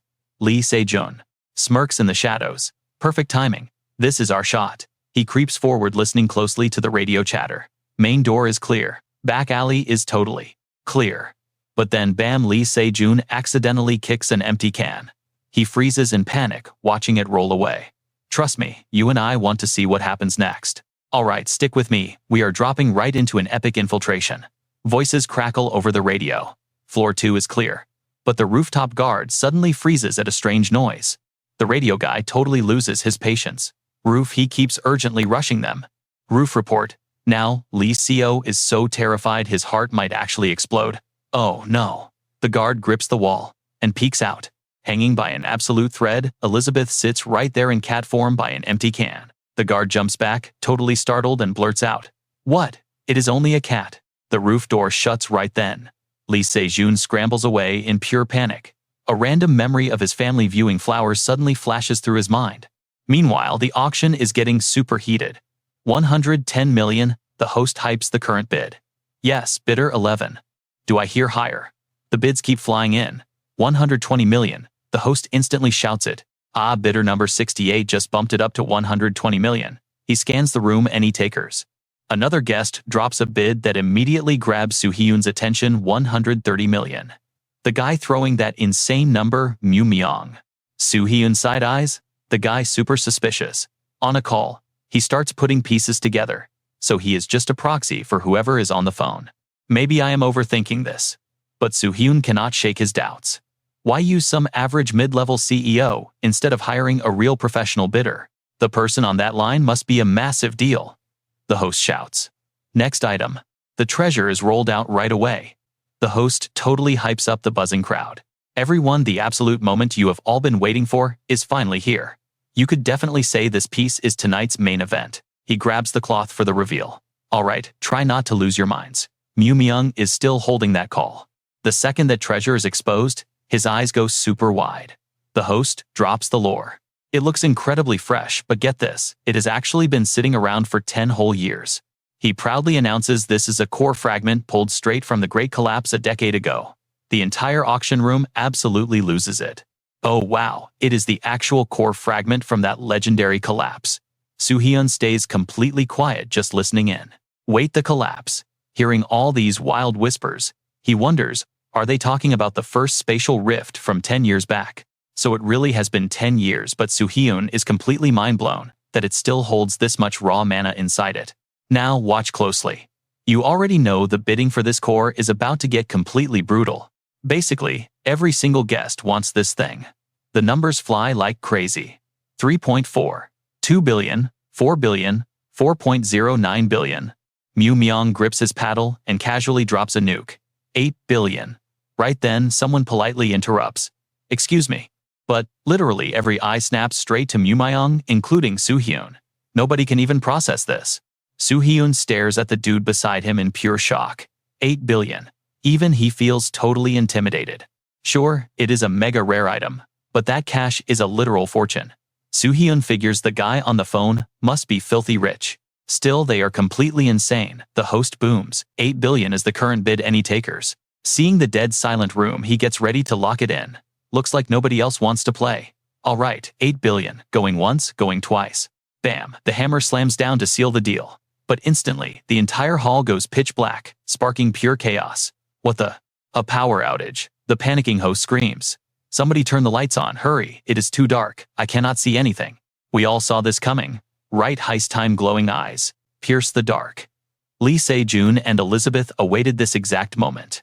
Lee Se-jun locks onto the glowing prize below, double-checking. Elizabeth, that is our main target, right? She confirms it. Yes, definitely a core fragment. Hearing that, Lee Se-jun knows exactly what to do.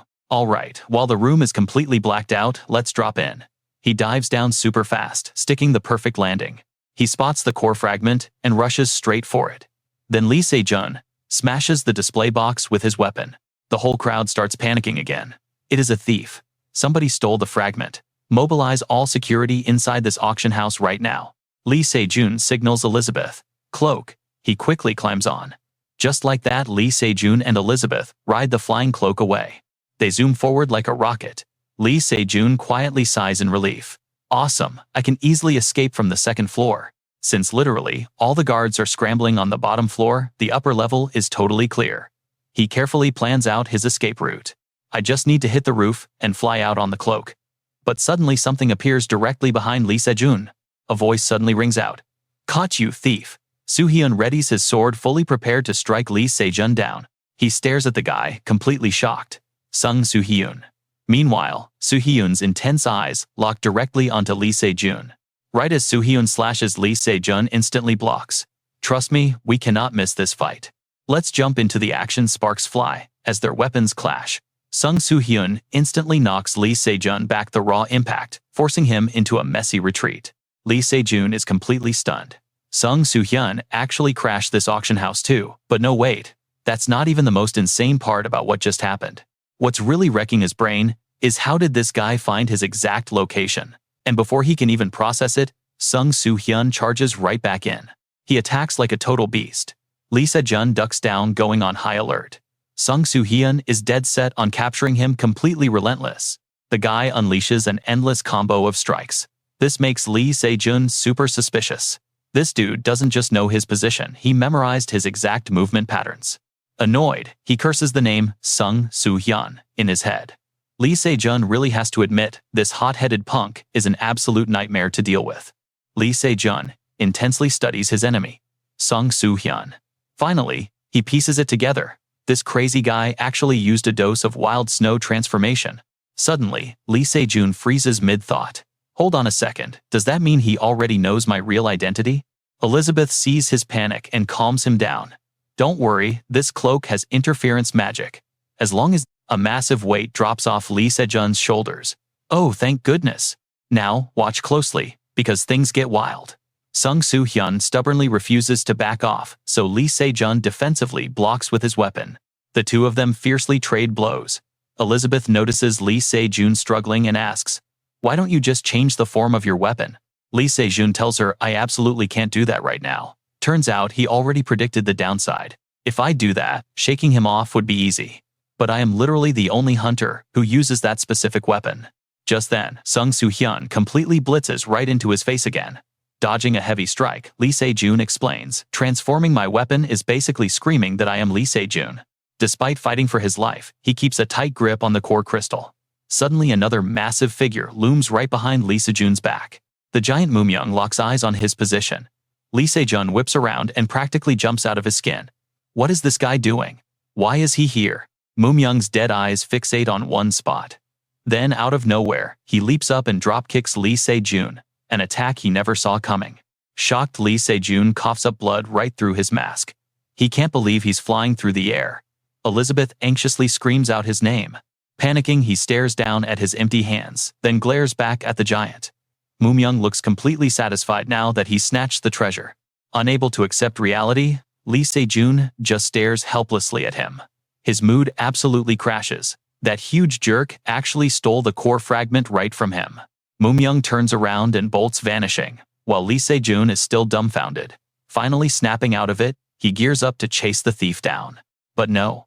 Right at the worst possible time, Sung Soo-hyun's sword swings past his ear. Fired up, Lee Se-jun ducks down to dodge the deadly strike. You and I both know, this timing sucks. Sung Soo-hyun viciously sneers.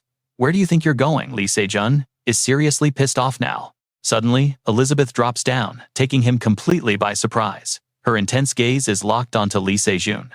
Confused, he frantically calls out her name. She can't just sit back anymore. In a total rush, she tells him, "I will chase down the guy with the fragment." Right before taking off, she orders him, "Come find me after you completely deal with that punk." Honestly, Lee Se-jun does not feel great about this. In the end, he has to focus back on his own fight. Right now, Sung Soo-hyun is pointing his blade dead straight at Lee Se-jun.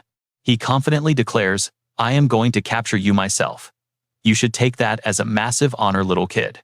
Lee Se-jun stays completely silent, offering zero reply. Inside, he's calculating hard. I really don't have much time here. The security guards will rush in any second. Reaching his absolute limit, Lee Se-jun decisively leaps straight into the air. I actually planned on going easy on him. Seeing his opponent act differently distracts Sung Soo-hyun. Timing it perfectly, Lee Se-jun drops down with a crushing ambush attack that he cannot even block. Startled, Sung Soo-hyun whips his head back. Lee Se-jun is officially locked in, deciding if it comes to this, I need to knock him out as fast as possible. Before Sung Soo-hyun can even strike back, something stops him dead in his tracks. What the heck? His opponent's power suddenly shifts entirely. Realizing the energy right in front of him is familiar, Lee Se-jun charges in for a direct hit. His weapon shines so bright it completely overpowers the sword. As Sung Soo-hyun struggles to push them apart, his jaw literally drops in utter shock. An image of Lee Se-jun suddenly flashes inside Sung Soo-hyun's mind. Wait, is that he is so incredibly stunned that his facial veins pop while he aggressively stutters? He barely manages to choke out the words, "Hold on, you are Lee." Se-jun's hand closes in on him, his own face going completely stiff. Lee Se-jun's entire body radiates a fierce, overwhelming aura. I know this feels completely wrong right now, but there is no way I'm letting myself get beaten. He strictly promises himself not a single chance. Overwhelmed by sheer pain, Sung Soo-hyun's eyes literally roll backward. Finally, the guy collapses totally defeated on the floor. Lee Se-jun feels a tiny bit guilty, awkwardly wondering, did I maybe go a little too far? But hey, he won't die, right? He is a top-tier hunter. Right then, someone loudly yells out, there is a huge noise coming from the upper floor over there. Here is where we leave the fight. Wasting zero time, Lee Se-jun instantly bails. I have to hurry up. Elizabeth is waiting for me. Meanwhile, in another spot, Elizabeth stands perfectly still, blocking someone's path. Moo-myung stands opposite her, clutching the core crystal. I thought a little rat was tailing me. Turns out he completely noticed her all along. But you are a witch, aren't you? Moo-myung takes a heavy step forward. All right, stick with me.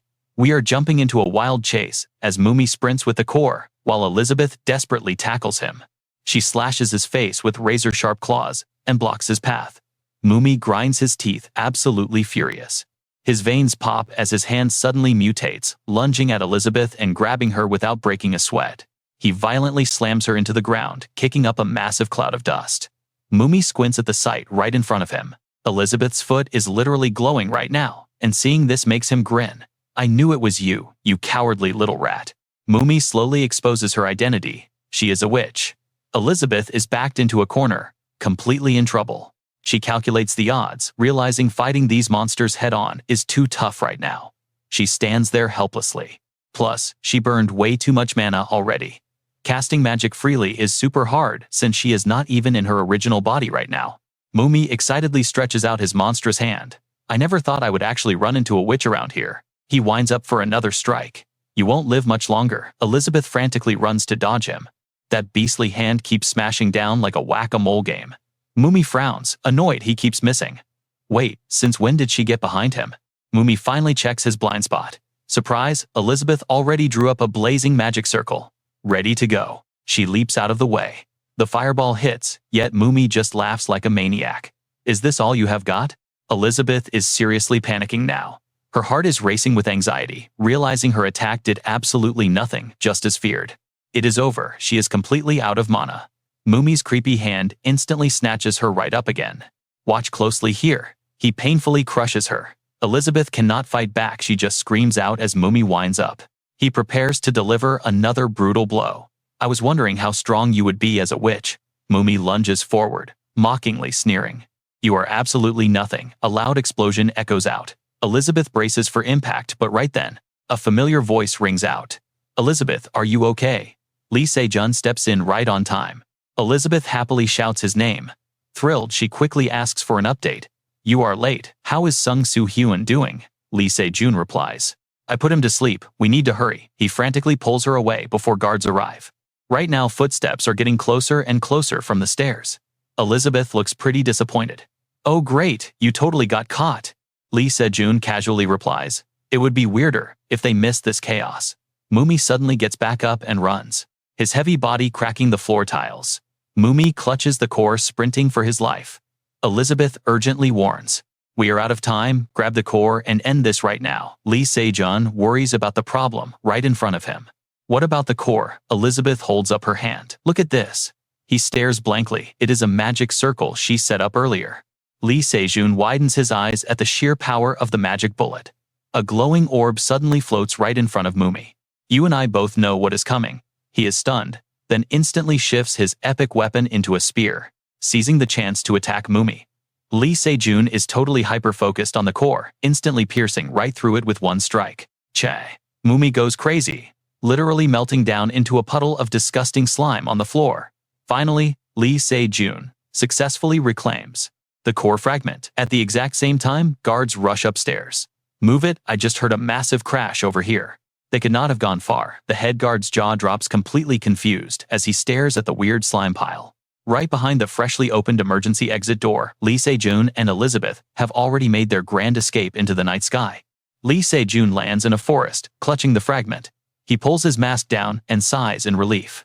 Phew, that was insanely close. Elizabeth, now in her cute cat form, hops down and demands, "Hand over the fragment."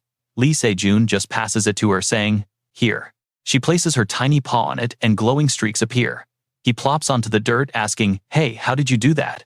She hears him and goes, "Huh." Then he keeps asking about how she made the core turn completely invisible earlier. Elizabeth hears this and just keeps working, explaining, "I simply shared my vision with you using magic, that is all." Watching the blue light glow, Lee Se-jun asks in surprise, "Is that really how you see the world?" Instantly getting an answer from her, "Only when I focus." Her cat paw suddenly stomps down, completely shattering the fragment. The pieces crumble into tiny shards as a beautiful blue aura floats up into the air, watched closely by the guy and his cat. Staring at the sparkling blue sky, Lee Se-jun asks, "Are we done?" Elizabeth coldly replies, "Yeah." Lee Se-jun excitedly checks in on Elizabeth. "Do you feel better now?" She just shakes her head. That is just one of many fragments, so it barely makes a difference. Hearing that, Lee Se-jun sounds a little sad. "What do you and I take from this?" He suggests hunting them all, but she instantly shuts him down. "Come along with me, guys. Do that and you face the butterfly effect." Lee Se-jun yells back, visibly worked up, better than seeing Coa sad. Elizabeth shoots him this freezing look. Her voice drops dead serious. "Calm down. The butterfly effect doesn't just mess with you alone. It ripples out, hitting everyone around you, and way beyond that." She keeps going, reminding him they already covered this back in the tutorial tower. You can't control every single thing that impacts you. Hearing that harsh truth, Lee Se-jun flinches, looking totally caught off guard. He bounces right back. "Speaking of which, I have been meaning to ask you a few things about the tower." An image flashes in his mind, a massive monster with glaring red eyes. He throws out his wild theory. "I mean, that boss, was it actually Anbeck?" Dead silence fills the space after his question. Elizabeth lets out a heavy sigh, reluctantly coming clean. "Yeah, you are right. It was essentially an Anbeck clone." Even though he kinda guessed it, Lee Se-jun still blurts out in shock, "I see. A cloak wrapped in dark magic just floats there in midair." Lee Se-jun raises his voice, demanding answers. "Why would Anbeck be the tower boss? What in the world did you actually do to the tower?" Elizabeth pictures the tower, looking exactly like a grand majestic castle. She explains the tutorial tower is just a replica of the castle I used to live in. It's in Midhem. Hearing that, Lee Se-jun instantly remembers a little girl with dark blue hair and blue eyes. "Wait, Midhem?" he asks, totally hyped up. "Midhem from that vision? Do other parallel worlds actually exist out there, in reality?" Seeing his reaction, Elizabeth hesitates before asking, "Where do you think the monsters come from?" Lee Se-jun quickly spills his thoughts. "No, there was always a theory about other dimensions floating around in the past, but it was never completely proven true." His voice gets more frustrated as he talks. "Even so, there is still a lot of weird stuff happening." He starts listing off past events. "I remember the tower boss using a curse right before I triggered my regression, but I never heard anything about it summoning dozens of lizard men or other random monsters. Watch closely right here. Do you know why that happened?" Elizabeth widens her eyes, looking absolutely stunned by his words. She opens her mouth to speak, and then drops a bombshell truth that completely blows Lee Se-jun out of the water. "Honestly, the tutorial tower in this life is completely different from before your regression." Lee Se-jun panics and asks, "What?" Elizabeth's human form appears on screen, speaking with absolute gravity. "You could not possibly clear its challenge. What I mean is the difficulty level has skyrocketed way higher than before." Lee Se-jun gets agitated and yells out, "What are you talking about? Why would the tutorial tower difficulty suddenly spike like that?" Elizabeth warns him, "Just calm down and listen." Then she throws another heavy question at him.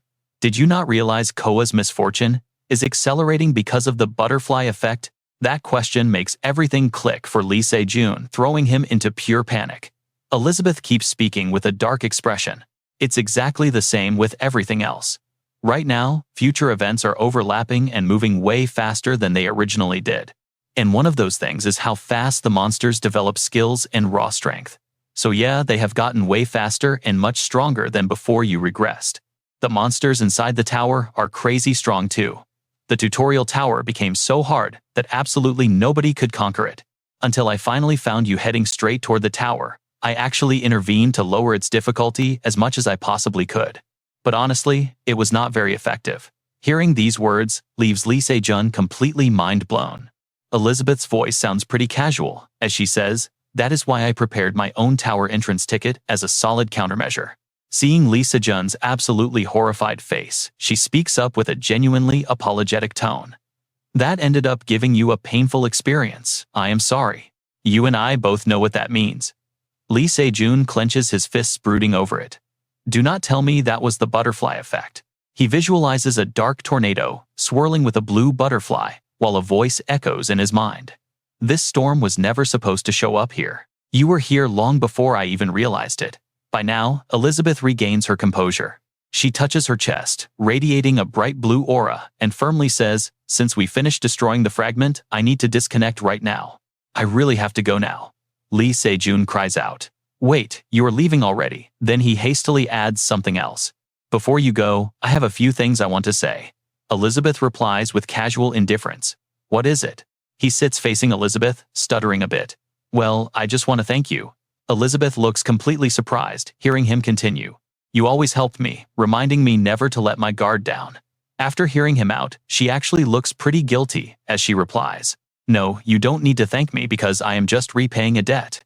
Under the night sky, Lee Se-jun sits on the flying black cloak alongside Elizabeth. He looks up at the sky deep in thought.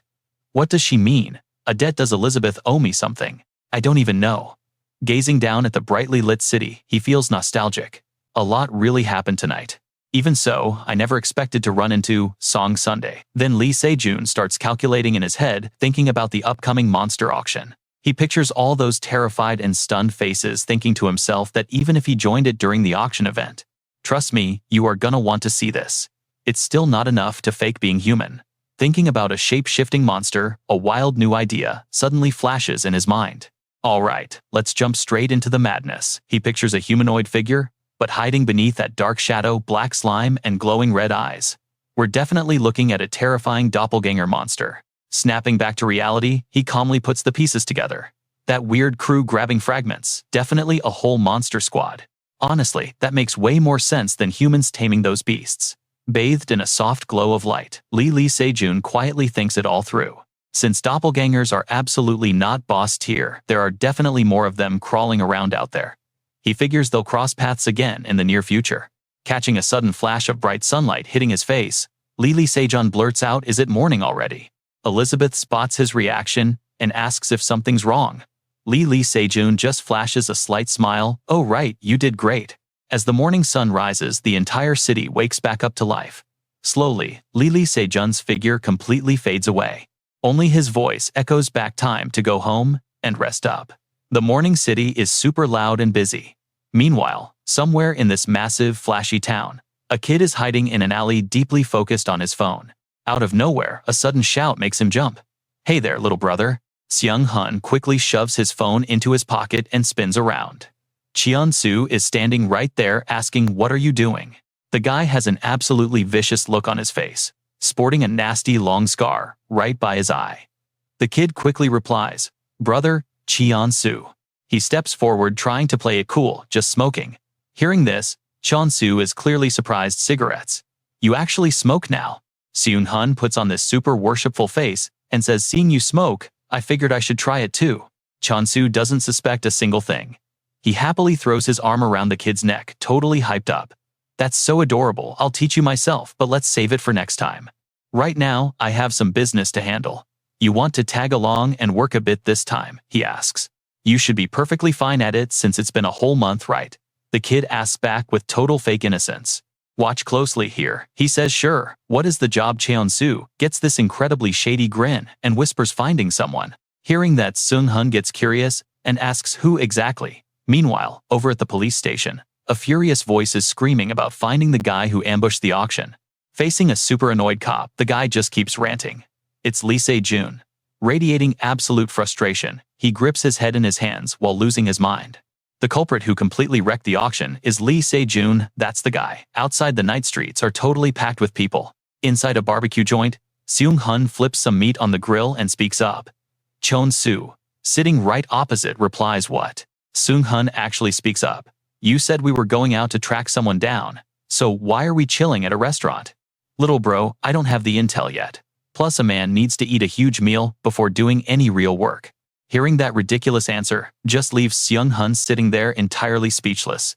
Suddenly, Chun-soo turns toward the door and waves his hand, wildly shouting out, "You're finally here.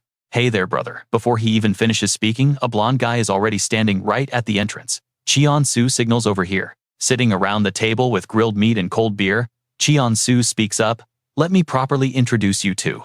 He points straight at the blonde guy. "This is my buddy from high school, he's a cop."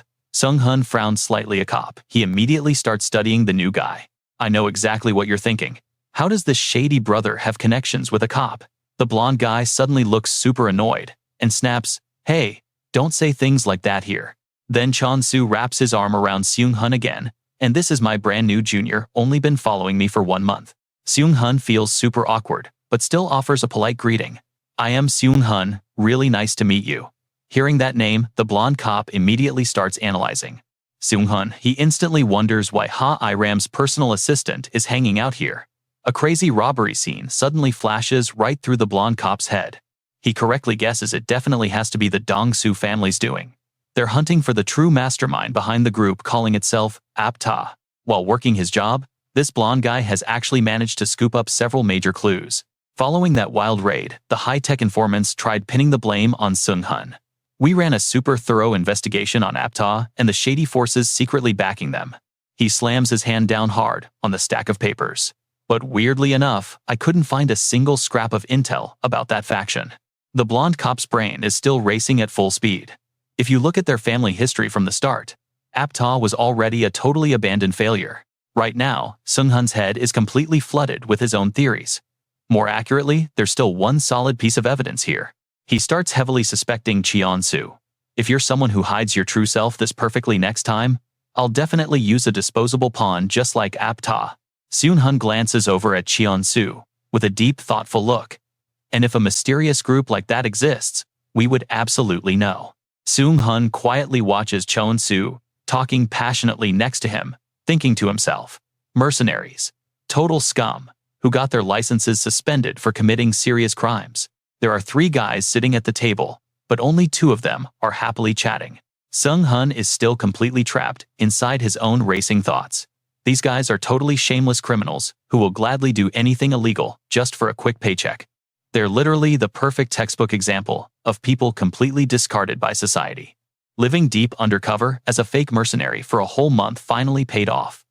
Sure enough, we secured the intel and confirmed the Shadow faction is secretly connected to Cheon-soo. Seung-hun grabs some meat ready to strike. "Trust me, we'll see them get caught soon." "All right, you and I are jumping right into the action." The blonde guy is already getting super wasted, laughing loudly as he asks, "How much is this beef anyway?" Cheon-soo immediately answers back, "Just eat up, it is totally on me today. You have been complaining about working so hard lately, right?" While totally drunk, the blonde dude just blurts it out. "Yeah, they handed me this crazy annoying case. The suspect has been exposed, but I have zero clue where he is hiding." Cheon-soo acts completely curious, asking what happened. The blonde guy replies that whole auction raid incident. Seems like this Mu Myong guy or whatever is the main culprit. The blonde guy starts spilling more spicy details about the case. His name is just an alias, and the entire company is completely fake too. He just keeps leaking secret info saying, the moment the crazy raid ended, the guy completely vanished into thin air. In the past, this blonde guy actually fought Momung directly. The whole situation is super suspicious, but who could the real killer be? We see him walking back through the pouring rain. Hearing all of this, Cheon-soo pushes further. "So do you have any idea who the culprit might be yet?" The blonde guy lowers his head, looking absolutely frustrated. "Nope, I still have no idea." But then he suddenly jerks his head up in realization. "Wait, now that I think about it, what was Seon-hyun babbling about earlier?" Hearing that exact name, Cheon-soo asks in total shock. "Seon-hyun, you mean that guy Seon-hyun who is working as an actor?" The blonde guy nods along. "Yeah, I was actually looking into him a bit earlier." After saying that, he quickly slaps a hand over his mouth. "Oh wait, I definitely should not be talking about this." Cheon-soo just laughs it off.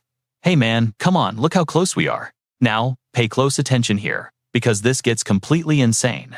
He grabs food and drops a massive bombshell. Hunter Lee Se-jun is the true culprit. It hits Seon-hyun like an absolute lightning strike. Cheon-soo questions him again. Is it because his sword swings match the killer, or something? But just that alone is not enough to make a final conclusion. I am guessing I was never even heading in the right direction from the very start. The blonde guy puts a finger to his lips, signaling him to keep totally quiet. Whatever happens, you absolutely cannot breathe a word to anyone. Chonsu waves his hand and laughs. Do not worry, what would I even gain from snitching? His expression turns super dark and scheming. It is not like I can go hunt him down anyway. Meanwhile, over on this side, a water bottle sits on the floor. Seola is using her tiny hands, trying her absolute hardest to completely freeze it solid. She takes a deep breath, mumbling softly to herself, gentle, gentle, nice and gentle. Then she shouts out loud, completely unleashing her ice magic at once. Instantly, the bottle freezes into a massive block of ice, sending a freezing chill straight across the room. A few things nearby get completely frozen too. Seola just stands there trembling and looking super awkward. The black cat across from her just turns its head in utter defeat. Oh boy, overboard again. Then, it glances at the window and offers some praise. Well, you did make way more progress than last time. Last time, even the window got frozen solid, shattering the glass into pieces. The black cat turns back to Seola, who is tightly hugging the bottle. I know what you were thinking, talking cat. Totally normal here. Seola, understand now. It seriously explains that her raw power is just way too massive to control normally. Staring right at the frozen bottle, the black cat continues. From now on, until you can freeze just this bottle alone, you must train hard to control your mana output. Seola lets out a heavy sigh, but the black cat immediately warns her. If you cannot control this precisely, you will end up hurting people around you. Seola totally agrees, nodding her head. Okay. Looking at the partially frozen house, the black cat speaks up again. Alright then, before your mom gets home, let us quickly clean all of this mess up. Seola happily agrees. Yes, let us do it. Then one cat and one human use magic to melt the ice away. Just melt everything away right now. Yu Eunhye is walking up the stairs, heading home, when suddenly a voice calls out, totally grabbing her attention. Are you on your way home too? Yu Eunhye glances over at Chonsu. Oh, are you the new guy who just moved in next door? Then, Yu Eunhye happily answers his earlier question. I am indeed heading back home right now. I just stepped out to buy a few groceries earlier today. Did the whole move go smoothly? Chonsu flashes a friendly smile. Oh yes, he replies extremely politely. Thank you so much for caring about it.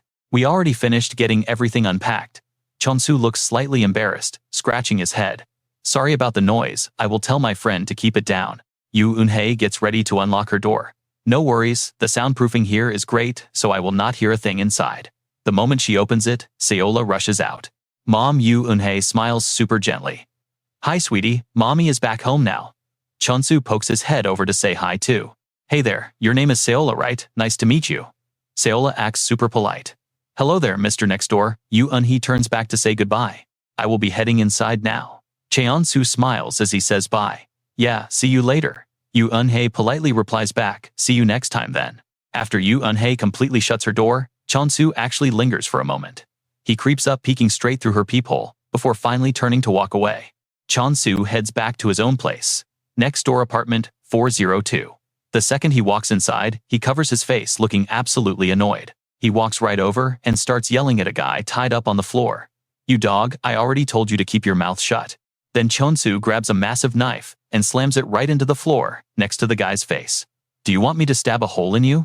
Watching the dude shake in pure terror, Chonsu keeps going. The landlord will catch heat if I kill you here, so you better try to listen to me. So what do you and I make of this psycho? Cheon-su grabs a pen, checking his notebook. Lives with a woman and child, circling the details. This is gonna get wild. Stick with me here. A simple text about a grandpa visiting his grandkid. Chonsu reads it, grinning like a madman. Oh, this is perfect. That twisted, sinister smile says it all. He finally has the perfect hostage target locked and completely loaded. Seung-hun steps up, practically shaking in his boots. What if it's not the right guy? Cheon-su snaps around, glaring with pure suspicion. What exactly do you mean? Seung-hun carefully brings up the suspect, named Seo-run, his nervous voice echoing down the dark hallway. Even the cops confirmed it was not him. We should really be digging into Kim Mumi instead. Chonsu absolutely loses his mind and yells. That idiot is currently missing, and the cops are already hunting him down. Isn't it much smarter to just use the only solid clue that we actually have right now? He stands up quickly. We need to grab whoever we can first. All right, the master plan goes like this. A split second later, he slaps 3 different photos right in front of Seung-hun. Smirking like a total villain, he points. Right here. Staring at the pictures, Seung-hun hesitates, visibly confused. Who exactly are these people? But the dark answer Chun-soo gives him next leaves the kid absolutely stunned. It's Lee Se-jun's family, and we are using them as our prime bait and hostages. Things always get resolved super fast when you threaten a target using their loved ones. Then Chun-soo starts tapping a finger on every single photo. Now pay attention here, this is where it gets sick. We have his wife, dad, and little daughter. Out of these 3 targets, who should we kidnap to break him? Seung-hun lowers his head, whispering, he doesn't know. Smack. A brutal slap lands right on the back of his head. Are you kidding me, Seung-hun? This is an easy question, you should know the answer. He aggressively holds up little Coa's photo, with a wicked grin. Obviously, we take his little girl. Cut to Seung-hun alone in a room, desperately trying to dial someone's number. Looking incredibly panicked and sweating bullets. He flashes back to just a few minutes ago, when Chun-soo casually announced he was stepping out for a smoke. Keep a close watch on this guy. Walking out, Chun-soo threw a dangerous side glance right at the tied-up hostage. Don't let him try anything stupid, understand? Right now, Seung-hun's face is pure panic, as his brain races. I have to use this chance to warn Lee Se-jun immediately. Biting his nails in heavy stress, he realizes he originally planned to ask his boss for backup once he had solid proof. But kidnapping a little girl is crossing a massive line. Waiting anxiously for the call to connect, the guy is practically burning up. As he paces the room, please pick up. Finally, a voice comes through the other end. Hello, Seung-hun instantly replies with absolute urgency.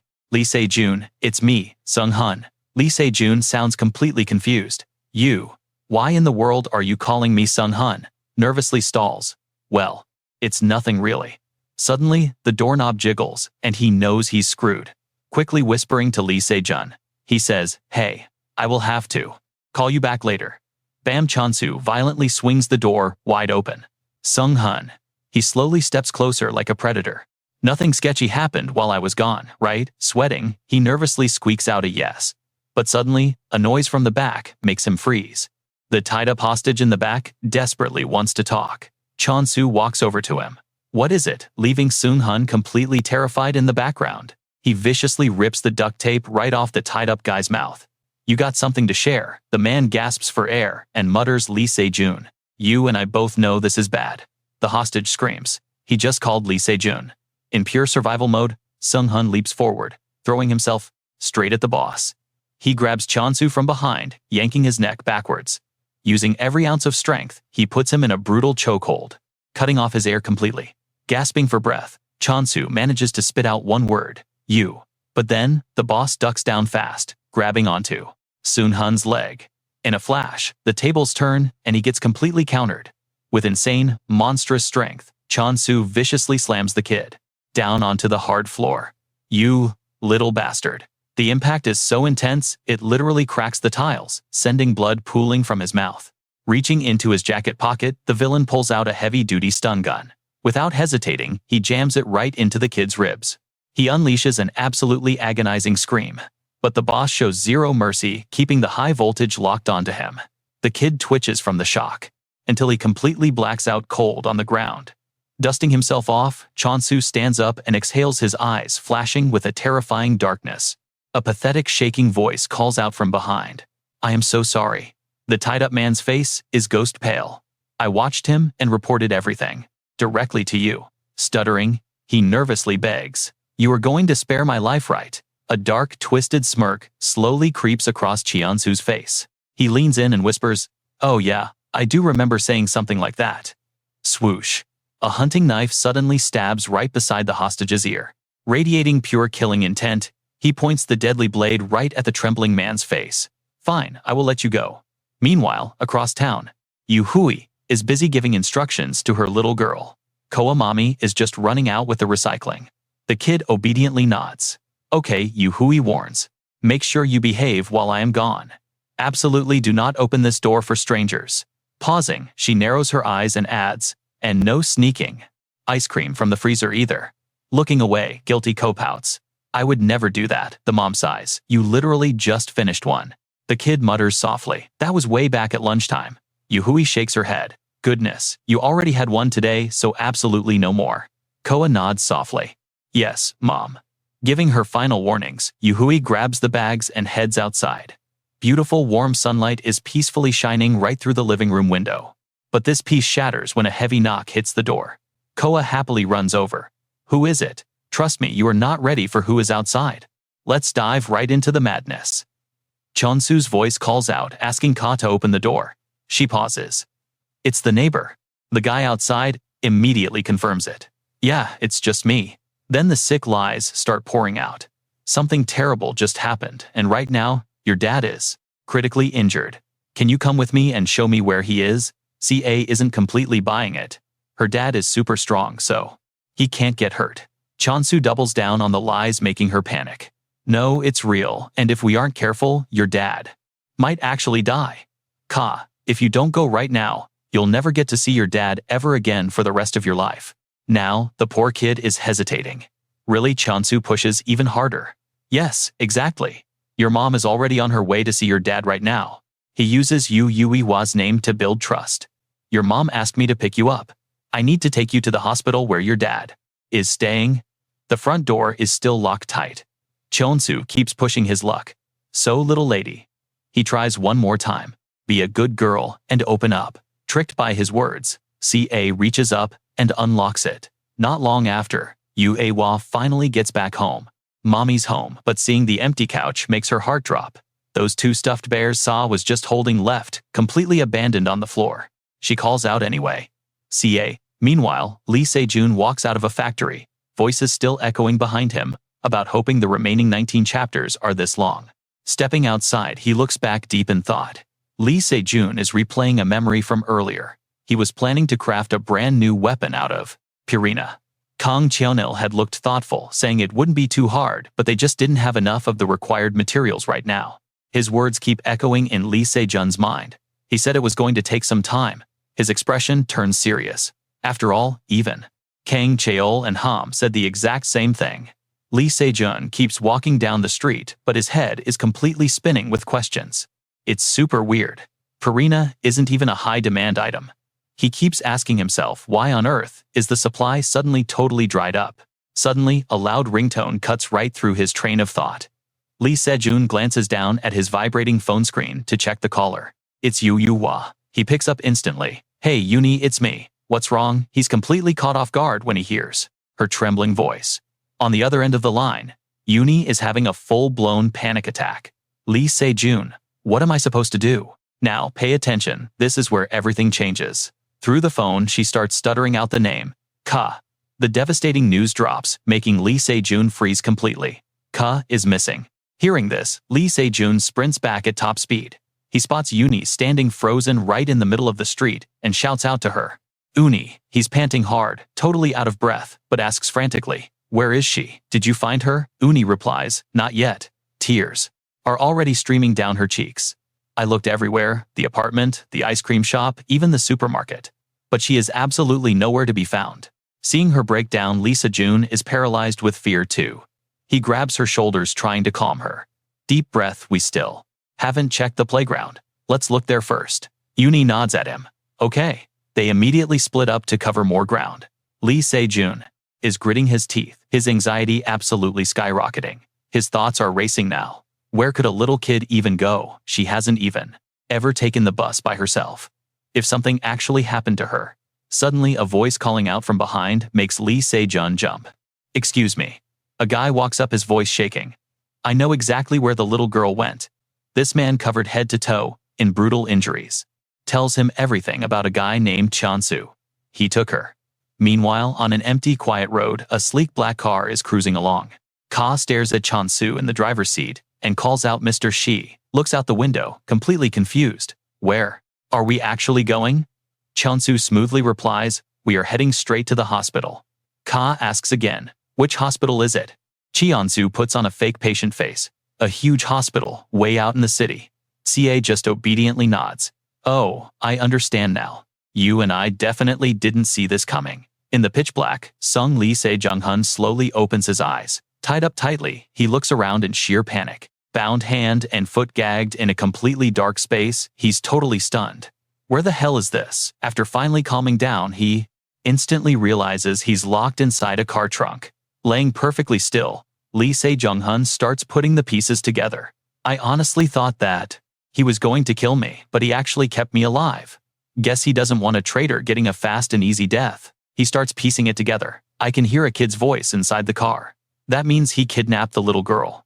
Analyzing the situation, Lee Se-jun makes a tough call. Sure, this looks bad, but looking on the bright side, this is my absolute golden opportunity. A chance to escape right alongside her. First, I need to figure out how to let her know I'm back here. Suddenly, a voice echoes straight into his mind, shocking him. Mr. Lee Se-jun is absolutely dumbfounded, having no clue what's happening. Up front, Kay is totally surrounded by colorful magic. She seems a bit confused herself, but asks anyway. Who are you? Lee Se-jun hears her loud and clear, but still can't quite reply yet. Ka glances back at Chonsu, driving up front. She lowers her head slightly, looking like she's thinking really hard about something. She realizes the neighbor is acting super weird. Chonsu's terrifying eyes glaring through the rearview mirror actually make her pretty nervous. He keeps staring at her constantly. She thinks back on how she used her magic to check that weird sound inside the car and found a guy tied in the trunk. She hits Lee Se-jun with telepathy. Mister in the back, trust me, you and I are gonna want to see this. Stick with me here because this kid is hilarious. Mr. Knock once for yes, twice for no. Silence.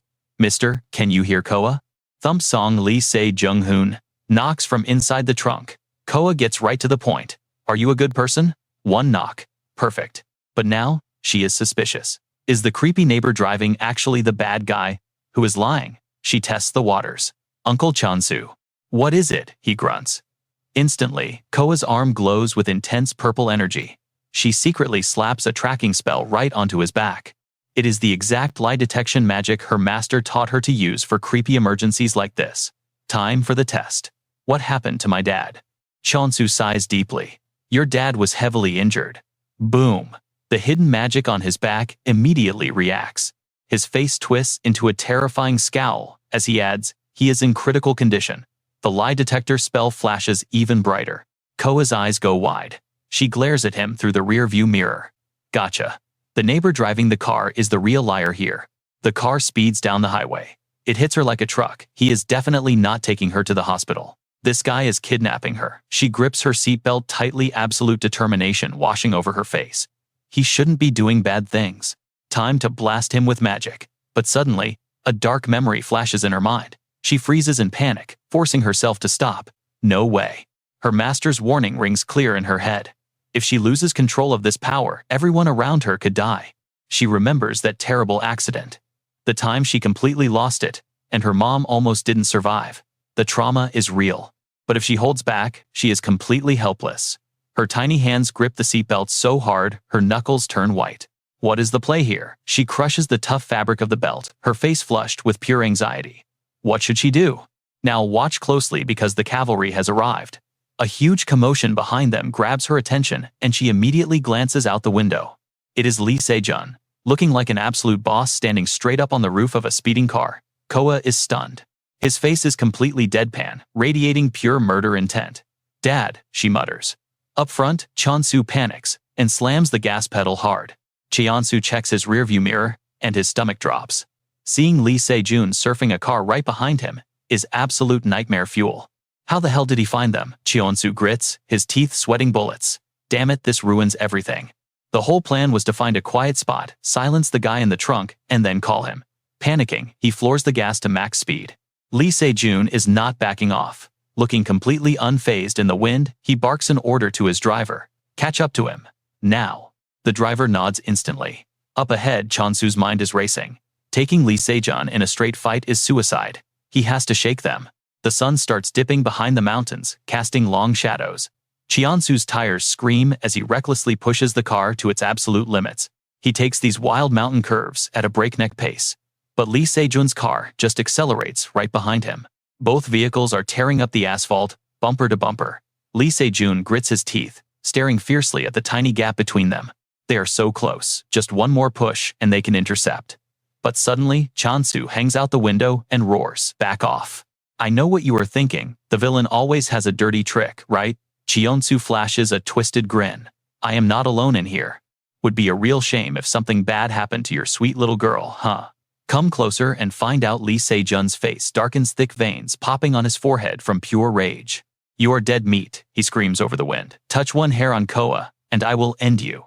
Cheon-soo just laughs, tossing a massive bundle of spiked wire onto the road. Good luck with that from back there, I will call you later. The wire trap completely wrecks the road. Lee Se-jun's car hits it hard, while Cheon-soo speeds away. Wait by the phone, loser. Lee Se-jun's driver barely has time to process the metal trap, bouncing toward his windshield. What the heck? He swerves wildly, sending the entire car crashing straight into the rocky cliffside smash. Watching through the back window, Coa screams in sheer terror. Dad Cheon-soo glares back at her. Shut up. Try anything stupid back there, and you will never see the light of day again. The harsh threat leaves Coa paralyzed with fear. She presses her trembling hands against the glass. Behind them, Lee Se-jun's wrecked car is blowing thick black smoke. It is completely broken down. Panic sets in. Oh no, Dad is stuck. She shrinks back into her seat, her mind running a million miles an hour. She has to stop this madman. But what if she unleashes her magic and loses control? She could end up blowing up the poor guy, trapped in the trunk. Watching the smoking car fade into the distance, she feels totally helpless.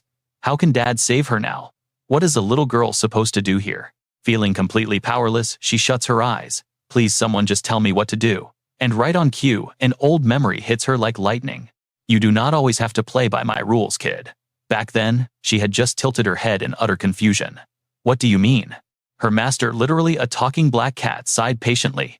To use the magic I taught you. Actually, no. Even though spells have all these strict magical rules, your raw power is completely off the charts. Little Coa just blinked, still not getting it at all. Yeah, I still have no idea. The black cat face-palmed with a tiny paw. Look, I will make it super simple for you. When you are dealing with really bad guys or dangerous situations, just go wild. Do whatever you want. Snapping back to reality, everything suddenly clicks for Coa. So what do you and I take away from this? She does not need fancy spells for this jerk.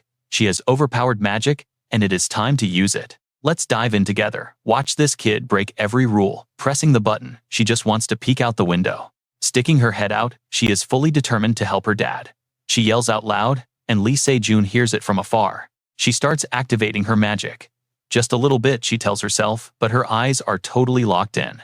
Her master warned her that using too much mana attracts bad guys. Suddenly, a massive blue light floods the entire street. Cheon-soo is absolutely furious. What even is this? Over on the other side, that blinding blue light completely catches Lee Se-jun. But as the light fades away, the sight ahead totally shocks him. She literally used magic to create a massive ice road. Lee Se-jun is stunned.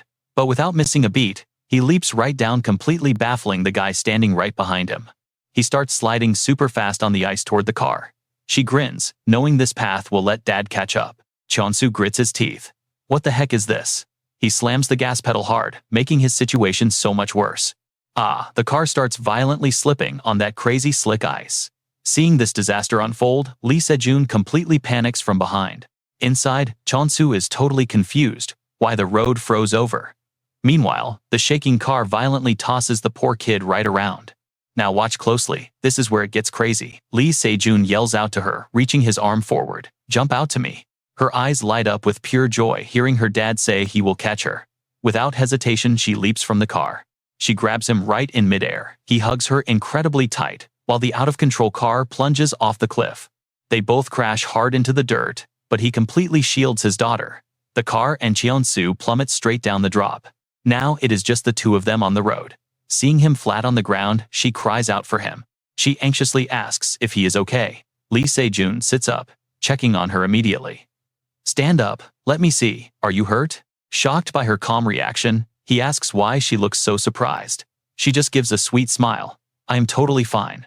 But seeing her whole body shivering makes him panic, and he pulls her into a tight hug. She is actually a bit confused. Dad, I am honestly completely fine, he softly whispers. Thank goodness you are finally safe.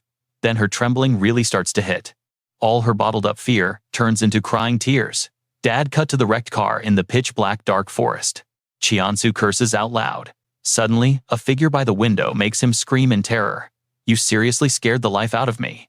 The guy speaks super slowly. I was just going to steal the info quietly, but my plans have definitely changed now. Hearing this makes Cheon-soo grind his teeth.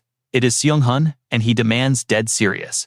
Answer my questions right now. Tied helplessly on the dirty ground, Chon-soo screams back. That is exactly why I cannot say a single thing to you. Those bastards planted a bug on me, and if I talk, I die. Of course, Seung-hun does not believe a word. He keeps pushing hard. Stalling for time will not save you. I already checked your body, and there is absolutely nothing there. Chon-soo fiercely insists he is telling the truth. I swear if I open my mouth, I am completely dead. Losing his patience, Seung-hun straight up blasts his leg. He screams in pure agony, but Seung-hun still demands the truth instantly. Unable to handle the pain, he cries out about his broken leg. Seung-hun raises his weapon with pure killer intent burning. Now it is your head. Pushed to the absolute limit, he cries and finally spills it. Sangmin, I only saw him. Shivering in absolute terror, he confesses. That is literally everything I know. He begs for his miserable life. Please spare me. I swear it is true. But suddenly, bizarre veins bulge violently on his neck. He cannot speak violently, twitching with his head down. You saw that coming, right? Things get totally messed up now. He angrily grinds his teeth. The ropes holding him are literally about to snap. Seung-hun is totally stunned, completely lost on what is even happening. Chon-soo jolts up his voice, dropping incredibly deep. I told you, he is fully mutating into a horrific monster right now. If I talk, he lets out a terrifying roar. I die. Seung-hun steps back in pure shock. What is this thing? Chon-soo lunges right at him. Just then, a voice yells out. Seung-hun move. A muscular arm grips a weapon tightly and hurls it straight at the monster with insane force. It was Lee Se-jun who just made that epic throw. Meanwhile, Seung-hun is still totally shaken up, completely caught off guard. Whoa, he literally pinned that beast to the solid cliff, staring at him in pure awe. I knew you were strong, but not this incredibly overpowered. Lee Se-jun finally asks, Are you all right? Seung-hun answers fast. Yeah, so glad you are here, but how did you even know I was located here? Lee Se-jun explains easily. She told me someone was still inside the car. But honestly, why were you with that guy anyway? After hearing the full explanation, Lee Se-jun finally pieces it all together. He then breaks it down to summarize the whole crazy situation. So what do you and I make of this? He disguised himself to track the mastermind, while you hunted the auction raiders. Stick with me here, we are jumping right into the aftermath. Lee Se-jun agrees, but asks the big question: what got stolen at the auction? Seung-hun does not hide anything. He drops the bomb. It was definitely an item belonging to the chairman. Hearing this, Lee Se-jun just smirks inwardly. Oh yeah, the whole picture is finally coming together now. He pieces it together fast. That day they targeted the Dong-soo family honor, but their real goal, all along, they were after Chairman Dong-soo's fragment from the very start. Thinking it through, Lee Se-jun figures out the grim reality. Since he was the one who swiped the fragment from the auction house, he is definitely their next big target. And during all that chaos, she got kidnapped. Just thinking about it makes Lee Se-jun absolutely furious.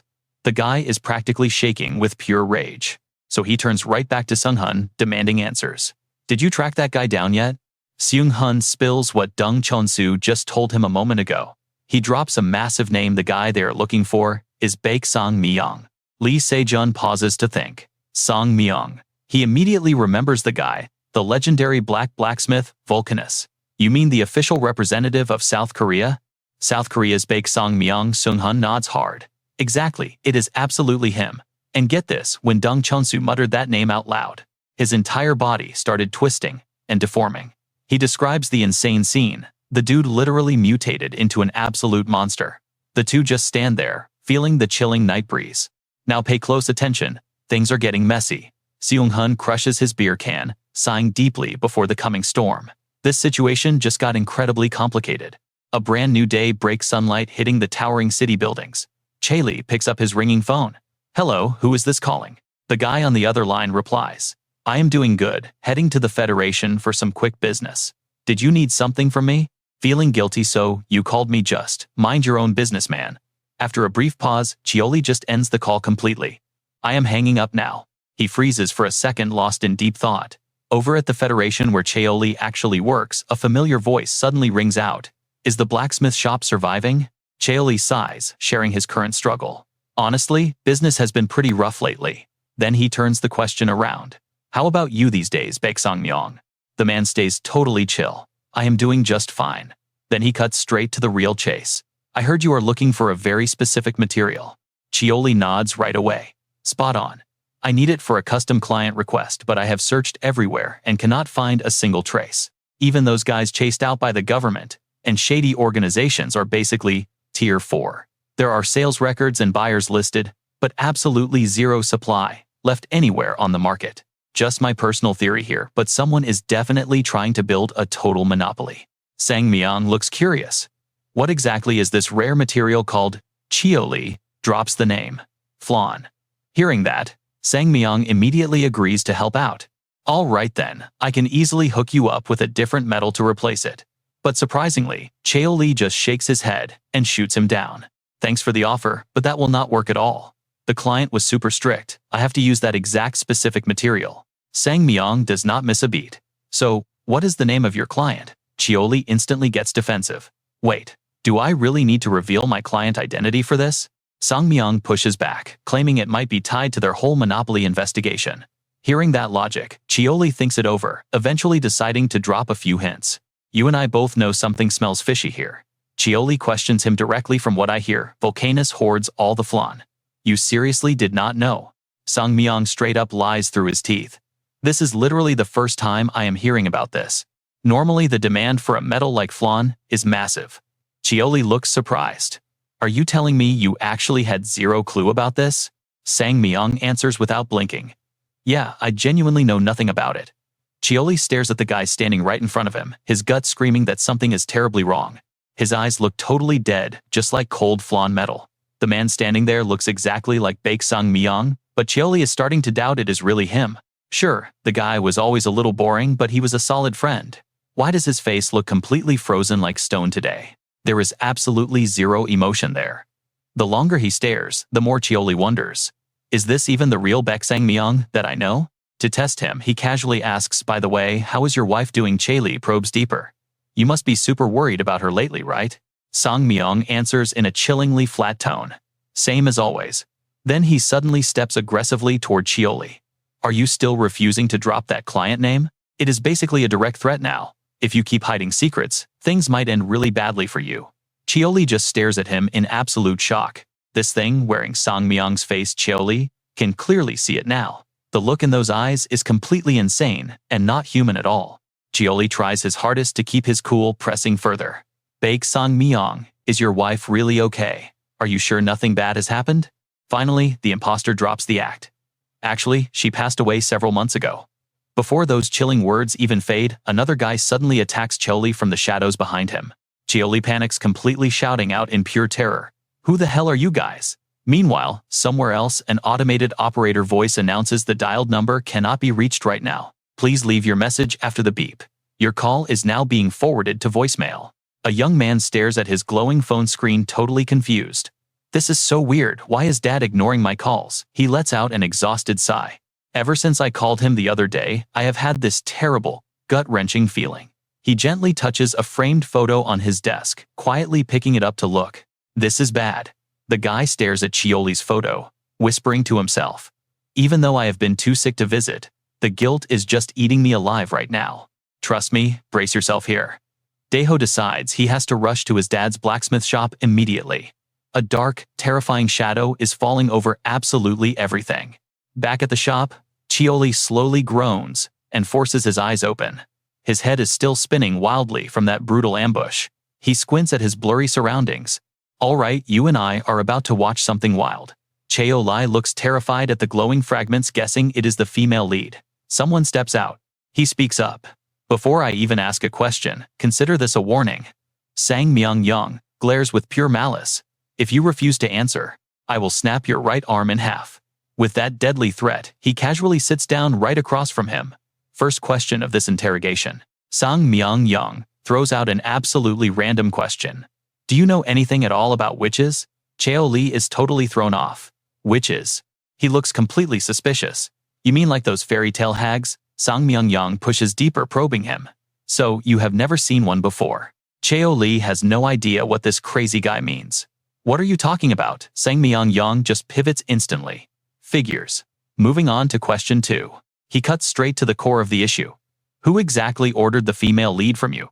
Lee immediately denies everything. I have no idea. That order was placed completely anonymously. Song Myung-young is not buying it, his voice dropping to a sly sneer. Well, that is super weird then. He pushes harder, fishing for intel. Because I am absolutely positive that voice sounded really familiar.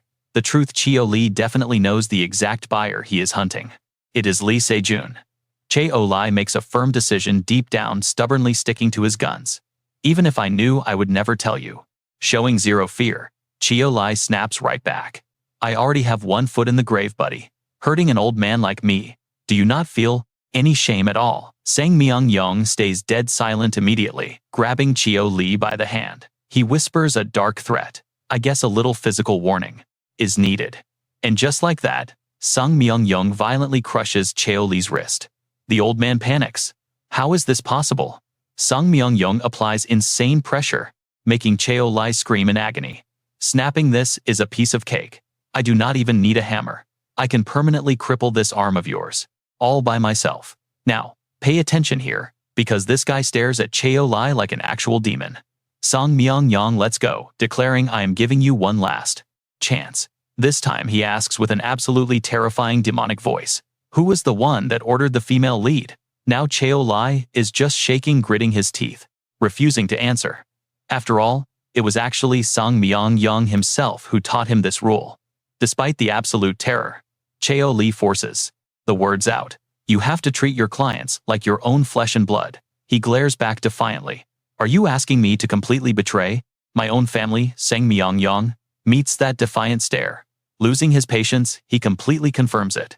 Yes, that is exactly what I want. Sang Myung-young slowly reaches his hand out, sending massive chills right down Cheo Lee's spine. This is going to hurt. Yet Cheo Lee remains stubbornly silent, refusing to crack, squeezing his eyes shut for the pain. Crimson blood splatters everywhere, followed by Cheo Lee's agonizing, earth-shattering scream.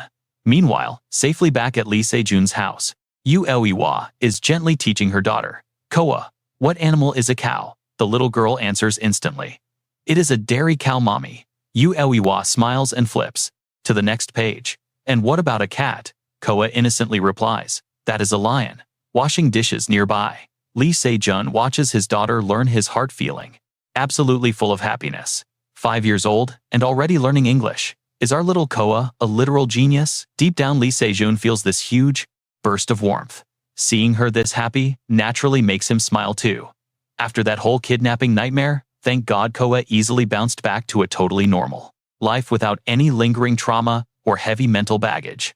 Lee Se-jun keeps putting the dishes away, but his mind is entirely on Coa. I even took her to a child psychology clinic, but the experts said everything is perfectly fine. But honestly, he already knew that. The reality is, considering Coa's crazy hidden power, even Deng Chon-su was absolutely no match for her, so she was never really that scared. Just as Lee Se-jun finishes drying his hands, his phone buzzes. A text pops up. I have a major update regarding your custom weapon order. You need to drop by the forge for a bit. Seeing the sender's name, Lee Se-jun feels pretty suspicious. Why on earth would Mr. Kang Chun message me at an hour like this? Still, he heads straight over to the dark forge. What is going on here? Night has already fallen. Lee Se-jun cautiously steps inside the quiet building. Sorry for intruding. He calls out carefully. I got your text message, so I came right over. Looking around the starred empty space, he asks, is nobody actually here? You see that shadow too, right? Lee Se-jun totally misses the massive hammer swinging right up behind him. Where did he go anyway? The mysterious man suddenly brings the heavy hammer crashing down. Lee Se-jun barely senses the murderous intent, violently spinning around and dodging in a pure panic. Thank God his godly reflexes kicked in to avoid getting completely crushed. Lee Se-jun stares in total shock, questioning Mr. Kang Chan, backing away in sheer disbelief. Are you crazy? But the man just ignores him, charging straight in for another brutal attack. Lee Se-jun grimaces from the intense pressure. He tries to block, cut it out. He quickly counterattacks, kicking the crazy blacksmith hard into a messy pile of wooden crates. Lee Se-jun stays completely on guard. The man sits up, a sharp dagger pierced deep into his own arm. He violently yanks the blade out, but bizarre purple blood starts gushing from the open wound. Sweating now, Lee Se-jun tightly grips the massive sword in his hand. Damn it, he studies the enemy carefully, hollow dead eyes, and that crazy purple blood. Lee Se-jun quickly puts the wild clues together in his head. Is this a clone? Lee Se-jun grabs a spear and rushes forward, when suddenly, a massive fist flies straight at his face from a blind spot. The brutally heavy hit makes him scream out in absolute pain. Lee Se-jun goes flying backward, slamming brutally into the hard wall, his entire face grimacing from the bone-crushing impact. An ambush. Here, Lee Se-jun realizes this situation is turning incredibly bad, incredibly fast. Damn it, is there another enemy hiding? But suddenly, he notices something super shocking. Lee Se-jun finally gets a crystal clear look at his sneaky attacker's face. No way, that is Kang Tae-ho. He frantically screams out to desperately stop the next incoming attack. From Kang Tae-ho. Kang Tae-ho, hold on, it is me. Hearing that familiar voice, Kang Tae-ho suddenly snaps out of his trance. Totally confused, Kang Tae-ho asks, "Why are you here?" Right now, Lee Se-jun is equally baffled. "Why are you here?" Kang Tae-ho explains. He was worried and looking for his dad. "Trust me, you and I are going to want answers too. Let's jump into this crazy misunderstanding." Dio-ko asks if Lee Se-jun really attacked his dad. Suddenly, a trembling Chong-guan stands up calling for his son. Dio-ko immediately shouts back. His dad limps toward them, pointing directly at Lee Se-jun. "That guy," he gasps. "He is trying to kill me right now." Completely framed, Lee Se-jun grits his teeth in pure anger. That absolute jerk. He desperately warns his friend Dio-ko, please do not fall for his lies. Lee Se-jun tries to expose the fake so his friend will not be tricked. "That is not your father." Seeing Dio-ko hesitate, the imposter quickly urges his so-called son to attack. "What are you doing?" the old man yells furiously. "He is trying to kill me." Dio-ko is completely torn. His dad is screaming for help while his bro is pleading for reason. Dio-ko stays dead silent, thinking hard. He does not rush his choice, but his fists clench with serious determination. He winds up a punch toward Lee Se-jun, but totally fakes it and decks the old man instead. Dio-ko ruthlessly rains down a brutal combo on him. The guy coughs up blood, clutching his stomach. "Who are you?" Dio-ko demands. "Why impersonate my dad?" Yet, the faker keeps acting, looking deeply offended by the betrayal. "I am literally the man who raised you." Dio-ko just rips the fake mask right off. "You absolute scum. Do you really think I am that stupid?" He gives the imposter a harsh reality check. "My real dad would never dodge like that. He would hit back and tell me to stay out of his way." A creepy, dangerous smile creeps onto the fake's face. Dark purple energy swirls dangerously around his arm as he whispers, "I guess I got a bit too careless." Dio-ko quickly checks on Lee Se-jun. "Are you okay?"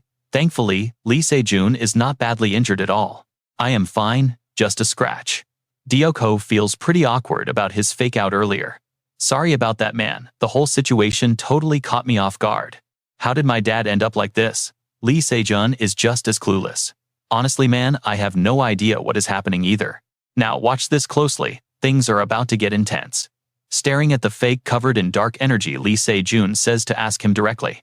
The guy suddenly lunges at them like a rabid zombie. The enemy easily weaves past Lee Se-jun's spear thrusts. No matter how fast he strikes, Lee Se-jun just cannot land a hit on this bizarre shape-shifting puppet. Dio-ko seizes the opening to strike back. Channeling explosive power straight into his leg, he delivers a massive kick that sends the fake flying away. Dio-ko's face turns dark with rage, charging in for another attack. Lee Se-jun frantically tries to calm him down. "Wait, Dio-ko. We need to interrogate this thing, so please do not kill it." Dio-ko just replies coldly, "Yeah, I know." But suddenly he spots something on the ground that makes his eyes go wide in total shock. The real Cheon-guan is on the floor, covered in blood, staring. Out of nowhere, the hammer gets thrown straight at Dio-ko's head. Lee Se-jun panics, seeing his friend get sneak attacked. Blood starts dripping down Dio-ko's temple. Dio-ko Lee Se-jun screams in absolute terror. Fresh red blood splatters everywhere from the sudden brutal blow to his friend's head. Cheon-guan still weakly grips the weapon he just used, gasping heavily for air. Suddenly, the old man hears Dio-ko speak in an incredibly dark, menacing tone. "I am not going to kill you." He stomps hard on the ground, then speaks slowly. "But I will punish you severely for daring to touch my precious family." Saying those words, Dio-ko's expression literally looks like a terrifying demon, stepping straight out of hell. He does not stop there, adding coldly, "I do not need much, just a few punches until you are barely clinging to life." Those terrifying words make Cheon-guan freeze in fear. Instantly, Dio-ko delivers a devastating punch straight to the head, knocking the guy completely unconscious. With a huge bruise forming on the guy's face, Dioko refuses to stop. He keeps beating him while demanding answers. Speak up now. Dioko grits his teeth fiercely. Where's my father? Right after asking, he violently sends the guy crashing straight into the metal shelves. The weak old body slams into the wall, leaving a massive dent that shows exactly how much insane strength Dioko used. But suddenly, the fake Cheongguan's body completely disappears, leaving behind only a disgusting purple monster. Its body melts into a long liquid puddle. Holding his spear, Lee Se-jun cannot help but feel absolute awe at the crazy display. Watching Dioko wipe his sweat under the moonlight, Lee Se-jun thinks to himself, there is literally zero time to even breathe here. This guy is definitely the future Iron Fist. You and I both know this monster has insane regeneration, making it a complete nightmare to actually put down. Yet, he still managed to beat it to a pulp. While he is marveling at this, Dioko suddenly asks, can we still get any info out of this thing? Lee Se-jun stares at the monster, thinking deeply. It has turned into a giant pile of mud, but we can probably still try. Even though it cannot speak.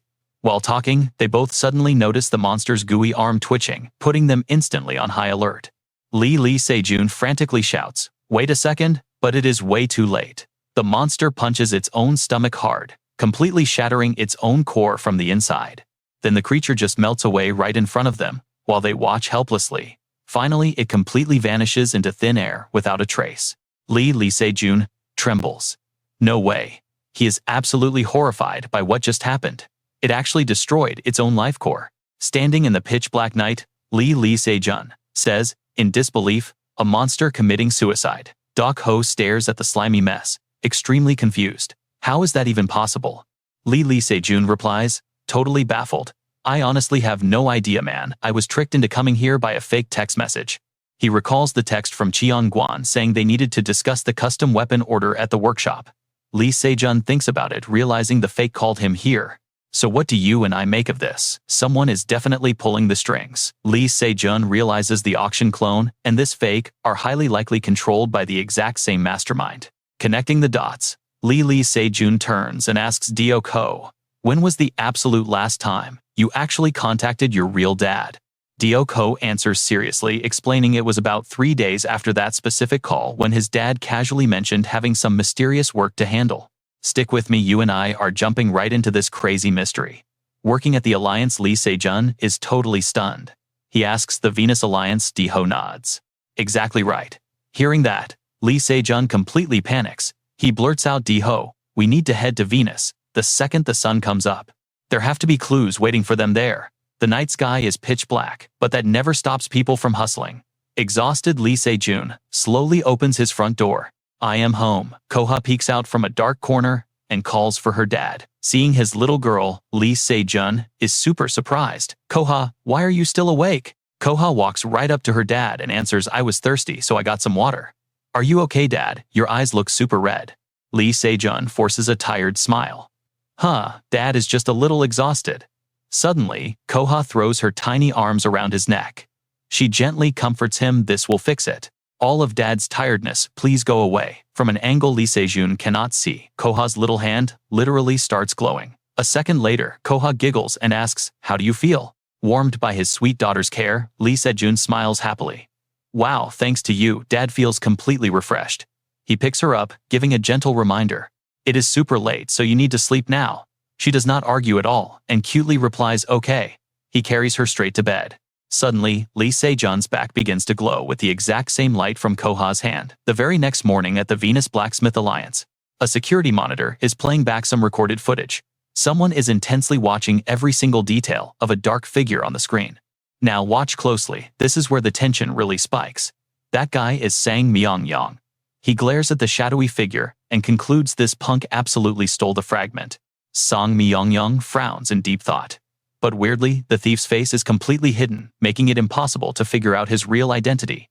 Looking at an orb on the desk, emitting a really strange creepy red light, he lets out a heavy sigh. Seems like finding the core is going to take way longer. Over on the side, another guy holding an identical glowing orb asks what is wrong, not going to touch it. Sang Myung-yong replies, even though we hired so many mercenaries, we still have absolutely zero results. The other guy thinks for a second. Well then, we have no other choice but to force his consciousness to confess everything right now. Sang Myung-yong looks totally suspicious. Right now, Is that not too early? The other guy fires back. We do not have a choice. That witch's attacks are getting way too frequent and aggressive lately. If things keep going like this, forget about collecting cores. We might literally lose everything we have. Song Myeongyong rubs his temples in frustration. But using only the cores we have collected so far, we cannot execute a perfect summoning right now. The guy immediately replies, this is bad. If we lose any more of these cores, we will not be able to summon anything ever. There is no other option but to review things and force the summoning. Do not worry, I already prepared a trap to catch that crazy witch. We have nothing else to do except focus entirely on taking down that witch. Song Myeongyong stays quiet, staring intensely at the monitor, questioning things. Really? Even though we cannot see who the person in the video is based on the bone structure and height, it is definitely a grown man. Who knows, we might need to suspect another hidden faction is also hunting for these cores besides the witch. Seeing Song Myeongyong ignore him, he asks, what is it? Is something wrong? Song Myeongyong slowly answers, yeah, nothing. We both know he is plotting something incredibly shady right now. In his head, he mutters, I do not need him to know. I will just find and kill that video guy. He cracks his knuckles like a man who just made a deadly decision. Suddenly, a knock echoes from the door. A staff member walks in. Director, you have a guest. Song Myeongyong looks super confused. A guest? I absolutely do not have any appointments scheduled for today. The staff hesitates. Well, the guy claims to be Kang Chun-il's son named Di-ho. He came here looking for his missing dad. Song Myeongyong steps out to greet them. Lee Se-jun and Di-ho are waiting. Behind him stand two heavy bodyguards. Lee Se-jun suddenly flashes back to the raid on Chairman Dong-su's family. The crazy incident at the Executive Constitutional Building, Koha's kidnapping, and now Kang Chun-il going totally missing. All these insane events are somehow connected to this exact moment. Song Myeongyong carefully studies the man standing in front of him. He thinks this guy likely belongs to Elizabeth's secret organization. Sang Myeongyong speaks up first. You are Kang Chun-il's son, and also his official proxy. Lee Se-jun nods and replies, that is right. I came because I cannot contact him at all. Do you have any news about where he is? Song Myeongyong lowers his head. Honestly, I just wanted to verify if you were actually the proxy. Lee Se-jun is completely caught off guard. Huh. Seeing Sang Myeongyong radiating heavy murderous intent, he wonders why this guy is suddenly targeting him. Sang Myeongyong slowly asks, was your commission to craft a weapon out of flin material? Flin is a super rare type of metal that practically nobody knows about or uses anymore. You could say it looks like totally normal metal, but few realize this ordinary-looking stuff is literally the most lethal and deadly material against an Asinus. Snapping back to the present tense, Sang Myeongyong asks, dead seriously, was your commission to forge a weapon using flin? Lee Se-jun hesitates for a long second, then awkwardly scratches his head and asks what exactly is flin. Sang Myeongyong does not buy it. You do not know. It is a special metal and its main feature is emitting freezing cold air. Lee Se-jun keeps playing totally dumb. I am literally just a trainee right now, so I really do not know about that. Lee Se-jun hides his nervous panic by sipping tea. Here is what you and I really need to realize: this dangerous guy is actually hunting him. Based on past actions, Sang Myeongyong belongs to the group creating world-tier missions. His absolute mission in the organization is to monopolize flin and completely wipe it out. But Kang Chun-il ended up getting involved. Because he took my request to find FN, he got caught. And since he kept his mouth shut about the other clients, Sang Myeong ordered the clones to handle him. Let's dive right into this mess. If he slips up even a little, his client identity gets totally exposed. Plus, his weapons were confiscated for life protection rules, so he really cannot just act recklessly here. After putting all the pieces of the puzzle together from start to finish, Lee Se-jun simply sets his teacup down and thinks. But could this guy actually figure him out? He confidently stares straight ahead, right at Sang Myeong. When it comes to acting, I am pretty confident. Sure enough, Sang Myeong cannot read anything from his facial expression, but that heavy suspicion is definitely still lingering in the air. Suddenly, Kang Tae-ho gives Lee Se-jun a quick nudge on the arm. He aggressively signals to him, using only his eyes. Lee Se-jun looks confused.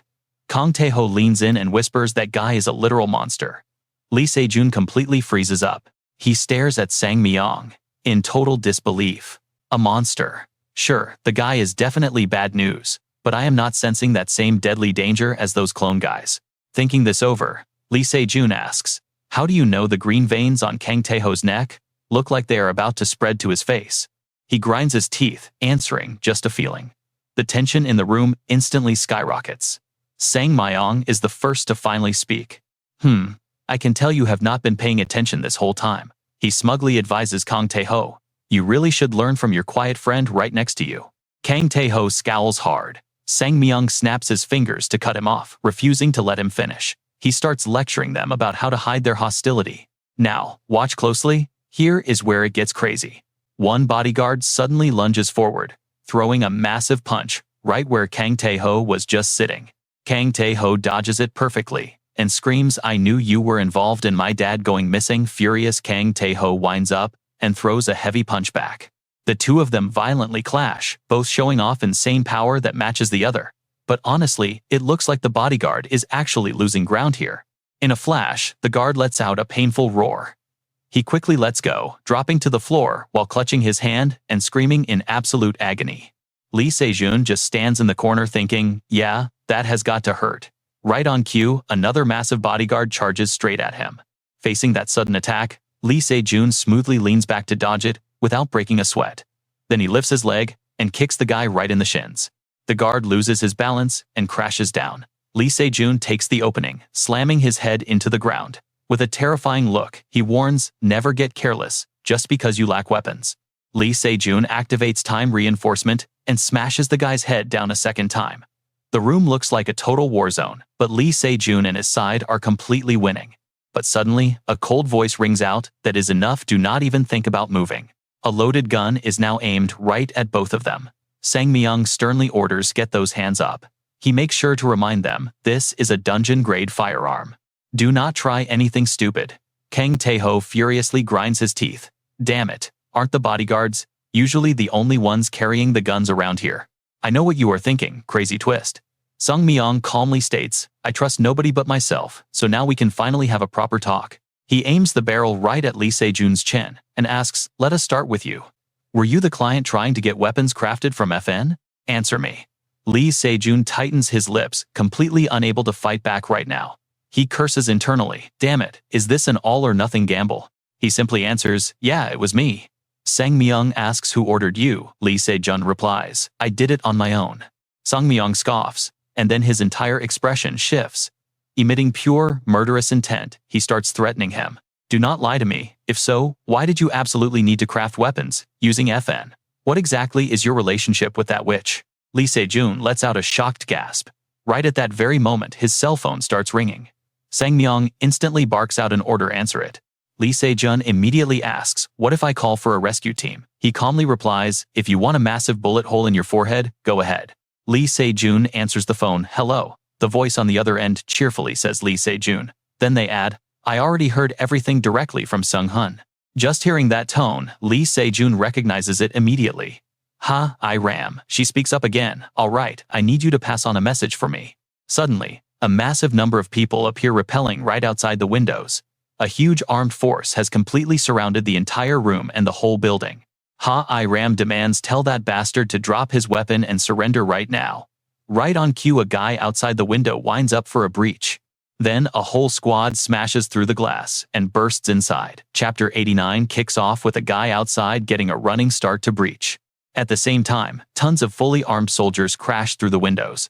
Not only that, a massive explosion rings out, and a heavily equipped squad storms through the front door. They completely circle Sang Myung and his crew, shouting out demands. Sang Myung, drop your weapons and surrender immediately. He slowly raises his hands, carefully observing the crowd surrounding him.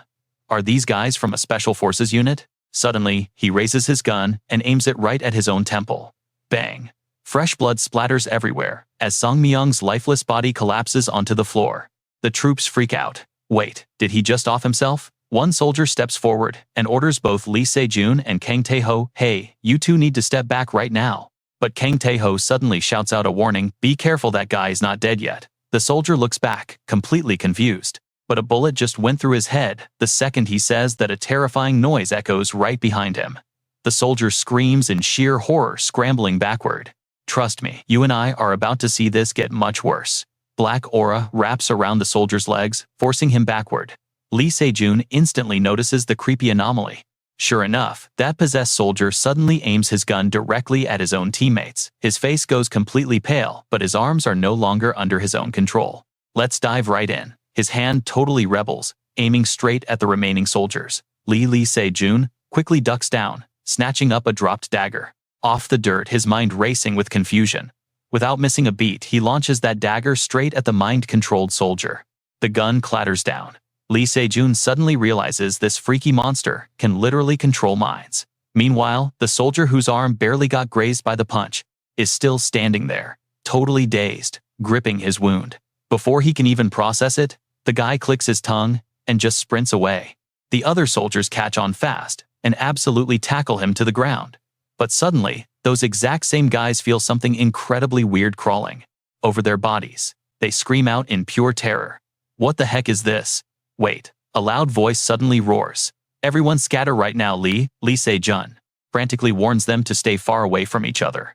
Right this second, there is a literal monster hiding among you. The rest of the squad starts panicking. A monster, Lee Se-jun quickly explains. It is a phantom, a high-tier species with broken cloning skills. It is a disgusting beast that hijacks a person's ego just through physical touch. Bitch Sungmyeong literally had her entire body stolen by that exact same creature. And that monster is the real reason we all just bumped into each other. It is actively hiding among us right now. With just those terrifying words, everyone instantly starts glaring at each other with heavy suspicion. Someone nervously asks, "So what do we do?" Lee Se-jun just fires back, "Everyone, freeze right where you are. Luckily for us, we have a hunter who can sniff out exactly who the monster is." Saying that, Lee Se-jun immediately calls for Daiho. Daiho loudly cracks his knuckles and steps right up. "I got this." He calmly smirks and says, "I just need to find the fake right." He slowly walks. Now, watch closely. He inspects every single Special Forces soldier, then suddenly stops dead in his tracks in front of one guy, confirming he is the traitor. The guy trembles in total panic. "Who, me?" Daiho just nods, doubling down. "Yup, definitely you." The soldier defensively snaps back. "Do you even have any actual proof?" Daiho confidently answers, "Just a gut feeling." The soldier gets absolutely furious. "Hold on, isn't that totally baseless?" Lee Se-jun steps up to cool things down. Nope, his instincts are honestly scarier than the monster. The guy is still fighting it. But how is that even fair? You could literally murder an innocent person over a hunch. Lee Se-jun tries comforting him. "Relax, that is not gonna happen. A phantom is just a spiritual entity. It literally cannot create a physical body for itself." The soldier is completely lost.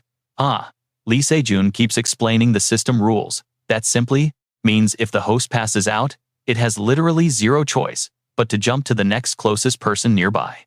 Right after saying that, he brutally chops the guy's neck, knocking him out cold. He then perfectly keeps his cool and says more accurately, "I am going to face this phantom myself." Suddenly, sinister black energy wraps around his arm. Fast forward to a bizarre mental realm, where Lee Se-jun calmly opens his eyes. The ugly phantom stares at him, mocking him. What an idiot. It arrogantly taunts the main character. "Do you really think you can win inside this psychological space?" Glaring at the disgusting black slime monster in front of him, Lee Se-jun silently confirms to himself that is the phantom's true form. Out of nowhere, the phantom viciously lunges forward. "I am going to use your body perfectly." Our boy quickly leaps out of the way of that deadly attack. His brain is working overtime. The phantom's main feature is all those creepy legs. That is its biggest strength, since it can freely control every single one of them. But it is also a fatal weakness. If they all get sliced off simultaneously, they cannot regenerate. I will chop them from the base, then it is game over. You and I know what time it is. Lee Se-jun instantly summons his epic spear. He yells at the top of his lungs. "I am also extremely confident when it comes to mental strength, buddy." With that, he brutally stabs his glowing spear right into one of those ugly spider legs. Lee Se-jun grits his teeth and furiously commands, "So garbage like you needs to get out of my body." Without hesitating, Lee Se-jun slashes the nasty phantom into tiny pieces. The creature is stunned for a second but then smirks and actually praises him. Pretty strong. The monster thinks to itself, this kid is nothing like my previous hosts. This is a mental fortress that has shattered 100 times over and forcefully rebuilt itself every single time. If I was just a normal phantom, he would have totally crushed me. But then the absolute beast starts regenerating. its entire body. In one lightning-fast strike, it violently pierces right through Lee Se-jun's chest. He violently coughs up blood, staring in absolute horror at what just hit him. A leg. I definitely chopped all of them off. The Phantom smugly roars. Did you seriously think I am on the exact same level as those parasitic, low-tier trash? I am literally the royal guard of His Majesty. My legs hit way different than theirs. You totally underestimated my power, so just give up and die. As it says that the gross shadow fully engulfs Lee Se-jun's body. Back outside in the real world, seeing his buddy collapse onto his knees, D-ho screams out in pure panic, "Little brother." He desperately shakes him. "Wake up right now." Inside, Lee Se-jun aggressively grits his teeth, trying to fight off the mind invasion. The ugly Phantom arrogantly declares, "I am taking full control of this meat suit and getting out of here." Suddenly, a brilliant flash of light makes it freeze in confusion. Where is that divine light coming from? Little Coa is literally standing right in the center, chanting, "Let all of Daddy's tiredness disappear." Instantly sensing something totally wrong, the cute girl suddenly turns her head. A massive blinding light literally blasts the Phantom backward. The monster is completely shook, staring at the crazy energy pouring out of Coa. It questions reality. What on earth is this? Just from that tiny drop of mana. In this mental space, besides the host, there is someone else entirely. That kid is definitely not normal. Panicking, the Phantom furiously screams, "Who the heck are you?" Coa just adorably puffs up, her cheeks in sheer anger. Faster than lightning, she teleports right in front of the giant nightmare. Coa winds up her tiny little fist, yelling, "Do not bother my dad. And trust me, you will love this." She straight up punches the monster. A divine light totally vaporizes the threat. Let's jump right in. The Phantom loses a piece of its body and screams in absolute terror. What? But it is way too late. The light blasts the monster to dust. The terrifying power of that light makes it shriek in pure agony. Finally, the Phantom completely vanishes, triggering a massive, earth-shattering explosion right there. Only Coa is left standing right in the center of the light. She happily wipes her forehead. Hey, all done now. Dad will not be so tired anymore. Meanwhile, everyone outside is completely freaking out, super worried about Lee Se-jun. Slowly, he opens his eyes. Holding his head, Jiho asks, anxiously, "Are you okay?" They said my dad is down in the basement. But Lee Se-jun completely ignores his words. He is completely lost in thought. What just happened? That Phantom suddenly vanished without a trace. The scene shifts to a moving ambulance rushing a patient away. Jiho runs over anxiously, calling for his dad. Chi angrily scolds him. "You startled me. Stop panicking like that. I am still perfectly healthy." "What are you worried about?" Jiho bursts into tears, crying out loud. "How can you say that right now? Your right arm is completely broken. Are you okay? Can you still feel anything?" Jiho keeps asking about his condition non-stop. It has been a really long time since he saw his son this panicked. Chi laughs out loud. "Haha, do not worry." He waves his other arm, showing off. "I still have my left arm." Off to the side, Lee Se-jun watches this super dramatic father-son bonding moment. Suddenly a voice echoes from right behind him saying, "Well, consider everything here completely handled." Lee Se-jun turns around and sees Iram. He quickly runs up and asks what exactly happened, and why on earth the mobile task force just showed up here. Iram's assistant steps up to explain. Baek Sung-myung has officially been named as the main suspect in the terrifying home invasion case. Those attacks are classified as acts of terrorism. Iram proudly brags, "So I asked my dad to point his guns right at the guy who punched me in the cheek. That is my family motto, mess with me and you will not see peace." Lee Se-jun feels helpless, thinking, what a wildly vivid family motto. Now watch how this plays out. Iram suddenly asks, "So you fell for the illusion, you good?" Lee Se-jun answers honestly, Yes, I actually feel incredibly refreshed." Hearing that, Iram is totally stunned. That sounds ridiculous." Lee Se-jun rubs his neck. "Yeah, fair." Thinking of Coa, he adds, "I feel like I was just completely healed." Back at the tiny house, the sky is clear, blue clouds drifting gently. A delicious mouth-watering box of fried chicken is placed right on the table. Coa stares at the chicken box with pure excitement. She asks Lee Se-jun, "Is this fried chicken?" He nods and replies, "It sure is." First time Coa has seen it right. Suddenly Lee Se-jun asks Yo Yuwa, "Why is she just now eating chicken?" She explains, "Do you know how high chicken is in calories and sodium?" Lee Se-jun disagrees entirely and says, "But if you are Korean, you absolutely have to try fried chicken at least once." At that exact moment, Koa grabs a drumstick and blows on it. Then she takes a massive savage bite right out of it. Seeing his daughter eating so happily, Lee Se-jun asks, "What do you think?" Koa's eyes light up as she praises it. "So yummy." Lee Se-jun laughs and asks again, "How yummy?" Koa instantly praises it using her limited vocabulary. Super yummy. This makes the two adults absolutely freeze before bursting into pure laughter. Very quickly, that entire box of chicken is completely wiped out. Koa holds her stomach and sighs. "Ah, that was so good." Yu Wa suddenly asks Koa, "What is chicken in English?" Koa quickly answers, "Chick, cluck, cluck." Seeing this, Lee Se-jun suddenly gets a really wicked idea. He walks over and asks Koa, "Do you know why people raise chickens?" Koa innocently replies, "Because they are cute." Lee Se-jun shakes his head and answers, "No, actually, we raise them to eat them." Koa is completely horrified by this brutal truth. Raised to be eaten. Lee Se-jun smiles happily and confirms it. "That is right. You and I know exactly where this is going." Then he asks, "So why do we raise Koa?" Koa trembles, looking at him defensively. She looks at her parents, who are smiling mysteriously. Could it be? Shockingly, she concludes, it is to eat her. In Koa's wild imagination, her parents' faces suddenly look absolutely terrifying. Koa is so incredibly shocked, she falls backward. She starts crying and screaming her lungs out. Yu Wa scolds him. "Hey, you made her cry." Lee Se-jun quickly waves his hands. "No, you saw it too." Suddenly, Lee Se-jun completely freezes as a freezing chill spreads across the entire room. While crying, Koa completely loses control of her crazy power, and the floor slowly starts freezing over entirely. She does not even notice, and just keeps bawling. "I do not want to be eaten." Koa's insane power literally makes the whole house shake wildly. Lee Se-jun turns pale. Remembering this is the Koa who once collapsed a house, Hua rushes over to comfort her. "Koa, it is okay, Dad is lying." Koa cries, calling out, "Mommy, Daddy is mean." Lee Se-jun quickly runs over to apologize. "Koa, Dad was wrong. I am so sorry." The little girl sobs and scolds him. "Dad is awful. You teased me." Wa instantly raises her hand and hits him, smacking and scolding him. "Dad is super bad." Once done, Wa comforts the little girl. "Koa, Mom hit Dad for you. Please stop crying now. Come on, take a deep breath. Breathe in, breathe out."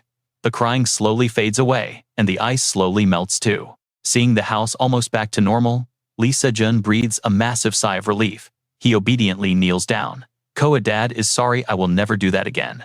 Koa looks at him with pure suspicion. "Really?" Lee Se-jun instantly swears, "Dad promises you, please forgive me this time."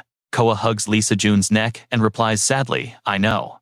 Deep down, Lee Se-jun secretly thinks to himself, "Yeah, I am definitely never doing that again. Because otherwise, next time we eat chicken, I will freeze to death." Meanwhile, in Washington, D.C., America, the sky is perfectly blue with bright sunshine. The tour guide gestures, introducing the gorgeous scenery to the tourists. Right behind the girl is a grassy field with a massive structure shaped exactly like an insanely giant horn. Right below it, there are two small holes where the very first crack was ever formed. An eager little boy in the crowd throws his hand up to ask a question. Did the Sword Saint fight the monster all alone here? And that is where we leave it for now, the tour guide speechless. "Let's jump right in." The guide smiled with crinkled eyes. "That's right, you're a smart kid," she happily recounted. When the first rift appeared, everything just completely collapsed, and an absolutely massive monster emerged. But Korea's own legendary hunter, the Sword Saint, completely destroyed that beast. The cheerful tour guide then knelt right down gently, asking the little boy in front of her, "Do you happen to know what that monster's name is?" The kid, looking super confused, simply answered, "Nope." The guide smiled and explained, "Well, over in America, they actually call them gate crashers, which basically means they are uninvited guests."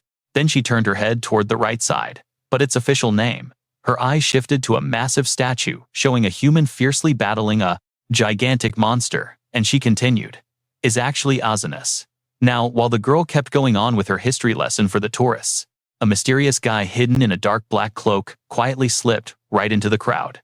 He whispered softly into a glowing pink orb, "I have arrived at the exact location you mentioned." The cloaked figure demanded, "Open the rift, just like we promised." The voice on the other side replied, "Even the Sword Saint is going to be blinded." The other guy's voice carried this absolute hint of madness. "Even Phantom got captured. You need to hurry and proceed with it." The mysterious guy answered, "Yeah, I know." Then he dashed like the wind, straight into the crater area. The startled guide, completely panicked. Huh, she quickly chased after the guy in black to stop him. Hey, you there. You can't just wander in there by yourself? Now, watch closely, this is where it gets absolutely terrifying. The annoyed guide grabbed his shoulder, but suddenly froze in total shock. Because right behind that dark cloak was the most repulsive face imaginable. Dozens of creepy, unblinking eyes were staring directly at the poor girl. The mysterious freak flashed a twisted, totally unnatural smile. Her voice trembling, she stammered, "Man." Before she could even finish, he just cut her off. Shh. Right after that, a massive magic circle sparked to life. The crowd of tourists instantly started screaming, in absolute panic. The glowing magic circle expanded high, up in the sky, pulsing with streams of dark red and black magic. From there, reality literally began to fracture. Loud, crackling sounds echoed through the air as more and more spiderweb-like dimensional rifts tore open. The sky turned pitch black, and jagged fragments of space flew through the heavy wind. People were completely losing their minds, screaming, "It's a rift." Meanwhile, the mysterious villain just stood there, smiling from ear to ear, like an absolute maniac. Dozens of massive, terrifying rifts ripped open the sky over Washington, D.C. Meanwhile, completely far away, a running faucet was splashing water right down into a bathroom sink. Lee Se-jun and his little daughter were just washing their faces together. He looked up straight into the Spearman mirror with a million crazy thoughts rushing through his head. The real chairman of Vulcanus Bake Song Mi had actually been possessed by a monster. Totally off the record, Lee Se-jun wiped the water off his face with a towel, thinking back to yesterday's intense meeting. The government and the Hunter Association had completely blocked the news to stop mass panic. I know what you're thinking. If people knew the guy next door was a monster, the entire country would absolutely lose its mind in fear. Then he remembered the old man recovering in the hospital. After Kang Chan was safely transferred to the 50 ward, the doctors promised that, with proper rehab, his everyday life wouldn't be affected. Lee Se-jun just stood there, lost in some pretty deep thought. He got dragged into my mess and suffered for it, but he still actually finished the commission. I'm super thankful, but man, I also feel incredibly guilty about it. Little CA, who was way too tiny to reach the sink, was balancing on a tall step stool. She called out, completely breaking Lee Se-jun's train of thought and snapping him back to reality. "Dad, look at this." Lee Se-jun replied, totally confused. Huh, Ka's little chubby face was completely covered in white soapsuds, but her big round purple eyes were wide open. "Ta-da," she bragged, looking so proud of herself. Ka can keep her eyes open even with soap. "What do you think?" Lee Se-jun pumped his fist, hyping her up. "That is amazing." Hearing that, CA squealed with pure joy.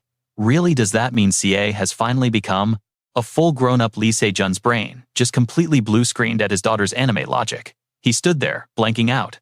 Huh, he awkwardly mumbled back. How does that make sense? CA just kept questioning him. Why not?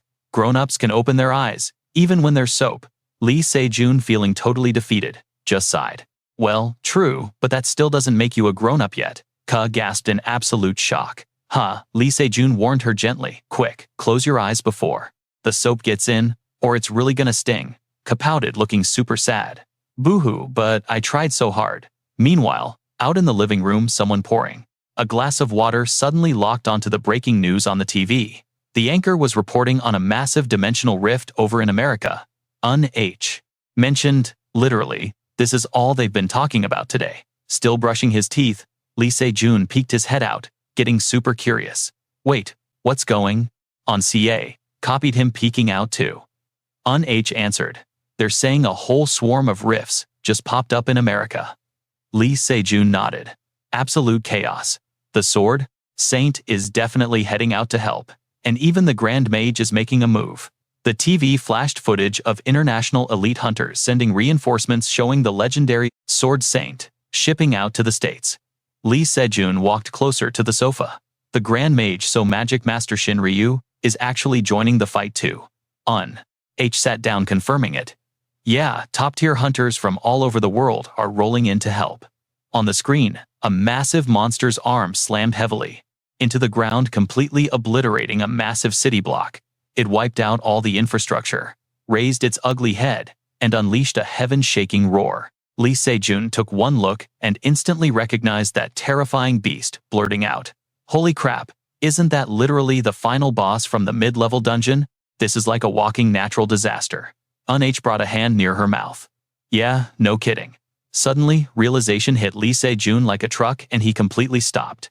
Brushing. Wait, is that Washington, D.C.? H asked. What about D.C.? Trust me, you and I know this is about to get absolutely wild.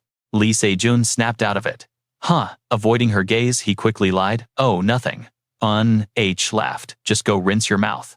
Looking down at the little girl. Jump in with me here. Lee Se-jun's getting his pants tugged. Yu Uihua laughs. Fish is copying you. Lee Se-jun panics. Oh man. He scoops his daughter right up under his arm, heading straight for the bathroom. Let's go, Fish. Yu Uihua just watches the two of them. She lets out a long sigh. Meanwhile, Lee Se-jun is walking desperately, trying to organize the absolute chaos in his head, remembering the news broadcast. He's thinking about the Washington, D.C. disaster. Before his regression, hundreds of thousands of dimensional cracks just randomly appeared over the capital. His face goes totally pale, panic setting in. This was the exact first sign of the massive global mission in Shanghai. And right at that moment, over in Shanghai, inside some dark, sketchy room, a bunch of weird guys in black cloaks are standing dead center around a magic circle. Right in the middle sits a massive stone, absolutely pulsing with power. Dark, magical energy is completely wrapping around the entire block.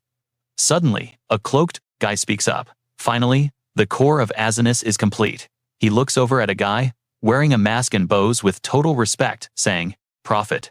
The cloaked lackey asks, we can start the ritual now, right? But the prophet stays dead silent, not answering him right away. He just turns his head toward Elizabeth, who's hovering right there. No, wait a bit longer, he says, because we have a little guest dropping in. Elizabeth smirks. You've got sharp eyes.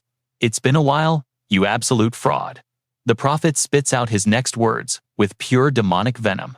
Which? He glares at Elizabeth with pure sarcasm. You really think you can stop us this late in the game? Elizabeth just gives him a totally disgusted look. What a pathetic question. She snaps her fingers. Obviously, I'm shutting this down. Instantly, a massive wave of pressure hits, making the whole room shake violently. The cloaked guys can barely even stand up. Elizabeth throws down a giant magic circle, squaring off right against the prophet. She lets out an absolutely crazy laugh, taunting him.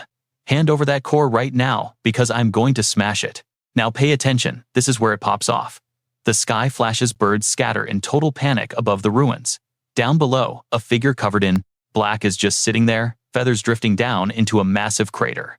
Elizabeth stands up, looking at the guy covered in dust, secretly evaluating him. Still as strong as ever. Meanwhile, the lackey's blood is splattered everywhere, and the prophet just got blasted straight into the giant stone. His voice comes out completely hoarse. Which? Elizabeth stomps right up to him. You're literally about to die. Why are you still talking? Hand it over. But the guy just smirks like a creep. Too bad for you, the ritual already succeeded. He twitches his hand. And I'll never give it to you. Suddenly, right behind the stone, space literally tears open. Insane pressure blasts out of the dimensional crack, looking like it'll suck everything right inside. Elizabeth squints, realizing it's spatial teleportation magic. Her voice rings out in pure shock. The prophet and that massive stone are slowly getting sucked into the rift. He laughs. Even you can't track us down, witch. Elizabeth lunges forward to grab him, but it's too late. He vanishes completely inside the dimensional crack, leaving only his final annoying words behind. Magic. That burns through life itself, the ultimate spell. The portal snaps completely shut. Elizabeth grabs absolutely nothing but thin air. The prophet's voice still echoes around the room. That's the truth you taught me.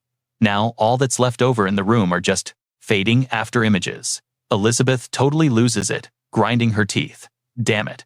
She glares hard, alarm bells instantly going off in her head. Suddenly, a royal guard in full armor launches a nasty sneak attack right from behind her, but luckily, she's way too fast for that. She dodges the strike perfectly, jumping way back out of his attack range. The mysterious attacker's cape flutters dramatically in the wind. You aren't leaving this place alive, he growls. Elizabeth just hits him with a massive smirk. Seriously, who's this guy? She? I know what you're thinking. Who is this guy? She mocks him, still playing Holy Knight Sullivan. Meanwhile, across the starry city at night, at a brightly lit apartment building, Lee Se-jun is staring at his phone. He's reading the horrifying news about the Washington, D.C. disaster. Just as I expected, Lee Se-jun mutters. He bites his lip, completely frustrated. It matches his memories perfectly. The Washington Massacre. He thinks back to his past life. When this crazy disaster dropped before his regression, the US literally summoned all the absolute strongest hunters in the world. The map shows the two countries separated by a giant ocean. But here's the massive problem. Right after that came the brutal international challenge.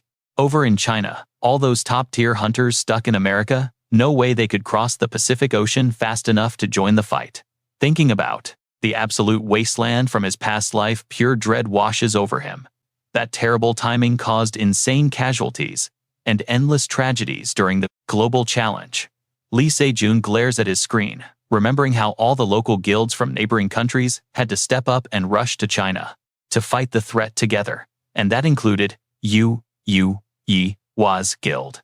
He remembers his past life, holding little fish, while standing right in front of a gravestone. After that day, he literally never saw Ui again. Heartbreaking, right? But this time around, since he already managed to stop her from joining the Night Order, how the heck is this timeline gonna play out? Lee Se-jun checks his personal system screen, taking a deep breath. Name Lee Se-jun. Class normal soldier. He clenches his fists. He absolutely has to prepare for war. But the one thing that really catches his eye is the final line on his status board. Class skill, extreme thrust. Special skill locked. Lee Se-jun just glares at the glowing text. A million thoughts rushing in. His main skill is already maxed out at the absolute limit, but all his special abilities are still completely locked tight. The only option left is grinding. So, where does that leave us? Trust me, you're gonna want to see how he breaks his limits next. Alright, you and I are jumping right into it. Seeking a breakthrough, Lee Se-jun drops his phone hand silently, resolving to find answers in this peaceful, beautiful country. A mature voice rings out through the speaker. So you really want to know the secret method to skyrocket your actual combat strength? Popping up on the video call, Lee Se-jun answers her seriously. That is right, thank you for making the time.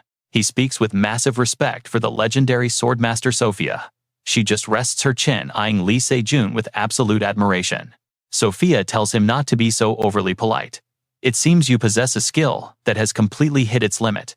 Lee Se-jun instantly confirms it. Do you know a way to break through, he wonders? Sophia gives this cryptic knowing smile. Lee Se-jun thinks to himself there is practically zero research on the personal leveling system right now. But if anyone holds the cheat code to this whole problem, it has to be Sophia. Leaning back with her arms crossed, she smirks. Of course I know the answer. My own skills have hit their absolute limit too. Suddenly, a crowd gathers. A blonde guy shields his eyes and points forward. There he is. Stepping out of the glowing blue screen is Lee Se-jun. Someone in the back asks, "Who is that guy?" The blonde instantly hypes him up. That is the beast who solo cleared the Tower of Trials. He says it with pure fanboy admiration. The system flashes a new text prompt. Attack the Mokdong General Stadium battlefield. Lee Se-jun sighs. Now watch closely, this flashback changes everything. He remembers last night when Sophia doubtfully asked if he was just training to level up his class. Lee Se-jun was completely honest with her. Yes, but no matter how hard I grind, nothing is changing at all. Sophia set him straight. Training matters, sure, but it is not the whole picture. She explained that leveling up specific class skills requires massive amounts of real-life or death combat experience. Real combat? Lee Se-jun asked. You mean diving straight into dungeons and slaughtering monsters on the front lines? Exactly, Sophia nodded. At the end of the day, a personal system follows system rules. She broke it down for him. Just like clearing a dungeon, grants loot, maxing out your class skills requires the exact same grind. Snapping back to the present, the hyped-up crowd watches as Lee Se-jun heads straight into the dungeon. Sophia's advice is still ringing loud in his ears. The bottom line, hunt monsters, stack up that combat experience. The blonde guy's jaw completely drops. Holy cow, this is terrifying. The dude next to him pans his phone camera around, absolutely losing his mind. Spread out before them is an absolute bloodbath of slaughtered monsters. Sophia was right. If you want to push your class limits, you have to weaponize the battlefields and dungeons. The crowd is buzzing with insane energy. Hey, did you guys catch that viral video? That clip the gray-haired kid filmed of Lee Se-jun just blew up online. The title solo wiping out heavy stone golems in literally 10 seconds. Another guy chimes in. Oh, I saw that. Was not he already famous for being a crazy talented hunter before all this? The comment section on the video is going wild. Absolute madness, is this even humanly possible? Unreal, and we get to watch this top-tier carry for free. The whole internet is losing it over the fact that he solo cleared the entire Mokdong Stadium battlefield in exactly 1 hour. That video is dominating every single chat. But you and I both know seeing Lee Se-jun's brutal combat skills in person hits way harder than a screen. I thought he was a hardened veteran with 10 years of experience. Another guy shouts out, "I watched it too. The dude operates like a straight-up monster hunting machine." Some are in complete awe, while others are furious reading the news.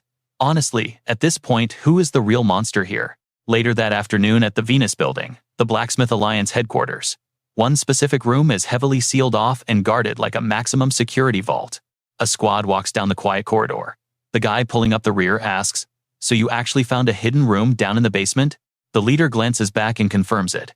"Yeah, while I was cleaning up the area, I spotted a trapdoor perfectly concealed right under the floorboards."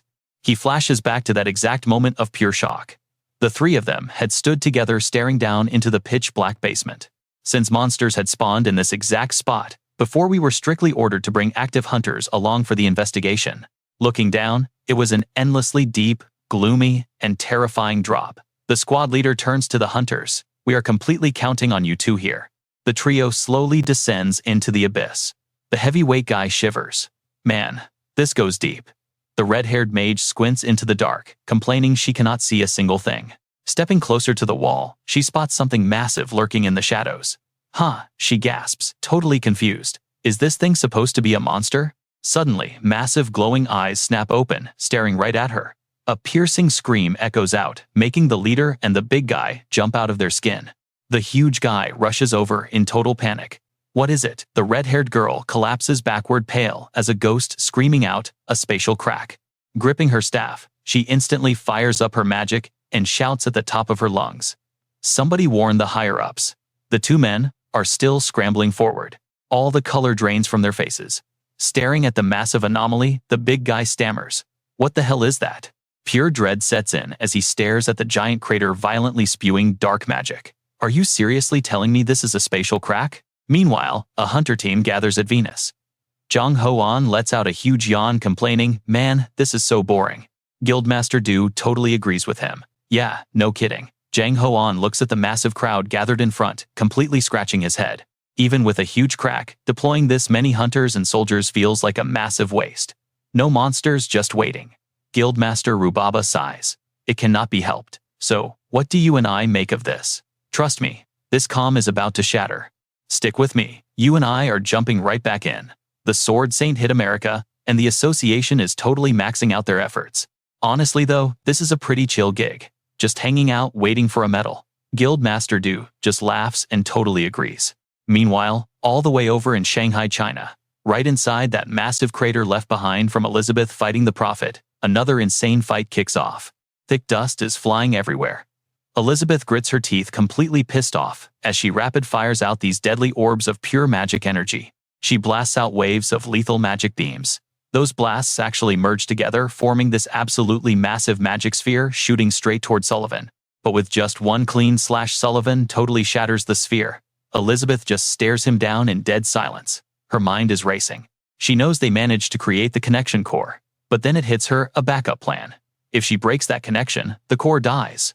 It will not activate. Asinus is definitely healing his power back inside that rift, so she still has a tiny window of time left. Elizabeth leaps way up onto a tall boulder looking down at him. She sneers Sullivan, past or present, "You are still obsessed with chasing me." Fully armored, Sullivan literally growls his answer back. He tells her to kill you. "I would drag myself all the way down to hell. You absolute witch." Elizabeth flicks her wrist, and razor-sharp stone spikes rip right out of the ground. Sullivan jumps sky-high just to dodge them. She mocks him, saying if he really wanted her dead, he should have done it when she was shrunk down. Definitely not right now. Sullivan raises his sword, absolutely fuming. He snaps back, "If it was not for that bastard getting in the way, you would be dead." Raw energy wraps around his entire body, channeling straight into his blade. His voice drops into a gravelly whisper. "I should have ended you." Staring up at Elizabeth, laughing like a maniac, Sullivan clenches his jaw. He says she has no idea how deeply he regrets it. Elizabeth fires up her magic, and hundreds of glowing runes pop up around her like a curse. "Is that right? I feel the same way." Now, watch closely, because this is where things get wild. She screams, she wants him dead, and they clash in a completely suicidal brawl. Meanwhile, cutting back over to Lee Se-jun's house, Uni casually asks him, "Are you heading out to the Jeonjido battlefield today?" Holding little Koe by the hand, Lee Se-jun nods and says, "Yeah, the trip will take a while." Uni is super confused.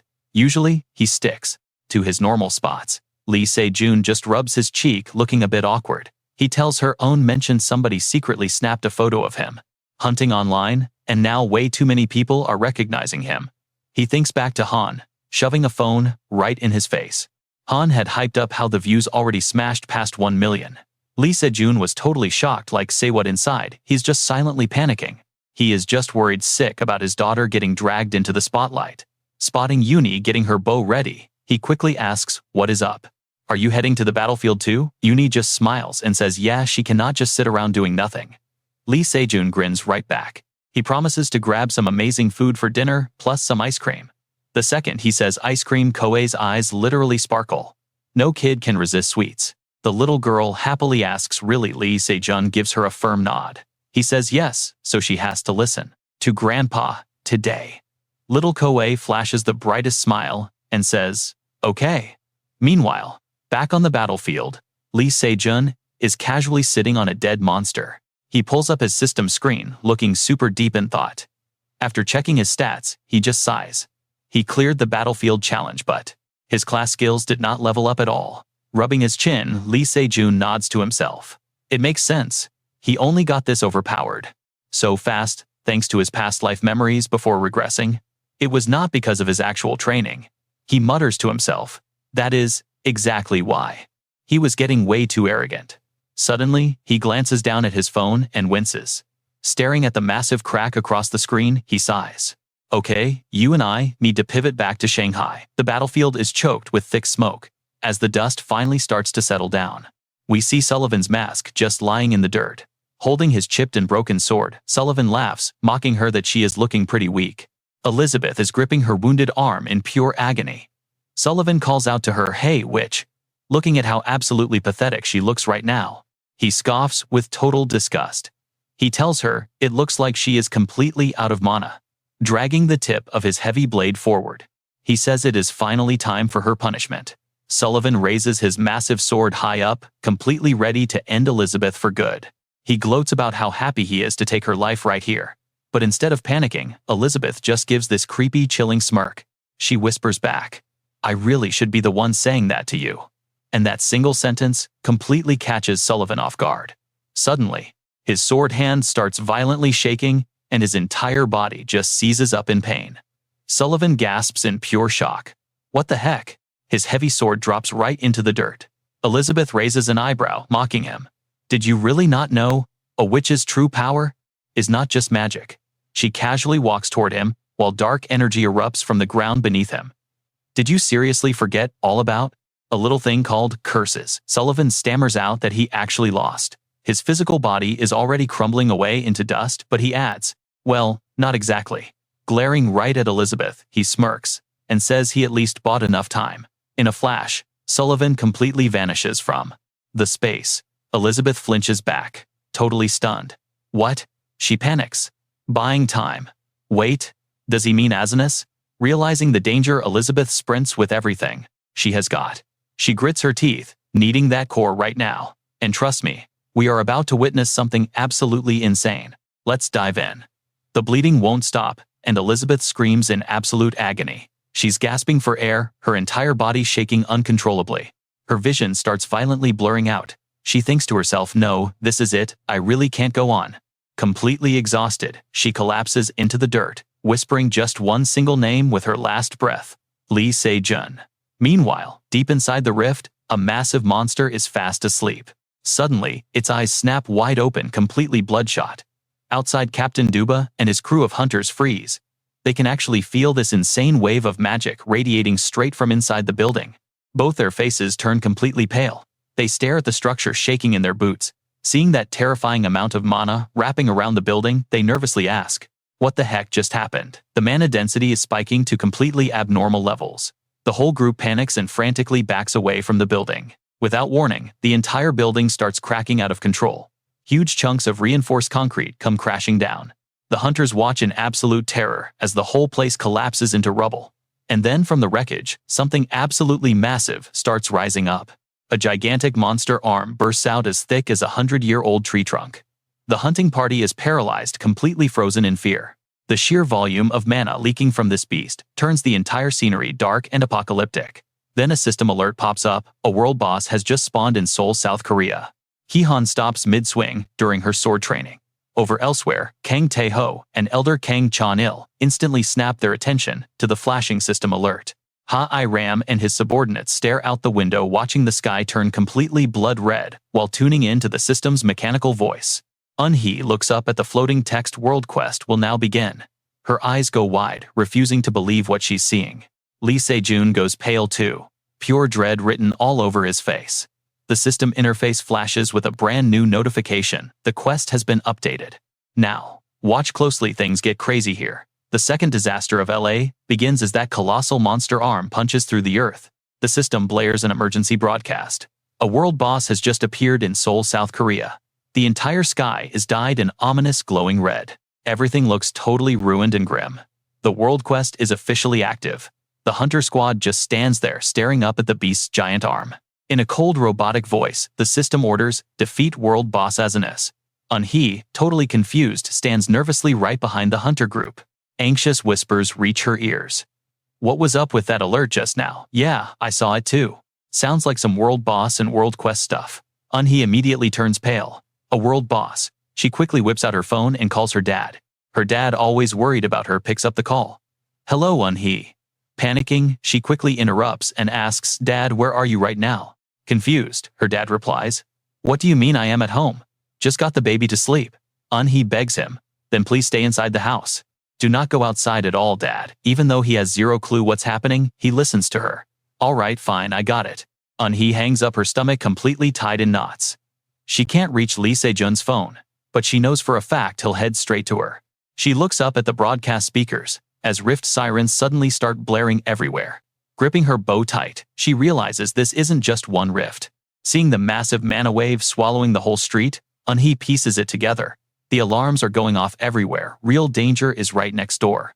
Suddenly, a rift tears wide open, and a terrifying monster's axe pokes out first.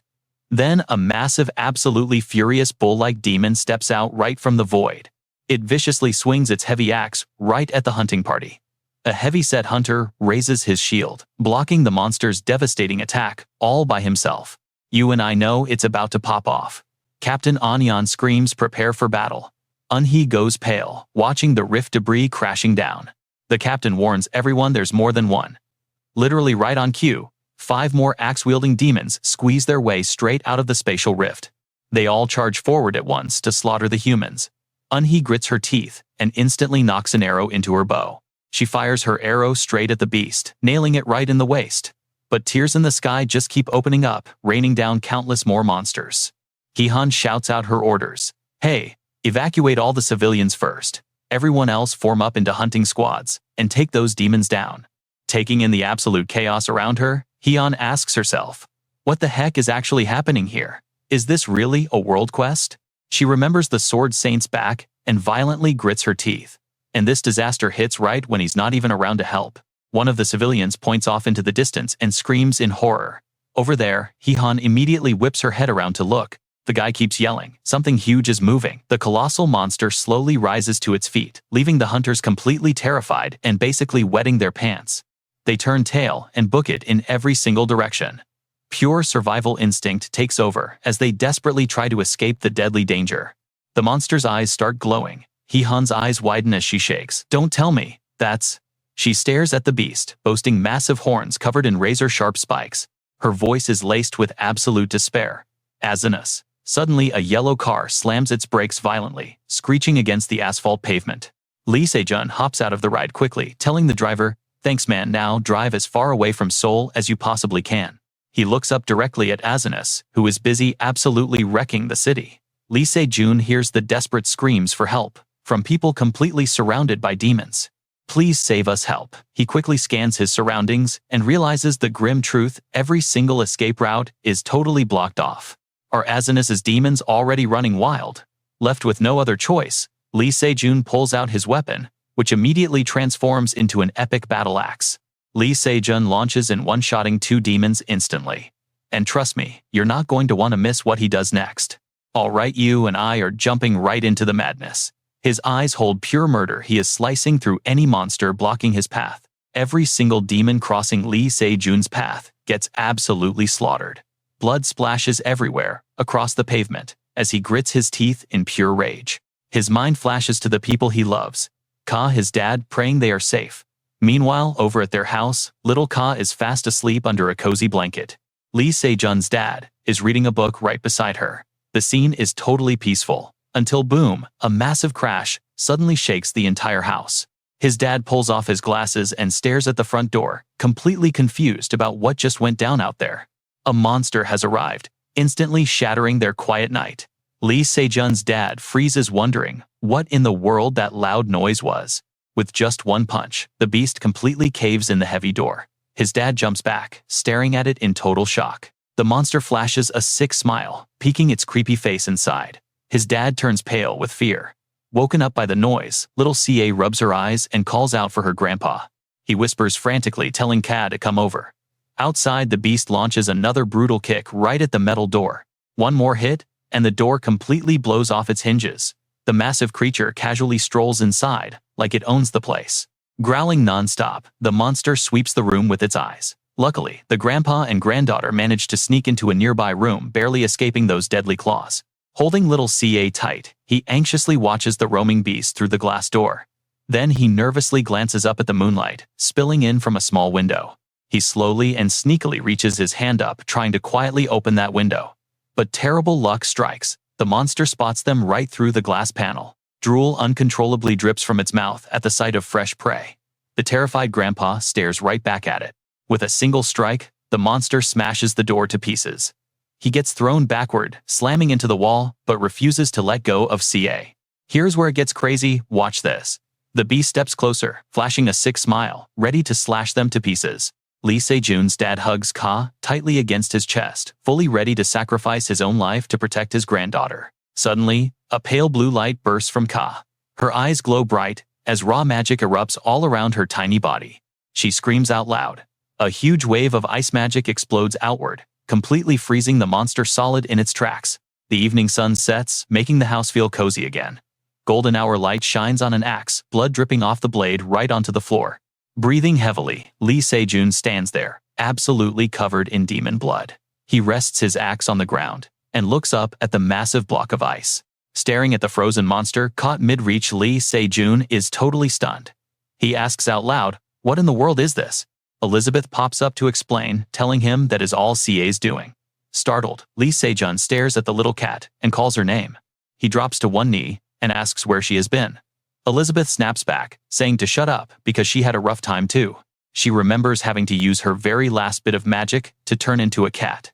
She thinks she was lucky to have enough mana to connect the summoning spell, or things would have been really bad. Skipping the small talk, she asks straight up that Bastard Azinus is here. Right? Lee Se-jun just nods his head and says yes. Every single hunter just got the alert. Elizabeth jumps onto his shoulder while he wonders about the global quest that was supposed to start years from now in China. He asks if this is the butterfly effect she warned him about. She replies, "If you are talking about the Great Butcher, then yes, exactly." Elizabeth quickly rushes him to move. They need to find Ka and Yu Hua as fast as humanly possible.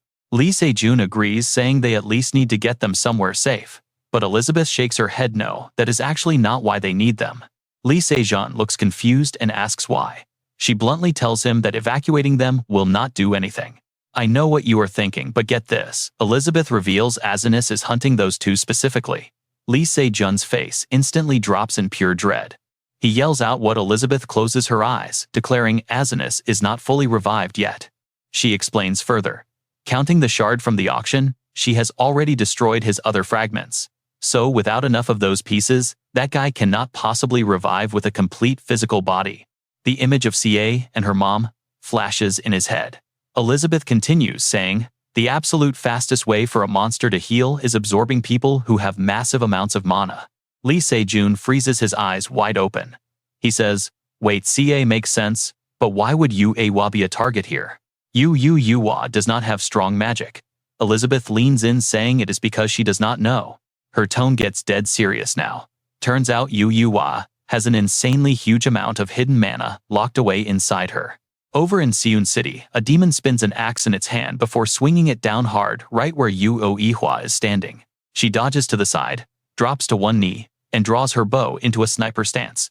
Glowing streams of mana wrap entirely around her arrow. Pulling the string tight, Yu Yuhua lands a perfect headshot right through the demon. Breathing heavy, she quickly looks over her shoulder. Seeing the dead hunters scattered everywhere like an absolute slaughterhouse, Yu Yuhua is terrified. She thinks to herself, they were totally wiped out and there were so many of them. The demons charge in all at once, like starving tigers. Yu Yuhua reaches down for her quiver, but it is completely empty. She goes pale, letting out a sharp gasp. Right in that moment of total despair, a massive demon steps up, bringing a heavy axe down for a deadly strike. A mana-coated blade streaks by chopping the demon's head completely off instead. And that is where we leave it. Trust me, you are going to want to see who just saved her. Let's dive right back into the madness. The guy in front screams at his squad to hunt down the wounded monsters. Before that rift, tears wide open. They had to strike first. But the sun glares right in Eunhee's eyes, completely blinding her to his face. She wonders, wait, is that Lee Se-jun? Nope, not even close. The mysterious guy speaks up asking if she is Eunhee. Hearing his voice completely catches her off guard. Standing right in front of her is a dangerously handsome guy, rocking a literal teardrop mole. Eunhee gasps, it is Soo-hyun. Suddenly one of his guys reports in. Sector B is completely clear of monsters. He waves them off, ordering his men to double-check the bodies and make sure absolutely zero beasts survive. Soo-hyun just watches as Eunhee casually takes a phone call. She asks her dad if he and COA made it safely to the underground shelter. She lets out a massive sigh of relief. Thank goodness they are safe. Meanwhile, Soo-hyun just stares at her, resting his chin deep in thought. Gripping her bow, Eunhee walks straight up to Soo-hyun and drops into a perfect 90-degree bow, thanking him for saving her life. Soo-hyun brushes it off, saying she helped him out once too. But looking at the girl standing right there, his mind is racing. Eunhee. He honestly never expected to run into her out here like this. Glancing at the monsters absolutely shredded by her arrows, he is genuinely stunned. Before she was never this overpowered. How on earth did she level up her skills this insanely fast in such a short amount of time? Staring deep into Eunhee's sparkling eyes, Soo-hyun actually feels his heart skip a beat. Plus, not gonna lie, her gorgeous face definitely helps. A sly, scheming smile creeps onto his face. Leaning in way too close, he drops the question. You, Eunhee, want to join the night squad? Watch closely here, because he is reeling her in. She stammers, asking if he means her. Soo-hyun nods hard. They are heading out to fight Anubis. He lays out the deal. If she tags along, they promise to treat her exactly like a completely official regular member of their guild. So what do you say? You know a verbal contract is completely valid, right? Eunhee immediately waves her hands, turning him down. She thanks him for the generous offer, but says it is basically impossible.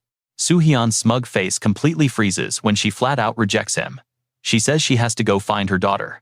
He thinks for a split second, then asks if she is worried about her kid. Pacing around, he casually points out that joining them is actually her best move. Eunhee stares at him completely confused. What does that mean? Soo-hyun just shrugs and drops the bomb. The Hunter Association just issued an emergency summon.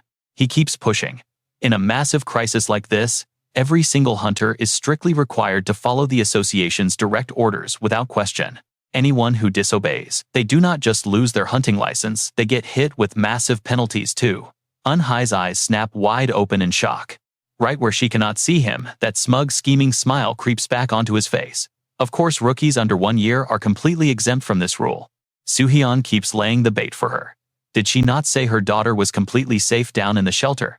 Those places are heavily guarded well, at least for right now. You and I both know what he is doing here. He totally guilt-trips her into acting like a real hunter, and boom, she falls right into his trap. Suddenly, all those dark memories from her past completely unlock, flooding her mind like crazy. She vividly remembers Kang Tae-ho and Lee Se-jun standing right on the front lines, putting their lives on the line to protect her and little Coa back then. She remembers grabbing her baby and running, leaving the hunters to face death completely alone. The guilt hits hard for always hiding behind Lee Se-jun's back. Right then, she makes a total vow she has to step up and fight to protect Coa herself. She nervously stammers out, asking Soo-hyun if she would actually be any help out there. He flashes a big smile.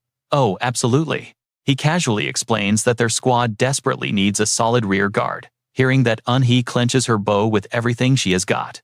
Pressing her hand over her heart, her eyes lock in with pure determination. She tells him she is absolutely in, she will join the fight. Meanwhile, back in the city, the sky is pitch black and thick smoke completely chokes the streets. Riot cops in full tactical gear grip their rifles, ready to fight the monsters and desperately protect the panicked civilians. Absolute chaos everywhere. People are sprinting for their lives in total panic, and pure, unfiltered terror is written across every single face in the crowd. A cop screams over a megaphone, desperately trying to keep order.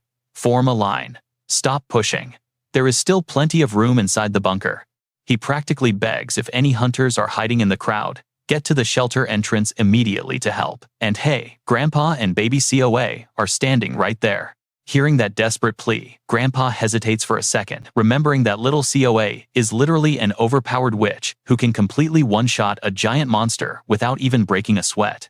Both of her parents are badass hunters, so insane power is definitely just in her genes. But before he can overthink it, Coa totally interrupts him. She looks up with big eyes, asking where her mommy and daddy are. Grandpa quickly pats her head, promising they will see them soon just to keep her calm.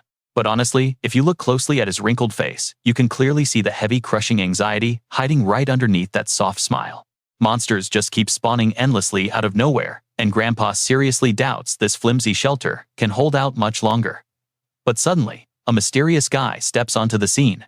He charges straight ahead, launching a brutal attack on the closest monster. Channeling crazy blazing red energy right into his massive fists, he winds up for the ultimate justice punch. Bam! A direct, devastating hit right to the beast's gut. The insane force blasts the monster backward, bending it in half like a shrimp, while its stomach practically catches fire. The massive creature is completely scorched, instant defeat, as its heavy body gets launched through the air, crashing straight through a building. Wait, the absolute beast, who just completely, utterly destroyed that monster. It is actually Kang Tae-ho. Shaking off that explosive energy, he fiercely smashes his burning fists together to celebrate his epic victory. So what do you and I make of this crazy entrance? Kang Tae-ho catches his breath, while the whole crowd just stares at him in absolute shock. Did that guy really just punch a giant monster barehanded? Holy crap. Just like the terrified mob, Grandpa and Coa are standing there with jaws dropped. Let's dive right in. You and I are watching them stare wide-eyed in awe at that completely unreal power. Suddenly, an old man nearby clears his throat, sounding exactly like he wants some attention from everyone around. His right arm is wrapped up tight in bandages, and he's wearing a warm plaid coat with a super proud tone. Blushing red, he brags, "That is my son right there." Coa takes a closer look and gasps suddenly, recognizing a very familiar face. She happily calls out to Mr. Kang Chunil. He finally turns around to look at them, asking a quick question. Then he instantly recognizes the two of them and shouts her name in total surprise.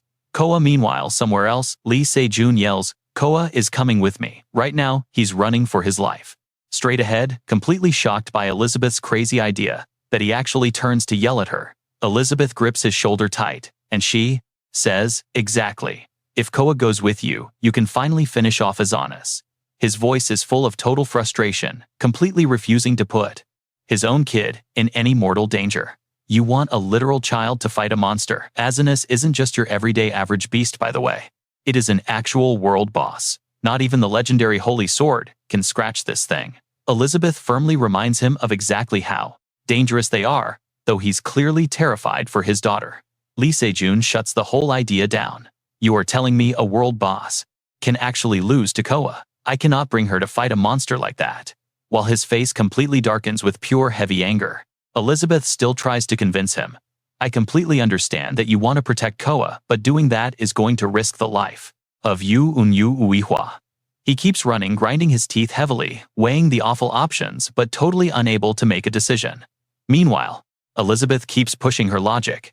"You are way too stubborn, thinking you can actually kill Azanis all by yourself out here. It's impossible. I already decided this for Coa, so think carefully. Now watch this part with me." The scenery around them is now totally ruined and crumbling. A gray sky mixed with red light, like the literal apocalypse. Tanks and fighter jets are rapidly being deployed straight into the chaotic battle. Along with them, hunters and police officers stand ready in formation. They are all aiming for one single goal right now, and that is completely destroying the massive monster right in front of them that is wrecking their once peaceful lives. Then one of the men loudly shouts, "Attack instantly!" The other warriors fiercely charge forward, weapons fully drawn in their hands with absolute unbreakable determination. They bravely face off against these vicious, bloodthirsty monsters. But when going up against that kind of overwhelming brutal strength, the vast majority of them are slaughtered almost immediately. The sheer physical gap makes hunters and cops drop one by one, screaming in absolute agony, alongside the loud, crushing sound of breaking weapons. The terrified survivors witnessing this completely brutal, bloody massacre start stepping back in pure fear. One guy in the group is totally terrified, grinding his teeth. Damn it, those monsters just keep endlessly pouring out of the random rifts. Because of that, he has not even gotten close to his Xanus yet. The sight in front of him is a massive swarm of monsters, flying out from the dark red sky rifts. Suddenly, a brilliant arrow carrying the power of blue light rapidly shoots out, piercing straight into a monster, dropping it completely dead, right in the middle of the total chaos. An arrow everyone wonders out loud in shock. Looking closer, that glowing arrow is buried deep right in the center of the monster's head. Then, standing on that high platform over there, a totally badass figure finally appears. Their imposing shadow casts straight down to where everyone is standing like a savior descending from heaven. You saw that coming, right? Turns out it's Sung Soo-hyun. He and his squad are moving in. Seeing this, the hyped crowd wildly cheers and starts shouting out to everyone else. The Knights Guild is here to help. Right behind Sung Soo-hyun stands Yoo Eun-yu, Iwa, looking dead serious. She raises her bow glowing with blue power and takes very careful aim at the beast flying up in the sky. Yoon Yui's arrow fires off, instantly taking down 4 whole monsters in a single shot. Seeing that insane magical power, one of the guys blurts out in total awe. She just killed those monsters with only 1 arrow. Then he asks himself, where the heck did a hunter like her even come from today? Eun-yu stands there looking incredibly majestic, holding her mighty bow high. While everyone is busy fighting so hard on the ground, someone suddenly shouts out loudly, "Wait, Asinus is acting really weird right now." Hearing that warning, everyone immediately turns their eyes toward the massive boss monster. Its eyes go wide, thick blood veins bulging out everywhere. It glances around, then stares directly straight ahead of itself, its gaze flashing with bright red streaks burning like actual fire. Sung Soo-hyun watches it for a second, wondering to himself, is it looking for something right now? In front of Sung Soo-hyun, it really is scanning the area, and then locking right into its terrifying sights is Yoo Eun-yu holding her bow. She stares right back into its glowing eyes. Eun-yu unexpectedly lets out a confused sound. Then her eyes shoot wide open, becoming incredibly bright and focused, looking like she just realized something important she had totally forgotten before. Hidden memories slowly start creeping back into Eun-yu's mind right then. It plays out like a blurry old movie, but it is clear enough to easily see. Right across from her is this pitch-black dark thing shooting out, beams of light like raw electricity sparking everywhere. The second she remembers that Eun-yu's head throbs in pure pain, making her cry out. The memory seems totally cut off. The monster Asinus looks like it finally found exactly what it needed. Standing in the ruins, its eyes glow brightly, grinning widely with pure joy. Asinus's face looks absolutely terrifying right now. Then, it raises its hand high, aiming straight at a building. Asinus punches down, smashing multiple other buildings into complete rubble. The massive chain reaction of collapsing skyscrapers makes all the nearby hunters run as fast as they can for their absolute lives. Along with the monster's roar comes the screaming of the unlucky people getting buried. That's where we leave it. Are you hooked yet? Alright, stick with me. We are dropping right down into pure chaos. People are screaming for help, completely buried in blinding dust. Barely anyone is visible. We spot one hunter totally panicking and gasping for air. Turns out he is completely pinned under a massive boulder. He cannot break free. Echoing screams from the victims blend with the crushed buildings, looking exactly like a literal hell on earth. Fall back, retreat. The whole vanguard squad got completely wiped out. The lucky survivors are desperately yelling at everyone to run for their lives. It is absolute frantic madness. Over on a moving vehicle, Soo-hyun reaches out and pulls Yo-Yuiwa up. The commander barks orders for a full airstrike, demanding everyone to fall back. She looks back in pure terror, and suddenly a flashback hits her. She sees another ruined city. It is a completely destroyed wasteland. She is standing right there, fighting with her bow and arrow, just wearing a different outfit. Yui thinks. I have definitely seen this exact same disaster in my dreams before. Right behind their escaping car, the absolute behemoth of a monster. SSS is chasing them. Every single footstep shatters the ground into pieces. The driver is terrified, yelling at the guy next to him. This is insane. SSS just keeps tailing us. Through a small window at the back of the car, Soo-hyun and Yui-wa are watching the absolute nightmare unfold outside. Now, watch closely. They look back and see this horrifying beast's giant, disgusting eyes, glaring right at their speeding car. The shotgun passenger frantically screams at the driver. Forget about that. If you want to survive today, step on the gas. Right behind them, the giant monster, SSS, is closing the gap. Meanwhile, over at the evacuation tunnel, 2 police officers are standing guard to protect the fleeing civilians. Inside the safe zone, Lee Se-jun and Elizabeth have finally arrived. His entire body is just covered in monster blood. He frantically calls out for his daughter Coa. Seeing her dad alive, she lights up and runs over with wide-open arms. Lee Se-jun pulls his little girl into a massive hug, spotting Uncle Kang Cheon, Kang Tae-ho-ho standing nearby. He finally lets out a huge sigh of relief. Thank goodness everyone is okay. Are you all right, Dad? He asks, looking straight at his grandfather. I am fine, the old man replies. Coa is glowing, holding onto her dad super tight. Then Lee Se-jun hesitates, asking his granddad, but wait, did you see Uni at all? Hearing this, the old man looks conflicted, staying totally silent for a second. Finally, he mutters, anxiously, she called twice, but after that, I completely lost contact with her. Hearing that, he just freezes up his face, going totally blank. Lee Se-jun's expression turns super dark, his eyes widening in pure horror. His brain instantly jumps to the absolute worst-case scenario. Please do not tell me Uni is being targeted by SSS. Just the thought of it makes his whole body go weak. Lee Se-jun gently puts Coa down, telling his grandpa dad, I need to leave Coa with you for a bit. The old man panics. Hold on. Where are you going? I have to go find Uni. Lee Se-jun spins around, his eyes burning with pure determination. Elizabeth seizes the moment, hopping back onto his shoulder, reminding him to take Coa with them. But he absolutely refuses to gamble with his daughter's safety. No way. Lee Se-jun shuts the idea down immediately. He tells her Uni is probably in massive danger right now. I cannot drag Coa into that death zone. After saying that, he turns to his little girl. Coa, stay right here and wait for me to come back. No, she screams. Shocked by her sudden outburst, he asks, are you disobeying me right now? But she stands her ground, crying out, I will not listen. Something terrible must have happened to Mom. Coa wants to go too. You and I both know how hard this is. Her firm words tear him apart. He grits his teeth. I am so sorry. Then, he asks the system, is the Prince Spear finished yet? Someone replies, yes, but it is still at the workshop. Good enough. With that settled, he takes off running, leaving Coa trying to chase him down, but Grandpa grabs her in time. Lee Se-jun yells back, everyone, please take care of Coa. She struggles and cries out, Dad, no, take me with you. The people around them just sigh, watching this heartbreaking scene. Seeing Lee Se-jun's back fading into the distance, she can only weakly call for him. Frustrated, Coa bites her lip as tears stream down. She screams out loud to release her pain, hoping her dad can hear her. Rushing out of the bunker, Lee Se-jun actually hears it, but he forces himself to stay strong and not turn back. Her tears fall endlessly as she chokes out, Dad completely abandoned me. Meanwhile, that massive boss SSS is still relentlessly chasing the escaping car.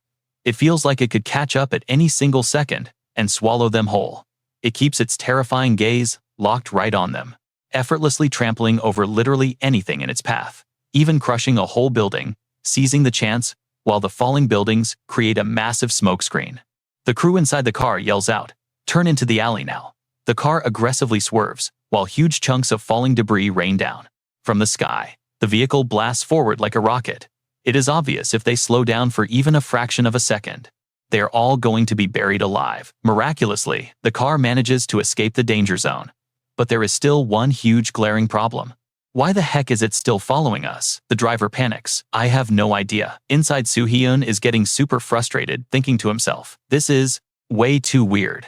SSS acts like it is looking for something specific. He remembers seeing the beast frantically searching around earlier. Soo-hyun starts putting it together. Let's pause and figure this out together. Is it targeting someone here? Right now, it is just him. Yu Hua and Suhan. Relying purely on his gut instincts, Soo-hyun shoots a suspicious glare right at Yu Hua. The constant collapsing of nearby buildings forces the car to make insane swerves just to dodge Asinus's deadly pursuit. Thankfully, the driver pulls a crazy turn, finally getting them out of the falling rock zone. But suddenly someone inside screams it is the guy riding shotgun. He yells out at the top of his lungs, "Wait, look dead ahead. Alright, you and I are about to watch this escape plan crash and burn." Boom, the car slams straight into a massive boulder, totally wrecked and leaving everyone stranded outside. Stumbling out of the wreckage, everyone is dizzy and holding their heads. Soo-hyun groans, asking what went wrong, but his face drops seeing Asinus. He and Yu Hua freeze completely. Soo-chen yanks out his weapon, looking at the crew. What now? Maybe we should just split up. Standing right across from them is that giant, vicious monster. It is blocks away, but that creepy smile is way too clear. Suddenly, Soo-hyun puts the pieces together. Watching the monster's eyes locked dead onto Yu Hua, he gets very suspicious. Wait a second. It is looking right at. Soo-hyun reaches out and shoves Yu Hua incredibly hard, sending her stumbling forward in pure confusion.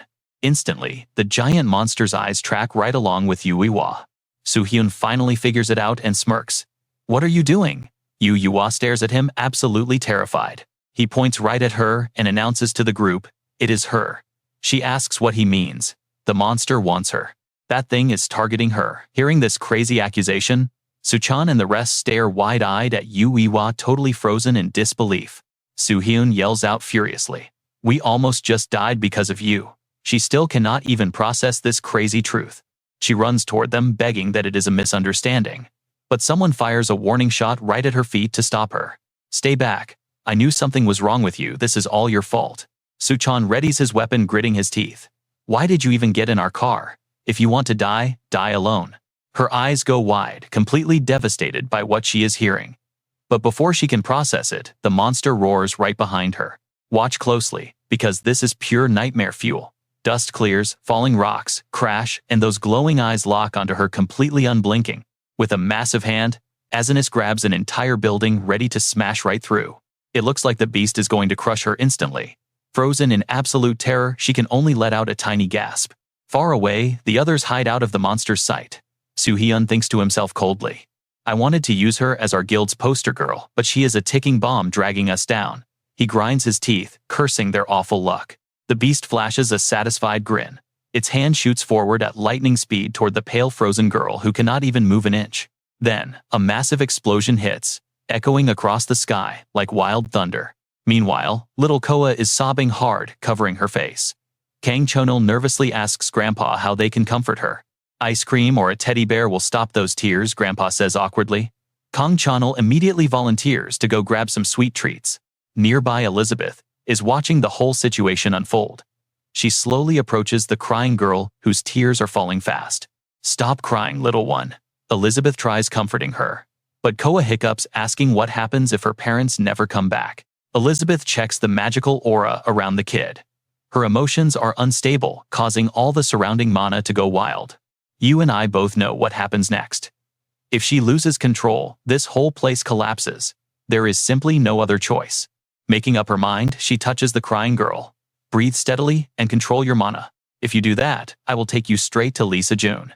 Can you do it? Hearing that name, Koa instantly stops crying. I can do it, take me to my dad. Elizabeth smiles. All right, let's begin. Koa shuts her eyes, breathing deep to manage her wild energy. A bright green aura around her starts glowing even thicker. Good job, Elizabeth praises. She unleashes her magic, making both of them fade away into thin air until they completely vanish. Kang Cheonil finally returns holding an ice cream cone. Hey, I got the sweet treats. Grandpa turns around thrilled. Koa, look what Kang Cheonil brought. But he stops mid-sentence, realizing the kid is totally gone. Right where she vanished, only a few lingering sparks of Elizabeth's green glowing magic remain behind. Cutting back to Yu Hua, those glowing eyes are still locked onto her. The monster's huge hand grips a building to push forward. It really seems like the beast will grab her any second. Asinus smiles with absolute satisfaction. It thrusts its hand lightning fast toward the pale girl, frozen in shock. Then an epic clash hits, sending shockwaves like a massive bomb. The cowards hiding behind the rocks gasp out loud, struggling to hold their ground against the sheer force. Behind them, the intense wind and flying dust could literally blow anyone away in a second. Once the crazy blast settles and dust fades, the pathetic cowards finally stand up to check the battlefield. They probably just want to see if she is dead. Soo-hyun frowns, freezing at the sight. Right in front of them is absolute madness. Yu-Wah is actually blocking the giant monster's hand with her bow. So, what do you and I make of this? Never underestimate a desperate archer. That blue light shines brighter than ever as she fights the beast's insane strength, her right foot literally dragging across the dirt. Stick with me. You and I are about to watch Yu-Wah refuse to back down, pushing away Azanis's giant monster hand. Who could have ever guessed this tiny girl could break free from Azanis tossing that massive monster arm straight up into the air? Meanwhile, Sung Soo-hyun hides safely behind a giant rock.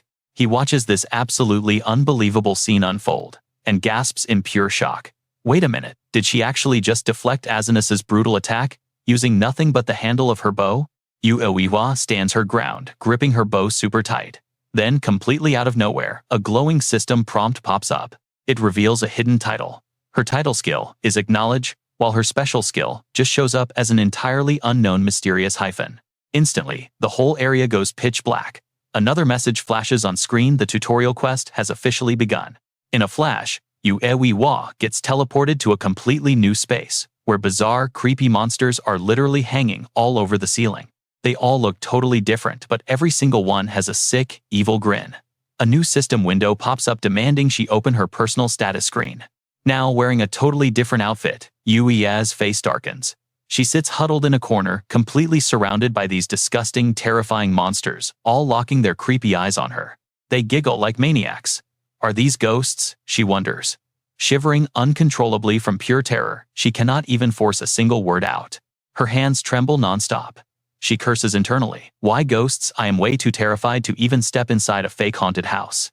What should I do? My body is completely frozen, stiff, I cannot move an inch. While panicking, another system prompt flashes right before her. The system demands, open your personal window and use your skill. It is like a sudden lifeline, while she sits there totally confused and helpless. Then a bright glowing screen appears in front of a stuck Yu-Wah. Personal system, she asks out loud. On that personal status board, it clearly shows her name and the title skill, Acknowledge. But oddly enough, the actual title and her special skill are completely blocked out and hidden. Staring hard at the screen, Yu-Wah wonders, why can I not see my title? And what exactly does this Acknowledge skill even do? Now, pay close attention here, because she has way too many unanswered questions, but these monsters are definitely out of patience and ready to attack. They laugh like complete psychos, drooling heavily and staring at her like a literal snack. They slowly surround her. Totally terrified, with her eyes wide open and her voice violently shaking, she screams, "Get the hell away from me!" Crying from fear, Yu-Wah shuts her eyes and just yells, "Skill, Acknowledge." The second she says that, the entire room goes completely dark again. The air turns gloomy, with a heavy stench of blood. Suddenly, she is covered in blood, standing in a combat stance with a totally clueless expression. She opens her eyes wide, letting out a gasp from pure shock at the crazy scene. In her hands, Yu-Wah holds 2 arrows, absolutely drenched in blood. Just a second ago, those creepy monsters were prowling all around the room, under a super spooky, flickering red light. But now, she is the only one left standing in this dark room, with fresh blood splattered absolutely everywhere, covering the floors and the walls. Still stunned by all this madness happening so fast, Yu-Wah cannot even process it. Right as she stops talking, the system screen suddenly pops up behind her. Yu-Wah asks out loud, "What is going on?" Back in reality, she is still standing up straight, looking down tightly, gripping her bow in one hand. She snaps her head right towards Sung Soo-hyun's hiding spot, scaring him half to death. Right now, her face looks completely empty and totally emotionless. Her eyes are suddenly glowing a bright blue. Sung Soo-hyun gets massive chills. Why are her eyes looking as cold as ice right now? She literally looks like a completely different person. Right at that moment, Azanis raises its giant arm to strike, its eyes flashing super bright. I know what you are thinking, total game over, right? The monster slams its hand down, instantly shattering the road into flying debris like dominoes. Without even flinching, Yu-Wah casually walks right through the falling debris, completely coated in this massive surge of pure, raw energy. Lightning fast, she launches herself right off the ground, jumping across the floating rocks and dashing straight toward her target. Moving like a controlled puppet, she builds up momentum and leaps forward, swinging her bow to launch a brutal attack right at the beast. The massive Azanis stands before her. Watching this epic fight from the start, everyone just stares with their jaws hitting the floor. Sung Soo-hyun cannot believe his own eyes. No freaking way is she really going head-to-head against Azanis. Is she even human at this point? We are watching a cold, ruthless Yu Hua fighting with absolutely insane power. Meanwhile, over in a totally different area, Lee Se-jun grabs his weapon. He is sprinting at top speed to find his wife. His weapon acts like a tracker to her location, glowing super bright and beeping non-stop. Suddenly he spots Ha-I-Ram right in front of him. Lee Se-jun yells out, "It is Ha-I-Ram," and fear, with a helicopter parked right behind them. She sees him and calls his name, confused about why he is here. Lee Se-jun. He walks right up and asks what the deal is with the helicopter. Ha-I-Ram quickly explains, "I just got an emergency backup request, so I'm heading over there to check it out right now."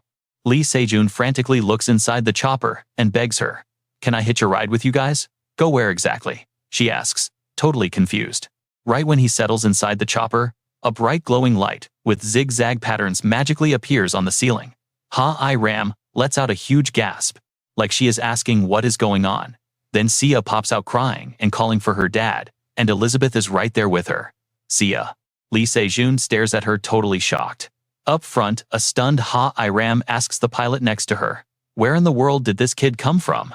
"So where do you and I go from here?" the pilot calmly says. "You really don't know the captain. Wait, am I the only clueless one here?" "All right, you and I are jumping right back into the madness." June grabs Coa, glaring at Elizabeth. "Why are you here? I told you it's too dangerous," but she quickly defends herself. "Listen, Coa was going to tear the shelter apart. I had absolutely no choice. Look, I get exactly what you are thinking right now, but if we can't beat Azanis, then Yu Yuaha is going to die." Hearing that brutal truth drop, Lee Se-jun's face instantly darkens, and he just holds Coa even tighter. He clenches his fists hard. Meanwhile, Elizabeth keeps pushing the issue. "I am not saying you should make Coa fight this thing, or whatever, but you are going to attack Azanis with her help. You have to give this kid a chance to save her own mom." Hearing this heavy advice, Lee Se-jun turns to look down at Coa, worry still written all over his face. Elizabeth presses on. This is exactly what Coa wants to do. He looks at her teary eyes. She is biting her lip, fully determined to go out there and save her mother. She begs him, "Dad, please." After a long moment of total silence, weighing the options, he gently pats his daughter's head and finally agrees. "All right." He puts a hand on her cheek and asks Coa, "Can you help me out?" The blazing sun shines down, sealing the ultimate father-daughter tag team right here, and locking in their fierce determination to win. Meanwhile, Yu Yuiwa, with those completely blank glowing eyes of hers, suddenly gets a system notification. "You do not have enough mana." The system screen pops up again, adding acknowledgement skill will now auto-cancel. Instantly, Yu Yuhua snaps right back to her senses. She is totally shocked, zero clue what she was even doing. Without the system's support, her legs give out. She collapses to the ground, crying out in sheer pain. She is shaking so hard, unable to move a single muscle. "What just happened? My body has absolutely no strength left." Yuiwei struggles to force herself up, despite being completely drained. Her face goes pale, because towering right in front of her is the massive, terrifying monster known as Azanis. Watch this part closely, you guys. She flinches hard too, terrified to even scream. Backing up, her foot suddenly hits some rubble. Turning around, Yu Yuehua sees her absolute lifeline, her trusty bow, completely snapped in half. Seeing her main weapon destroyed like this just pushes her deeper into a total despair. Yu Yuehua just drops to her knees, her entire body violently shaking. Tears are streaming down her face now as she lets out a helpless sigh, totally frozen in place. Meanwhile, the monster Azanis opens its massive drooling jaws and slowly creeps right up to her. In this exact moment, she is drowning in hopelessness. She fully accepts that she is about to die a gruesome death right here, so she stops fighting back. But just when all hope seems completely lost, the loud chopping sound of an approaching helicopter shakes Yu Yuehua to her core. She quickly looks up at the sky. A chopper is hovering right over the beast, Azanis. Lee Se-jun shouts her name, weapon in hand, and leaps straight down. Her jaw drops in pure shock, completely unable to believe her eyes. Yu Weiwa asks herself, Lee Se-jun right? Before her is the insane image of him dropping from the sky, weapon ready, his entire body radiating an explosive aura of power. Let's rewind that. Epic drop. She stares at the sky, jaw unhinged, stunned that this is real. Lee Se-jun. She thinks again as the visual replays his badass descent from the heavens, clutching his weapon, dripping with raw energy. But let's see what happened right before this, back when they were still on the helicopter. Elizabeth turns to Lee Se-jun and asks, what about your plin spear? He immediately raises the weapon in his hand to show her. Right here. Elizabeth nods and assigns the roles. All right, Coa. I need you to channel as much mana into this spear as you possibly can. She nods, following orders instantly. Yes. While Coa starts pouring mana into the weapon, Elizabeth climbs onto Lee Se-jun's lap and gives a dead serious warning. Now, here's where things get really intense for us. Listen closely, Lee Se-jun. You only get one single shot to take down SSS. The longer this fight drags on, the worse your disadvantage gets. Those heavy words hit Lee Se-jun hard, leaving him totally speechless. Elizabeth continues instructing him to go all out and strike as fast as possible, using literally every tactic he knows. Lee Se-jun seriously bites his lip and nods repeatedly, showing he understands the massive stakes. Finally, his weapon has absorbed all the massive mana it needs. Now, it is not just glowing bright, it is literally crackling with intense streaks of wild lightning. Master, I am all done. Coa reports back to Elizabeth. Lee Se-jun immediately grips the overpowered weapon tightly, while Elizabeth moves to give him a few more crucial details. Now, I will explain the plan. Lee Se-jun, you are going to use your absolute strongest skill to fight SSS. And Coa, the moment your dad starts using his mana, I want you to channel your own mana straight into him. Got it. After Elizabeth finishes handing out everyone's roles, Coa gets a little scared and nervously calls out. Lee Se-jun totally understands his daughter's deep anxiety and immediately puts a hand on Coa to comfort her. He touches his chest gently, easing away her fears with a soft voice. It is okay. Coa, just trust in Dad. She looks at her father's broad, dependable shoulders right in front of her. Let's finish this quickly and go save Mom. Lee Se-jun reassures her. Hearing that instantly gives Coa a massive confidence boost. She nods firmly. Yes, she agrees. Cut back to the crazy battle. Lee Se-jun is clutching his weapon, practically bursting with the transferred power. He dives straight down, aiming directly for the giant monster, SSS. For a split second, a wave of doubt hits him. Can he actually kill this thing? But the moment Lee Se-jun looks down and sees his wife, collapsed in absolute despair and ready to die, his resolve hardens. His grip on the weapon tightens like a vice. No, I have to do this. With that thought, father and daughter pour absolutely everything into this one attack. Dad, Coa. They call out to each other, signaling their unbreakable will to win this fight. Up in the chopper, Coa is pushing herself to the limit, feeding mana to Lee Se-jun to power up his strike against the beast. Two streams of mana surge inside him, flashing brilliant gold. You and I both know what happens next is going to be pure insanity. Stick with me here. Watch an entire sky of raw mana crash right into him. Lee Se-jun stares at his hand, gritting his teeth in pure agonizing pain. His hand is overflowing with so much energy, it is literally breaking out in spots, looking like solid rock. Exhausted, he realizes Coa's mana is completely freezing his arm. Instant enhancement. A massive surge of raw power courses through his arm. Lee Se-jun raises his weapon high, and glowing particles of mana explode outward in every single direction. Panic sets in. The energy flowing into him from Coa is just way too intense. This is not something he can actually control. I am going to fail. But right then, Elizabeth's warning flashes through his mind, her voice echoing loud and clear in his head. Attack with everything you have. Use every single tactic in your arsenal. Hearing that, Lee Se-jun bites down hard, desperately forcing the wild mana to synchronize with his own body. His eyes flare up with absolute burning resolve. He refuses to go down like this. Every single thing I have, he tells himself. Lee Se-jun stretches out, and the ring on his finger erupts in a blinding magical blue light. He is betting his entire life on this one final strike. Then the system pops up with a prompt asking him to choose the number of souls to consume. Current soul count. Exactly 786. Without hesitating for even a second, Lee Se-jun screams out, all of them. The ring on his hand flares even brighter.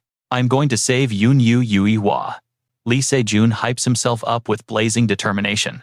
The massive aura swirling around him literally shifts into the shape of a giant arrow. He rears back, locking into a perfect strike stance.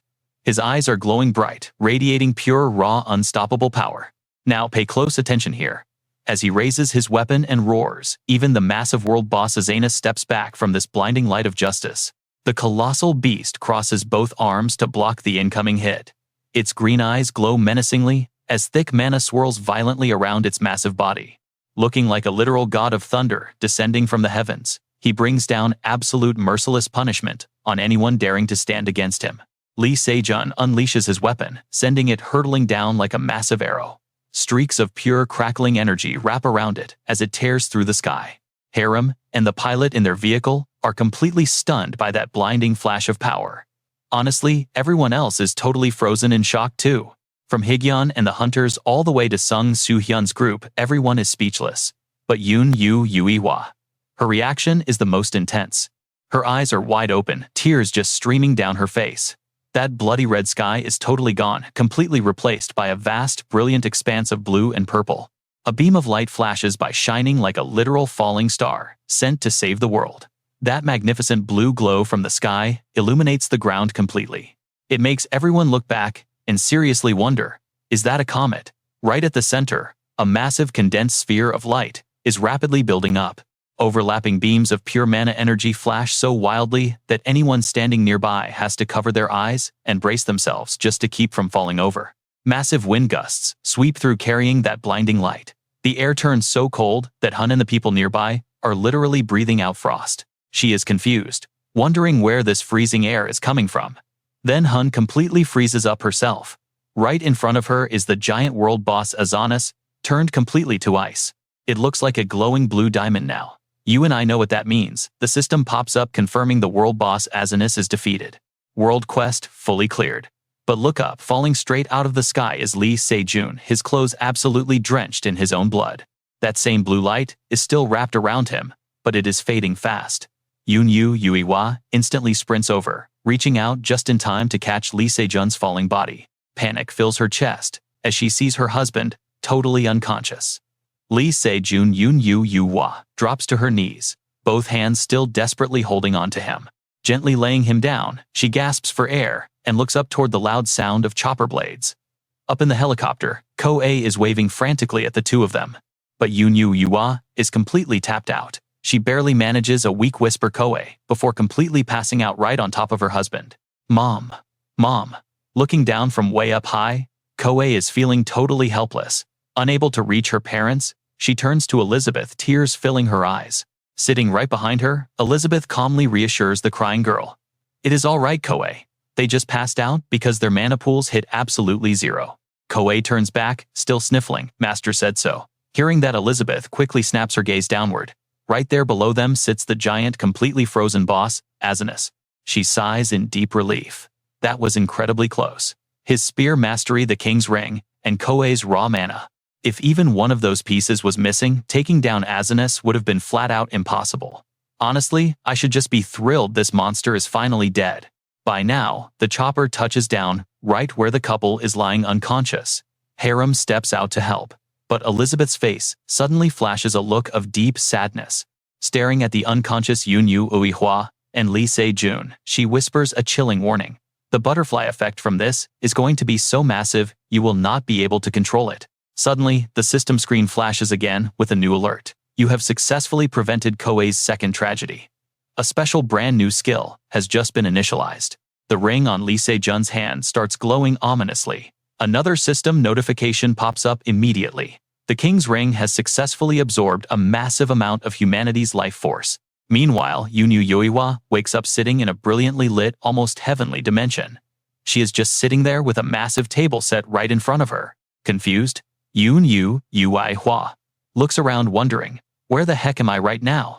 Then she notices sitting directly across from her is an exact clone of herself. Looking closer, this copy is totally identical to Yun Yu Yui. Well, except for those chilling emotionless blue eyes staring right back at her. Is that me, Yun? Yui Hua wonders. Suddenly something clicks in her mind. She points a finger straight at the figure across from her and asks, "You are the one I handed my body over to, aren't you?" The clone just confirms it with a slow nod. Now Yu Hua is seriously full of questions. This might sound rude, but who exactly are you? The clone just sits there in silence. And trust me, you are going to want to see what happens next. Stick with me here. Yu Hua pauses, asking if the girl has something she wants to say. And finally, she actually opens her mouth. She asks the big question. "Miss, will you ever let me meet Miss A?" Her lifeless eyes lock on, desperately waiting for an answer to her request. Yu Hua freezes up. "Miss A." But before she can even process it or reply, the ground beneath their feet suddenly warps into a spatial pool, like sitting in the ocean. Yu Hua gasps again, as the girl sitting right in front of her starts fading away. Wait. She kicks her chair back, rushing over to ask more, but she is staring at an empty seat. Meanwhile, outside a massive high-rise building, reporters are snapping photos non-stop. Ha-I-Ram stands there completely surrounded by dozens of journalists who just keep throwing their hands up to ask questions. "Please look this way, that helicopter hovering over the city during the recent monster hunt. It belongs to you, right? Did you see the hunter who took down Asinus, facing this absolute massive wall of media questions?" Ha-I-Ram flashes a friendly fake smile, but inside, she's furious, cursing him out. That absolute jerk, Lee Se-jun, didn't he switch careers specifically because he hated the spotlight? Now he's gone and caused a massive chaotic scene again. Every single news outlet is dropping crazy headlines about the very first world quest and the revival of Asinus. That guy has officially become the center of global attention. And honestly, I know we all want to know the exact same thing. Who actually defeated Asinus? Cut to a hospital room where Lee Se-jun is hooked up to an IV. His wife and Hyeon are sitting right beside him. He's in a deep coma, looking like he won't wake up anytime soon. Hyeon finally breaks the silence. Lee Se-jun doesn't look like he's waking up soon. Yu Hua completely agrees with that harsh reality. Yeah. She thinks to herself, "Lee Se-jun, you actually pulled it off. You killed the first world boss. Now Ha-I-Ram is working overtime to hide your identity." On the TV screen, Ha-I-Ram is still speaking to the media while the news ticker reads that she refuses to reveal the comet's true identity. Outside the room, Miss A sits looking absolutely miserable, tightly hugging her little stuffed bear, though she can clearly hear her mother's voice. "Hyeon, what if Lee Se-jun never wakes up?" Hyeon immediately jumps into calm. Yu Hua's worst fears. The doctor already said there is nothing seriously wrong with him. But honestly, Yu Hua is still extremely anxious. She vents, "I woke up right away, but Lee Se-jun has been totally out for 2 whole days." Right now, Yu Hua's face looks completely exhausted. Her eyes are super bloodshot, heavy with dark circles from crying. "Come on, I'm sure he'll be perfectly fine. We just don't know yet. Maybe if he hears Miss A's name, he'll snap right out of it." Hyeon tries to cheer her up, never expecting those random words to actually work on Yu Hua. She turns and nods hard. "You're completely right. I didn't even think of that." Hyeon just stares in pure shock. "Sister, I was totally joking." Before she can finish, Yu Hua is already desperately shaking Lee Se-jun. "Lee Se-jun, wake up. We have to go see Miss A." His eyes stay shut. "But you and I need to watch this." A system message pops up. "You absorbed a fragment of Miss A's memories." A pitch-black space. A heavy sigh echoes out, followed by the terrifying sound of grinding metal chains. Miss A's scattered thoughts suddenly drift in. "This sleep magic is making me so dizzy, everything else is just a complete blur. How long have I been asleep?" Miss A is currently lying completely unconscious in the middle of a vast ocean. Her clothes are totally shredded, and her arms and legs are bound in heavy chains. Suddenly, a slender hand rubs her head, forcing her awake. It's Elizabeth softly calling out, "Wake up, Miss A." "Mom?" she asks, looking absolutely exhausted and lost. Elizabeth takes a step back. She softly replies, "I'm not your mother." That makes Miss A force her heavy eyes open. Right in front of her is a beautiful, complete stranger, flashing a gentle, warm smile. Miss A pushes through the confusion. "Who are you?" "I'm Elizabeth." As she speaks, she casually snaps her fingers. Instantly, the heavy cuffs chaining Miss A just click open and vanish. She sits up totally confused, rubbing her brutally bruised wrists from being chained up so long. As Miss A looks around the wild scene, all these men in black robes are just collapsed on the floor, completely knocked out cold. Elizabeth gently checks on her. Can you stand up? Seeing the girl try to step down but grab her head in pure pain, she instantly runs over. Here, grab my hand. She stares at those hands, suddenly flashing back to that memory of meeting Lee Se-jun, how he had flashed that incredibly sketchy sly grin. Miss A grits her teeth in total disgust, stepping down on her own. No, I'm fine. Hey now, I'm not going to hurt you. I'm actually trying to help you. Elizabeth reads the room perfectly, trying to calm her down. But she keeps her guard up. Why would you? Elizabeth gives her this incredibly loving look. Adults helping out a kid in trouble is just the right thing to do. No one has ever helped me before. Miss A hugs her arms, looking away, feeling totally bitter. Elizabeth softly asks, can you please trust me? I'm a witch just like you. Miss A instantly backs away. She grits her teeth, throws her hand up, and blasts her with raw power. But Elizabeth shuts down that entire attack with literally just one glance. Miss A is completely speechless, staring at her own hands in pure shock. Elizabeth steps right up to her. Have you seriously never learned to use magic? You know how to suppress it, but it seems like you have zero clue how to control it. Miss A looks at her totally suspicious. Control it. Right in the middle of their chat, that group of guys in black robes charge back in. They panic, staring at the absolute mess in the room, screaming, what the hell happened here? An intruder, Miss A is terrified as they close in. But Elizabeth, she just stands there completely unbothered. You and I are going to love this next fight. Stick with me here. The guys yell, subject awake, grab it. Coa backs up, absolutely terrified. Suddenly, raw streaks of power start surging down Elizabeth's long legs. The energy spreads incredibly fast, rushing straight toward the men in black, glowing with these wild zigzag patterns. This insane power wraps around the bad guys, completely freezing them in place. They can't step any closer. Black smoke swallows all of them whole, triggering echoing screams. Now right in front of Coa, there are just empty suits floating in midair. And crawling out of those clothes, tiny frogs looking absolutely petrified. Coa is completely stunned, watching this magic happen right before her eyes. She asks, are you really a witch? Elizabeth immediately gives this smug little smirk. Do you believe me now? First things first, let's get out of here, she suggests, offering her hand. This time, Coa isn't trembling with fear anymore. She can actually feel a genuine warmth coming from Elizabeth.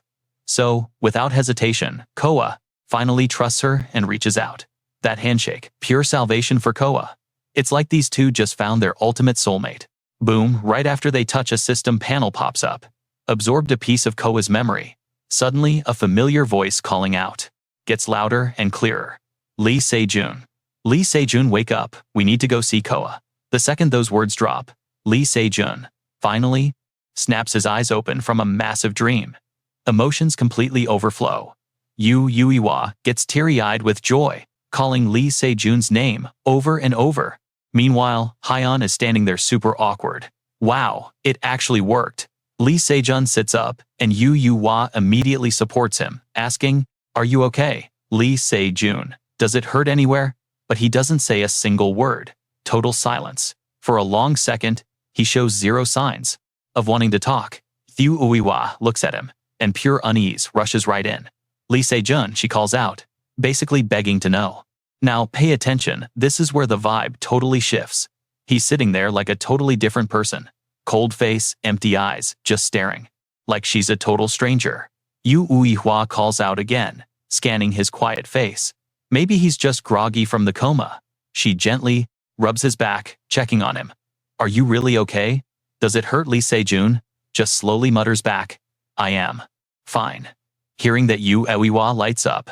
Thank goodness Coa is totally fine too. He just drops a flat yeah and turns away. Yuiwa is seriously confused by his vibe. She hesitates. Lee Se-jun. Suddenly, there's a loud noise outside the hospital room. The door flies open and Coa runs in cheering.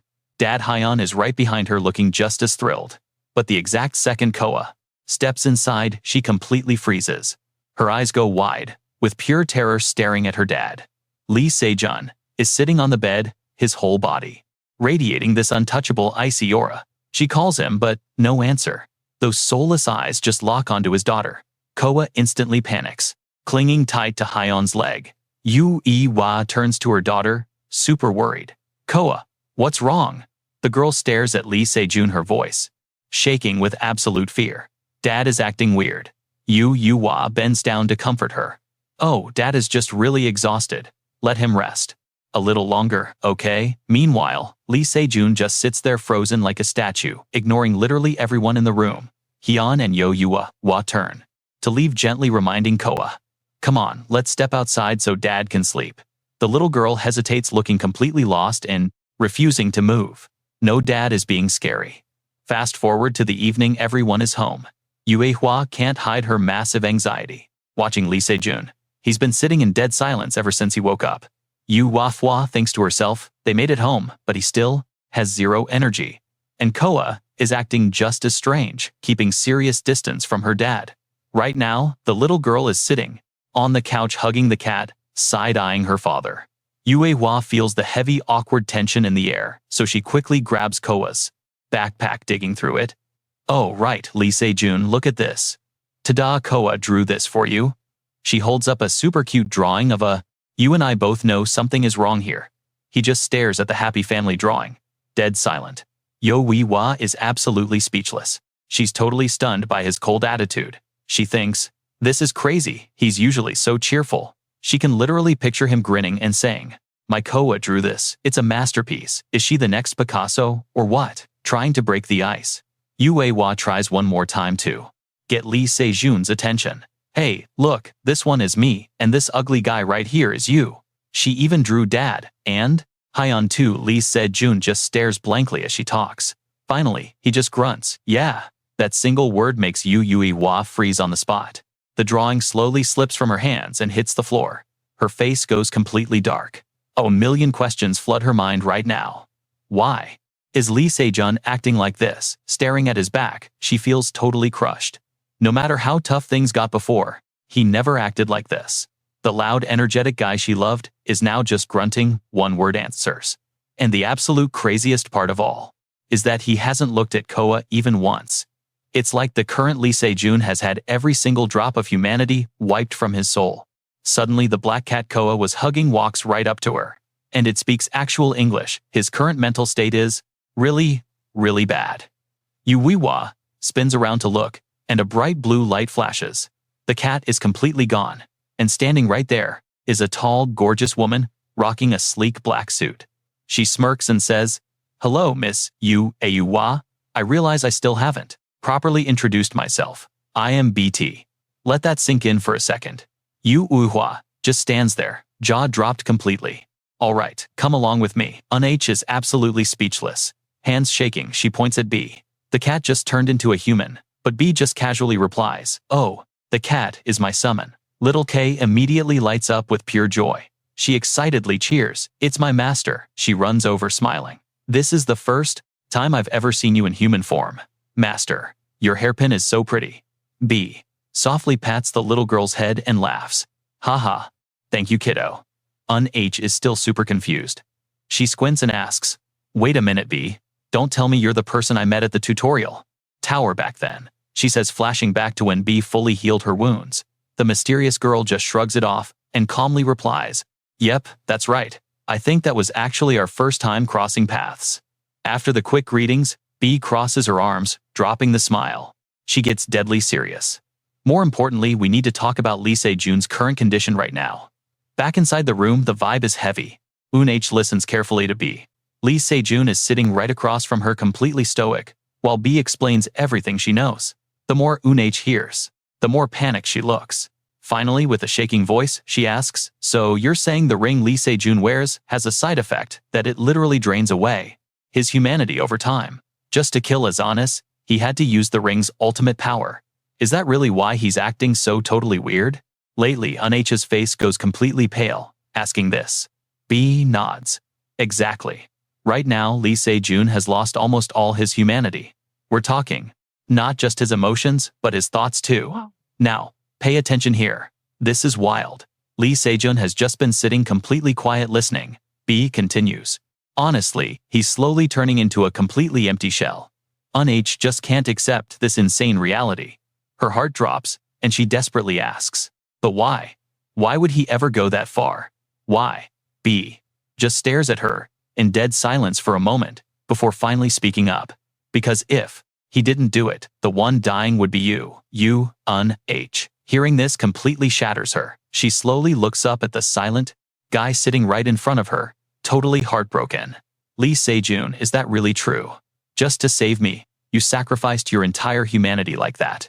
She stares deeply into his completely careless face. Just like always, he simply gives a blank grunt. But this time, it hits different.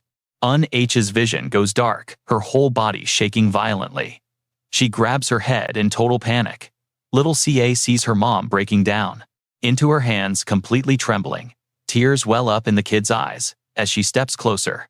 Mommy but B keeps her cool and tries to comfort her. Don't blame yourself. It really isn't your fault at all. How is this not my fault? H snaps back. Immediately. B doesn't even flinch. No matter what you did, Asinus was going to hunt you down anyway. That was literally your fixed destiny. But Lee Se-jun stood right at the crossroads of fate, giving everything to break your cursed destiny. He traded his very own humanity just to buy your life. H, that's exactly why we need to find a way to fix Lee Se-jun right now. Hearing this, H finally looks up again. She asks B, is there actually a way to bring him back? Maybe B replies, rubbing her chin deep in thought. As you know, this isn't Lee Se-jun's first time using the ring. He was fine before, so he must have found some secret method to recover his own mind. Hearing that, both Ka and H instantly turn to stare right at Lee Se-jun. H is the first one too. I know you're wondering the exact same thing. Lee Se-jun, you know the method to restore your humanity, right? He blankly looks at her and finally gives the most blunt answer ever. Ka therapy. Lee Se-jun sits there completely deadpan, staring down. Meanwhile, Ka is sitting right on her dad's lap, lips tightly sealed, clearly terrified. The father and daughter just sit there having a massive staring contest. Finally, B lets out a heavy sigh. Yeah, this isn't working at all. Pale with fear, Ca turns, begging her mom and master for help. Dad is super scary. He's not like my dad at all. Hearing that, H quickly scoops up her daughter, anxiously looking back at B. What do we do now? B just crosses her arms and says, I've come up with a theory. The recovery method Lee Se-jun found before was probably doing something to trigger massive positive emotions deep down inside him. Specifically, the pure joy and happiness he felt whenever he looked at little Sia. I bet those warm feelings acted as a cure to make him recover. But the current Lee Se-jun, he's completely blocked from feeling any positive vibes whatsoever right now. So the very first step we absolutely need to take is jump-starting a fraction of his humanity so he can feel again. H looks incredibly confused. Meaning, what exactly? B, already knowing what she's getting at, answers instantly. Exactly. We need to hit him with way stronger emotions. Cut to right after that chat. Lee Se-jun and H are now standing outside together. B's words keep echoing in her head. Negative emotions, like pure, unfiltered fear and intense anger. Right in front of them is a totally creepy haunted house that sends shivers down your spine. H turns and calls out to B. Can I ask why you waited until now to reveal your true identity? B crosses her arms, dropping a serious truth bomb. Because you're no longer being controlled by fate anymore. Anyone tied down by destiny would suffer some seriously heavy side effects if they ever looked at my true form. But Lee Se-jun completely shattered those chains of fate for you. Holding Ka in her arms, H listens super closely. All right, you just focus on helping Lee Se-jun get his feelings back. I'll take care of Sia. Finally, B reaches out to grab the kid. H awkwardly asks, are you sure? That's okay, but she still hands her daughter over. B cradles the little girl, her voice softening up. Of course, it is. Besides, I was planning to teach her some magic anyway. You two be careful in there. So now H and Lee Se-jun are just standing there, right outside this insanely creepy haunted house. H stares at it, thinking negative emotions like fear and anger. Stick around, you and I need to see how this goes. Alright, stick with me. Let's see if a haunted house can actually scare him. They step inside, and the whole place is dark and super creepy. The creepy worker's voice echoes out. Welcome to the haunted mansion. Standing in front of this weird room, Yu Weiwa is totally spooked. She lets out a little scream, stepping back to hide behind Lee Se-jun. She's literally on the verge of tears but forces her trembling voice out. Lee Se-jun, you go ahead first. And he just casually replies, sure.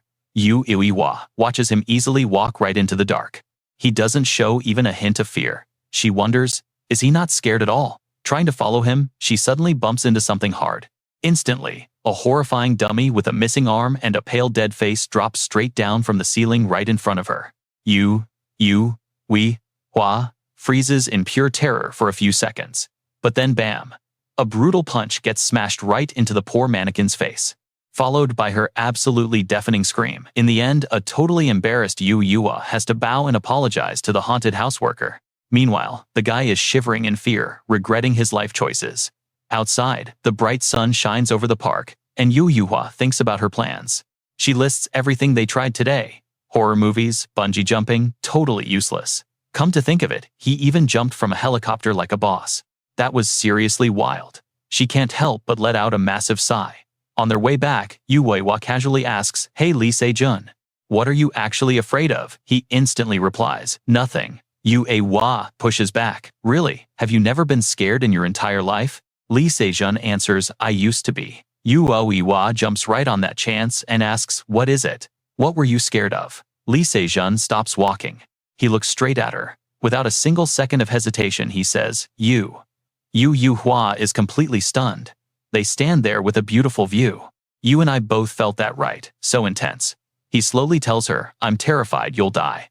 Meanwhile, Ciel and Bet are training. They're trying to freeze a water bottle and levitate it. Honestly, it's Ciel trying to control it while Bet sits nearby, watching her closely. She looks at the bottle, trapped in solid ice, and quietly judges the result. Normally, just freezing the water inside would be completely fine. But this result is probably acceptable enough. Besides, her control is definitely going to level up a lot once her personal system gets fully upgraded. BT grabs the frozen bottle back into her hand as Ciel calls out Master. The little girl sounds super anxious when she finally asks a question. "If I get stronger, will Dad get better?" BT gives her a warm smile. "You are already incredibly strong right now. If you don't learn to control that insane power, you might actually end up hurting your parents. That's why you have to practice controlling it really hard, okay?" The good girl obediently replies, "Yes." Beat claps her hands and says, "All right then, let's move on to the next lesson." And speaking of next, the sky has turned a beautiful golden yellow, and the streets are glowing in the evening sun.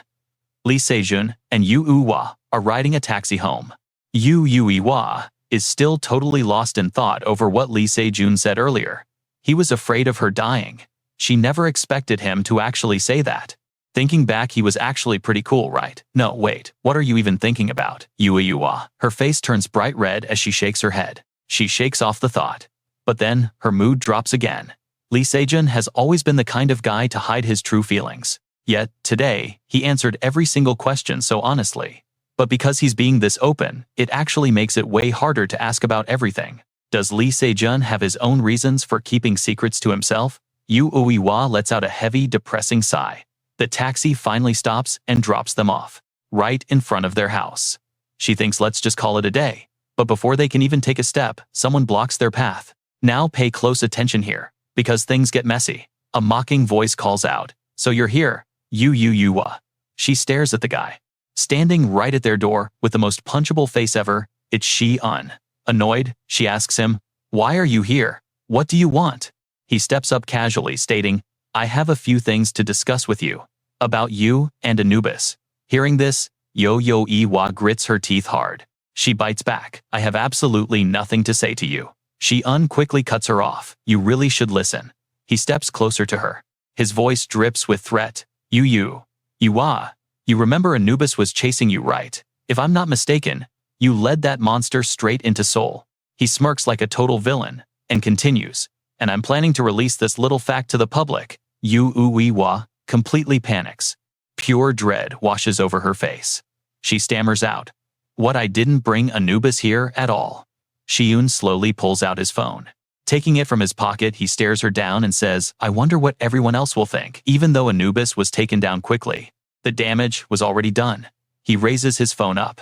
The screen flashes breaking news about Seoul being completely wrecked beyond any repair. It shows the absolute destruction.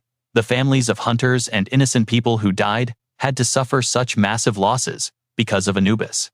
Who do you think they'll want to blame for this? Tragic, devastating images keep playing right on his glowing phone screen. Hua yells back at him, "You don't even have any proof. I'll sue you for defamation." Before she can even finish speaking, Shi-un cuts her off. He laughs maliciously. "Proof? Too bad for you, I have it." Hunters like us are always ready to record everything. He says that and hits play on the video. The footage clearly shows Yu Hua running for her life. Someone in the video points at her. They scream it's her. Anubis is hunting her. Because of this girl, every single one of us is going to die. Yu Hua just completely freezes. Hearing that audio, absolute fear fills her eyes. Shiyun coldly asks, what if I share this? And trust me, you'll want to see what happens next. Let's dive right in. With this video as proof, everything she says means absolutely nothing, chaos guaranteed. He holds up 2 fingers and keeps talking. But if she just agrees to 2 simple conditions, he might actually reconsider sending this footage to the press. First, Lee Se-jun has to publicly confess to being the criminal who ambushed the Big Hunter Association auction event. And second, hand over all the epic loot drops from killing Azanis. Die. Yu Hua snaps right back at him. She plays dumb, saying she has no idea what he means. Why force her hand? But the guy completely ignores her and just keeps talking. Sure, maybe she doesn't know about the first condition, but that second one she knows all about it. He leans in right next to her face, lowering his voice. Lee Se-jun killed Azanis, and does she really think he missed that? Then he turns around to look directly at Lee Se-jun, who has been completely dead silent. He mocks him. What is wrong? Did he push things too far? He looks pretty mad. And honestly, Lee Se-jun's face right now looks even more terrifying than before. Just pure dark rage. Yu Hua tells herself no way. Right now, Lee Se-jun wouldn't. She turns to check, and her thoughts immediately stop cold. Lee Se-jun's icy face is totally tense, veins literally popping out of his skin. Soo-hun arrogantly assumes Lee Se-jun wouldn't dare cross the line. Why? Because the guy has a family he needs to protect. Plus, looking at their current status, and watch closely, because this is where he messes up. He thinks he can use this chance to finally pay back all his past humiliation. He decides to go for it. He steps right up to Lee Se-jun, his voice dripping with absolute pure arrogance. He asks if he thinks this is totally unfair. Then just say no. He sneers at him, completely ignoring Lee Se-jun's fist, clenching tight in absolute fury. But if he actually does that, the video gets leaked online. Lee Se-jun's eyes do not flinch for a single second, but those angry blue veins are popping all over his cold face. So what is his move? Before Soo-hun can even finish talking, a hand flashes by. In the blink of an eye, it grabs him right by the throat and lifts him. Yu Hua panics, yelling Lee Se-jun's name, but he does not react at all, lifting Soo-hun's entire body effortlessly. Yu Hua begs him to stop, telling him no, but right now. His eyes are completely bloodshot. He has zero intention of stopping this. Yu Hua screams again, sprinting over to hold him back. She grabs his arm, desperately begging him. He cannot kill this guy, seeing Soo-hun literally frothing at the mouth from being choked out so hard. Yu Hua screams in absolute panic, pleading with him. Just think about Coa. She shouts it at the top of her lungs. Hearing his daughter's name, Lee Se-jun's face instantly softens up. His grip finally loosens, letting Soo-hun's limp body slam hard into the floor. The guy is completely out cold, knocked, unconscious right on the spot. Bed stares blankly at the total mess in front of her. She crosses her arms. What happened here? Soo-hun is currently laying motionless. Yu Hua quickly explains Lee Se-jun knocked him out. Bed is surprised. Lee Se-jun. Yu Hua explains that he tried using Azanis to threaten her. Hearing that, Bed just rubs her forehead, letting out a super tired sigh. Seriously, is everything going to be like this? She drops her hand, staring right down at Soo-hun. Suddenly, his eyebrows start twitching, squinching up in obvious discomfort. Bed glares at him clearly, plotting something in her head. Yu Hua looks at him too, but her face shows some real anxiety as she promises to do whatever it takes to fix this mess smoothly. Bed is completely confused by that. That guy's threats were not even real, so why stress over it? Yu Hua sighs, saying she has no other options. But Bed just calmly brushes it off. Do not worry, she will handle this. Yu Hua is totally shocked. Wait, what is she planning? You and I know this gets wild. Bed doesn't say a word. She just acts. She uses magic to lift Soo-hun's body straight up into the air, instantly summoning a massive black hole. Bed calmly reminds her she is a witch after all. Without wasting a single second, she spins around and chucks him straight into the endless void. Perfect zero hesitation. Yu Hua starts panicking again. What did she just do to him? Bed just shrugs it off, like it's absolutely nothing. Oh, she just sent him away to a random dimension for a little while. Honestly, she shouldn't have let him off so easy. Suddenly, Lee Se-jun's deep voice echoes out from behind them. Everyone immediately whips around to look. He firmly states that he really should have just ended the guy. Bed pats Yui-Wa on the back, comforting her. Hey, at least things over there are finally looking up, right Yue? Wa breathes a massive sigh of pure relief. Yeah, Bed continues, saying, now is the time to trigger his positive emotions. Time for little Coa to shine. Speaking of Coa, the kid is looking so much happier now, happily chatting with her dad. She asks if he feels any better. Lee Se-jun still has that sluggish, unbothered look, but he is finally talking. More. He says no, his head still feels super weird. Yui-Wa steps up, asking Bed what she should do next. Bed just replies, what does she mean? Just kiss the guy. Yui-Wa turns completely bright red instantly, stammering out a huge what. Bed stays totally calm, asking what she thinks the ultimate, positive emotion even is. It is obviously love. A whole dreamy, sparkling filter drops the second the word love gets dropped. Yui-Wa nervously twiddles her fingers, saying she has no idea how Lee Se-jun feels. Bed immediately fires back. Well, how does she feel? Yui-Wa just stares blankly. Bed tells her to stop worrying about Lee Se-jun's feelings for a second. She wants to know her feelings. The two of them talk while watching Coa happily rub her dad's hair, healing him with a huge smile. And that is where you and I leave this for now. Hearing Bet's question, Uni's face flushes bright red. She stammers that she literally never thought about it before. Bet just smirks at her reaction. Let dive right back in. Bet calmly tells her to view this as an opportunity. I mean, usually a prince's curse gets broken by a princess kissing him, right? The very next day they hit up the Korea University campus. Standing there, staring up at the massive main building, Uni casually mentions how long it's been since she visited. Glancing around the familiar campus, Uni looks over and asks, Lee Se-jun, is this your first time back here since graduation? He just gives a quiet yes. Seeing his super serious vibe, Uni decides to keep the conversation going. She playfully points out that today is officially their campus date. With that, the two of them start casually strolling through the university grounds. They wander past the cafeteria and drift near the old lecture halls. Uni is basically chatting nonstop the entire time. Stepping inside one of the classrooms, it is totally empty. The desks are perfectly lined up with bright sunlight spilling through the windows and lighting up the whole room. Walking all the way to the back row, Uni breaks the silence again. She smiles and whispers that this place really hasn't changed at all. Do you even remember? This is exactly where we first met. Lee Se-jun clearly doesn't remember a thing, just blankly replying, is that so? Uni can't help but crack a smile, recalling how Lee Se-jun used to sleep on the desk loudly snoring. She mentions how he just randomly sat beside her. You told me to wake you up if the professor walked by, then instantly passed out. Lee Se-jun finally remembers and Uni takes a seat. Still talking, she teases that he's just as foolish as before. Lee Se-jun immediately denies it, saying he isn't a fool. Uni just quietly stares at him. Her cheeks turn a little pink. She wonders to herself, why did I even like him back then? Honestly, before she even realized it, she had already fallen for him. He honestly acted like a little kid back then. Yet seeing him again now, he's grown up and matured so much. Pay attention here, guys. Looking at Lee Se-jun sitting right there, staring deeply back at her, she realizes he feels like a totally different person. Looking back, they really didn't have some crazy destiny.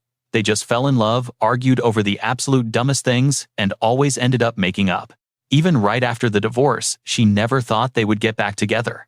She totally assumed he had already moved on with someone else. Or maybe there just wasn't any room left in his heart for her. Thinking about this, Uni suddenly pauses like she just realized something massive. Glancing over at him, it hits her she never actually hated Lee Se-jun. The beautiful weather outside perfectly matches the warm feeling growing inside Uni's heart right now. She reflects on everything that happened since she and Lee Se-jun reunited. That totally explains why she never felt awkward or uncomfortable living with him over this past stretch of time. It's the reason why she's only just now noticing how unbelievably cool and cute he is. And the truth about why she trusts him completely around Cha, the single most precious child in her entire world. It's simply because she still has strong feelings for Lee Se-jun. She thinks this while staring right at him. Breaking the long silence, she finally calls his name. He looks up and calmly replies, huh. But even though she initiated this, Uni has absolutely no idea how to start talking. Should she just say she loves him? Clenching her fists, her face burns bright red as she completely panics over what to do next. She suddenly remembers Bet's words from before, calling it love. What did she mean? Just kiss him. Uni rubs her chin deep in thought for a second.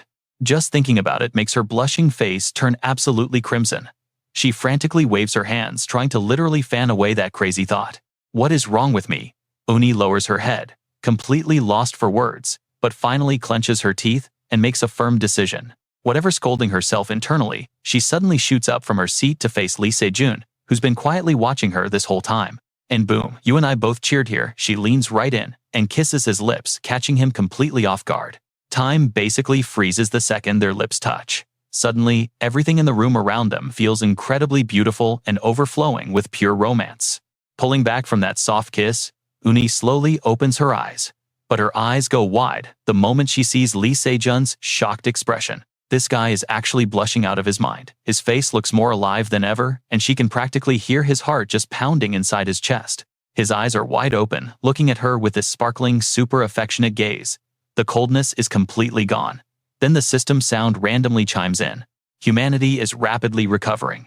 The voice repeats that alert a few times before cheekily adding, "It seems you are truly enjoying this romantic little moment." Suddenly, Sung Soo-hyun struggles to open his eyes. He sits right up, rubbing his temples, while frantically looking all around.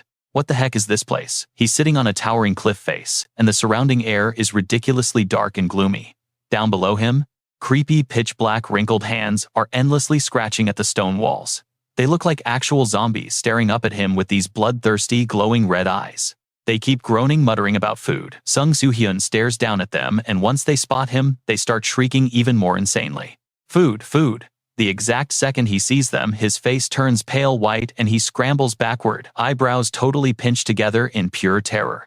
He can't help but yell, "What in the world is that, Sung Soo-hyun?" Bet's cold voice suddenly echoes from behind, standing there while keeping a safe distance.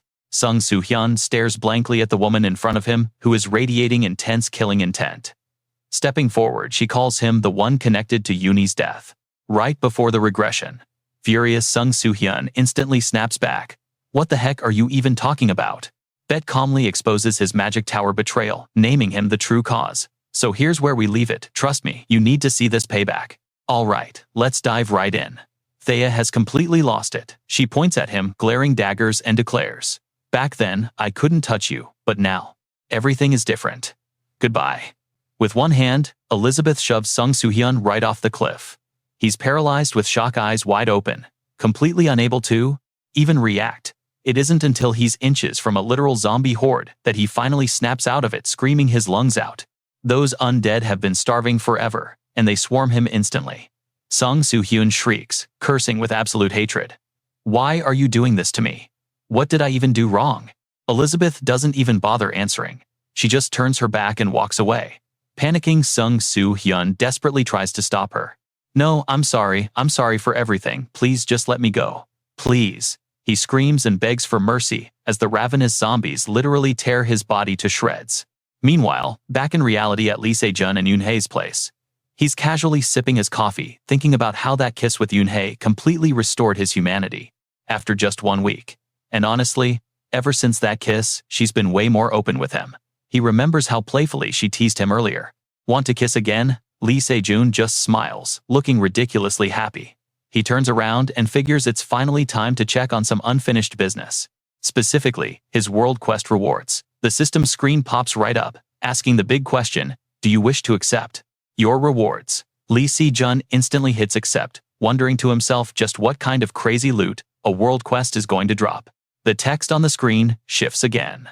Hunter Lee Se-jun is currently being analyzed. He stares closely at the panel, making sure he doesn't miss a single detail. Now, pay attention here, because this is where the system gets absolutely wild. Finding suitable rewards. Personal system will be refreshed. Right on cue, his status window updates.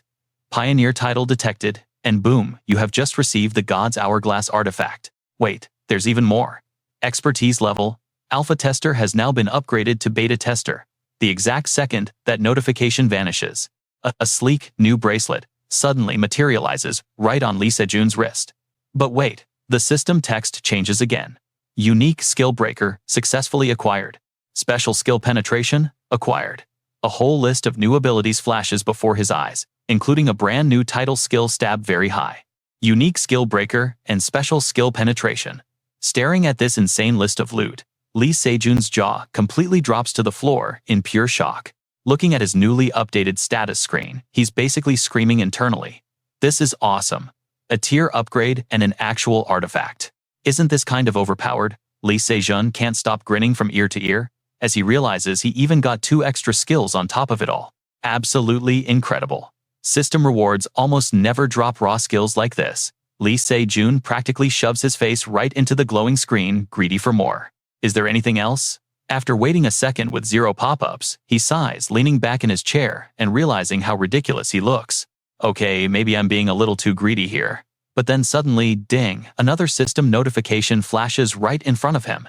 You have received a fragment of Elizabeth's memory. Lee Se-jun's eyes widen in shock. And you and I both know, memory fragments always drop massive lore. His vision immediately shifts. Now he's staring at a gloomy, depressing sky. Weird-looking owls with bizarre beaks are perched all over the dark branches. Deep in the woods at some rundown cabin, a young Thea comes rushing inside. The second she steps through the door, she calls out, "Master." "I'm finally home." Elizabeth, her so-called master, is standing over a massive bubbling cauldron, and she softly calls out the girl's name in response. Thea is just a teenager here, looking completely upbeat and happy. As she runs closer, Elizabeth gives a warm smile and says, "Welcome home. You worked hard today. Did you manage to get the wolf fur?" Thea cheerfully replies, "Yep, sure did." Elizabeth takes the fur and a glowing gemstone from the girl, tossing them straight into the boiling potion. She smiles, clearly satisfied with the glowing liquid she's brewing, and mutters, "Finally, we have enough of it." Thea flops down onto the bed and asks, "So, when can we finally head back to Earth?" Elizabeth keeps working and replies, "It's still going to take a little more time. I need to prepare a few more things." Thea tilts her head. "Can't we just buy them in Midheim? Besides, it's been a whole year since we got here. I'm honestly used to living like this now." Elizabeth immediately turns strict, scolding her. "You can't say things like that. You have to go back to Lee Se-jun. He's waiting for you." Hearing that name, the girl lowers her head, hesitating. After a long pause, Thea asks, "How do you even know that?" Elizabeth answers seriously, "Because Lee Se-jun is the one who told me you were." Trapped inside that magic tower, Thea grips the bedsheets tightly, completely frustrated. "But you're the one who actually found me. Why do you always defend him?" Elizabeth sighs, softening her voice to try and calm the kid down. "Thea, no matter what happened in the past, he's still your family, isn't he?" The girl yells back, clutching her chest and firmly denying it.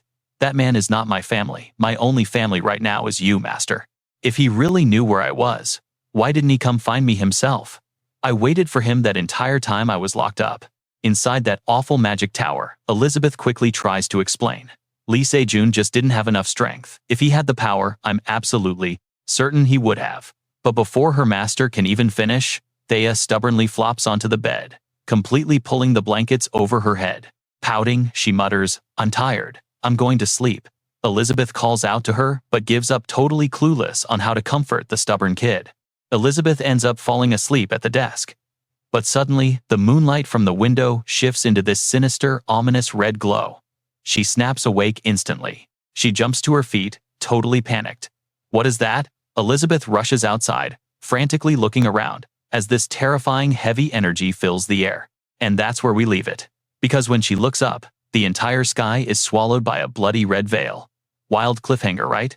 The sky closes in. Looking at the strange patterns glowing on that barrier, Beth realizes something. A spatial block. And definitely not your average low-level trap. You and I are diving straight into chaos. No teleporting. Checkmate, witch. A creepy voice echoes from behind, making Beth suddenly jump. She turns around instantly, recognizing the guy standing there. Ugly face. Full heavy armor. She knows exactly who this creep is. She calls out his name. Sullivan.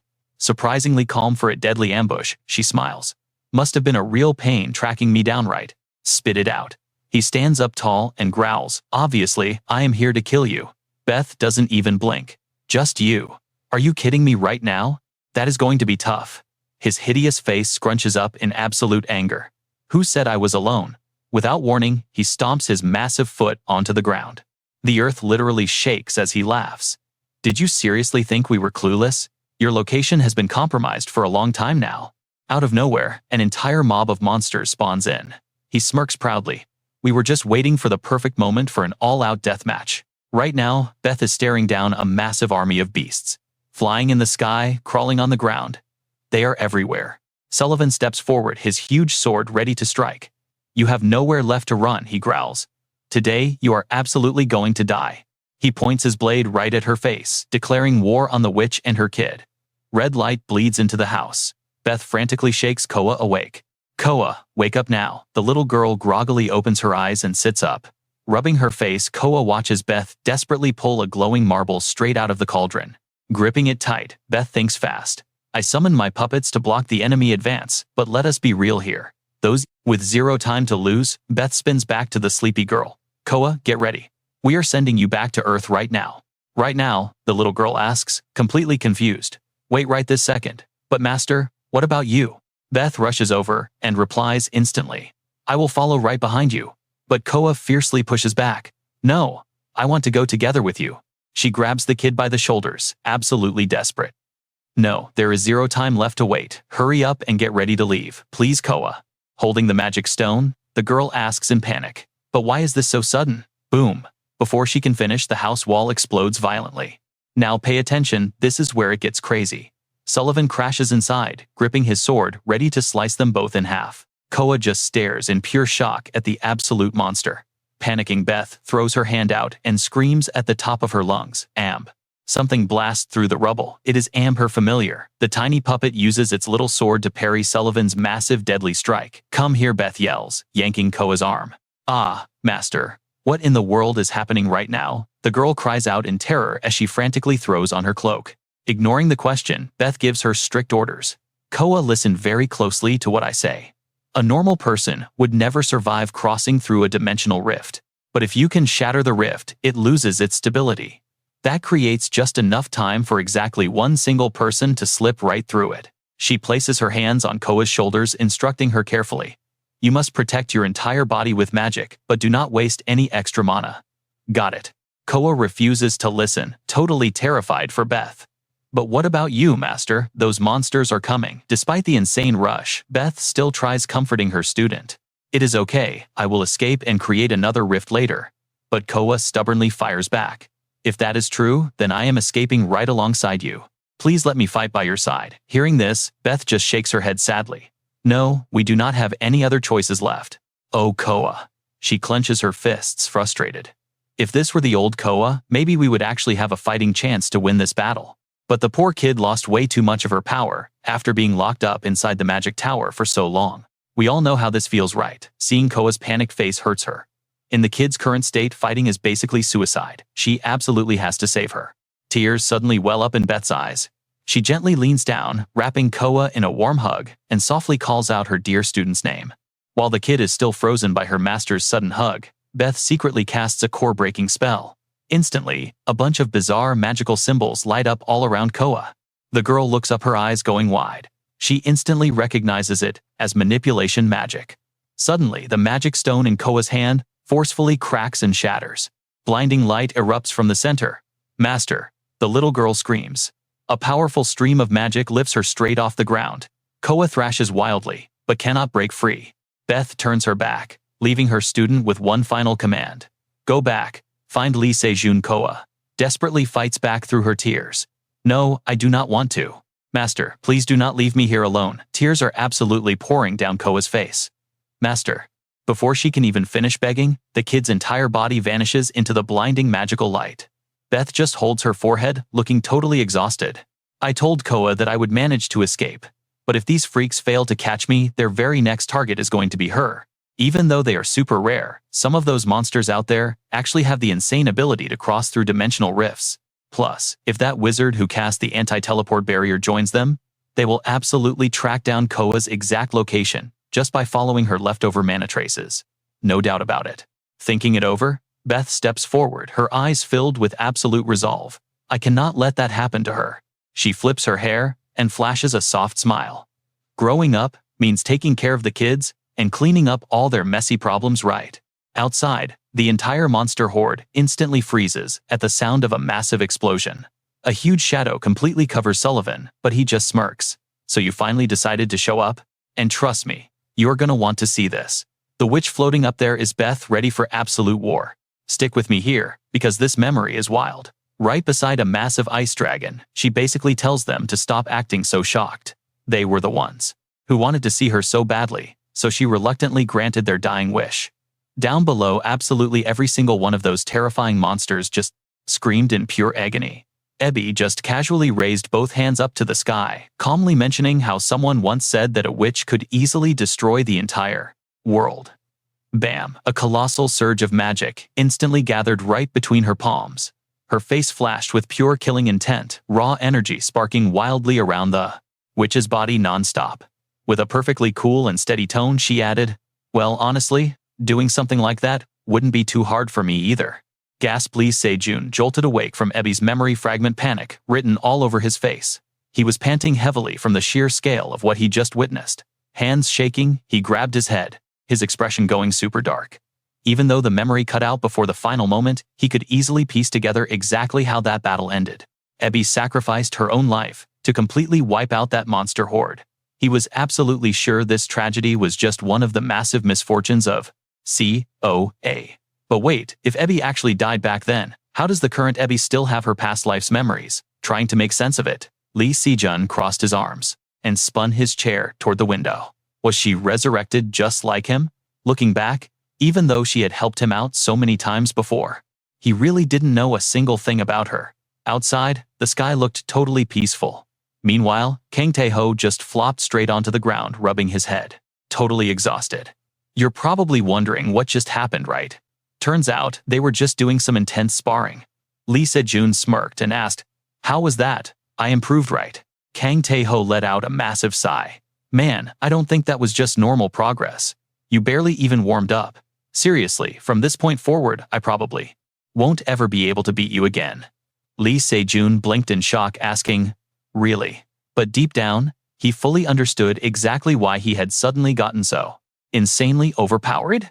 He quietly realized that he usually just tossed a quick thank you to Ha-I Ram whenever the guy had to clean up his massive messes. So, sorry about that, Ha-I Ram. Staring straight at his personal system panel with all those brand new skills he just unlocked, he felt a huge wave of impatience. He literally couldn't wait another second, so he instantly pulled up his brand new World Quest rewards to see the loot. And the result? Exactly as expected. The title boosted his overall stats like crazy. Smiling at the thought, he reached his hand out to pull Kang Tae-ho up off the floor. Lee Se-jun scanned his skill window. Next up was his unique skill called Breaker. To be completely honest, he wasn't really hyping himself up for this specific power at all. He had zero clue what it actually changed. But hey, it probably had way better synergy compared to that super weird skill he had back before his regression. That old past life ability, it was literally called Clown. Basically, it was a joke skill that somehow turned any opponent into an absolute moron for a solid few minutes. Just remembering that made Lee Se-jun cringe so hard. Now, this new unique skill was strictly a passive type. But seriously, what was the point of it constantly staying active? Sure, he definitely enjoyed messing around in combat sometimes. However, this other special scanning skill, now that looked insanely useful. Without wasting a second, Lee Se-jun tested it right away, locking his eyes directly onto Kang Tae-ho, who was still staring back at him in total confusion. This ability basically let him peek right into another person's personal system panel. Since he already knew Kang Tae-ho's stats, it wasn't exactly super useful right now. But in a life or death battle against a totally unknown enemy, this skill would be an absolute cheat code. Awesome stuff. Now, what about this other item? He wondered, shifting his gaze down to his hand. It was an artifact called Jester. He gently touched the sleek black bracelet wrapped around his wrist. Kang Tae-ho noticed that eager look on Lee Se-jun's face, immediately caught his drift, and asked, "You really want to test it right now? Whatever happens, don't sweat it. I've got your back." Lee Se-jun flashed a bright smile and replied, "Thanks, man, you really are so incredibly dependable. Let's do this then," saying that he clenched his fist super tight. Instantly, a freezing burst of magic poured out of the shiny bracelet. Then nothing happened. He stood there blankly. Was it a dud? But watch closely, because you and I both know something crazy is about to drop. Kang Tae-ho completely panicked.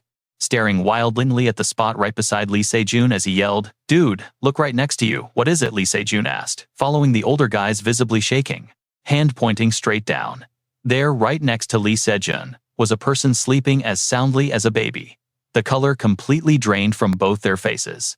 Freaking out at the girl who literally materialized out of thin air. She had features that looked strikingly similar to Lee Se-jun, except she had super long hair, and obviously was a girl. Lee Se-jun and Kang Tae-ho just stared dumbfounded at the figure lying on the dirt floor, utterly speechless, before shouting out, "What in the world is going on?" Lee Se-jun asked, in total bewilderment. "How did a person randomly spawn in here?" Kang Tae-ho stayed quiet, deeply rubbing his chin like he was intensely analyzing the situation. He carefully inspected the mysterious girl from head to toe before speaking up. "Honestly, she looks an awful lot like you, Lee Se-jun." Hearing that, Lee Se-jun absent-mindedly pointed at himself and asked, "What, like me?" Kang Tae-ho quickly rushed to correct himself. "I mean, she basically looks just like your younger sister." At those words, Lee Se-jun instantly glanced right back down at the magical bracelet on his wrist. Right at that exact second, the sleeping girl slightly fluttered her eyes open, revealing eyes that were identical to Lee Se-jun's, but way colder. As she sat up, Kang Tae-ho practically jumped out of his skin, shouting, "Whoa, she's actually awake." Standing right there, Lee Se-jun kept his cool and simply said, "I get it now." Kang Tae-ho whipped his head around to look. The artifact on Lee Se-jun's wrist was still glowing with a chilling blue light. He stared intently at the bracelet before confidently declaring, "So this is the true ability of this jester artifact." Right behind them, the mysterious girl had already stood up straight. Kang Tae-ho rushed over in a panic, asking, "Wait, you're telling me this gear literally creates a complete clone of you?" Lee Se-jun handed his staff straight over to the girl as he replied, "Exactly. The very second I poured my mana straight into this bracelet, she just popped into existence. So, what do you and I take from this? He can control her, but this crazy clone has already drained a massive chunk of his mana. Alright, stick with me here." Lee Se-jun points at his new clone perfectly wielding a weapon, but his face looks totally drained from massive mana loss. The clone actually starts fading away. Lee Se-jun just stares at the bracelet, looking completely confused. He admits that using this much mana mid-battle is basically impossible. "I really cannot use this thing." Kang Tae-ho hears this and throws out a quick question, "So you can only create a female clone then? Can you change how the clone looks at all?" Lee Se-jun immediately turns to look at the faintly glowing girl, who is just waving her hands around randomly. "I honestly have no idea." They just stare at each other in total awkward silence until Lee Se-jun offers the bracelet up. "Wanna buy it?" Kang Tae-ho shakes his head reluctantly, turning him down. "No thanks, I am good." Meanwhile, deep inside the towering city limits, Lee Se-jun steps into Ha-I-Ram's office and instantly gasps out loud, "Wow, Ha-I-Ram, what is with all these crazy documents?" Right in front of him is a totally trashed office papers, literally flying everywhere. He stares at the massive stacks covering the desk, absolutely crammed, with endless walls of text. Ha-I-Ram sighs helplessly. "These files, they are all related to that massive world quest you pulled off.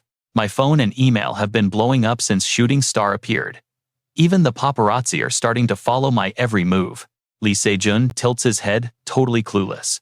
Shooting Star? Ha-I-Ram loses her patience, completely pointing a finger right at this oblivious guy and yelling out loud, "Yes, that is the nickname they gave you. You do not even realize you have grabbed the entire world's attention right now. Now watch closely, this is where things get wild. As the first hunter to clear a world quest with a meteor-like strike while hiding his true identity, people are getting insanely curious about who you really are. Crazy, distorted rumors are already starting to spread everywhere." Ha-I-Ram crosses her arms, completely done with this mess. "Do you know what I have to deal with? Wait a second, who is that standing next to you?" She finally notices the girl standing quietly beside him. Lee Se-jun turns around like he just remembered she was there. "Oh, her. She is just my clone." He says it so calmly, but Ha-I-Ram totally loses her cool. She practically screams at him, "Your clone." Lee Se-jun slowly explains that it is an artifact ability he snagged from the Anus hunting grounds. It basically lets him generate a female clone of himself. "I can control her with my mana, but she is pretty useless right now. I'm actually thinking about selling this artifact, since it drains too much energy." Ha-I-Ram steps up close to inspect the clone herself. She studies her for a second, then asks, "Can she talk, or fight at all?" Lee Se-jun does not hesitate for a second. "She cannot fight perfectly in sync with me, but she probably could fight a little." Then keep her and use her. Ha! Ram instantly concludes. Lee Se-jun hears this and looks completely baffled. Say what? Ha! Ram grabs the female clone by the shoulders, looking surprisingly thrilled as she pitches her crazy idea. Let us turn this clone into the shooting star. Hearing that Lee Se-jun is completely caught off guard, he asks, in total disbelief. Her Ram sighs and finally admits the truth. You and I both know the real reason he is keeping this secret. Honestly, I cannot handle this situation anymore. But you are hiding your true identity for your daughter, right? Lee Se-jun nervously agrees. Yeah. He thinks to himself, if I get exposed, my family gets dragged into the spotlight too, just like Sword Saint Han's poor granddaughter did. Plus, with little Coa having such incredible looks and overpowered abilities, if she gets noticed, her secret getting exposed is basically just a matter of time. Seeing Lee Se-jun deep in thought, Ram quickly explains her logic. If we pick a random person, people will instantly notice the massive power gap between you two. If we announce it is you, but blur your face, the people who have met you will definitely figure it out. But what if we swap the gender entirely? Then absolutely nobody is going to suspect that it is actually you. Ram speaks with total confidence. I will create a fake identity, making her your younger sister. How about we give her the name Loon? Does that work? Lee Se-jun looks super skeptical about this whole plan. Is that really all it takes? Ram smirks confidently. I have my own expert methods. You will not lose a single thing here. Shooting Star will become a high-status figure in society, carrying Lee Se-jun's epic hero title. What do you say? Lee Se-jun listens to her pitch and stays silent, totally unsure how to respond. Finally, he just gives in. I understand now. Let us do it. She will officially become Shooting Star. Lee Se-jun heads back, but the moment he walks into his house, a familiar voice calls out. You are back. Lee Se-jun looks inside and spots Elizabeth just chilling right there on his sofa. He immediately asks, why are you here? Elizabeth replies calmly. Uni told me to get some rest. Honestly, Uni took Coa out shopping with your dad anyway. Lee Se-jun pouts, feeling a little left out. Seems like he likes Uni way more than me. He awkwardly scratches his head. All right. I actually have something to discuss with you. Elizabeth cuts right to the chase. Is it about my death? Lee Se-jun blinks, caught off guard. Yeah, about that. But before he can even finish, he freezes up completely. It suddenly hits him and he frantically rushes forward. Wait, you already know about that. Elizabeth just casually plays with the TV remote, totally unbothered. You remember your own death, right? Well, I am the same. I remember those things too. With that, the TV screen just clicks off completely. Elizabeth tosses the remote down, her voice staying perfectly flat. And just like you guessed, the next tragedy to hit Coa is going to be my own death. Lee Se-jun cannot hold back anymore and aggressively demands answers. What exactly were those monsters? Why were they attacking you and Coa? Elizabeth corrects him. Actually, they were specifically targeting me. The reason goes incredibly deep. Lee Se-jun quickly interrupts her. What is the reason? Elizabeth sighs. I cannot tell you. Lee Se-jun groans. Not this again. Her voice turns deadly serious. Trust me, you and I both want to see what happens next. All right, you and I are jumping right back in. No, this is my own decision, she snaps. Lee Se-jun watches her tightly clenched fists. He turns away, reading the room. All right, I won't push it. Deeply touched, she whispers back. Thank you. Lee Se-jun just shrugs it off like it's nothing. I'm the one who should be thanking you. I'm always relying on your help anyway. She ignores that, pivoting straight to the group's bad luck. That next misfortune. You really don't need to worry about it. Hand on her heart, she looks dead serious. I know exactly why I died before. So I absolutely refuse to go out that easily again. Cut to the forest edge. Heavy footsteps echo everywhere. Someone suddenly calls out, "We're here, Lord Shin Clay." Shin Clay stops dead in his tracks and glances back at his squad. All right, hold your position right at the entrance until I return. I'll be taking this one solo. The others watch him march into the pitch-black dungeon, totally awestruck. Wait, he's soloing a 5-man dungeon. The guy next to him just smirks. If it's him, he's golden. He's an elite mage. Top-tier American hunter. Shin Clay totally ignores their fanboying, stepping through the portal with confidence. You're gonna want to watch this part.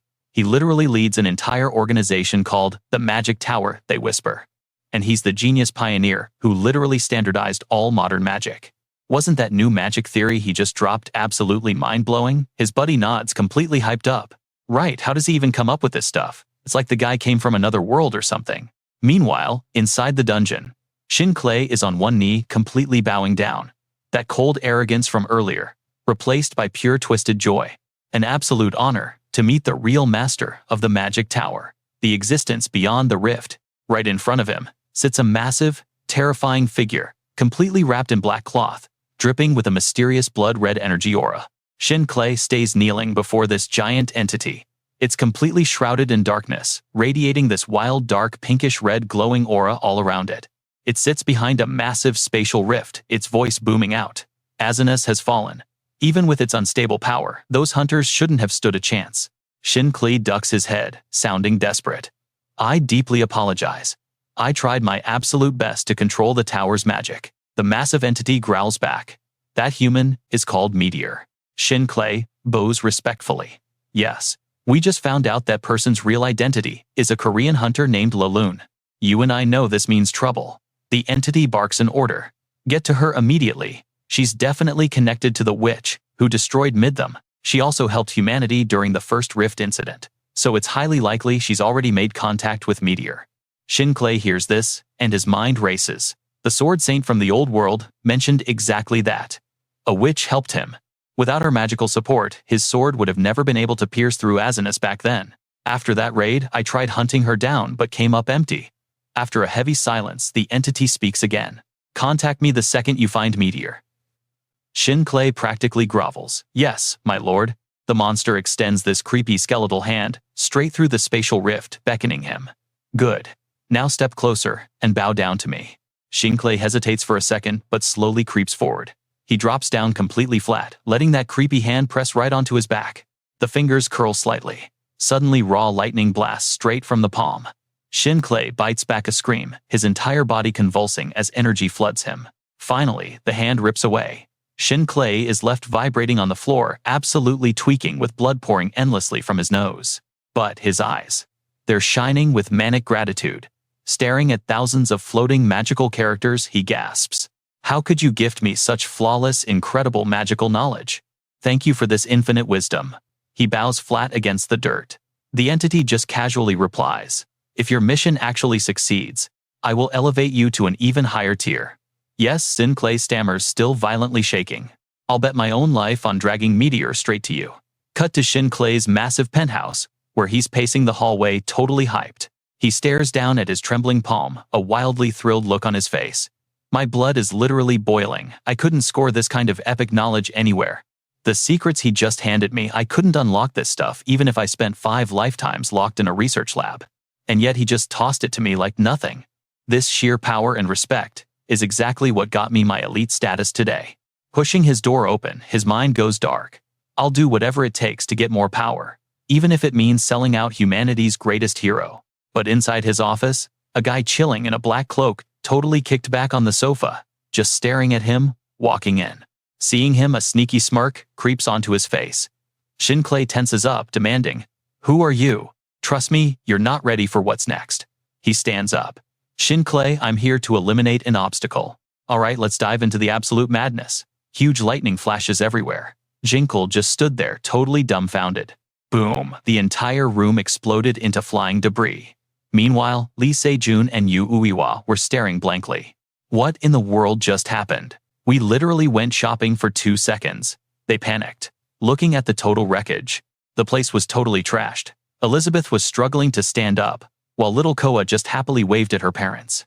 Elizabeth finally got up using magic to float the scattered furniture. My bad, I was just, she hastily explained. Letting her practice magic. I'll clean up now. Lee Se-jun just blinked.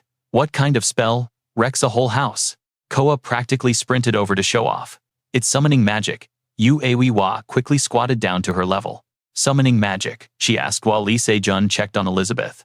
Yeah, the spell to call summoned beasts. And Koa's beast is a little wild. But she practiced hard, so she's got it totally under control now. Right, Koa? Elizabeth beamed with pride. The little girl happily cheered. Lee Se-jun smiled watching the two of them. Makes sense, he thought. Teaching her attack spells is risky, so Elizabeth chose beast summoning to keep her safe. Yu Uiwa was super curious. So what did she actually summon? Oh, right. Elizabeth started to answer, but Koa quickly stopped her. Elizabeth looked down confused. Skoa put a finger to her lips, shushing her quietly. Master, it's a secret. Elizabeth couldn't help but crack up laughing. She totally gave in right there. Looks like she wants to master it first, before getting praised. Koa flashed a huge, toothy grin. But watch closely, here's where the vibe completely flips. Suddenly, Koa looked super gloomy and totally stressed out. It was late afternoon, golden sunlight hitting the window. Koa knelt helplessly by her magic circle, feeling absolutely defeated. It's just not working. She sat all alone. Mom and Dad were busy, and even Master wasn't around. I really wanted to surprise them, she pouted. Then she remembered her master's super important lesson. You need a name first, Elizabeth had said, tracing a glowing word in the air. A name, Koa asked. Elizabeth pointed at the floating text. It melted like smoke, popping into an adorable black cat. Yep, she smiled. You need a great name, so the beast accepts you. But Koa panicked. I can hear noises, but I don't know what they're saying. I can't even tell if they're actually trying to tell me their names. Elizabeth hugged her newly summoned cat and gently explained. That is exactly why you can't fully control it yet. When the right time comes, you'll know exactly what to do. Thinking back, Koa felt super anxious now. She stared endlessly at the magic circle. Looking right at the center symbol, she whispered, Hey, what's your name? Suddenly, the symbol flashed bright and an animal noise echoed out. Koa didn't understand it, but bravely introduced herself. I am Koa. Lee Koa. The rune glowed again. More noises. She just stared at it blankly. I have absolutely no idea what you're saying. Hearing that the unseen beast went totally dead silent, Koa tried again. Hello, hey you in there, zero response. She puffed her cheeks, pouting hard, and collapsed backwards. She let out a massive sigh. So boring. Master is late, and Rabbit's sister didn't even come over. Seriously, adults are always so busy. Koa rolled over in pure annoyance, glaring up at her top-shelf stuffed animals. She sighed super dramatically. If I just had one friend, I could be playing right now. I want a friend too. Suddenly, loud laughter echoed nearby. Koa immediately snapped up, instantly wide awake. I know what you're thinking, and yeah, she's definitely investigating. She bolted to the window, totally curious. Her sad eyes lit up with pure surprise. Right outside was a huge playground. Friends. She gasped unconsciously. She watched the kids below laughing and having an absolute blast. Meanwhile, the unknown stranger pointed forward. He sneered, I came here to eliminate the obstacle. Shinkla just stood there, still processing the sudden attack. Then, boom, a massive explosion tore through his exact room. Through the heavy smoke, a giant magical shield materialized. Jinkel had barely managed to summon it for protection. He glanced up at the red glow, totally confused. Did that psycho create this barrier? Seeing Zinkel still standing, the enemy instantly prepared another brutal strike. A colossal lightning bolt blasted straight at him. Luckily, Shinkel blocked it, but the guy kept the pressure on. Shinkel was rapidly draining his energy, and his shield was cracking. He gritted his teeth. A silent barrier. This guy completely isolated the zone, so nobody outside would hear the fight. He really wants to kill me. I gotta break it. He swiped the red barrier. Stick around you, and I gotta see what's next. Alright, stick with me here. He suddenly realizes something is very wrong, but before he can even react, a massive staff drops from the sky, smashing straight into Shin. His face goes pale as a sheet from the intense pain, coughing up blood. Staring at that dim red barrier, Shin Clay desperately thinks to himself, no way. This barrier is completely wrong. All the magic this guy has been using up until now, it definitely does not belong to the magic tower. Slumped on the ground, Shin Clay curses wildly in his head. There is absolutely no way this is happening. Every single piece of magic out there, in the world right now, comes directly from him, the mighty leader of the magic tower. This tower is the one and only place that teaches spells to every wizard out there. Magic is knowledge that humanity just cannot develop on its own, no matter how hard they try. So there should not be anyone using magic he does not recognize. The more he thinks about it, the more his face tightens in pure, unadulterated fear. His voice shakes as he asks, who exactly are you? The guy just stands there totally silent.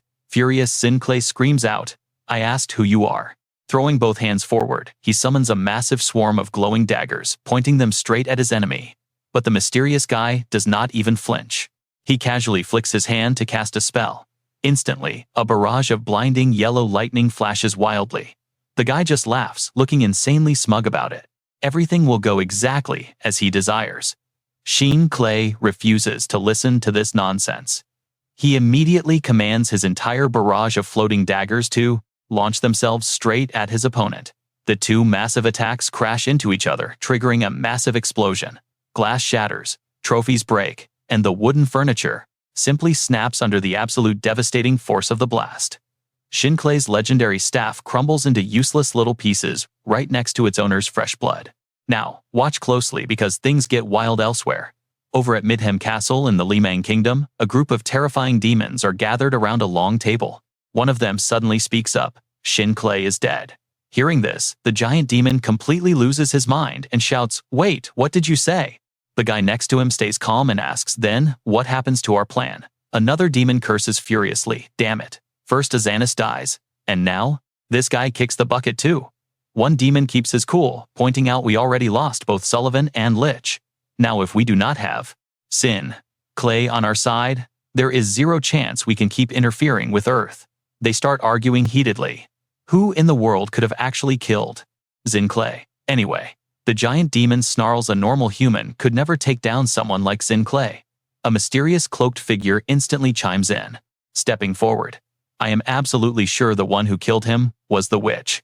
His final mission was actually to track down and eliminate that exact same witch. Another demon looks totally panicked and asks, "Could this really be the work of that evil witch?" The cloaked guy urgently presses on saying, "We have to kill that witch immediately to unleash an even greater era of pure chaos upon the world." But for these poor, pathetic fools, a strange voice suddenly echoes out, making them all jump in shock. A mysterious stranger casually strolls right into the grand hall, and the monster crew loudly demands to know, "Who the hell are you?" He just looks at them with pure disgust, pointing a pitch-black fingertip forward as a terrifying wave of dark, heavy energy gathers right in the palm of his hand. He slowly and calmly tells them, "I will catch that little witch myself." Soon as he says that, the ground shatters. A swarm of massive stone fists erupts from the floor at an absolutely terrifying speed, crushing everything. You and I know, villains never play nice together, right? The guy causing this mess just smirks and says, "I will create the chaos you want, so become my sacrifices."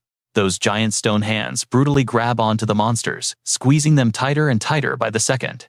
The terrified monsters are forced to scream out in pure agony as their bodies get completely crushed. The stranger just stares at the bloody mess at his feet for a moment before turning away. He smugly mutters to himself, "Well, that takes care of old man Shin Clay and the monster crew he was working with. Now I just need to go find that specific person," he says. Meanwhile, shifting over to little Koa, she is currently staring wide-eyed out of the window at the scenery outside. There is a whole little playground full of kids having fun right down there. Seeing them laughing and talking, Koa cannot help but gasp, "Look, they are friends. I really want to play too." Her face is totally full of longing, but that excited smile quickly vanishes the second she remembers her master's strict warnings. "Koa, do you understand me? I will be right back, so you need to be a good girl and stay inside. Okay, remember, do not open the door for anyone." Thinking about this, she vigorously shakes her head, reminding herself, "No way. I have to wait for my master to return. I have to keep practicing my summoning magic." Making up her mind, she climbs right down. But then that loud, happy laughter from below echoes up again. Hearing them play, Koa hesitates nervously, glancing around the empty room one more time. She creeps closer to the door, thinking to herself, "Just for a little bit. I will just go say hi and come right back." Koa promises herself as she happily trots out of the house. Outside, a strange man is chilling on the rooftop of the building right next at door, glaring right at the window Koa was just at.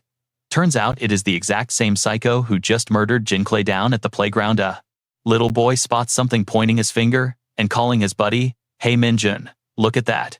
It turns out he is pointing straight at little Koa. She is awkwardly peeking out from behind a streetlight. The boy says, "That kid has been staring at us for a while." Koa is definitely watching, but she is probably still too scared, so she just hides behind the pole. The boys turn and start whispering to each other. Who exactly is that girl anyway?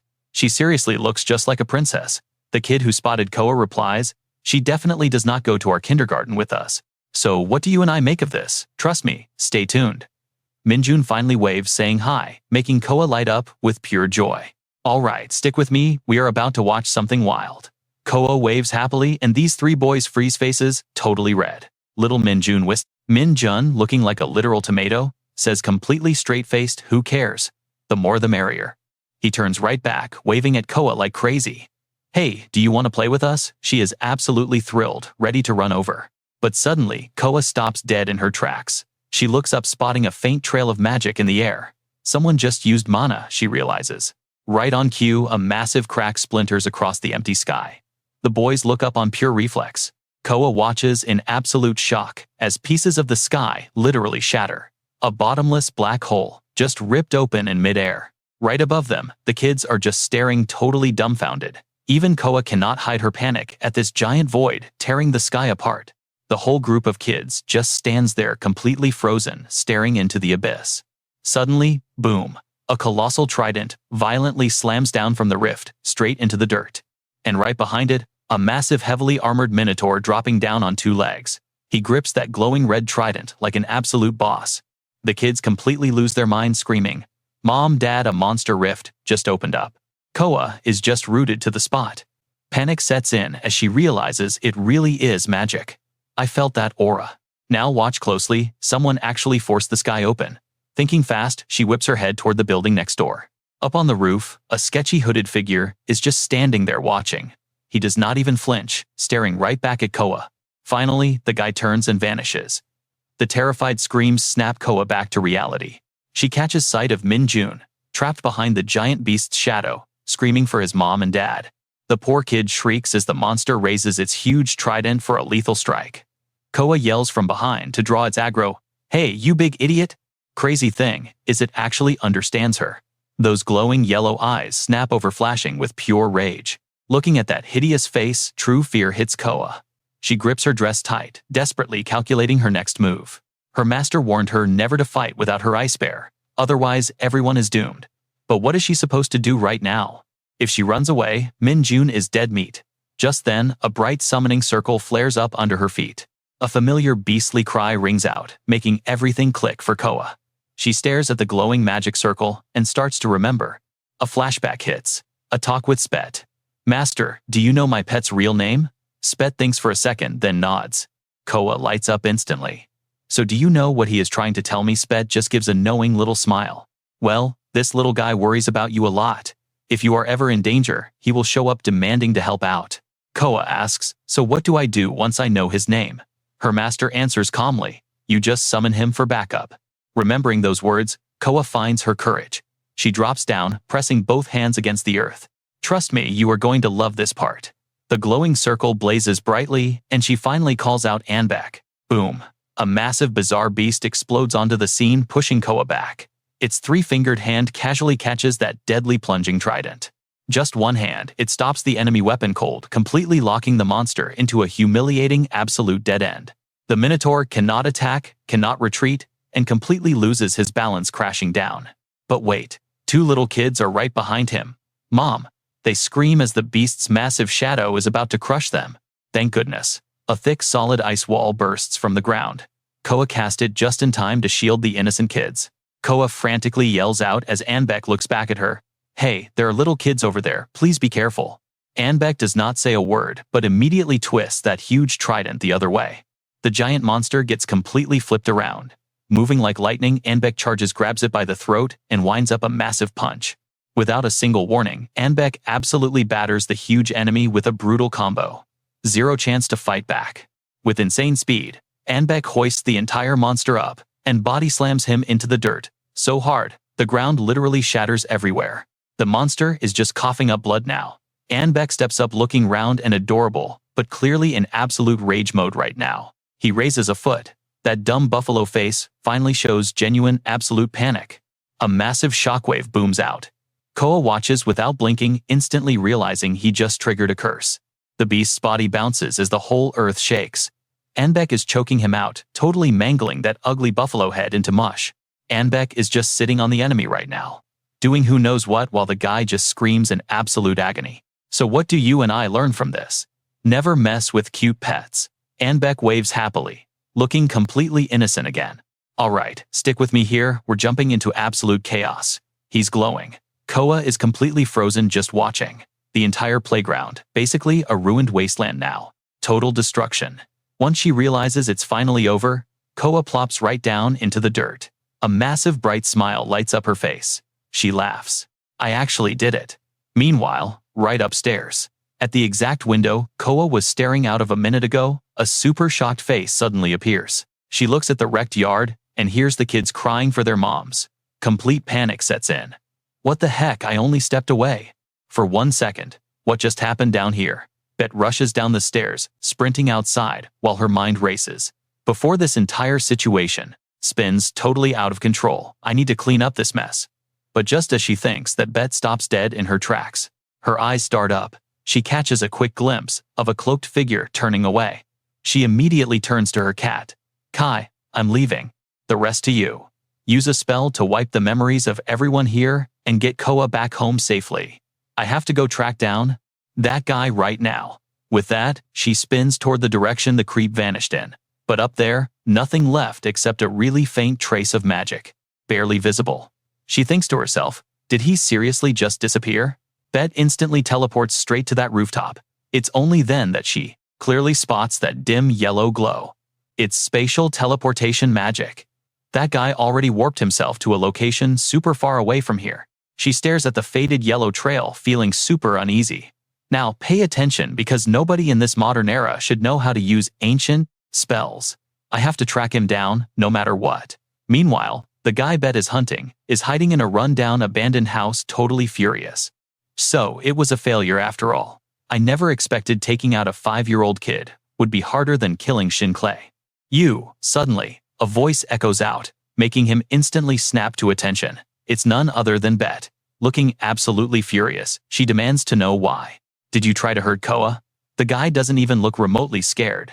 He just calmly replies, I knew you were going to chase after to me eventually. I just didn't expect you to actually find me. The master really does know everything. Bet crosses her arms, completely annoyed. What are you talking about? The mysterious stranger finally pulls back his hood, points a finger right at her face, and smirks. I was waiting for you. Bet glares at him, clearly irritated. How do you know me, and how can you use teleportation magic? If you know how to do that, then are you? He just stands there silently listening. But she doesn't care about his totally calm expression. She keeps pressing him.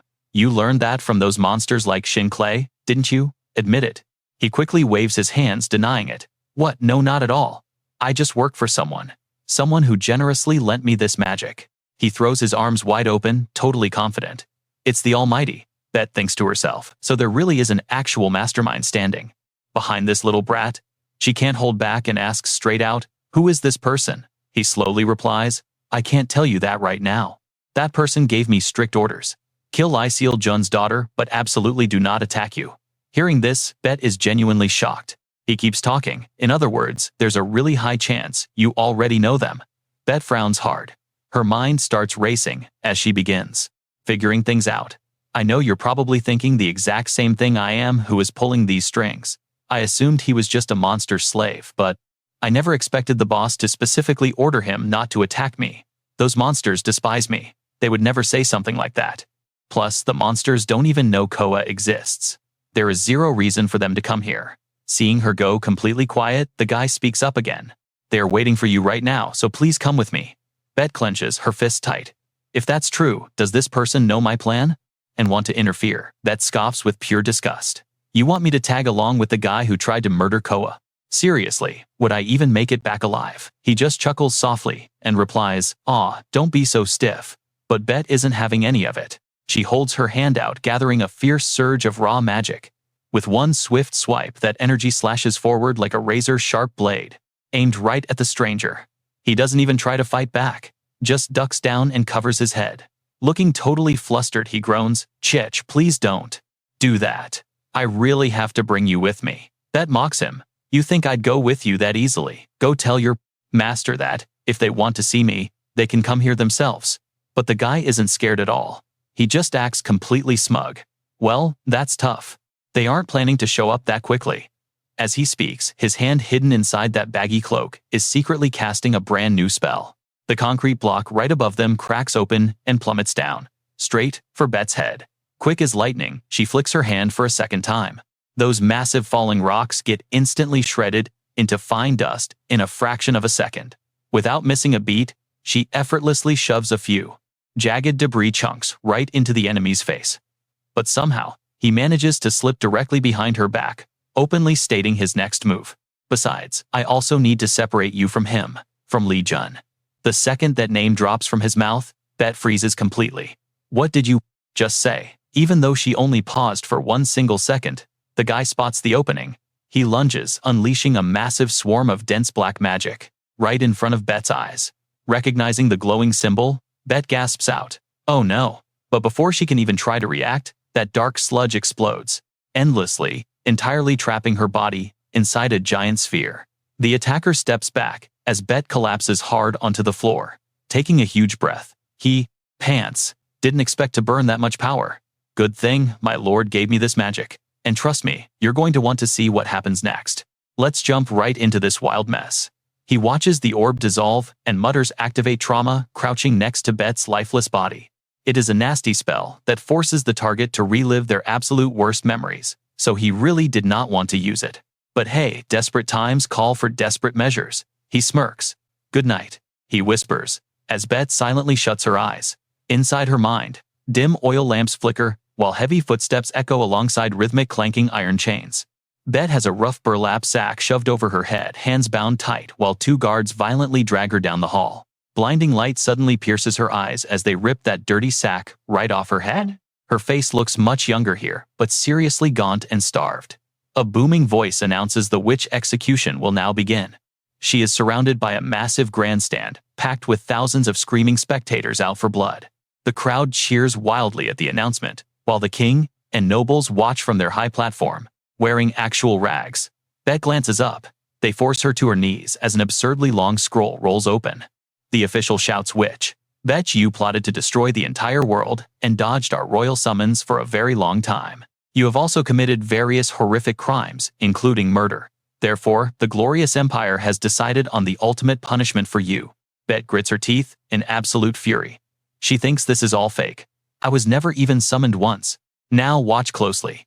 The officer orders her into the guillotine, and a guard viciously kicks Bet right in the back. She kneels at the guillotine, her head locked tight. That razor-sharp blade is locked and loaded as the announcer barks out another order. The execution will happen immediately. Bet doesn't even fight back as tears roll down her dirt-covered face. "I've been rotting in prison for so long, I don't have a drop of energy left for magic or incantations." She figures it makes sense. "I have 0 reasons left to live anyway, and I will never see Lee Se-jun again." "Lee Se-jun, did you know meeting you filled me with hope because I finally knew someone in this awful world had my back. But that wish was just too luxurious. I hope we meet in the next life." Suddenly, the king yells out to stop. The shocked announcer looks up, asking, "Your Majesty." The king just stares at Bet in dead silence, prompting her to look up too. Finally, he asks, "Do you have any last words?" That tiny spark of hope on Bet's face instantly dies out. Last words. She looks around the plaza. The clueless citizens are out there laughing and happily celebrating her death. Over on the side, they are pointing and gossiping, chuckling at the tragic finale of the notorious witch. She drops her head in total defeat. Standing at death's door, she honestly thought at least one single person would feel pity for her. Bet bites her lip in pure outrage until it literally bleeds. Finally, she speaks. "You are all absolute monsters." Tears stream down the poor witch's dirt-stained face. Up high, the king stands on his fancy balcony with his royal entourage. "I know what you are thinking. Just wait." A terrifying maw opens wide like a nightmare door, growling with a horrific voice. "Are all monsters."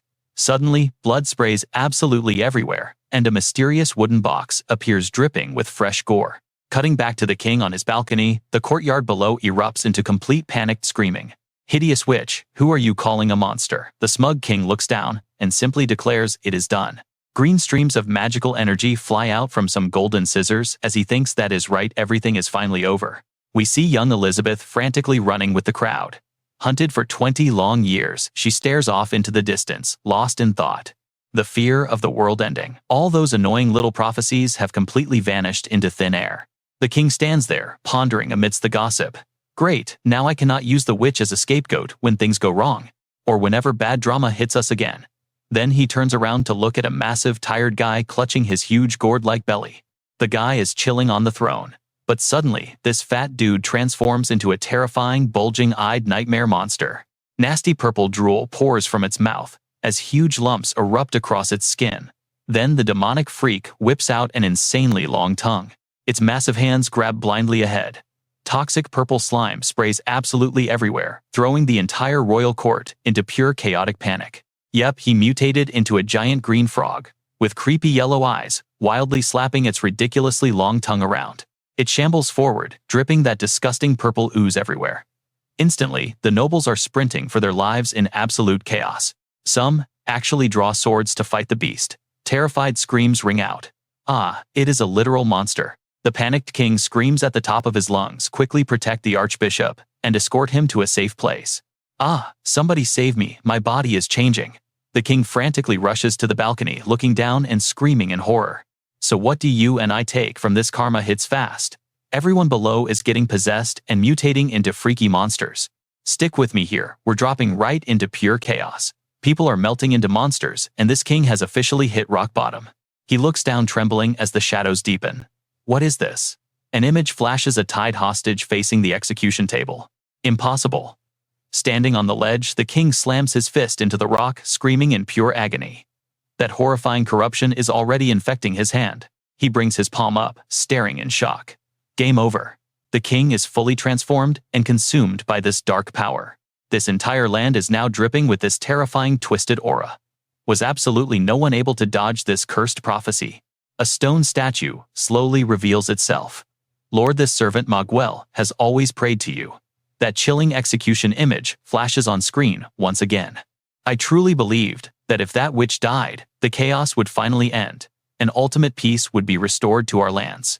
A guy rocking ridiculously long white hair and a beard paces around, tightly clenching his fist against his chin, staring up at the sky in deep thought. But why would you punish us to this extreme? Back in that town, nothing was left. It was completely overrun by those nightmare monsters.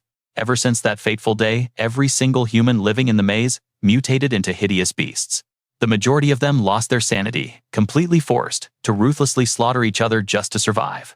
The old man bows his head, lost in despair. Now, I cannot even speak the human tongue anymore. I can no longer hear the words of God. Kneeling before the deity's statue, he keeps questioning everything. Now watch closely here. Suddenly the candles flare up, making him snap his head around. I can never find true salvation while trapped in a hideous body like this. Inside his cracked, monsterized eye, you can see the burning candle reflecting. This despicable, filthy form, cut to jagged cliffs nearby, where two glowing red eyes pierce the deep cave darkness, and a voice suddenly echoes. Wow, it took me forever to finally track you down, Archbishop Miguel. Se-jun is crouching down in the shadows, casually saying, I've got a job for you. Insanely fast-moving blurs dash past as he speaks. I need you to sacrifice your old comrades from the past.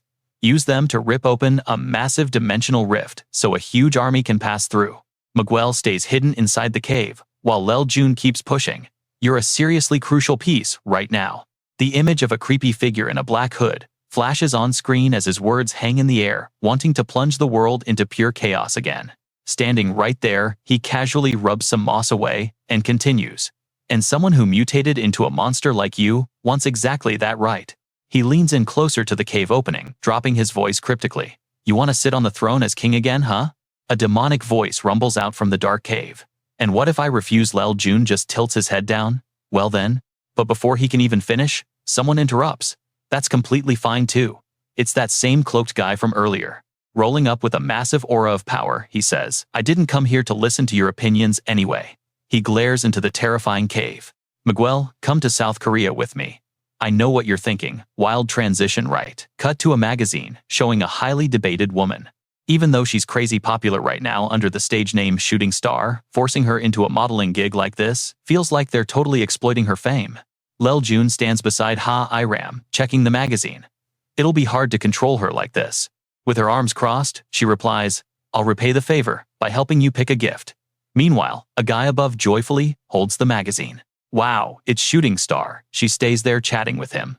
But why are you asking me for advice on how girls act? Shouldn't you ask Uni? He closes his eyes and sighs regretfully. I can't exactly ask the girl I'm buying the gift for. Hearing that, Iram quickly nods. Aha, got it. So what do you want to give her? Se-jun awkwardly scratches the back of his head.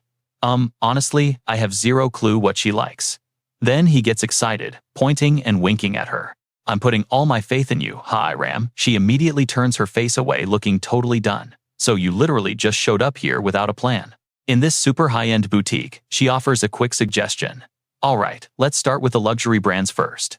He casually agrees. But suddenly, boom, a blinding blue light flashes behind Se Jun. A system window pops up, an exclusive quest has just been triggered. More glowing text scrolls across the screen, completely startling him. The third misfortune of LOA has officially begun. Confused, Se Jun whips around to read the panel. What floating right above his head is an exclusive quest notice. The goal, change the future, and stop the 5 misfortunes of LOA. The third misfortune is rescuing Belle, and it says incomplete. He glares intensely at that specific line of text. Third misfortune is rescuing Belle, status incomplete. Se Jun instantly pictures her silhouette, his eyes going wide with panic, as he realizes I think her next misfortune is literally my own death. Chaotic, vague thoughts scramble his brain. He spins around, frantically typing on his phone. I am so sorry, but I gotta head home right now. Ram is totally startled and asks, why the sudden rush? Se Jun is already rushing, gripping his phone tight. It is an emergency, I'm sorry. He stares at his screen, deep in thought. No signal. Suddenly they appear in a pitch-black room. He looks around, terrified. That's where we leave it, trust me, you'll want the next part. Let's dive into this wild system glitch. The signal dies completely. Hello, anyone there? He steps up, calling for Ram, while she holds her dead phone. She just nods. Instantly, Lee Se-jun draws a gun, and get this, he pulls out a full blade too. Now, they are both gripping their weapons tight. Ram aims her gun upwards, frowning hard. She says, I think we just dropped straight into a dungeon. Suddenly, an alert pops up. You are the first to enter this territory. Gripping their gear, the two of them sprint forward, both thinking, we are completely out of time. We need to clear this fast. But another system window flashes, making Lee Se-jun seriously anxious. The world quest has begun. Then boom, the screen cuts to black. Ram readies her weapons, shrinking back slightly behind his back. Lee Se-jun cautiously steps forward, weapon drawn, as her voice rings out right behind him. Are you sure this is just a regular dungeon? Suddenly, more glowing text appears, as he thinks, what the heck is this? The two of them completely alone here keep pushing deeper together. Look at this entire city, completely covered in this brutal, toxic purple aura. The system alerts just keep spamming Korea dungeon break. Countless massive cracks are ripping through the whole city right now, glowing with this deep, bloody crimson, and leaking a bizarre pitch-black dark energy. Total, absolute chaos everywhere. The citizens are absolutely terrified, running for their lives, while desperate screams echo from every corner. Help me, the monsters are pouring out, people are shrieking in pure panic. Right in front of them are freakish monsters of all shapes and sizes, invading the streets. With glowing red eyes, they stare down the humans, ready to eat them alive. Bam! Suddenly a monster gets its head blown clean off. That perfect shot, yeah, delivered right by Ram. Now, pay attention here. Gritting her teeth, she unloads her magic-infused dual guns, blasting non-stop into the endless wave of ugly freaks charging straight at her. This is just completely unbelievable. Now, all of South Korea has instantly turned into one massive dungeon. It is not just a building or a small zone anymore. Ram, totally stunned that this is actually happening, yells out to Lee Se-jun. He is standing right beside her, fighting hard to back her up. Still in shock, Ram cries out, how is this even possible right now? Striking down monsters with his weapon, Lee Se-jun grinds his teeth, realizing this is exactly the nightmare he saw in his past life. Before his regression, every single country in the world had fallen to dungeons one by one, and that included Korea. Humanity was forced to surrender huge chunks of land to these monsters, and it took 3 whole years for things to finally stabilize. While fighting, Lee Se-jun flashes back to that dark, hopeless timeline. Back then, humans had no choice but to wave the white flag and surrender to the monsters, building massive fortresses just to divide the territory. Snapping back to reality, he is staring right down a relentless wave of monster attacks. Lee Se-jun grips his weapon, getting into a fighting stance while thinking, but wait, this wasn't supposed to happen for a long time. The personal system hasn't even done its mass update yet, so why now? Lee Se-jun tightly grips his weapon as an intense blue aura explodes from it. This is happening way too fast, he thinks. Without hesitating, Lee Se-jun swings his blade and instantly slaughters the monsters, blowing past them in a blur. Watching his crazy combat skills, Iram wonders, why does he feel so much stronger every time we meet? Honestly, you and I are probably thinking the same thing. After clearing the monsters, Lee Se-jun tells her, I have to go check on something. As he turns to leave, Iram shouts, wait up, let's go together. Are you crazy? Go to your family? He yells back, but she just puts her hands on her hips dangling some keys. It is fine, they made it to the bunker ages ago. Plus, you need to get back home as fast as humanly possible, right? Lee Se-jun sweats nervously. Wait, did you actually bring a whole car with you? Iram looks totally smug, gripping the keys tight as she replies, nope, I brought something way faster than a car. And just like that, they are tearing down the street on a motorcycle, experiencing Iram's absolute god-tier driving skills firsthand. Lee Se-jun is holding on for dear life in the back, arms wrapped tight around her so he does not fly off.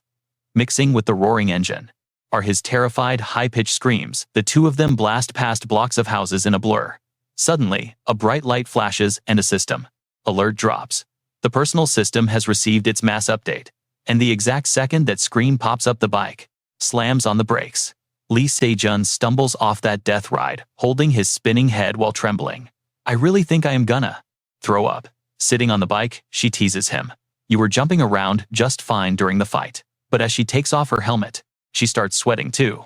Oh my god, what is that?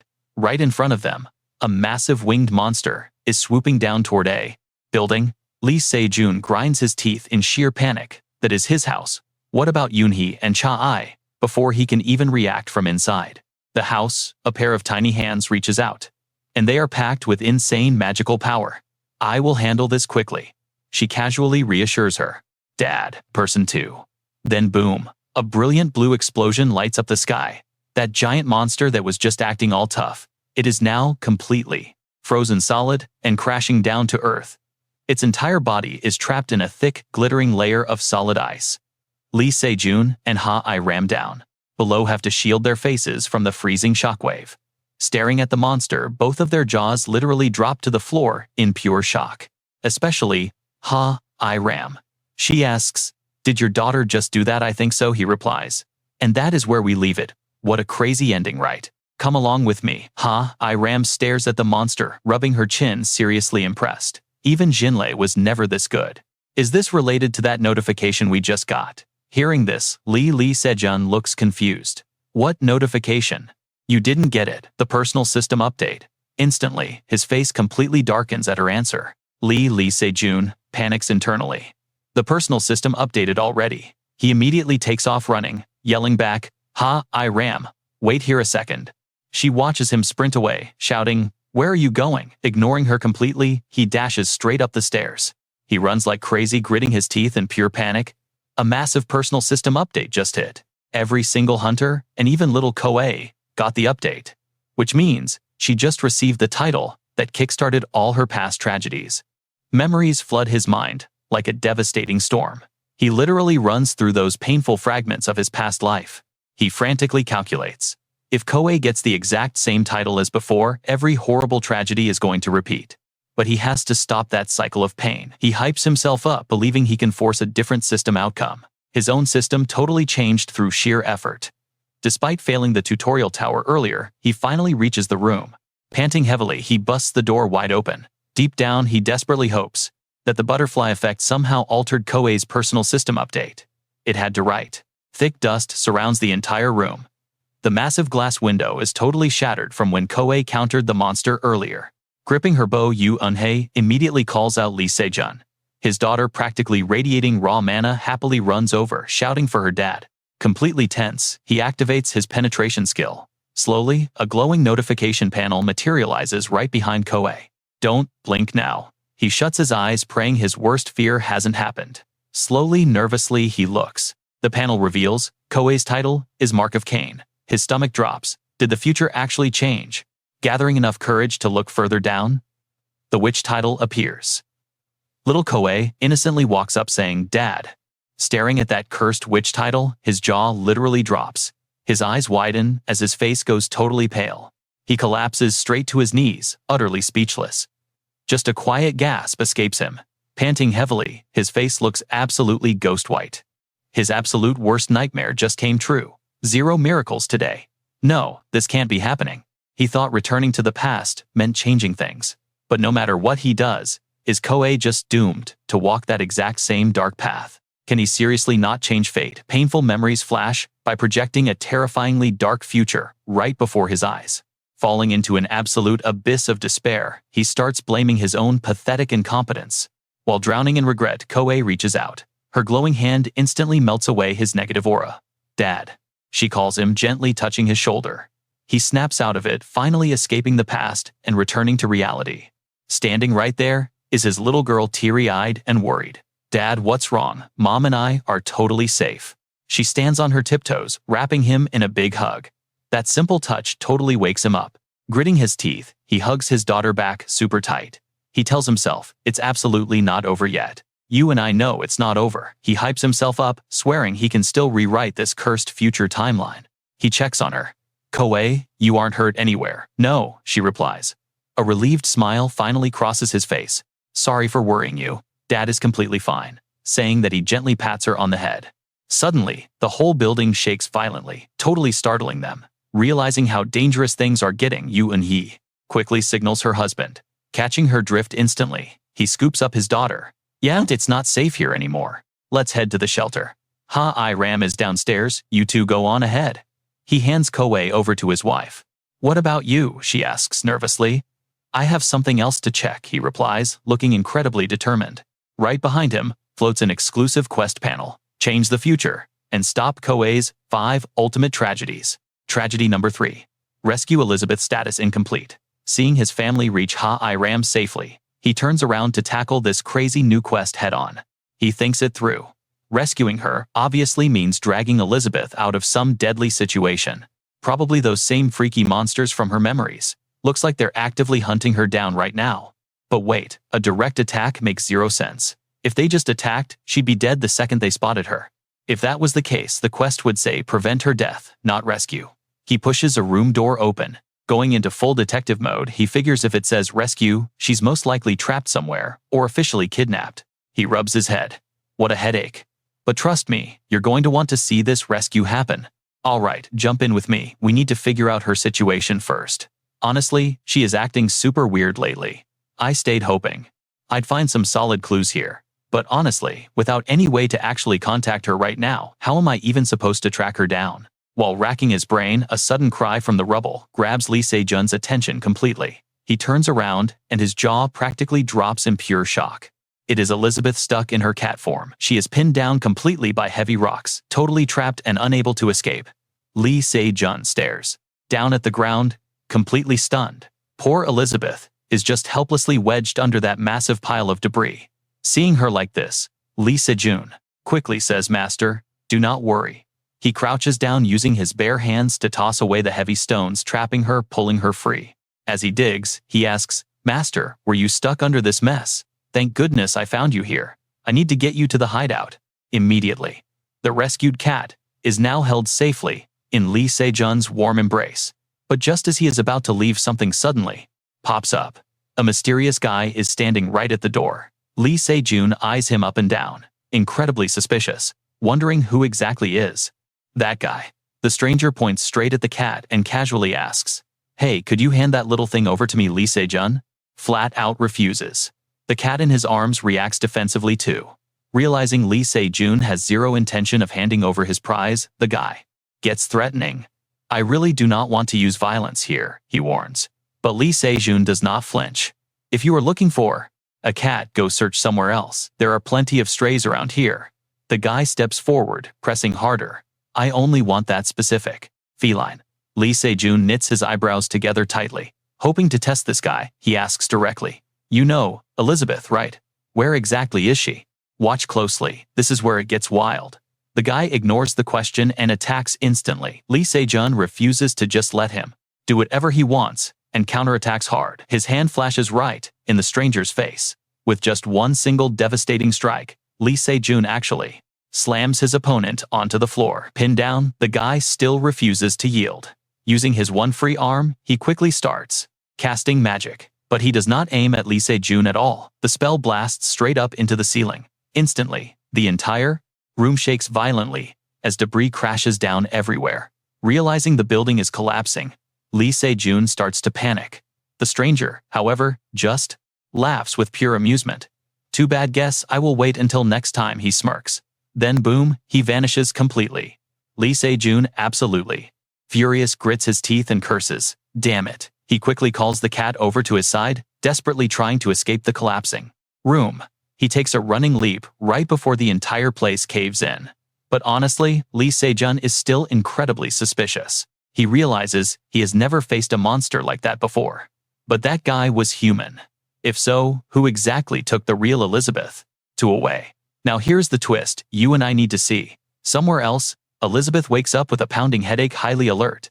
Seeing this totally unfamiliar place, she thinks, where am I? What the heck is going on?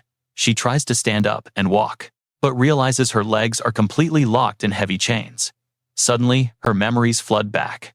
Right, I remember now. That absolute scumbag attacked me. Is he trying to lock me up here? But this padlock is not sealed. They definitely know I am a mage. How could they be so totally careless? Elizabeth immediately casts a spell to pick the lock, but after chanting the magic words absolutely, nothing happens. Elizabeth frowns hard. She tries it again and again, but those heavy chains on her legs do not even budge an inch. She starts getting seriously worried. What is going on here? My mana is not flowing anymore. It feels completely frozen solid. I cannot use my magic at all. Elizabeth briefly panics, but she quickly forces herself to calm down, thinking, just breathe. If I cannot use magic, I can still use curses. I can curse absolutely anything that is alive. Since they have not killed me yet, him or his master will show up soon enough. The moment she thinks this, she hears a noise outside. Elizabeth assumes they have finally arrived.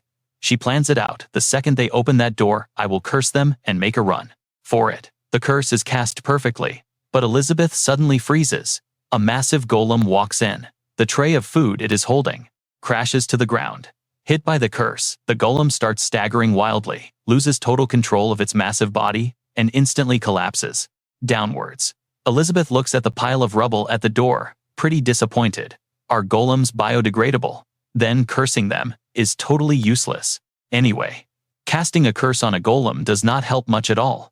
Even if I curse them, it just depends on their endurance. Eventually, they just rot away. This whole terrifying situation makes Elizabeth suddenly shiver as she remembers her dark past with pure absolute panic. Damn it, she thinks. I cannot believe this is happening right after I finally got my memories back.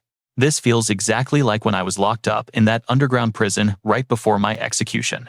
While reminiscing, Elizabeth suddenly spots something. Her tense face instantly relaxes and a big smile spreads across her lips. It is the food tray the golem brought. Looking at it, Elizabeth starts thinking differently. How totally ironic. Now I am like a princess trapped in a castle, waiting for my prince to save me even. Though I am actually a witch, not a princess. Meanwhile, at the hideout, Yue-wa sits beside Cha-ah, watching her sweet daughter sleeping soundly. So, what do you and I make of this? 4 agonizing days have passed waiting for Elizabeth and literally nothing has happened yet. Let's dive in. Yue-wa is staring at the cat Lee Se-jun brought back. He said she would contact them through it, but the guy is just grinding non-stop again. She lets out a heavy sigh, feeling completely useless right now. But suddenly, ding! The system actually pops up an exchange request. She jumps to her feet, looking around. That notification sound feels weirdly familiar. The whole space shifts around her. She smiles brightly and says we meet again. And boom, another Yue-wa appears right inside this space. This alternate version calmly replies, long time no see. Our Yue-wa is shocked. I really didn't expect you to call me like this. The other Yue-wa cuts to the chase. Yue-wa, I am here to make a deal. Our girl is confused. A deal. Alternate Yue-wa drops a massive bombshell. I know exactly where Elizabeth is. Hearing this crazy news, our Yue-wa gasps. You know where she is. Wait, do you know, master? The clone smirks. Obviously, I am. Right now, she is locked up, her powers completely sealed. She is not totally exhausted yet, but showing major signs of severe trauma. This alternate timeline Yue-wa steps right up to our present Yue-wa. Then, she finally lays out her huge trade offer. I will give you Elizabeth's location. In exchange, your accept skill gets locked out for a while. Now watch closely, things get intense. Alternate Yue-wa explains I can only help if you accept me into your body. And honestly, giving you this massive clue breaks all the rules.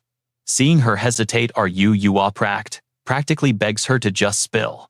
Lee Se-jun was not the only one saving her. I was there too. It is fine, just tell me. The other sighs. All right. I am talking about your memories. Do you remember anything at all before college? Your parents, your entire childhood, and those school days? Hearing this, drops her gaze. She looks totally heartbroken and whispers, no, I remember, absolutely nothing. Doctors literally have no clue why I have amnesia. The alternate timeline version just stands there quietly analyzing every single emotion on her face. Then, she drops it. Go find Elizabeth. This leaves our girl totally stunned. They just stare at each other. The alternate adds, when you wake up, you will know where she is. Cut to that night. Tells Lee Se-jun everything. He hears this and frowns. Busan nods with absolute certainty. Yeah, she is definitely in. Busan. Lee Se-jun has no clue how she knows. How did you find out? She says Kay told her. He completely trusts her, but he's realistic. Busan took the absolute worst damage. It is packed with rifts and reportedly completely overrun by monsters. While they strategize, a voice suddenly cuts in. With the current insane emergency, there is a huge chance a boss is there. Yup, it is Iram crashing the party. She looks at Yuewa. You are not actually going to Busan? Right? Yuewa quickly explains going there now is suicide. It is way better to wait for the government or the association to give official orders. Iram gets straight to the point. Elizabeth is that cat's true form, right? I know what you are thinking. The whole country is under attack, and this guy wants to solo a monster nest just to save one single person. Lee Se-jun does not even blink. She is incredibly important to me. Iram frowns hard, clearly hating the idea of him risking his life. They stare each other down. Finally, Iram gives up. Nobody can stop you anyway. I am tagging along. This totally catches Lee Se-jun off guard. He actually blurts out, really? Iram lays down her logic. Even for an absolute beast like you, flying solo is a death wish. Plus, you are benching Yu-Wa and Seiya anyway. And Yu-Wa would never let you go alone. But if we are doing this, we need a game plan. 2 hard conditions. Number 1. Assemble the phantoms. We have 3 here, so bring the other 2 along. Number 2. Since you need Weiyun, you are probably going to visit Korea's top swordsman family, right? Recruit the Sword Saint too. Lee Se-jun totally agrees with this play. He instantly heads out to meet the Sword Saint, but the old master straight up rejects him. Lee Se-jun is slightly stunned, just standing there, in silence. Then he calmly asks, may I know why the Sword Saint sighs? Ever since those dungeons spawned, our territory has been absolutely swarmed. These monsters keep scaling up in power, and we haven't even figured out a solid defense yet. If I leave now, it is game over here. Hearing this logic, Lee Se-jun actually finds it pretty reasonable. He doesn't push the issue, just nodding. Understood. But then he drops a loaded question. So as long as there are 0 monsters left here, you are free to go, right? Late that night, Lee Se-jun and Yu Weiyun step into the woods. Yu Weiyun asks, Lee Se-jun, are you planning to wipe this whole place out? Lee Se-jun deadpans, yeah. The old man has too much work, so I will just clear some of it for him. Yu Weiyun just shrugs, totally unfazed. She flips the topic. Anyway, you said someone is locked up down in Busan. Lee Se-jun cracks his knuckles, ready to annihilate the Sword Saint's problem. He replies, yeah, someone really important. I absolutely have to save her. Hearing those words, Yu Weiyun is stunned. That is the first time you have ever spoken like that to an outsider. Lee Se-jun looks completely surprised. Is that so? Yu Weiyun stays quiet, but her eyes are fiercely determined. And trust me, you are gonna love what happens next. Han does not hesitate at all. She throws her arms around Lee Jun and Dukan. Let's roll. Stick with me here. Lee Jun never expected Han to tag along, so he asks, you are coming too? Han just laughs. Even if you said no, I was already planning to join your party. I want to learn from you. Hearing this offer, Lee Jun looks a bit awkward. He mutters, I use a spear, so I'm not sure my skills will even help you girls out. Han thinks Lee Se-jun is overthinking things, so she cuts to the chase. Oh my gosh, I'm saying I want to help you. Let's go. Hearing that, Lee Se-jun hides a small smug smile. Just like that, the 2 of them team up to wipe out monsters for the Sword Saint. 2 days later, the Sword Saint is taking a walk in the courtyard, When his disciple rushes in, completely out of breath, he announces they already cleared the north. This news absolutely shocks the Sword Saint. The disciple continues, saying they are riding the momentum and pushing forward, because Lady Han is their other guild members joined them too. At this crazy pace, they will wipe out the monsters in the south in no time. Hearing this, the Sword Saint strokes, his beard nodding in deep thought. He thinks about Lee Se-jun. He cannot believe that kid actually pulled it off. He really is a genius. I need to get ready for Busan. Meanwhile, somewhere deep in a forest, Kang Tae-ho spots something in the distance. He steps closer and asks, "Hey, are you okay?" The young guy looks up and replies, "Thank you so much for saving my life." Kang Tae-ho brushes it off. "Do not mention it. This place is super dangerous, so get to the shelter right now." Just then, the guy gets a look at his face. "Watch closely, because you and I know exactly who this is. Are you the famous Fist King? The guy who crushes monsters with bare fists and leads survivors to the rescue shelters?" Kang Tae-ho hears this hype, awkwardly scratching the back of his head. Since when did I get such a weird nickname anyway? He introduces himself properly. "My real name is Kang Tae-ho. What about you?" The young guy smiles brightly and replies, "I am Perrin. It is an honor to meet you." Yu Un-hai is quietly reading in the corner. Suddenly, Koa lets out a soft whimper, and seconds later, she just bursts into loud, heavy tears. Seeing the little girl sobbing, Yu Un-hai panics. Koa instantly throws herself right into her welcoming arms. Even though she has no idea what is wrong, Yu Un-hai starts comforting her. "What is it, Koa? It is okay. You are perfectly safe." Koa cries out, "I don't want to be locked up. It is too scary." Yu Un-hai gently pets her. "It is okay, Koa. It was just a really bad nightmare." At that moment, Koa finally snaps fully awake. She looks back down at her little mattress. Yu Un-hai gently tucks her back into her spot. "Maybe you are just not used to this place yet. Let's go back to sleep. Everything will be better when you wake up." Koa stubbornly shakes her head. "No, I do not want to sleep." She chokes up, refusing completely. "I have been sleeping way too long." Suddenly, Koa hugs herself, looking incredibly anxious. "I kept sleeping until Master woke me up." Hearing those words makes Yu Un-hai freeze in shock. "What?" Koa asks again. "Mom, where is my master?" Meanwhile, somewhere else, Elizabeth is desperately clawing at her own hands. She looks absolutely pathetic right now, gasping for air. Elizabeth is writhing in total chaos. Her hands, legs, neck, everything feels so suffocating. It's literally driving her insane. I know what you are thinking. Her mind is completely shattered, right? She asks herself, how much longer am I stuck here? Elizabeth is so desperate, wondering if Lee Se-jun ever came to a place like this. She cannot even establish a connection anymore. Does Cassie even know I am trapped here? I will probably die before anyone ever finds me. In a flash, absolute despair washes over Elizabeth. Am I really going to die like this again? She lets out a dark mocking laugh at her own pathetic state. I refuse. Elizabeth goes totally berserk, trying to smash everything in sight. I do not want to die. After raging out, she collapses to the floor exhausted. Tears just unconsciously stream down her face. Because deep inside her very soul is screaming in rejection. I refuse to die. She curls up into a tight ball. Until a moment later, her eyes suddenly shoot wide open. Turns out someone just stepped right next to Elizabeth. She looks up to see who it is. A figure in black stares at her in a really weird way. Right then, cut to another location where a voice speaks up. That is ridiculous. He finally gets it. We cannot find Kang Tae-ho. Ilham sighs helplessly, confirming the bad news. Yeah, I searched every single place those rumors pointed to, but there is absolutely zero trace of him. Because of that, he needs to know the next step. What the heck should we do now? Ever since entering the dungeon, the signal has been completely blocked, so there is no way to contact anyone at all. This question leaves even Ilham scratching his head in frustration. What do you mean, what do we do? We just stick to the plan. Lee Se-jun gets totally confused. But we still have not met the requirements yet. Ilham seriously points out the harsh reality in front of them. We were already persuaded by the Sword Saint. If we cancel the whole thing right now, how are we supposed to face him, let alone the Sword Saint? Ilham keeps dropping these heavy worries on them. If we bail now, how on earth are we going to look Kang Tae-ho in the eye later? You are not someone who makes easy mistakes, so just do what needs to be done. Right at that moment, Yu Un-hai steps forward with an idea. I am going to. Lee Se-jun instantly spins around, screaming out loud in pure, unadulterated shock. Yu Un-hai stays completely calm and speaks up. What is it?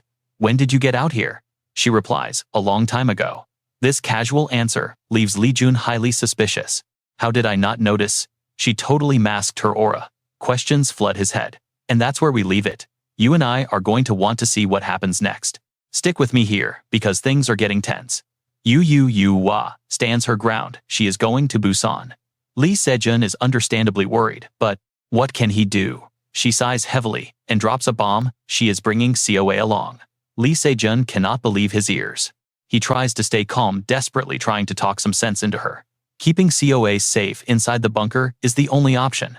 No matter how strong the kid is, Busan is basically a death trap. She quickly cuts him off. She knows. But then her eyes lock onto his with absolute unshakable resolve. She drops the truth. Without Coa, finding their target is going to be straight up impossible. Lee Se-jun's brain just straight up short circuits.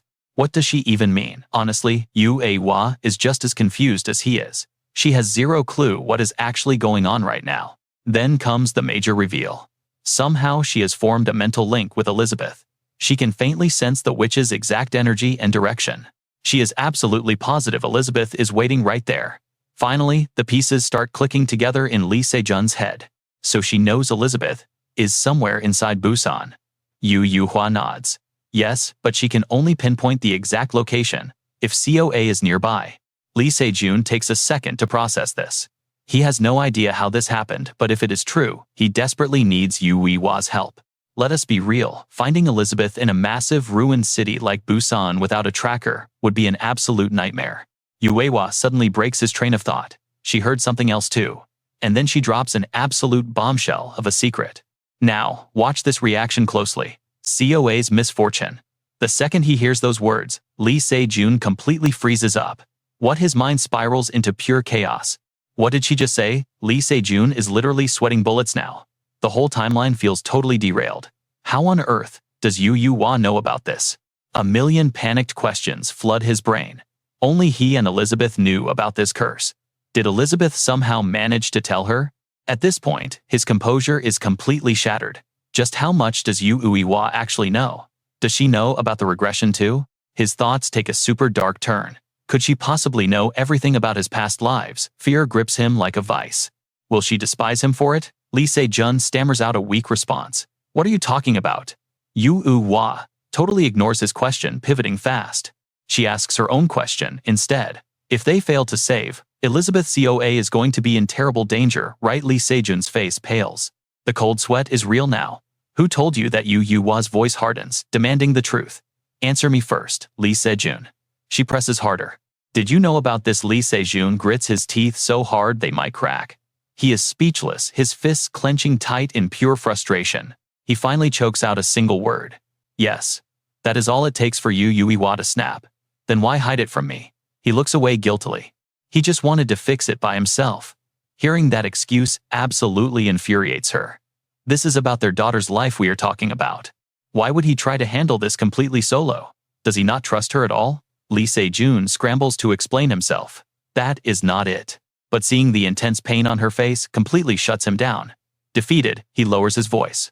I am so sorry. Yuiwa's eyes soften with sadness, her tone turning gentle again. No, I did not mean to corner you, I am sorry. Lee Se-jun refocuses on the mission. They really cannot leave Coa behind now. Like she said before, finding the exact location is totally impossible without the kid. Protecting is one thing, but overprotecting helps no one. Yuiwa suggests a solid compromise. Coa can stay somewhere safe in Busan. Plus, the kid wants to go.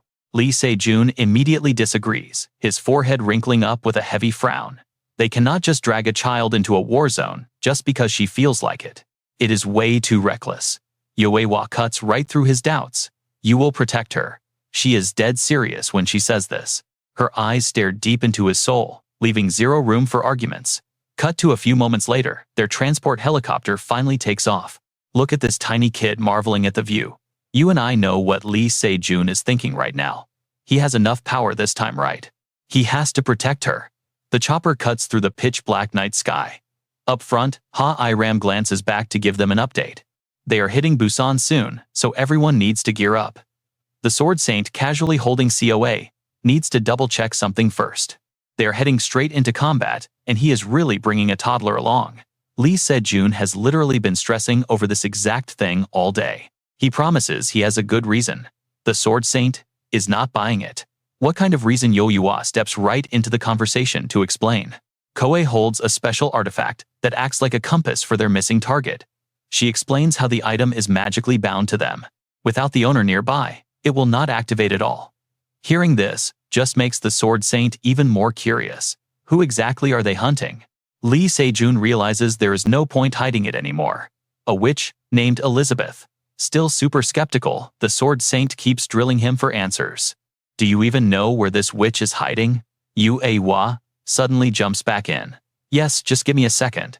She closes her eyes tight. Her entire body pulses with intense mana, her eyebrows twitching as the connection forms. A moment later, she snaps her eyes open in pure panic. Lee Se-jun rushes over instantly.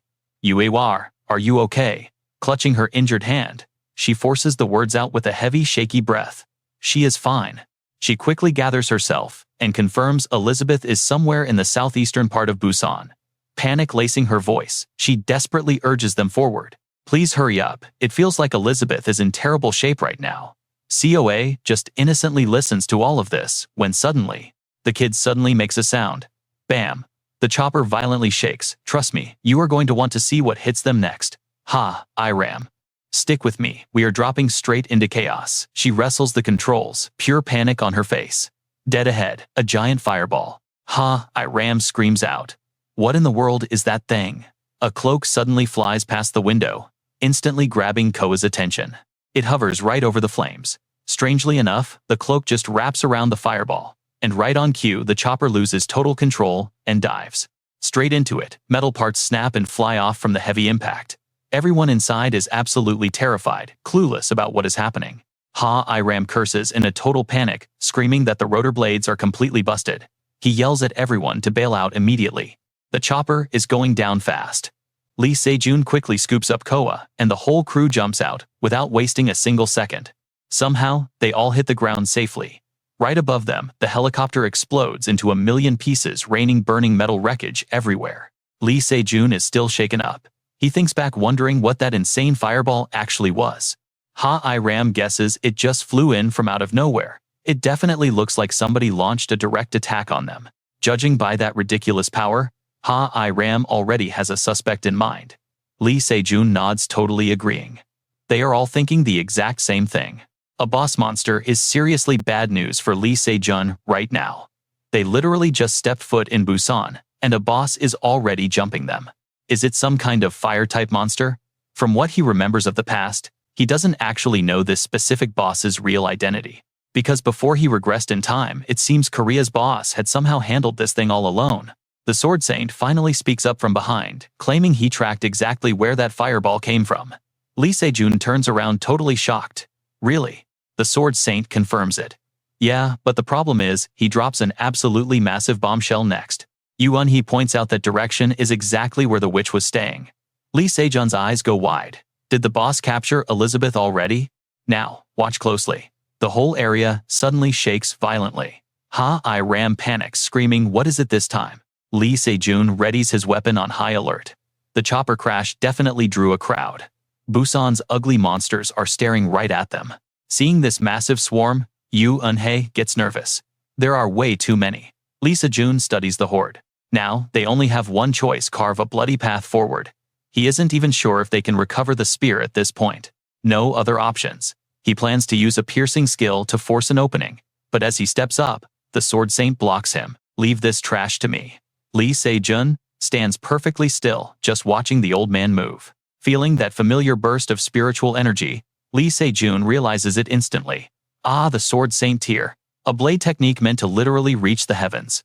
The drawn sword makes a sharp ringing sound as he draws an absolutely flawless circle around himself. The Busan monsters swarm closer. Just seeing this one single skill explains exactly why he earned that legendary title. In a flash, every single monster is wiped out, sliced into absolute ribbons.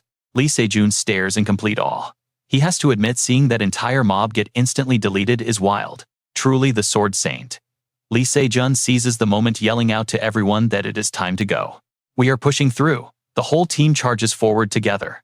Meanwhile, Lee Se-jun is constantly calculating their absolute best tactical move. You and I both know backing down isn't an option with that busted chopper, so they have to push forward without stopping. The squad's current objective is pushing towards the southeast. The ground beneath them is completely paved with monster corpses. After scanning the area, Han gets suspicious. He notices the monster numbers seem to have dropped off a while ago. Lee Se-jun nods in agreement. Yeah, it looks like they are getting way closer to the boss. The reason it is empty, the lower monsters probably fled to avoid the boss. Yu Eunye is surprised hearing that. Monsters actually run away from other monsters.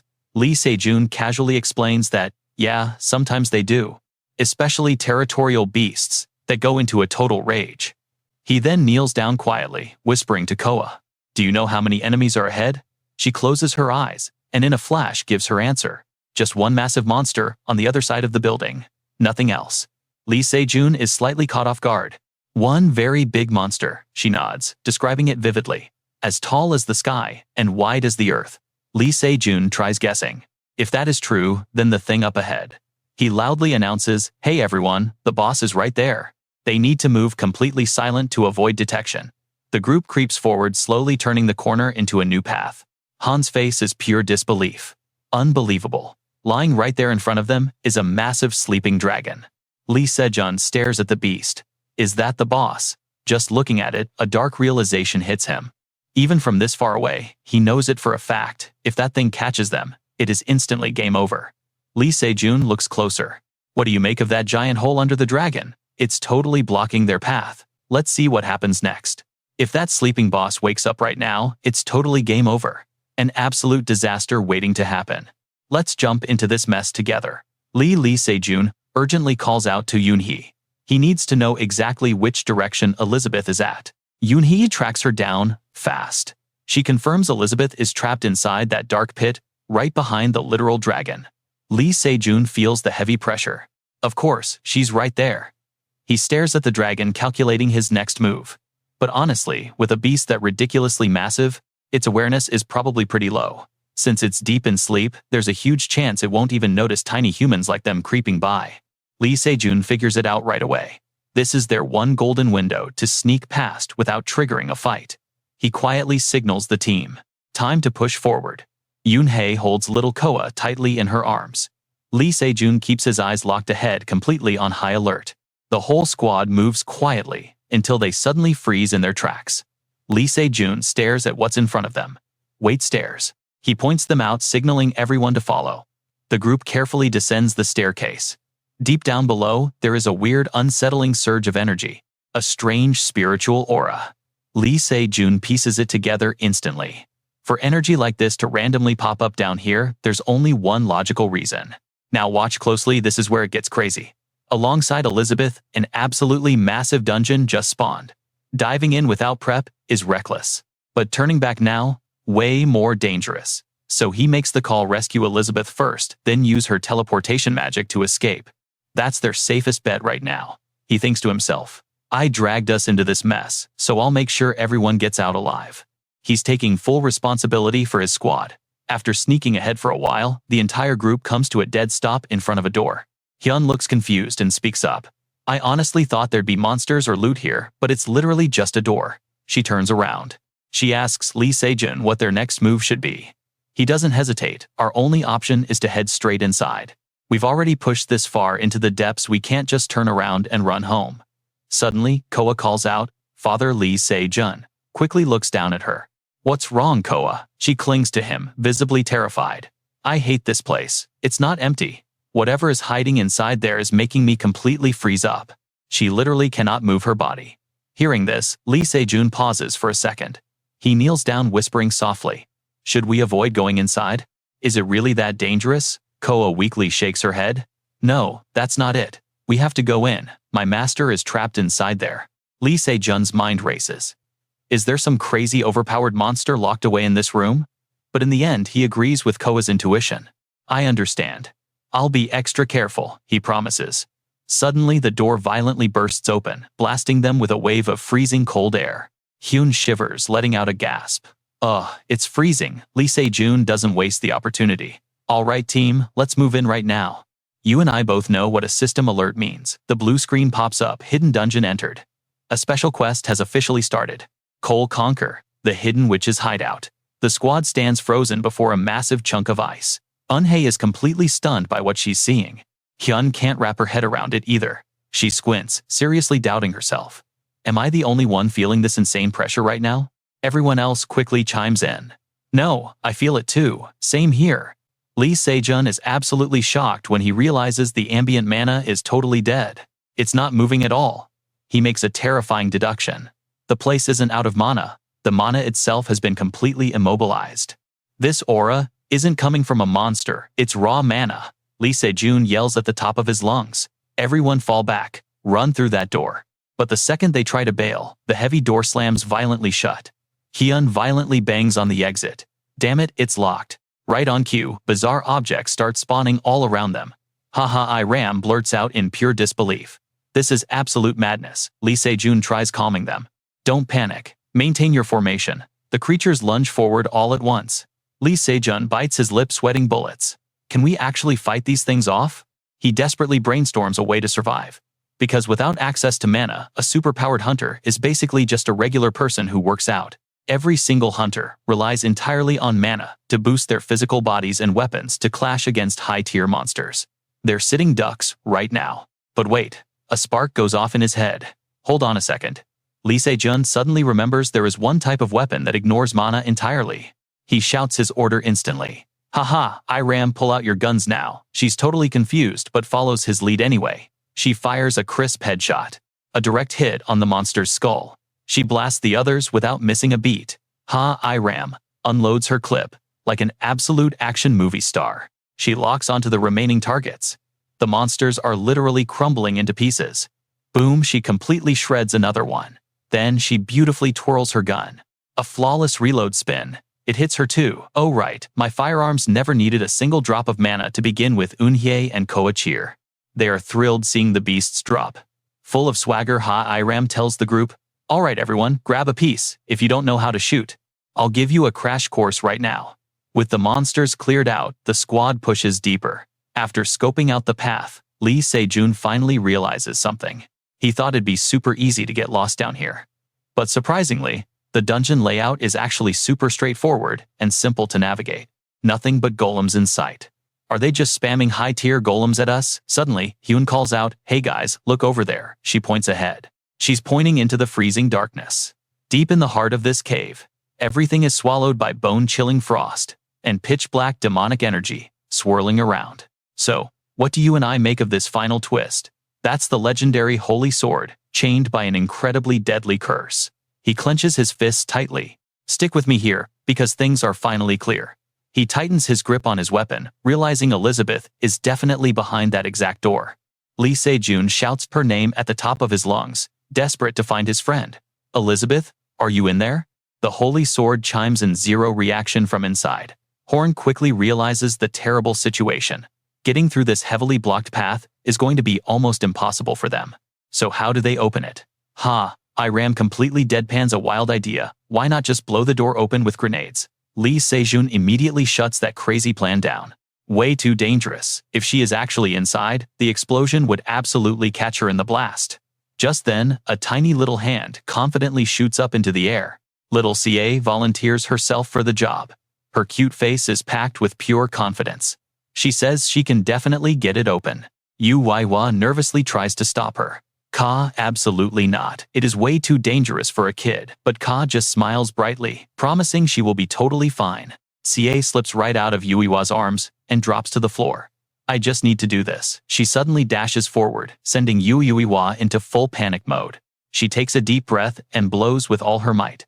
Beautiful snowflakes swirl around CA's tiny feet, while the whole party stands completely frozen in anticipation. A moment later, Ka happily skips forward.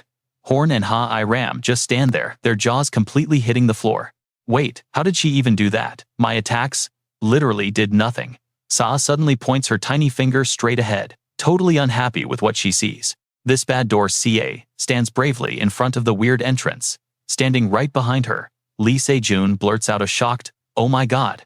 Now watch closely. Here is where it gets insane. CA pushes the door, revealing gross slime inside. and Lee Se-jun immediately pokes his head in to check. Right in front of him is Elizabeth huddled up in a dark corner. Lee Se-jun calls her name softly. Hearing his voice, her head completely snaps up. She locks eyes with the man in front of her. Lee Se-jun. Her face goes completely blank, totally drowning in utter despair. She refuses to believe this is actually real. No, this is just another hallucination, right? It has to be the exact same illusion she was trapped in before. Hearing these crazy words, Lee Se-jun looks totally confused. Elizabeth, what are you even talking about? Suddenly, her voice drops super low and dark. Do you think I'll let you trick me again, furious? Elizabeth screams out, get lost. This aggressive attitude literally leaves Lee Se-jun completely stunned. Making things funnier, little Co pokes her head out from behind, pointing at Elizabeth to scold her like a mom. Not acting good at all, Lee Se-jun looks up at Elizabeth, totally helpless. Seeing her completely broken state right now makes her feel so terribly distant. She looks exactly like she did back when they first met in the tutorial tower. Lee Se-jun slowly kneels down, gently placing his massive weapon on the floor. Who knows what kind of hell she went through, but he uses his softest voice to comfort her. It is okay now, I will not hurt you at all. Elizabeth finally recognizes the man standing there, and her intense panic slowly starts fading away. Lee Se-jun slowly raises both of his hands up. He acts as harmless as humanly possible. I am here to help you. Full of suspicion, Elizabeth nervously asks him, are you really Lee Se-jun? Did you come to save me? Lee Se-jun completely deadpans his response. No, I actually got kidnapped here too. Elizabeth lets out a giant shocked, huh?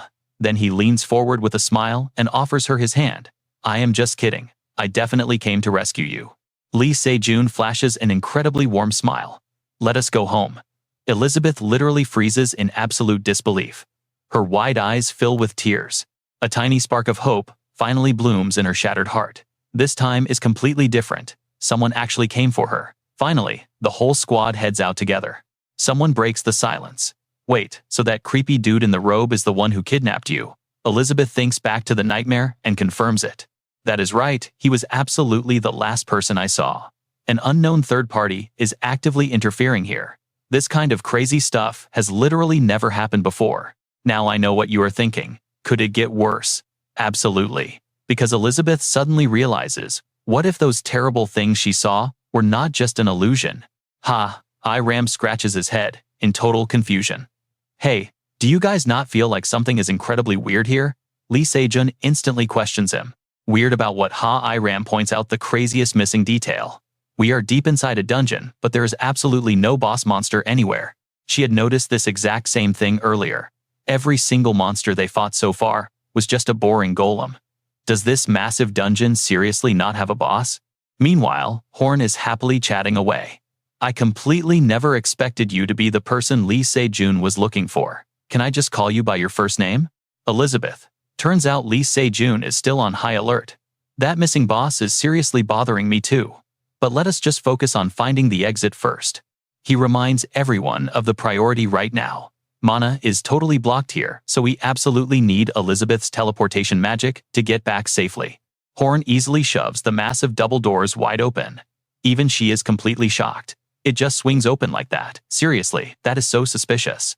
It was definitely locked super tight just a moment ago. A system panel suddenly pops up, confirming that the witch's secret hideout dungeon has officially generated a new gate. Yui Hua is totally lost. Wait, confirmed. What does that even mean for us? And what kind of gate? Suddenly, absolute horror washes over her pale face. She points straight up, stuttering in pure terror. Guys, look up there. Hovering right above the entire party is an absolutely terrifying monster glaring down at them. Glowing red eyes filled with murderous intent. The whole group stares in absolute shock at the towering beast. Is that literally a dragon? It breathes out a massive blast of hellfire, sending Lee Se-jun into full panic mode. Elizabeth, how is that teleportation magic coming along? She is completely sweating bullets now. If it was just me, sure, but there are way too many people here. It is going to take me a little while. So how do you, and I think this ends? Lee Se-jun screams in terror. How much longer? Elizabeth drops the bomb. 3 painful minutes. All right, stick with me. The dragon spews massive fire, and Elizabeth curses, forced to transform. She literally turns into a cat. Screaming to eat it, she stands right in the deadly heat. The cat face starts melting as the inferno grows, but Elizabeth desperately swallows the flames whole. She uses every ounce of her strength to absorb the blast. The giant fire dies out, and she collapses completely exhausted.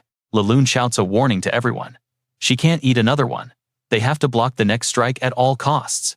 In this crazy rush, Lee Se-jun calculates 3 minutes. No other choice left, he starts switching up his weapon. For the next 3 minutes, he must go all out to stop it. Laloon urgently calls for backup. Yu Yuiwa and Kohaha Iram, focus your firepower. Right on cue, both of them blast their weapons at the beast. The dragon hovers high above the pit, deflecting the attack with a single wing flap. Absolute chaos everywhere you look. When did a magic circle cover the ground? Lee Se-jun is completely shocked, caught entirely off guard. Han identifies it as a massive area of effect spell. She drops the bad news. This entire zone is trapped inside its range. Watch closely here. If that magic triggers, they are all dead. Laloon grits his teeth, looking dead serious. Escaping is literally impossible if it covers the whole area. Doing the math, he realizes they need to hit it hard. They must weaken its magic strike. The dragon glares down dangerously, leaving Lelun totally stunned by its presence. Hearing this, Koa quietly asks herself, defensive magic. She just stands frozen, her innocent eyes staring straight up at it. Koa observes and deduces. Normally, mana drifts in the air, just like dust specks, but right now, the movement changed completely. She realizes every single mana particle is frozen solid, completely unable to move a single inch. They can't be used to cast spells, then this magic must be. Koa suddenly figures it all out. Can she pull off the same trick to block it again? Determined, she places her hand right onto the glowing circle. She braces herself, hoping for a miracle. The magic circle immediately starts reacting to her raw mana. Yet seeing the remaining targets frustrates her. No, there are way too many. This really makes her incredibly anxious right now. But Master and Kai can't pull this off. Her determination spikes through the roof. She has to be the one. Laloon glances her way, and the desperate scene forces her hand. Out of time, she channels her mana with full force. Meanwhile, the Holy Sword preps an attack. He slashes a heavy strike right into the dragon's defense shield. Down below, Koa's mana slowly overtakes the magic circle, while her dad and Santa Claus totally distract the ugly monster. Spotting the sword, the dragon chases it with a furious roar. Laloon takes this perfect opening and charges right in. He violently slams his weapon into its body. Mana mixes with dragon blood, while Koa desperately struggles for control. Just a bit more. The dragon's circle is now totally coated in Koa's mana. Han stares as the formation fades away entirely. Dun sweat drips down Koa's face, but she flashes a bright smile at her awesome success. She flops onto the ground happy. I did it, Yui-wa, panics, yelling her name while the dragon is suppressed. You and I might think they won, but no.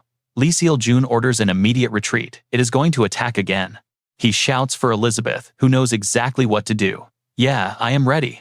She fires up a huge teleportation spell. She urges everyone to move. Hurry up. I rushed this magic so I can't hold the portal open for long. Lillian steps through, but suddenly turns back. Weirdly, Elizabeth is just standing there frozen, making him absolutely freak out. Elizabeth, what are you doing? Get over here now. But instead she just mutters, I am sorry, but I can't go. Laloon is confused. What are you saying? Elizabeth sadly explains. My mind has already gone completely crazy. Tortured by wild hallucinations, she thought everything she saw was totally fake. She remembers earlier, but he was undeniably real. Placing a hand on her heart, she wonders if the other thing she sees might be real too. Honestly revealing. Now that I know, I must verify it. Lee Se-jun is completely freaking out over this delay. I don't care what they are. Come through first, verify it later. Despite the screaming, Elizabeth stubbornly stands totally still. She slowly closes the portal. I am sorry. Elizabeth turns away, looking at them with deep, heartbreaking regret. Before it cuts off, she says, I am leaving Koa to you. Lilun screams Elizabeth's name in pure despair. The system pops up. Failed to prevent the third misfortune of LOA? A unique quest has been created. Standing completely alone in the void, a voice echoes. Why didn't you run? Elizabeth gives absolutely zero response. Trust me, you need to see what's next. The dragon growls. What's your plan? The witch simply answers, Let's jump right into the madness. Elizabeth has a theory to test, but this arrogant dragon roars. I'll make you regret this. You're not leaving here alive. It dives straight down, launching a massive attack to finish her off once and for all. But Elizabeth just raises a hand. Magic flares, and she brutally slams the dragon before it can even process what happened. It coughs up a huge mouthful of blood. But Elizabeth isn't done. She launches another heavy strike, absolutely destroying the beast. She hits it with an endless combo, making the dragon scream in pure agony. Its face is covered in blood, totally broken. It crashes hard into the dirt, entirely coated in mana. Elizabeth just watches, zero surprise on her face. She totally knew it. Wild reveal that dragon is actually the world's COA. Elizabeth had this figured out way earlier. This is definitely no illusion. She calls out to the figure ahead. The Sword Saint is totally lost, asking, "What exactly is going on here?" Ram is pretty annoyed, straight up asking why she isn't coming over. Meanwhile, Yu Hua holds Coa tight, looking super anxious and full of complicated feelings. Lee Se-jun, what about Elizabeth? What did she say to you at the very end? Lee Se-jun just stands there, staring off into empty space. He finally answers, "I don't know. She said she needed to test one of her illusions." An illusion? What does that even mean? Suddenly, a huge system window pops up. Hidden dungeon alert, you are the first to raid the witch's hideout. Unique quest successfully completed. But get this, the difficulty was so low, there are 0 rewards.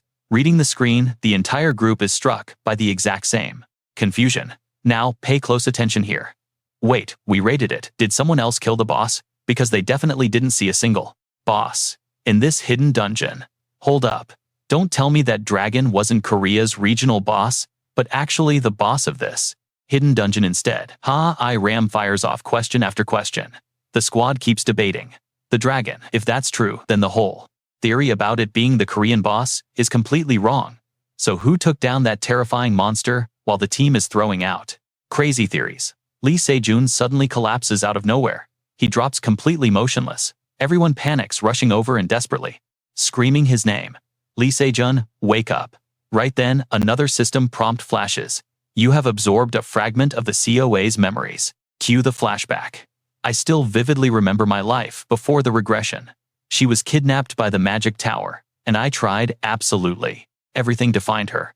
But in the end, I couldn't even get close and was thrown out. Shortly after that, the dungeons suddenly appeared in Korea. In that past life, I was actually a member of Ram's Legion Guild.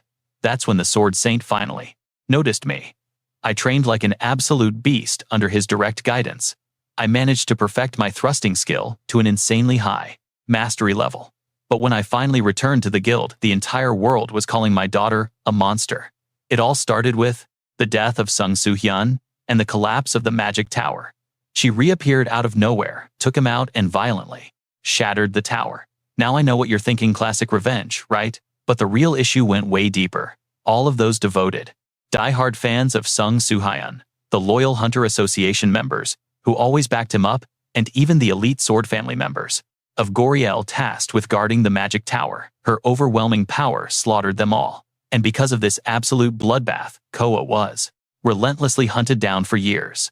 I desperately tried to track her down a few times. I knew in my gut she had a real reason for everything. But she was totally off the grid, hiding all alone. In the very end, I had 0 options left.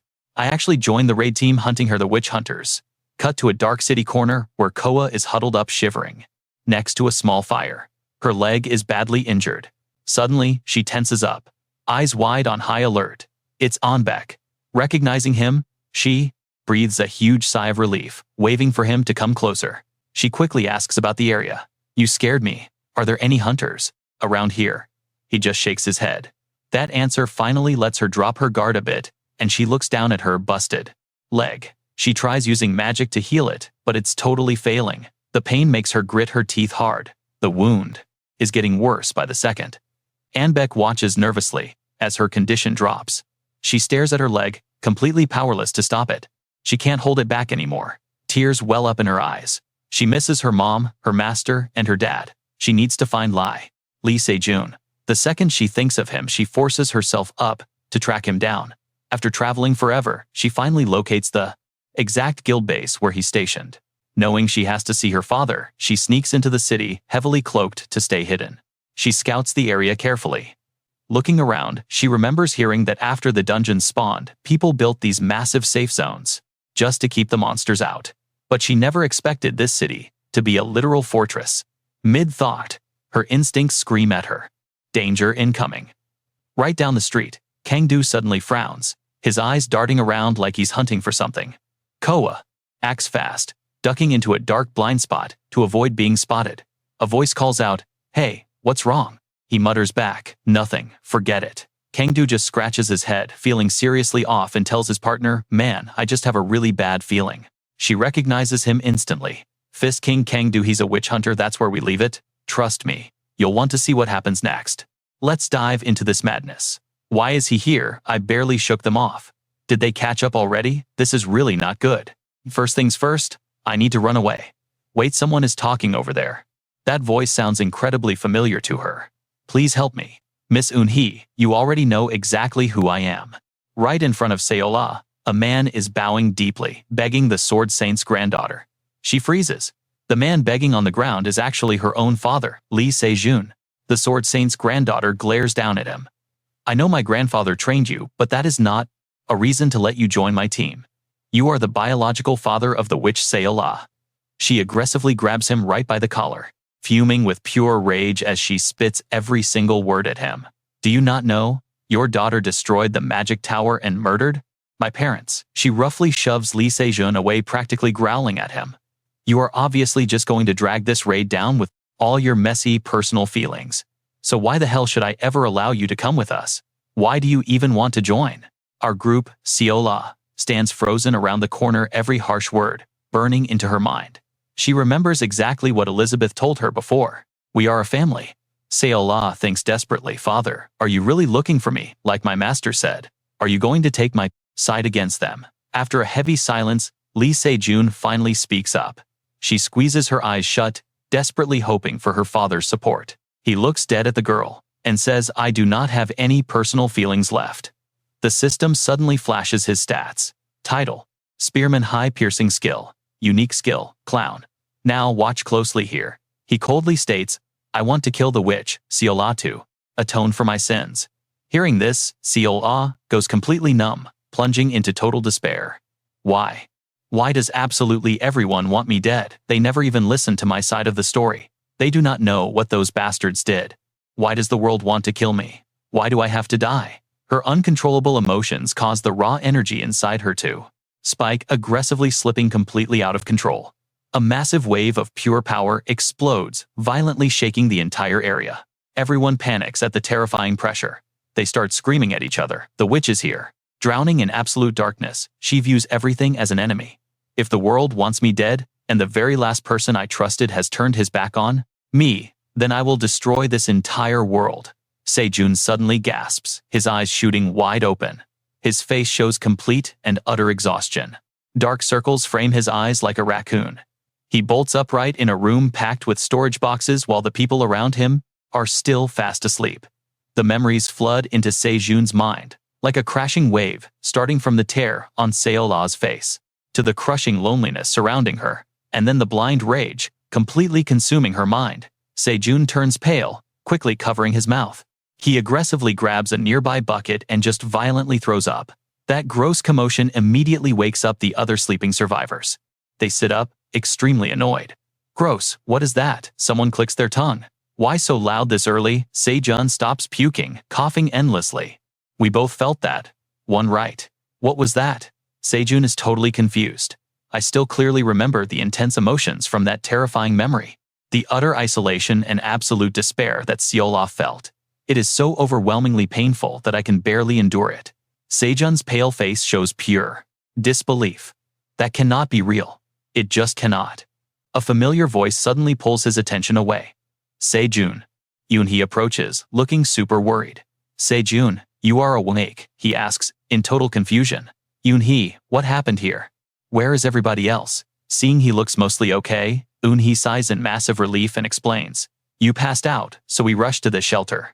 Yu Wei Hua-yun and the Sword Saint went back to the Goryeo sword family. Sweat is literally pouring down Se-jun's face like a river. Eun-hee cautiously asks, how do you feel? He stays silent. Se-jun clenches his fists, nails biting into skin. He finally regains his usual calm composure. Slowly standing up, he says, Eun-hee, tell Ha-iram and Sala to get ready to leave immediately. Eun-hee is completely caught off guard by her husband's words. Looking shocked, she asks, where do we need to go so suddenly? Se-jun turns to her, speaking with absolute certainty. We are heading to Songbuk. He furrows his brows, knowing there is a hunter encampment over there. Meanwhile, a heavy thought enters his mind. I feel like I am about to collapse, but there is simply no time left. I already failed to complete the third mission.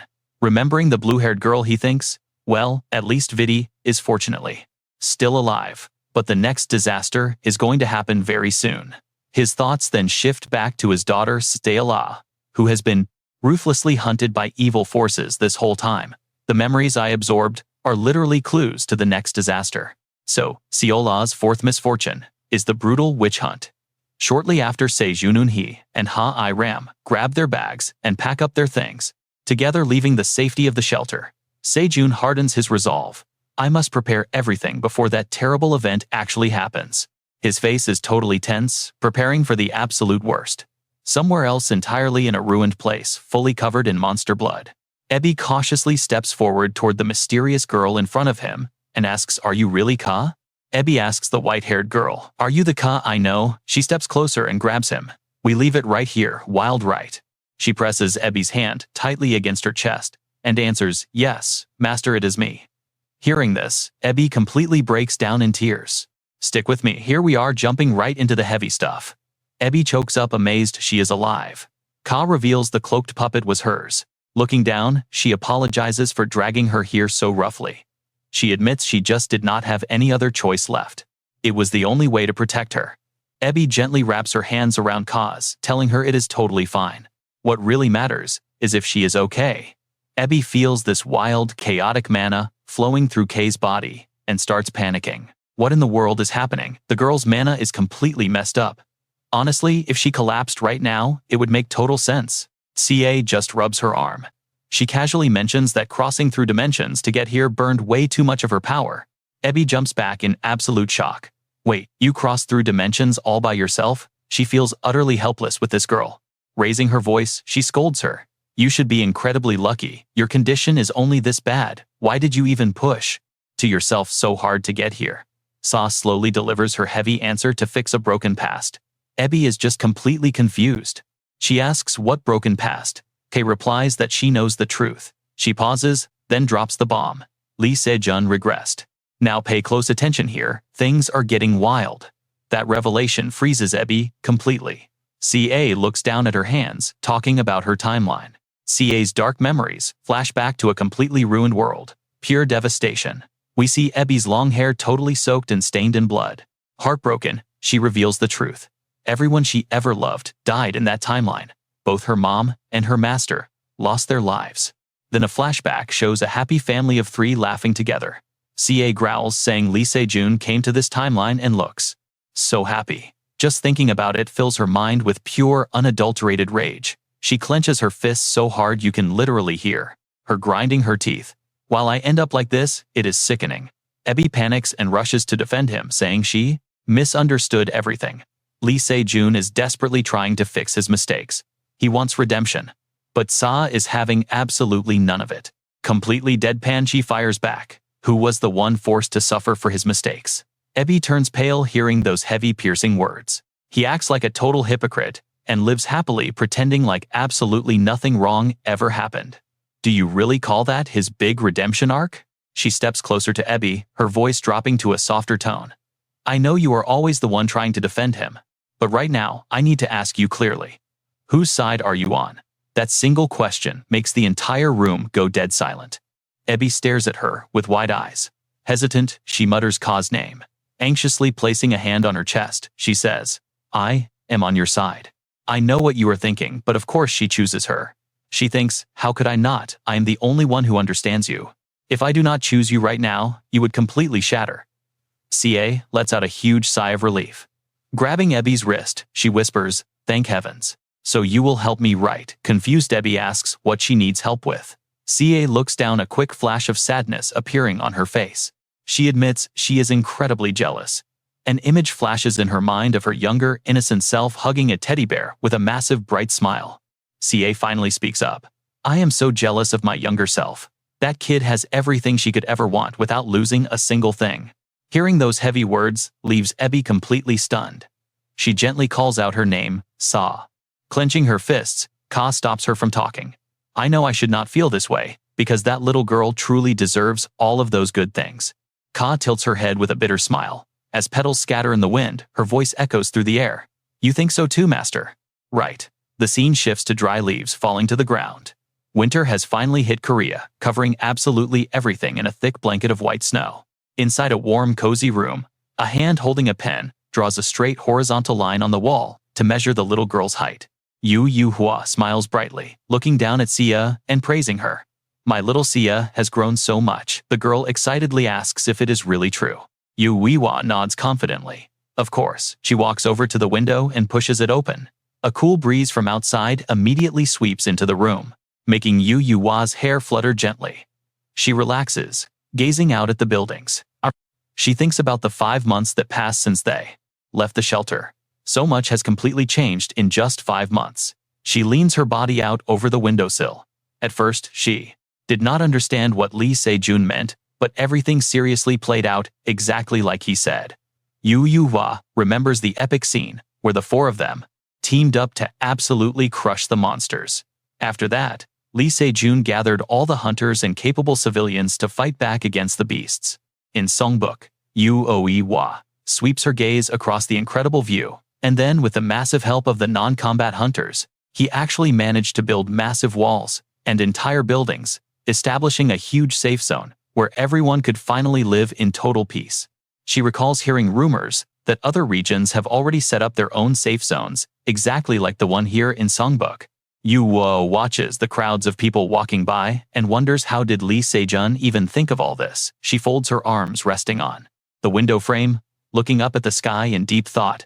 Sometimes it feels like he already knows the future.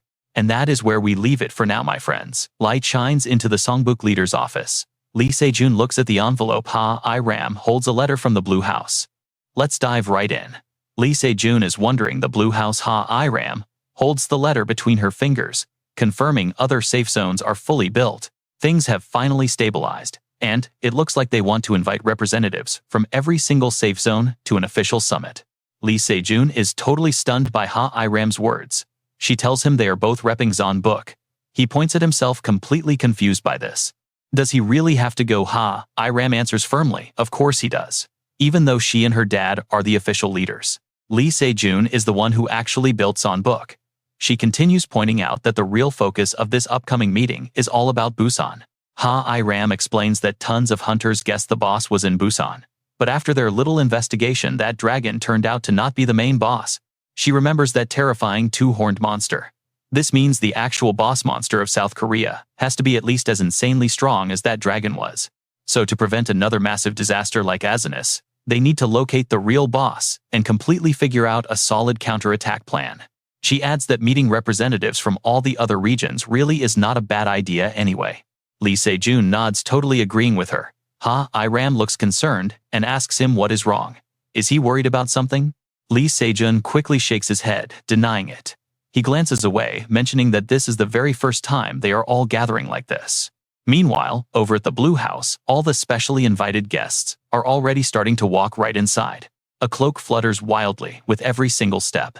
Sok-an walks in alongside the others, flashing a seriously scheming and manipulative smirk. Back with Lee Se-jun, he is still feeling suspicious, wondering if they are going to run into any familiar faces out there.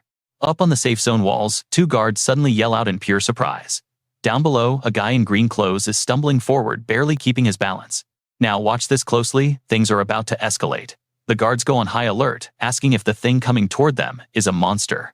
One guard gasps in shock. Nope, it is actually a human. It is Kang Tae-ho, exhausted, hands on his knees, completely out of breath. The 2 guards quickly rush down to check on him, worriedly asking if he is doing okay. Kang Tae-ho collapses onto the dirt, completely wiped out. Coughing weakly, he asks if Lee Se-jun is anywhere around here. The messy-haired guard quickly supports the exhausted Kang Tae-ho, explaining that Lee Se-jun has already been summoned over to the Blue House, along with Ha-I-Ram. Panic hits Kang Tae-ho. Where are Uni and the rest of the group? He urgently needs to verify something right away. The wind rustles loudly. Kang Tae-ho grabs the guard by the arm, warning him about a really bizarre base over in Suseo. An all-out war might erupt between the safe zones. At that exact same time, inside the Blue House, absolutely everyone is gathered around the meeting table. Dong-soo sits at the head of the table, speaking up to kick off the meeting. Lee Se-jun and Ha-I-Ram listen carefully to his every word. He formally thanks all the representatives who made the trip to attend the summit today. Sitting opposite him, Han silently listens to the speech. Dong-soo states the obvious reason for this big gathering: they need to discuss South Korea's ultimate boss monster and find a way to handle the dungeon crisis. Lee Se-jun waves hello to Han, who is filling in for her grandfather. Hee-jeon also smiles back happily. Lee Se-jun turns his attention back to the head of the meeting table, carefully studying Dong-soo, silently forming a theory. Ever since the dungeon outbreak started, the Blue House safe zone seemed like it completely stopped functioning and went totally quiet. Lee Se-jun feels suspicious. They desperately needed this guy's help before, yet he literally refused to even show his face. We both know something is wrong here. Why does he suddenly want to talk now? What is his scheme? Dong-soo sets his papers down and points right at Lee Se-jun. Lee Se-jun is totally caught off guard, hearing his own name called out. Dong-soo says he will direct his first question to Lee Se-jun of Zonbuk. Dong-soo brings up the past. 5 months ago, Lee Se-jun and the Sword Saint went straight to Busan, the most likely location of the boss monster. He asks the big question. He heard rumors that Lee Se-jun actually discovered a dragon over there. However, that terrifying beast was not the actual boss, right? Lee Se-jun does not hesitate and firmly answers, yes, that is exactly right. Lee Se-jun provides more details, explaining that dragon actually belonged to a completely different dungeon. Dong-soo does not look surprised, saying that is exactly what he guessed. Clenching his fist, he explains that when the dungeons first spawned, plenty of hunters theorized the main boss would definitely emerge in Busan. But what Lee Se-jun and the other 4 witnessed told a very different story. So based on this crucial intel, they considered another completely crazy possibility. Dong-soo drops the conclusion. The real boss monster is actually hiding in a completely different location. This huge reveal instantly grabs the attention of Lee Se-jun, Iram, and literally everyone else in the room. Sensing something really off, Lee Se-jun quickly argues against Dong-soo's bold claim. Hold up, crossing Busan off the list like that is completely absurd. They only scouted a tiny fraction of the whole city. Did he send any hunters to scout further? Dong-soo calmly shakes his head and replies that they have not done that yet. But they did manage to find another spot, believed to be the boss monster's real location. He points his finger straight ahead, aiming right at the person across from him. Sure, it is just speculation for now, but this guy actually brought some solid evidence. The mysterious figure stands up to introduce himself. He pulls back his hood, revealing the CO back safe zone rep Sokon. Trust me, you and I are not ready for him. Stick with me here. Seeing that familiar face and name, Lee Se-jun is completely stunned. He instantly feels that something is incredibly wrong. Pure fear starts burning deep inside him. That absolute scumbag is Sokon. He casually leaves his seat, walking up right behind Lee Se-jun, with another guy backing him up. The projector flashes on. Sokon suddenly calls out to the entire room, demanding everyone watch a quick video clip before they even start talking. A massive monster pops up on the big screen, flapping its wings with crazy power and letting out a seriously bone-chilling screech. Tiny little hands, wrapped in literal ice magic, aim straight at the monster, and a super young, childish voice rings out. In a flash, that little girl uses her ice magic to freeze the massive beast completely solid on the spot. After taking down the monster, the kid lets out a huge sigh of relief. The whole meeting room is stunned, erupting into total, absolute chaos. What was that actual magic? Using the panic to his advantage, Sok-an loudly speaks up to steer the entire conversation. Can you believe the magic in that footage actually came from a child? The person using that insane power is Lee Se-jun's very own daughter Leoa, and I can prove it. Finally, with total confidence, he declares that the newest boss monster of South Korea is none other than little Leoa. That absolute lie makes Lee Se-jun completely furious. Fast as lightning, he moves to grab Sok-an and teach him a brutal lesson. Suddenly, an armed guy appears right behind Iram, pointing the barrel of a gun directly at her head. Now, watch closely. Right in front of Lee Se-jun, Sokon's lackey whips out a handgun to protect his smug boss. The whole room falls into a heavy, suffocating silence. Lee Se-jun is losing his mind with rage, until a very familiar voice calls out his name, Lee Se-jun. Across from Lee Se-jun, Sok-an flashes a super arrogant smile. Desperate, Iram screams out, begging him to just calm down. Slowly getting his sanity back, Lee Se-jun shakes while trying to control himself, eventually deciding to drop his fists back down. With a dark expression, Lee Se-jun growls, "Are you really saying a tiny kid is a world boss just like Anus?" His eyes are completely bloodshot now. Don't you think that sounds absolutely ridiculous? Lee Se-jun tries desperately to calm himself down internally. Ram is totally right. I need to stay chill. He convinces himself that if he throws a massive tantrum here, it will only give these people more reasons to actually believe this scumbag's lies. It is seriously hard to stay completely rational when it involves Lioa. It is way better to just cool off and destroy his argument with cold, hard logic. Everyone in the room starts whispering, saying if that is really his biological daughter, there is no way it is just a random lookalike.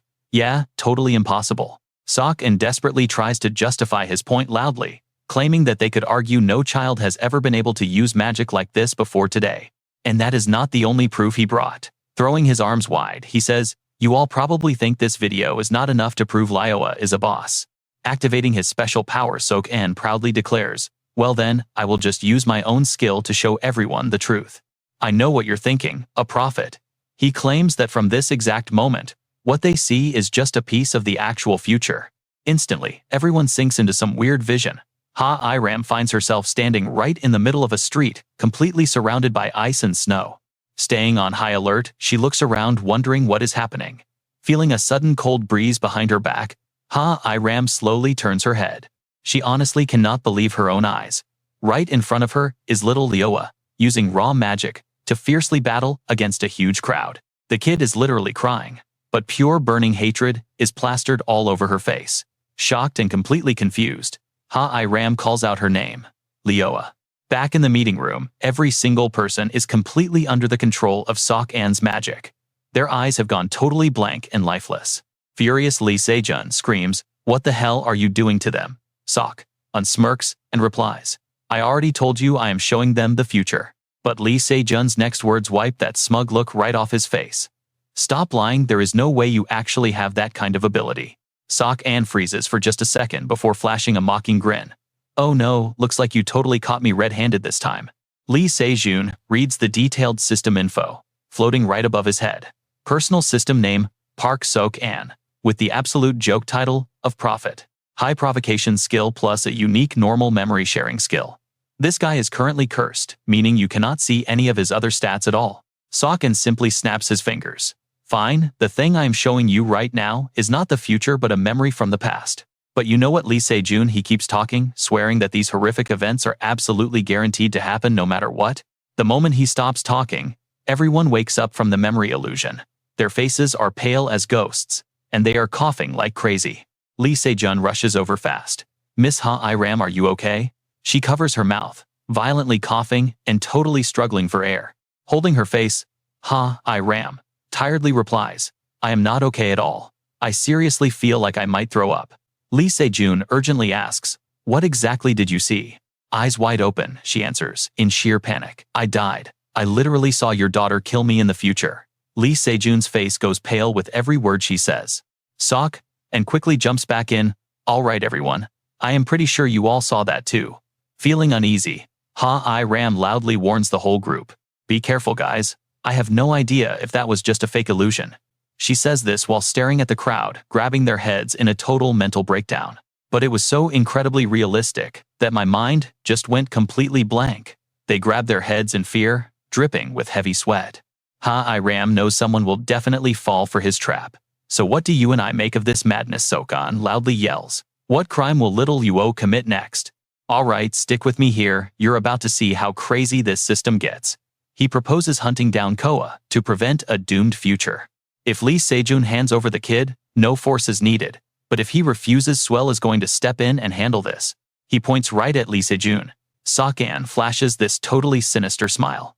Every single word out of his mouth makes Lee Se-jun's blood absolutely boil. "Sacrifice the kid for the future of the country." Lee Se-jun is furious and steps right up to Sok-an's face. "Hand over my daughter for the future. Get lost, you absolute psycho." And right on cue, the system's cold mechanical voice chimes in. Unique quest generated. Coa's fourth misfortune has officially begun. And we all know these unique quests completely rewrite the future. The goal, stop her 5 misfortunes. 3 out of 5 have already failed. Misfortune number 4, protect Coa from this witch hunt, is currently incomplete. Cut to an armored motorcycle plate, a 001 tearing down the highway. Ram has Lee Se-jun on the back, gunning the throttle to the max. They are speeding like crazy. Let's flash back to the blue house for a second. Inside the meeting room, Ha-I-Ram jumps out of her seat in pure shock. She glares across the table. Parkan, did you just say Shuel is going to act if we say no? Dong-su looks completely suspicious. If we actually declare war on Zeon Book over this, are you going to be okay? The guy just smirks. No problem. If Zeon Book sides with the kid, Shuel already has a counterplan ready for you. Here is where the tension really spikes back in the present. Lee Se-jun yells over the wind, are you seriously planning to go to war against Shuel?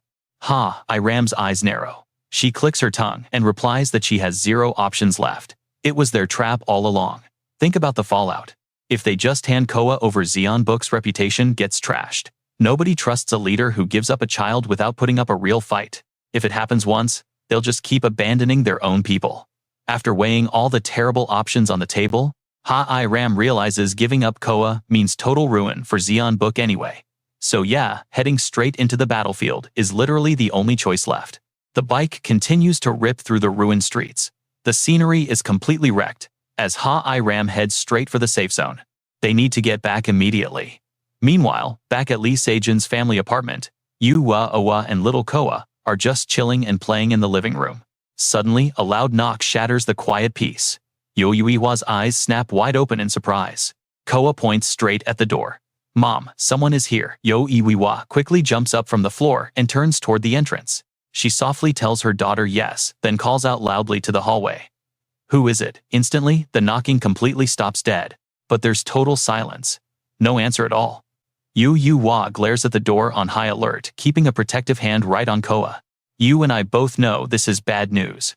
Yu-Wa yells again. I said, who is it? Still absolutely nothing but dead silence. Her face goes pale, staring at that door. She takes a cautious step forward and whispers to her daughter, go to your room. Coa nods like a good kid and runs off. Yu-Wa approaches the entrance completely alone, making sure to grab a sharp arrow resting near the door. She pulls it open, and boom, a massive guy in a creepy crow mask is standing right there. She quickly sizes up the intruder. A crow mask, the freak just spreads his arms, shoving the door wide open and stepping 1 foot inside the house. Sensing major danger, she backs up and demands to know who he is. But instead of talking, the guy lunges forward to attack her.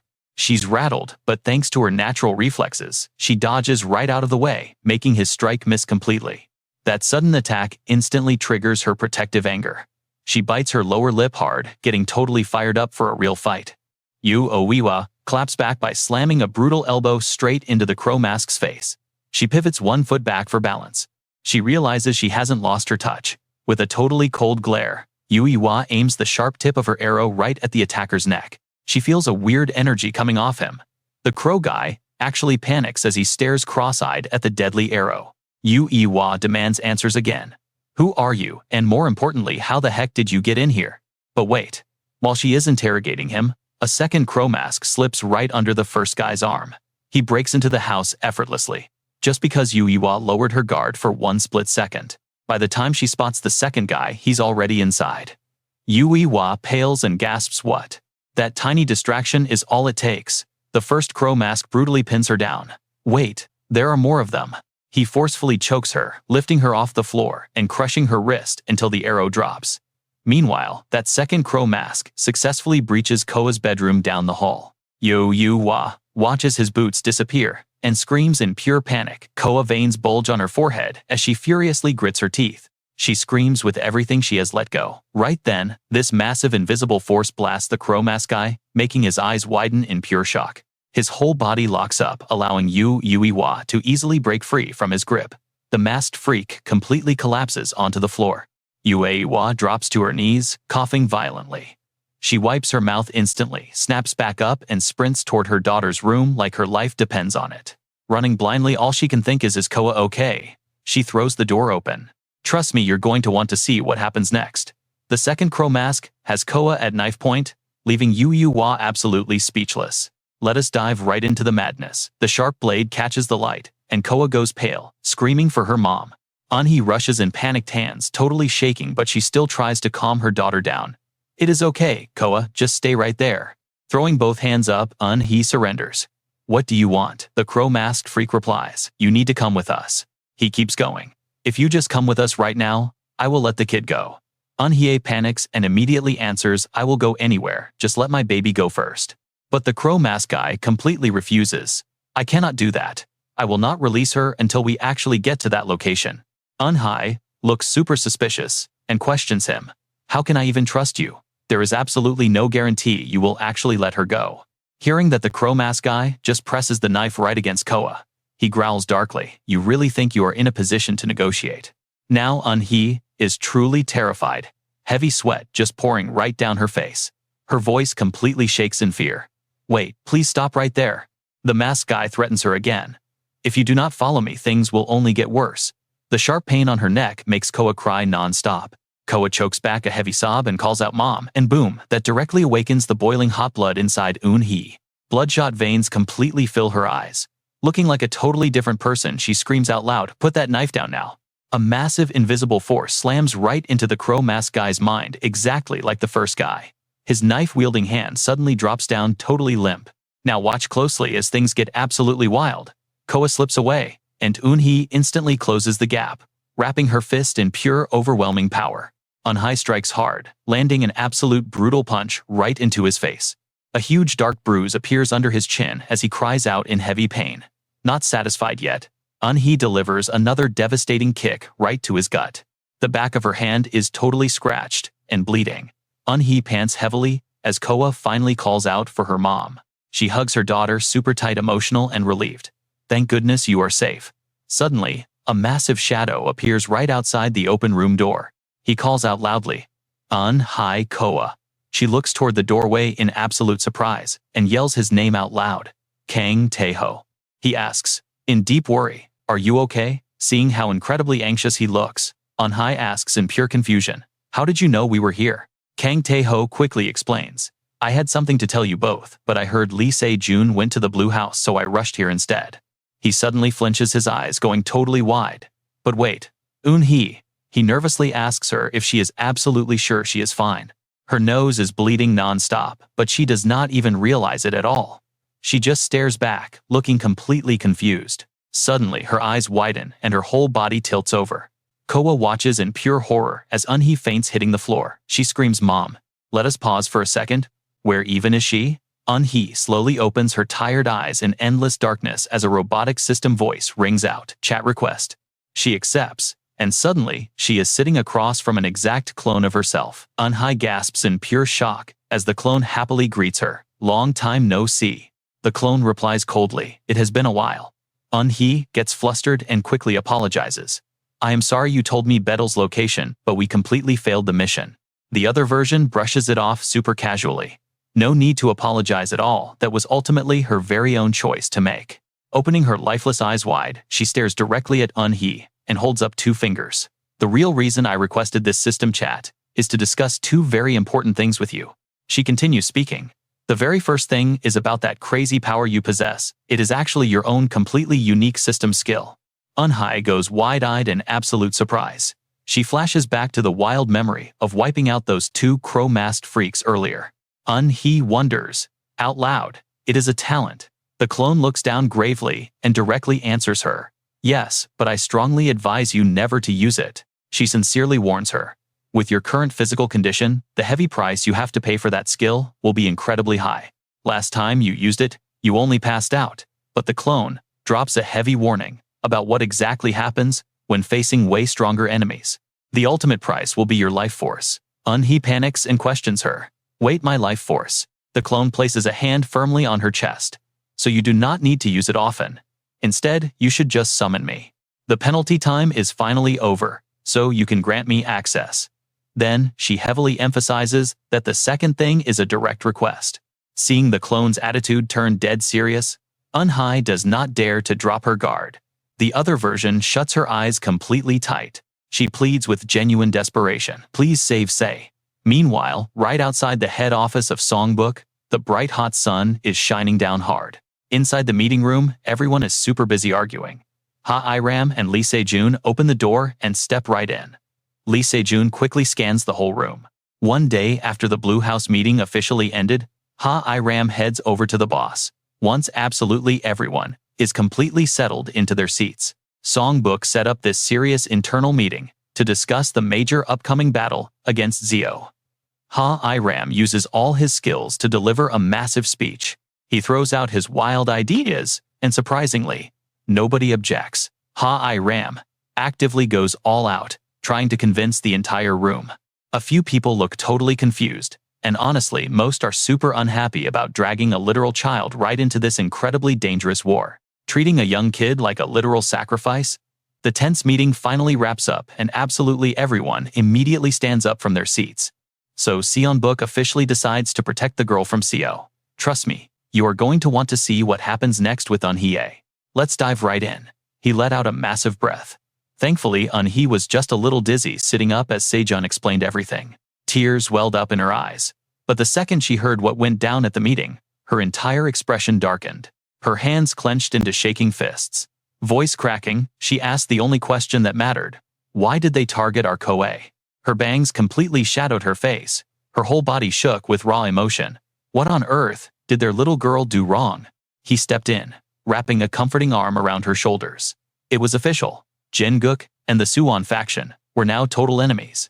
Meanwhile, out on the streets of the safe zone, people were already huddling up, whispering, and spreading wild rumors. Watching Coa walk by, they gossiped. Is that the kid? Yeah, the literal reason this whole crazy battle even started. She sensitively glanced their way, but those cowards immediately turned their heads awkwardly, avoiding eye contact. Pursuing her lips, she stared at them with innocent curiosity. Seeing this, they nervously shushed each other. Quiet, the kid will hear. Two flags violently flapped along the safe zone's massive wall. Kang Tae-ho leaned against the railing with his arms crossed, Se-jun right beside him. You know what, I actually went to Suwon. Se-jun was totally caught off guard. Wait, are you serious? Kang Tae-ho shot him a look and gave a firm nod.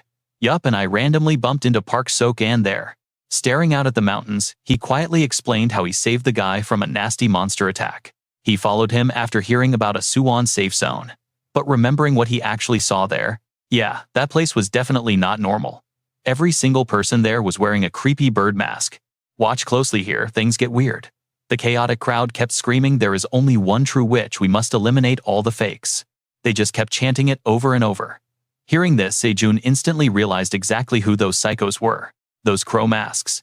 It was the signature look of the witch hunters, who mercilessly hunted Coa down before he regressed. Rubbing his chin with a shiver, Kang Tae-ho dropped a bomb. That entire camp worships the witch led entirely by Sok-an. You could tell the memories still terrified him. They absolutely refused to let him leave, so escaping took some serious effort. Worship the witch. Se-jun couldn't wrap his head around Sok-an's incredibly suspicious actions. So why the hell is he targeting Coa? Does he genuinely not realize she is an actual witch? Who exactly is this true witch he's raving about? Suddenly, Coa popped up loudly calling for her dad. Seeing his absolutely adorable daughter, his voice completely softened. Reading the room, Kang Tae-ho wisely whispered, I will give you two some space. Se-jun nodded his thanks. Dropping down to one knee, he looked right into her eyes and gently asked a question. Why are you out here alone? She frantically shook her little head. Nope, mom is waiting right down there. Then she went totally silent, looking incredibly heartbroken. Lips trembling, she asked, Dad, do you know why everyone hates me? His face went pale, eyes wide with shock. Did mom get hurt because of me? He grabbed her arms in a panic. No, absolutely not, but she clearly didn't believe a single word he said. Her face turned completely red, fighting back tears. Seeing his daughter this sad, absolutely shattered his heart. He gently cupped her cheek. I know what you're thinking. He said, listen, Dad's gonna tell you a massive secret. A secret? Scooping her up into his arms, he whispered softly. Yeah, a secret that even Mom doesn't know anything about. I'm actually from the future. She dramatically covered her mouth. So Mom's an alien, and you're a time traveler. He laughed at that. Mom isn't an alien. He gently patted her head to calm her down. Anyway, that's exactly how I know nobody hates you. Her voice dropped to a whisper. Then what happens in our family's future? Se-jun looked at her thoughtfully. Do you really want to know? She excitedly screamed out, yes. Looking away with a smirk, he teased. But I can't tell you. Pouting, she whined, he was mean. She angrily puffed out her cheeks. Se-jun burst out laughing at his successful prank before softening into a gentle smile. Looking at her with pure love, that hospital memory echoed in his head. Why did they hurt our little girl? Letting out a heavy sigh, he stared into her totally innocent eyes. You know about our family's future together. In a completely peaceful world, our family of 3 walks hand in hand across a beautiful green field. His voice was unshakable. We live happily with you forever and ever. She looked up with literal stars in her eyes. Really, that sounds just like a fairy tale, he smiled warmly. It really does. The autumn breeze rustled the dry leaves. He hugged her silently as leaves scattered in the wind. Remembering the tragic end from his past life, his resolve hardened. So what do you and I take from this? He didn't care if it was a lie, he would make it real. Stick with me here. Lee Se-jun's eyes go totally ice cold. He is making sure every single promise he made today becomes a reality. A massive crowd of black-robed guys packs the room, and right in front of them, a giant rift opens up. Socken just spreads his arms toward it. He tells them if things keep going like this, another rift is gonna form. The second I give the signal, all of you need to jump right in. He activates his incitement skill. Socken laughs like a maniac, totally weaving that mind-bending skill right into his own words to control them. Trust the witch and trust me, and you'll be saved. Meanwhile, up on the massive walls of the songbook safe zone, 2 guards are keeping watch. One of them sighs and says it has been 4 whole days, and literally nothing has happened. The girl leans lazily against the fence. She glances at the old man next to her, totally bored. Are we just gonna stand here forever? Is Suo actually gonna attack us or what? The old man gives her this gentle, grandfatherly look. Look, we declared war, sure, but it is super hard for them to just show up here instantly. First off, to get here, they have to survive the monster hordes outside. And more importantly, it is literally the middle of winter.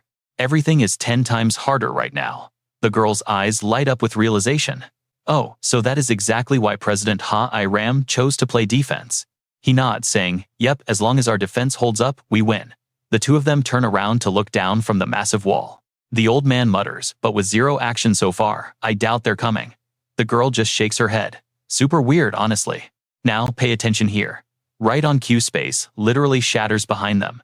As the dimensional fragments fall, both of them are just completely confused. Suddenly, a massive monster leaps straight out of that spatial rift, crashing heavily right down onto the city streets below. The civilians watching this happen go totally pale. The beast lets out a deafening roar and starts absolutely wrecking everything in sight. Everyone panics and scatters for their lives. Their terrified screams are just full of pure desperation. A monster, an actual monster, just spawned inside our heavily guarded walls. Ha-I-Ram slams her hands on the desk. A rift opened inside the safe zone. She furiously yells, what the heck is going on here? She sounds completely stunned. Nothing like this has ever happened before. Lee Se-jun just frowns deep in some serious thought. Every safe zone, including Seongbuk, was specifically built in locations where rifts never ever appeared.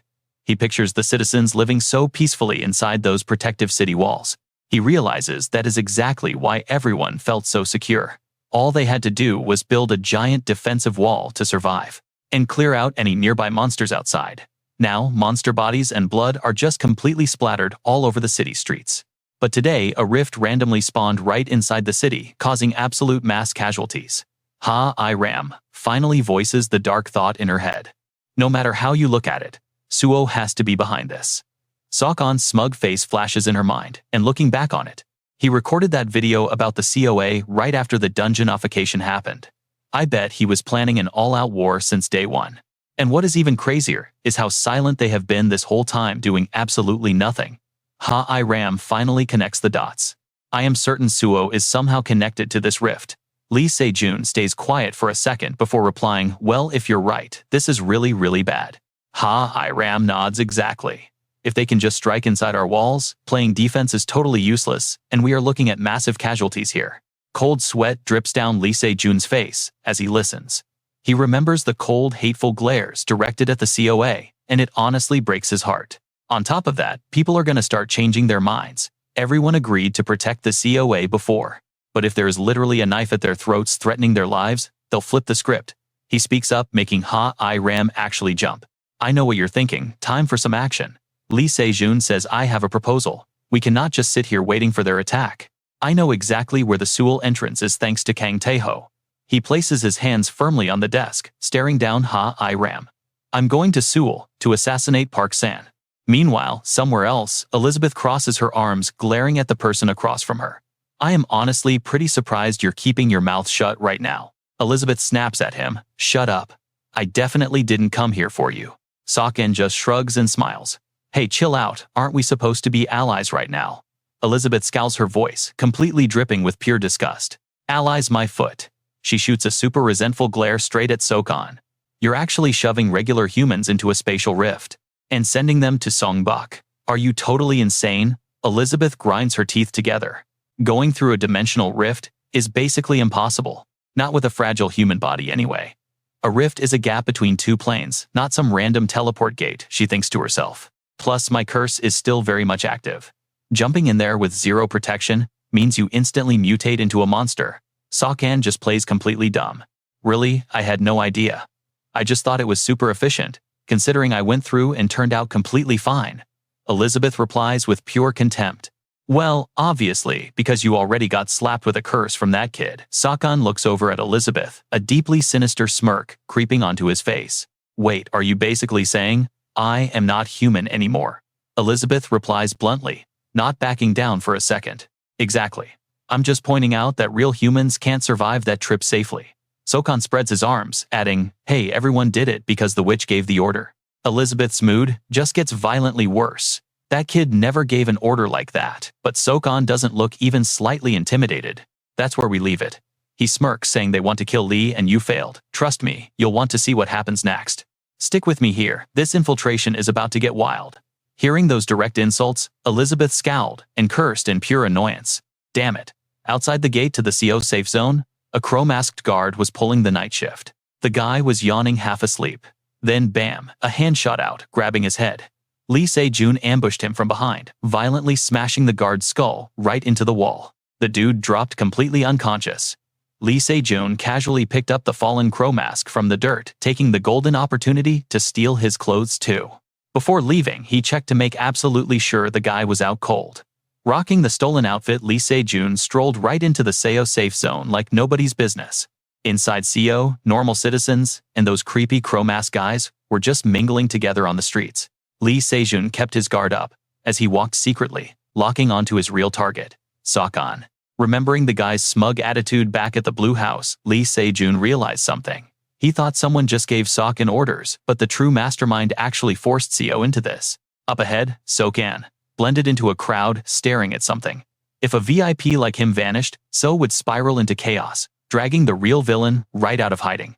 He stared in pure shock at the absolute mob of masked cultists walking in droves. Masked freaks, Lee Se-jun thought in total disbelief. He quickly pulled his hood up seamlessly, blending into the creepy crowd. Where the hell are they going? Lee Se-jun wondered. He followed the mob of crow masks until they reached a building that looked exactly like a church. They piled inside, dead silent. Suddenly, Lee Se-jun froze as a very familiar voice echoed out. Welcome, devout believers. Sokon stood high up, pointing dramatically at the glowing rift next to him. Today you are all assigned a crucial task. All of you will be totally saved by the witch. He smiled gently, gesturing toward the ominous portal. All right, one by one. Now pay attention here. Lee Se-jun was absolutely stunned hearing Sokon say those exact words. Walk through this rift, and you will reach Seonbuk. The crow masks marched straight into the portal. Unreal. He was casually feeding humans through a rift. Lee Se-jun's mind was racing a mile a minute. Is this bastard sacrificing innocent humans as monster chow? Or does the rift's energy actually mutate them into monsters? Glancing back at the empty space, Lee Se-jun realized he was dead last in line. Stepping lightly, Lee Se-jun casually trailed right behind the last few crow masks. The line got shorter and shorter. The gap between him and Sok and practically vanished. Lee Se-jun's eyes sharpened, locked, dead on his prey. Stay cool, he told himself. Every single ounce of his focus shifted entirely onto taking down Sokon. Lee Se-jun tightly gripped the hidden dagger inside his cloak as he approached. Sokon looked over, his voice sickeningly welcoming. All right, let the last person step up.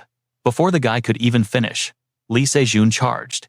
He attacked with his dagger, giving Sokon zero time to react. Lee Se-jun was totally dead set on ending his life immediately. Keeping the blade concealed under his lapel, he timed his final approach perfectly. Sokon practically invited him in, eyes locking onto Lee Se-jun. All right, last person, please come forward. But halfway through the sentence, boom, Lee Se-jun lunged forward with his knife to strike Sokon. Catching him totally off guard, Lee Se-jun vowed to kill this bastard right on the spot. Lee Se-jun ruthlessly jammed the blade right into Sok-an's neck artery, making him groan in agony while the rift slowly shrank away. Bullseye. I hit the carotid artery, Lee Se-jun cheered internally. But Sok-an just coughed, whispering weakly. I knew you would come, Lee Se-jun. Hearing his own name made Lee Se-jun's eyes go wide. He instantly jumped back to a safe distance, while Sok-an just stood there, coughing dryly. I know what you're thinking. Lee Se-jun couldn't believe his eyes either. What? How are you still alive? Sok-an flashed a cocky smirk. Are you surprised? Weird glowing purple blood started oozing from his sliced neck. True believers never die, he smiled wickedly. Lee Se-jun scowled hard, gritting his teeth in absolute frustration. Staring at him, Lee Se-jun realized this guy was no longer human. Sok-an looked down his dark bangs, totally hiding his expression. He put 2 fingers to his mouth. You're sharp. A piercing whistle echoed, shaking the entire space. Lee Se-jun covered his ears, annoyed. Sok-an's eyes went pitch black, his voice dropping ominously. An all-out assault is starting. Very soon, monsters will swarm Sion Book.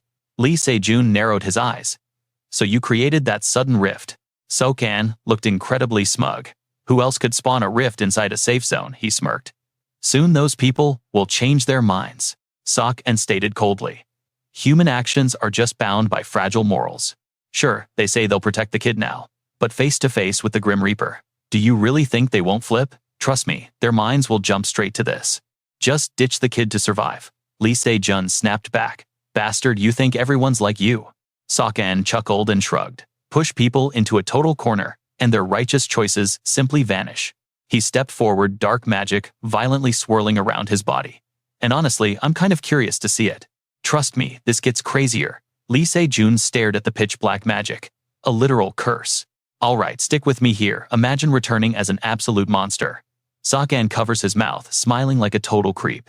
How would the kid react? Lee Se-jun instantly pulls out his staff, transforming the weapon straight into a lethal spear. He shifts his stance, ready to launch an all-out attack. His brain is rapidly analyzing the entire battlefield. The enemy's body is completely coated in a curse, but honestly, that is his only trick. When it comes to raw strength, Lee Se-jun completely overpowers him. He figures he can end this right here. Without hesitating, he charges forward. The spear thrusts forward, closing in on Sok-an. But the guy does not even flinch. He just stands there calmly pressing his palms together. Suddenly, a massive spatial rift rips open from Sok-an's hands. Lee Se-jun's eyes widen in shock as his spear plunges right into the void. The rift closes. Sok-an just squints, laughing with pure mockery. Oh no. Did you really think you could take me out with a long-ranged attack like that? Panic hits Lee Se-jun as he loses his spear. Gritting his teeth in absolute rage, he grabs for his dagger. Total miscalculation on his part. It is the only weapon he has left. Watching Lee Se-jun's desperate move, Sok-an completely mocks him. Are you planning to kill me with that tiny knife? Oh, I am so scared. Lee Se-jun realizes he is just a pathetic little toy in Sok-an's eyes. Damn it, he totally fell for the taunt. Hook, line, and sinker. Lee Se-jun grips the hilt of his dagger. If he uses this, it forces the fight into extremely close quarters, which means he will definitely touch that deadly curse. He genuinely wonders if he should just retreat. But then an image flashes in his mind. Elizabeth huddled against a wall, and Coa running in pure terror from those creepy hands. Lee Se-jun's own hand hovers, hesitating to draw the blade. To fight, or not to fight? Finally, he tightens his grip. Coa is the reason he got this strong. No way he backs down. Now, pay attention here. Sok-an is still cackling like a maniac, but Lee Se-jun knows as long as this guy breathes, Coa is in danger. Lee Se-jun launches himself, moving at literal light speed. Gripping the dagger, he gets right in Sok-an's face. I need to end him now, even if it turns me into a monster. Sok-an flinches as Lee Se-jun suddenly teleports right up to him. What? He pins the guy, slams him straight into the dirt. Lee Se-jun raises the dagger high, ready to strike. A single brutal stab tears through his chest, aiming for the heart. Sok-an's eyes bulge out as blood sprays everywhere. He lets out a massive scream, throwing a desperate heavy punch right into Lee Se-jun's gut. Lee Se-jun rolls across the ground, the dark magic curse already clinging to his entire body. He pushes himself up while Sok-an glares at him. You touched the curse.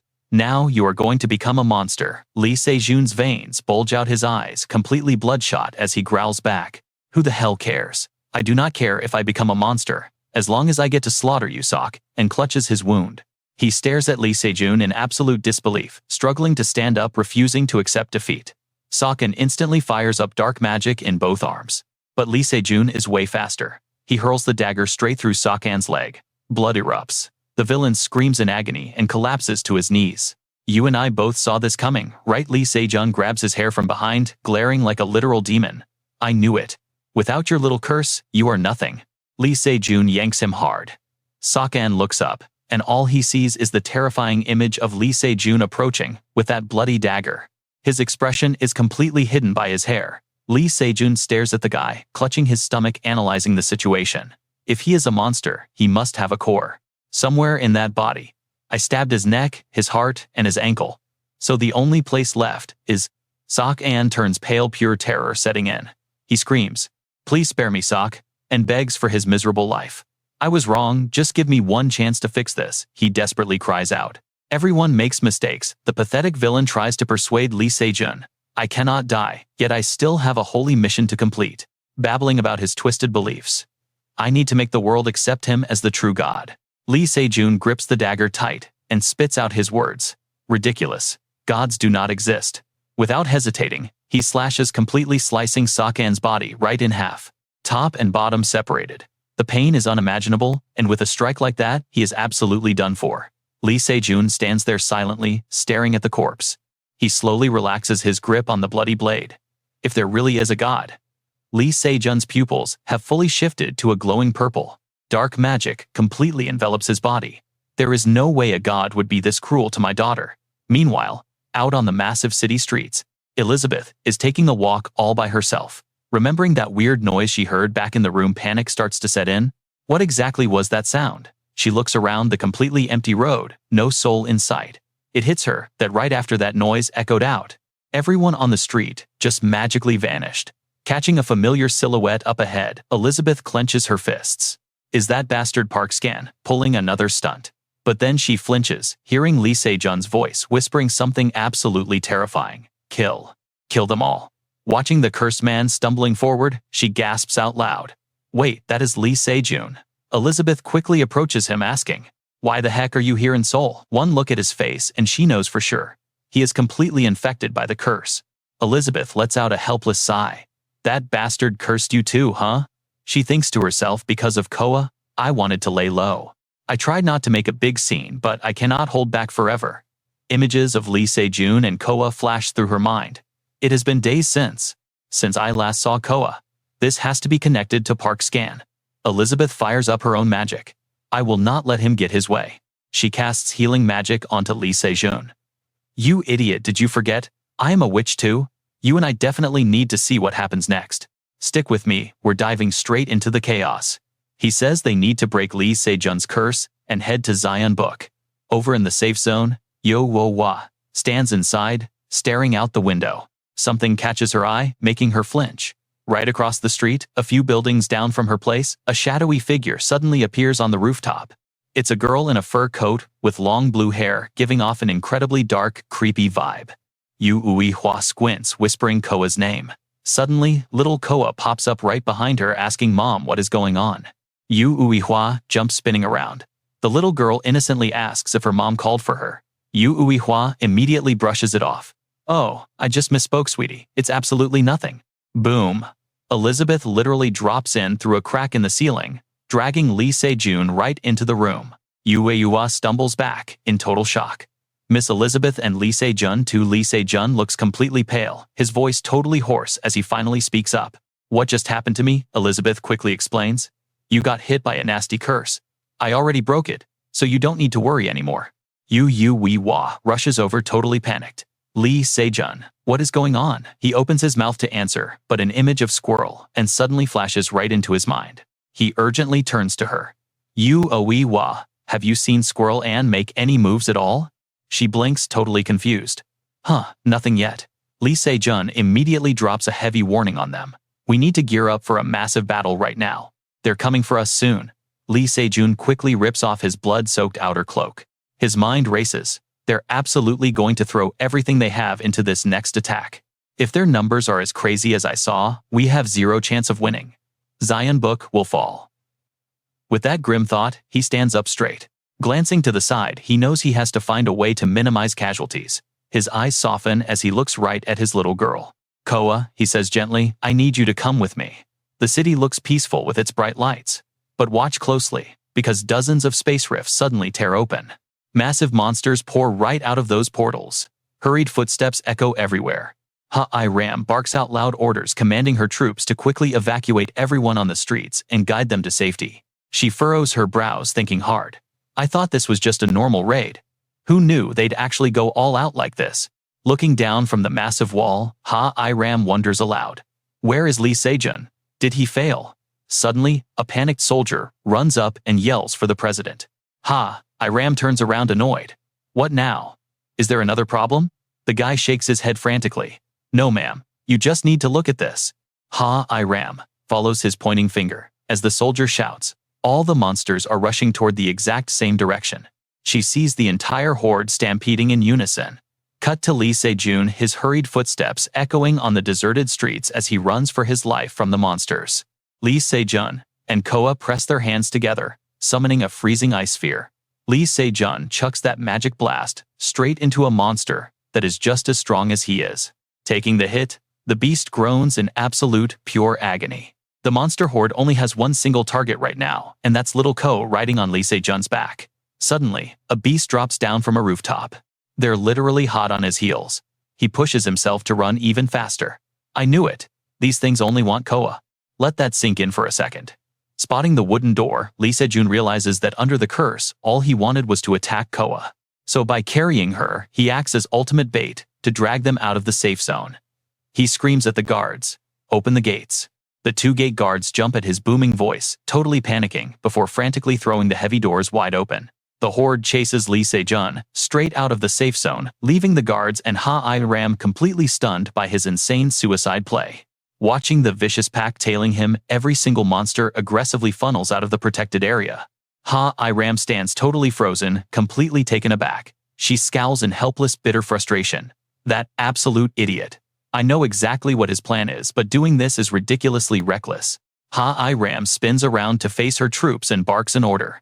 Everyone wipe out the rest of these stragglers. Her voice rings out loud and clear. Lee Se-jun lured most of them outside. There are only a few left. Clean them up fast, then go back up, Lee Se-jun. Meanwhile, outside the safe zone, those beasts are literally inches away from the father-daughter duo. Lee Se-jun pushes himself trying to go even faster. Good, he thinks. The guys inside can definitely handle whatever trash is left over. Even though I successfully pulled their aggro, I still need to hold out a lot longer. Suddenly, a splitting headache hits him like a hammer. He lets out a painful grunt. Koa calls out, totally worried. Dad, she grips his shoulders tightly, asking if he is okay. He looks completely pale, but refusing to let her panic, he forces a lie. Dad is fine, sweetheart. You don't need to worry. Lee Se-jun realizes the pain is totally an after effect of that nasty curse. Sweaty and trembling, he admits his body is getting way too weak. Koa softly calls for him. He glances back. With total sincerity, she says, if you're tired, Dad, let Koa take care of these monsters for you. Back inside Zion, Squirrel Ann's dead body just lies there in pure silence. But look, this disgusting black water is creeping up the stairs, slowly getting closer to her. The sticky liquid is rising, whispering like some kind of living creature. The witch's familiar is finally dead. The creepy black goo swallows her body whole, and trust me, you're going to want to see what happens next. All right, jump in with me. He claims his body, and we head back to the Zon book safe zone. Koa looks up, totally serious. Dad, if you're tired, want me to wipe out those monsters for you? Lee Se-jun is completely stunned. Koa confidently says she can handle it. He glances back at the massive horde of monsters currently chasing right behind them. Lee Se-jun asks gently, Koa, aren't you terrified of those things? Without a single trace of panic, she replies, I'm not scared. Flashing an innocent, radiant smile, she tells him, because you're here with me, Dad. Plus, I'm way stronger than them. Lee Se-jun is totally shocked. He never expected his little girl to have such crazy confidence. Looking back, he sweats. There are way too many monsters on their tail, yet she doesn't think it's a big deal at all. He pushes himself sprinting away with Koa on his back. Eventually, she's going to realize exactly how absurdly overpowered she is. Lee Se-jun takes a sharp turn down another path. He really doesn't want her using that crazy magic. He pictures a mother bird carefully watching her unhatched eggs. He just wants her to grow up completely normal. He planned to protect her forever. But then an egg cracks. The baby bird is ready to hatch. Was a normal life even possible from the start? The nest is empty, only broken shells remain. Lee Se-jun realizes. Kids eventually stand on their own 2 feet and leave the nest. The exact same rule applies to Coa. Lee Se-jun stops abruptly. Watch this carefully, he finally relents. Knowing her insane power, he gently warns her, Coa, you can't risk going all out with your attack magic. She obediently nods. Okay, I've done some really bad things before. Lee Se-jun quickly surprises her. It's fine, I'm not scolding you. Comforting her, he adds, you can use it on these nasty monsters instead. Looking at her with warm eyes, he thinks to himself, I'm not trying to suppress her true potential. Coa looks super confused. Lee Se-jun just wants to teach her proper control. He asks her one more crucial favor. Just please don't kill them, okay? Hearing that, her face instantly lights up with pure joy. She replies with absolute confidence. Really facing the swarming monster horde, Lee Se-jun holds her close, not flinching at all, as he stares down the terrifying beasts. Smiling, he tells her, show me what you got. Instantly, Coa channels her magic. Her eyes suddenly snap wide open, pupils glowing with an eerie, beautiful light. With her tiny hands, she casually forms a massive magic orb. She throws both arms forward. Freeze. In a split second, her insane magic completely encases every single monster in solid ice. Safe in his arms, she maintains that overwhelming spell. Those ferocious beasts couldn't even touch a single hair before getting completely frozen solid. And get this, her magic doesn't just stop at the monsters. It literally affects the entire surrounding environment. Trees and beasts alike, totally frozen stiff. Lee Se-jun carefully sets Coa down on the ground. She cheers, throwing her hands up in pure victory. I did it. Poking the ice with his dagger, Lee Se-jun chuckles. She actually kept them alive. You and I both know why he did this. He didn't want his daughter becoming a killer, so he can do the dirty work himself. Meanwhile, a shadowy figure lurks nearby, silently eavesdropping on their wholesome conversation.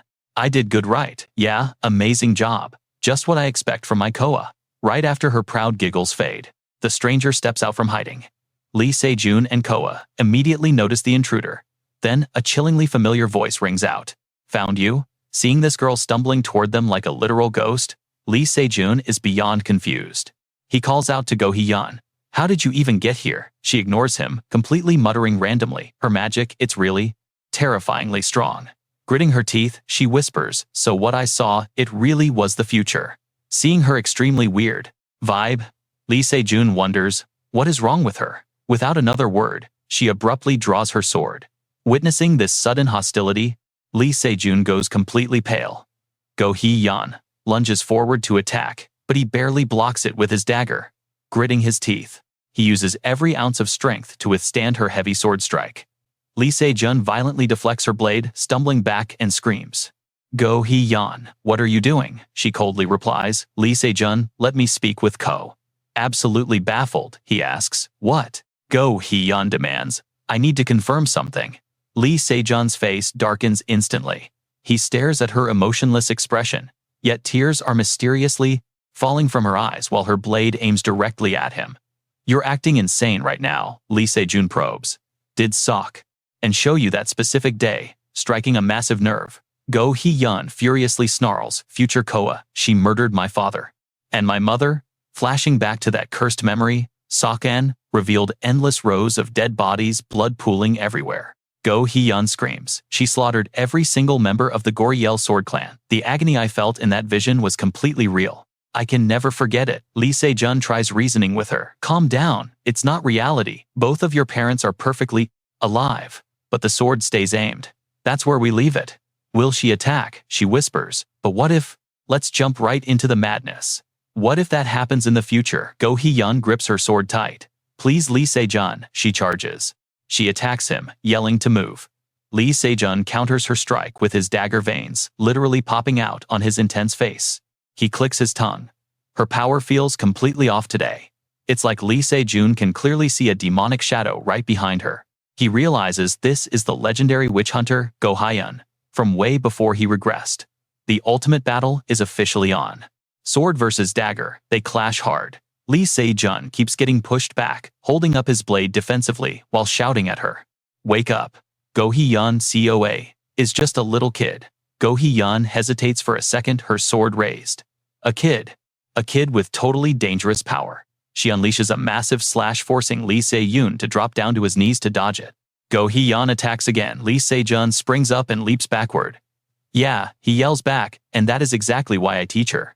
I teach her never to hurt humans. You saw it yourself. Hee-yeon glares. I know I wanted to believe that, but it is not enough. Remembering the terrifying image of a grown-up COA, Go Hee-yeon literally starts trembling. I saw it. Watch closely, because this logic is wild. She screams that COA isn't human anymore. It's like giving a toddler a literal bomb. Lee Se-jun instantly shuts that down.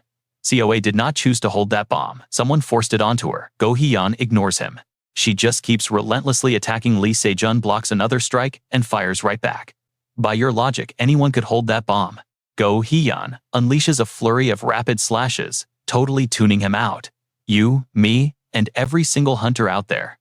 We all possess absolutely terrifying amounts of power. It all comes down to how a person chooses to use that destructive power. At the end of the day, it's about choices. Go Hee-yeon screams back. But that doesn't change the fact that a clueless kid is walking around with all that raw destruction. Lee Se-jun yells right back at her. Wrong, because she is still a kid. Things can still change. Done holding back, Lee Se-jun finally swings his dagger at Go Hee-yeon. He stands tall, his voice totally filled with absolute confidence and hope. COA can still change. Dripping with sweat, Lee Se-jun roars out, COA can still be better in the future. Go Hee-yeon suddenly freezes, her eyes going wide. She snaps back, totally losing her patience. Improve. Lee Se-jun just calmly stares her down. We both know where this is going, right? He insists that as she grows up, she will eventually learn to master her incredible power. Just like the Sword Saint and Madame Sophia. Go Hee-yeon goes dead silent, completely frozen in place. Seeing her finally hesitate, Lee Se-jun presses his advantage. Are you going to claim their power is too dangerous as well? Go Hee-yeon's hand tightens around her sword hilt. She looks conflicted. But what if it goes wrong? What if she literally can never control it, and the nightmare future actually becomes reality? A brutal image of lifeless bodies scattered across the ground flashes through her mind. This is trauma talking now. Go Hee-yeon aims her blade right at Lee Se-jun's chest. How can you be so sure COA won't destroy everything? Lee Se-jun tightens his fists. He can't even deny it, but he refuses to back down. If COA was all by herself, then yes, that future might happen. But not anymore. He declares it with absolute certainty. Meanwhile, little COA has been hiding behind a massive block of ice this whole time, just watching them argue. She has a master now. Lee Se-jun reminds her that she has the entire Phantom Guild on her side. And she has me and you, Uyowa, too. His face is incredibly sincere right now. If we just raise her the right way, guide her down the right path, isn't that what adults are supposed to do? Can you seriously not just put your trust in little COA? He is practically begging her now. Go Hee-yeon looks like she just snapped out of a trance, glancing over at the tiny girl. COA is just cowering behind the ice, looking absolutely terrified. The tension breaks. Go Hee-yeon finally lowers her arm, and her sword slips right out of her grip. It hits the ground with a loud clank. All the color drains from her face, totally consumed by heavy guilt. I completely lost my mind, she whispers. I'm so sorry, Lee Se-jun. He doesn't even say a word, just lets out a massive sigh of relief. Go Hee-yeon drops down and pulls little COA into a huge sobbing hug. I am so sorry. The sweet kid just hugs her right back. It is totally fine, she says. But while they are having this emotional moment, an eerie flickering firelight suddenly brightens up the entire street. Go Hee-yeon is the first to notice something is horribly wrong. Wait a second, she mutters. That area is on fire. She stares up at the glowing red sky right behind Lee Se-jun. He completely freezes up. What are you talking about? Utterly confused, he reflexively turns his head to see for himself. And oh man, it is real. Massive fires are blazing and bizarre creepy monsters are literally hovering right up in the sky. Pure panic hits him. That is the Songbuk safe zone. Floating among these small, skinny winged nightmares is an absolute freak covered in tentacles just floating through the air without any wings at all. Meanwhile, over at this incredibly gloomy dark castle, where massive black dragons are flying guard, inside we've got two mysterious guys. One chilling on a throne, the other kneeling like a total servant. The dude on the throne is basically skin and bones, rocking ragged clothes and white hair. His eyes glow blood red as he finally speaks. You failed to retrieve the witch's soul. The kneeling guy is shaking in pure terror. Stick with me, because this just got epic. Let's dive into this wild system. Manga. The king keeps talking magic, holy power, nothing can break this curse. The only way, dragging her right here. To have her remove it. The guy kneeling there just stares in shock at the throne, but the king totally ignores him and keeps going. He claims her soul actually bailed on this place. She straight up left Mytham and crossed over into a totally different dimension. The terrified guy clasps his hands, looking absolutely desperate. Really, the Magic Tower Master said he actually got an answer from him. The Tower Master confirmed a soul can actually do that, crossing into entirely different dimensions while still having a physical body. He talks faster, getting way more hyped.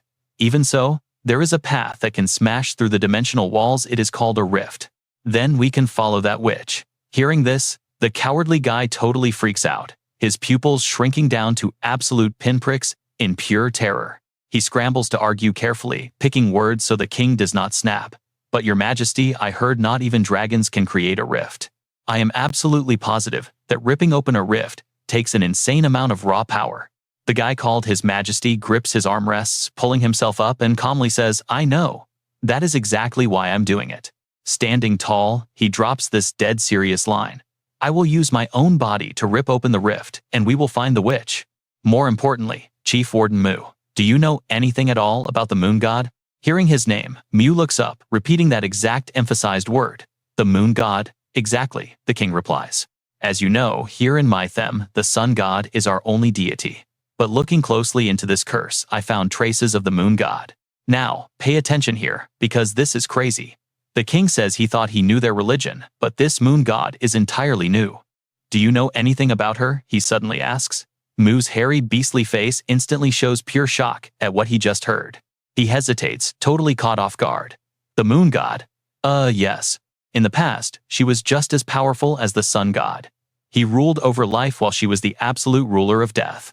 But she grew insanely jealous of the sun god, who got all the worship from the living. So the moon god tried to kill him. Their epic battle dragged on forever, until the sun god finally won. Right as the moon god died, she placed a massive curse on him. She gripped her chest tightly, filled with pure hatred, and dropped a toxic curse. I will soon become death itself. And when I cannot die, even if I am killed, I will come back to murder you. That is exactly what she said.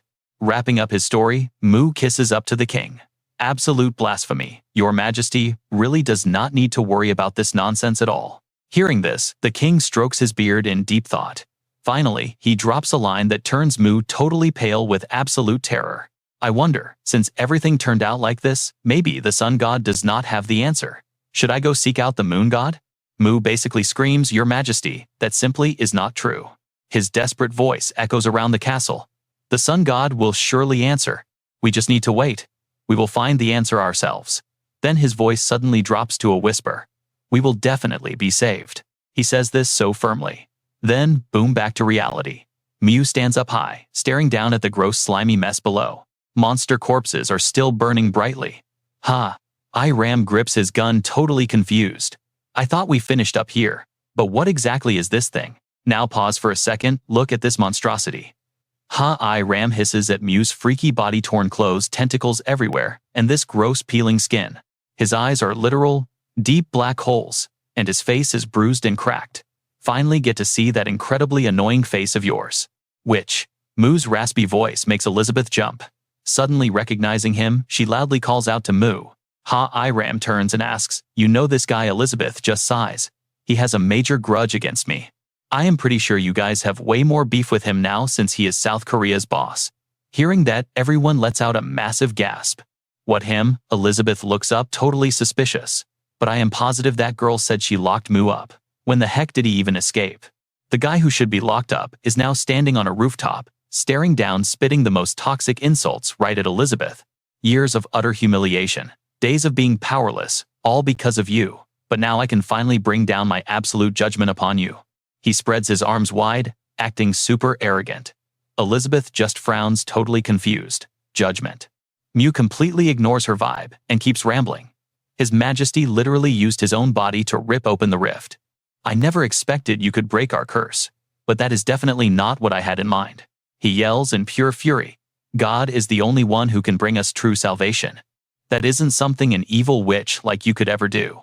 Atone for your sins by dying right now. Elizabeth shakes with absolute rage, but you and I know she will roast him.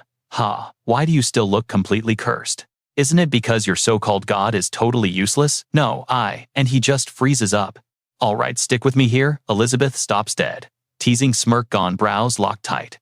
A blazing fireball erupts from Mew's open hand, and right on cue, the entire ground starts shaking violently. Everyone heavily stumbles from the sudden massive earthquake, but Mew's voice just keeps echoing out, completely calm. He basically says, after you made us like this, I kept wondering why God gave us 0 answers. What could we actually do to be totally saved? Amidst a literal sea of fire, Lee Se-jun sprints frantically holding Sayora, with Uni right behind. They stare up in pure disbelief as the flames brightly light up the sky. Mew's voice booms out again, saying he finally figured out the truth. Suddenly, an image flashes on screen of his freaky giant hairy monster form. He is clutching a book super tight, his eyes bulging wide open like he just discovered the absolute most shocking truth ever. He preaches that they all need to burn their bodies, along with the priests, to be properly reborn. The one true path to absolute salvation. He recites these crazy words perfectly smoothly, like he has rehearsed this exact script 100,000 times over.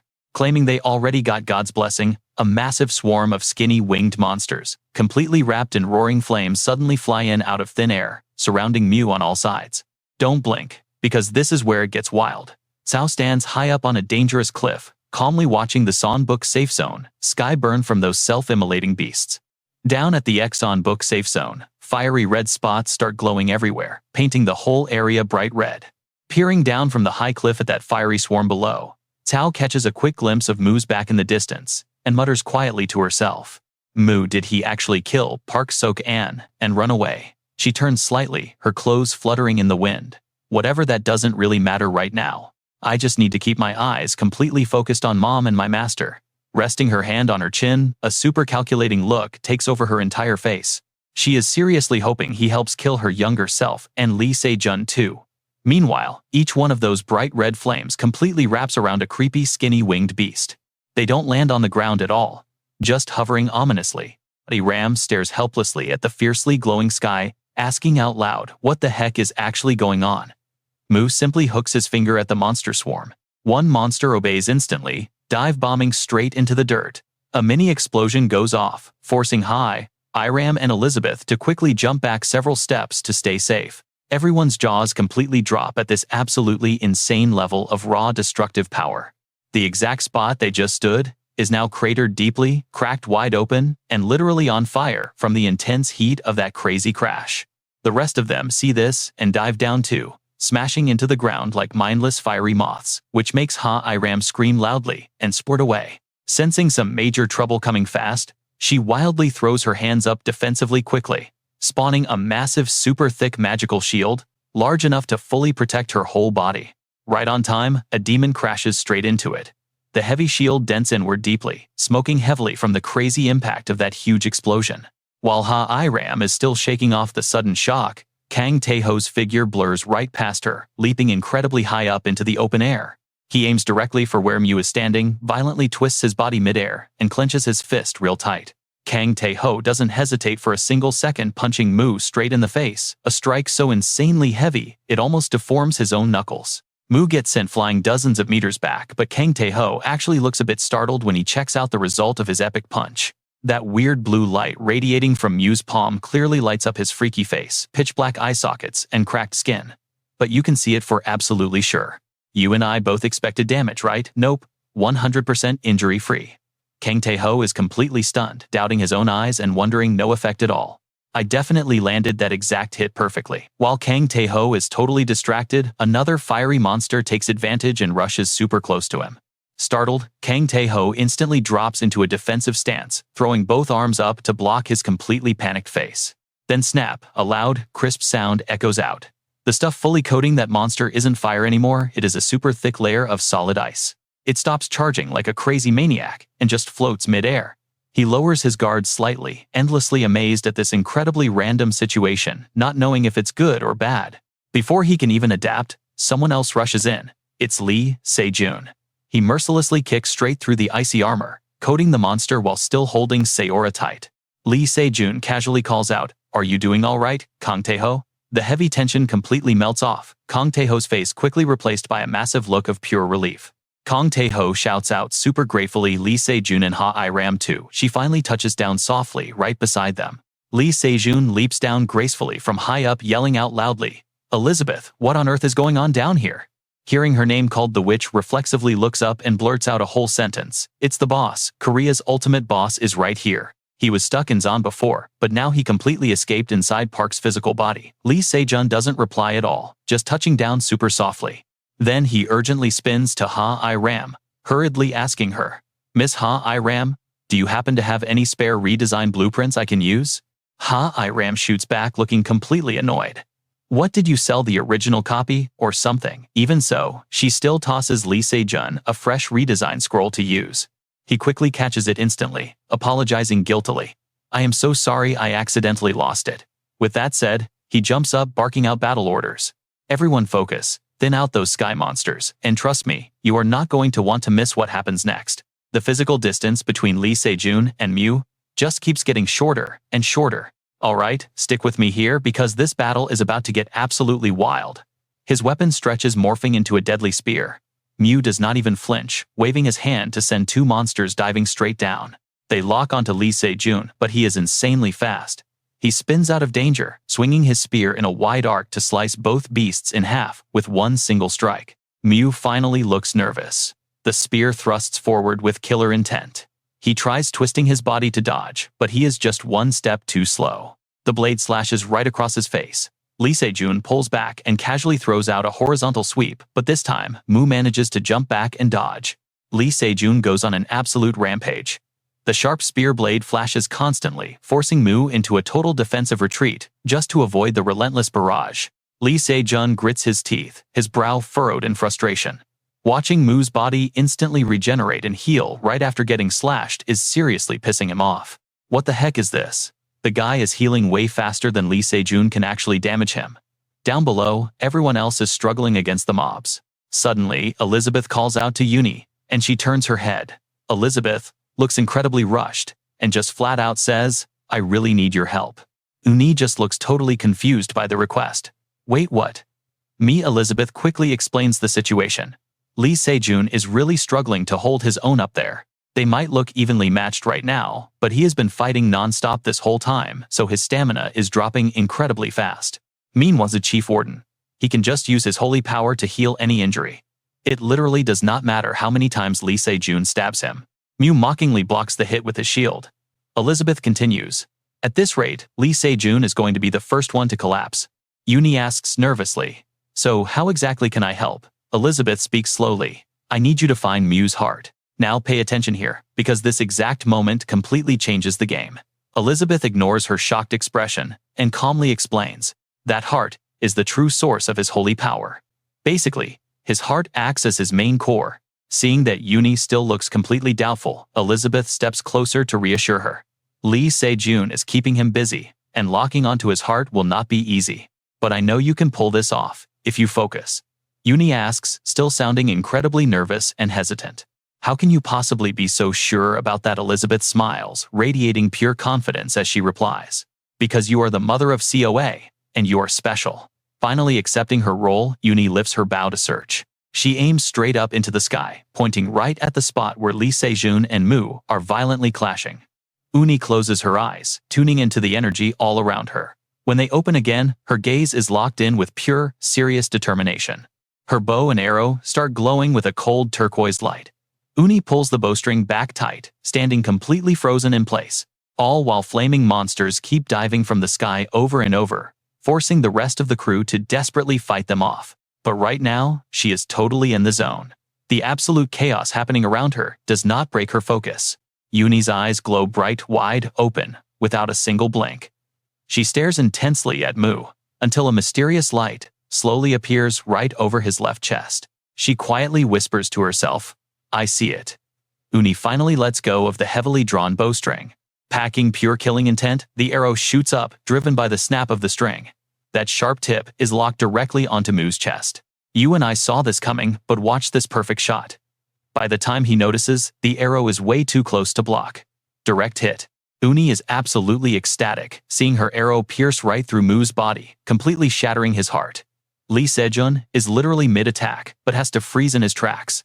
He cannot hide his total shock as he stares at the arrow buried deep in his opponent. The guy clearly did not see that coming either. A nasty faint voice rings out. What is this? He looks down at the arrow in his chest, looking way more annoyed than actually hurt. But suddenly, his entire body crashes to the ground. He lets out a massive scream as violent tremors take over his whole frame. His voice shakes right along with him. How could I? How does someone blessed by the sun god lose to a pathetic lowly nobody? Maybe because the view from below is terrible, Uni keeps her stance locked in, carefully watching for any sudden movements up there in the sky. Mu digs his nails deep into the dirt, overflowing with pure rage. It cannot end like this, he snarls furiously. Lee Se-jun just stands there stunned, watching Mu mumble with insane determination. I must eradicate all of the witches. The second those words drop, the diving speed of those monsters literally doubles. Hearing massive explosions right behind him, Lee Se-jun gets totally caught off guard. He quickly snaps his head around to look at the blazing red lights filling the sky. Everyone else starts panicking too. Mu's raspy voice echoes out one more time. All believers of the sun will follow my will. And with that, they all shoot down. Every single monster that was just hovering over the safe zone now dive bombs toward the exact same target, creating glowing red streaks just like a deadly meteor shower. Everyone is completely frozen, standing perfectly still, glued to the spot. Looking up at this literal rain of fire that is about to drop and burn everything, she stares at it seriously, clearly cooking up some kind of plan. The monsters, totally engulfed in raging flames, dart down from the sky like missiles. Not just a few, but the entire swarm is diving, aiming straight for the songbook safe zone. Absolute panic breaks out as they watch the blazing rain of fire crashing down. People running and screaming everywhere. That is where we leave it. You gotta see what comes next. Stick with me, we are dropping right into absolute chaos. Save us, Mom, I don't want to die. Heartbreaking screams echo everywhere. A deadly rain of fire crashes down. Lee Se-jun stands completely frozen, watching sparks light up the night sky. He is totally losing his mind. Voice shaking at the blood-red sky, he mutters, "What the hell, can we even block this? This is a disaster." And it is not just Lee Se-jun. Everyone else is rooted to the ground, terrified of the incoming firestorm. But little Coa, her face stiffens. Looking up, she realizes blocking them one by one is impossible. Making a quick choice, she slams her tiny hand straight into the dirt. A brilliant blue light flashes right where her palm hits the earth. I have to do this all at once, she tells herself with absolute focus. That blue light explodes outward from her touch, forming a blinding magic circle that violently radiates freezing air. Yua completely panics, rushing forward to try and stop her young daughter, but Elizabeth quickly reaches out and grabs her shoulder. Wait, let her handle this. She says it so calmly though, Yua still cannot hide the absolute terror written on her face. Now, pay close attention here. The glowing circle gets blindingly bright, and something rises from the center. Coa just flicks her wrist. Out of nowhere, a colossal tree bursts straight out of that magic circle, shooting up into the sky and aggressively branching out everywhere. Everyone just drops their jaws in pure shock. Thick vines of ice violently weave together, forming a massive, unbreakable tree trunk. It keeps growing taller and taller. Frosty leaves sprout from the icy branches, followed instantly by blooming frozen flowers. In literally seconds, a breathtakingly giant ice tree stands tall. Meanwhile, the demons up above don't even hesitate, fearlessly diving straight down at them. They smash directly into Coa's tree and explode on massive impact. Hordes of other flying monsters blindly follow, diving and violently detonating the very second they touch the thick branches. But looking up from the ground, the survivors only see an unshakable, majestic tree, completely tanking the fiery damage. Its massive canopy acts like a giant shield. Sure, a few icy shards fall down whenever a demon explodes above them, but they are totally perfectly safe. Everyone just stands there staring at the magical tree in absolute pure awe. Hyon is the very first one to speak up. She blocked all the zealots at once. Yua stays completely quiet, staring intently at the miracle her daughter just pulled off. It is not just beautiful, it saved everyone. Looking at that crystal-clear, majestic tree with blindingly bright shards of frost, she absolutely cannot help but gasp. Incredible. The civilians stop their panicking, completely, totally mesmerized, as they stand still and gaze up at the brilliant sight. Lee Se-jun is stunned. You and I both hear it. A system ping. First dungeon destroyed, world quest completed. His eyes go wide in absolute shock, the icy blue light reflecting deep in his pupils. Dawn finally breaks over the horizon, illuminating a corner of the sky, and making the ice tree look even more insanely radiant. You have prevented Koa's fourth misfortune. The icy leaves slowly fade, turning into a shower of sparkling glass sand. She beams a massive smile, happily trotting over to Lee Se-jun. She jumps, throwing her arms around him, and yells, "Dad," he replies, by gently calling her name. "Koa, are you okay? Does anything hurt?" He asks his daughter so tenderly. She innocently replies, I don't hurt." She looks totally natural. Lee Se-jun breathes a huge sigh. "Ha, I'm so glad." The rest of the crew floods over. Obviously, the first name they shout is Koa's. Two people call out together, making both look up. Everyone rushes in, totally overwhelming her with head pats and endless hype. "You just did something absolutely amazing back there. We'd be totally doomed without you." Koa doesn't get cocky, though, just flashing a very mischievous little smile. Finally, head pats aren't enough, so they literally toss her up in the air. She doesn't fight it, leaving Lee Se-jun standing there helplessly. He desperately begs, "Put her down, she is going to get hurt." As Koa safely lands back in his arms, another ping rings out. Rewards are being calculated. Both parents instantly look up at the glowing notification screen. He confusedly repeats the word, "rewards." Another message immediately pops up. "Rewards determined based on contribution to defeating the final target."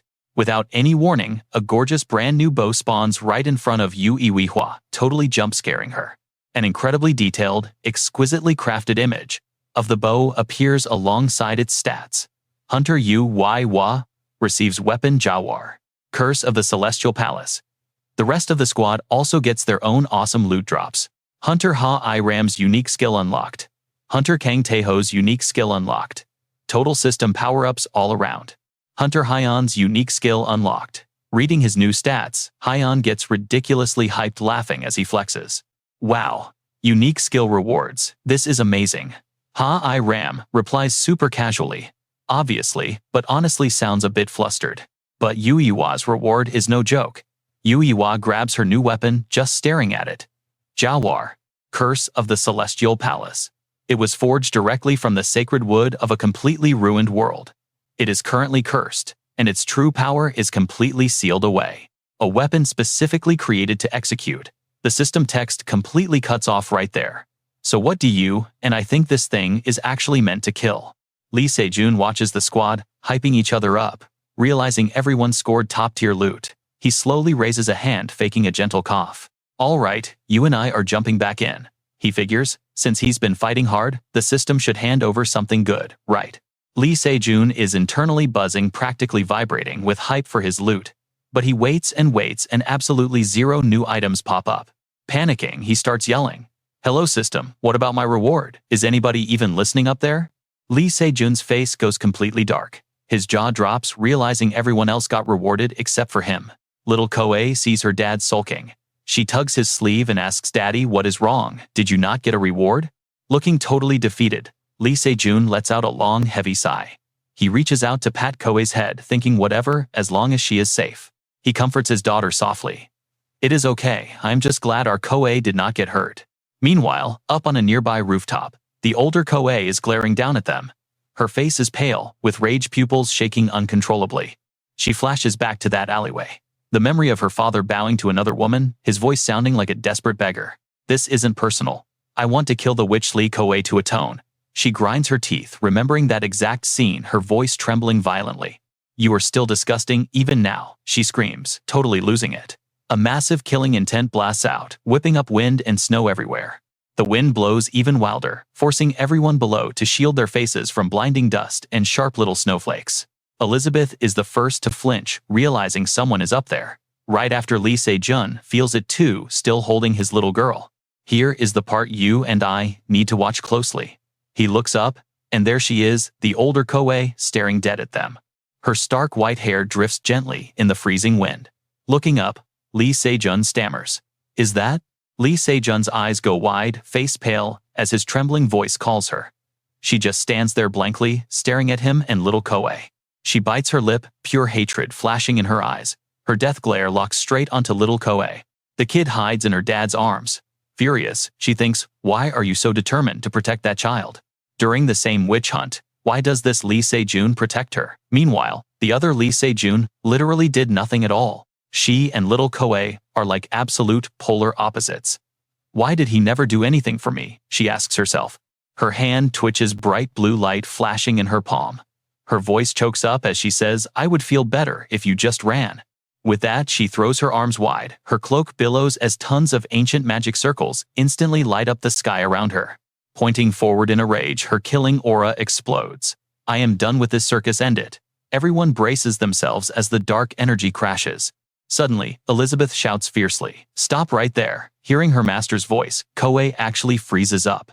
Elizabeth stands directly in front of Lee Se-jun, and the kid looking dead serious. That is enough, Koa. Will those firm words even reach her? Lee Se-jun looks up at the furious older Koa, completely lost in his own confusion. I know exactly what you are thinking. Lee Se-jun actually asked future Koa that same question when she was slumped on the ground. Letting the freezing wind hit her back then, her teary eyes glanced at him. She answered that question with another question entirely. Just, why did you not protect me? Snapping back to reality, Lee Se-jun is sweating bullets, staring intensely. Massive magic circles with ancient runes surround Koa. Spitting absolute venom, she growls. I completely despise you. Lee Se-jun, I have stomached enough of this absolute joke. Let us end everything right here, she yells furiously, pointing straight ahead.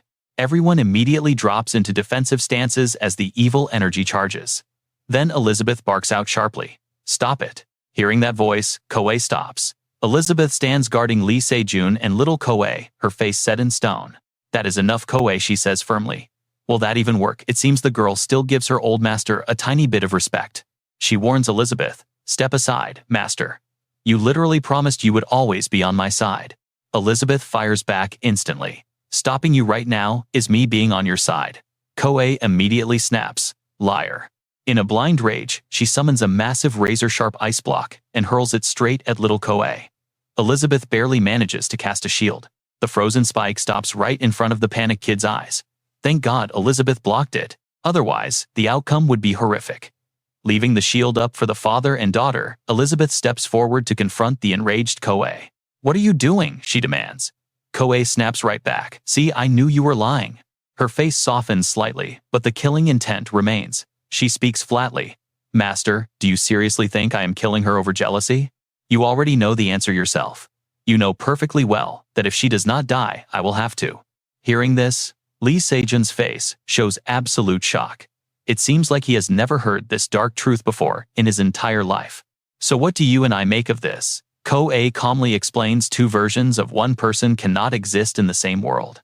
One of them absolutely has to vanish. Only one can survive so the world can finally find its proper balance again. All right, stick with me here. As long as the younger version is alive, this world will automatically delete the foreign entity you call. Saving this little kid, taking her side, not even close. Elizabeth looks down, totally silent. Lee Se-jun stares at her, desperately waiting for some kind of confirmation. So was the kid actually telling the truth? She stays quiet, biting her lip and glaring at the older Chloe. Suddenly, the older Chloe's body starts trembling. Uncontrollably, she bends over, grabbing her shirt like she just took a massive hit. Older Chloe glares away, visibly irritated, and snaps at her. You better not get in my way anymore. Then she opens her hand, and a freezing aura gathers right in her palm. She raises both hands high, her long, white hair falling wildly, so you can't even see her face. A massive glowing magic circle instantly expands, completely covering the entire area with her standing right at the absolute center. Mysterious glowing particles, maybe snow, maybe pure energy, suddenly materialize out of absolutely nowhere, all over the place, throwing everyone into total panic. What the heck is going on? Elizabeth furiously screams out her name, Chloe, but she completely ignores her, flicking her hand like she's dropping a nuke. Lee Se-jun panics and yells out, "Wait a minute, Chloe, stop!" But she has completely lost her mind at this point. A massive earthquake violently shakes the ground, kicking up debris everywhere, as a system message suddenly flashes on screen. Chloe's final bad luck has officially begun. Instantly, giant skyscrapers around them start leaning and collapsing. The sky that was just bright is now stained with a depressing, tragic color. Massive razor-sharp ice blocks erupt straight out of the ground, towering into the sky. Snow and thick fog swallow everything. Warning, you have entered the witch's dungeon. Now, little Chloe is left completely alone. The poor girl. Now watch closely, because things are about to get crazy. She stands totally alone among crushed buildings, surrounded by freezing snow. She anxiously looks around, but everywhere is just a completely destroyed wasteland. She calls out with a shaky little voice, "Dad, Mom, where did everybody go?" While the little girl is still frantically searching, older Chloe's cloak suddenly swoops right past her. She stands behind the kid and says, "Hello there, my younger self." Hearing the greeting, the little girl slowly turns her head. Older Chloe just stares back with this dead calm expression.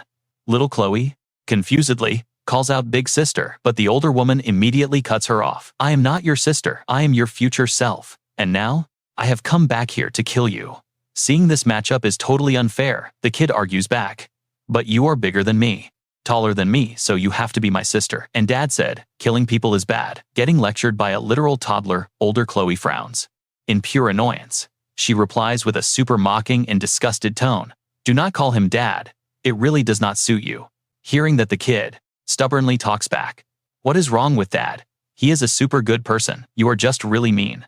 And you even use those awful curse words too." Hearing that, older Chloe looks a bit surprised for a second, but keeps her cold voice. "You really do not know anything at all." Then she steps forward. A massive wave of sharp ice spikes shoots straight at little Chloe, sending the poor girl flying backward. Her innocent little face is completely filled with absolute terror. She hits the ground hard with a thud, while older Chloe just casually stands there with her arms crossed. But honestly, her voice is losing its calm and getting more unhinged by the second. "I already told you, two versions of the exact same person absolutely cannot exist in the same world." A magic circle suddenly glows right where the little girl is sitting, and these dark, creepy energy, you and I both know this is bad news. Dark energy completely surrounds her. Sensing the immediate danger, little Chloe quickly slams her tiny hands down onto the ground, throwing up a bright green magical shield. A strong protective barrier instantly appears, just in the nick of time, as thousands of deadly ice spikes erupt straight up from beneath the earth. Older Chloe is absolutely furious, her face dark with pure rage, and her words get heavier and more vicious. "And I absolutely hate seeing a version of myself getting completely mesmerized by that guy." Little Chloe tightly grinds her teeth, her eyes dead serious, her voice shaking as she whispers, "With everything I have." Then she reaches for the sky as freezing air slowly starts gathering together. Older Chloe suddenly freezes in shock when she sees this wild scene. A massive ice sphere just spawned right above her head. And obviously she didn't create it, so it could only be the little kid doing it. "With everything I've got," the young girl practically screams, swinging her hand forward to attack. The giant ice sphere obeys her command, aiming straight down and crashing right toward older Chloe. But incredibly, the older woman does not even flinch. She just looks up at the sphere, raises her hand, snaps her fingers, and that huge ice boulder just instantly explodes into a million pieces. Little Chloe stares at the shattered crystal fragments, raining down, totally amazed by the sheer power. But that look of awe instantly turns into pure panic and terror. Older Chloe calmly smirks and says, "Your mana capacity is honestly almost perfectly on par with my own right now. But in the end, you are still just a little kid." While she is talking, several huge buildings next to them are slowly wrapped in her magical energy. Then suddenly, two entire skyscrapers slam into each other, crushing little Chloe right in the middle. She laughs mockingly. "Your mana control is still way worse than mine, kid." The little girl frantically turns her head, watching the massive building about to crush her flat. Meanwhile, over on the other side, Lee Se-jun's group has finally gathered together. Horn confusedly asks about this place. Iram looks around and explains. Based on Park Lee Se-jun's memories, this is the exact spot where the team took their own lives, and the site of Chloe's final epic battle. Right inside the completely destroyed city of Lee Se-jun over there. Lee Se-jun frantically scans the area, wondering, Chloe, where in the world did she go? Suddenly from behind. And that's where we leave it. Yue Hua calls Lee Se-jun. He freezes hearing his wife. Her eyes look strangely sad as she stares at him, softly gleaming. Let's dive back into the madness. You can see the rare anxiety on Yu Hua's face. Staring him down, she demands he explains everything without leaving a single detail out. Was that person who just appeared really Coa? She asks. She's absolutely not giving Lee Se-jun any room to dodge the question. His expression totally darkens. His mouth drops open, but no words come out. After a heavy hesitation, he finally speaks up. Yeah, that's our daughter from the future. The one I utterly failed to protect. Completely stunned, she echoes. From the future. Lee Se-jun nods. Pure guilt and absolute resignation are written all over his face. Why? Because he also time-traveled from 15 years ahead. Yu repeats his words. From the future, he just nods again. That heavy familiar guilt washes over his face as he confesses. He came back from a ruined future, 15 years ahead. Lee Se-jun clutches his chest. Pouring his heart out, he admits, I actually died by the holy sword. But when I finally opened my eyes, you were bringing Coa to the me of 15 years ago. Hearing her husband say this, Yua's expression instantly darkens. Lee Se-jun just looks at her completely heartbroken. Pure exhaustion is etched into his features. He-han nervously side-eyes Yua, only to see her standing there in dead heavy silence.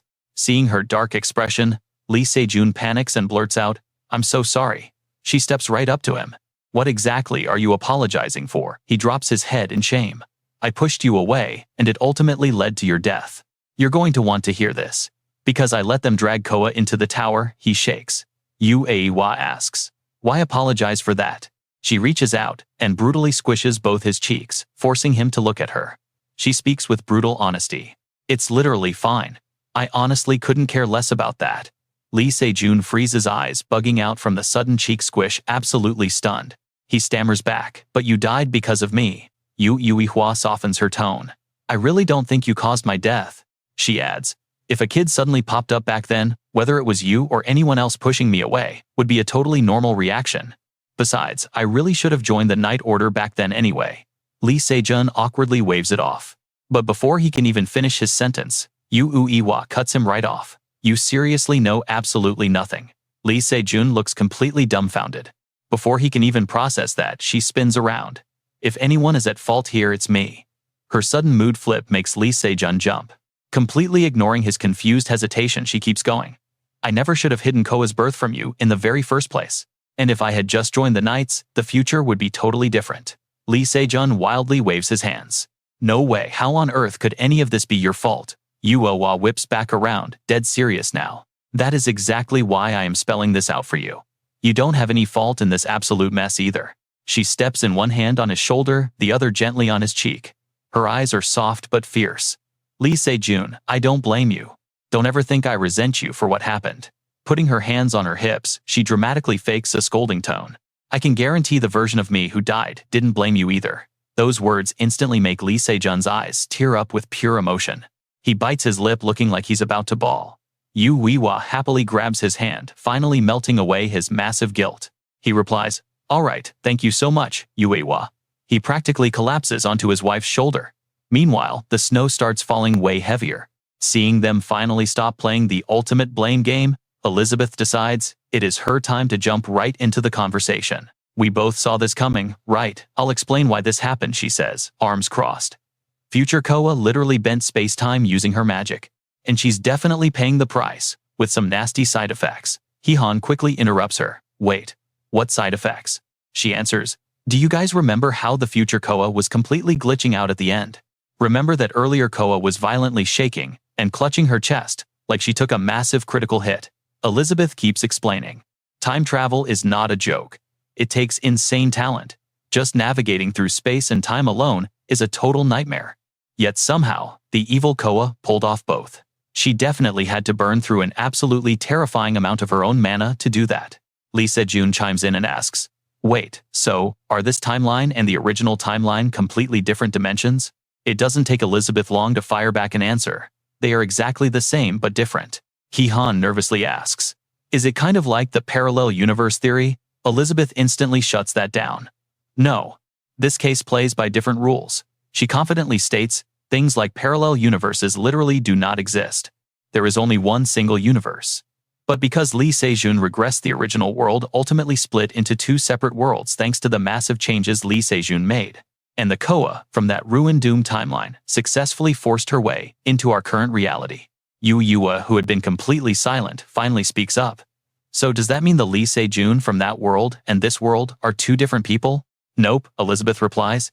You are still you, not just an exact clone. When you regressed, that specific time travel wiped out the existence of another you. What do we make of this? The first world was totally destroyed. Stick with me here. That timeline is totally dead, and its final survivor Coa is right here. Hearing this, Lee Se-jun freezes. If that reality is gone, Elizabeth cannot even finish before Lee Se-jun cuts her off in sheer panic. Wait, his face goes completely pale. He stumbles over his words. Does that mean all my efforts, no matter what I do in the future, it still will not save future Coa? Are you saying I can never actually save my daughter? His last tiny shred of hope is shaking, but Elizabeth just sighs, dropping an absolute bombshell on him. Unfortunately, yes. Lee Se-jun instantly breaks down, staggering backward like he just took a massive hit. Eun-hye rushes to catch him. Looking totally helpless, Elizabeth explains that crossing space and time completely drained future Coa of magic. So the chance of future Coa naturally surviving in our current world is absolutely zero. That is why her existence is so insanely unstable. Right now, she cannot even use half of her original power level. Everyone is completely shocked. Go Hyun immediately blurts out, "Wait, just half her power." They cannot believe it. Just how overpowered was future Coa? Originally, Lee Se-jun covers his face, remembering the nightmare. Now pay attention, this is crucial. Before my regression, I told you future Earth was destroyed. That happened because Coa activated her unique skill. Lee Se-jun looks down, completely haunted by the memory. He recalls her furious, tear-stained face casting eternal winter. Those two words were dripping with pure resentment. Just one skill triggered another, Ice Age plunging Earth into ruin. Everyone falls dead, silent hearing this. Elizabeth jumps back in. Her initial goal was sparking massive chaos here, because that destruction keeps her existence stabilized. That is how she survived until now. But with Earth suddenly transforming into a dungeon, even though the dungeonization was unavoidable, Coa's chaotic actions actually helped trigger the whole event early. She likely planned to use those monsters to amplify the chaos even more. Besides that, she purposely spared two people's lives. That would be me and you, Eun-hye. Eun-hye flinches in total shock. Before she can even process this, Elizabeth drops more heavy truths. If she protects you too and kills the present Coa to secure her own existence, she will probably annihilate the world anyway. Exactly like she did in her original reality. Iram quickly interrupts. If things keep going this way, we will eventually have to fight future Coa. She crosses her arms impatiently.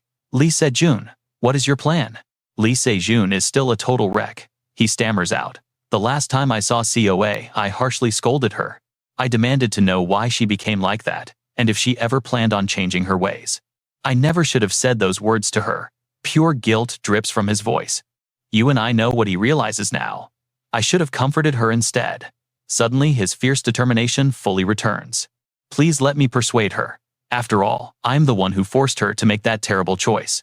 I failed as a real father back then, and I never once had a genuine proper heart-to-heart talk with her. That is probably why she resents me the most. Lee Se-jun pleads intensely, please give me one chance to explain my actions and beg for Coa's forgiveness. From the bottom of my heart, I am begging everyone. He means every single word. Eun-hye softly reassures him. But suddenly, a massive explosion from a distance distracts the entire group. Lee Se-jun instantly shifts into panic mode. That thunderous noise even startles Elizabeth. We have to move right now. It seems those two finally clashed. Without hesitation, the crew sprints straight toward the blast zone. Elizabeth matches his pace, shouting, Lee Se-jun, you said you wanted to persuade Coa, but this situation looks incredibly bad. You might be forced to choose between the two. Lee Se-jun stays silent, sprinting and listening. Present Coa or future Coa? What are you actually going to do? Lee Se-jun keeps charging forward, his brows furrowed in deep thought. I will choose them both. He says it calmly. Elizabeth is totally confused. Both of them. Lee Se-jun accelerates absolute resolve, written all over his face. No matter the era or the timeline, they are my precious daughters. I could never abandon either of them. But right as he speaks, his eyes darken. The entire group suddenly stops. Blocking their path is a massive masked army, heavily armed and wearing strict uniforms. Every single person shares the exact same terrifying thought. I know what you are thinking. Witch hunters. Lee Se-jun is completely stunned by this ambush. They said the fourth calamity was already over. So why are they still here? Sensing the panic, Elizabeth screams. They aren't real. Lee Se-jun whips around to look at her, absolutely stunned. She just casually explains that they are nothing but artificial monsters. Stick with me here, because you and I are about to watch a crazy twist. These dungeon monsters, they are nightmares created by the future Goa. Right on cue, the system window pops up with a new description. It literally reads, Witch Hunter Nightmare Fragment. A nightmare fragment forged straight from a witch's darkest memories. These guys are artificial entities, born entirely from a massive source of raw magic power, and their only goal is to destroy all living things. Lee Se-jun stands there frozen in shock until a hand suddenly claps his shoulder. It is Ha-I-Ram and Kang Tae-ho stepping up. Ha-I-Ram smirks and tells him to go ahead, leaving this mess entirely to them. He hesitates, clearly wanting to argue, but Ha-I-Ram is already facing down that mob of artificial witch hunters, talking to Lee Se-jun over her shoulder. You are in a rush. Wait, monsters of this level do not need our whole entire squad to take them down. Ha-I-Ram spreads her arms wide, and a massive arsenal of handguns just materializes in thin air. They line up in perfect formation. Not to mention, she casually adds the skill she just unlocked is the unique weapon mastery ability. Flashing a wicked sneaky smile, she admits she really just wants to test drive this brand new unique reward skill. Let's take this all the way to the top, she declares with pure confidence. Behind her, rows of floating guns lock firmly onto their targets, aimed straight at the witch hunters just waiting for her signal. With another wave of her hands, even more guns materialize out of absolutely nowhere. They snap into a flawless row. She flexes again, bragging that her brand new weapon mastery skill is honestly just too overpowered to ignore. Giving that wicked grin again, she insists on testing her brand new reward out. An absolute wall of hovering firearms is now perfectly positioned behind her, dead set on the advancing witch hunter mob. Now pay attention, because here is where it gets totally wild. She points her finger, and every single gun unleashes absolute hell, landing devastating headshots. Bullets rip right through the artificial hunters. Even though they are totally fake, they still scream out in pure agony from the hits. While she is distracted, one guy sneaks around the left side for a sneak attack, but he never expects Kang Tae-ho to punch him square in the face. The impact sends him flying backwards, so another enemy rushes in. A system window pops up. Kang Tae-ho's unique skill, Final Bout, is now activated. Not wanting to keep the enemy waiting, he immediately shows off his epic unique skill for everyone to see. His fists literally ignite with fire. Every single punch lands with insane precision, instantly wiping out enemies. Lee Se-jun and Yu Waiwa just stand there, jaws completely dropped, watching that absolute massacre unfold. One is shooting, the other is punching, treating the enemy like actual sandbags. They can only think one thing: this is terrifying. These insane skills are exactly why they were crowned the Boxing King and the War Queen before my regression.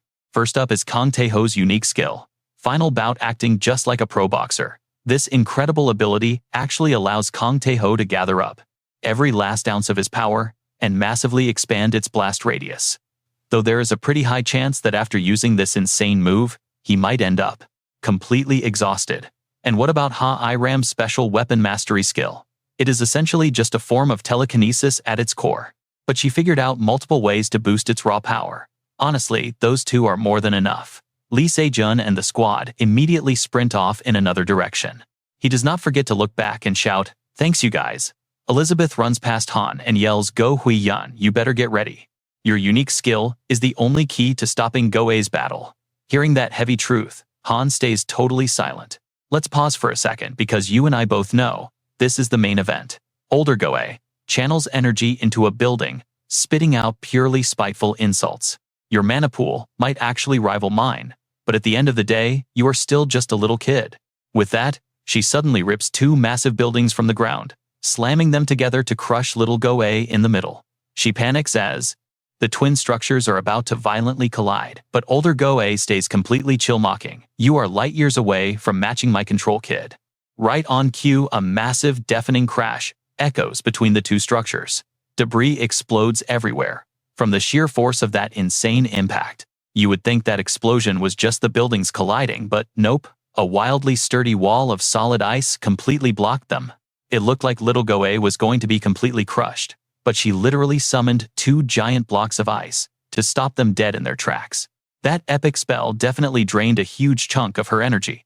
Her hand starts shaking slightly just as a blurry dark shadow lunges right at her, catching her off guard, but little Goa's sharp, icy, thorny vines instantly block the attack. She throws her arm up, and a massive wave of Fresh thorny vines explode into view.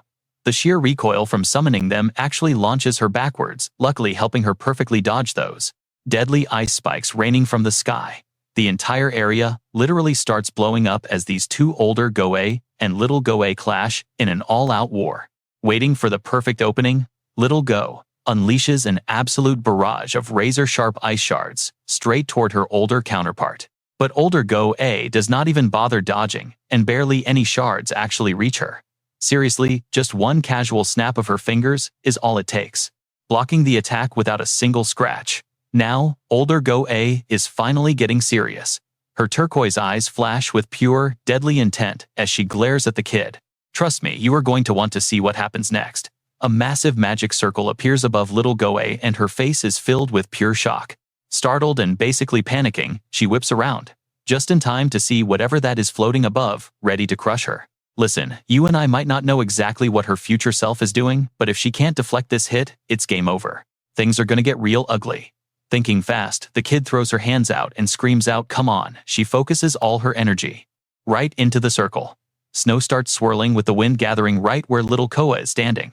Still, not enough. She frowns, totally unsatisfied. More she yells, and the magic circle expands even wider. Meanwhile, right above her older Koa's magic circle looks like it's finally fully charged. Black and white lightning crackles together, glowing crazy bright right in the center. Seeing this, the kid squeezes her eyes shut and screams again. Pushing out absolutely everything, she has a bunch of weird runes pop up right in front of her. The wind howls wildly, wrapping around that massive sphere. That sphere just keeps inflating, totally crushing any building unlucky enough to be in its blast radius.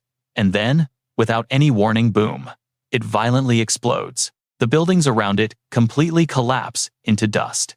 Debris flies absolutely everywhere as the entire area starts caving in.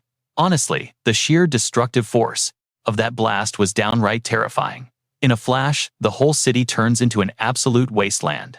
Little Koa looks so tiny right in the middle of all that wreckage. She's just lying completely motionless on the freezing ground while the snow keeps falling around her. Meanwhile, older Koa, completely unharmed. She casually walks over to where her younger self is down. Raising her hand, a razor-sharp chunk of ice starts forming out of thin air. Now watch closely, here's the crazy part. She stares at her little self with zero hesitation, ready to execute her, and says her final goodbye. See ya. The kid still isn't moving an inch. But suddenly, a sword glowing with this blinding golden aura flashes into the scene and a golden chain shoots out lightning fast, wrapping right around older Koa. Startled, she doesn't even have a split second to fight back. The deadly tip of the ice spike stops just inches from the kid, since its owner lost focus. She quickly shoots a glare at the person who just attacked. Some guy rocking golden gear. Strangely, the chain binding her just slowly fades away. Annoyed, she thinks to herself that it literally feels like her own heart is being tied up tight. This awful feeling is coming straight from Go Hyun, who's holding that blazing golden sword and glaring right at her with dead serious eyes. Yep, this is his unique skill, Sword of Oaths. Once this crazy system ability actually locks onto its target, both the target and the user can only attack each other. Older Koa is basically being controlled now. Her own body isn't even listening to her anymore. Then suddenly, the ice spike spins around, aiming right at where Go Hyun is standing. Sword of Oaths. She instantly recognizes that skill as she launches the massive ice block at him. Out of nowhere, Uni rushes in, shattering the whole block into tiny pieces with a single swing of her bow.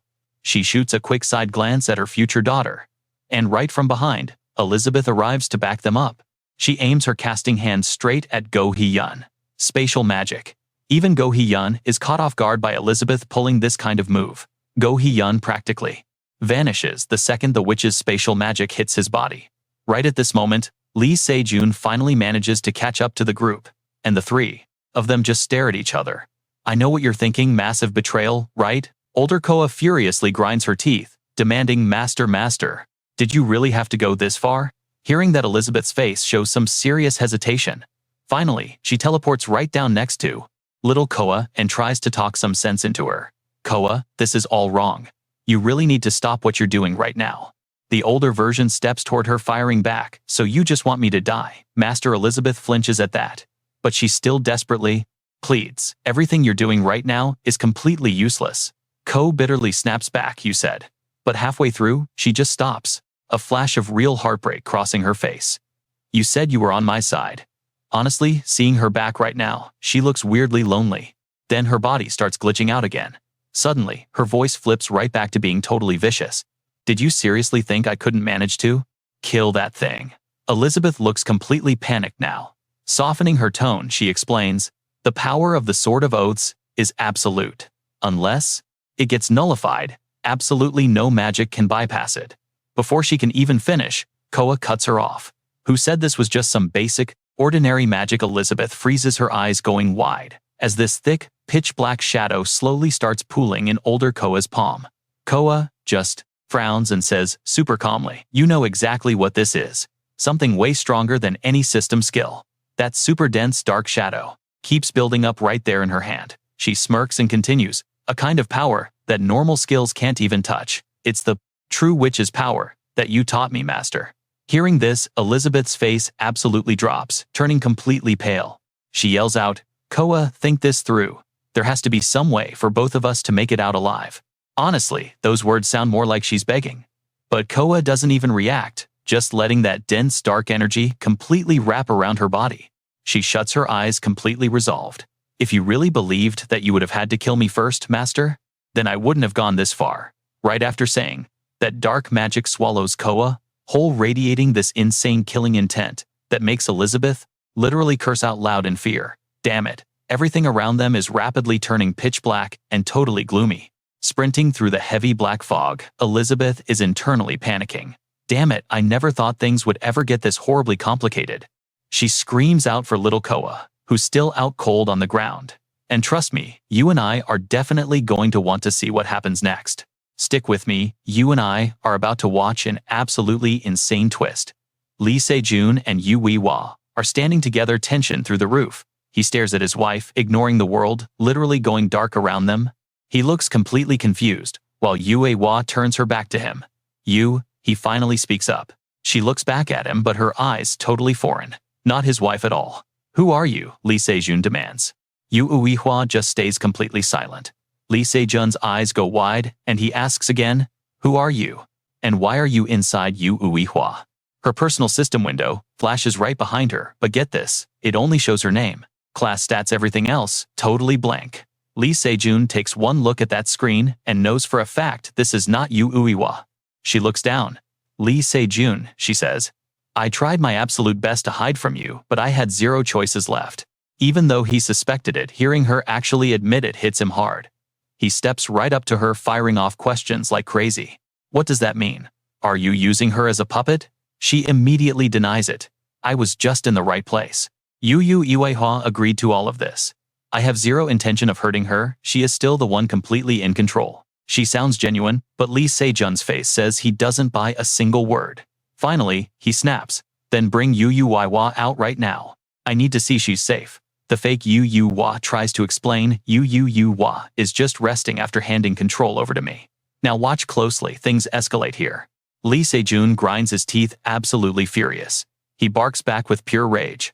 I need to see her with my own eyes, bring her out. The fake Yu Wei-hwa looks totally shocked by his intense reaction. Eventually, she gives in and follows Lee Se-jun's demand. Fine, she replies. Yu Wei-hwa suddenly opens her eyes, and her face goes right back to its usual harmless, gentle look. Lee Se-jun instantly grabs her sleeve and asks, Yu Wei-hwa, are you okay? Do you have a headache or anything like that? Bombarded with all these questions, Yu Wei-hwa actually avoids his gaze and gives a weak answer. I'm fine, Lee Se-jun, but why are you treating me like this? She asks, totally serious. He just stares at her, completely dumbfounded. Was that actually you just now? Instead of answering, he asks another question. She immediately responds, yes, it was me. It's just a different part of me. Lee Se-jun absolutely refuses to accept this, trying to find any logic to dismiss it. Yo Wei-hwa, I really think you might be misunderstanding something here. That wasn't you. Hearing that, she snaps right back. I already told you it is me. If not, then who do you think I am, Lee Se-jun? Lee Se-jun is totally stumped by that blunt question, so he just stays completely silent. He's genuinely shocked she would even ask him that, awkwardly repeating under his breath, what do I think? See, Lee Se-jun has this special piercing skill that normally lets him check literally anyone's personal system window without a problem. But for some crazy reason, Yo Yuiwa's personal system is the one and only screen he has never been able to see clearly. Even right now, her system window looks distorted. And it's definitely not just because she happens to be stronger than him. If that were true, he wouldn't be able to check Koa's system either. Lee Se-jun quietly starts putting the pieces together. I know what you and I are both thinking. What could actively block his skill? It has to be an unbelievable force that literally stopped Koa's massive attack with just a simple bow. Something that completely shields information from his sight. If there really is something like that out there, it has to be. After a long silence, Lee Se-jun finally speaks. The system. He repeats it again as if confirming his own crazy theory. Yu Uiwa looks totally confused and asks, the system, like the one I know? Lee Se-jun replies, exactly. After the rifts first appeared in our world, every single hunter heard the exact same voice in their head. A woman's voice that sounded completely stripped of all emotion, totally dry and incredibly monotone. Yo Iwiwa nervously rubs both of her hands together. She stutters a bit. So, I'm the system. She points directly at her own face, but it definitely sounds way more like a question. Lee Se-jun is flabbergasted. Wait, what? What are you even talking about? He asks, completely baffled. Yu Uiwa struggles to find the right words, stumbling through her sentence. No, I mean wait, I am. But that's just another part of me, so I am too. You can tell from her face, she's not totally sure of her own answer. Anyway, Lee Se-jun, you probably don't get it since you're only seeing this for the very first time today. But that other part of me has always helped me. At the very least, I can promise you, it will never do me any harm. Since Yu Uiwa put it like that, Lee Se-jun stops arguing, but his mind is racing. He curses internally. What the hell is actually going on here? The system is supposed to be a completely neutral gear. He's never heard of it directly helping or getting involved with anyone before. And now, it's actually moving and operating to protect someone. But why? Seeing the tension rising, Elizabeth quickly steps in to cool things down. Both of you need to calm down. I know everything is incredibly complicated right now, but we have a way more urgent problem to handle. When they both turn to look at her, their faces instantly fill with pure panic. Elizabeth is holding the little Koa in her arms. The girl's eyes are squeezed shut, breathing super heavy, like she's got a massive fever. They both yell out in panic, Koa. Lee Se-jun rushes over desperately asking, what is happening to her? Elizabeth replies, she was exposed to the cursed energy from future Koa for way too long. I really tried to remove it, but my own power alone just wasn't enough to stop this. She grits her teeth. Exploiting gaps in the sword's oath caused this curse. And trust me, you're not ready for what happens next. Let's dive right into this nightmare. It was more like a desperate wish than a real attack. She completely underestimated just how lethal this curse would be once it actually latched onto somebody. Lee Se-jun frantically asked, what about the future? Where did Koa go? Down there to where the curse is, at its absolute strongest. Elizabeth replied. She was pointing straight at the giant sphere, surrounded by thick black energy created by the older future version of Koa. She continued, I will do absolutely everything in my power to slow down the spread of this curse. But if we just leave it like this without finding a real cure, Koa only has 30 minutes left at most, she said helplessly, watching the little girl gasping for air right in her arms. Yu Uiwa went completely pale at the news. Lee Se-jun was on the edge of a total panic attack. He desperately asked, is there really no way to break this curse? Please, what can I do? How can I save my daughter? Elizabeth looked at him, hesitating for a second, but finally spilled the brutal truth. You already know the answer. There are only two ways out of this. The witch who cast the curse can lift it herself, or the witch who is the source of the curse has to die. Lee Se-jun froze completely when he heard those words. Watch carefully because here's the heartbreaking twist. He stumbled forward, voice shaking. That means to save present Koa, we have to kill future Koa. He clenched his fists as those awful words left his mouth. Elizabeth couldn't offer a single alternative. This was the only way. Her whole body trembled as she replied, I don't know what else to say. The only thing I can do for you right now is send you inside that place. That is literally all I can do. Lee Se-jun Uiwa called out his name, her own body unconsciously shaking from the pure terror. What happens if our Koa dies? That horrific question made the blood completely drain from Lee Se-jun's face. Looking at his little girl struggle for every shallow breath, strange black marks appearing all over her skin, he hesitated. He suddenly remembered the lonely back of future Koa. Then thinking about his present Koa dying, he just couldn't accept it. His trembling hand reached for the redesigned prototype model, that Ha-I-Ram had given him earlier. He gripped it tightly in his hand, his eyes locked onto the black hole where the older Coa was hiding. He called out loudly, "Elizabeth." She looked up at his shout, only to see Lee Se-jun facing that massive sphere, radiating murderous energy. He told her, "Let me go into the abyss." Right now, it was just Hua and Elizabeth holding little Coa, surrounded by the absolute ruins that future Coa had left behind. Hua's face looked insanely anxious. Remembering how Lee Se-jun had just charged right into that dark magic sphere, she couldn't help but ask, "Do you think Lee Se-jun will be okay?" Elizabeth lowered her head and hesitantly replied, "Honestly, I can't say for sure, but we just have to trust him. After all, we did give him a brand new protective cloak. He should be able to withstand the curse to some extent. Right now, literally the only thing we can do is stay right here by Koa's side." Hua listened in total silence. After a heavy pause, she spoke up again. Do you happen to know about my other identity?" Hearing the question, Elizabeth let out a deep sigh and finally answered, "Yes, I know." Hearing that, Hua eagerly pressed on. "Then why didn't you tell me?" Elizabeth calmly replied. "If I had told you too early, things could have easily spiraled completely out of control. I know what you're thinking. Why hold back now? Information holds more power than you realize.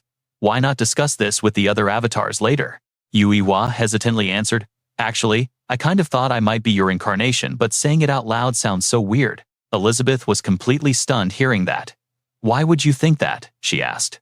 Hua quickly replied, "Well, when we were trapped back in Busan, I felt an insanely strong connection to you. Nobody else felt it at all, but I definitely did. Doesn't that mean there's some kind of deep link between us?" Elizabeth just shook her head slightly at those words. "Unfortunately for you, that theory is completely wrong. If you were truly my incarnation, that would literally mean you exist after I have already died. But if that were true, I wouldn't be able to exist right in front of you like this." Hua suddenly understood, letting out a soft, "Oh." Elizabeth looked at her with a faint smile. "Besides, I don't even know if reincarnation is physically possible for me anyway." Hua couldn't hide her total surprise.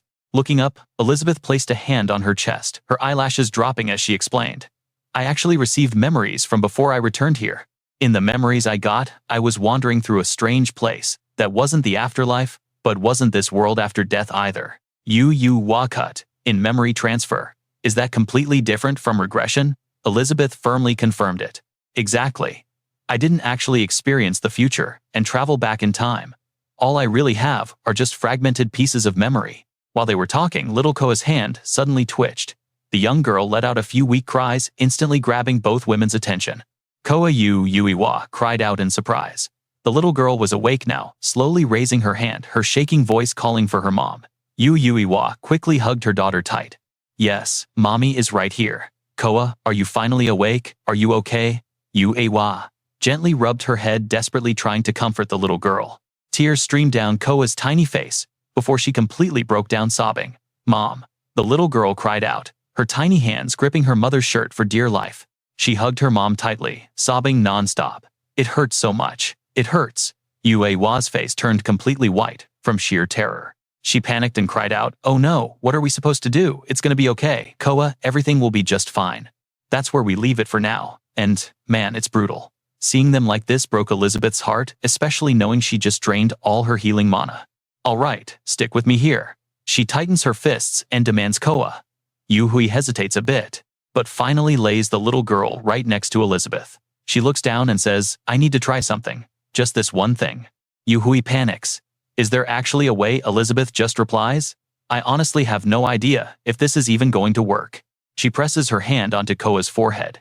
Instantly, the dark curse inside the kid gets sucked right into Elizabeth. Hui jumps completely shocked. She tries to stop her, but a massive wave of raw magic erupts around the tiny girl. Black, ugly marks start crawling up Elizabeth's skin. She grits her teeth. "I am going to shoulder this curse with Koa." The magical aura around them goes absolutely wild. Slowly but surely, those dark stains fade away from the little kid's innocent face. But now they are spreading all over Elizabeth. She bites down hard, pushing her limits to rip every last drop of that curse out. The pitch-black magic swirls heavily right into the palm of her hand. The very next second, boom. The backlash violently throws Elizabeth back, coughing up blood. Hui scrambles to her feet. She screams out in pure panic as Elizabeth collapses onto the ground, completely motionless. Suddenly, A creepy, deep voice echoes out, flashing back to a king's coronation. We see a man muttering heavy tears, rolling straight down his face. His features are totally blurred. He mutters monsters. Now pay close attention here. A heavy guillotine blade suddenly drops at absolute breakneck speed. Blood splatters literally everywhere, pouring down the base of the guillotine like an absolute nightmare. The crowd in the stands watches this and just keeps cheering like crazy. Inside her head, Elizabeth is absolutely screaming. It hurts. Am I already dead? What the hell is going to happen to me now? Suddenly, she snaps out of it as a mysterious voice echoes. Soul of the witch. She opens her eyes, realizing she is just floating in total empty space. That weird voice comes out one more time. Over here, soul of the witch. Purely on reflex, she turns to see who is talking. Right in front of her, a massive towering god reaching his hand out. She stares up at him, completely thrown off, and asks, "Who are you?" Looking at his gigantic size and that blinding divine halo glowing everywhere, she gasps out loud, "Are you a god?" He stays totally calm. "Humans do occasionally call me that."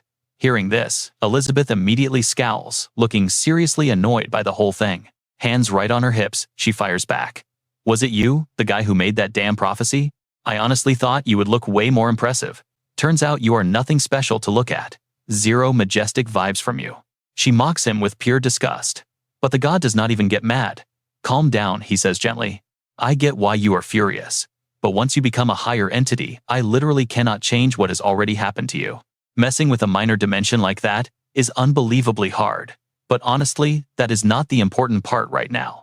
When you died, the King of Mayhem actually ripped a border between dimensions." He leans down and speaks slowly. Elizabeth is totally lost. "The king." Let's pause, because this is where everything shifts. He points at a magic vortex. "Yes, to find you."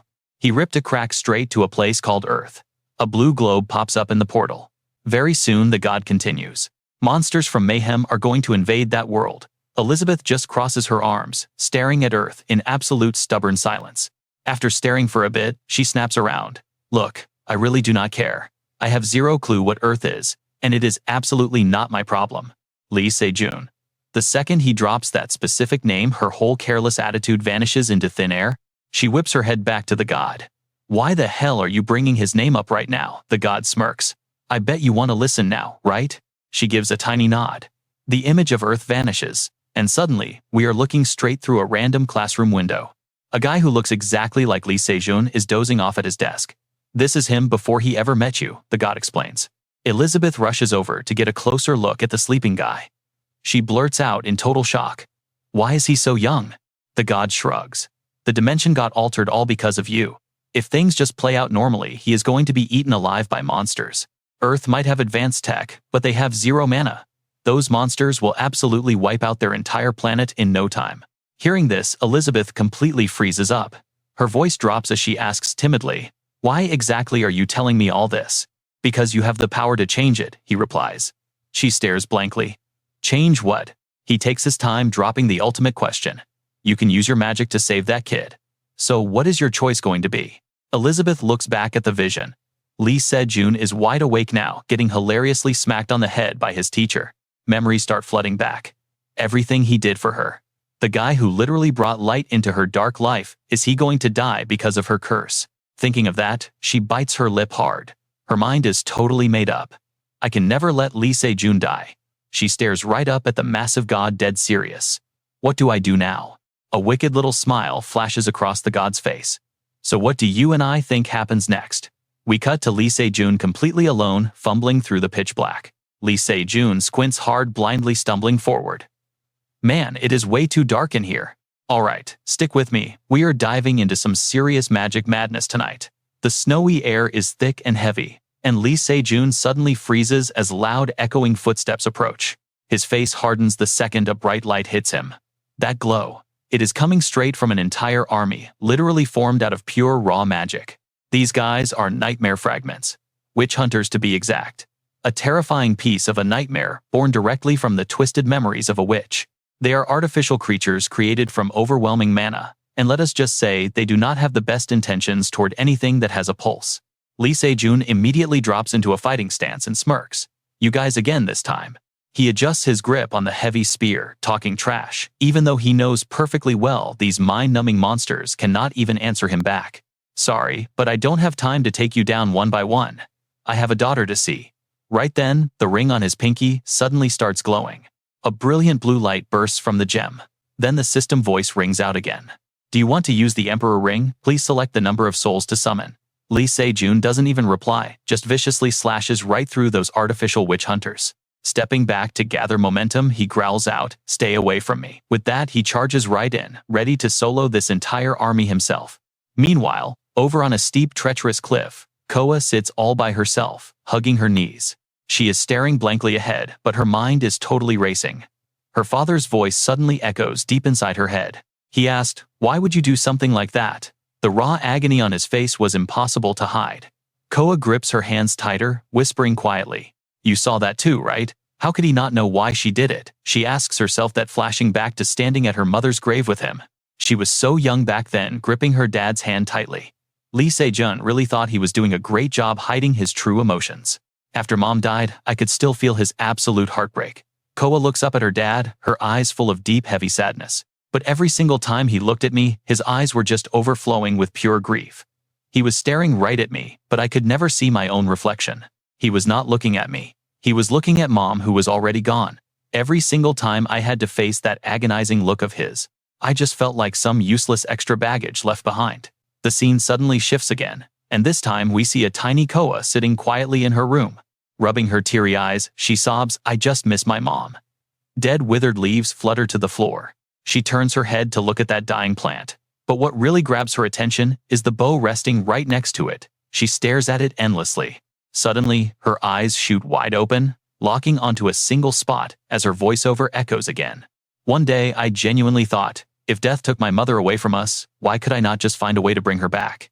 With that thought, she reaches her little hand toward the dead plant. Boom! It instantly turns green again, shooting up super tall. That massive noise from the room completely startles Lee Se-jun while he is working. He frantically rushes over, throws the door wide open, and calls out in a panic. "What was that sound?" He freezes the second. An icy chill hits his face. That dead potted plant. It is now violently overgrown, climbing across the entire room. Spotting Coa, sitting right in the middle of it, Lee Se-jun yells, "Coa, what in the world did you just do?" Startled by his shouting, she looks totally terrified. Lee Se-jun steps forward, still yelling at the top of his lungs. "I told you so many times to never use your magic." She doesn't even dare to talk back, instantly taking the blame. "I am so sorry, it is my fault." Lee Se-jun looks down, seeing her tiny hands shaking. Now watch this part closely. His eyes lock onto the bow in her hands, and his face twists into pure fury. We both know this is bad. He reaches out aggressively to snatch the bow away, yelling, "Give that to me right now." But the little girl desperately fights back, crying no. Losing his patience completely, Lee Se-jun violently rips the bow from her grip, scolding her. Coa reaches out, sobbing uncontrollably. "Dad, please just give it back to me." Unable to get it back, she just rubs her eyes and cries out for her mom. Back in the present, Lee Se-jun literally slices an artificial monster cleanly in half. "I was in so much agonizing pain back then." Coa's voiceover echoes as Lee Se-jun ruthlessly keeps fighting his battle without taking a break. "He totally abandoned me." Lee Se-jun lunges with a devastating stab, then follows up with a brutal slash. "He just gave up on me." Lee Se-jun relentlessly hacks and slashes through the enemies. He was completely trapped in his own misery and deep regret when it was already way too late. Suddenly, a computer monitor flashes bright red with an emergency warning. A panicked staff member checks the readings. An unprecedented massive surge of mana has just been detected in Seoul. Standing right next to him, Lee Se-jun cannot hide his absolute shock, blurting out, "Oh my god." Then a twisted smirk crosses his face, looking incredibly amused. Who on earth could possibly possess that much raw mana? Next thing we see, a group arrives to abduct Coa. While Lee Se-jun is pinned violently to the ground, a heavy iron door slams shut. Little Coa is left lying in the middle of a cold machine-filled room. Her eyes are squeezed shut, her tiny hands completely chained up, but she keeps whispering to herself, "It is okay, Dad will come and save me." Right, Dad? She faintly pictures her father's back standing at the doorway. But no matter how endlessly long she waited, he never actually showed up for her. He absolutely hates me. That is how he betrayed me. The scene shifts abruptly again. This time, Coa is sitting comfortably, right on her very own throne. Lee Se-jun's voice echoes faintly in the air. No, Koa is not a monster, she is my daughter. Hearing those exact words, her eyes widen in pure unhidden shock. Trust me, you'll want to see what happens next. He stands there tightly gripping his spear. Let's jump into this intense showdown. He grips his spear, facing down witch hunters at a sheer cliff. She's mentally cursing him out. Why is he crawling back now? Her eyes are flashing with pure resentment. It took everything falling apart for him to finally act. Like an actual father. Why can't she just accept it? Back in reality, Goa is sitting there hugging her knees, completely lost. Deep in thought. Does he really think they'll live happily ever after? Like nothing happened just because he's suddenly trying to play the good guy now. She buries her face in her arms. It's so messed up, he is the one at fault, but somehow she's becoming the absolute villain. Goa looks up at the falling snow. She looks incredibly lonely in this moment, wishing that everything would just entirely fade away. She drops her head back to her knees, wanting to disappear too. Even this supposed villain feels a deeply crushing sense of sadness. Suddenly, steady footsteps crunch in the snow. She instantly recognizes that sound. She spins around right as the figure stops moving. It's Lee Se-jun. Seeing her, his eyes immediately well up with tears. His voice is practically shaking as he finally calls out to her. Father and daughter reunited at last. They stand there facing each other. Lee Se-jun's entire body is violently trembling right now, forcing him to grip his spear just to stay upright. He stares at the silver-haired woman standing right in front of his eyes. His hands are squeezing that weapon tightly, mouth pressed shut, like he's searching for the perfect words. Finally, a broken voice escapes from his trembling lips. Dad is so sorry. He looks absolutely devastated. On the path behind him, the corpses of those artificial freaks are scattered and littered everywhere. Lee Se-jun blames himself heavily. There are so many things he wants to tell her. Dragging his feet across the snowy road. Approaching Goa, a million unspoken thoughts flood his mind. This is all a huge misunderstanding. He never actually meant for any of this. He truly wanted to save her. Crushing guilt eats him alive. Lee Se-jun bends over, his face twisted in absolute agony and despair. His voice shakes uncontrollably. Dad is truly sorry. Goa is on her feet now, staring daggers at him. They finally stand face to face. He helplessly realizes he has nothing left but apologies. How did it ever come to this total nightmare? Lee Se-jun looks like he could literally collapse right there. He remembers what Elizabeth told him before he arrived. She only had a grand total of 30 minutes left. Now, pay close attention, this is where the choice gets impossible. Future Goa or present Goa. He clenches his fists, desperate to save her. He tried everything to fix this timeline. Lee Se-jun pulls his spear from the ground, but then points it right at her. Tears are pouring down his face as he makes his choice, the blade aimed straight at his daughter. Why couldn't he save her from this? Why does he only get to pick one? Why is he this incredibly weak? Beating himself up, Lee Se-jun suddenly lunges forward with everything. But Goa doesn't even flinch or try to dodge. She coldly states, Lee Se-jun, in the end, you still aimed your weapon right at me. Hearing that, Lee Se-jun stops dead in his tracks, completely stunned. His eyes blow wide open, tears falling. Elizabeth's final warning suddenly echoes back into his mind. There are only two ways to break this curse. 1. Get the cursor to undo it. 2. Kill the cursor entirely. Lee Se-jun hesitates with his spear, then finally lowers it down. He whispers out, Dad understands. Those two simple words suddenly catch Goa totally off guard. He wildly spins the spear around, pointing the razor-sharp tip directly at himself. He says Dad was aiming the wrong way. The deadly tip is now pressed right against his own throat. The curse vanishes once her ultimate goal is achieved. I know what you're thinking. She came to kill present Goa. But the real reason she traveled through time was because he actually regressed. She wanted to destroy the person she despised the most. Lee Se-jun looks dead serious. Goa, Dad knows exactly how much you absolutely hate me right now. Whatever excuses Dad makes won't change anything anyway. Goa stands frozen watching him. But here is the catch. Not everyone actually has to die today. Yue and Beth will figure out how to stabilize your existence. If Dad just disappears, you will get to live happily in this untainted world. Lee Se-jun's face is a portrait of pure tragedy right now. Softening his voice completely, he begs his daughter, please stay here without me. So who does he choose? His answer never changed. Dad, tears are literally streaming down his face. As he chokes out, Dad is so sorry for being a terrible father right up until the very end. Because both versions are his precious daughters. Goa's eyes shoot wide open in absolute panic seeing this. A massive crash rings out.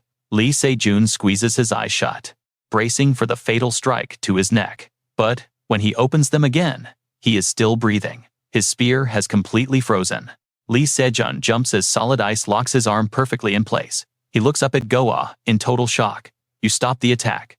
Her fists are clenched so hard, they're shaking, her voice trembling with raw emotion. Lee Se-jun, I despise you to my very core. She grinds her teeth, spitting that out. It's truly pathetic that you never do anything right, and you only realize your huge mistakes way too late. Lee Se-jun is just frozen to the spot, forced to listen.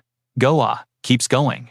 You think playing the perfect dad now magically fixes everything. Then she snaps, screaming at the top of her lungs. That makes my blood boil. The way mom always took your side, the way younger me worshipped you, the way master bailed you out, everything, every single thing. She is absolutely losing her mind.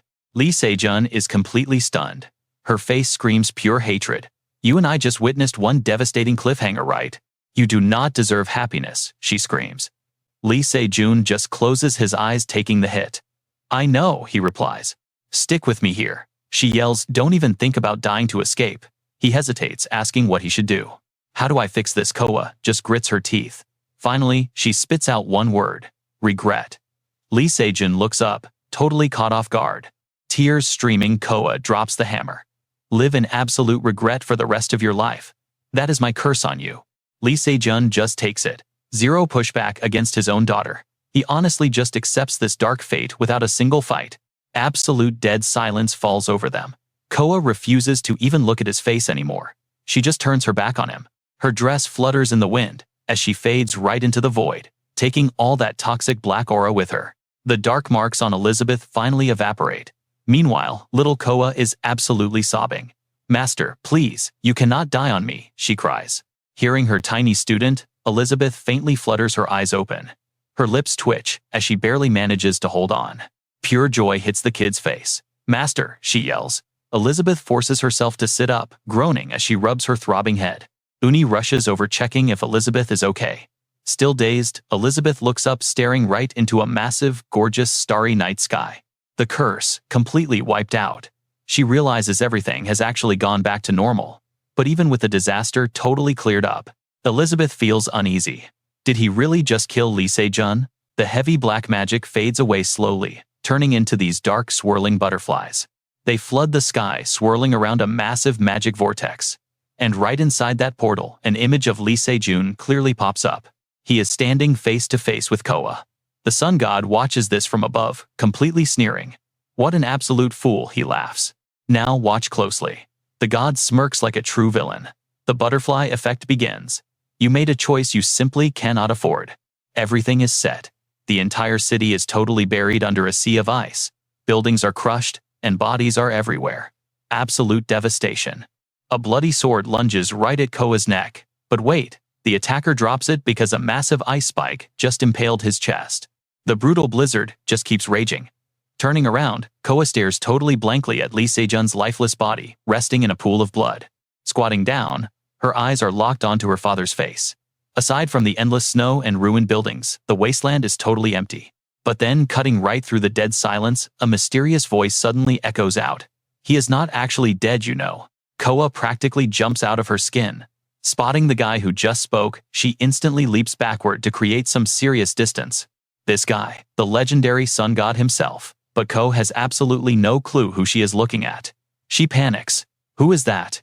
How did someone sneak up on her? Who the hell are you? She demands, super defensive. The god just laughs, completely amused. Sharp instincts.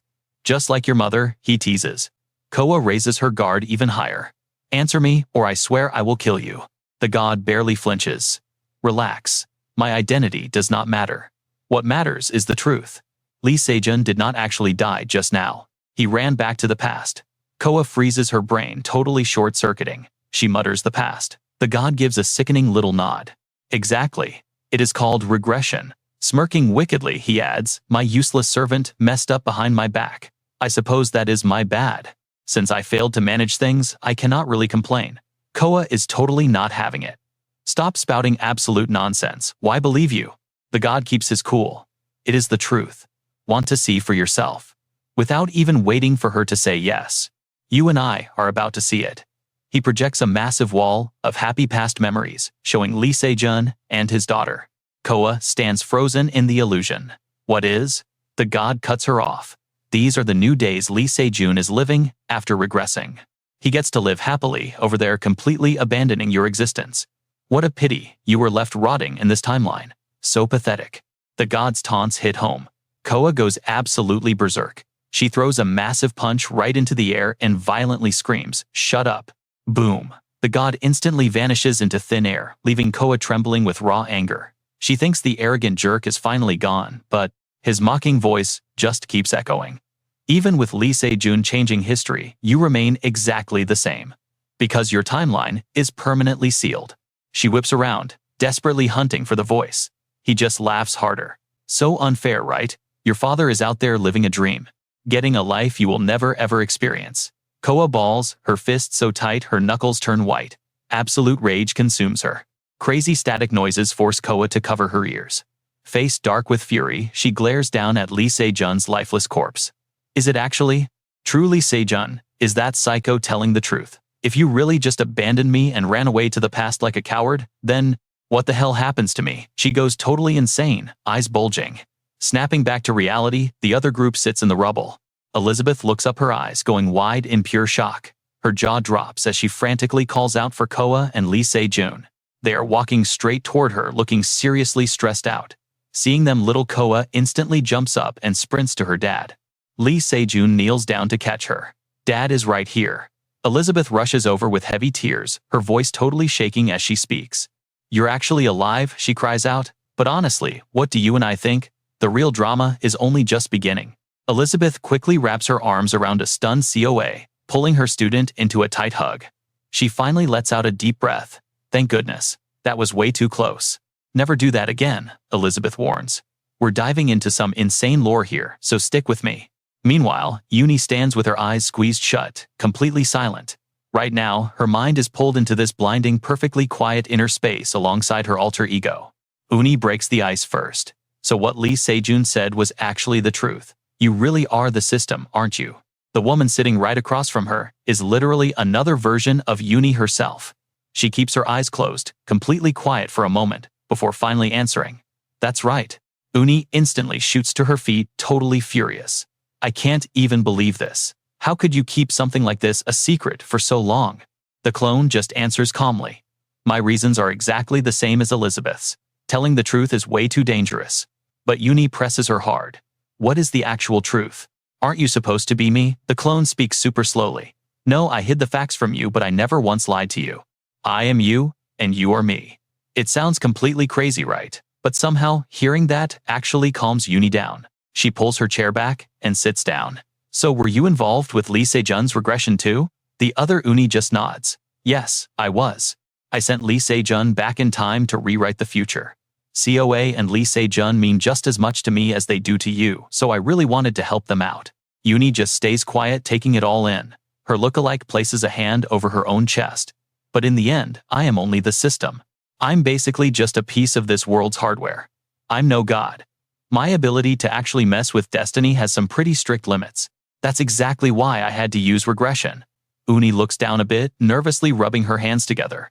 I get that you didn't have any bad intentions, she mutters. But I still just don't understand you. It seems like you know everything about the past. I just don't get why you kept me completely in the dark. The clone shuts her eyes, looking totally helpless. Because triggering another butterfly effect would only make things a million times more dangerous. Destiny has already been altered enough, and giving away more info could cause a massive ripple effect. It's way too risky now. He might find a way to interfere. Uni looks caught off guard. Who is he?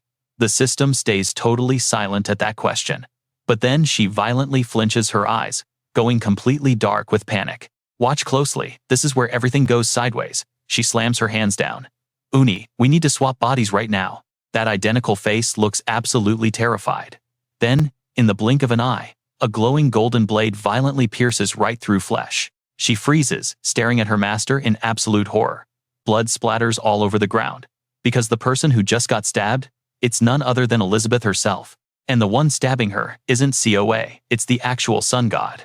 That flaming sword rips straight through Elizabeth's stomach, carving so deep it leaves her in absolute agony. Her face instantly drains of color. The god rips the blade out, sending blood flying everywhere. Without a single word, Elizabeth coughs up blood and just collapses. She hits the dirt right in front of a completely shell-shocked Coa. She screams out, "Master," but Elizabeth just lies there completely motionless. The god just floats there in midair, blood sizzling right off his fiery blade. He speaks up. "Not everything in this world is going to go the way you want. I never expected you to pull off a petty little trick like this. Almost made me dizzy." But he isn't saying this to Elizabeth bleeding at his feet or to Coa. He's talking directly to the system currently hiding inside Uni's physical body. He turns eyes full of murder. "Did he really just say that? You heard him? Don't you agree, Elizabeth?" This guy just called the system by Elizabeth's name. The heavy clicking of his boots echoes loudly across the dead silence of the room. Meanwhile, Ha-I-Ram Kong, Kong Tae-ho, and Hyeon are sprinting in the exact same direction Lee Se-jun just went. Ha-I-Ram looks over. "I really never expected you to come along, Hyeon. You showing up out of nowhere seriously surprised me." Ha-I-Ram seems just as shocked by the whole situation. "I honestly didn't think I'd be here either." Then she completely shifts the topic straight over to Lee Se-jun. "Do you think Lee Se-jun and the future Coa actually worked things out?" Ha-I-Ram shakes her head. "Who knows? I can never predict anything when it comes to that girl." Kang Tae-ho just casually chimes in. "Yeah, she's definitely full of surprises, but I really hope everything turns out okay for them." Hyeon hums in agreement, but suddenly stumbles, her eyes snapping wide open like something is horribly wrong. She slams on the brakes instantly.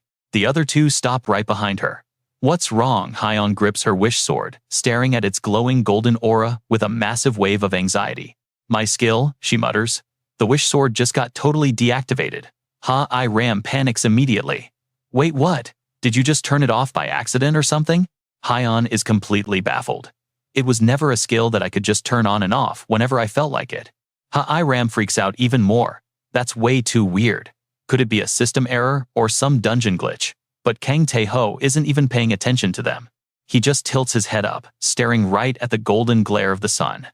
The intense rays are blasting through the gloomy gray sky from earlier. "Something is seriously off here. Now that you mention it," he mutters, "it looks like the sun has gotten a lot closer."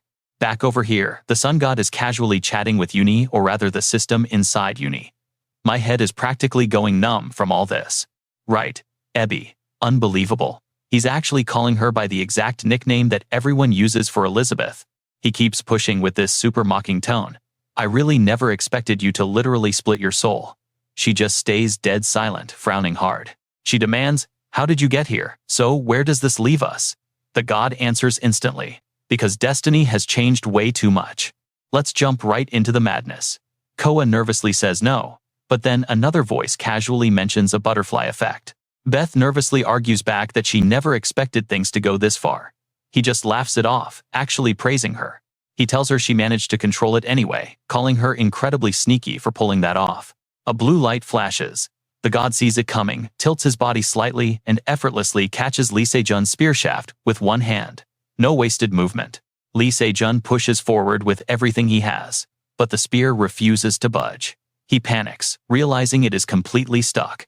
The god looks completely calm. "You are struggling with a breaking body," he says, "yet you dare interrupt my little conversation." He effortlessly lifts the spear, leaving Lee Se-jun totally stunned. Holding the weapon in one hand, he aims a flaming sword right at Lee Se-jun's stomach. But Lee Se-jun manages to dodge. Beth screams for him to stop, and surprisingly, he does. Ebby jumps in, begging him to stop and surrendering. Beth realizes they are doomed, thinking that returning alone might solve the problem. The god turns to look at her, then casually tosses the spear away with one hand. Lee Se-jun gets flung right into a thick wall. His back slams into the wall, coughing up blood, eyes rolling back in pure agony. Seeing her dad tossed away, Coa screams out for him. She sprints over to her dad. Meanwhile, the sun god turns to Beth. He says they will redo the contract when she returns. No more surface-level trouble allowed. Beth hesitates slightly, but ultimately agrees. "I agree," she says. The god glances back, calling the situation strange. He stares at Coa, who sits pale next to Elizabeth's body. He watches for a second, asking when she had a kid. This immediately catches Coa's full attention. She looks up, tears streaming down her face. Ebby frantically tries distracting the god. The kid is no threat, just strong but completely lacking holy power. The god acts entirely innocent, saying, "Oh really, I got it." Then why does it feel like you are protecting literal ashes? A truly insane look flashes across his face. Now watch closely, this gets wild. He realizes she came down just to protect this thing. Suddenly, a massive explosion erupts everywhere. Brutal winds freeze the nearby building solid. Koa stands inside a massive magic circle, radiating pure killing intent. She glares at the sun god with pure hatred. He chuckles, wondering if she is the moon's child. She really loves the cold. Beth rushes up to stop him, screaming the kid has no holy power. Before she finishes, he tells her to shut up. He casually casts a spell, forcing her mouth completely shut. A blinding gold orb forms in his palm. "I need to make an example so you never return here." The sphere grows larger, looking like a miniature sun. Meanwhile, Koa summons a massive barrage of razor-sharp ice blocks. Completely losing control, she charges at the sun god like a maniac. Without hesitation, he prepares to throw the glowing orb. Seeing things go terribly wrong, Ebi steps in and claps her hands together with a deafening sound. Twisting her hands, she slices the dimension in two, completely separating Lee Se-jun and his daughter from the god's brutal clash with Koa. You and I both feel the tension here. Lee Se-jun frantically grabs his daughter as a massive blinding sphere suddenly forms right there. It trapped Koa and the sun god inside. The light radiating from the sphere grows dangerously blinding. As it fades, you can just barely see their shadows throwing hands, clashing wildly inside the barrier. Endless punches and strikes flying everywhere. Watching this absolute madness, Lee Se-jun panics, shouting out what is happening. A system screen pops up, stating that ordinary people cannot survive the aftermath of this clash, so space had to be separated. Looking up, Lee Se-jun sees Beth approaching. He asks if she is the system. Another message appears. "I cannot speak, so I am answering here. Also, please understand I was forced to disable Lee Se-jun's sword skill from the future Koa." Lee Se-jun regains his cool, saying none of that matters right now. "System, what the heck is that thing? Where did it come from? How is it going toe-to-toe with future Koa? And why did they call you Beth?" She stays completely silent. Closing her eyes with a heavy sigh, more system messages immediately pop up.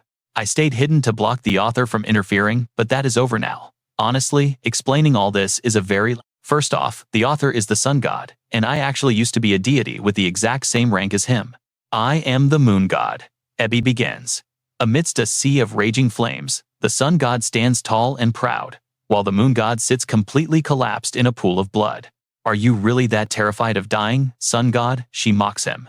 Her voice breaks, stuttering badly because multiple razor-sharp stakes are literally impaling her body to the ground. The sun god casually replies, "Yeah, people think we are almighty. But everything with a beginning must have an end. Even we cannot dodge death. And if anyone could kill me, it is you. You and I definitely need to see how this ends. Because I am the god of sun and life. Alright, stick with me. You are about to see a god beg." He kneels down right before her and confesses, "That is right, moon god, god of death, I have always feared you." She just glares at him, absolutely furious.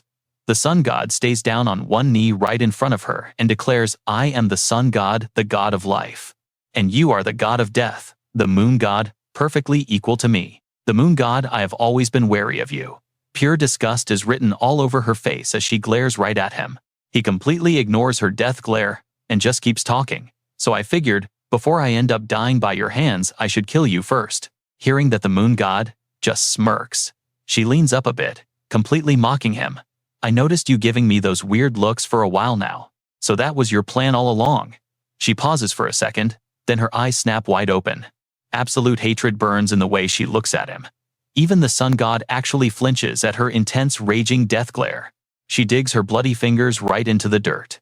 "Fine, just like you said, I am the god of death, so I definitely must die. But even if I die, I will never accept this pathetic fate." She leans closer to the sun god, her voice turning super threatening. "When that happens, I will hunt you down and end you." Hearing this, pure panic immediately flashes right in his eyes. He stands up, gripping his staff tightly. Trying his best to keep his voice perfectly steady, he snaps back, "Your dying words are long and completely useless." Then he just smacks the moon god right across the face. Taking that brutal hit, she immediately falls totally lifeless onto the ground. Looking at what he just did with pure disgust and fear, he mutters, "Absolutely sickening. Now, watch what happens next." Back in the endless void where the sun god actually lives, he cannot stop nervously biting his own fingernails. Flashing back to the moon god's dying threat, he vows never to forget it. He bites down on his hand even harder, until it literally bleeds. Every single word that came out of the moon god's mouth right before she died is completely haunting his entire mind. Even if I die, I will not surrender to fate. I will definitely hunt you down and finish you off. The more he thinks, the angrier he gets. His face darkens. He curses loudly, damn it, randomly punching the empty air. I am terrified. He thinks to himself, his eyes totally bugged out, clawing at his own body like a complete madman. What should I do? I honestly thought that if I killed her, I would finally be free from this fear. Is she really coming back just to kill me? Impossible. I already killed her. I burned her down to ashes and scattered them absolutely everywhere. He starts talking to himself like a total psycho. She cannot ever come back. Suddenly, a loosely tied ponytail flashes right before his crazy panicked eyes. He squints, pure terror written all over his face. An image of a clear blue stream and a lush green forest instantly pops up. He quickly leans down to closely watch the girl sitting by the stream. She dips her hand in the freezing water, flicking it up so droplets fly, magically turning into a water bird that flies right into the sky. Laughing happily, that girl is none other than a young Elizabeth. Seeing her face clearly, the sun god immediately turns pale as a ghost. He mutters, "Oh my god, I have a gut feeling. She is not dead, she definitely reincarnated. You saw this coming, right? That little girl right there is none other than the moon god." The sun god's mind completely shatters into pieces. Someone who should be totally dead, someone who wants to kill me, actually exists. His eyes bulge in sheer terror, sweating like crazy. Suddenly, a massive blazing fireball forms right in the sun god's hand as he thinks to himself, "I have to kill her." He raises his arm high, winding up to blast the fireball down. But after a while, he does not even move an inch. Finally, he lowers his hand.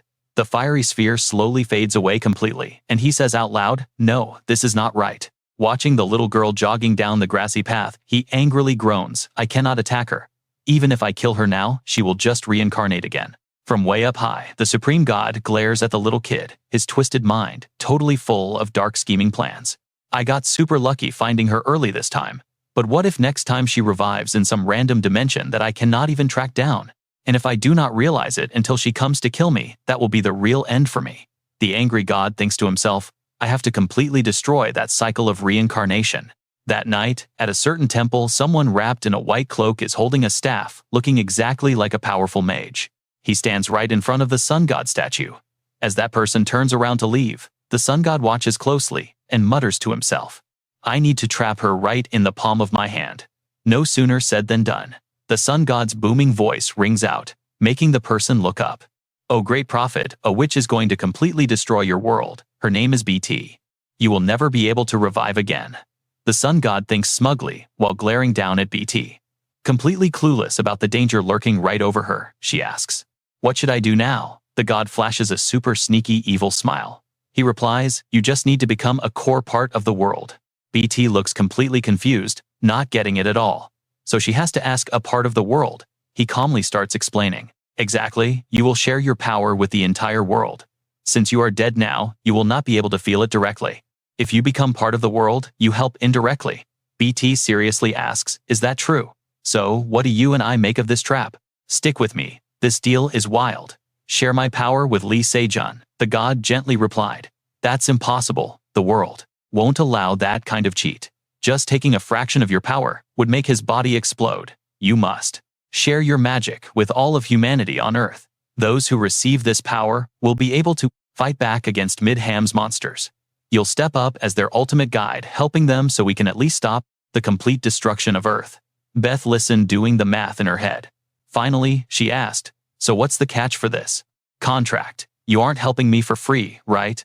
The god grinned happily, totally thrilled the conversation was moving this fast. "Spot on.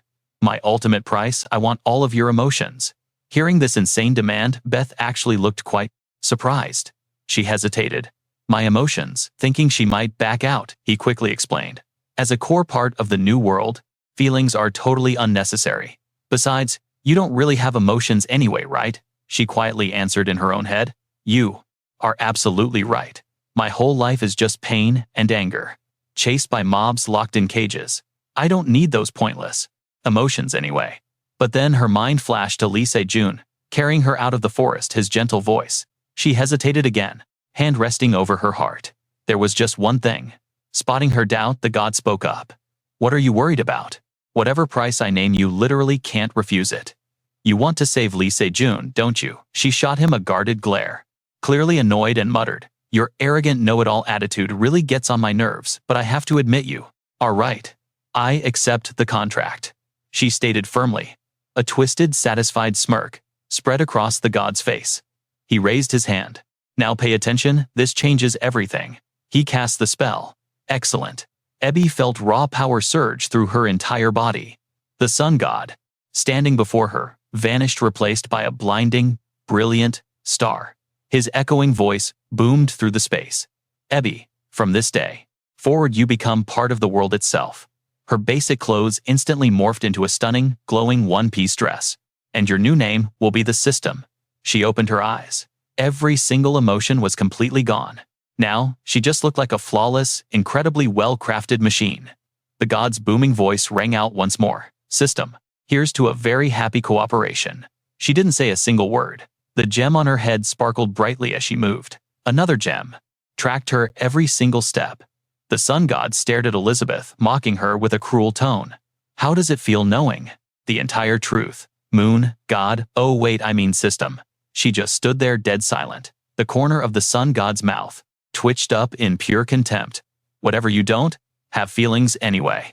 She doubled over, cackling like a total maniac in absolute delight. Mixed right into that psychotic laughter were heavy insults. "You're just as stupid as I thought. Selling your soul for one human boy. You really accepted this horrible contract that easily. Good girl, System." The sun god kept talking, pointing a sharp finger right at Elizabeth's eyes, completely unhinged and threatening. "Stop your useless thinking. You belong to me forever. Now, got it?" Elizabeth completely ignored the taunt. She simply turned to the control panel. "I am returning to my work." Her quick hands typed rapidly across the glowing screen. While working, she shot a quick glance backward and thought to herself, "Sun god. Think she gave up? Watch this. You don't know everything about me." Elizabeth discreetly touched the glowing gem attached to her hairpin.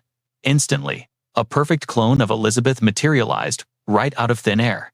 She held onto her new copy and thought deeply. "Because of your stupid prophecy, I've suffered endless betrayals and shady schemes right up until my death. That is exactly why I will always be one step ahead of you." The clone slightly opened her eyes, looking totally confused. "Why are there two of us?" Elizabeth answered with dead seriousness. "You are half of my soul. A complete backup save data preserved perfectly. Right before I surrendered my emotions just in case. I summoned you because I need a massive favor. Please, you have to help Lee Se-jun in my place. I'm stuck as the sun god's puppet now, so my hands are tied." The clone slowly lowered her gaze and answered with pure sincerity. "Understood. I am you.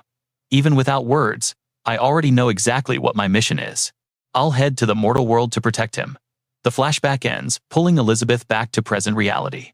Right now, she's taking the form of UA. Elizabeth uses the system screen to talk directly to Lee Se-jun. This is the entire truth. Her icy expression proved she wasn't joking. The system screen shifts again, showing new text. Elizabeth can be revived. She bears the curse of the moon. Technically dead, but somehow still alive. The real problem is the timeline. It looks stable, but it's actually pushing way past its absolute limit. If this keeps up, the second Sarah's existence gets unstable, this whole balance collapses completely. Lee Se-jun gripped his spear, super tight eyes locked with fierce determination. "Then, I have to back up Sarah. Right now." He instantly jumped to his feet, zero panic, despite the absolute bloodbath happening right in front of him. Lee Se-jun looked ahead with intense anticipation, spotting Sarah in the ruins. "And that's where we leave it. Trust me, you're gonna want to see what happens next. Let's jump back in. Honestly, could I even survive that kind of insane power without the system backing me up? No way, I would be completely vaporized by the shockwaves." Suddenly, Elizabeth's clone smacks Lee Se-jun right across the face. That completely derails his train of thought. She grabs Lee Se-jun by the face, dead serious, and says, "Lee Se-jun, pull it together." Squeezing his cheeks, she tells him, "Your mission is not over yet. Remember exactly why you came back here." The second she finishes, she lets go, looking totally hardened. A system window flashes right up. Quest: change the future. Prevent Coa's 5 misfortunes. 4 out of 5. Fifth misfortune: save Coa from her fate. Incomplete. Meanwhile, the older Coa is locked in combat, charging up a massive ball of magic between her hands. Out of nowhere, blinding ice light lights up the sky. The sun god looks up, completely caught off guard by the glare. Right above her, an absolute storm of ice. Meteors rains down. Wherever those massive ice blocks crash, total destruction follows. But get this, the sun god uses the falling rubble to jump even higher. Coa throws massive boulders to block her. Floating in midair, Coa violently crushes the earth and rocks around the sun god, but the deity easily blasts out. Bursting right from the center of her own explosion, the sun god darts towards Coa with absolute lightning speed. Startled but fast, Coa snaps up a defensive shield, just barely blocking a massive pillar of fire blasted by the god. Now pay close attention here. Flames are raging everywhere, and the sun god raises a fiery sword, looking completely smug. She says, "Looks like you still pack a punch." The flames slowly fade, revealing Coa still standing perfectly fine. Slashing horizontally, the sun god mocks her, carrying that kind of power in such a weak body. Your life must have been miserable. Didn't you ever wonder why you were handed this power? If you were just born a normal average person, you could have actually lived happily, like everyone else. The sun god glares right at Coa, trying to get inside her head. You want to know why? It is entirely your fault. Hearing this absolute garbage, Coa looks totally shocked. Spotting the opening, the sun god instantly materializes a massive block of ice and hurls it straight at the stunned Coa. Unable to react, Coa takes the full weight of the ice block, crashing violently into a nearby ruined building. Floating there, the sun god just enjoys the show. Watching Coa struggle to her feet, she casually drops a bomb. Since the mother was a witch, her child can never escape that cursed bloodline. Coa just furiously grinds her teeth. Reaching a hand forward, she hisses out, "That is completely absurd." Then Coa's entire vibe suddenly shifts. The sun god actually flinches. Coa keeps going. "I only ever had my master. How could my mother be a witch? Are you just speaking pure nonsense?" As she talks, her vision starts warping. Suddenly, Coa laughs right as blinding light erupts. Haha, raw power can really warp space this much. That blinding orb spawns exactly where the sun god was standing.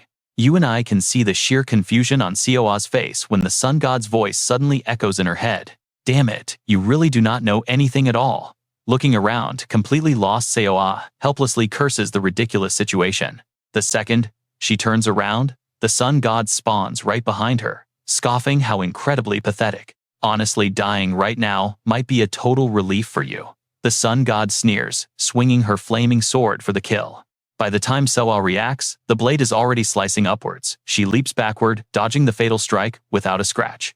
The sun god freezes, looking super confused. A shattered frozen bow is the only thing that actually snapped from her attack. Keeping her sword stance, the deity is completely shook. An ice spear. She slowly turns her gaze right toward Lee Se-jun. "You threw that." The spear completely shatters. Lee Se-jun recognizes the ice magic instantly, but hey, this is no time for overthinking. The sun god raises her sword, shifting targets to Lee Se-jun. He drops into a solid stance, ready to fight for his life. Furious, Lee Se-jun screams out, "If you lay one finger on my daughter, I will kill you." The deity just finds this hilarious. She literally bursts out laughing like that was the best joke ever. When she finally manages to calm down, a volatile flame sparks in her palm.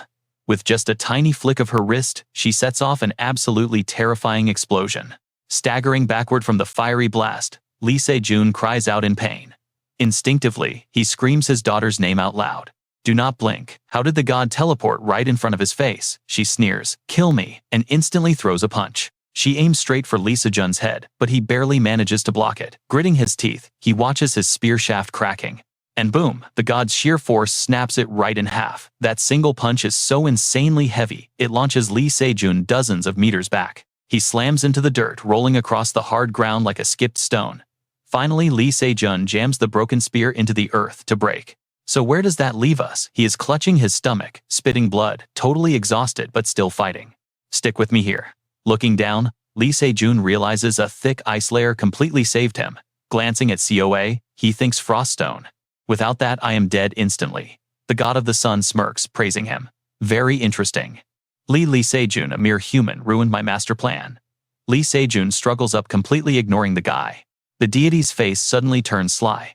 "Let me tell you a fun little secret.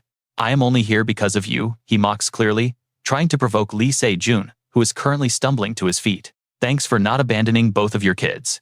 Hearing this, Lee Se-jun looks massively confused, a giant question mark on his face. If you change the future, do it moderately. The system worked hard, fixing your butterfly effect. He glances at the system guarding little Coa.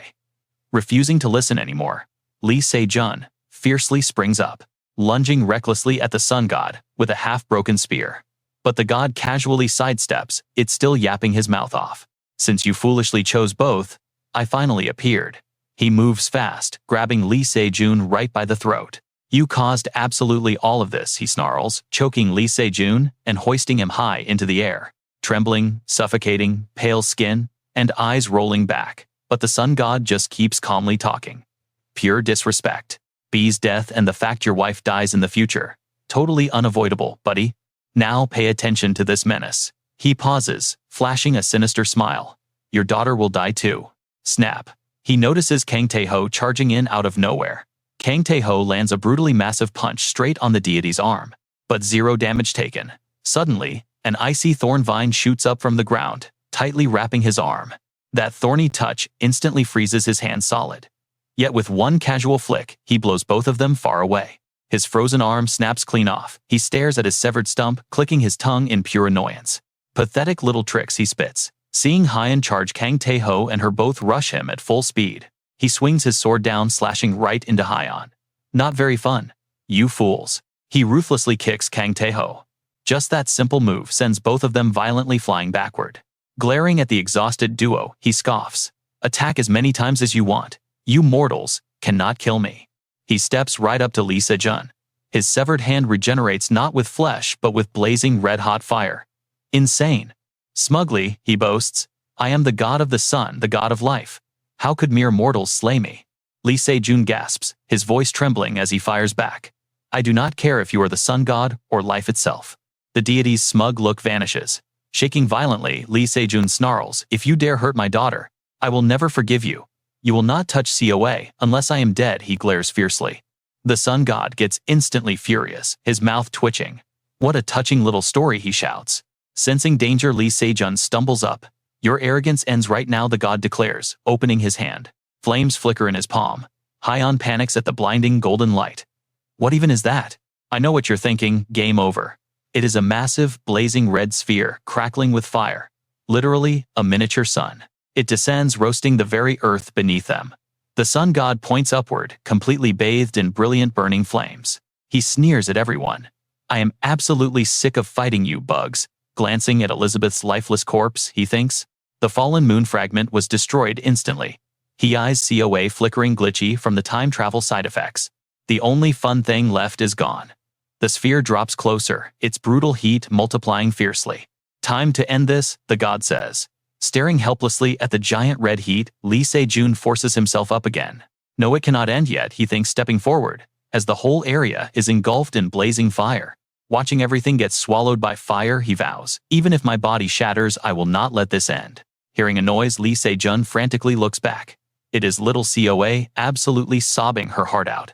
Seeing his daughter helpless on the burning ground, he calls Coa. Her tearful eyes meet his. Trembling, Lee Se-jun yells, "Do not bother daddy," she screams, and instantly thick ice extinguishes the wild flames. A freezing gale blows away the sun god's aura, totally startling him. The wind violently surges straight upward. Older Coa instinctively tracks the blast. It launches straight toward that massive fireball in the sky. Everything the wind touches freezes solid. The raging sun transforms entirely into a colossal sphere of ice. That is where we leave it. The powers clash, freezing into a massive ball, leaving even the sun god totally stunned. Let's dive back into the madness. The sun god sneers, mocking his speed as child's play. With a flick of her wrist, that massive ice sphere starts cracking. Lee Se-jun sees what the sun god is doing, and desperately yells out, trying to stop her. Wait. Completely ignoring Lee Se-jun and his kid, the sun god just gives them a cold stare. Foolish thought. Coa looks up at the sky, in pure panic. That giant ice sphere is falling right toward them, and her eyes shoot wide open. She tries to step forward, but someone yanks her back. It is Witch Coa, her older self. Holding the younger Coa back, she tells her to calm down. Witch Coa looks right at her. Listen to me, do not even try to lift that thing. It is totally useless. Destroying it will not work either. With its massive size, blocking every single falling fragment would be impossible. Koa pouts in frustration, asking, "Then what do I do?" She is totally out of ideas. But Witch Coa has a crazy plan: teleport it straight into space. Koa cannot believe her ears and just blurts out, "Huh, young Koa literally cannot use teleportation magic." Her older self smirks and says, "You can if you are me." She grabs young Koa's hands, transferring the magic. "I will handle the heavy lifting, you just pump out the mana." Now pay close attention here. The sphere is dropping faster by the second. The two Koas get completely locked in, and the older one finally gives the signal go. They instantly snap into action. A massive beam of teleportation magic erupts from them, shooting straight toward that incoming giant ice sphere. Their teamwork is absolutely flawless. In a flash, their combined magic wraps perfectly right around that massive falling chunk of ice. Swallowed by their spell, the massive ice sphere detonates midair. The whole sky explodes with blinding purple energy from both Koas. Everyone is left totally speechless. Even the sun god freezes in shock for a second. But then she gets this wicked grin and says, "Very impressive. That attack could have easily wiped out everyone here. Add some divine power and their strength would be practically limitless." The sun god's eyes suddenly turn deadly. Staring down at Koa, she calculates the threat. She admits they are seriously dangerous. If left unchecked one day, they could absolutely be the ones to end her life. Since that is the case, she decides to wipe them out first. Exactly like what she did to the moon god. Over in the corner, Uni is locking an arrow into her bow. She aims it dead at the sun god, while secretly sending a telepathic message to the system. Is the system ready? Just 10 minutes ago, the system called out her name. A completely different version of Uni suddenly appeared and spoke up. "Uni, we need to team up. I want to show you the whole truth. Please think about this and help out Lee Se-jun and Koa." Saying that, she pulls out a glowing orb and hands it straight to Uni. "What I am about to show you are your own memories that I wiped away. It is the past we both share." Over on the system interface, Elizabeth's hand is rapidly typing away. Let's pause for a second. I know what you're thinking. How does this connect? Well, she smiles. Turns out Elizabeth fully remembers her past. After she became the system, the sun god said that monsters from Midgard had violently attacked Earth. The entire world was thrown into total chaos. By teaming up with a separated version of Elizabeth and herself, as the system, they managed to stabilize Earth incredibly fast. Earth completely avoided being destroyed. Yet somehow she did not feel a single drop of pride or satisfaction from saving it. Becoming the system meant her emotions were totally erased. Even after saving countless lives and knowing exactly why the sun god transformed her, she was just mindlessly doing her job, feeling zero anger or joy. Today, tomorrow, and forever, it was supposed to be exactly the same. While dropping in freefall, Elizabeth suddenly sees an image of Lee Se-jun. Watching him casually chat with his friends, she actually feels a weird spark of happiness. So he really is still alive. Elizabeth cracks a genuine smile, feeling unbelievably lucky that he made it out okay. Suddenly, Elizabeth pauses. Wait, what was that feeling? She presses a hand against her chest, realizing her locked-away emotions are actually starting to shift. Feeling any emotion right now is super bizarre to her. After all, her feelings were supposed to be 100% wiped out. Is the system glitching out? Or is her past self trying to break through? Elizabeth knows she needs to go investigate this. Over at Lee Se-jun's university, the hallways are packed with students. Lee Se-jun is staring at something, looking absolutely mesmerized by what he sees. Elizabeth, now walking around in Uni's body, approaches him. She figures seeing Lee Se-jun face to face will finally explain where these weird feelings are coming from. Inside the massive lecture hall, the energy is buzzing. Students are excitedly gossiping and chatting away with each other before class. A classroom like this actually exists. Hey, if this seat is open, can I sit here? Wait, so do you live all by yourself? I live in the dorms. Uni sits quietly by herself in the corner. Suddenly, someone walks up and tosses their bag down right next to her. It is Lee Se-jun. He looks over at her and casually says, "Hey there." Uni slowly looks up. Lee Se-jun lets out this huge lazy yawn and instantly faceplants right into his bag. "Wake me up if the professor walks in," he mutters. "I am so tired." And just like that, he is dead asleep. Uni stays totally quiet, just staring at him. Meanwhile, outside in the courtyard, everyone is gossiping nonstop about the incoming freshman. One group whispers, "Hey, did you hear about that new girl in the first-year class? The crazy beautiful one. Oh yeah, she seriously looks like a celebrity from far away, but honestly, she acts a little weird." They picture Uni's blank face, no smiles, no anger, just nothing. And that is where we leave it. Trust me, you'll want to see what happens next. Stick with me here. Let's jump into a quick flashback. Lee Se-jun is standing by the vending machine looking completely awkward and clueless. He bends down for his drink spots. You are right there and says, "Oh, you're actually smiling." She points to herself like, "Wait me." Lee Se-jun grabs his bottle. "Yeah, I saw your mouth twitch up a bit." Yu instantly shuts it down. "No way. Absolutely not happening." He doesn't even bother arguing. Instead, he just tosses a canned drink her way and says, "Here, take this. It is for you. Thanks for waking me up the other day," he adds with a massive warm grin. Yu just quietly catches the can from him. He waves goodbye and walks off. Yu stares at his back, then down at the drink in her hand. Meanwhile, Elizabeth keeps narrating. She had another Elizabeth take her place. That is right, she stayed behind in the human world, living inside Yu's physical body. Going to classes, just walking around campus with him. Slowly, these weird, unfamiliar new feelings really started growing out of absolutely nowhere. Why didn't I realize it sooner? By the time I figured out this was actual love, my time was already running out incredibly fast. Just being near him made my heart race like crazy. It was pure love. But tragically, that sweet time was extremely short-lived. It couldn't last forever. One evening while Elizabeth was sitting there working quietly in Yu's body, a sudden system voice heavily echoed out. Now watch closely, here is the twist. The other Elizabeth popped up from the other world with a massive urgent warning about the gods. The sun god suspects something is wrong. If you stay any longer, you are totally busted. Come back now. Elizabeth just completely froze up. She couldn't accept it. Go back. Just like that. Are you kidding me? I literally just figured out exactly how I feel about him. I refuse to leave. I won't disappear now. I want to stay by Lee Se-jun forever. Elizabeth was spiraling into incredibly deep thought. Suddenly, her chest tightens. Boom, Elizabeth conjures a glowing orb. She actually ripped out another piece of herself to safely leave behind here. Thinking even half a soul is enough. I will keep staying by his side. Snap back to the present, with our current Yu. Story time is over. Yu realizes, wait, so I split my soul again just so you could stay. The other, Yu nods and quickly replies, I wiped all unnecessary memories so the sun god wouldn't notice a thing. Yu is totally confused, now nervously rubbing her own arm. You told me to uncover the truth and help Lee Se-jun and her. But what exactly am I supposed to do? Sighing heavily, she explains. The other Yu drops the ultimate cheat code. Only the moon god can kill the sun god. But I am currently trapped, she says.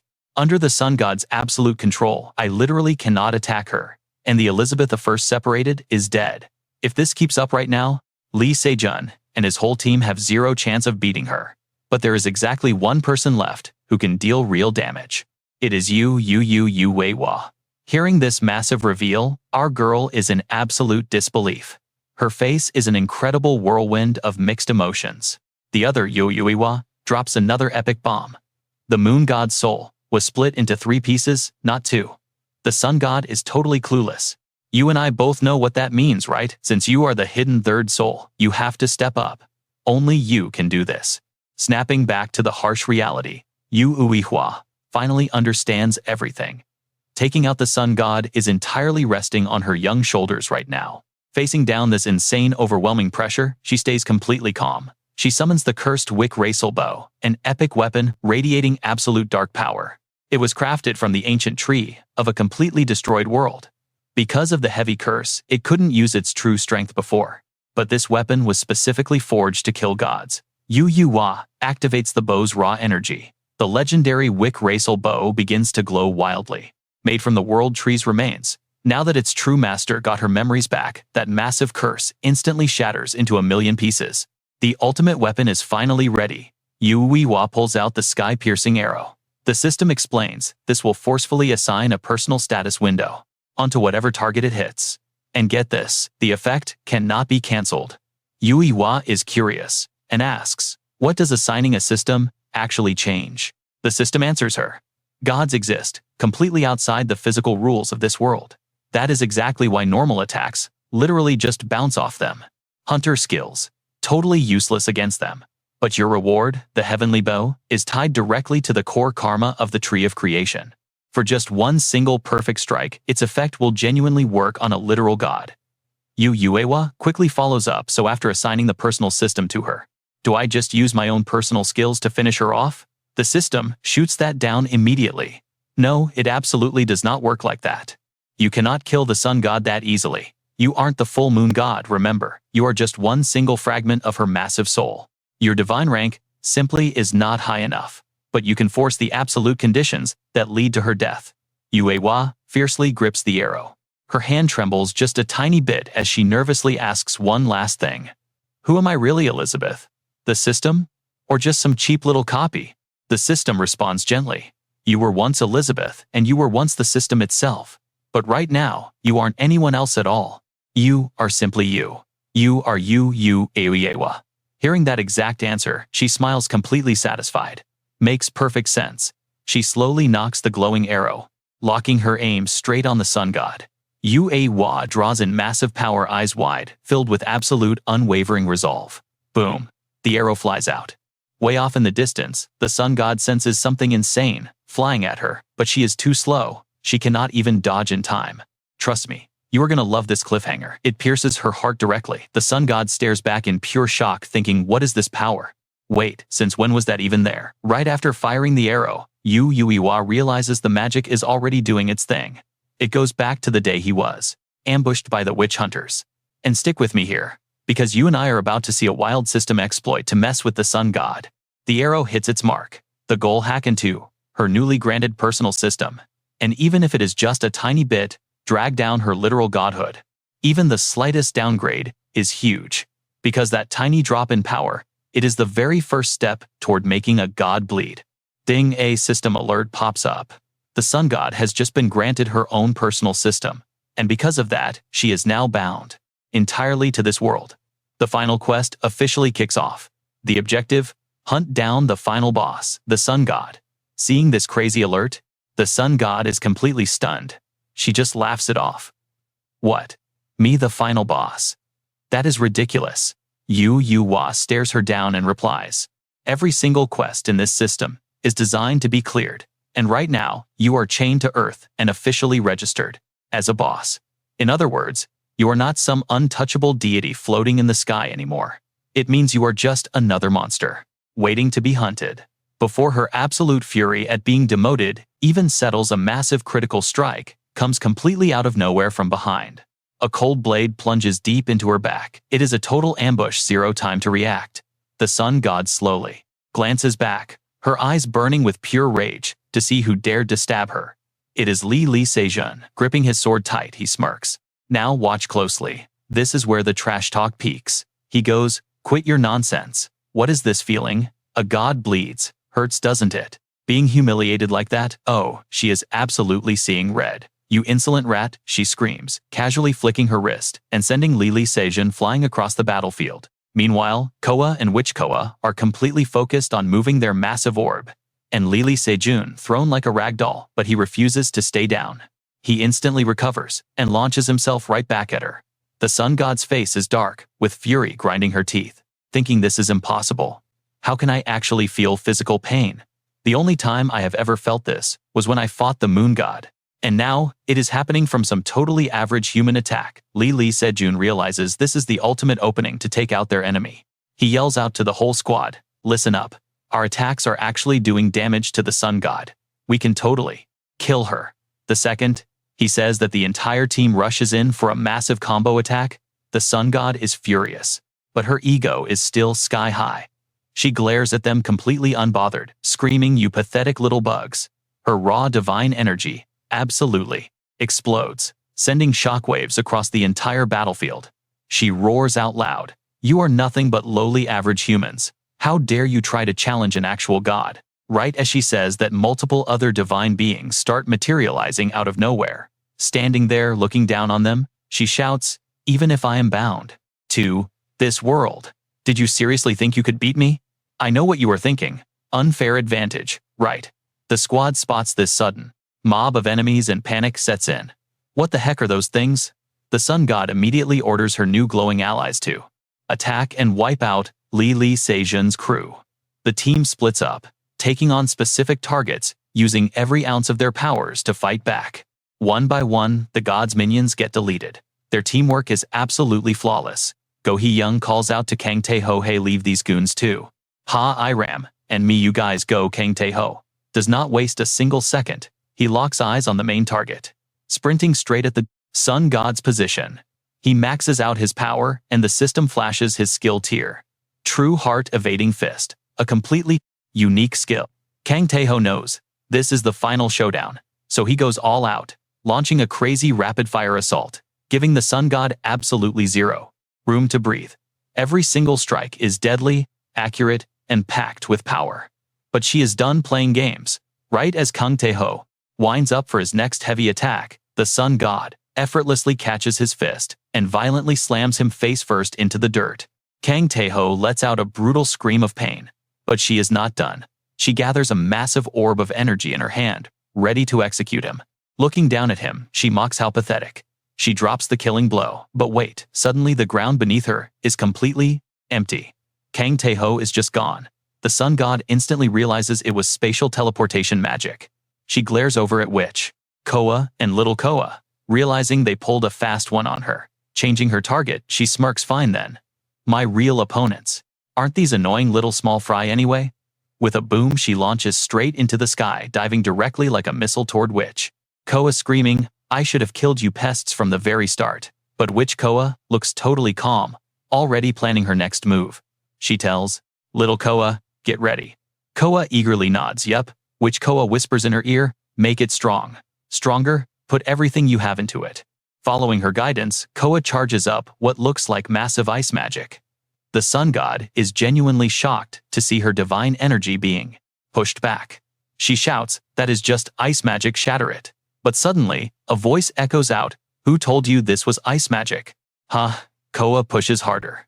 A massive boom rips through the air. The explosion echoes everywhere, filling the entire sky with thick, blinding smoke. Coa cheers with pure joy. Yay, we got a direct hit. Witch Coa smiles to herself. But a second later, the blood completely drains from her face.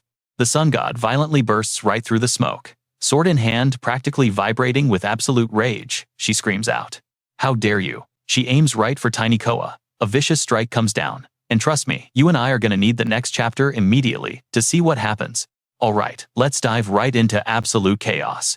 He grabs Coa tight, while the sky turns white with the sun god's infinite army. Blood drips non-stop from Lee Se-jun's open wounds. He stands there helpless, watching his wife and loyal teammates fighting for their lives. These sun-worshipping enemies. A complete nightmare. You kill one and three more take its place. Wah grips her bow tight, taking aim, and sends arrow after arrow ripping right through the targets. Lee Se-jun tells himself this is absolutely no time to sit around. I have to get up. I have to fight alongside everyone until the bitter end. Above all else, I must protect Coa. Panting heavily, feeling completely powerless, Lee Se-jun grinds his teeth and curses. Damn it all, my body is hitting its absolute limit. My vision is blurring. My legs have zero strength left. Even the power of the king's ring is completely drying up. At this rate, I am going to pass out. But suddenly, ding, the system pops up, showing job skills, unique skills, protection skills. The unique skill, Deceiver, is activated. Boom. Just like that, Lee Se-jun completely shatters his physical limits. He quickly scans the brutal battlefield to see Witch Coa going head-to-head against the sun god. Lee Se-jun pushes hard to stand up, but his legs are violently shaking from total exhaustion. Witch Coa and the sun god are clashing hard. Despite blocking, she is losing ground fast, and the sun god catches her off guard. She gets blasted backward by a super heavy strike. Little Coa runs up to her side, crying out in total panic, Sister. Little Coa's voice echoes out, Sister, are you okay? But Witch Coa does not even hear her. She is totally tense and focused. Now, watch closely, because this is where it gets interesting.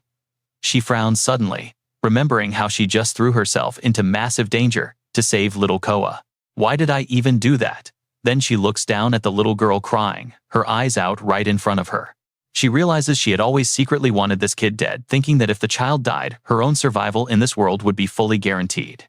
Witch Coa stands up, looks at the crying girl, and has an epiphany. She realizes not everyone actually has to die here today. Just then the sun god slowly walks over.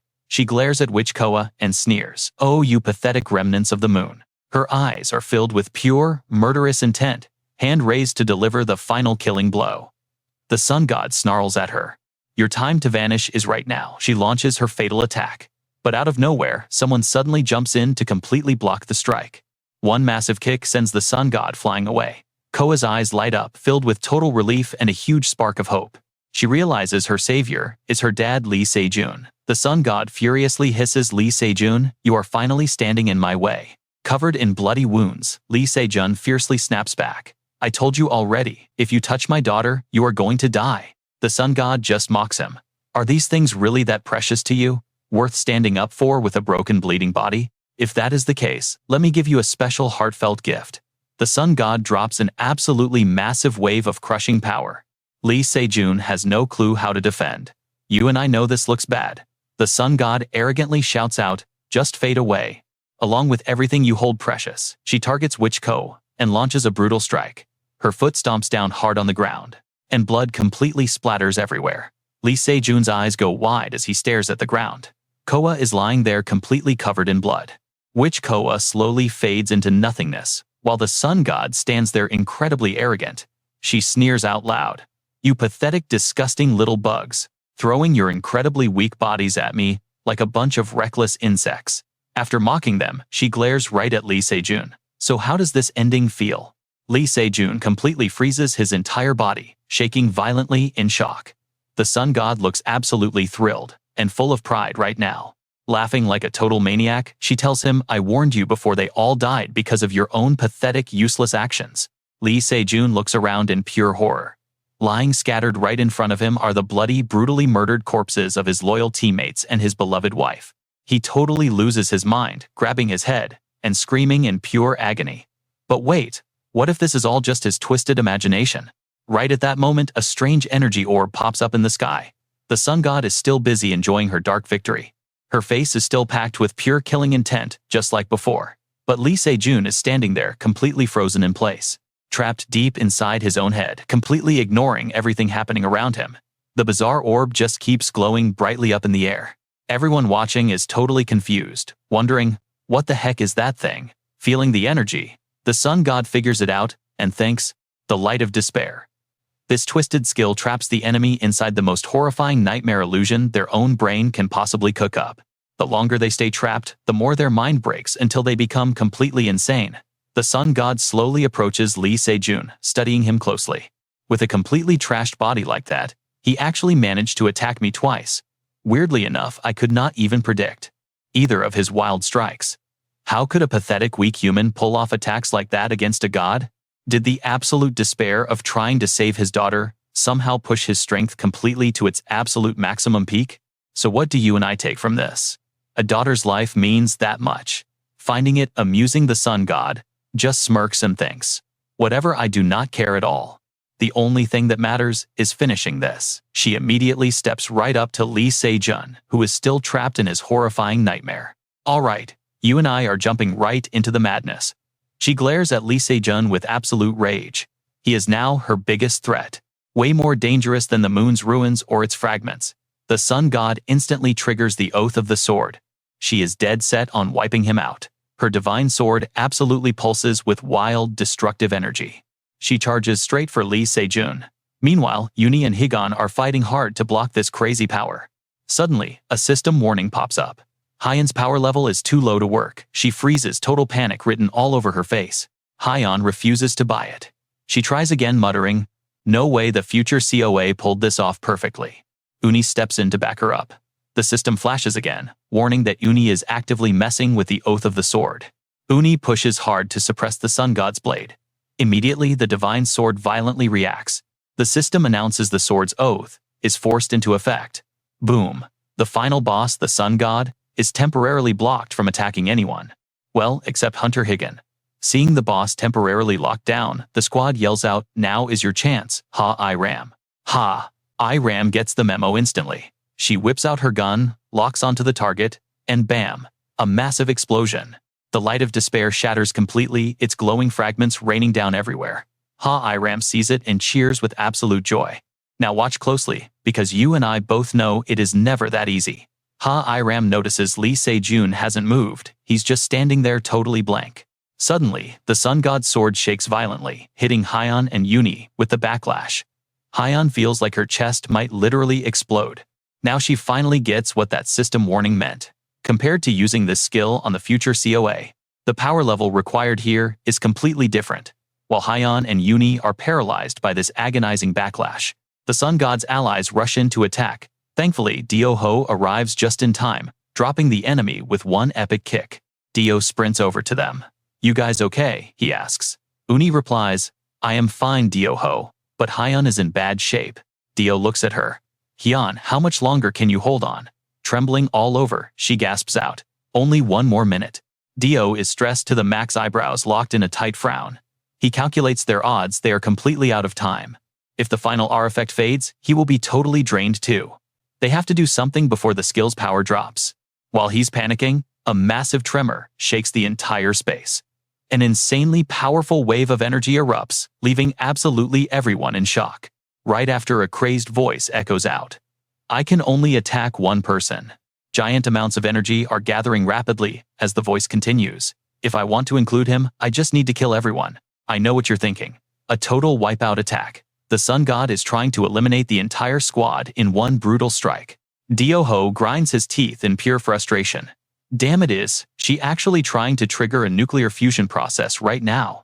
Just looking at it, you can feel it. That is enough power to erase an entire country. Once it fires, everything is gone. Can you stop it? While he's racking his brain, a familiar voice calls out to Dio. It is the COA witch. Both COAs are standing right beside Lee Se-jun. The witch hands Lee Se-jun over to Dio and tells him to wake the guy up. Dio supports Lee Se-jun's weight and asks, "You mean wake Lee Se-jun?" The COA witch nods. "Exactly. I will hold off this attack." Suddenly, little COA's hand grabs the witch's cloak. She wants to join the fight. The witch quickly tries to explain the danger. The level this time is completely different from before. "We could literally die here. You might regret this later." But little COA cuts her off before she can finish. "It is okay, I can do it." Her face is filled with fierce determination. "This time I will protect Mom and Dad. If Dad wakes up, we win." The COA witch goes totally silent for a moment. The witch finally says, "Honestly, we really can just rely on your dad." But COA mishears her and frantically asks, "Is something wrong with Dad?" The Sun God's nuclear energy blasts forward. Dio yells out, "Here it comes." The ground shakes violently as debris flies everywhere. Absolute chaos breaks loose. The witch tells little Koa, "Use your strongest attack." COA nods seriously and the two clasp hands tightly. The special skill, Eternal Winter, is unleashed. The space instantly splits into two opposing extremes. One half, glowing as fiery red as actual lava. The other half freezing cold, like solid ice. Meanwhile, in another space, the system pulls up Lee Se-jun's data. Location, Vanguard skill, Extreme Pierce. Special skill, Deceiver. Special skill, Money. Lee Se-jun stands before the system interface, feeling completely relaxed. He thinks nobody is going to die here. The Sun God is just an illusion. Suddenly, little COA walks up and says, "Dad, don't leave. Please stay with me forever." Seeing his daughter, pure happiness spreads across Lee Se-jun's face. He crouches down to answer her. "I promise I am not going anywhere." Lee Se-jun pulls his daughter into a warm hug and whispers, "Let's stay here forever." While he's lost in this happy illusion, a desperate voice echoes, "Lee Se-jun, wake up. This isn't the time to stand around. It is Dio-ho. You and I aren't ready for this cliffhanger." Dio shakes him as the system flashes Hunter mental collapse detected. "Stick with me here, because we're jumping straight into some crazy mind games." The Deceiver skill triggers, completely hijacking Lee Se-jun's brain. Daeho's covered in brutal wounds. Shocked, he calls out to his friend, worried sick about those injuries. But unexpectedly, Kang Daeho rushes over, grabbing his shoulders and screaming, "Snap out of it. How long are you going to sleep?" Lee Se-jun just stares, totally confused. He has absolutely zero clue what the guy is talking about. What Daeho desperately shakes him, yelling that this is no time to be dreaming. Every single person is in danger. Lee Se-jun points at the folks behind him. "What do you mean, isn't everyone totally safe right here? You're the one dreaming?" Daeho just stares at him in pure shock. He closes his eyes, taking a deep breath to calm down. Daeho slowly explains, "Lee Se-jun, I don't know what kind of messed up illusion you're trapped in, but you can't stay here. Do you not have something you need to protect?" That hits hard. Lee Se-jun freezes up completely, stunned hearing that he can't protect anyone while stuck in here. His eyes snap wide open. Suddenly, the image of Se-ah next to him glitches out and twists. The people all around him start fading away. The fake world shatters as he finally wakes up. Suddenly, Lee Se-jun's memories from the very last day of his past life come rushing back to him. The scene was totally grim. The entire city was completely buried under massive ice pillars frozen over by the witch version of Se-a. Back then, someone actually asked him, "What could you possibly say to that witch?" Lee Se-jun bowed his head, practically begging for just one final chance. "Now watch closely because this past memory is intense. I just want to speak to my daughter," he begged. But they hit him with a hard no. A member of the final suicide squad snapped at him. "Do you seriously think that cold, heartless monster is going to listen to a single word?" The Holy Sword chimed in too. "So what if you're her father? Your daughter isn't even human anymore." They all just completely ganged up and criticized him. "Going alone is just throwing your life away for absolutely nothing. What could you possibly accomplish out there by yourself? You really have no other options. So that's why you joined this witch elimination squad, right?" Lee Se-jun couldn't argue back at all. He just gripped his spear, holding it super tight. But then, a voice suddenly echoed out. "Enough talking. Let the man go in." That startled him. Kang Dae-ho stepped up to defend him. "Hey, they're family after all." Lee Se-jun recognized the guy instantly. The legendary Fist King, Kang Dae-ho himself. The squad members weren't having it though. "Come on, Dae-ho, this guy going in there won't change a single thing." Dae-ho just kept his cool. "Well then, there's absolutely no reason to stop him, right? Whether he goes in to talk or not. The end result is still us fighting that witch." He glances right at the Holy Sword. Who knows? Maybe that ice monster still has a tiny bit of humanity left.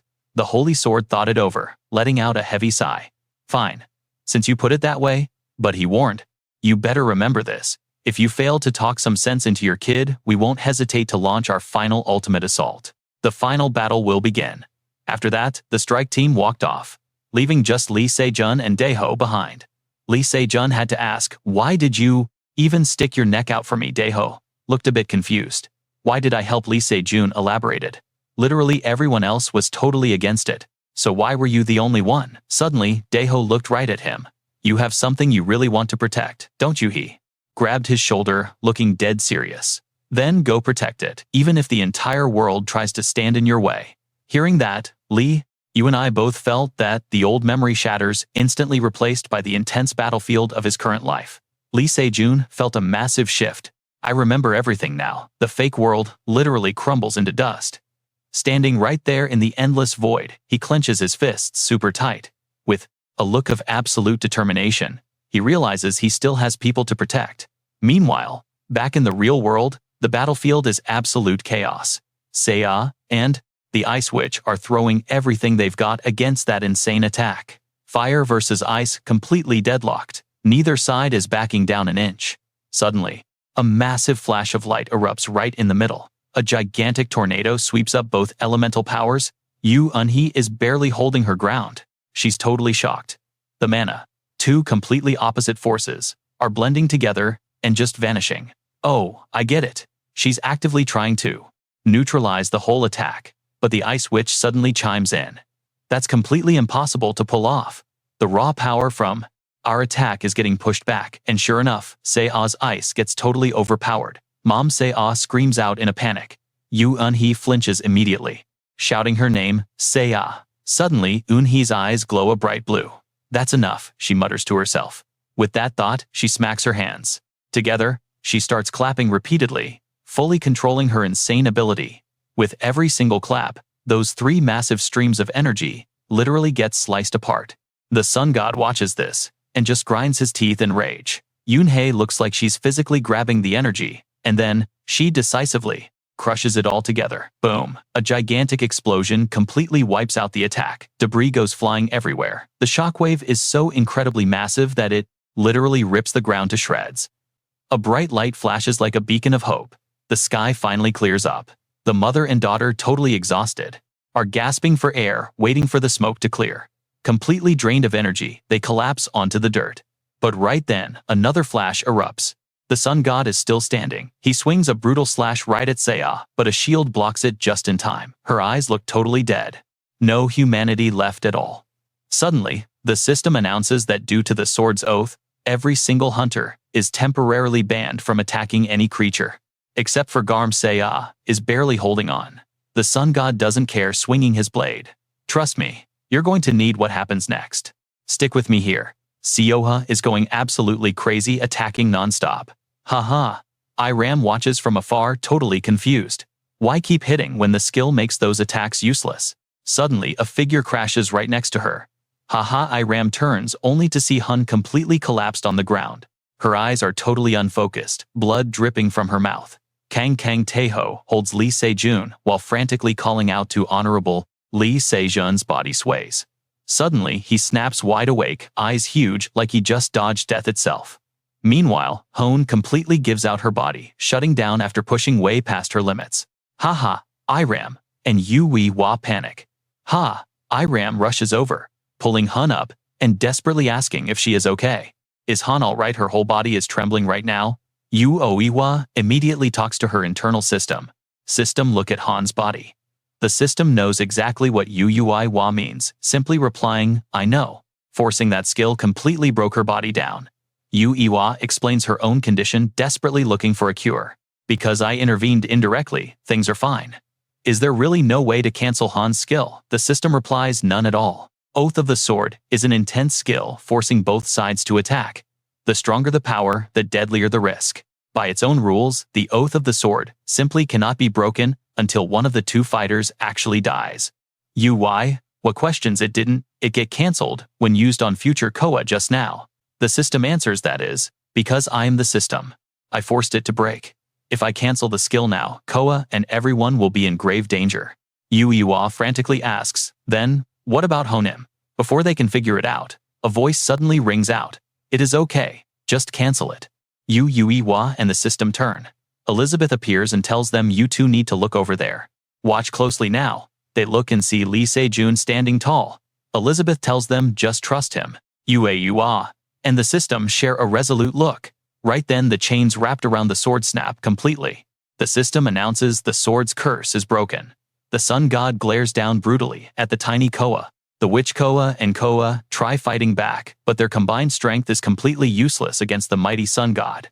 Watching the energy in her hands vanish, witch Coa is shocked to realize the sun god can actually manipulate space itself.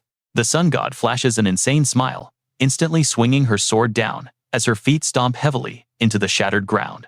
It is Lee Se-jun desperately trying to break free. His body feels like it is collapsing. His mind is a dizzy blur, but Lee Se-jun pushes past the pain, sprinting full speed toward Coa. He tells himself, even if my body breaks and my mind fades, to save the one I could not save before for my daughter, I will absolutely save her. I am going in. He charges to shield Coa. Meanwhile, Yu-wee-wa's system announces all reward calculations are finally complete. Updating the personal system now. Lee Se-jun's job class gets violently forced into a temporary massive upgrade. The Longinus Spear class. His vengeance job is instantly transforming right into the legendary Longinus Spear. The Senshio gear temporarily regains its true form, morphing directly into the ultimate Spear of the Moon. You and I both thought it was over, right? Think again. An epic strike completely cuts off the sun god's lethal attack. Lee Se-jun's entrance shocks Coa and the sun god. His eyes glow, locking onto a critical weak point in her body. His entire focus narrows on that weakness. He plants his feet hard, gripping the spear tightly. The system chimes in, you have crossed space and time to completely rewrite the future. Ultimate class skill, Transcendent Pierce. You have literally shattered the fate this world had planned. You did the impossible over and over. You are now qualified to kill a god. After that prompt, Lee Se-jun's mana explodes to its absolute peak. His eyes turn ice cold. He pulls the spear back for momentum, then unleashes the finishing blow. A brutal spear launches forward, piercing straight into the sun god's chest. The tip stops just inches away from her fatal weak point. The sun god desperately grabs the spear, trying to stop Lee Se-jun from driving it any deeper. But Lee Se-jun refuses to let up. He grits his teeth and roars. The sun god trembles, screaming his name, Lee Se-jun. They lock in a wild struggle. Lee Se-jun loses footing, pushed backward as Coa cries out, in panic, Dad. He glances back at his daughter. Seeing Coa fuels his determination like never before. Lee Se-jun steadies himself, gripping tighter, denying the sun god any chance to push him again. Going absolute berserk, he drives the spear directly through her fatal weak point. The whole space lights up. The system announces the sword's destruction, confirming the moon's long-awaited role is finally complete. With Lee Se-jun's spear pierced completely through her body, the sun god's immense power is completely gone. Even so, Lee Se-jun is not letting her off easily. He grabs the god and just brutally beats her down every single punch, releasing all his pent-up rage and pure agony. That is where we leave it. Seeing him completely lost in madness, Yu Uihua runs up and gently hugs him. Stick with me here. Someone calls from behind. Lee Se-jun, stop. It is okay. Everyone is completely safe now. It is finally over. The sun god groans weakly, struggling to sit up. Still arrogant, she snaps. If I die, the moon dies too. Things just never go as planned. Totally unwilling to accept defeat, she grits her teeth and screams in pure rage. The witch, running from her destiny, will face a new fate, absolute death. With those chilling words, she vanishes completely. The system alerts them. The final boss, hunting the sun god dungeon, has crushed the witch's nightmare, completing the ultimate mission. Remembering her last threat, Lee Se-jun mutters death. So this is exactly what she meant. Eunhae and Loon quickly glance over at Coa. She is currently lying completely unconscious on the ground. They panic and scream her name. A red system alert pops up. Special mission, change the future. Prevent Coa's 5 misfortunes. 4 out of 5. The 5th misfortune, save Coa from her pending fate. Lee Se-jun sprints over to his daughter. Holding her tight, his terrified face repeats, no, in his arms. Coa struggles, gasping for every single breath. Lee Se-jun trembles, begging, no, please no. Asks his system. If the caster is dead, does the curse just vanish? The system bluntly replies, the sun god's final curse targets the entire world. So this deflected fate cannot be changed. Lee Se-jun completely loses it, screaming, I did everything. I did everything to save Coa. Watch closely here. Are you telling me to just hopelessly watch my little girl die? Then what was the point of all this? The system states firmly, lifting the curse on Coa is absolutely impossible. But if you request a reward, I will grant it. Hearing this, Lee Se-jun freezes completely. Everyone else is completely confused too. Lee Se-jun says, system, I claim my final mission, clear reward right now. The system accepts, and the surrounding space shifts instantly. Lee Se-jun thinks hard, then finally asks his question. I want to know, can my reward be used to completely break Coa's deadly curse? The system answers, impossible. A reward equaling a god's death is beyond my power. Loon refuses to quit. He says, even so, I deliberately mentioned the reward. A direct method exists, but I am not allowed to say it out loud. The system stays dead silent. This heavy silence makes Lee Se-jun suspicious, but he figures the quiet is basically a sneaky confirmation. Because information counts as a reward too. If it speaks, would the total reward value drop? Directly saving Coa is a no-go. So what do you and I do now? We ask questions to puzzle it out. With that logic, Lee Se-jun makes another demand. Change Coa's class. The system replies bluntly, impossible. Lee Se-jun demands to know why. The system explains the world already found the fate-evading witch. Every witch is fated to destroy their birth world. That is the exact result of the sun god messing with this reality. So you cannot just erase a discovered witch. The witch dodging her destiny has to stay alive in this world. Hearing this, Lee Se-jun asks a trap question. Coa is currently the one dodging fate, right? The system replies, exactly. Lee Se-jun ponders her class. Then he asks, can I use my reward to literally rewrite that destiny? Can I completely wipe out that fate from day one? The system admits, you definitely have the power to alter fate. However, as the reward giver, I cannot do it. Hearing this makes Lee Se-jun incredibly frustrated. He helplessly blames himself, cursing, damn it, no matter how hard I think, I cannot break this curse. Sinking back into thought, he mutters, I can change fate. What is even the point then? I cannot do anything for Coa right now. I would rather die in her place. That exact sentence sparks a wild new idea. His eyes light up. Die in her place. The system's previous clues suddenly echo loudly in his brain. The system cannot change fate, but I can. Witches are born destined to destroy their own world. A witch must absolutely exist. And the world already spotted the witch, evading her dark fate. The world found the evading witch. Lee Se-jun calculates quickly, it does not have to be Coa. Coa being the witch is not a strict rule. If someone else takes the job, it works perfectly fine. He calls the system and it tells him to speak. He demands, can Coa's class be swapped with someone else? Sighing, the system replies, swapping classes between two people is extremely hard, but for an entity escaping fate, it is possible. Witch is normally a female-only class, but ironically, you actually meet the insane hidden conditions for it. The system pulls out a mirror, shining it on him. In the reflection, a female version of Lee Se-jun appears. He asks, so it is possible? Yes. Trust me, you will not forget what happens next. Stick with me here. The system prompts Lee Se-jun to confirm his final reward. It is time to permanently change his and Seo-ah's job classes. Is this really the ultimate reward he wants? Lee Se-jun glances over at Seo-ah. He flashes a genuinely happy smile and answers, yes it is. The system grants his final wish. It begins processing the reward and updating his personal status. Suddenly, a massive wave of notifications pops up on screen. Lee Se-jun's hunter class gets altered from Dragon Blood Warrior to Warlock. The Sun God's ultimate final curse then begins transferring over. It completely shifts onto Lee Se-jun. The system promises him, I will not let you die. After a brief moment, the surrounding dimension finally returns to normal. Back in Hyun's arms, Ka finally wakes up. Hyun urgently asks Ka, are you awake? Slipping right out of Hyun's embrace, the little girl steps down to the ground. She looks all around, but cannot find Lee Se-jun anywhere, so she innocently asks, but where is Dad? The system announces special quest alter the future. Cole prevent the 5 tragedies of Lee Se-ah. 5 out of 5. Every single quest has been completely cleared. Now pay attention, a whole year has passed since Lee Se-jun vanished during the Sun God's destruction. South Korea has completely transformed since then. With the dungeons entirely cleared out, the country quickly reclaimed its original peace. The harsh discrimination against non-combat classes has completely vanished. Combatants and normal people are totally equal now. That is the result of everyone fighting together. Meanwhile, we see Hyun holding a huge box. She stands at the front door and rings the bell. A voice calls out from inside, I am coming. The door swings wide open, and Seo-ah is the one standing there. Seeing her, she happily cheers.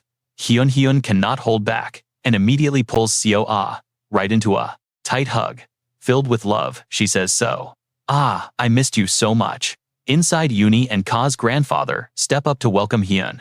Hyun asks how they are doing. Yooni replies that everyone is perfectly healthy and tells her to hurry inside. The entire house is beautifully decorated for a birthday party.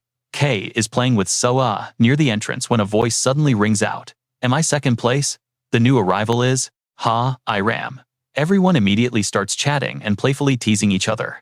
Suddenly, a massive furry foot steps right in. It is a giant bear. It actually speaks. Oh, is everybody here already? This wild entrance leaves Iram's group in total shock. Seo-ah just stares with wide eyes, completely dumbfounded. A talking bear. From right behind the massive beast, Ji-ho steps out, laughing as he says, long time no see. Hyun glares and snaps, Ji-ho, what on earth is that? Ji-ho just smiles, a birthday gift for Seo. He looks scary, but he is incredibly gentle. Right, buddy, the massive bear agrees by letting out a few happy grunts. Uni just sighs helplessly. Even so, why would you bring a literal live bear into the house? Send it back. Soon, everyone gathers around the table. Seo-ah turns to Ji-ho and asks him, how is Mr. Kang Tae-seon doing lately? Ji-ho flashes a bright smile. He is always doing great. Work has been piling up recently, so he is super busy taking on commissions. Hyun suddenly remembers something important. Speaking of which, Uni, have we gotten any recent updates from the system or the future Seo-ah? Uni replies softly. The future Seo-ah used way too much of her power back then. She almost stopped existing entirely after Lee Se-jun vanished. But thankfully, Elizabeth managed to pull her right into a dimensional rift. So Seo-ah recovered a little bit. Both of them are probably living peacefully out there now. As for the system, absolute radio silence. Ka suddenly chimes in. I miss everyone. Those words make the entire room's mood drop a little bit. Ji-ho quickly jumps in to break the heavy silence, suggesting they all sing together. Hyun eagerly changes the subject too. Exactly, Seo-ah is waiting for us. One by one, the glowing candles are lit. Uni gently tells Seo-ah, all right. When the song finishes, make a wish and blow them out. Ka watches with absolute excitement. Happy birthday to you. Happy birthday to our lovely Seo-ah. As the cheerful melody rings out, everybody happily smiles directly at Seo-ah. Happy birthday. Colorful party poppers explode everywhere in the room. Warm wishes are shared all around. Happy birthday, Seo-ah. Congratulations, sweet girl. Have fun. Seo-ah closes her eyes to wish. Her only wish is to finally see her dad again. In another, now I know what you are thinking. Where is he? In another dimension, Lee Se-jun slowly opens his eyes. A voice echoes out. You are awake. He turns his head. It is the system. Lee Se-jun asks, "Where am I right now?" The system replies, "This is the human realm and directly above it is the supreme world." Lee Se-jun is totally confused. What? What is going on here? Did I not literally die? The calm system immediately answers him right back. Actually, you are supposed to be dead. However, I am currently delaying your death with my abilities, just to offer you a special proposal. Hearing this, Lee Se-jun confusedly repeats a proposal. The system bluntly tells Lee Se-jun, "I am going to save you."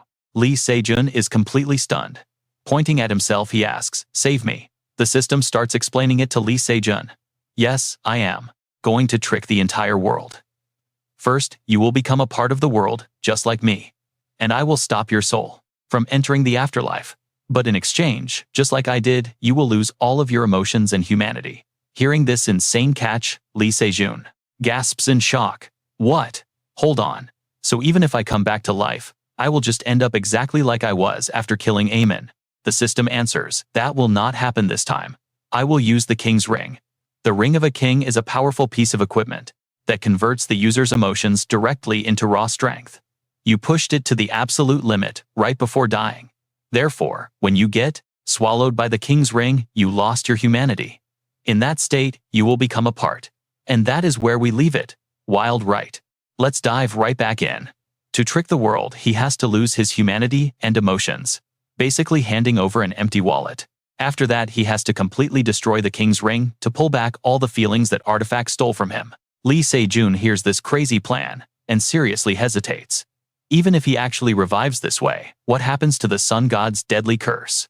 A witch who runs from fate dies. Since his active class is literally witch, the curse will just kill him all over again. The system drops the answer. That can be fixed with a substitute. Just separate the female clone made by the proxy right out of his body. Hand the witch class over to her, and boom, problem solved. But here's the catch. If this insane gamble fails, he dies. Now, pay close attention. It is not a normal death. His soul will instantly scatter into absolute nothingness. After that, nothing is left. No chance to ever reincarnate or reach the afterlife. The system admits the reason it is suggesting this, even with a huge time sink and a painfully slim success rate, is because he still desperately wants to live. Finishing its pitch, the system holds its hand out to Lee Se-jun, offering an alliance. It drops the final line, "Let us trick the entire world together." Facing this massive offer, Lee Se-jun freezes, unsure how to even answer. His mind flashes straight to Uni Coa and his loyal crew. Witch Coa's voice suddenly echoes deep in his head.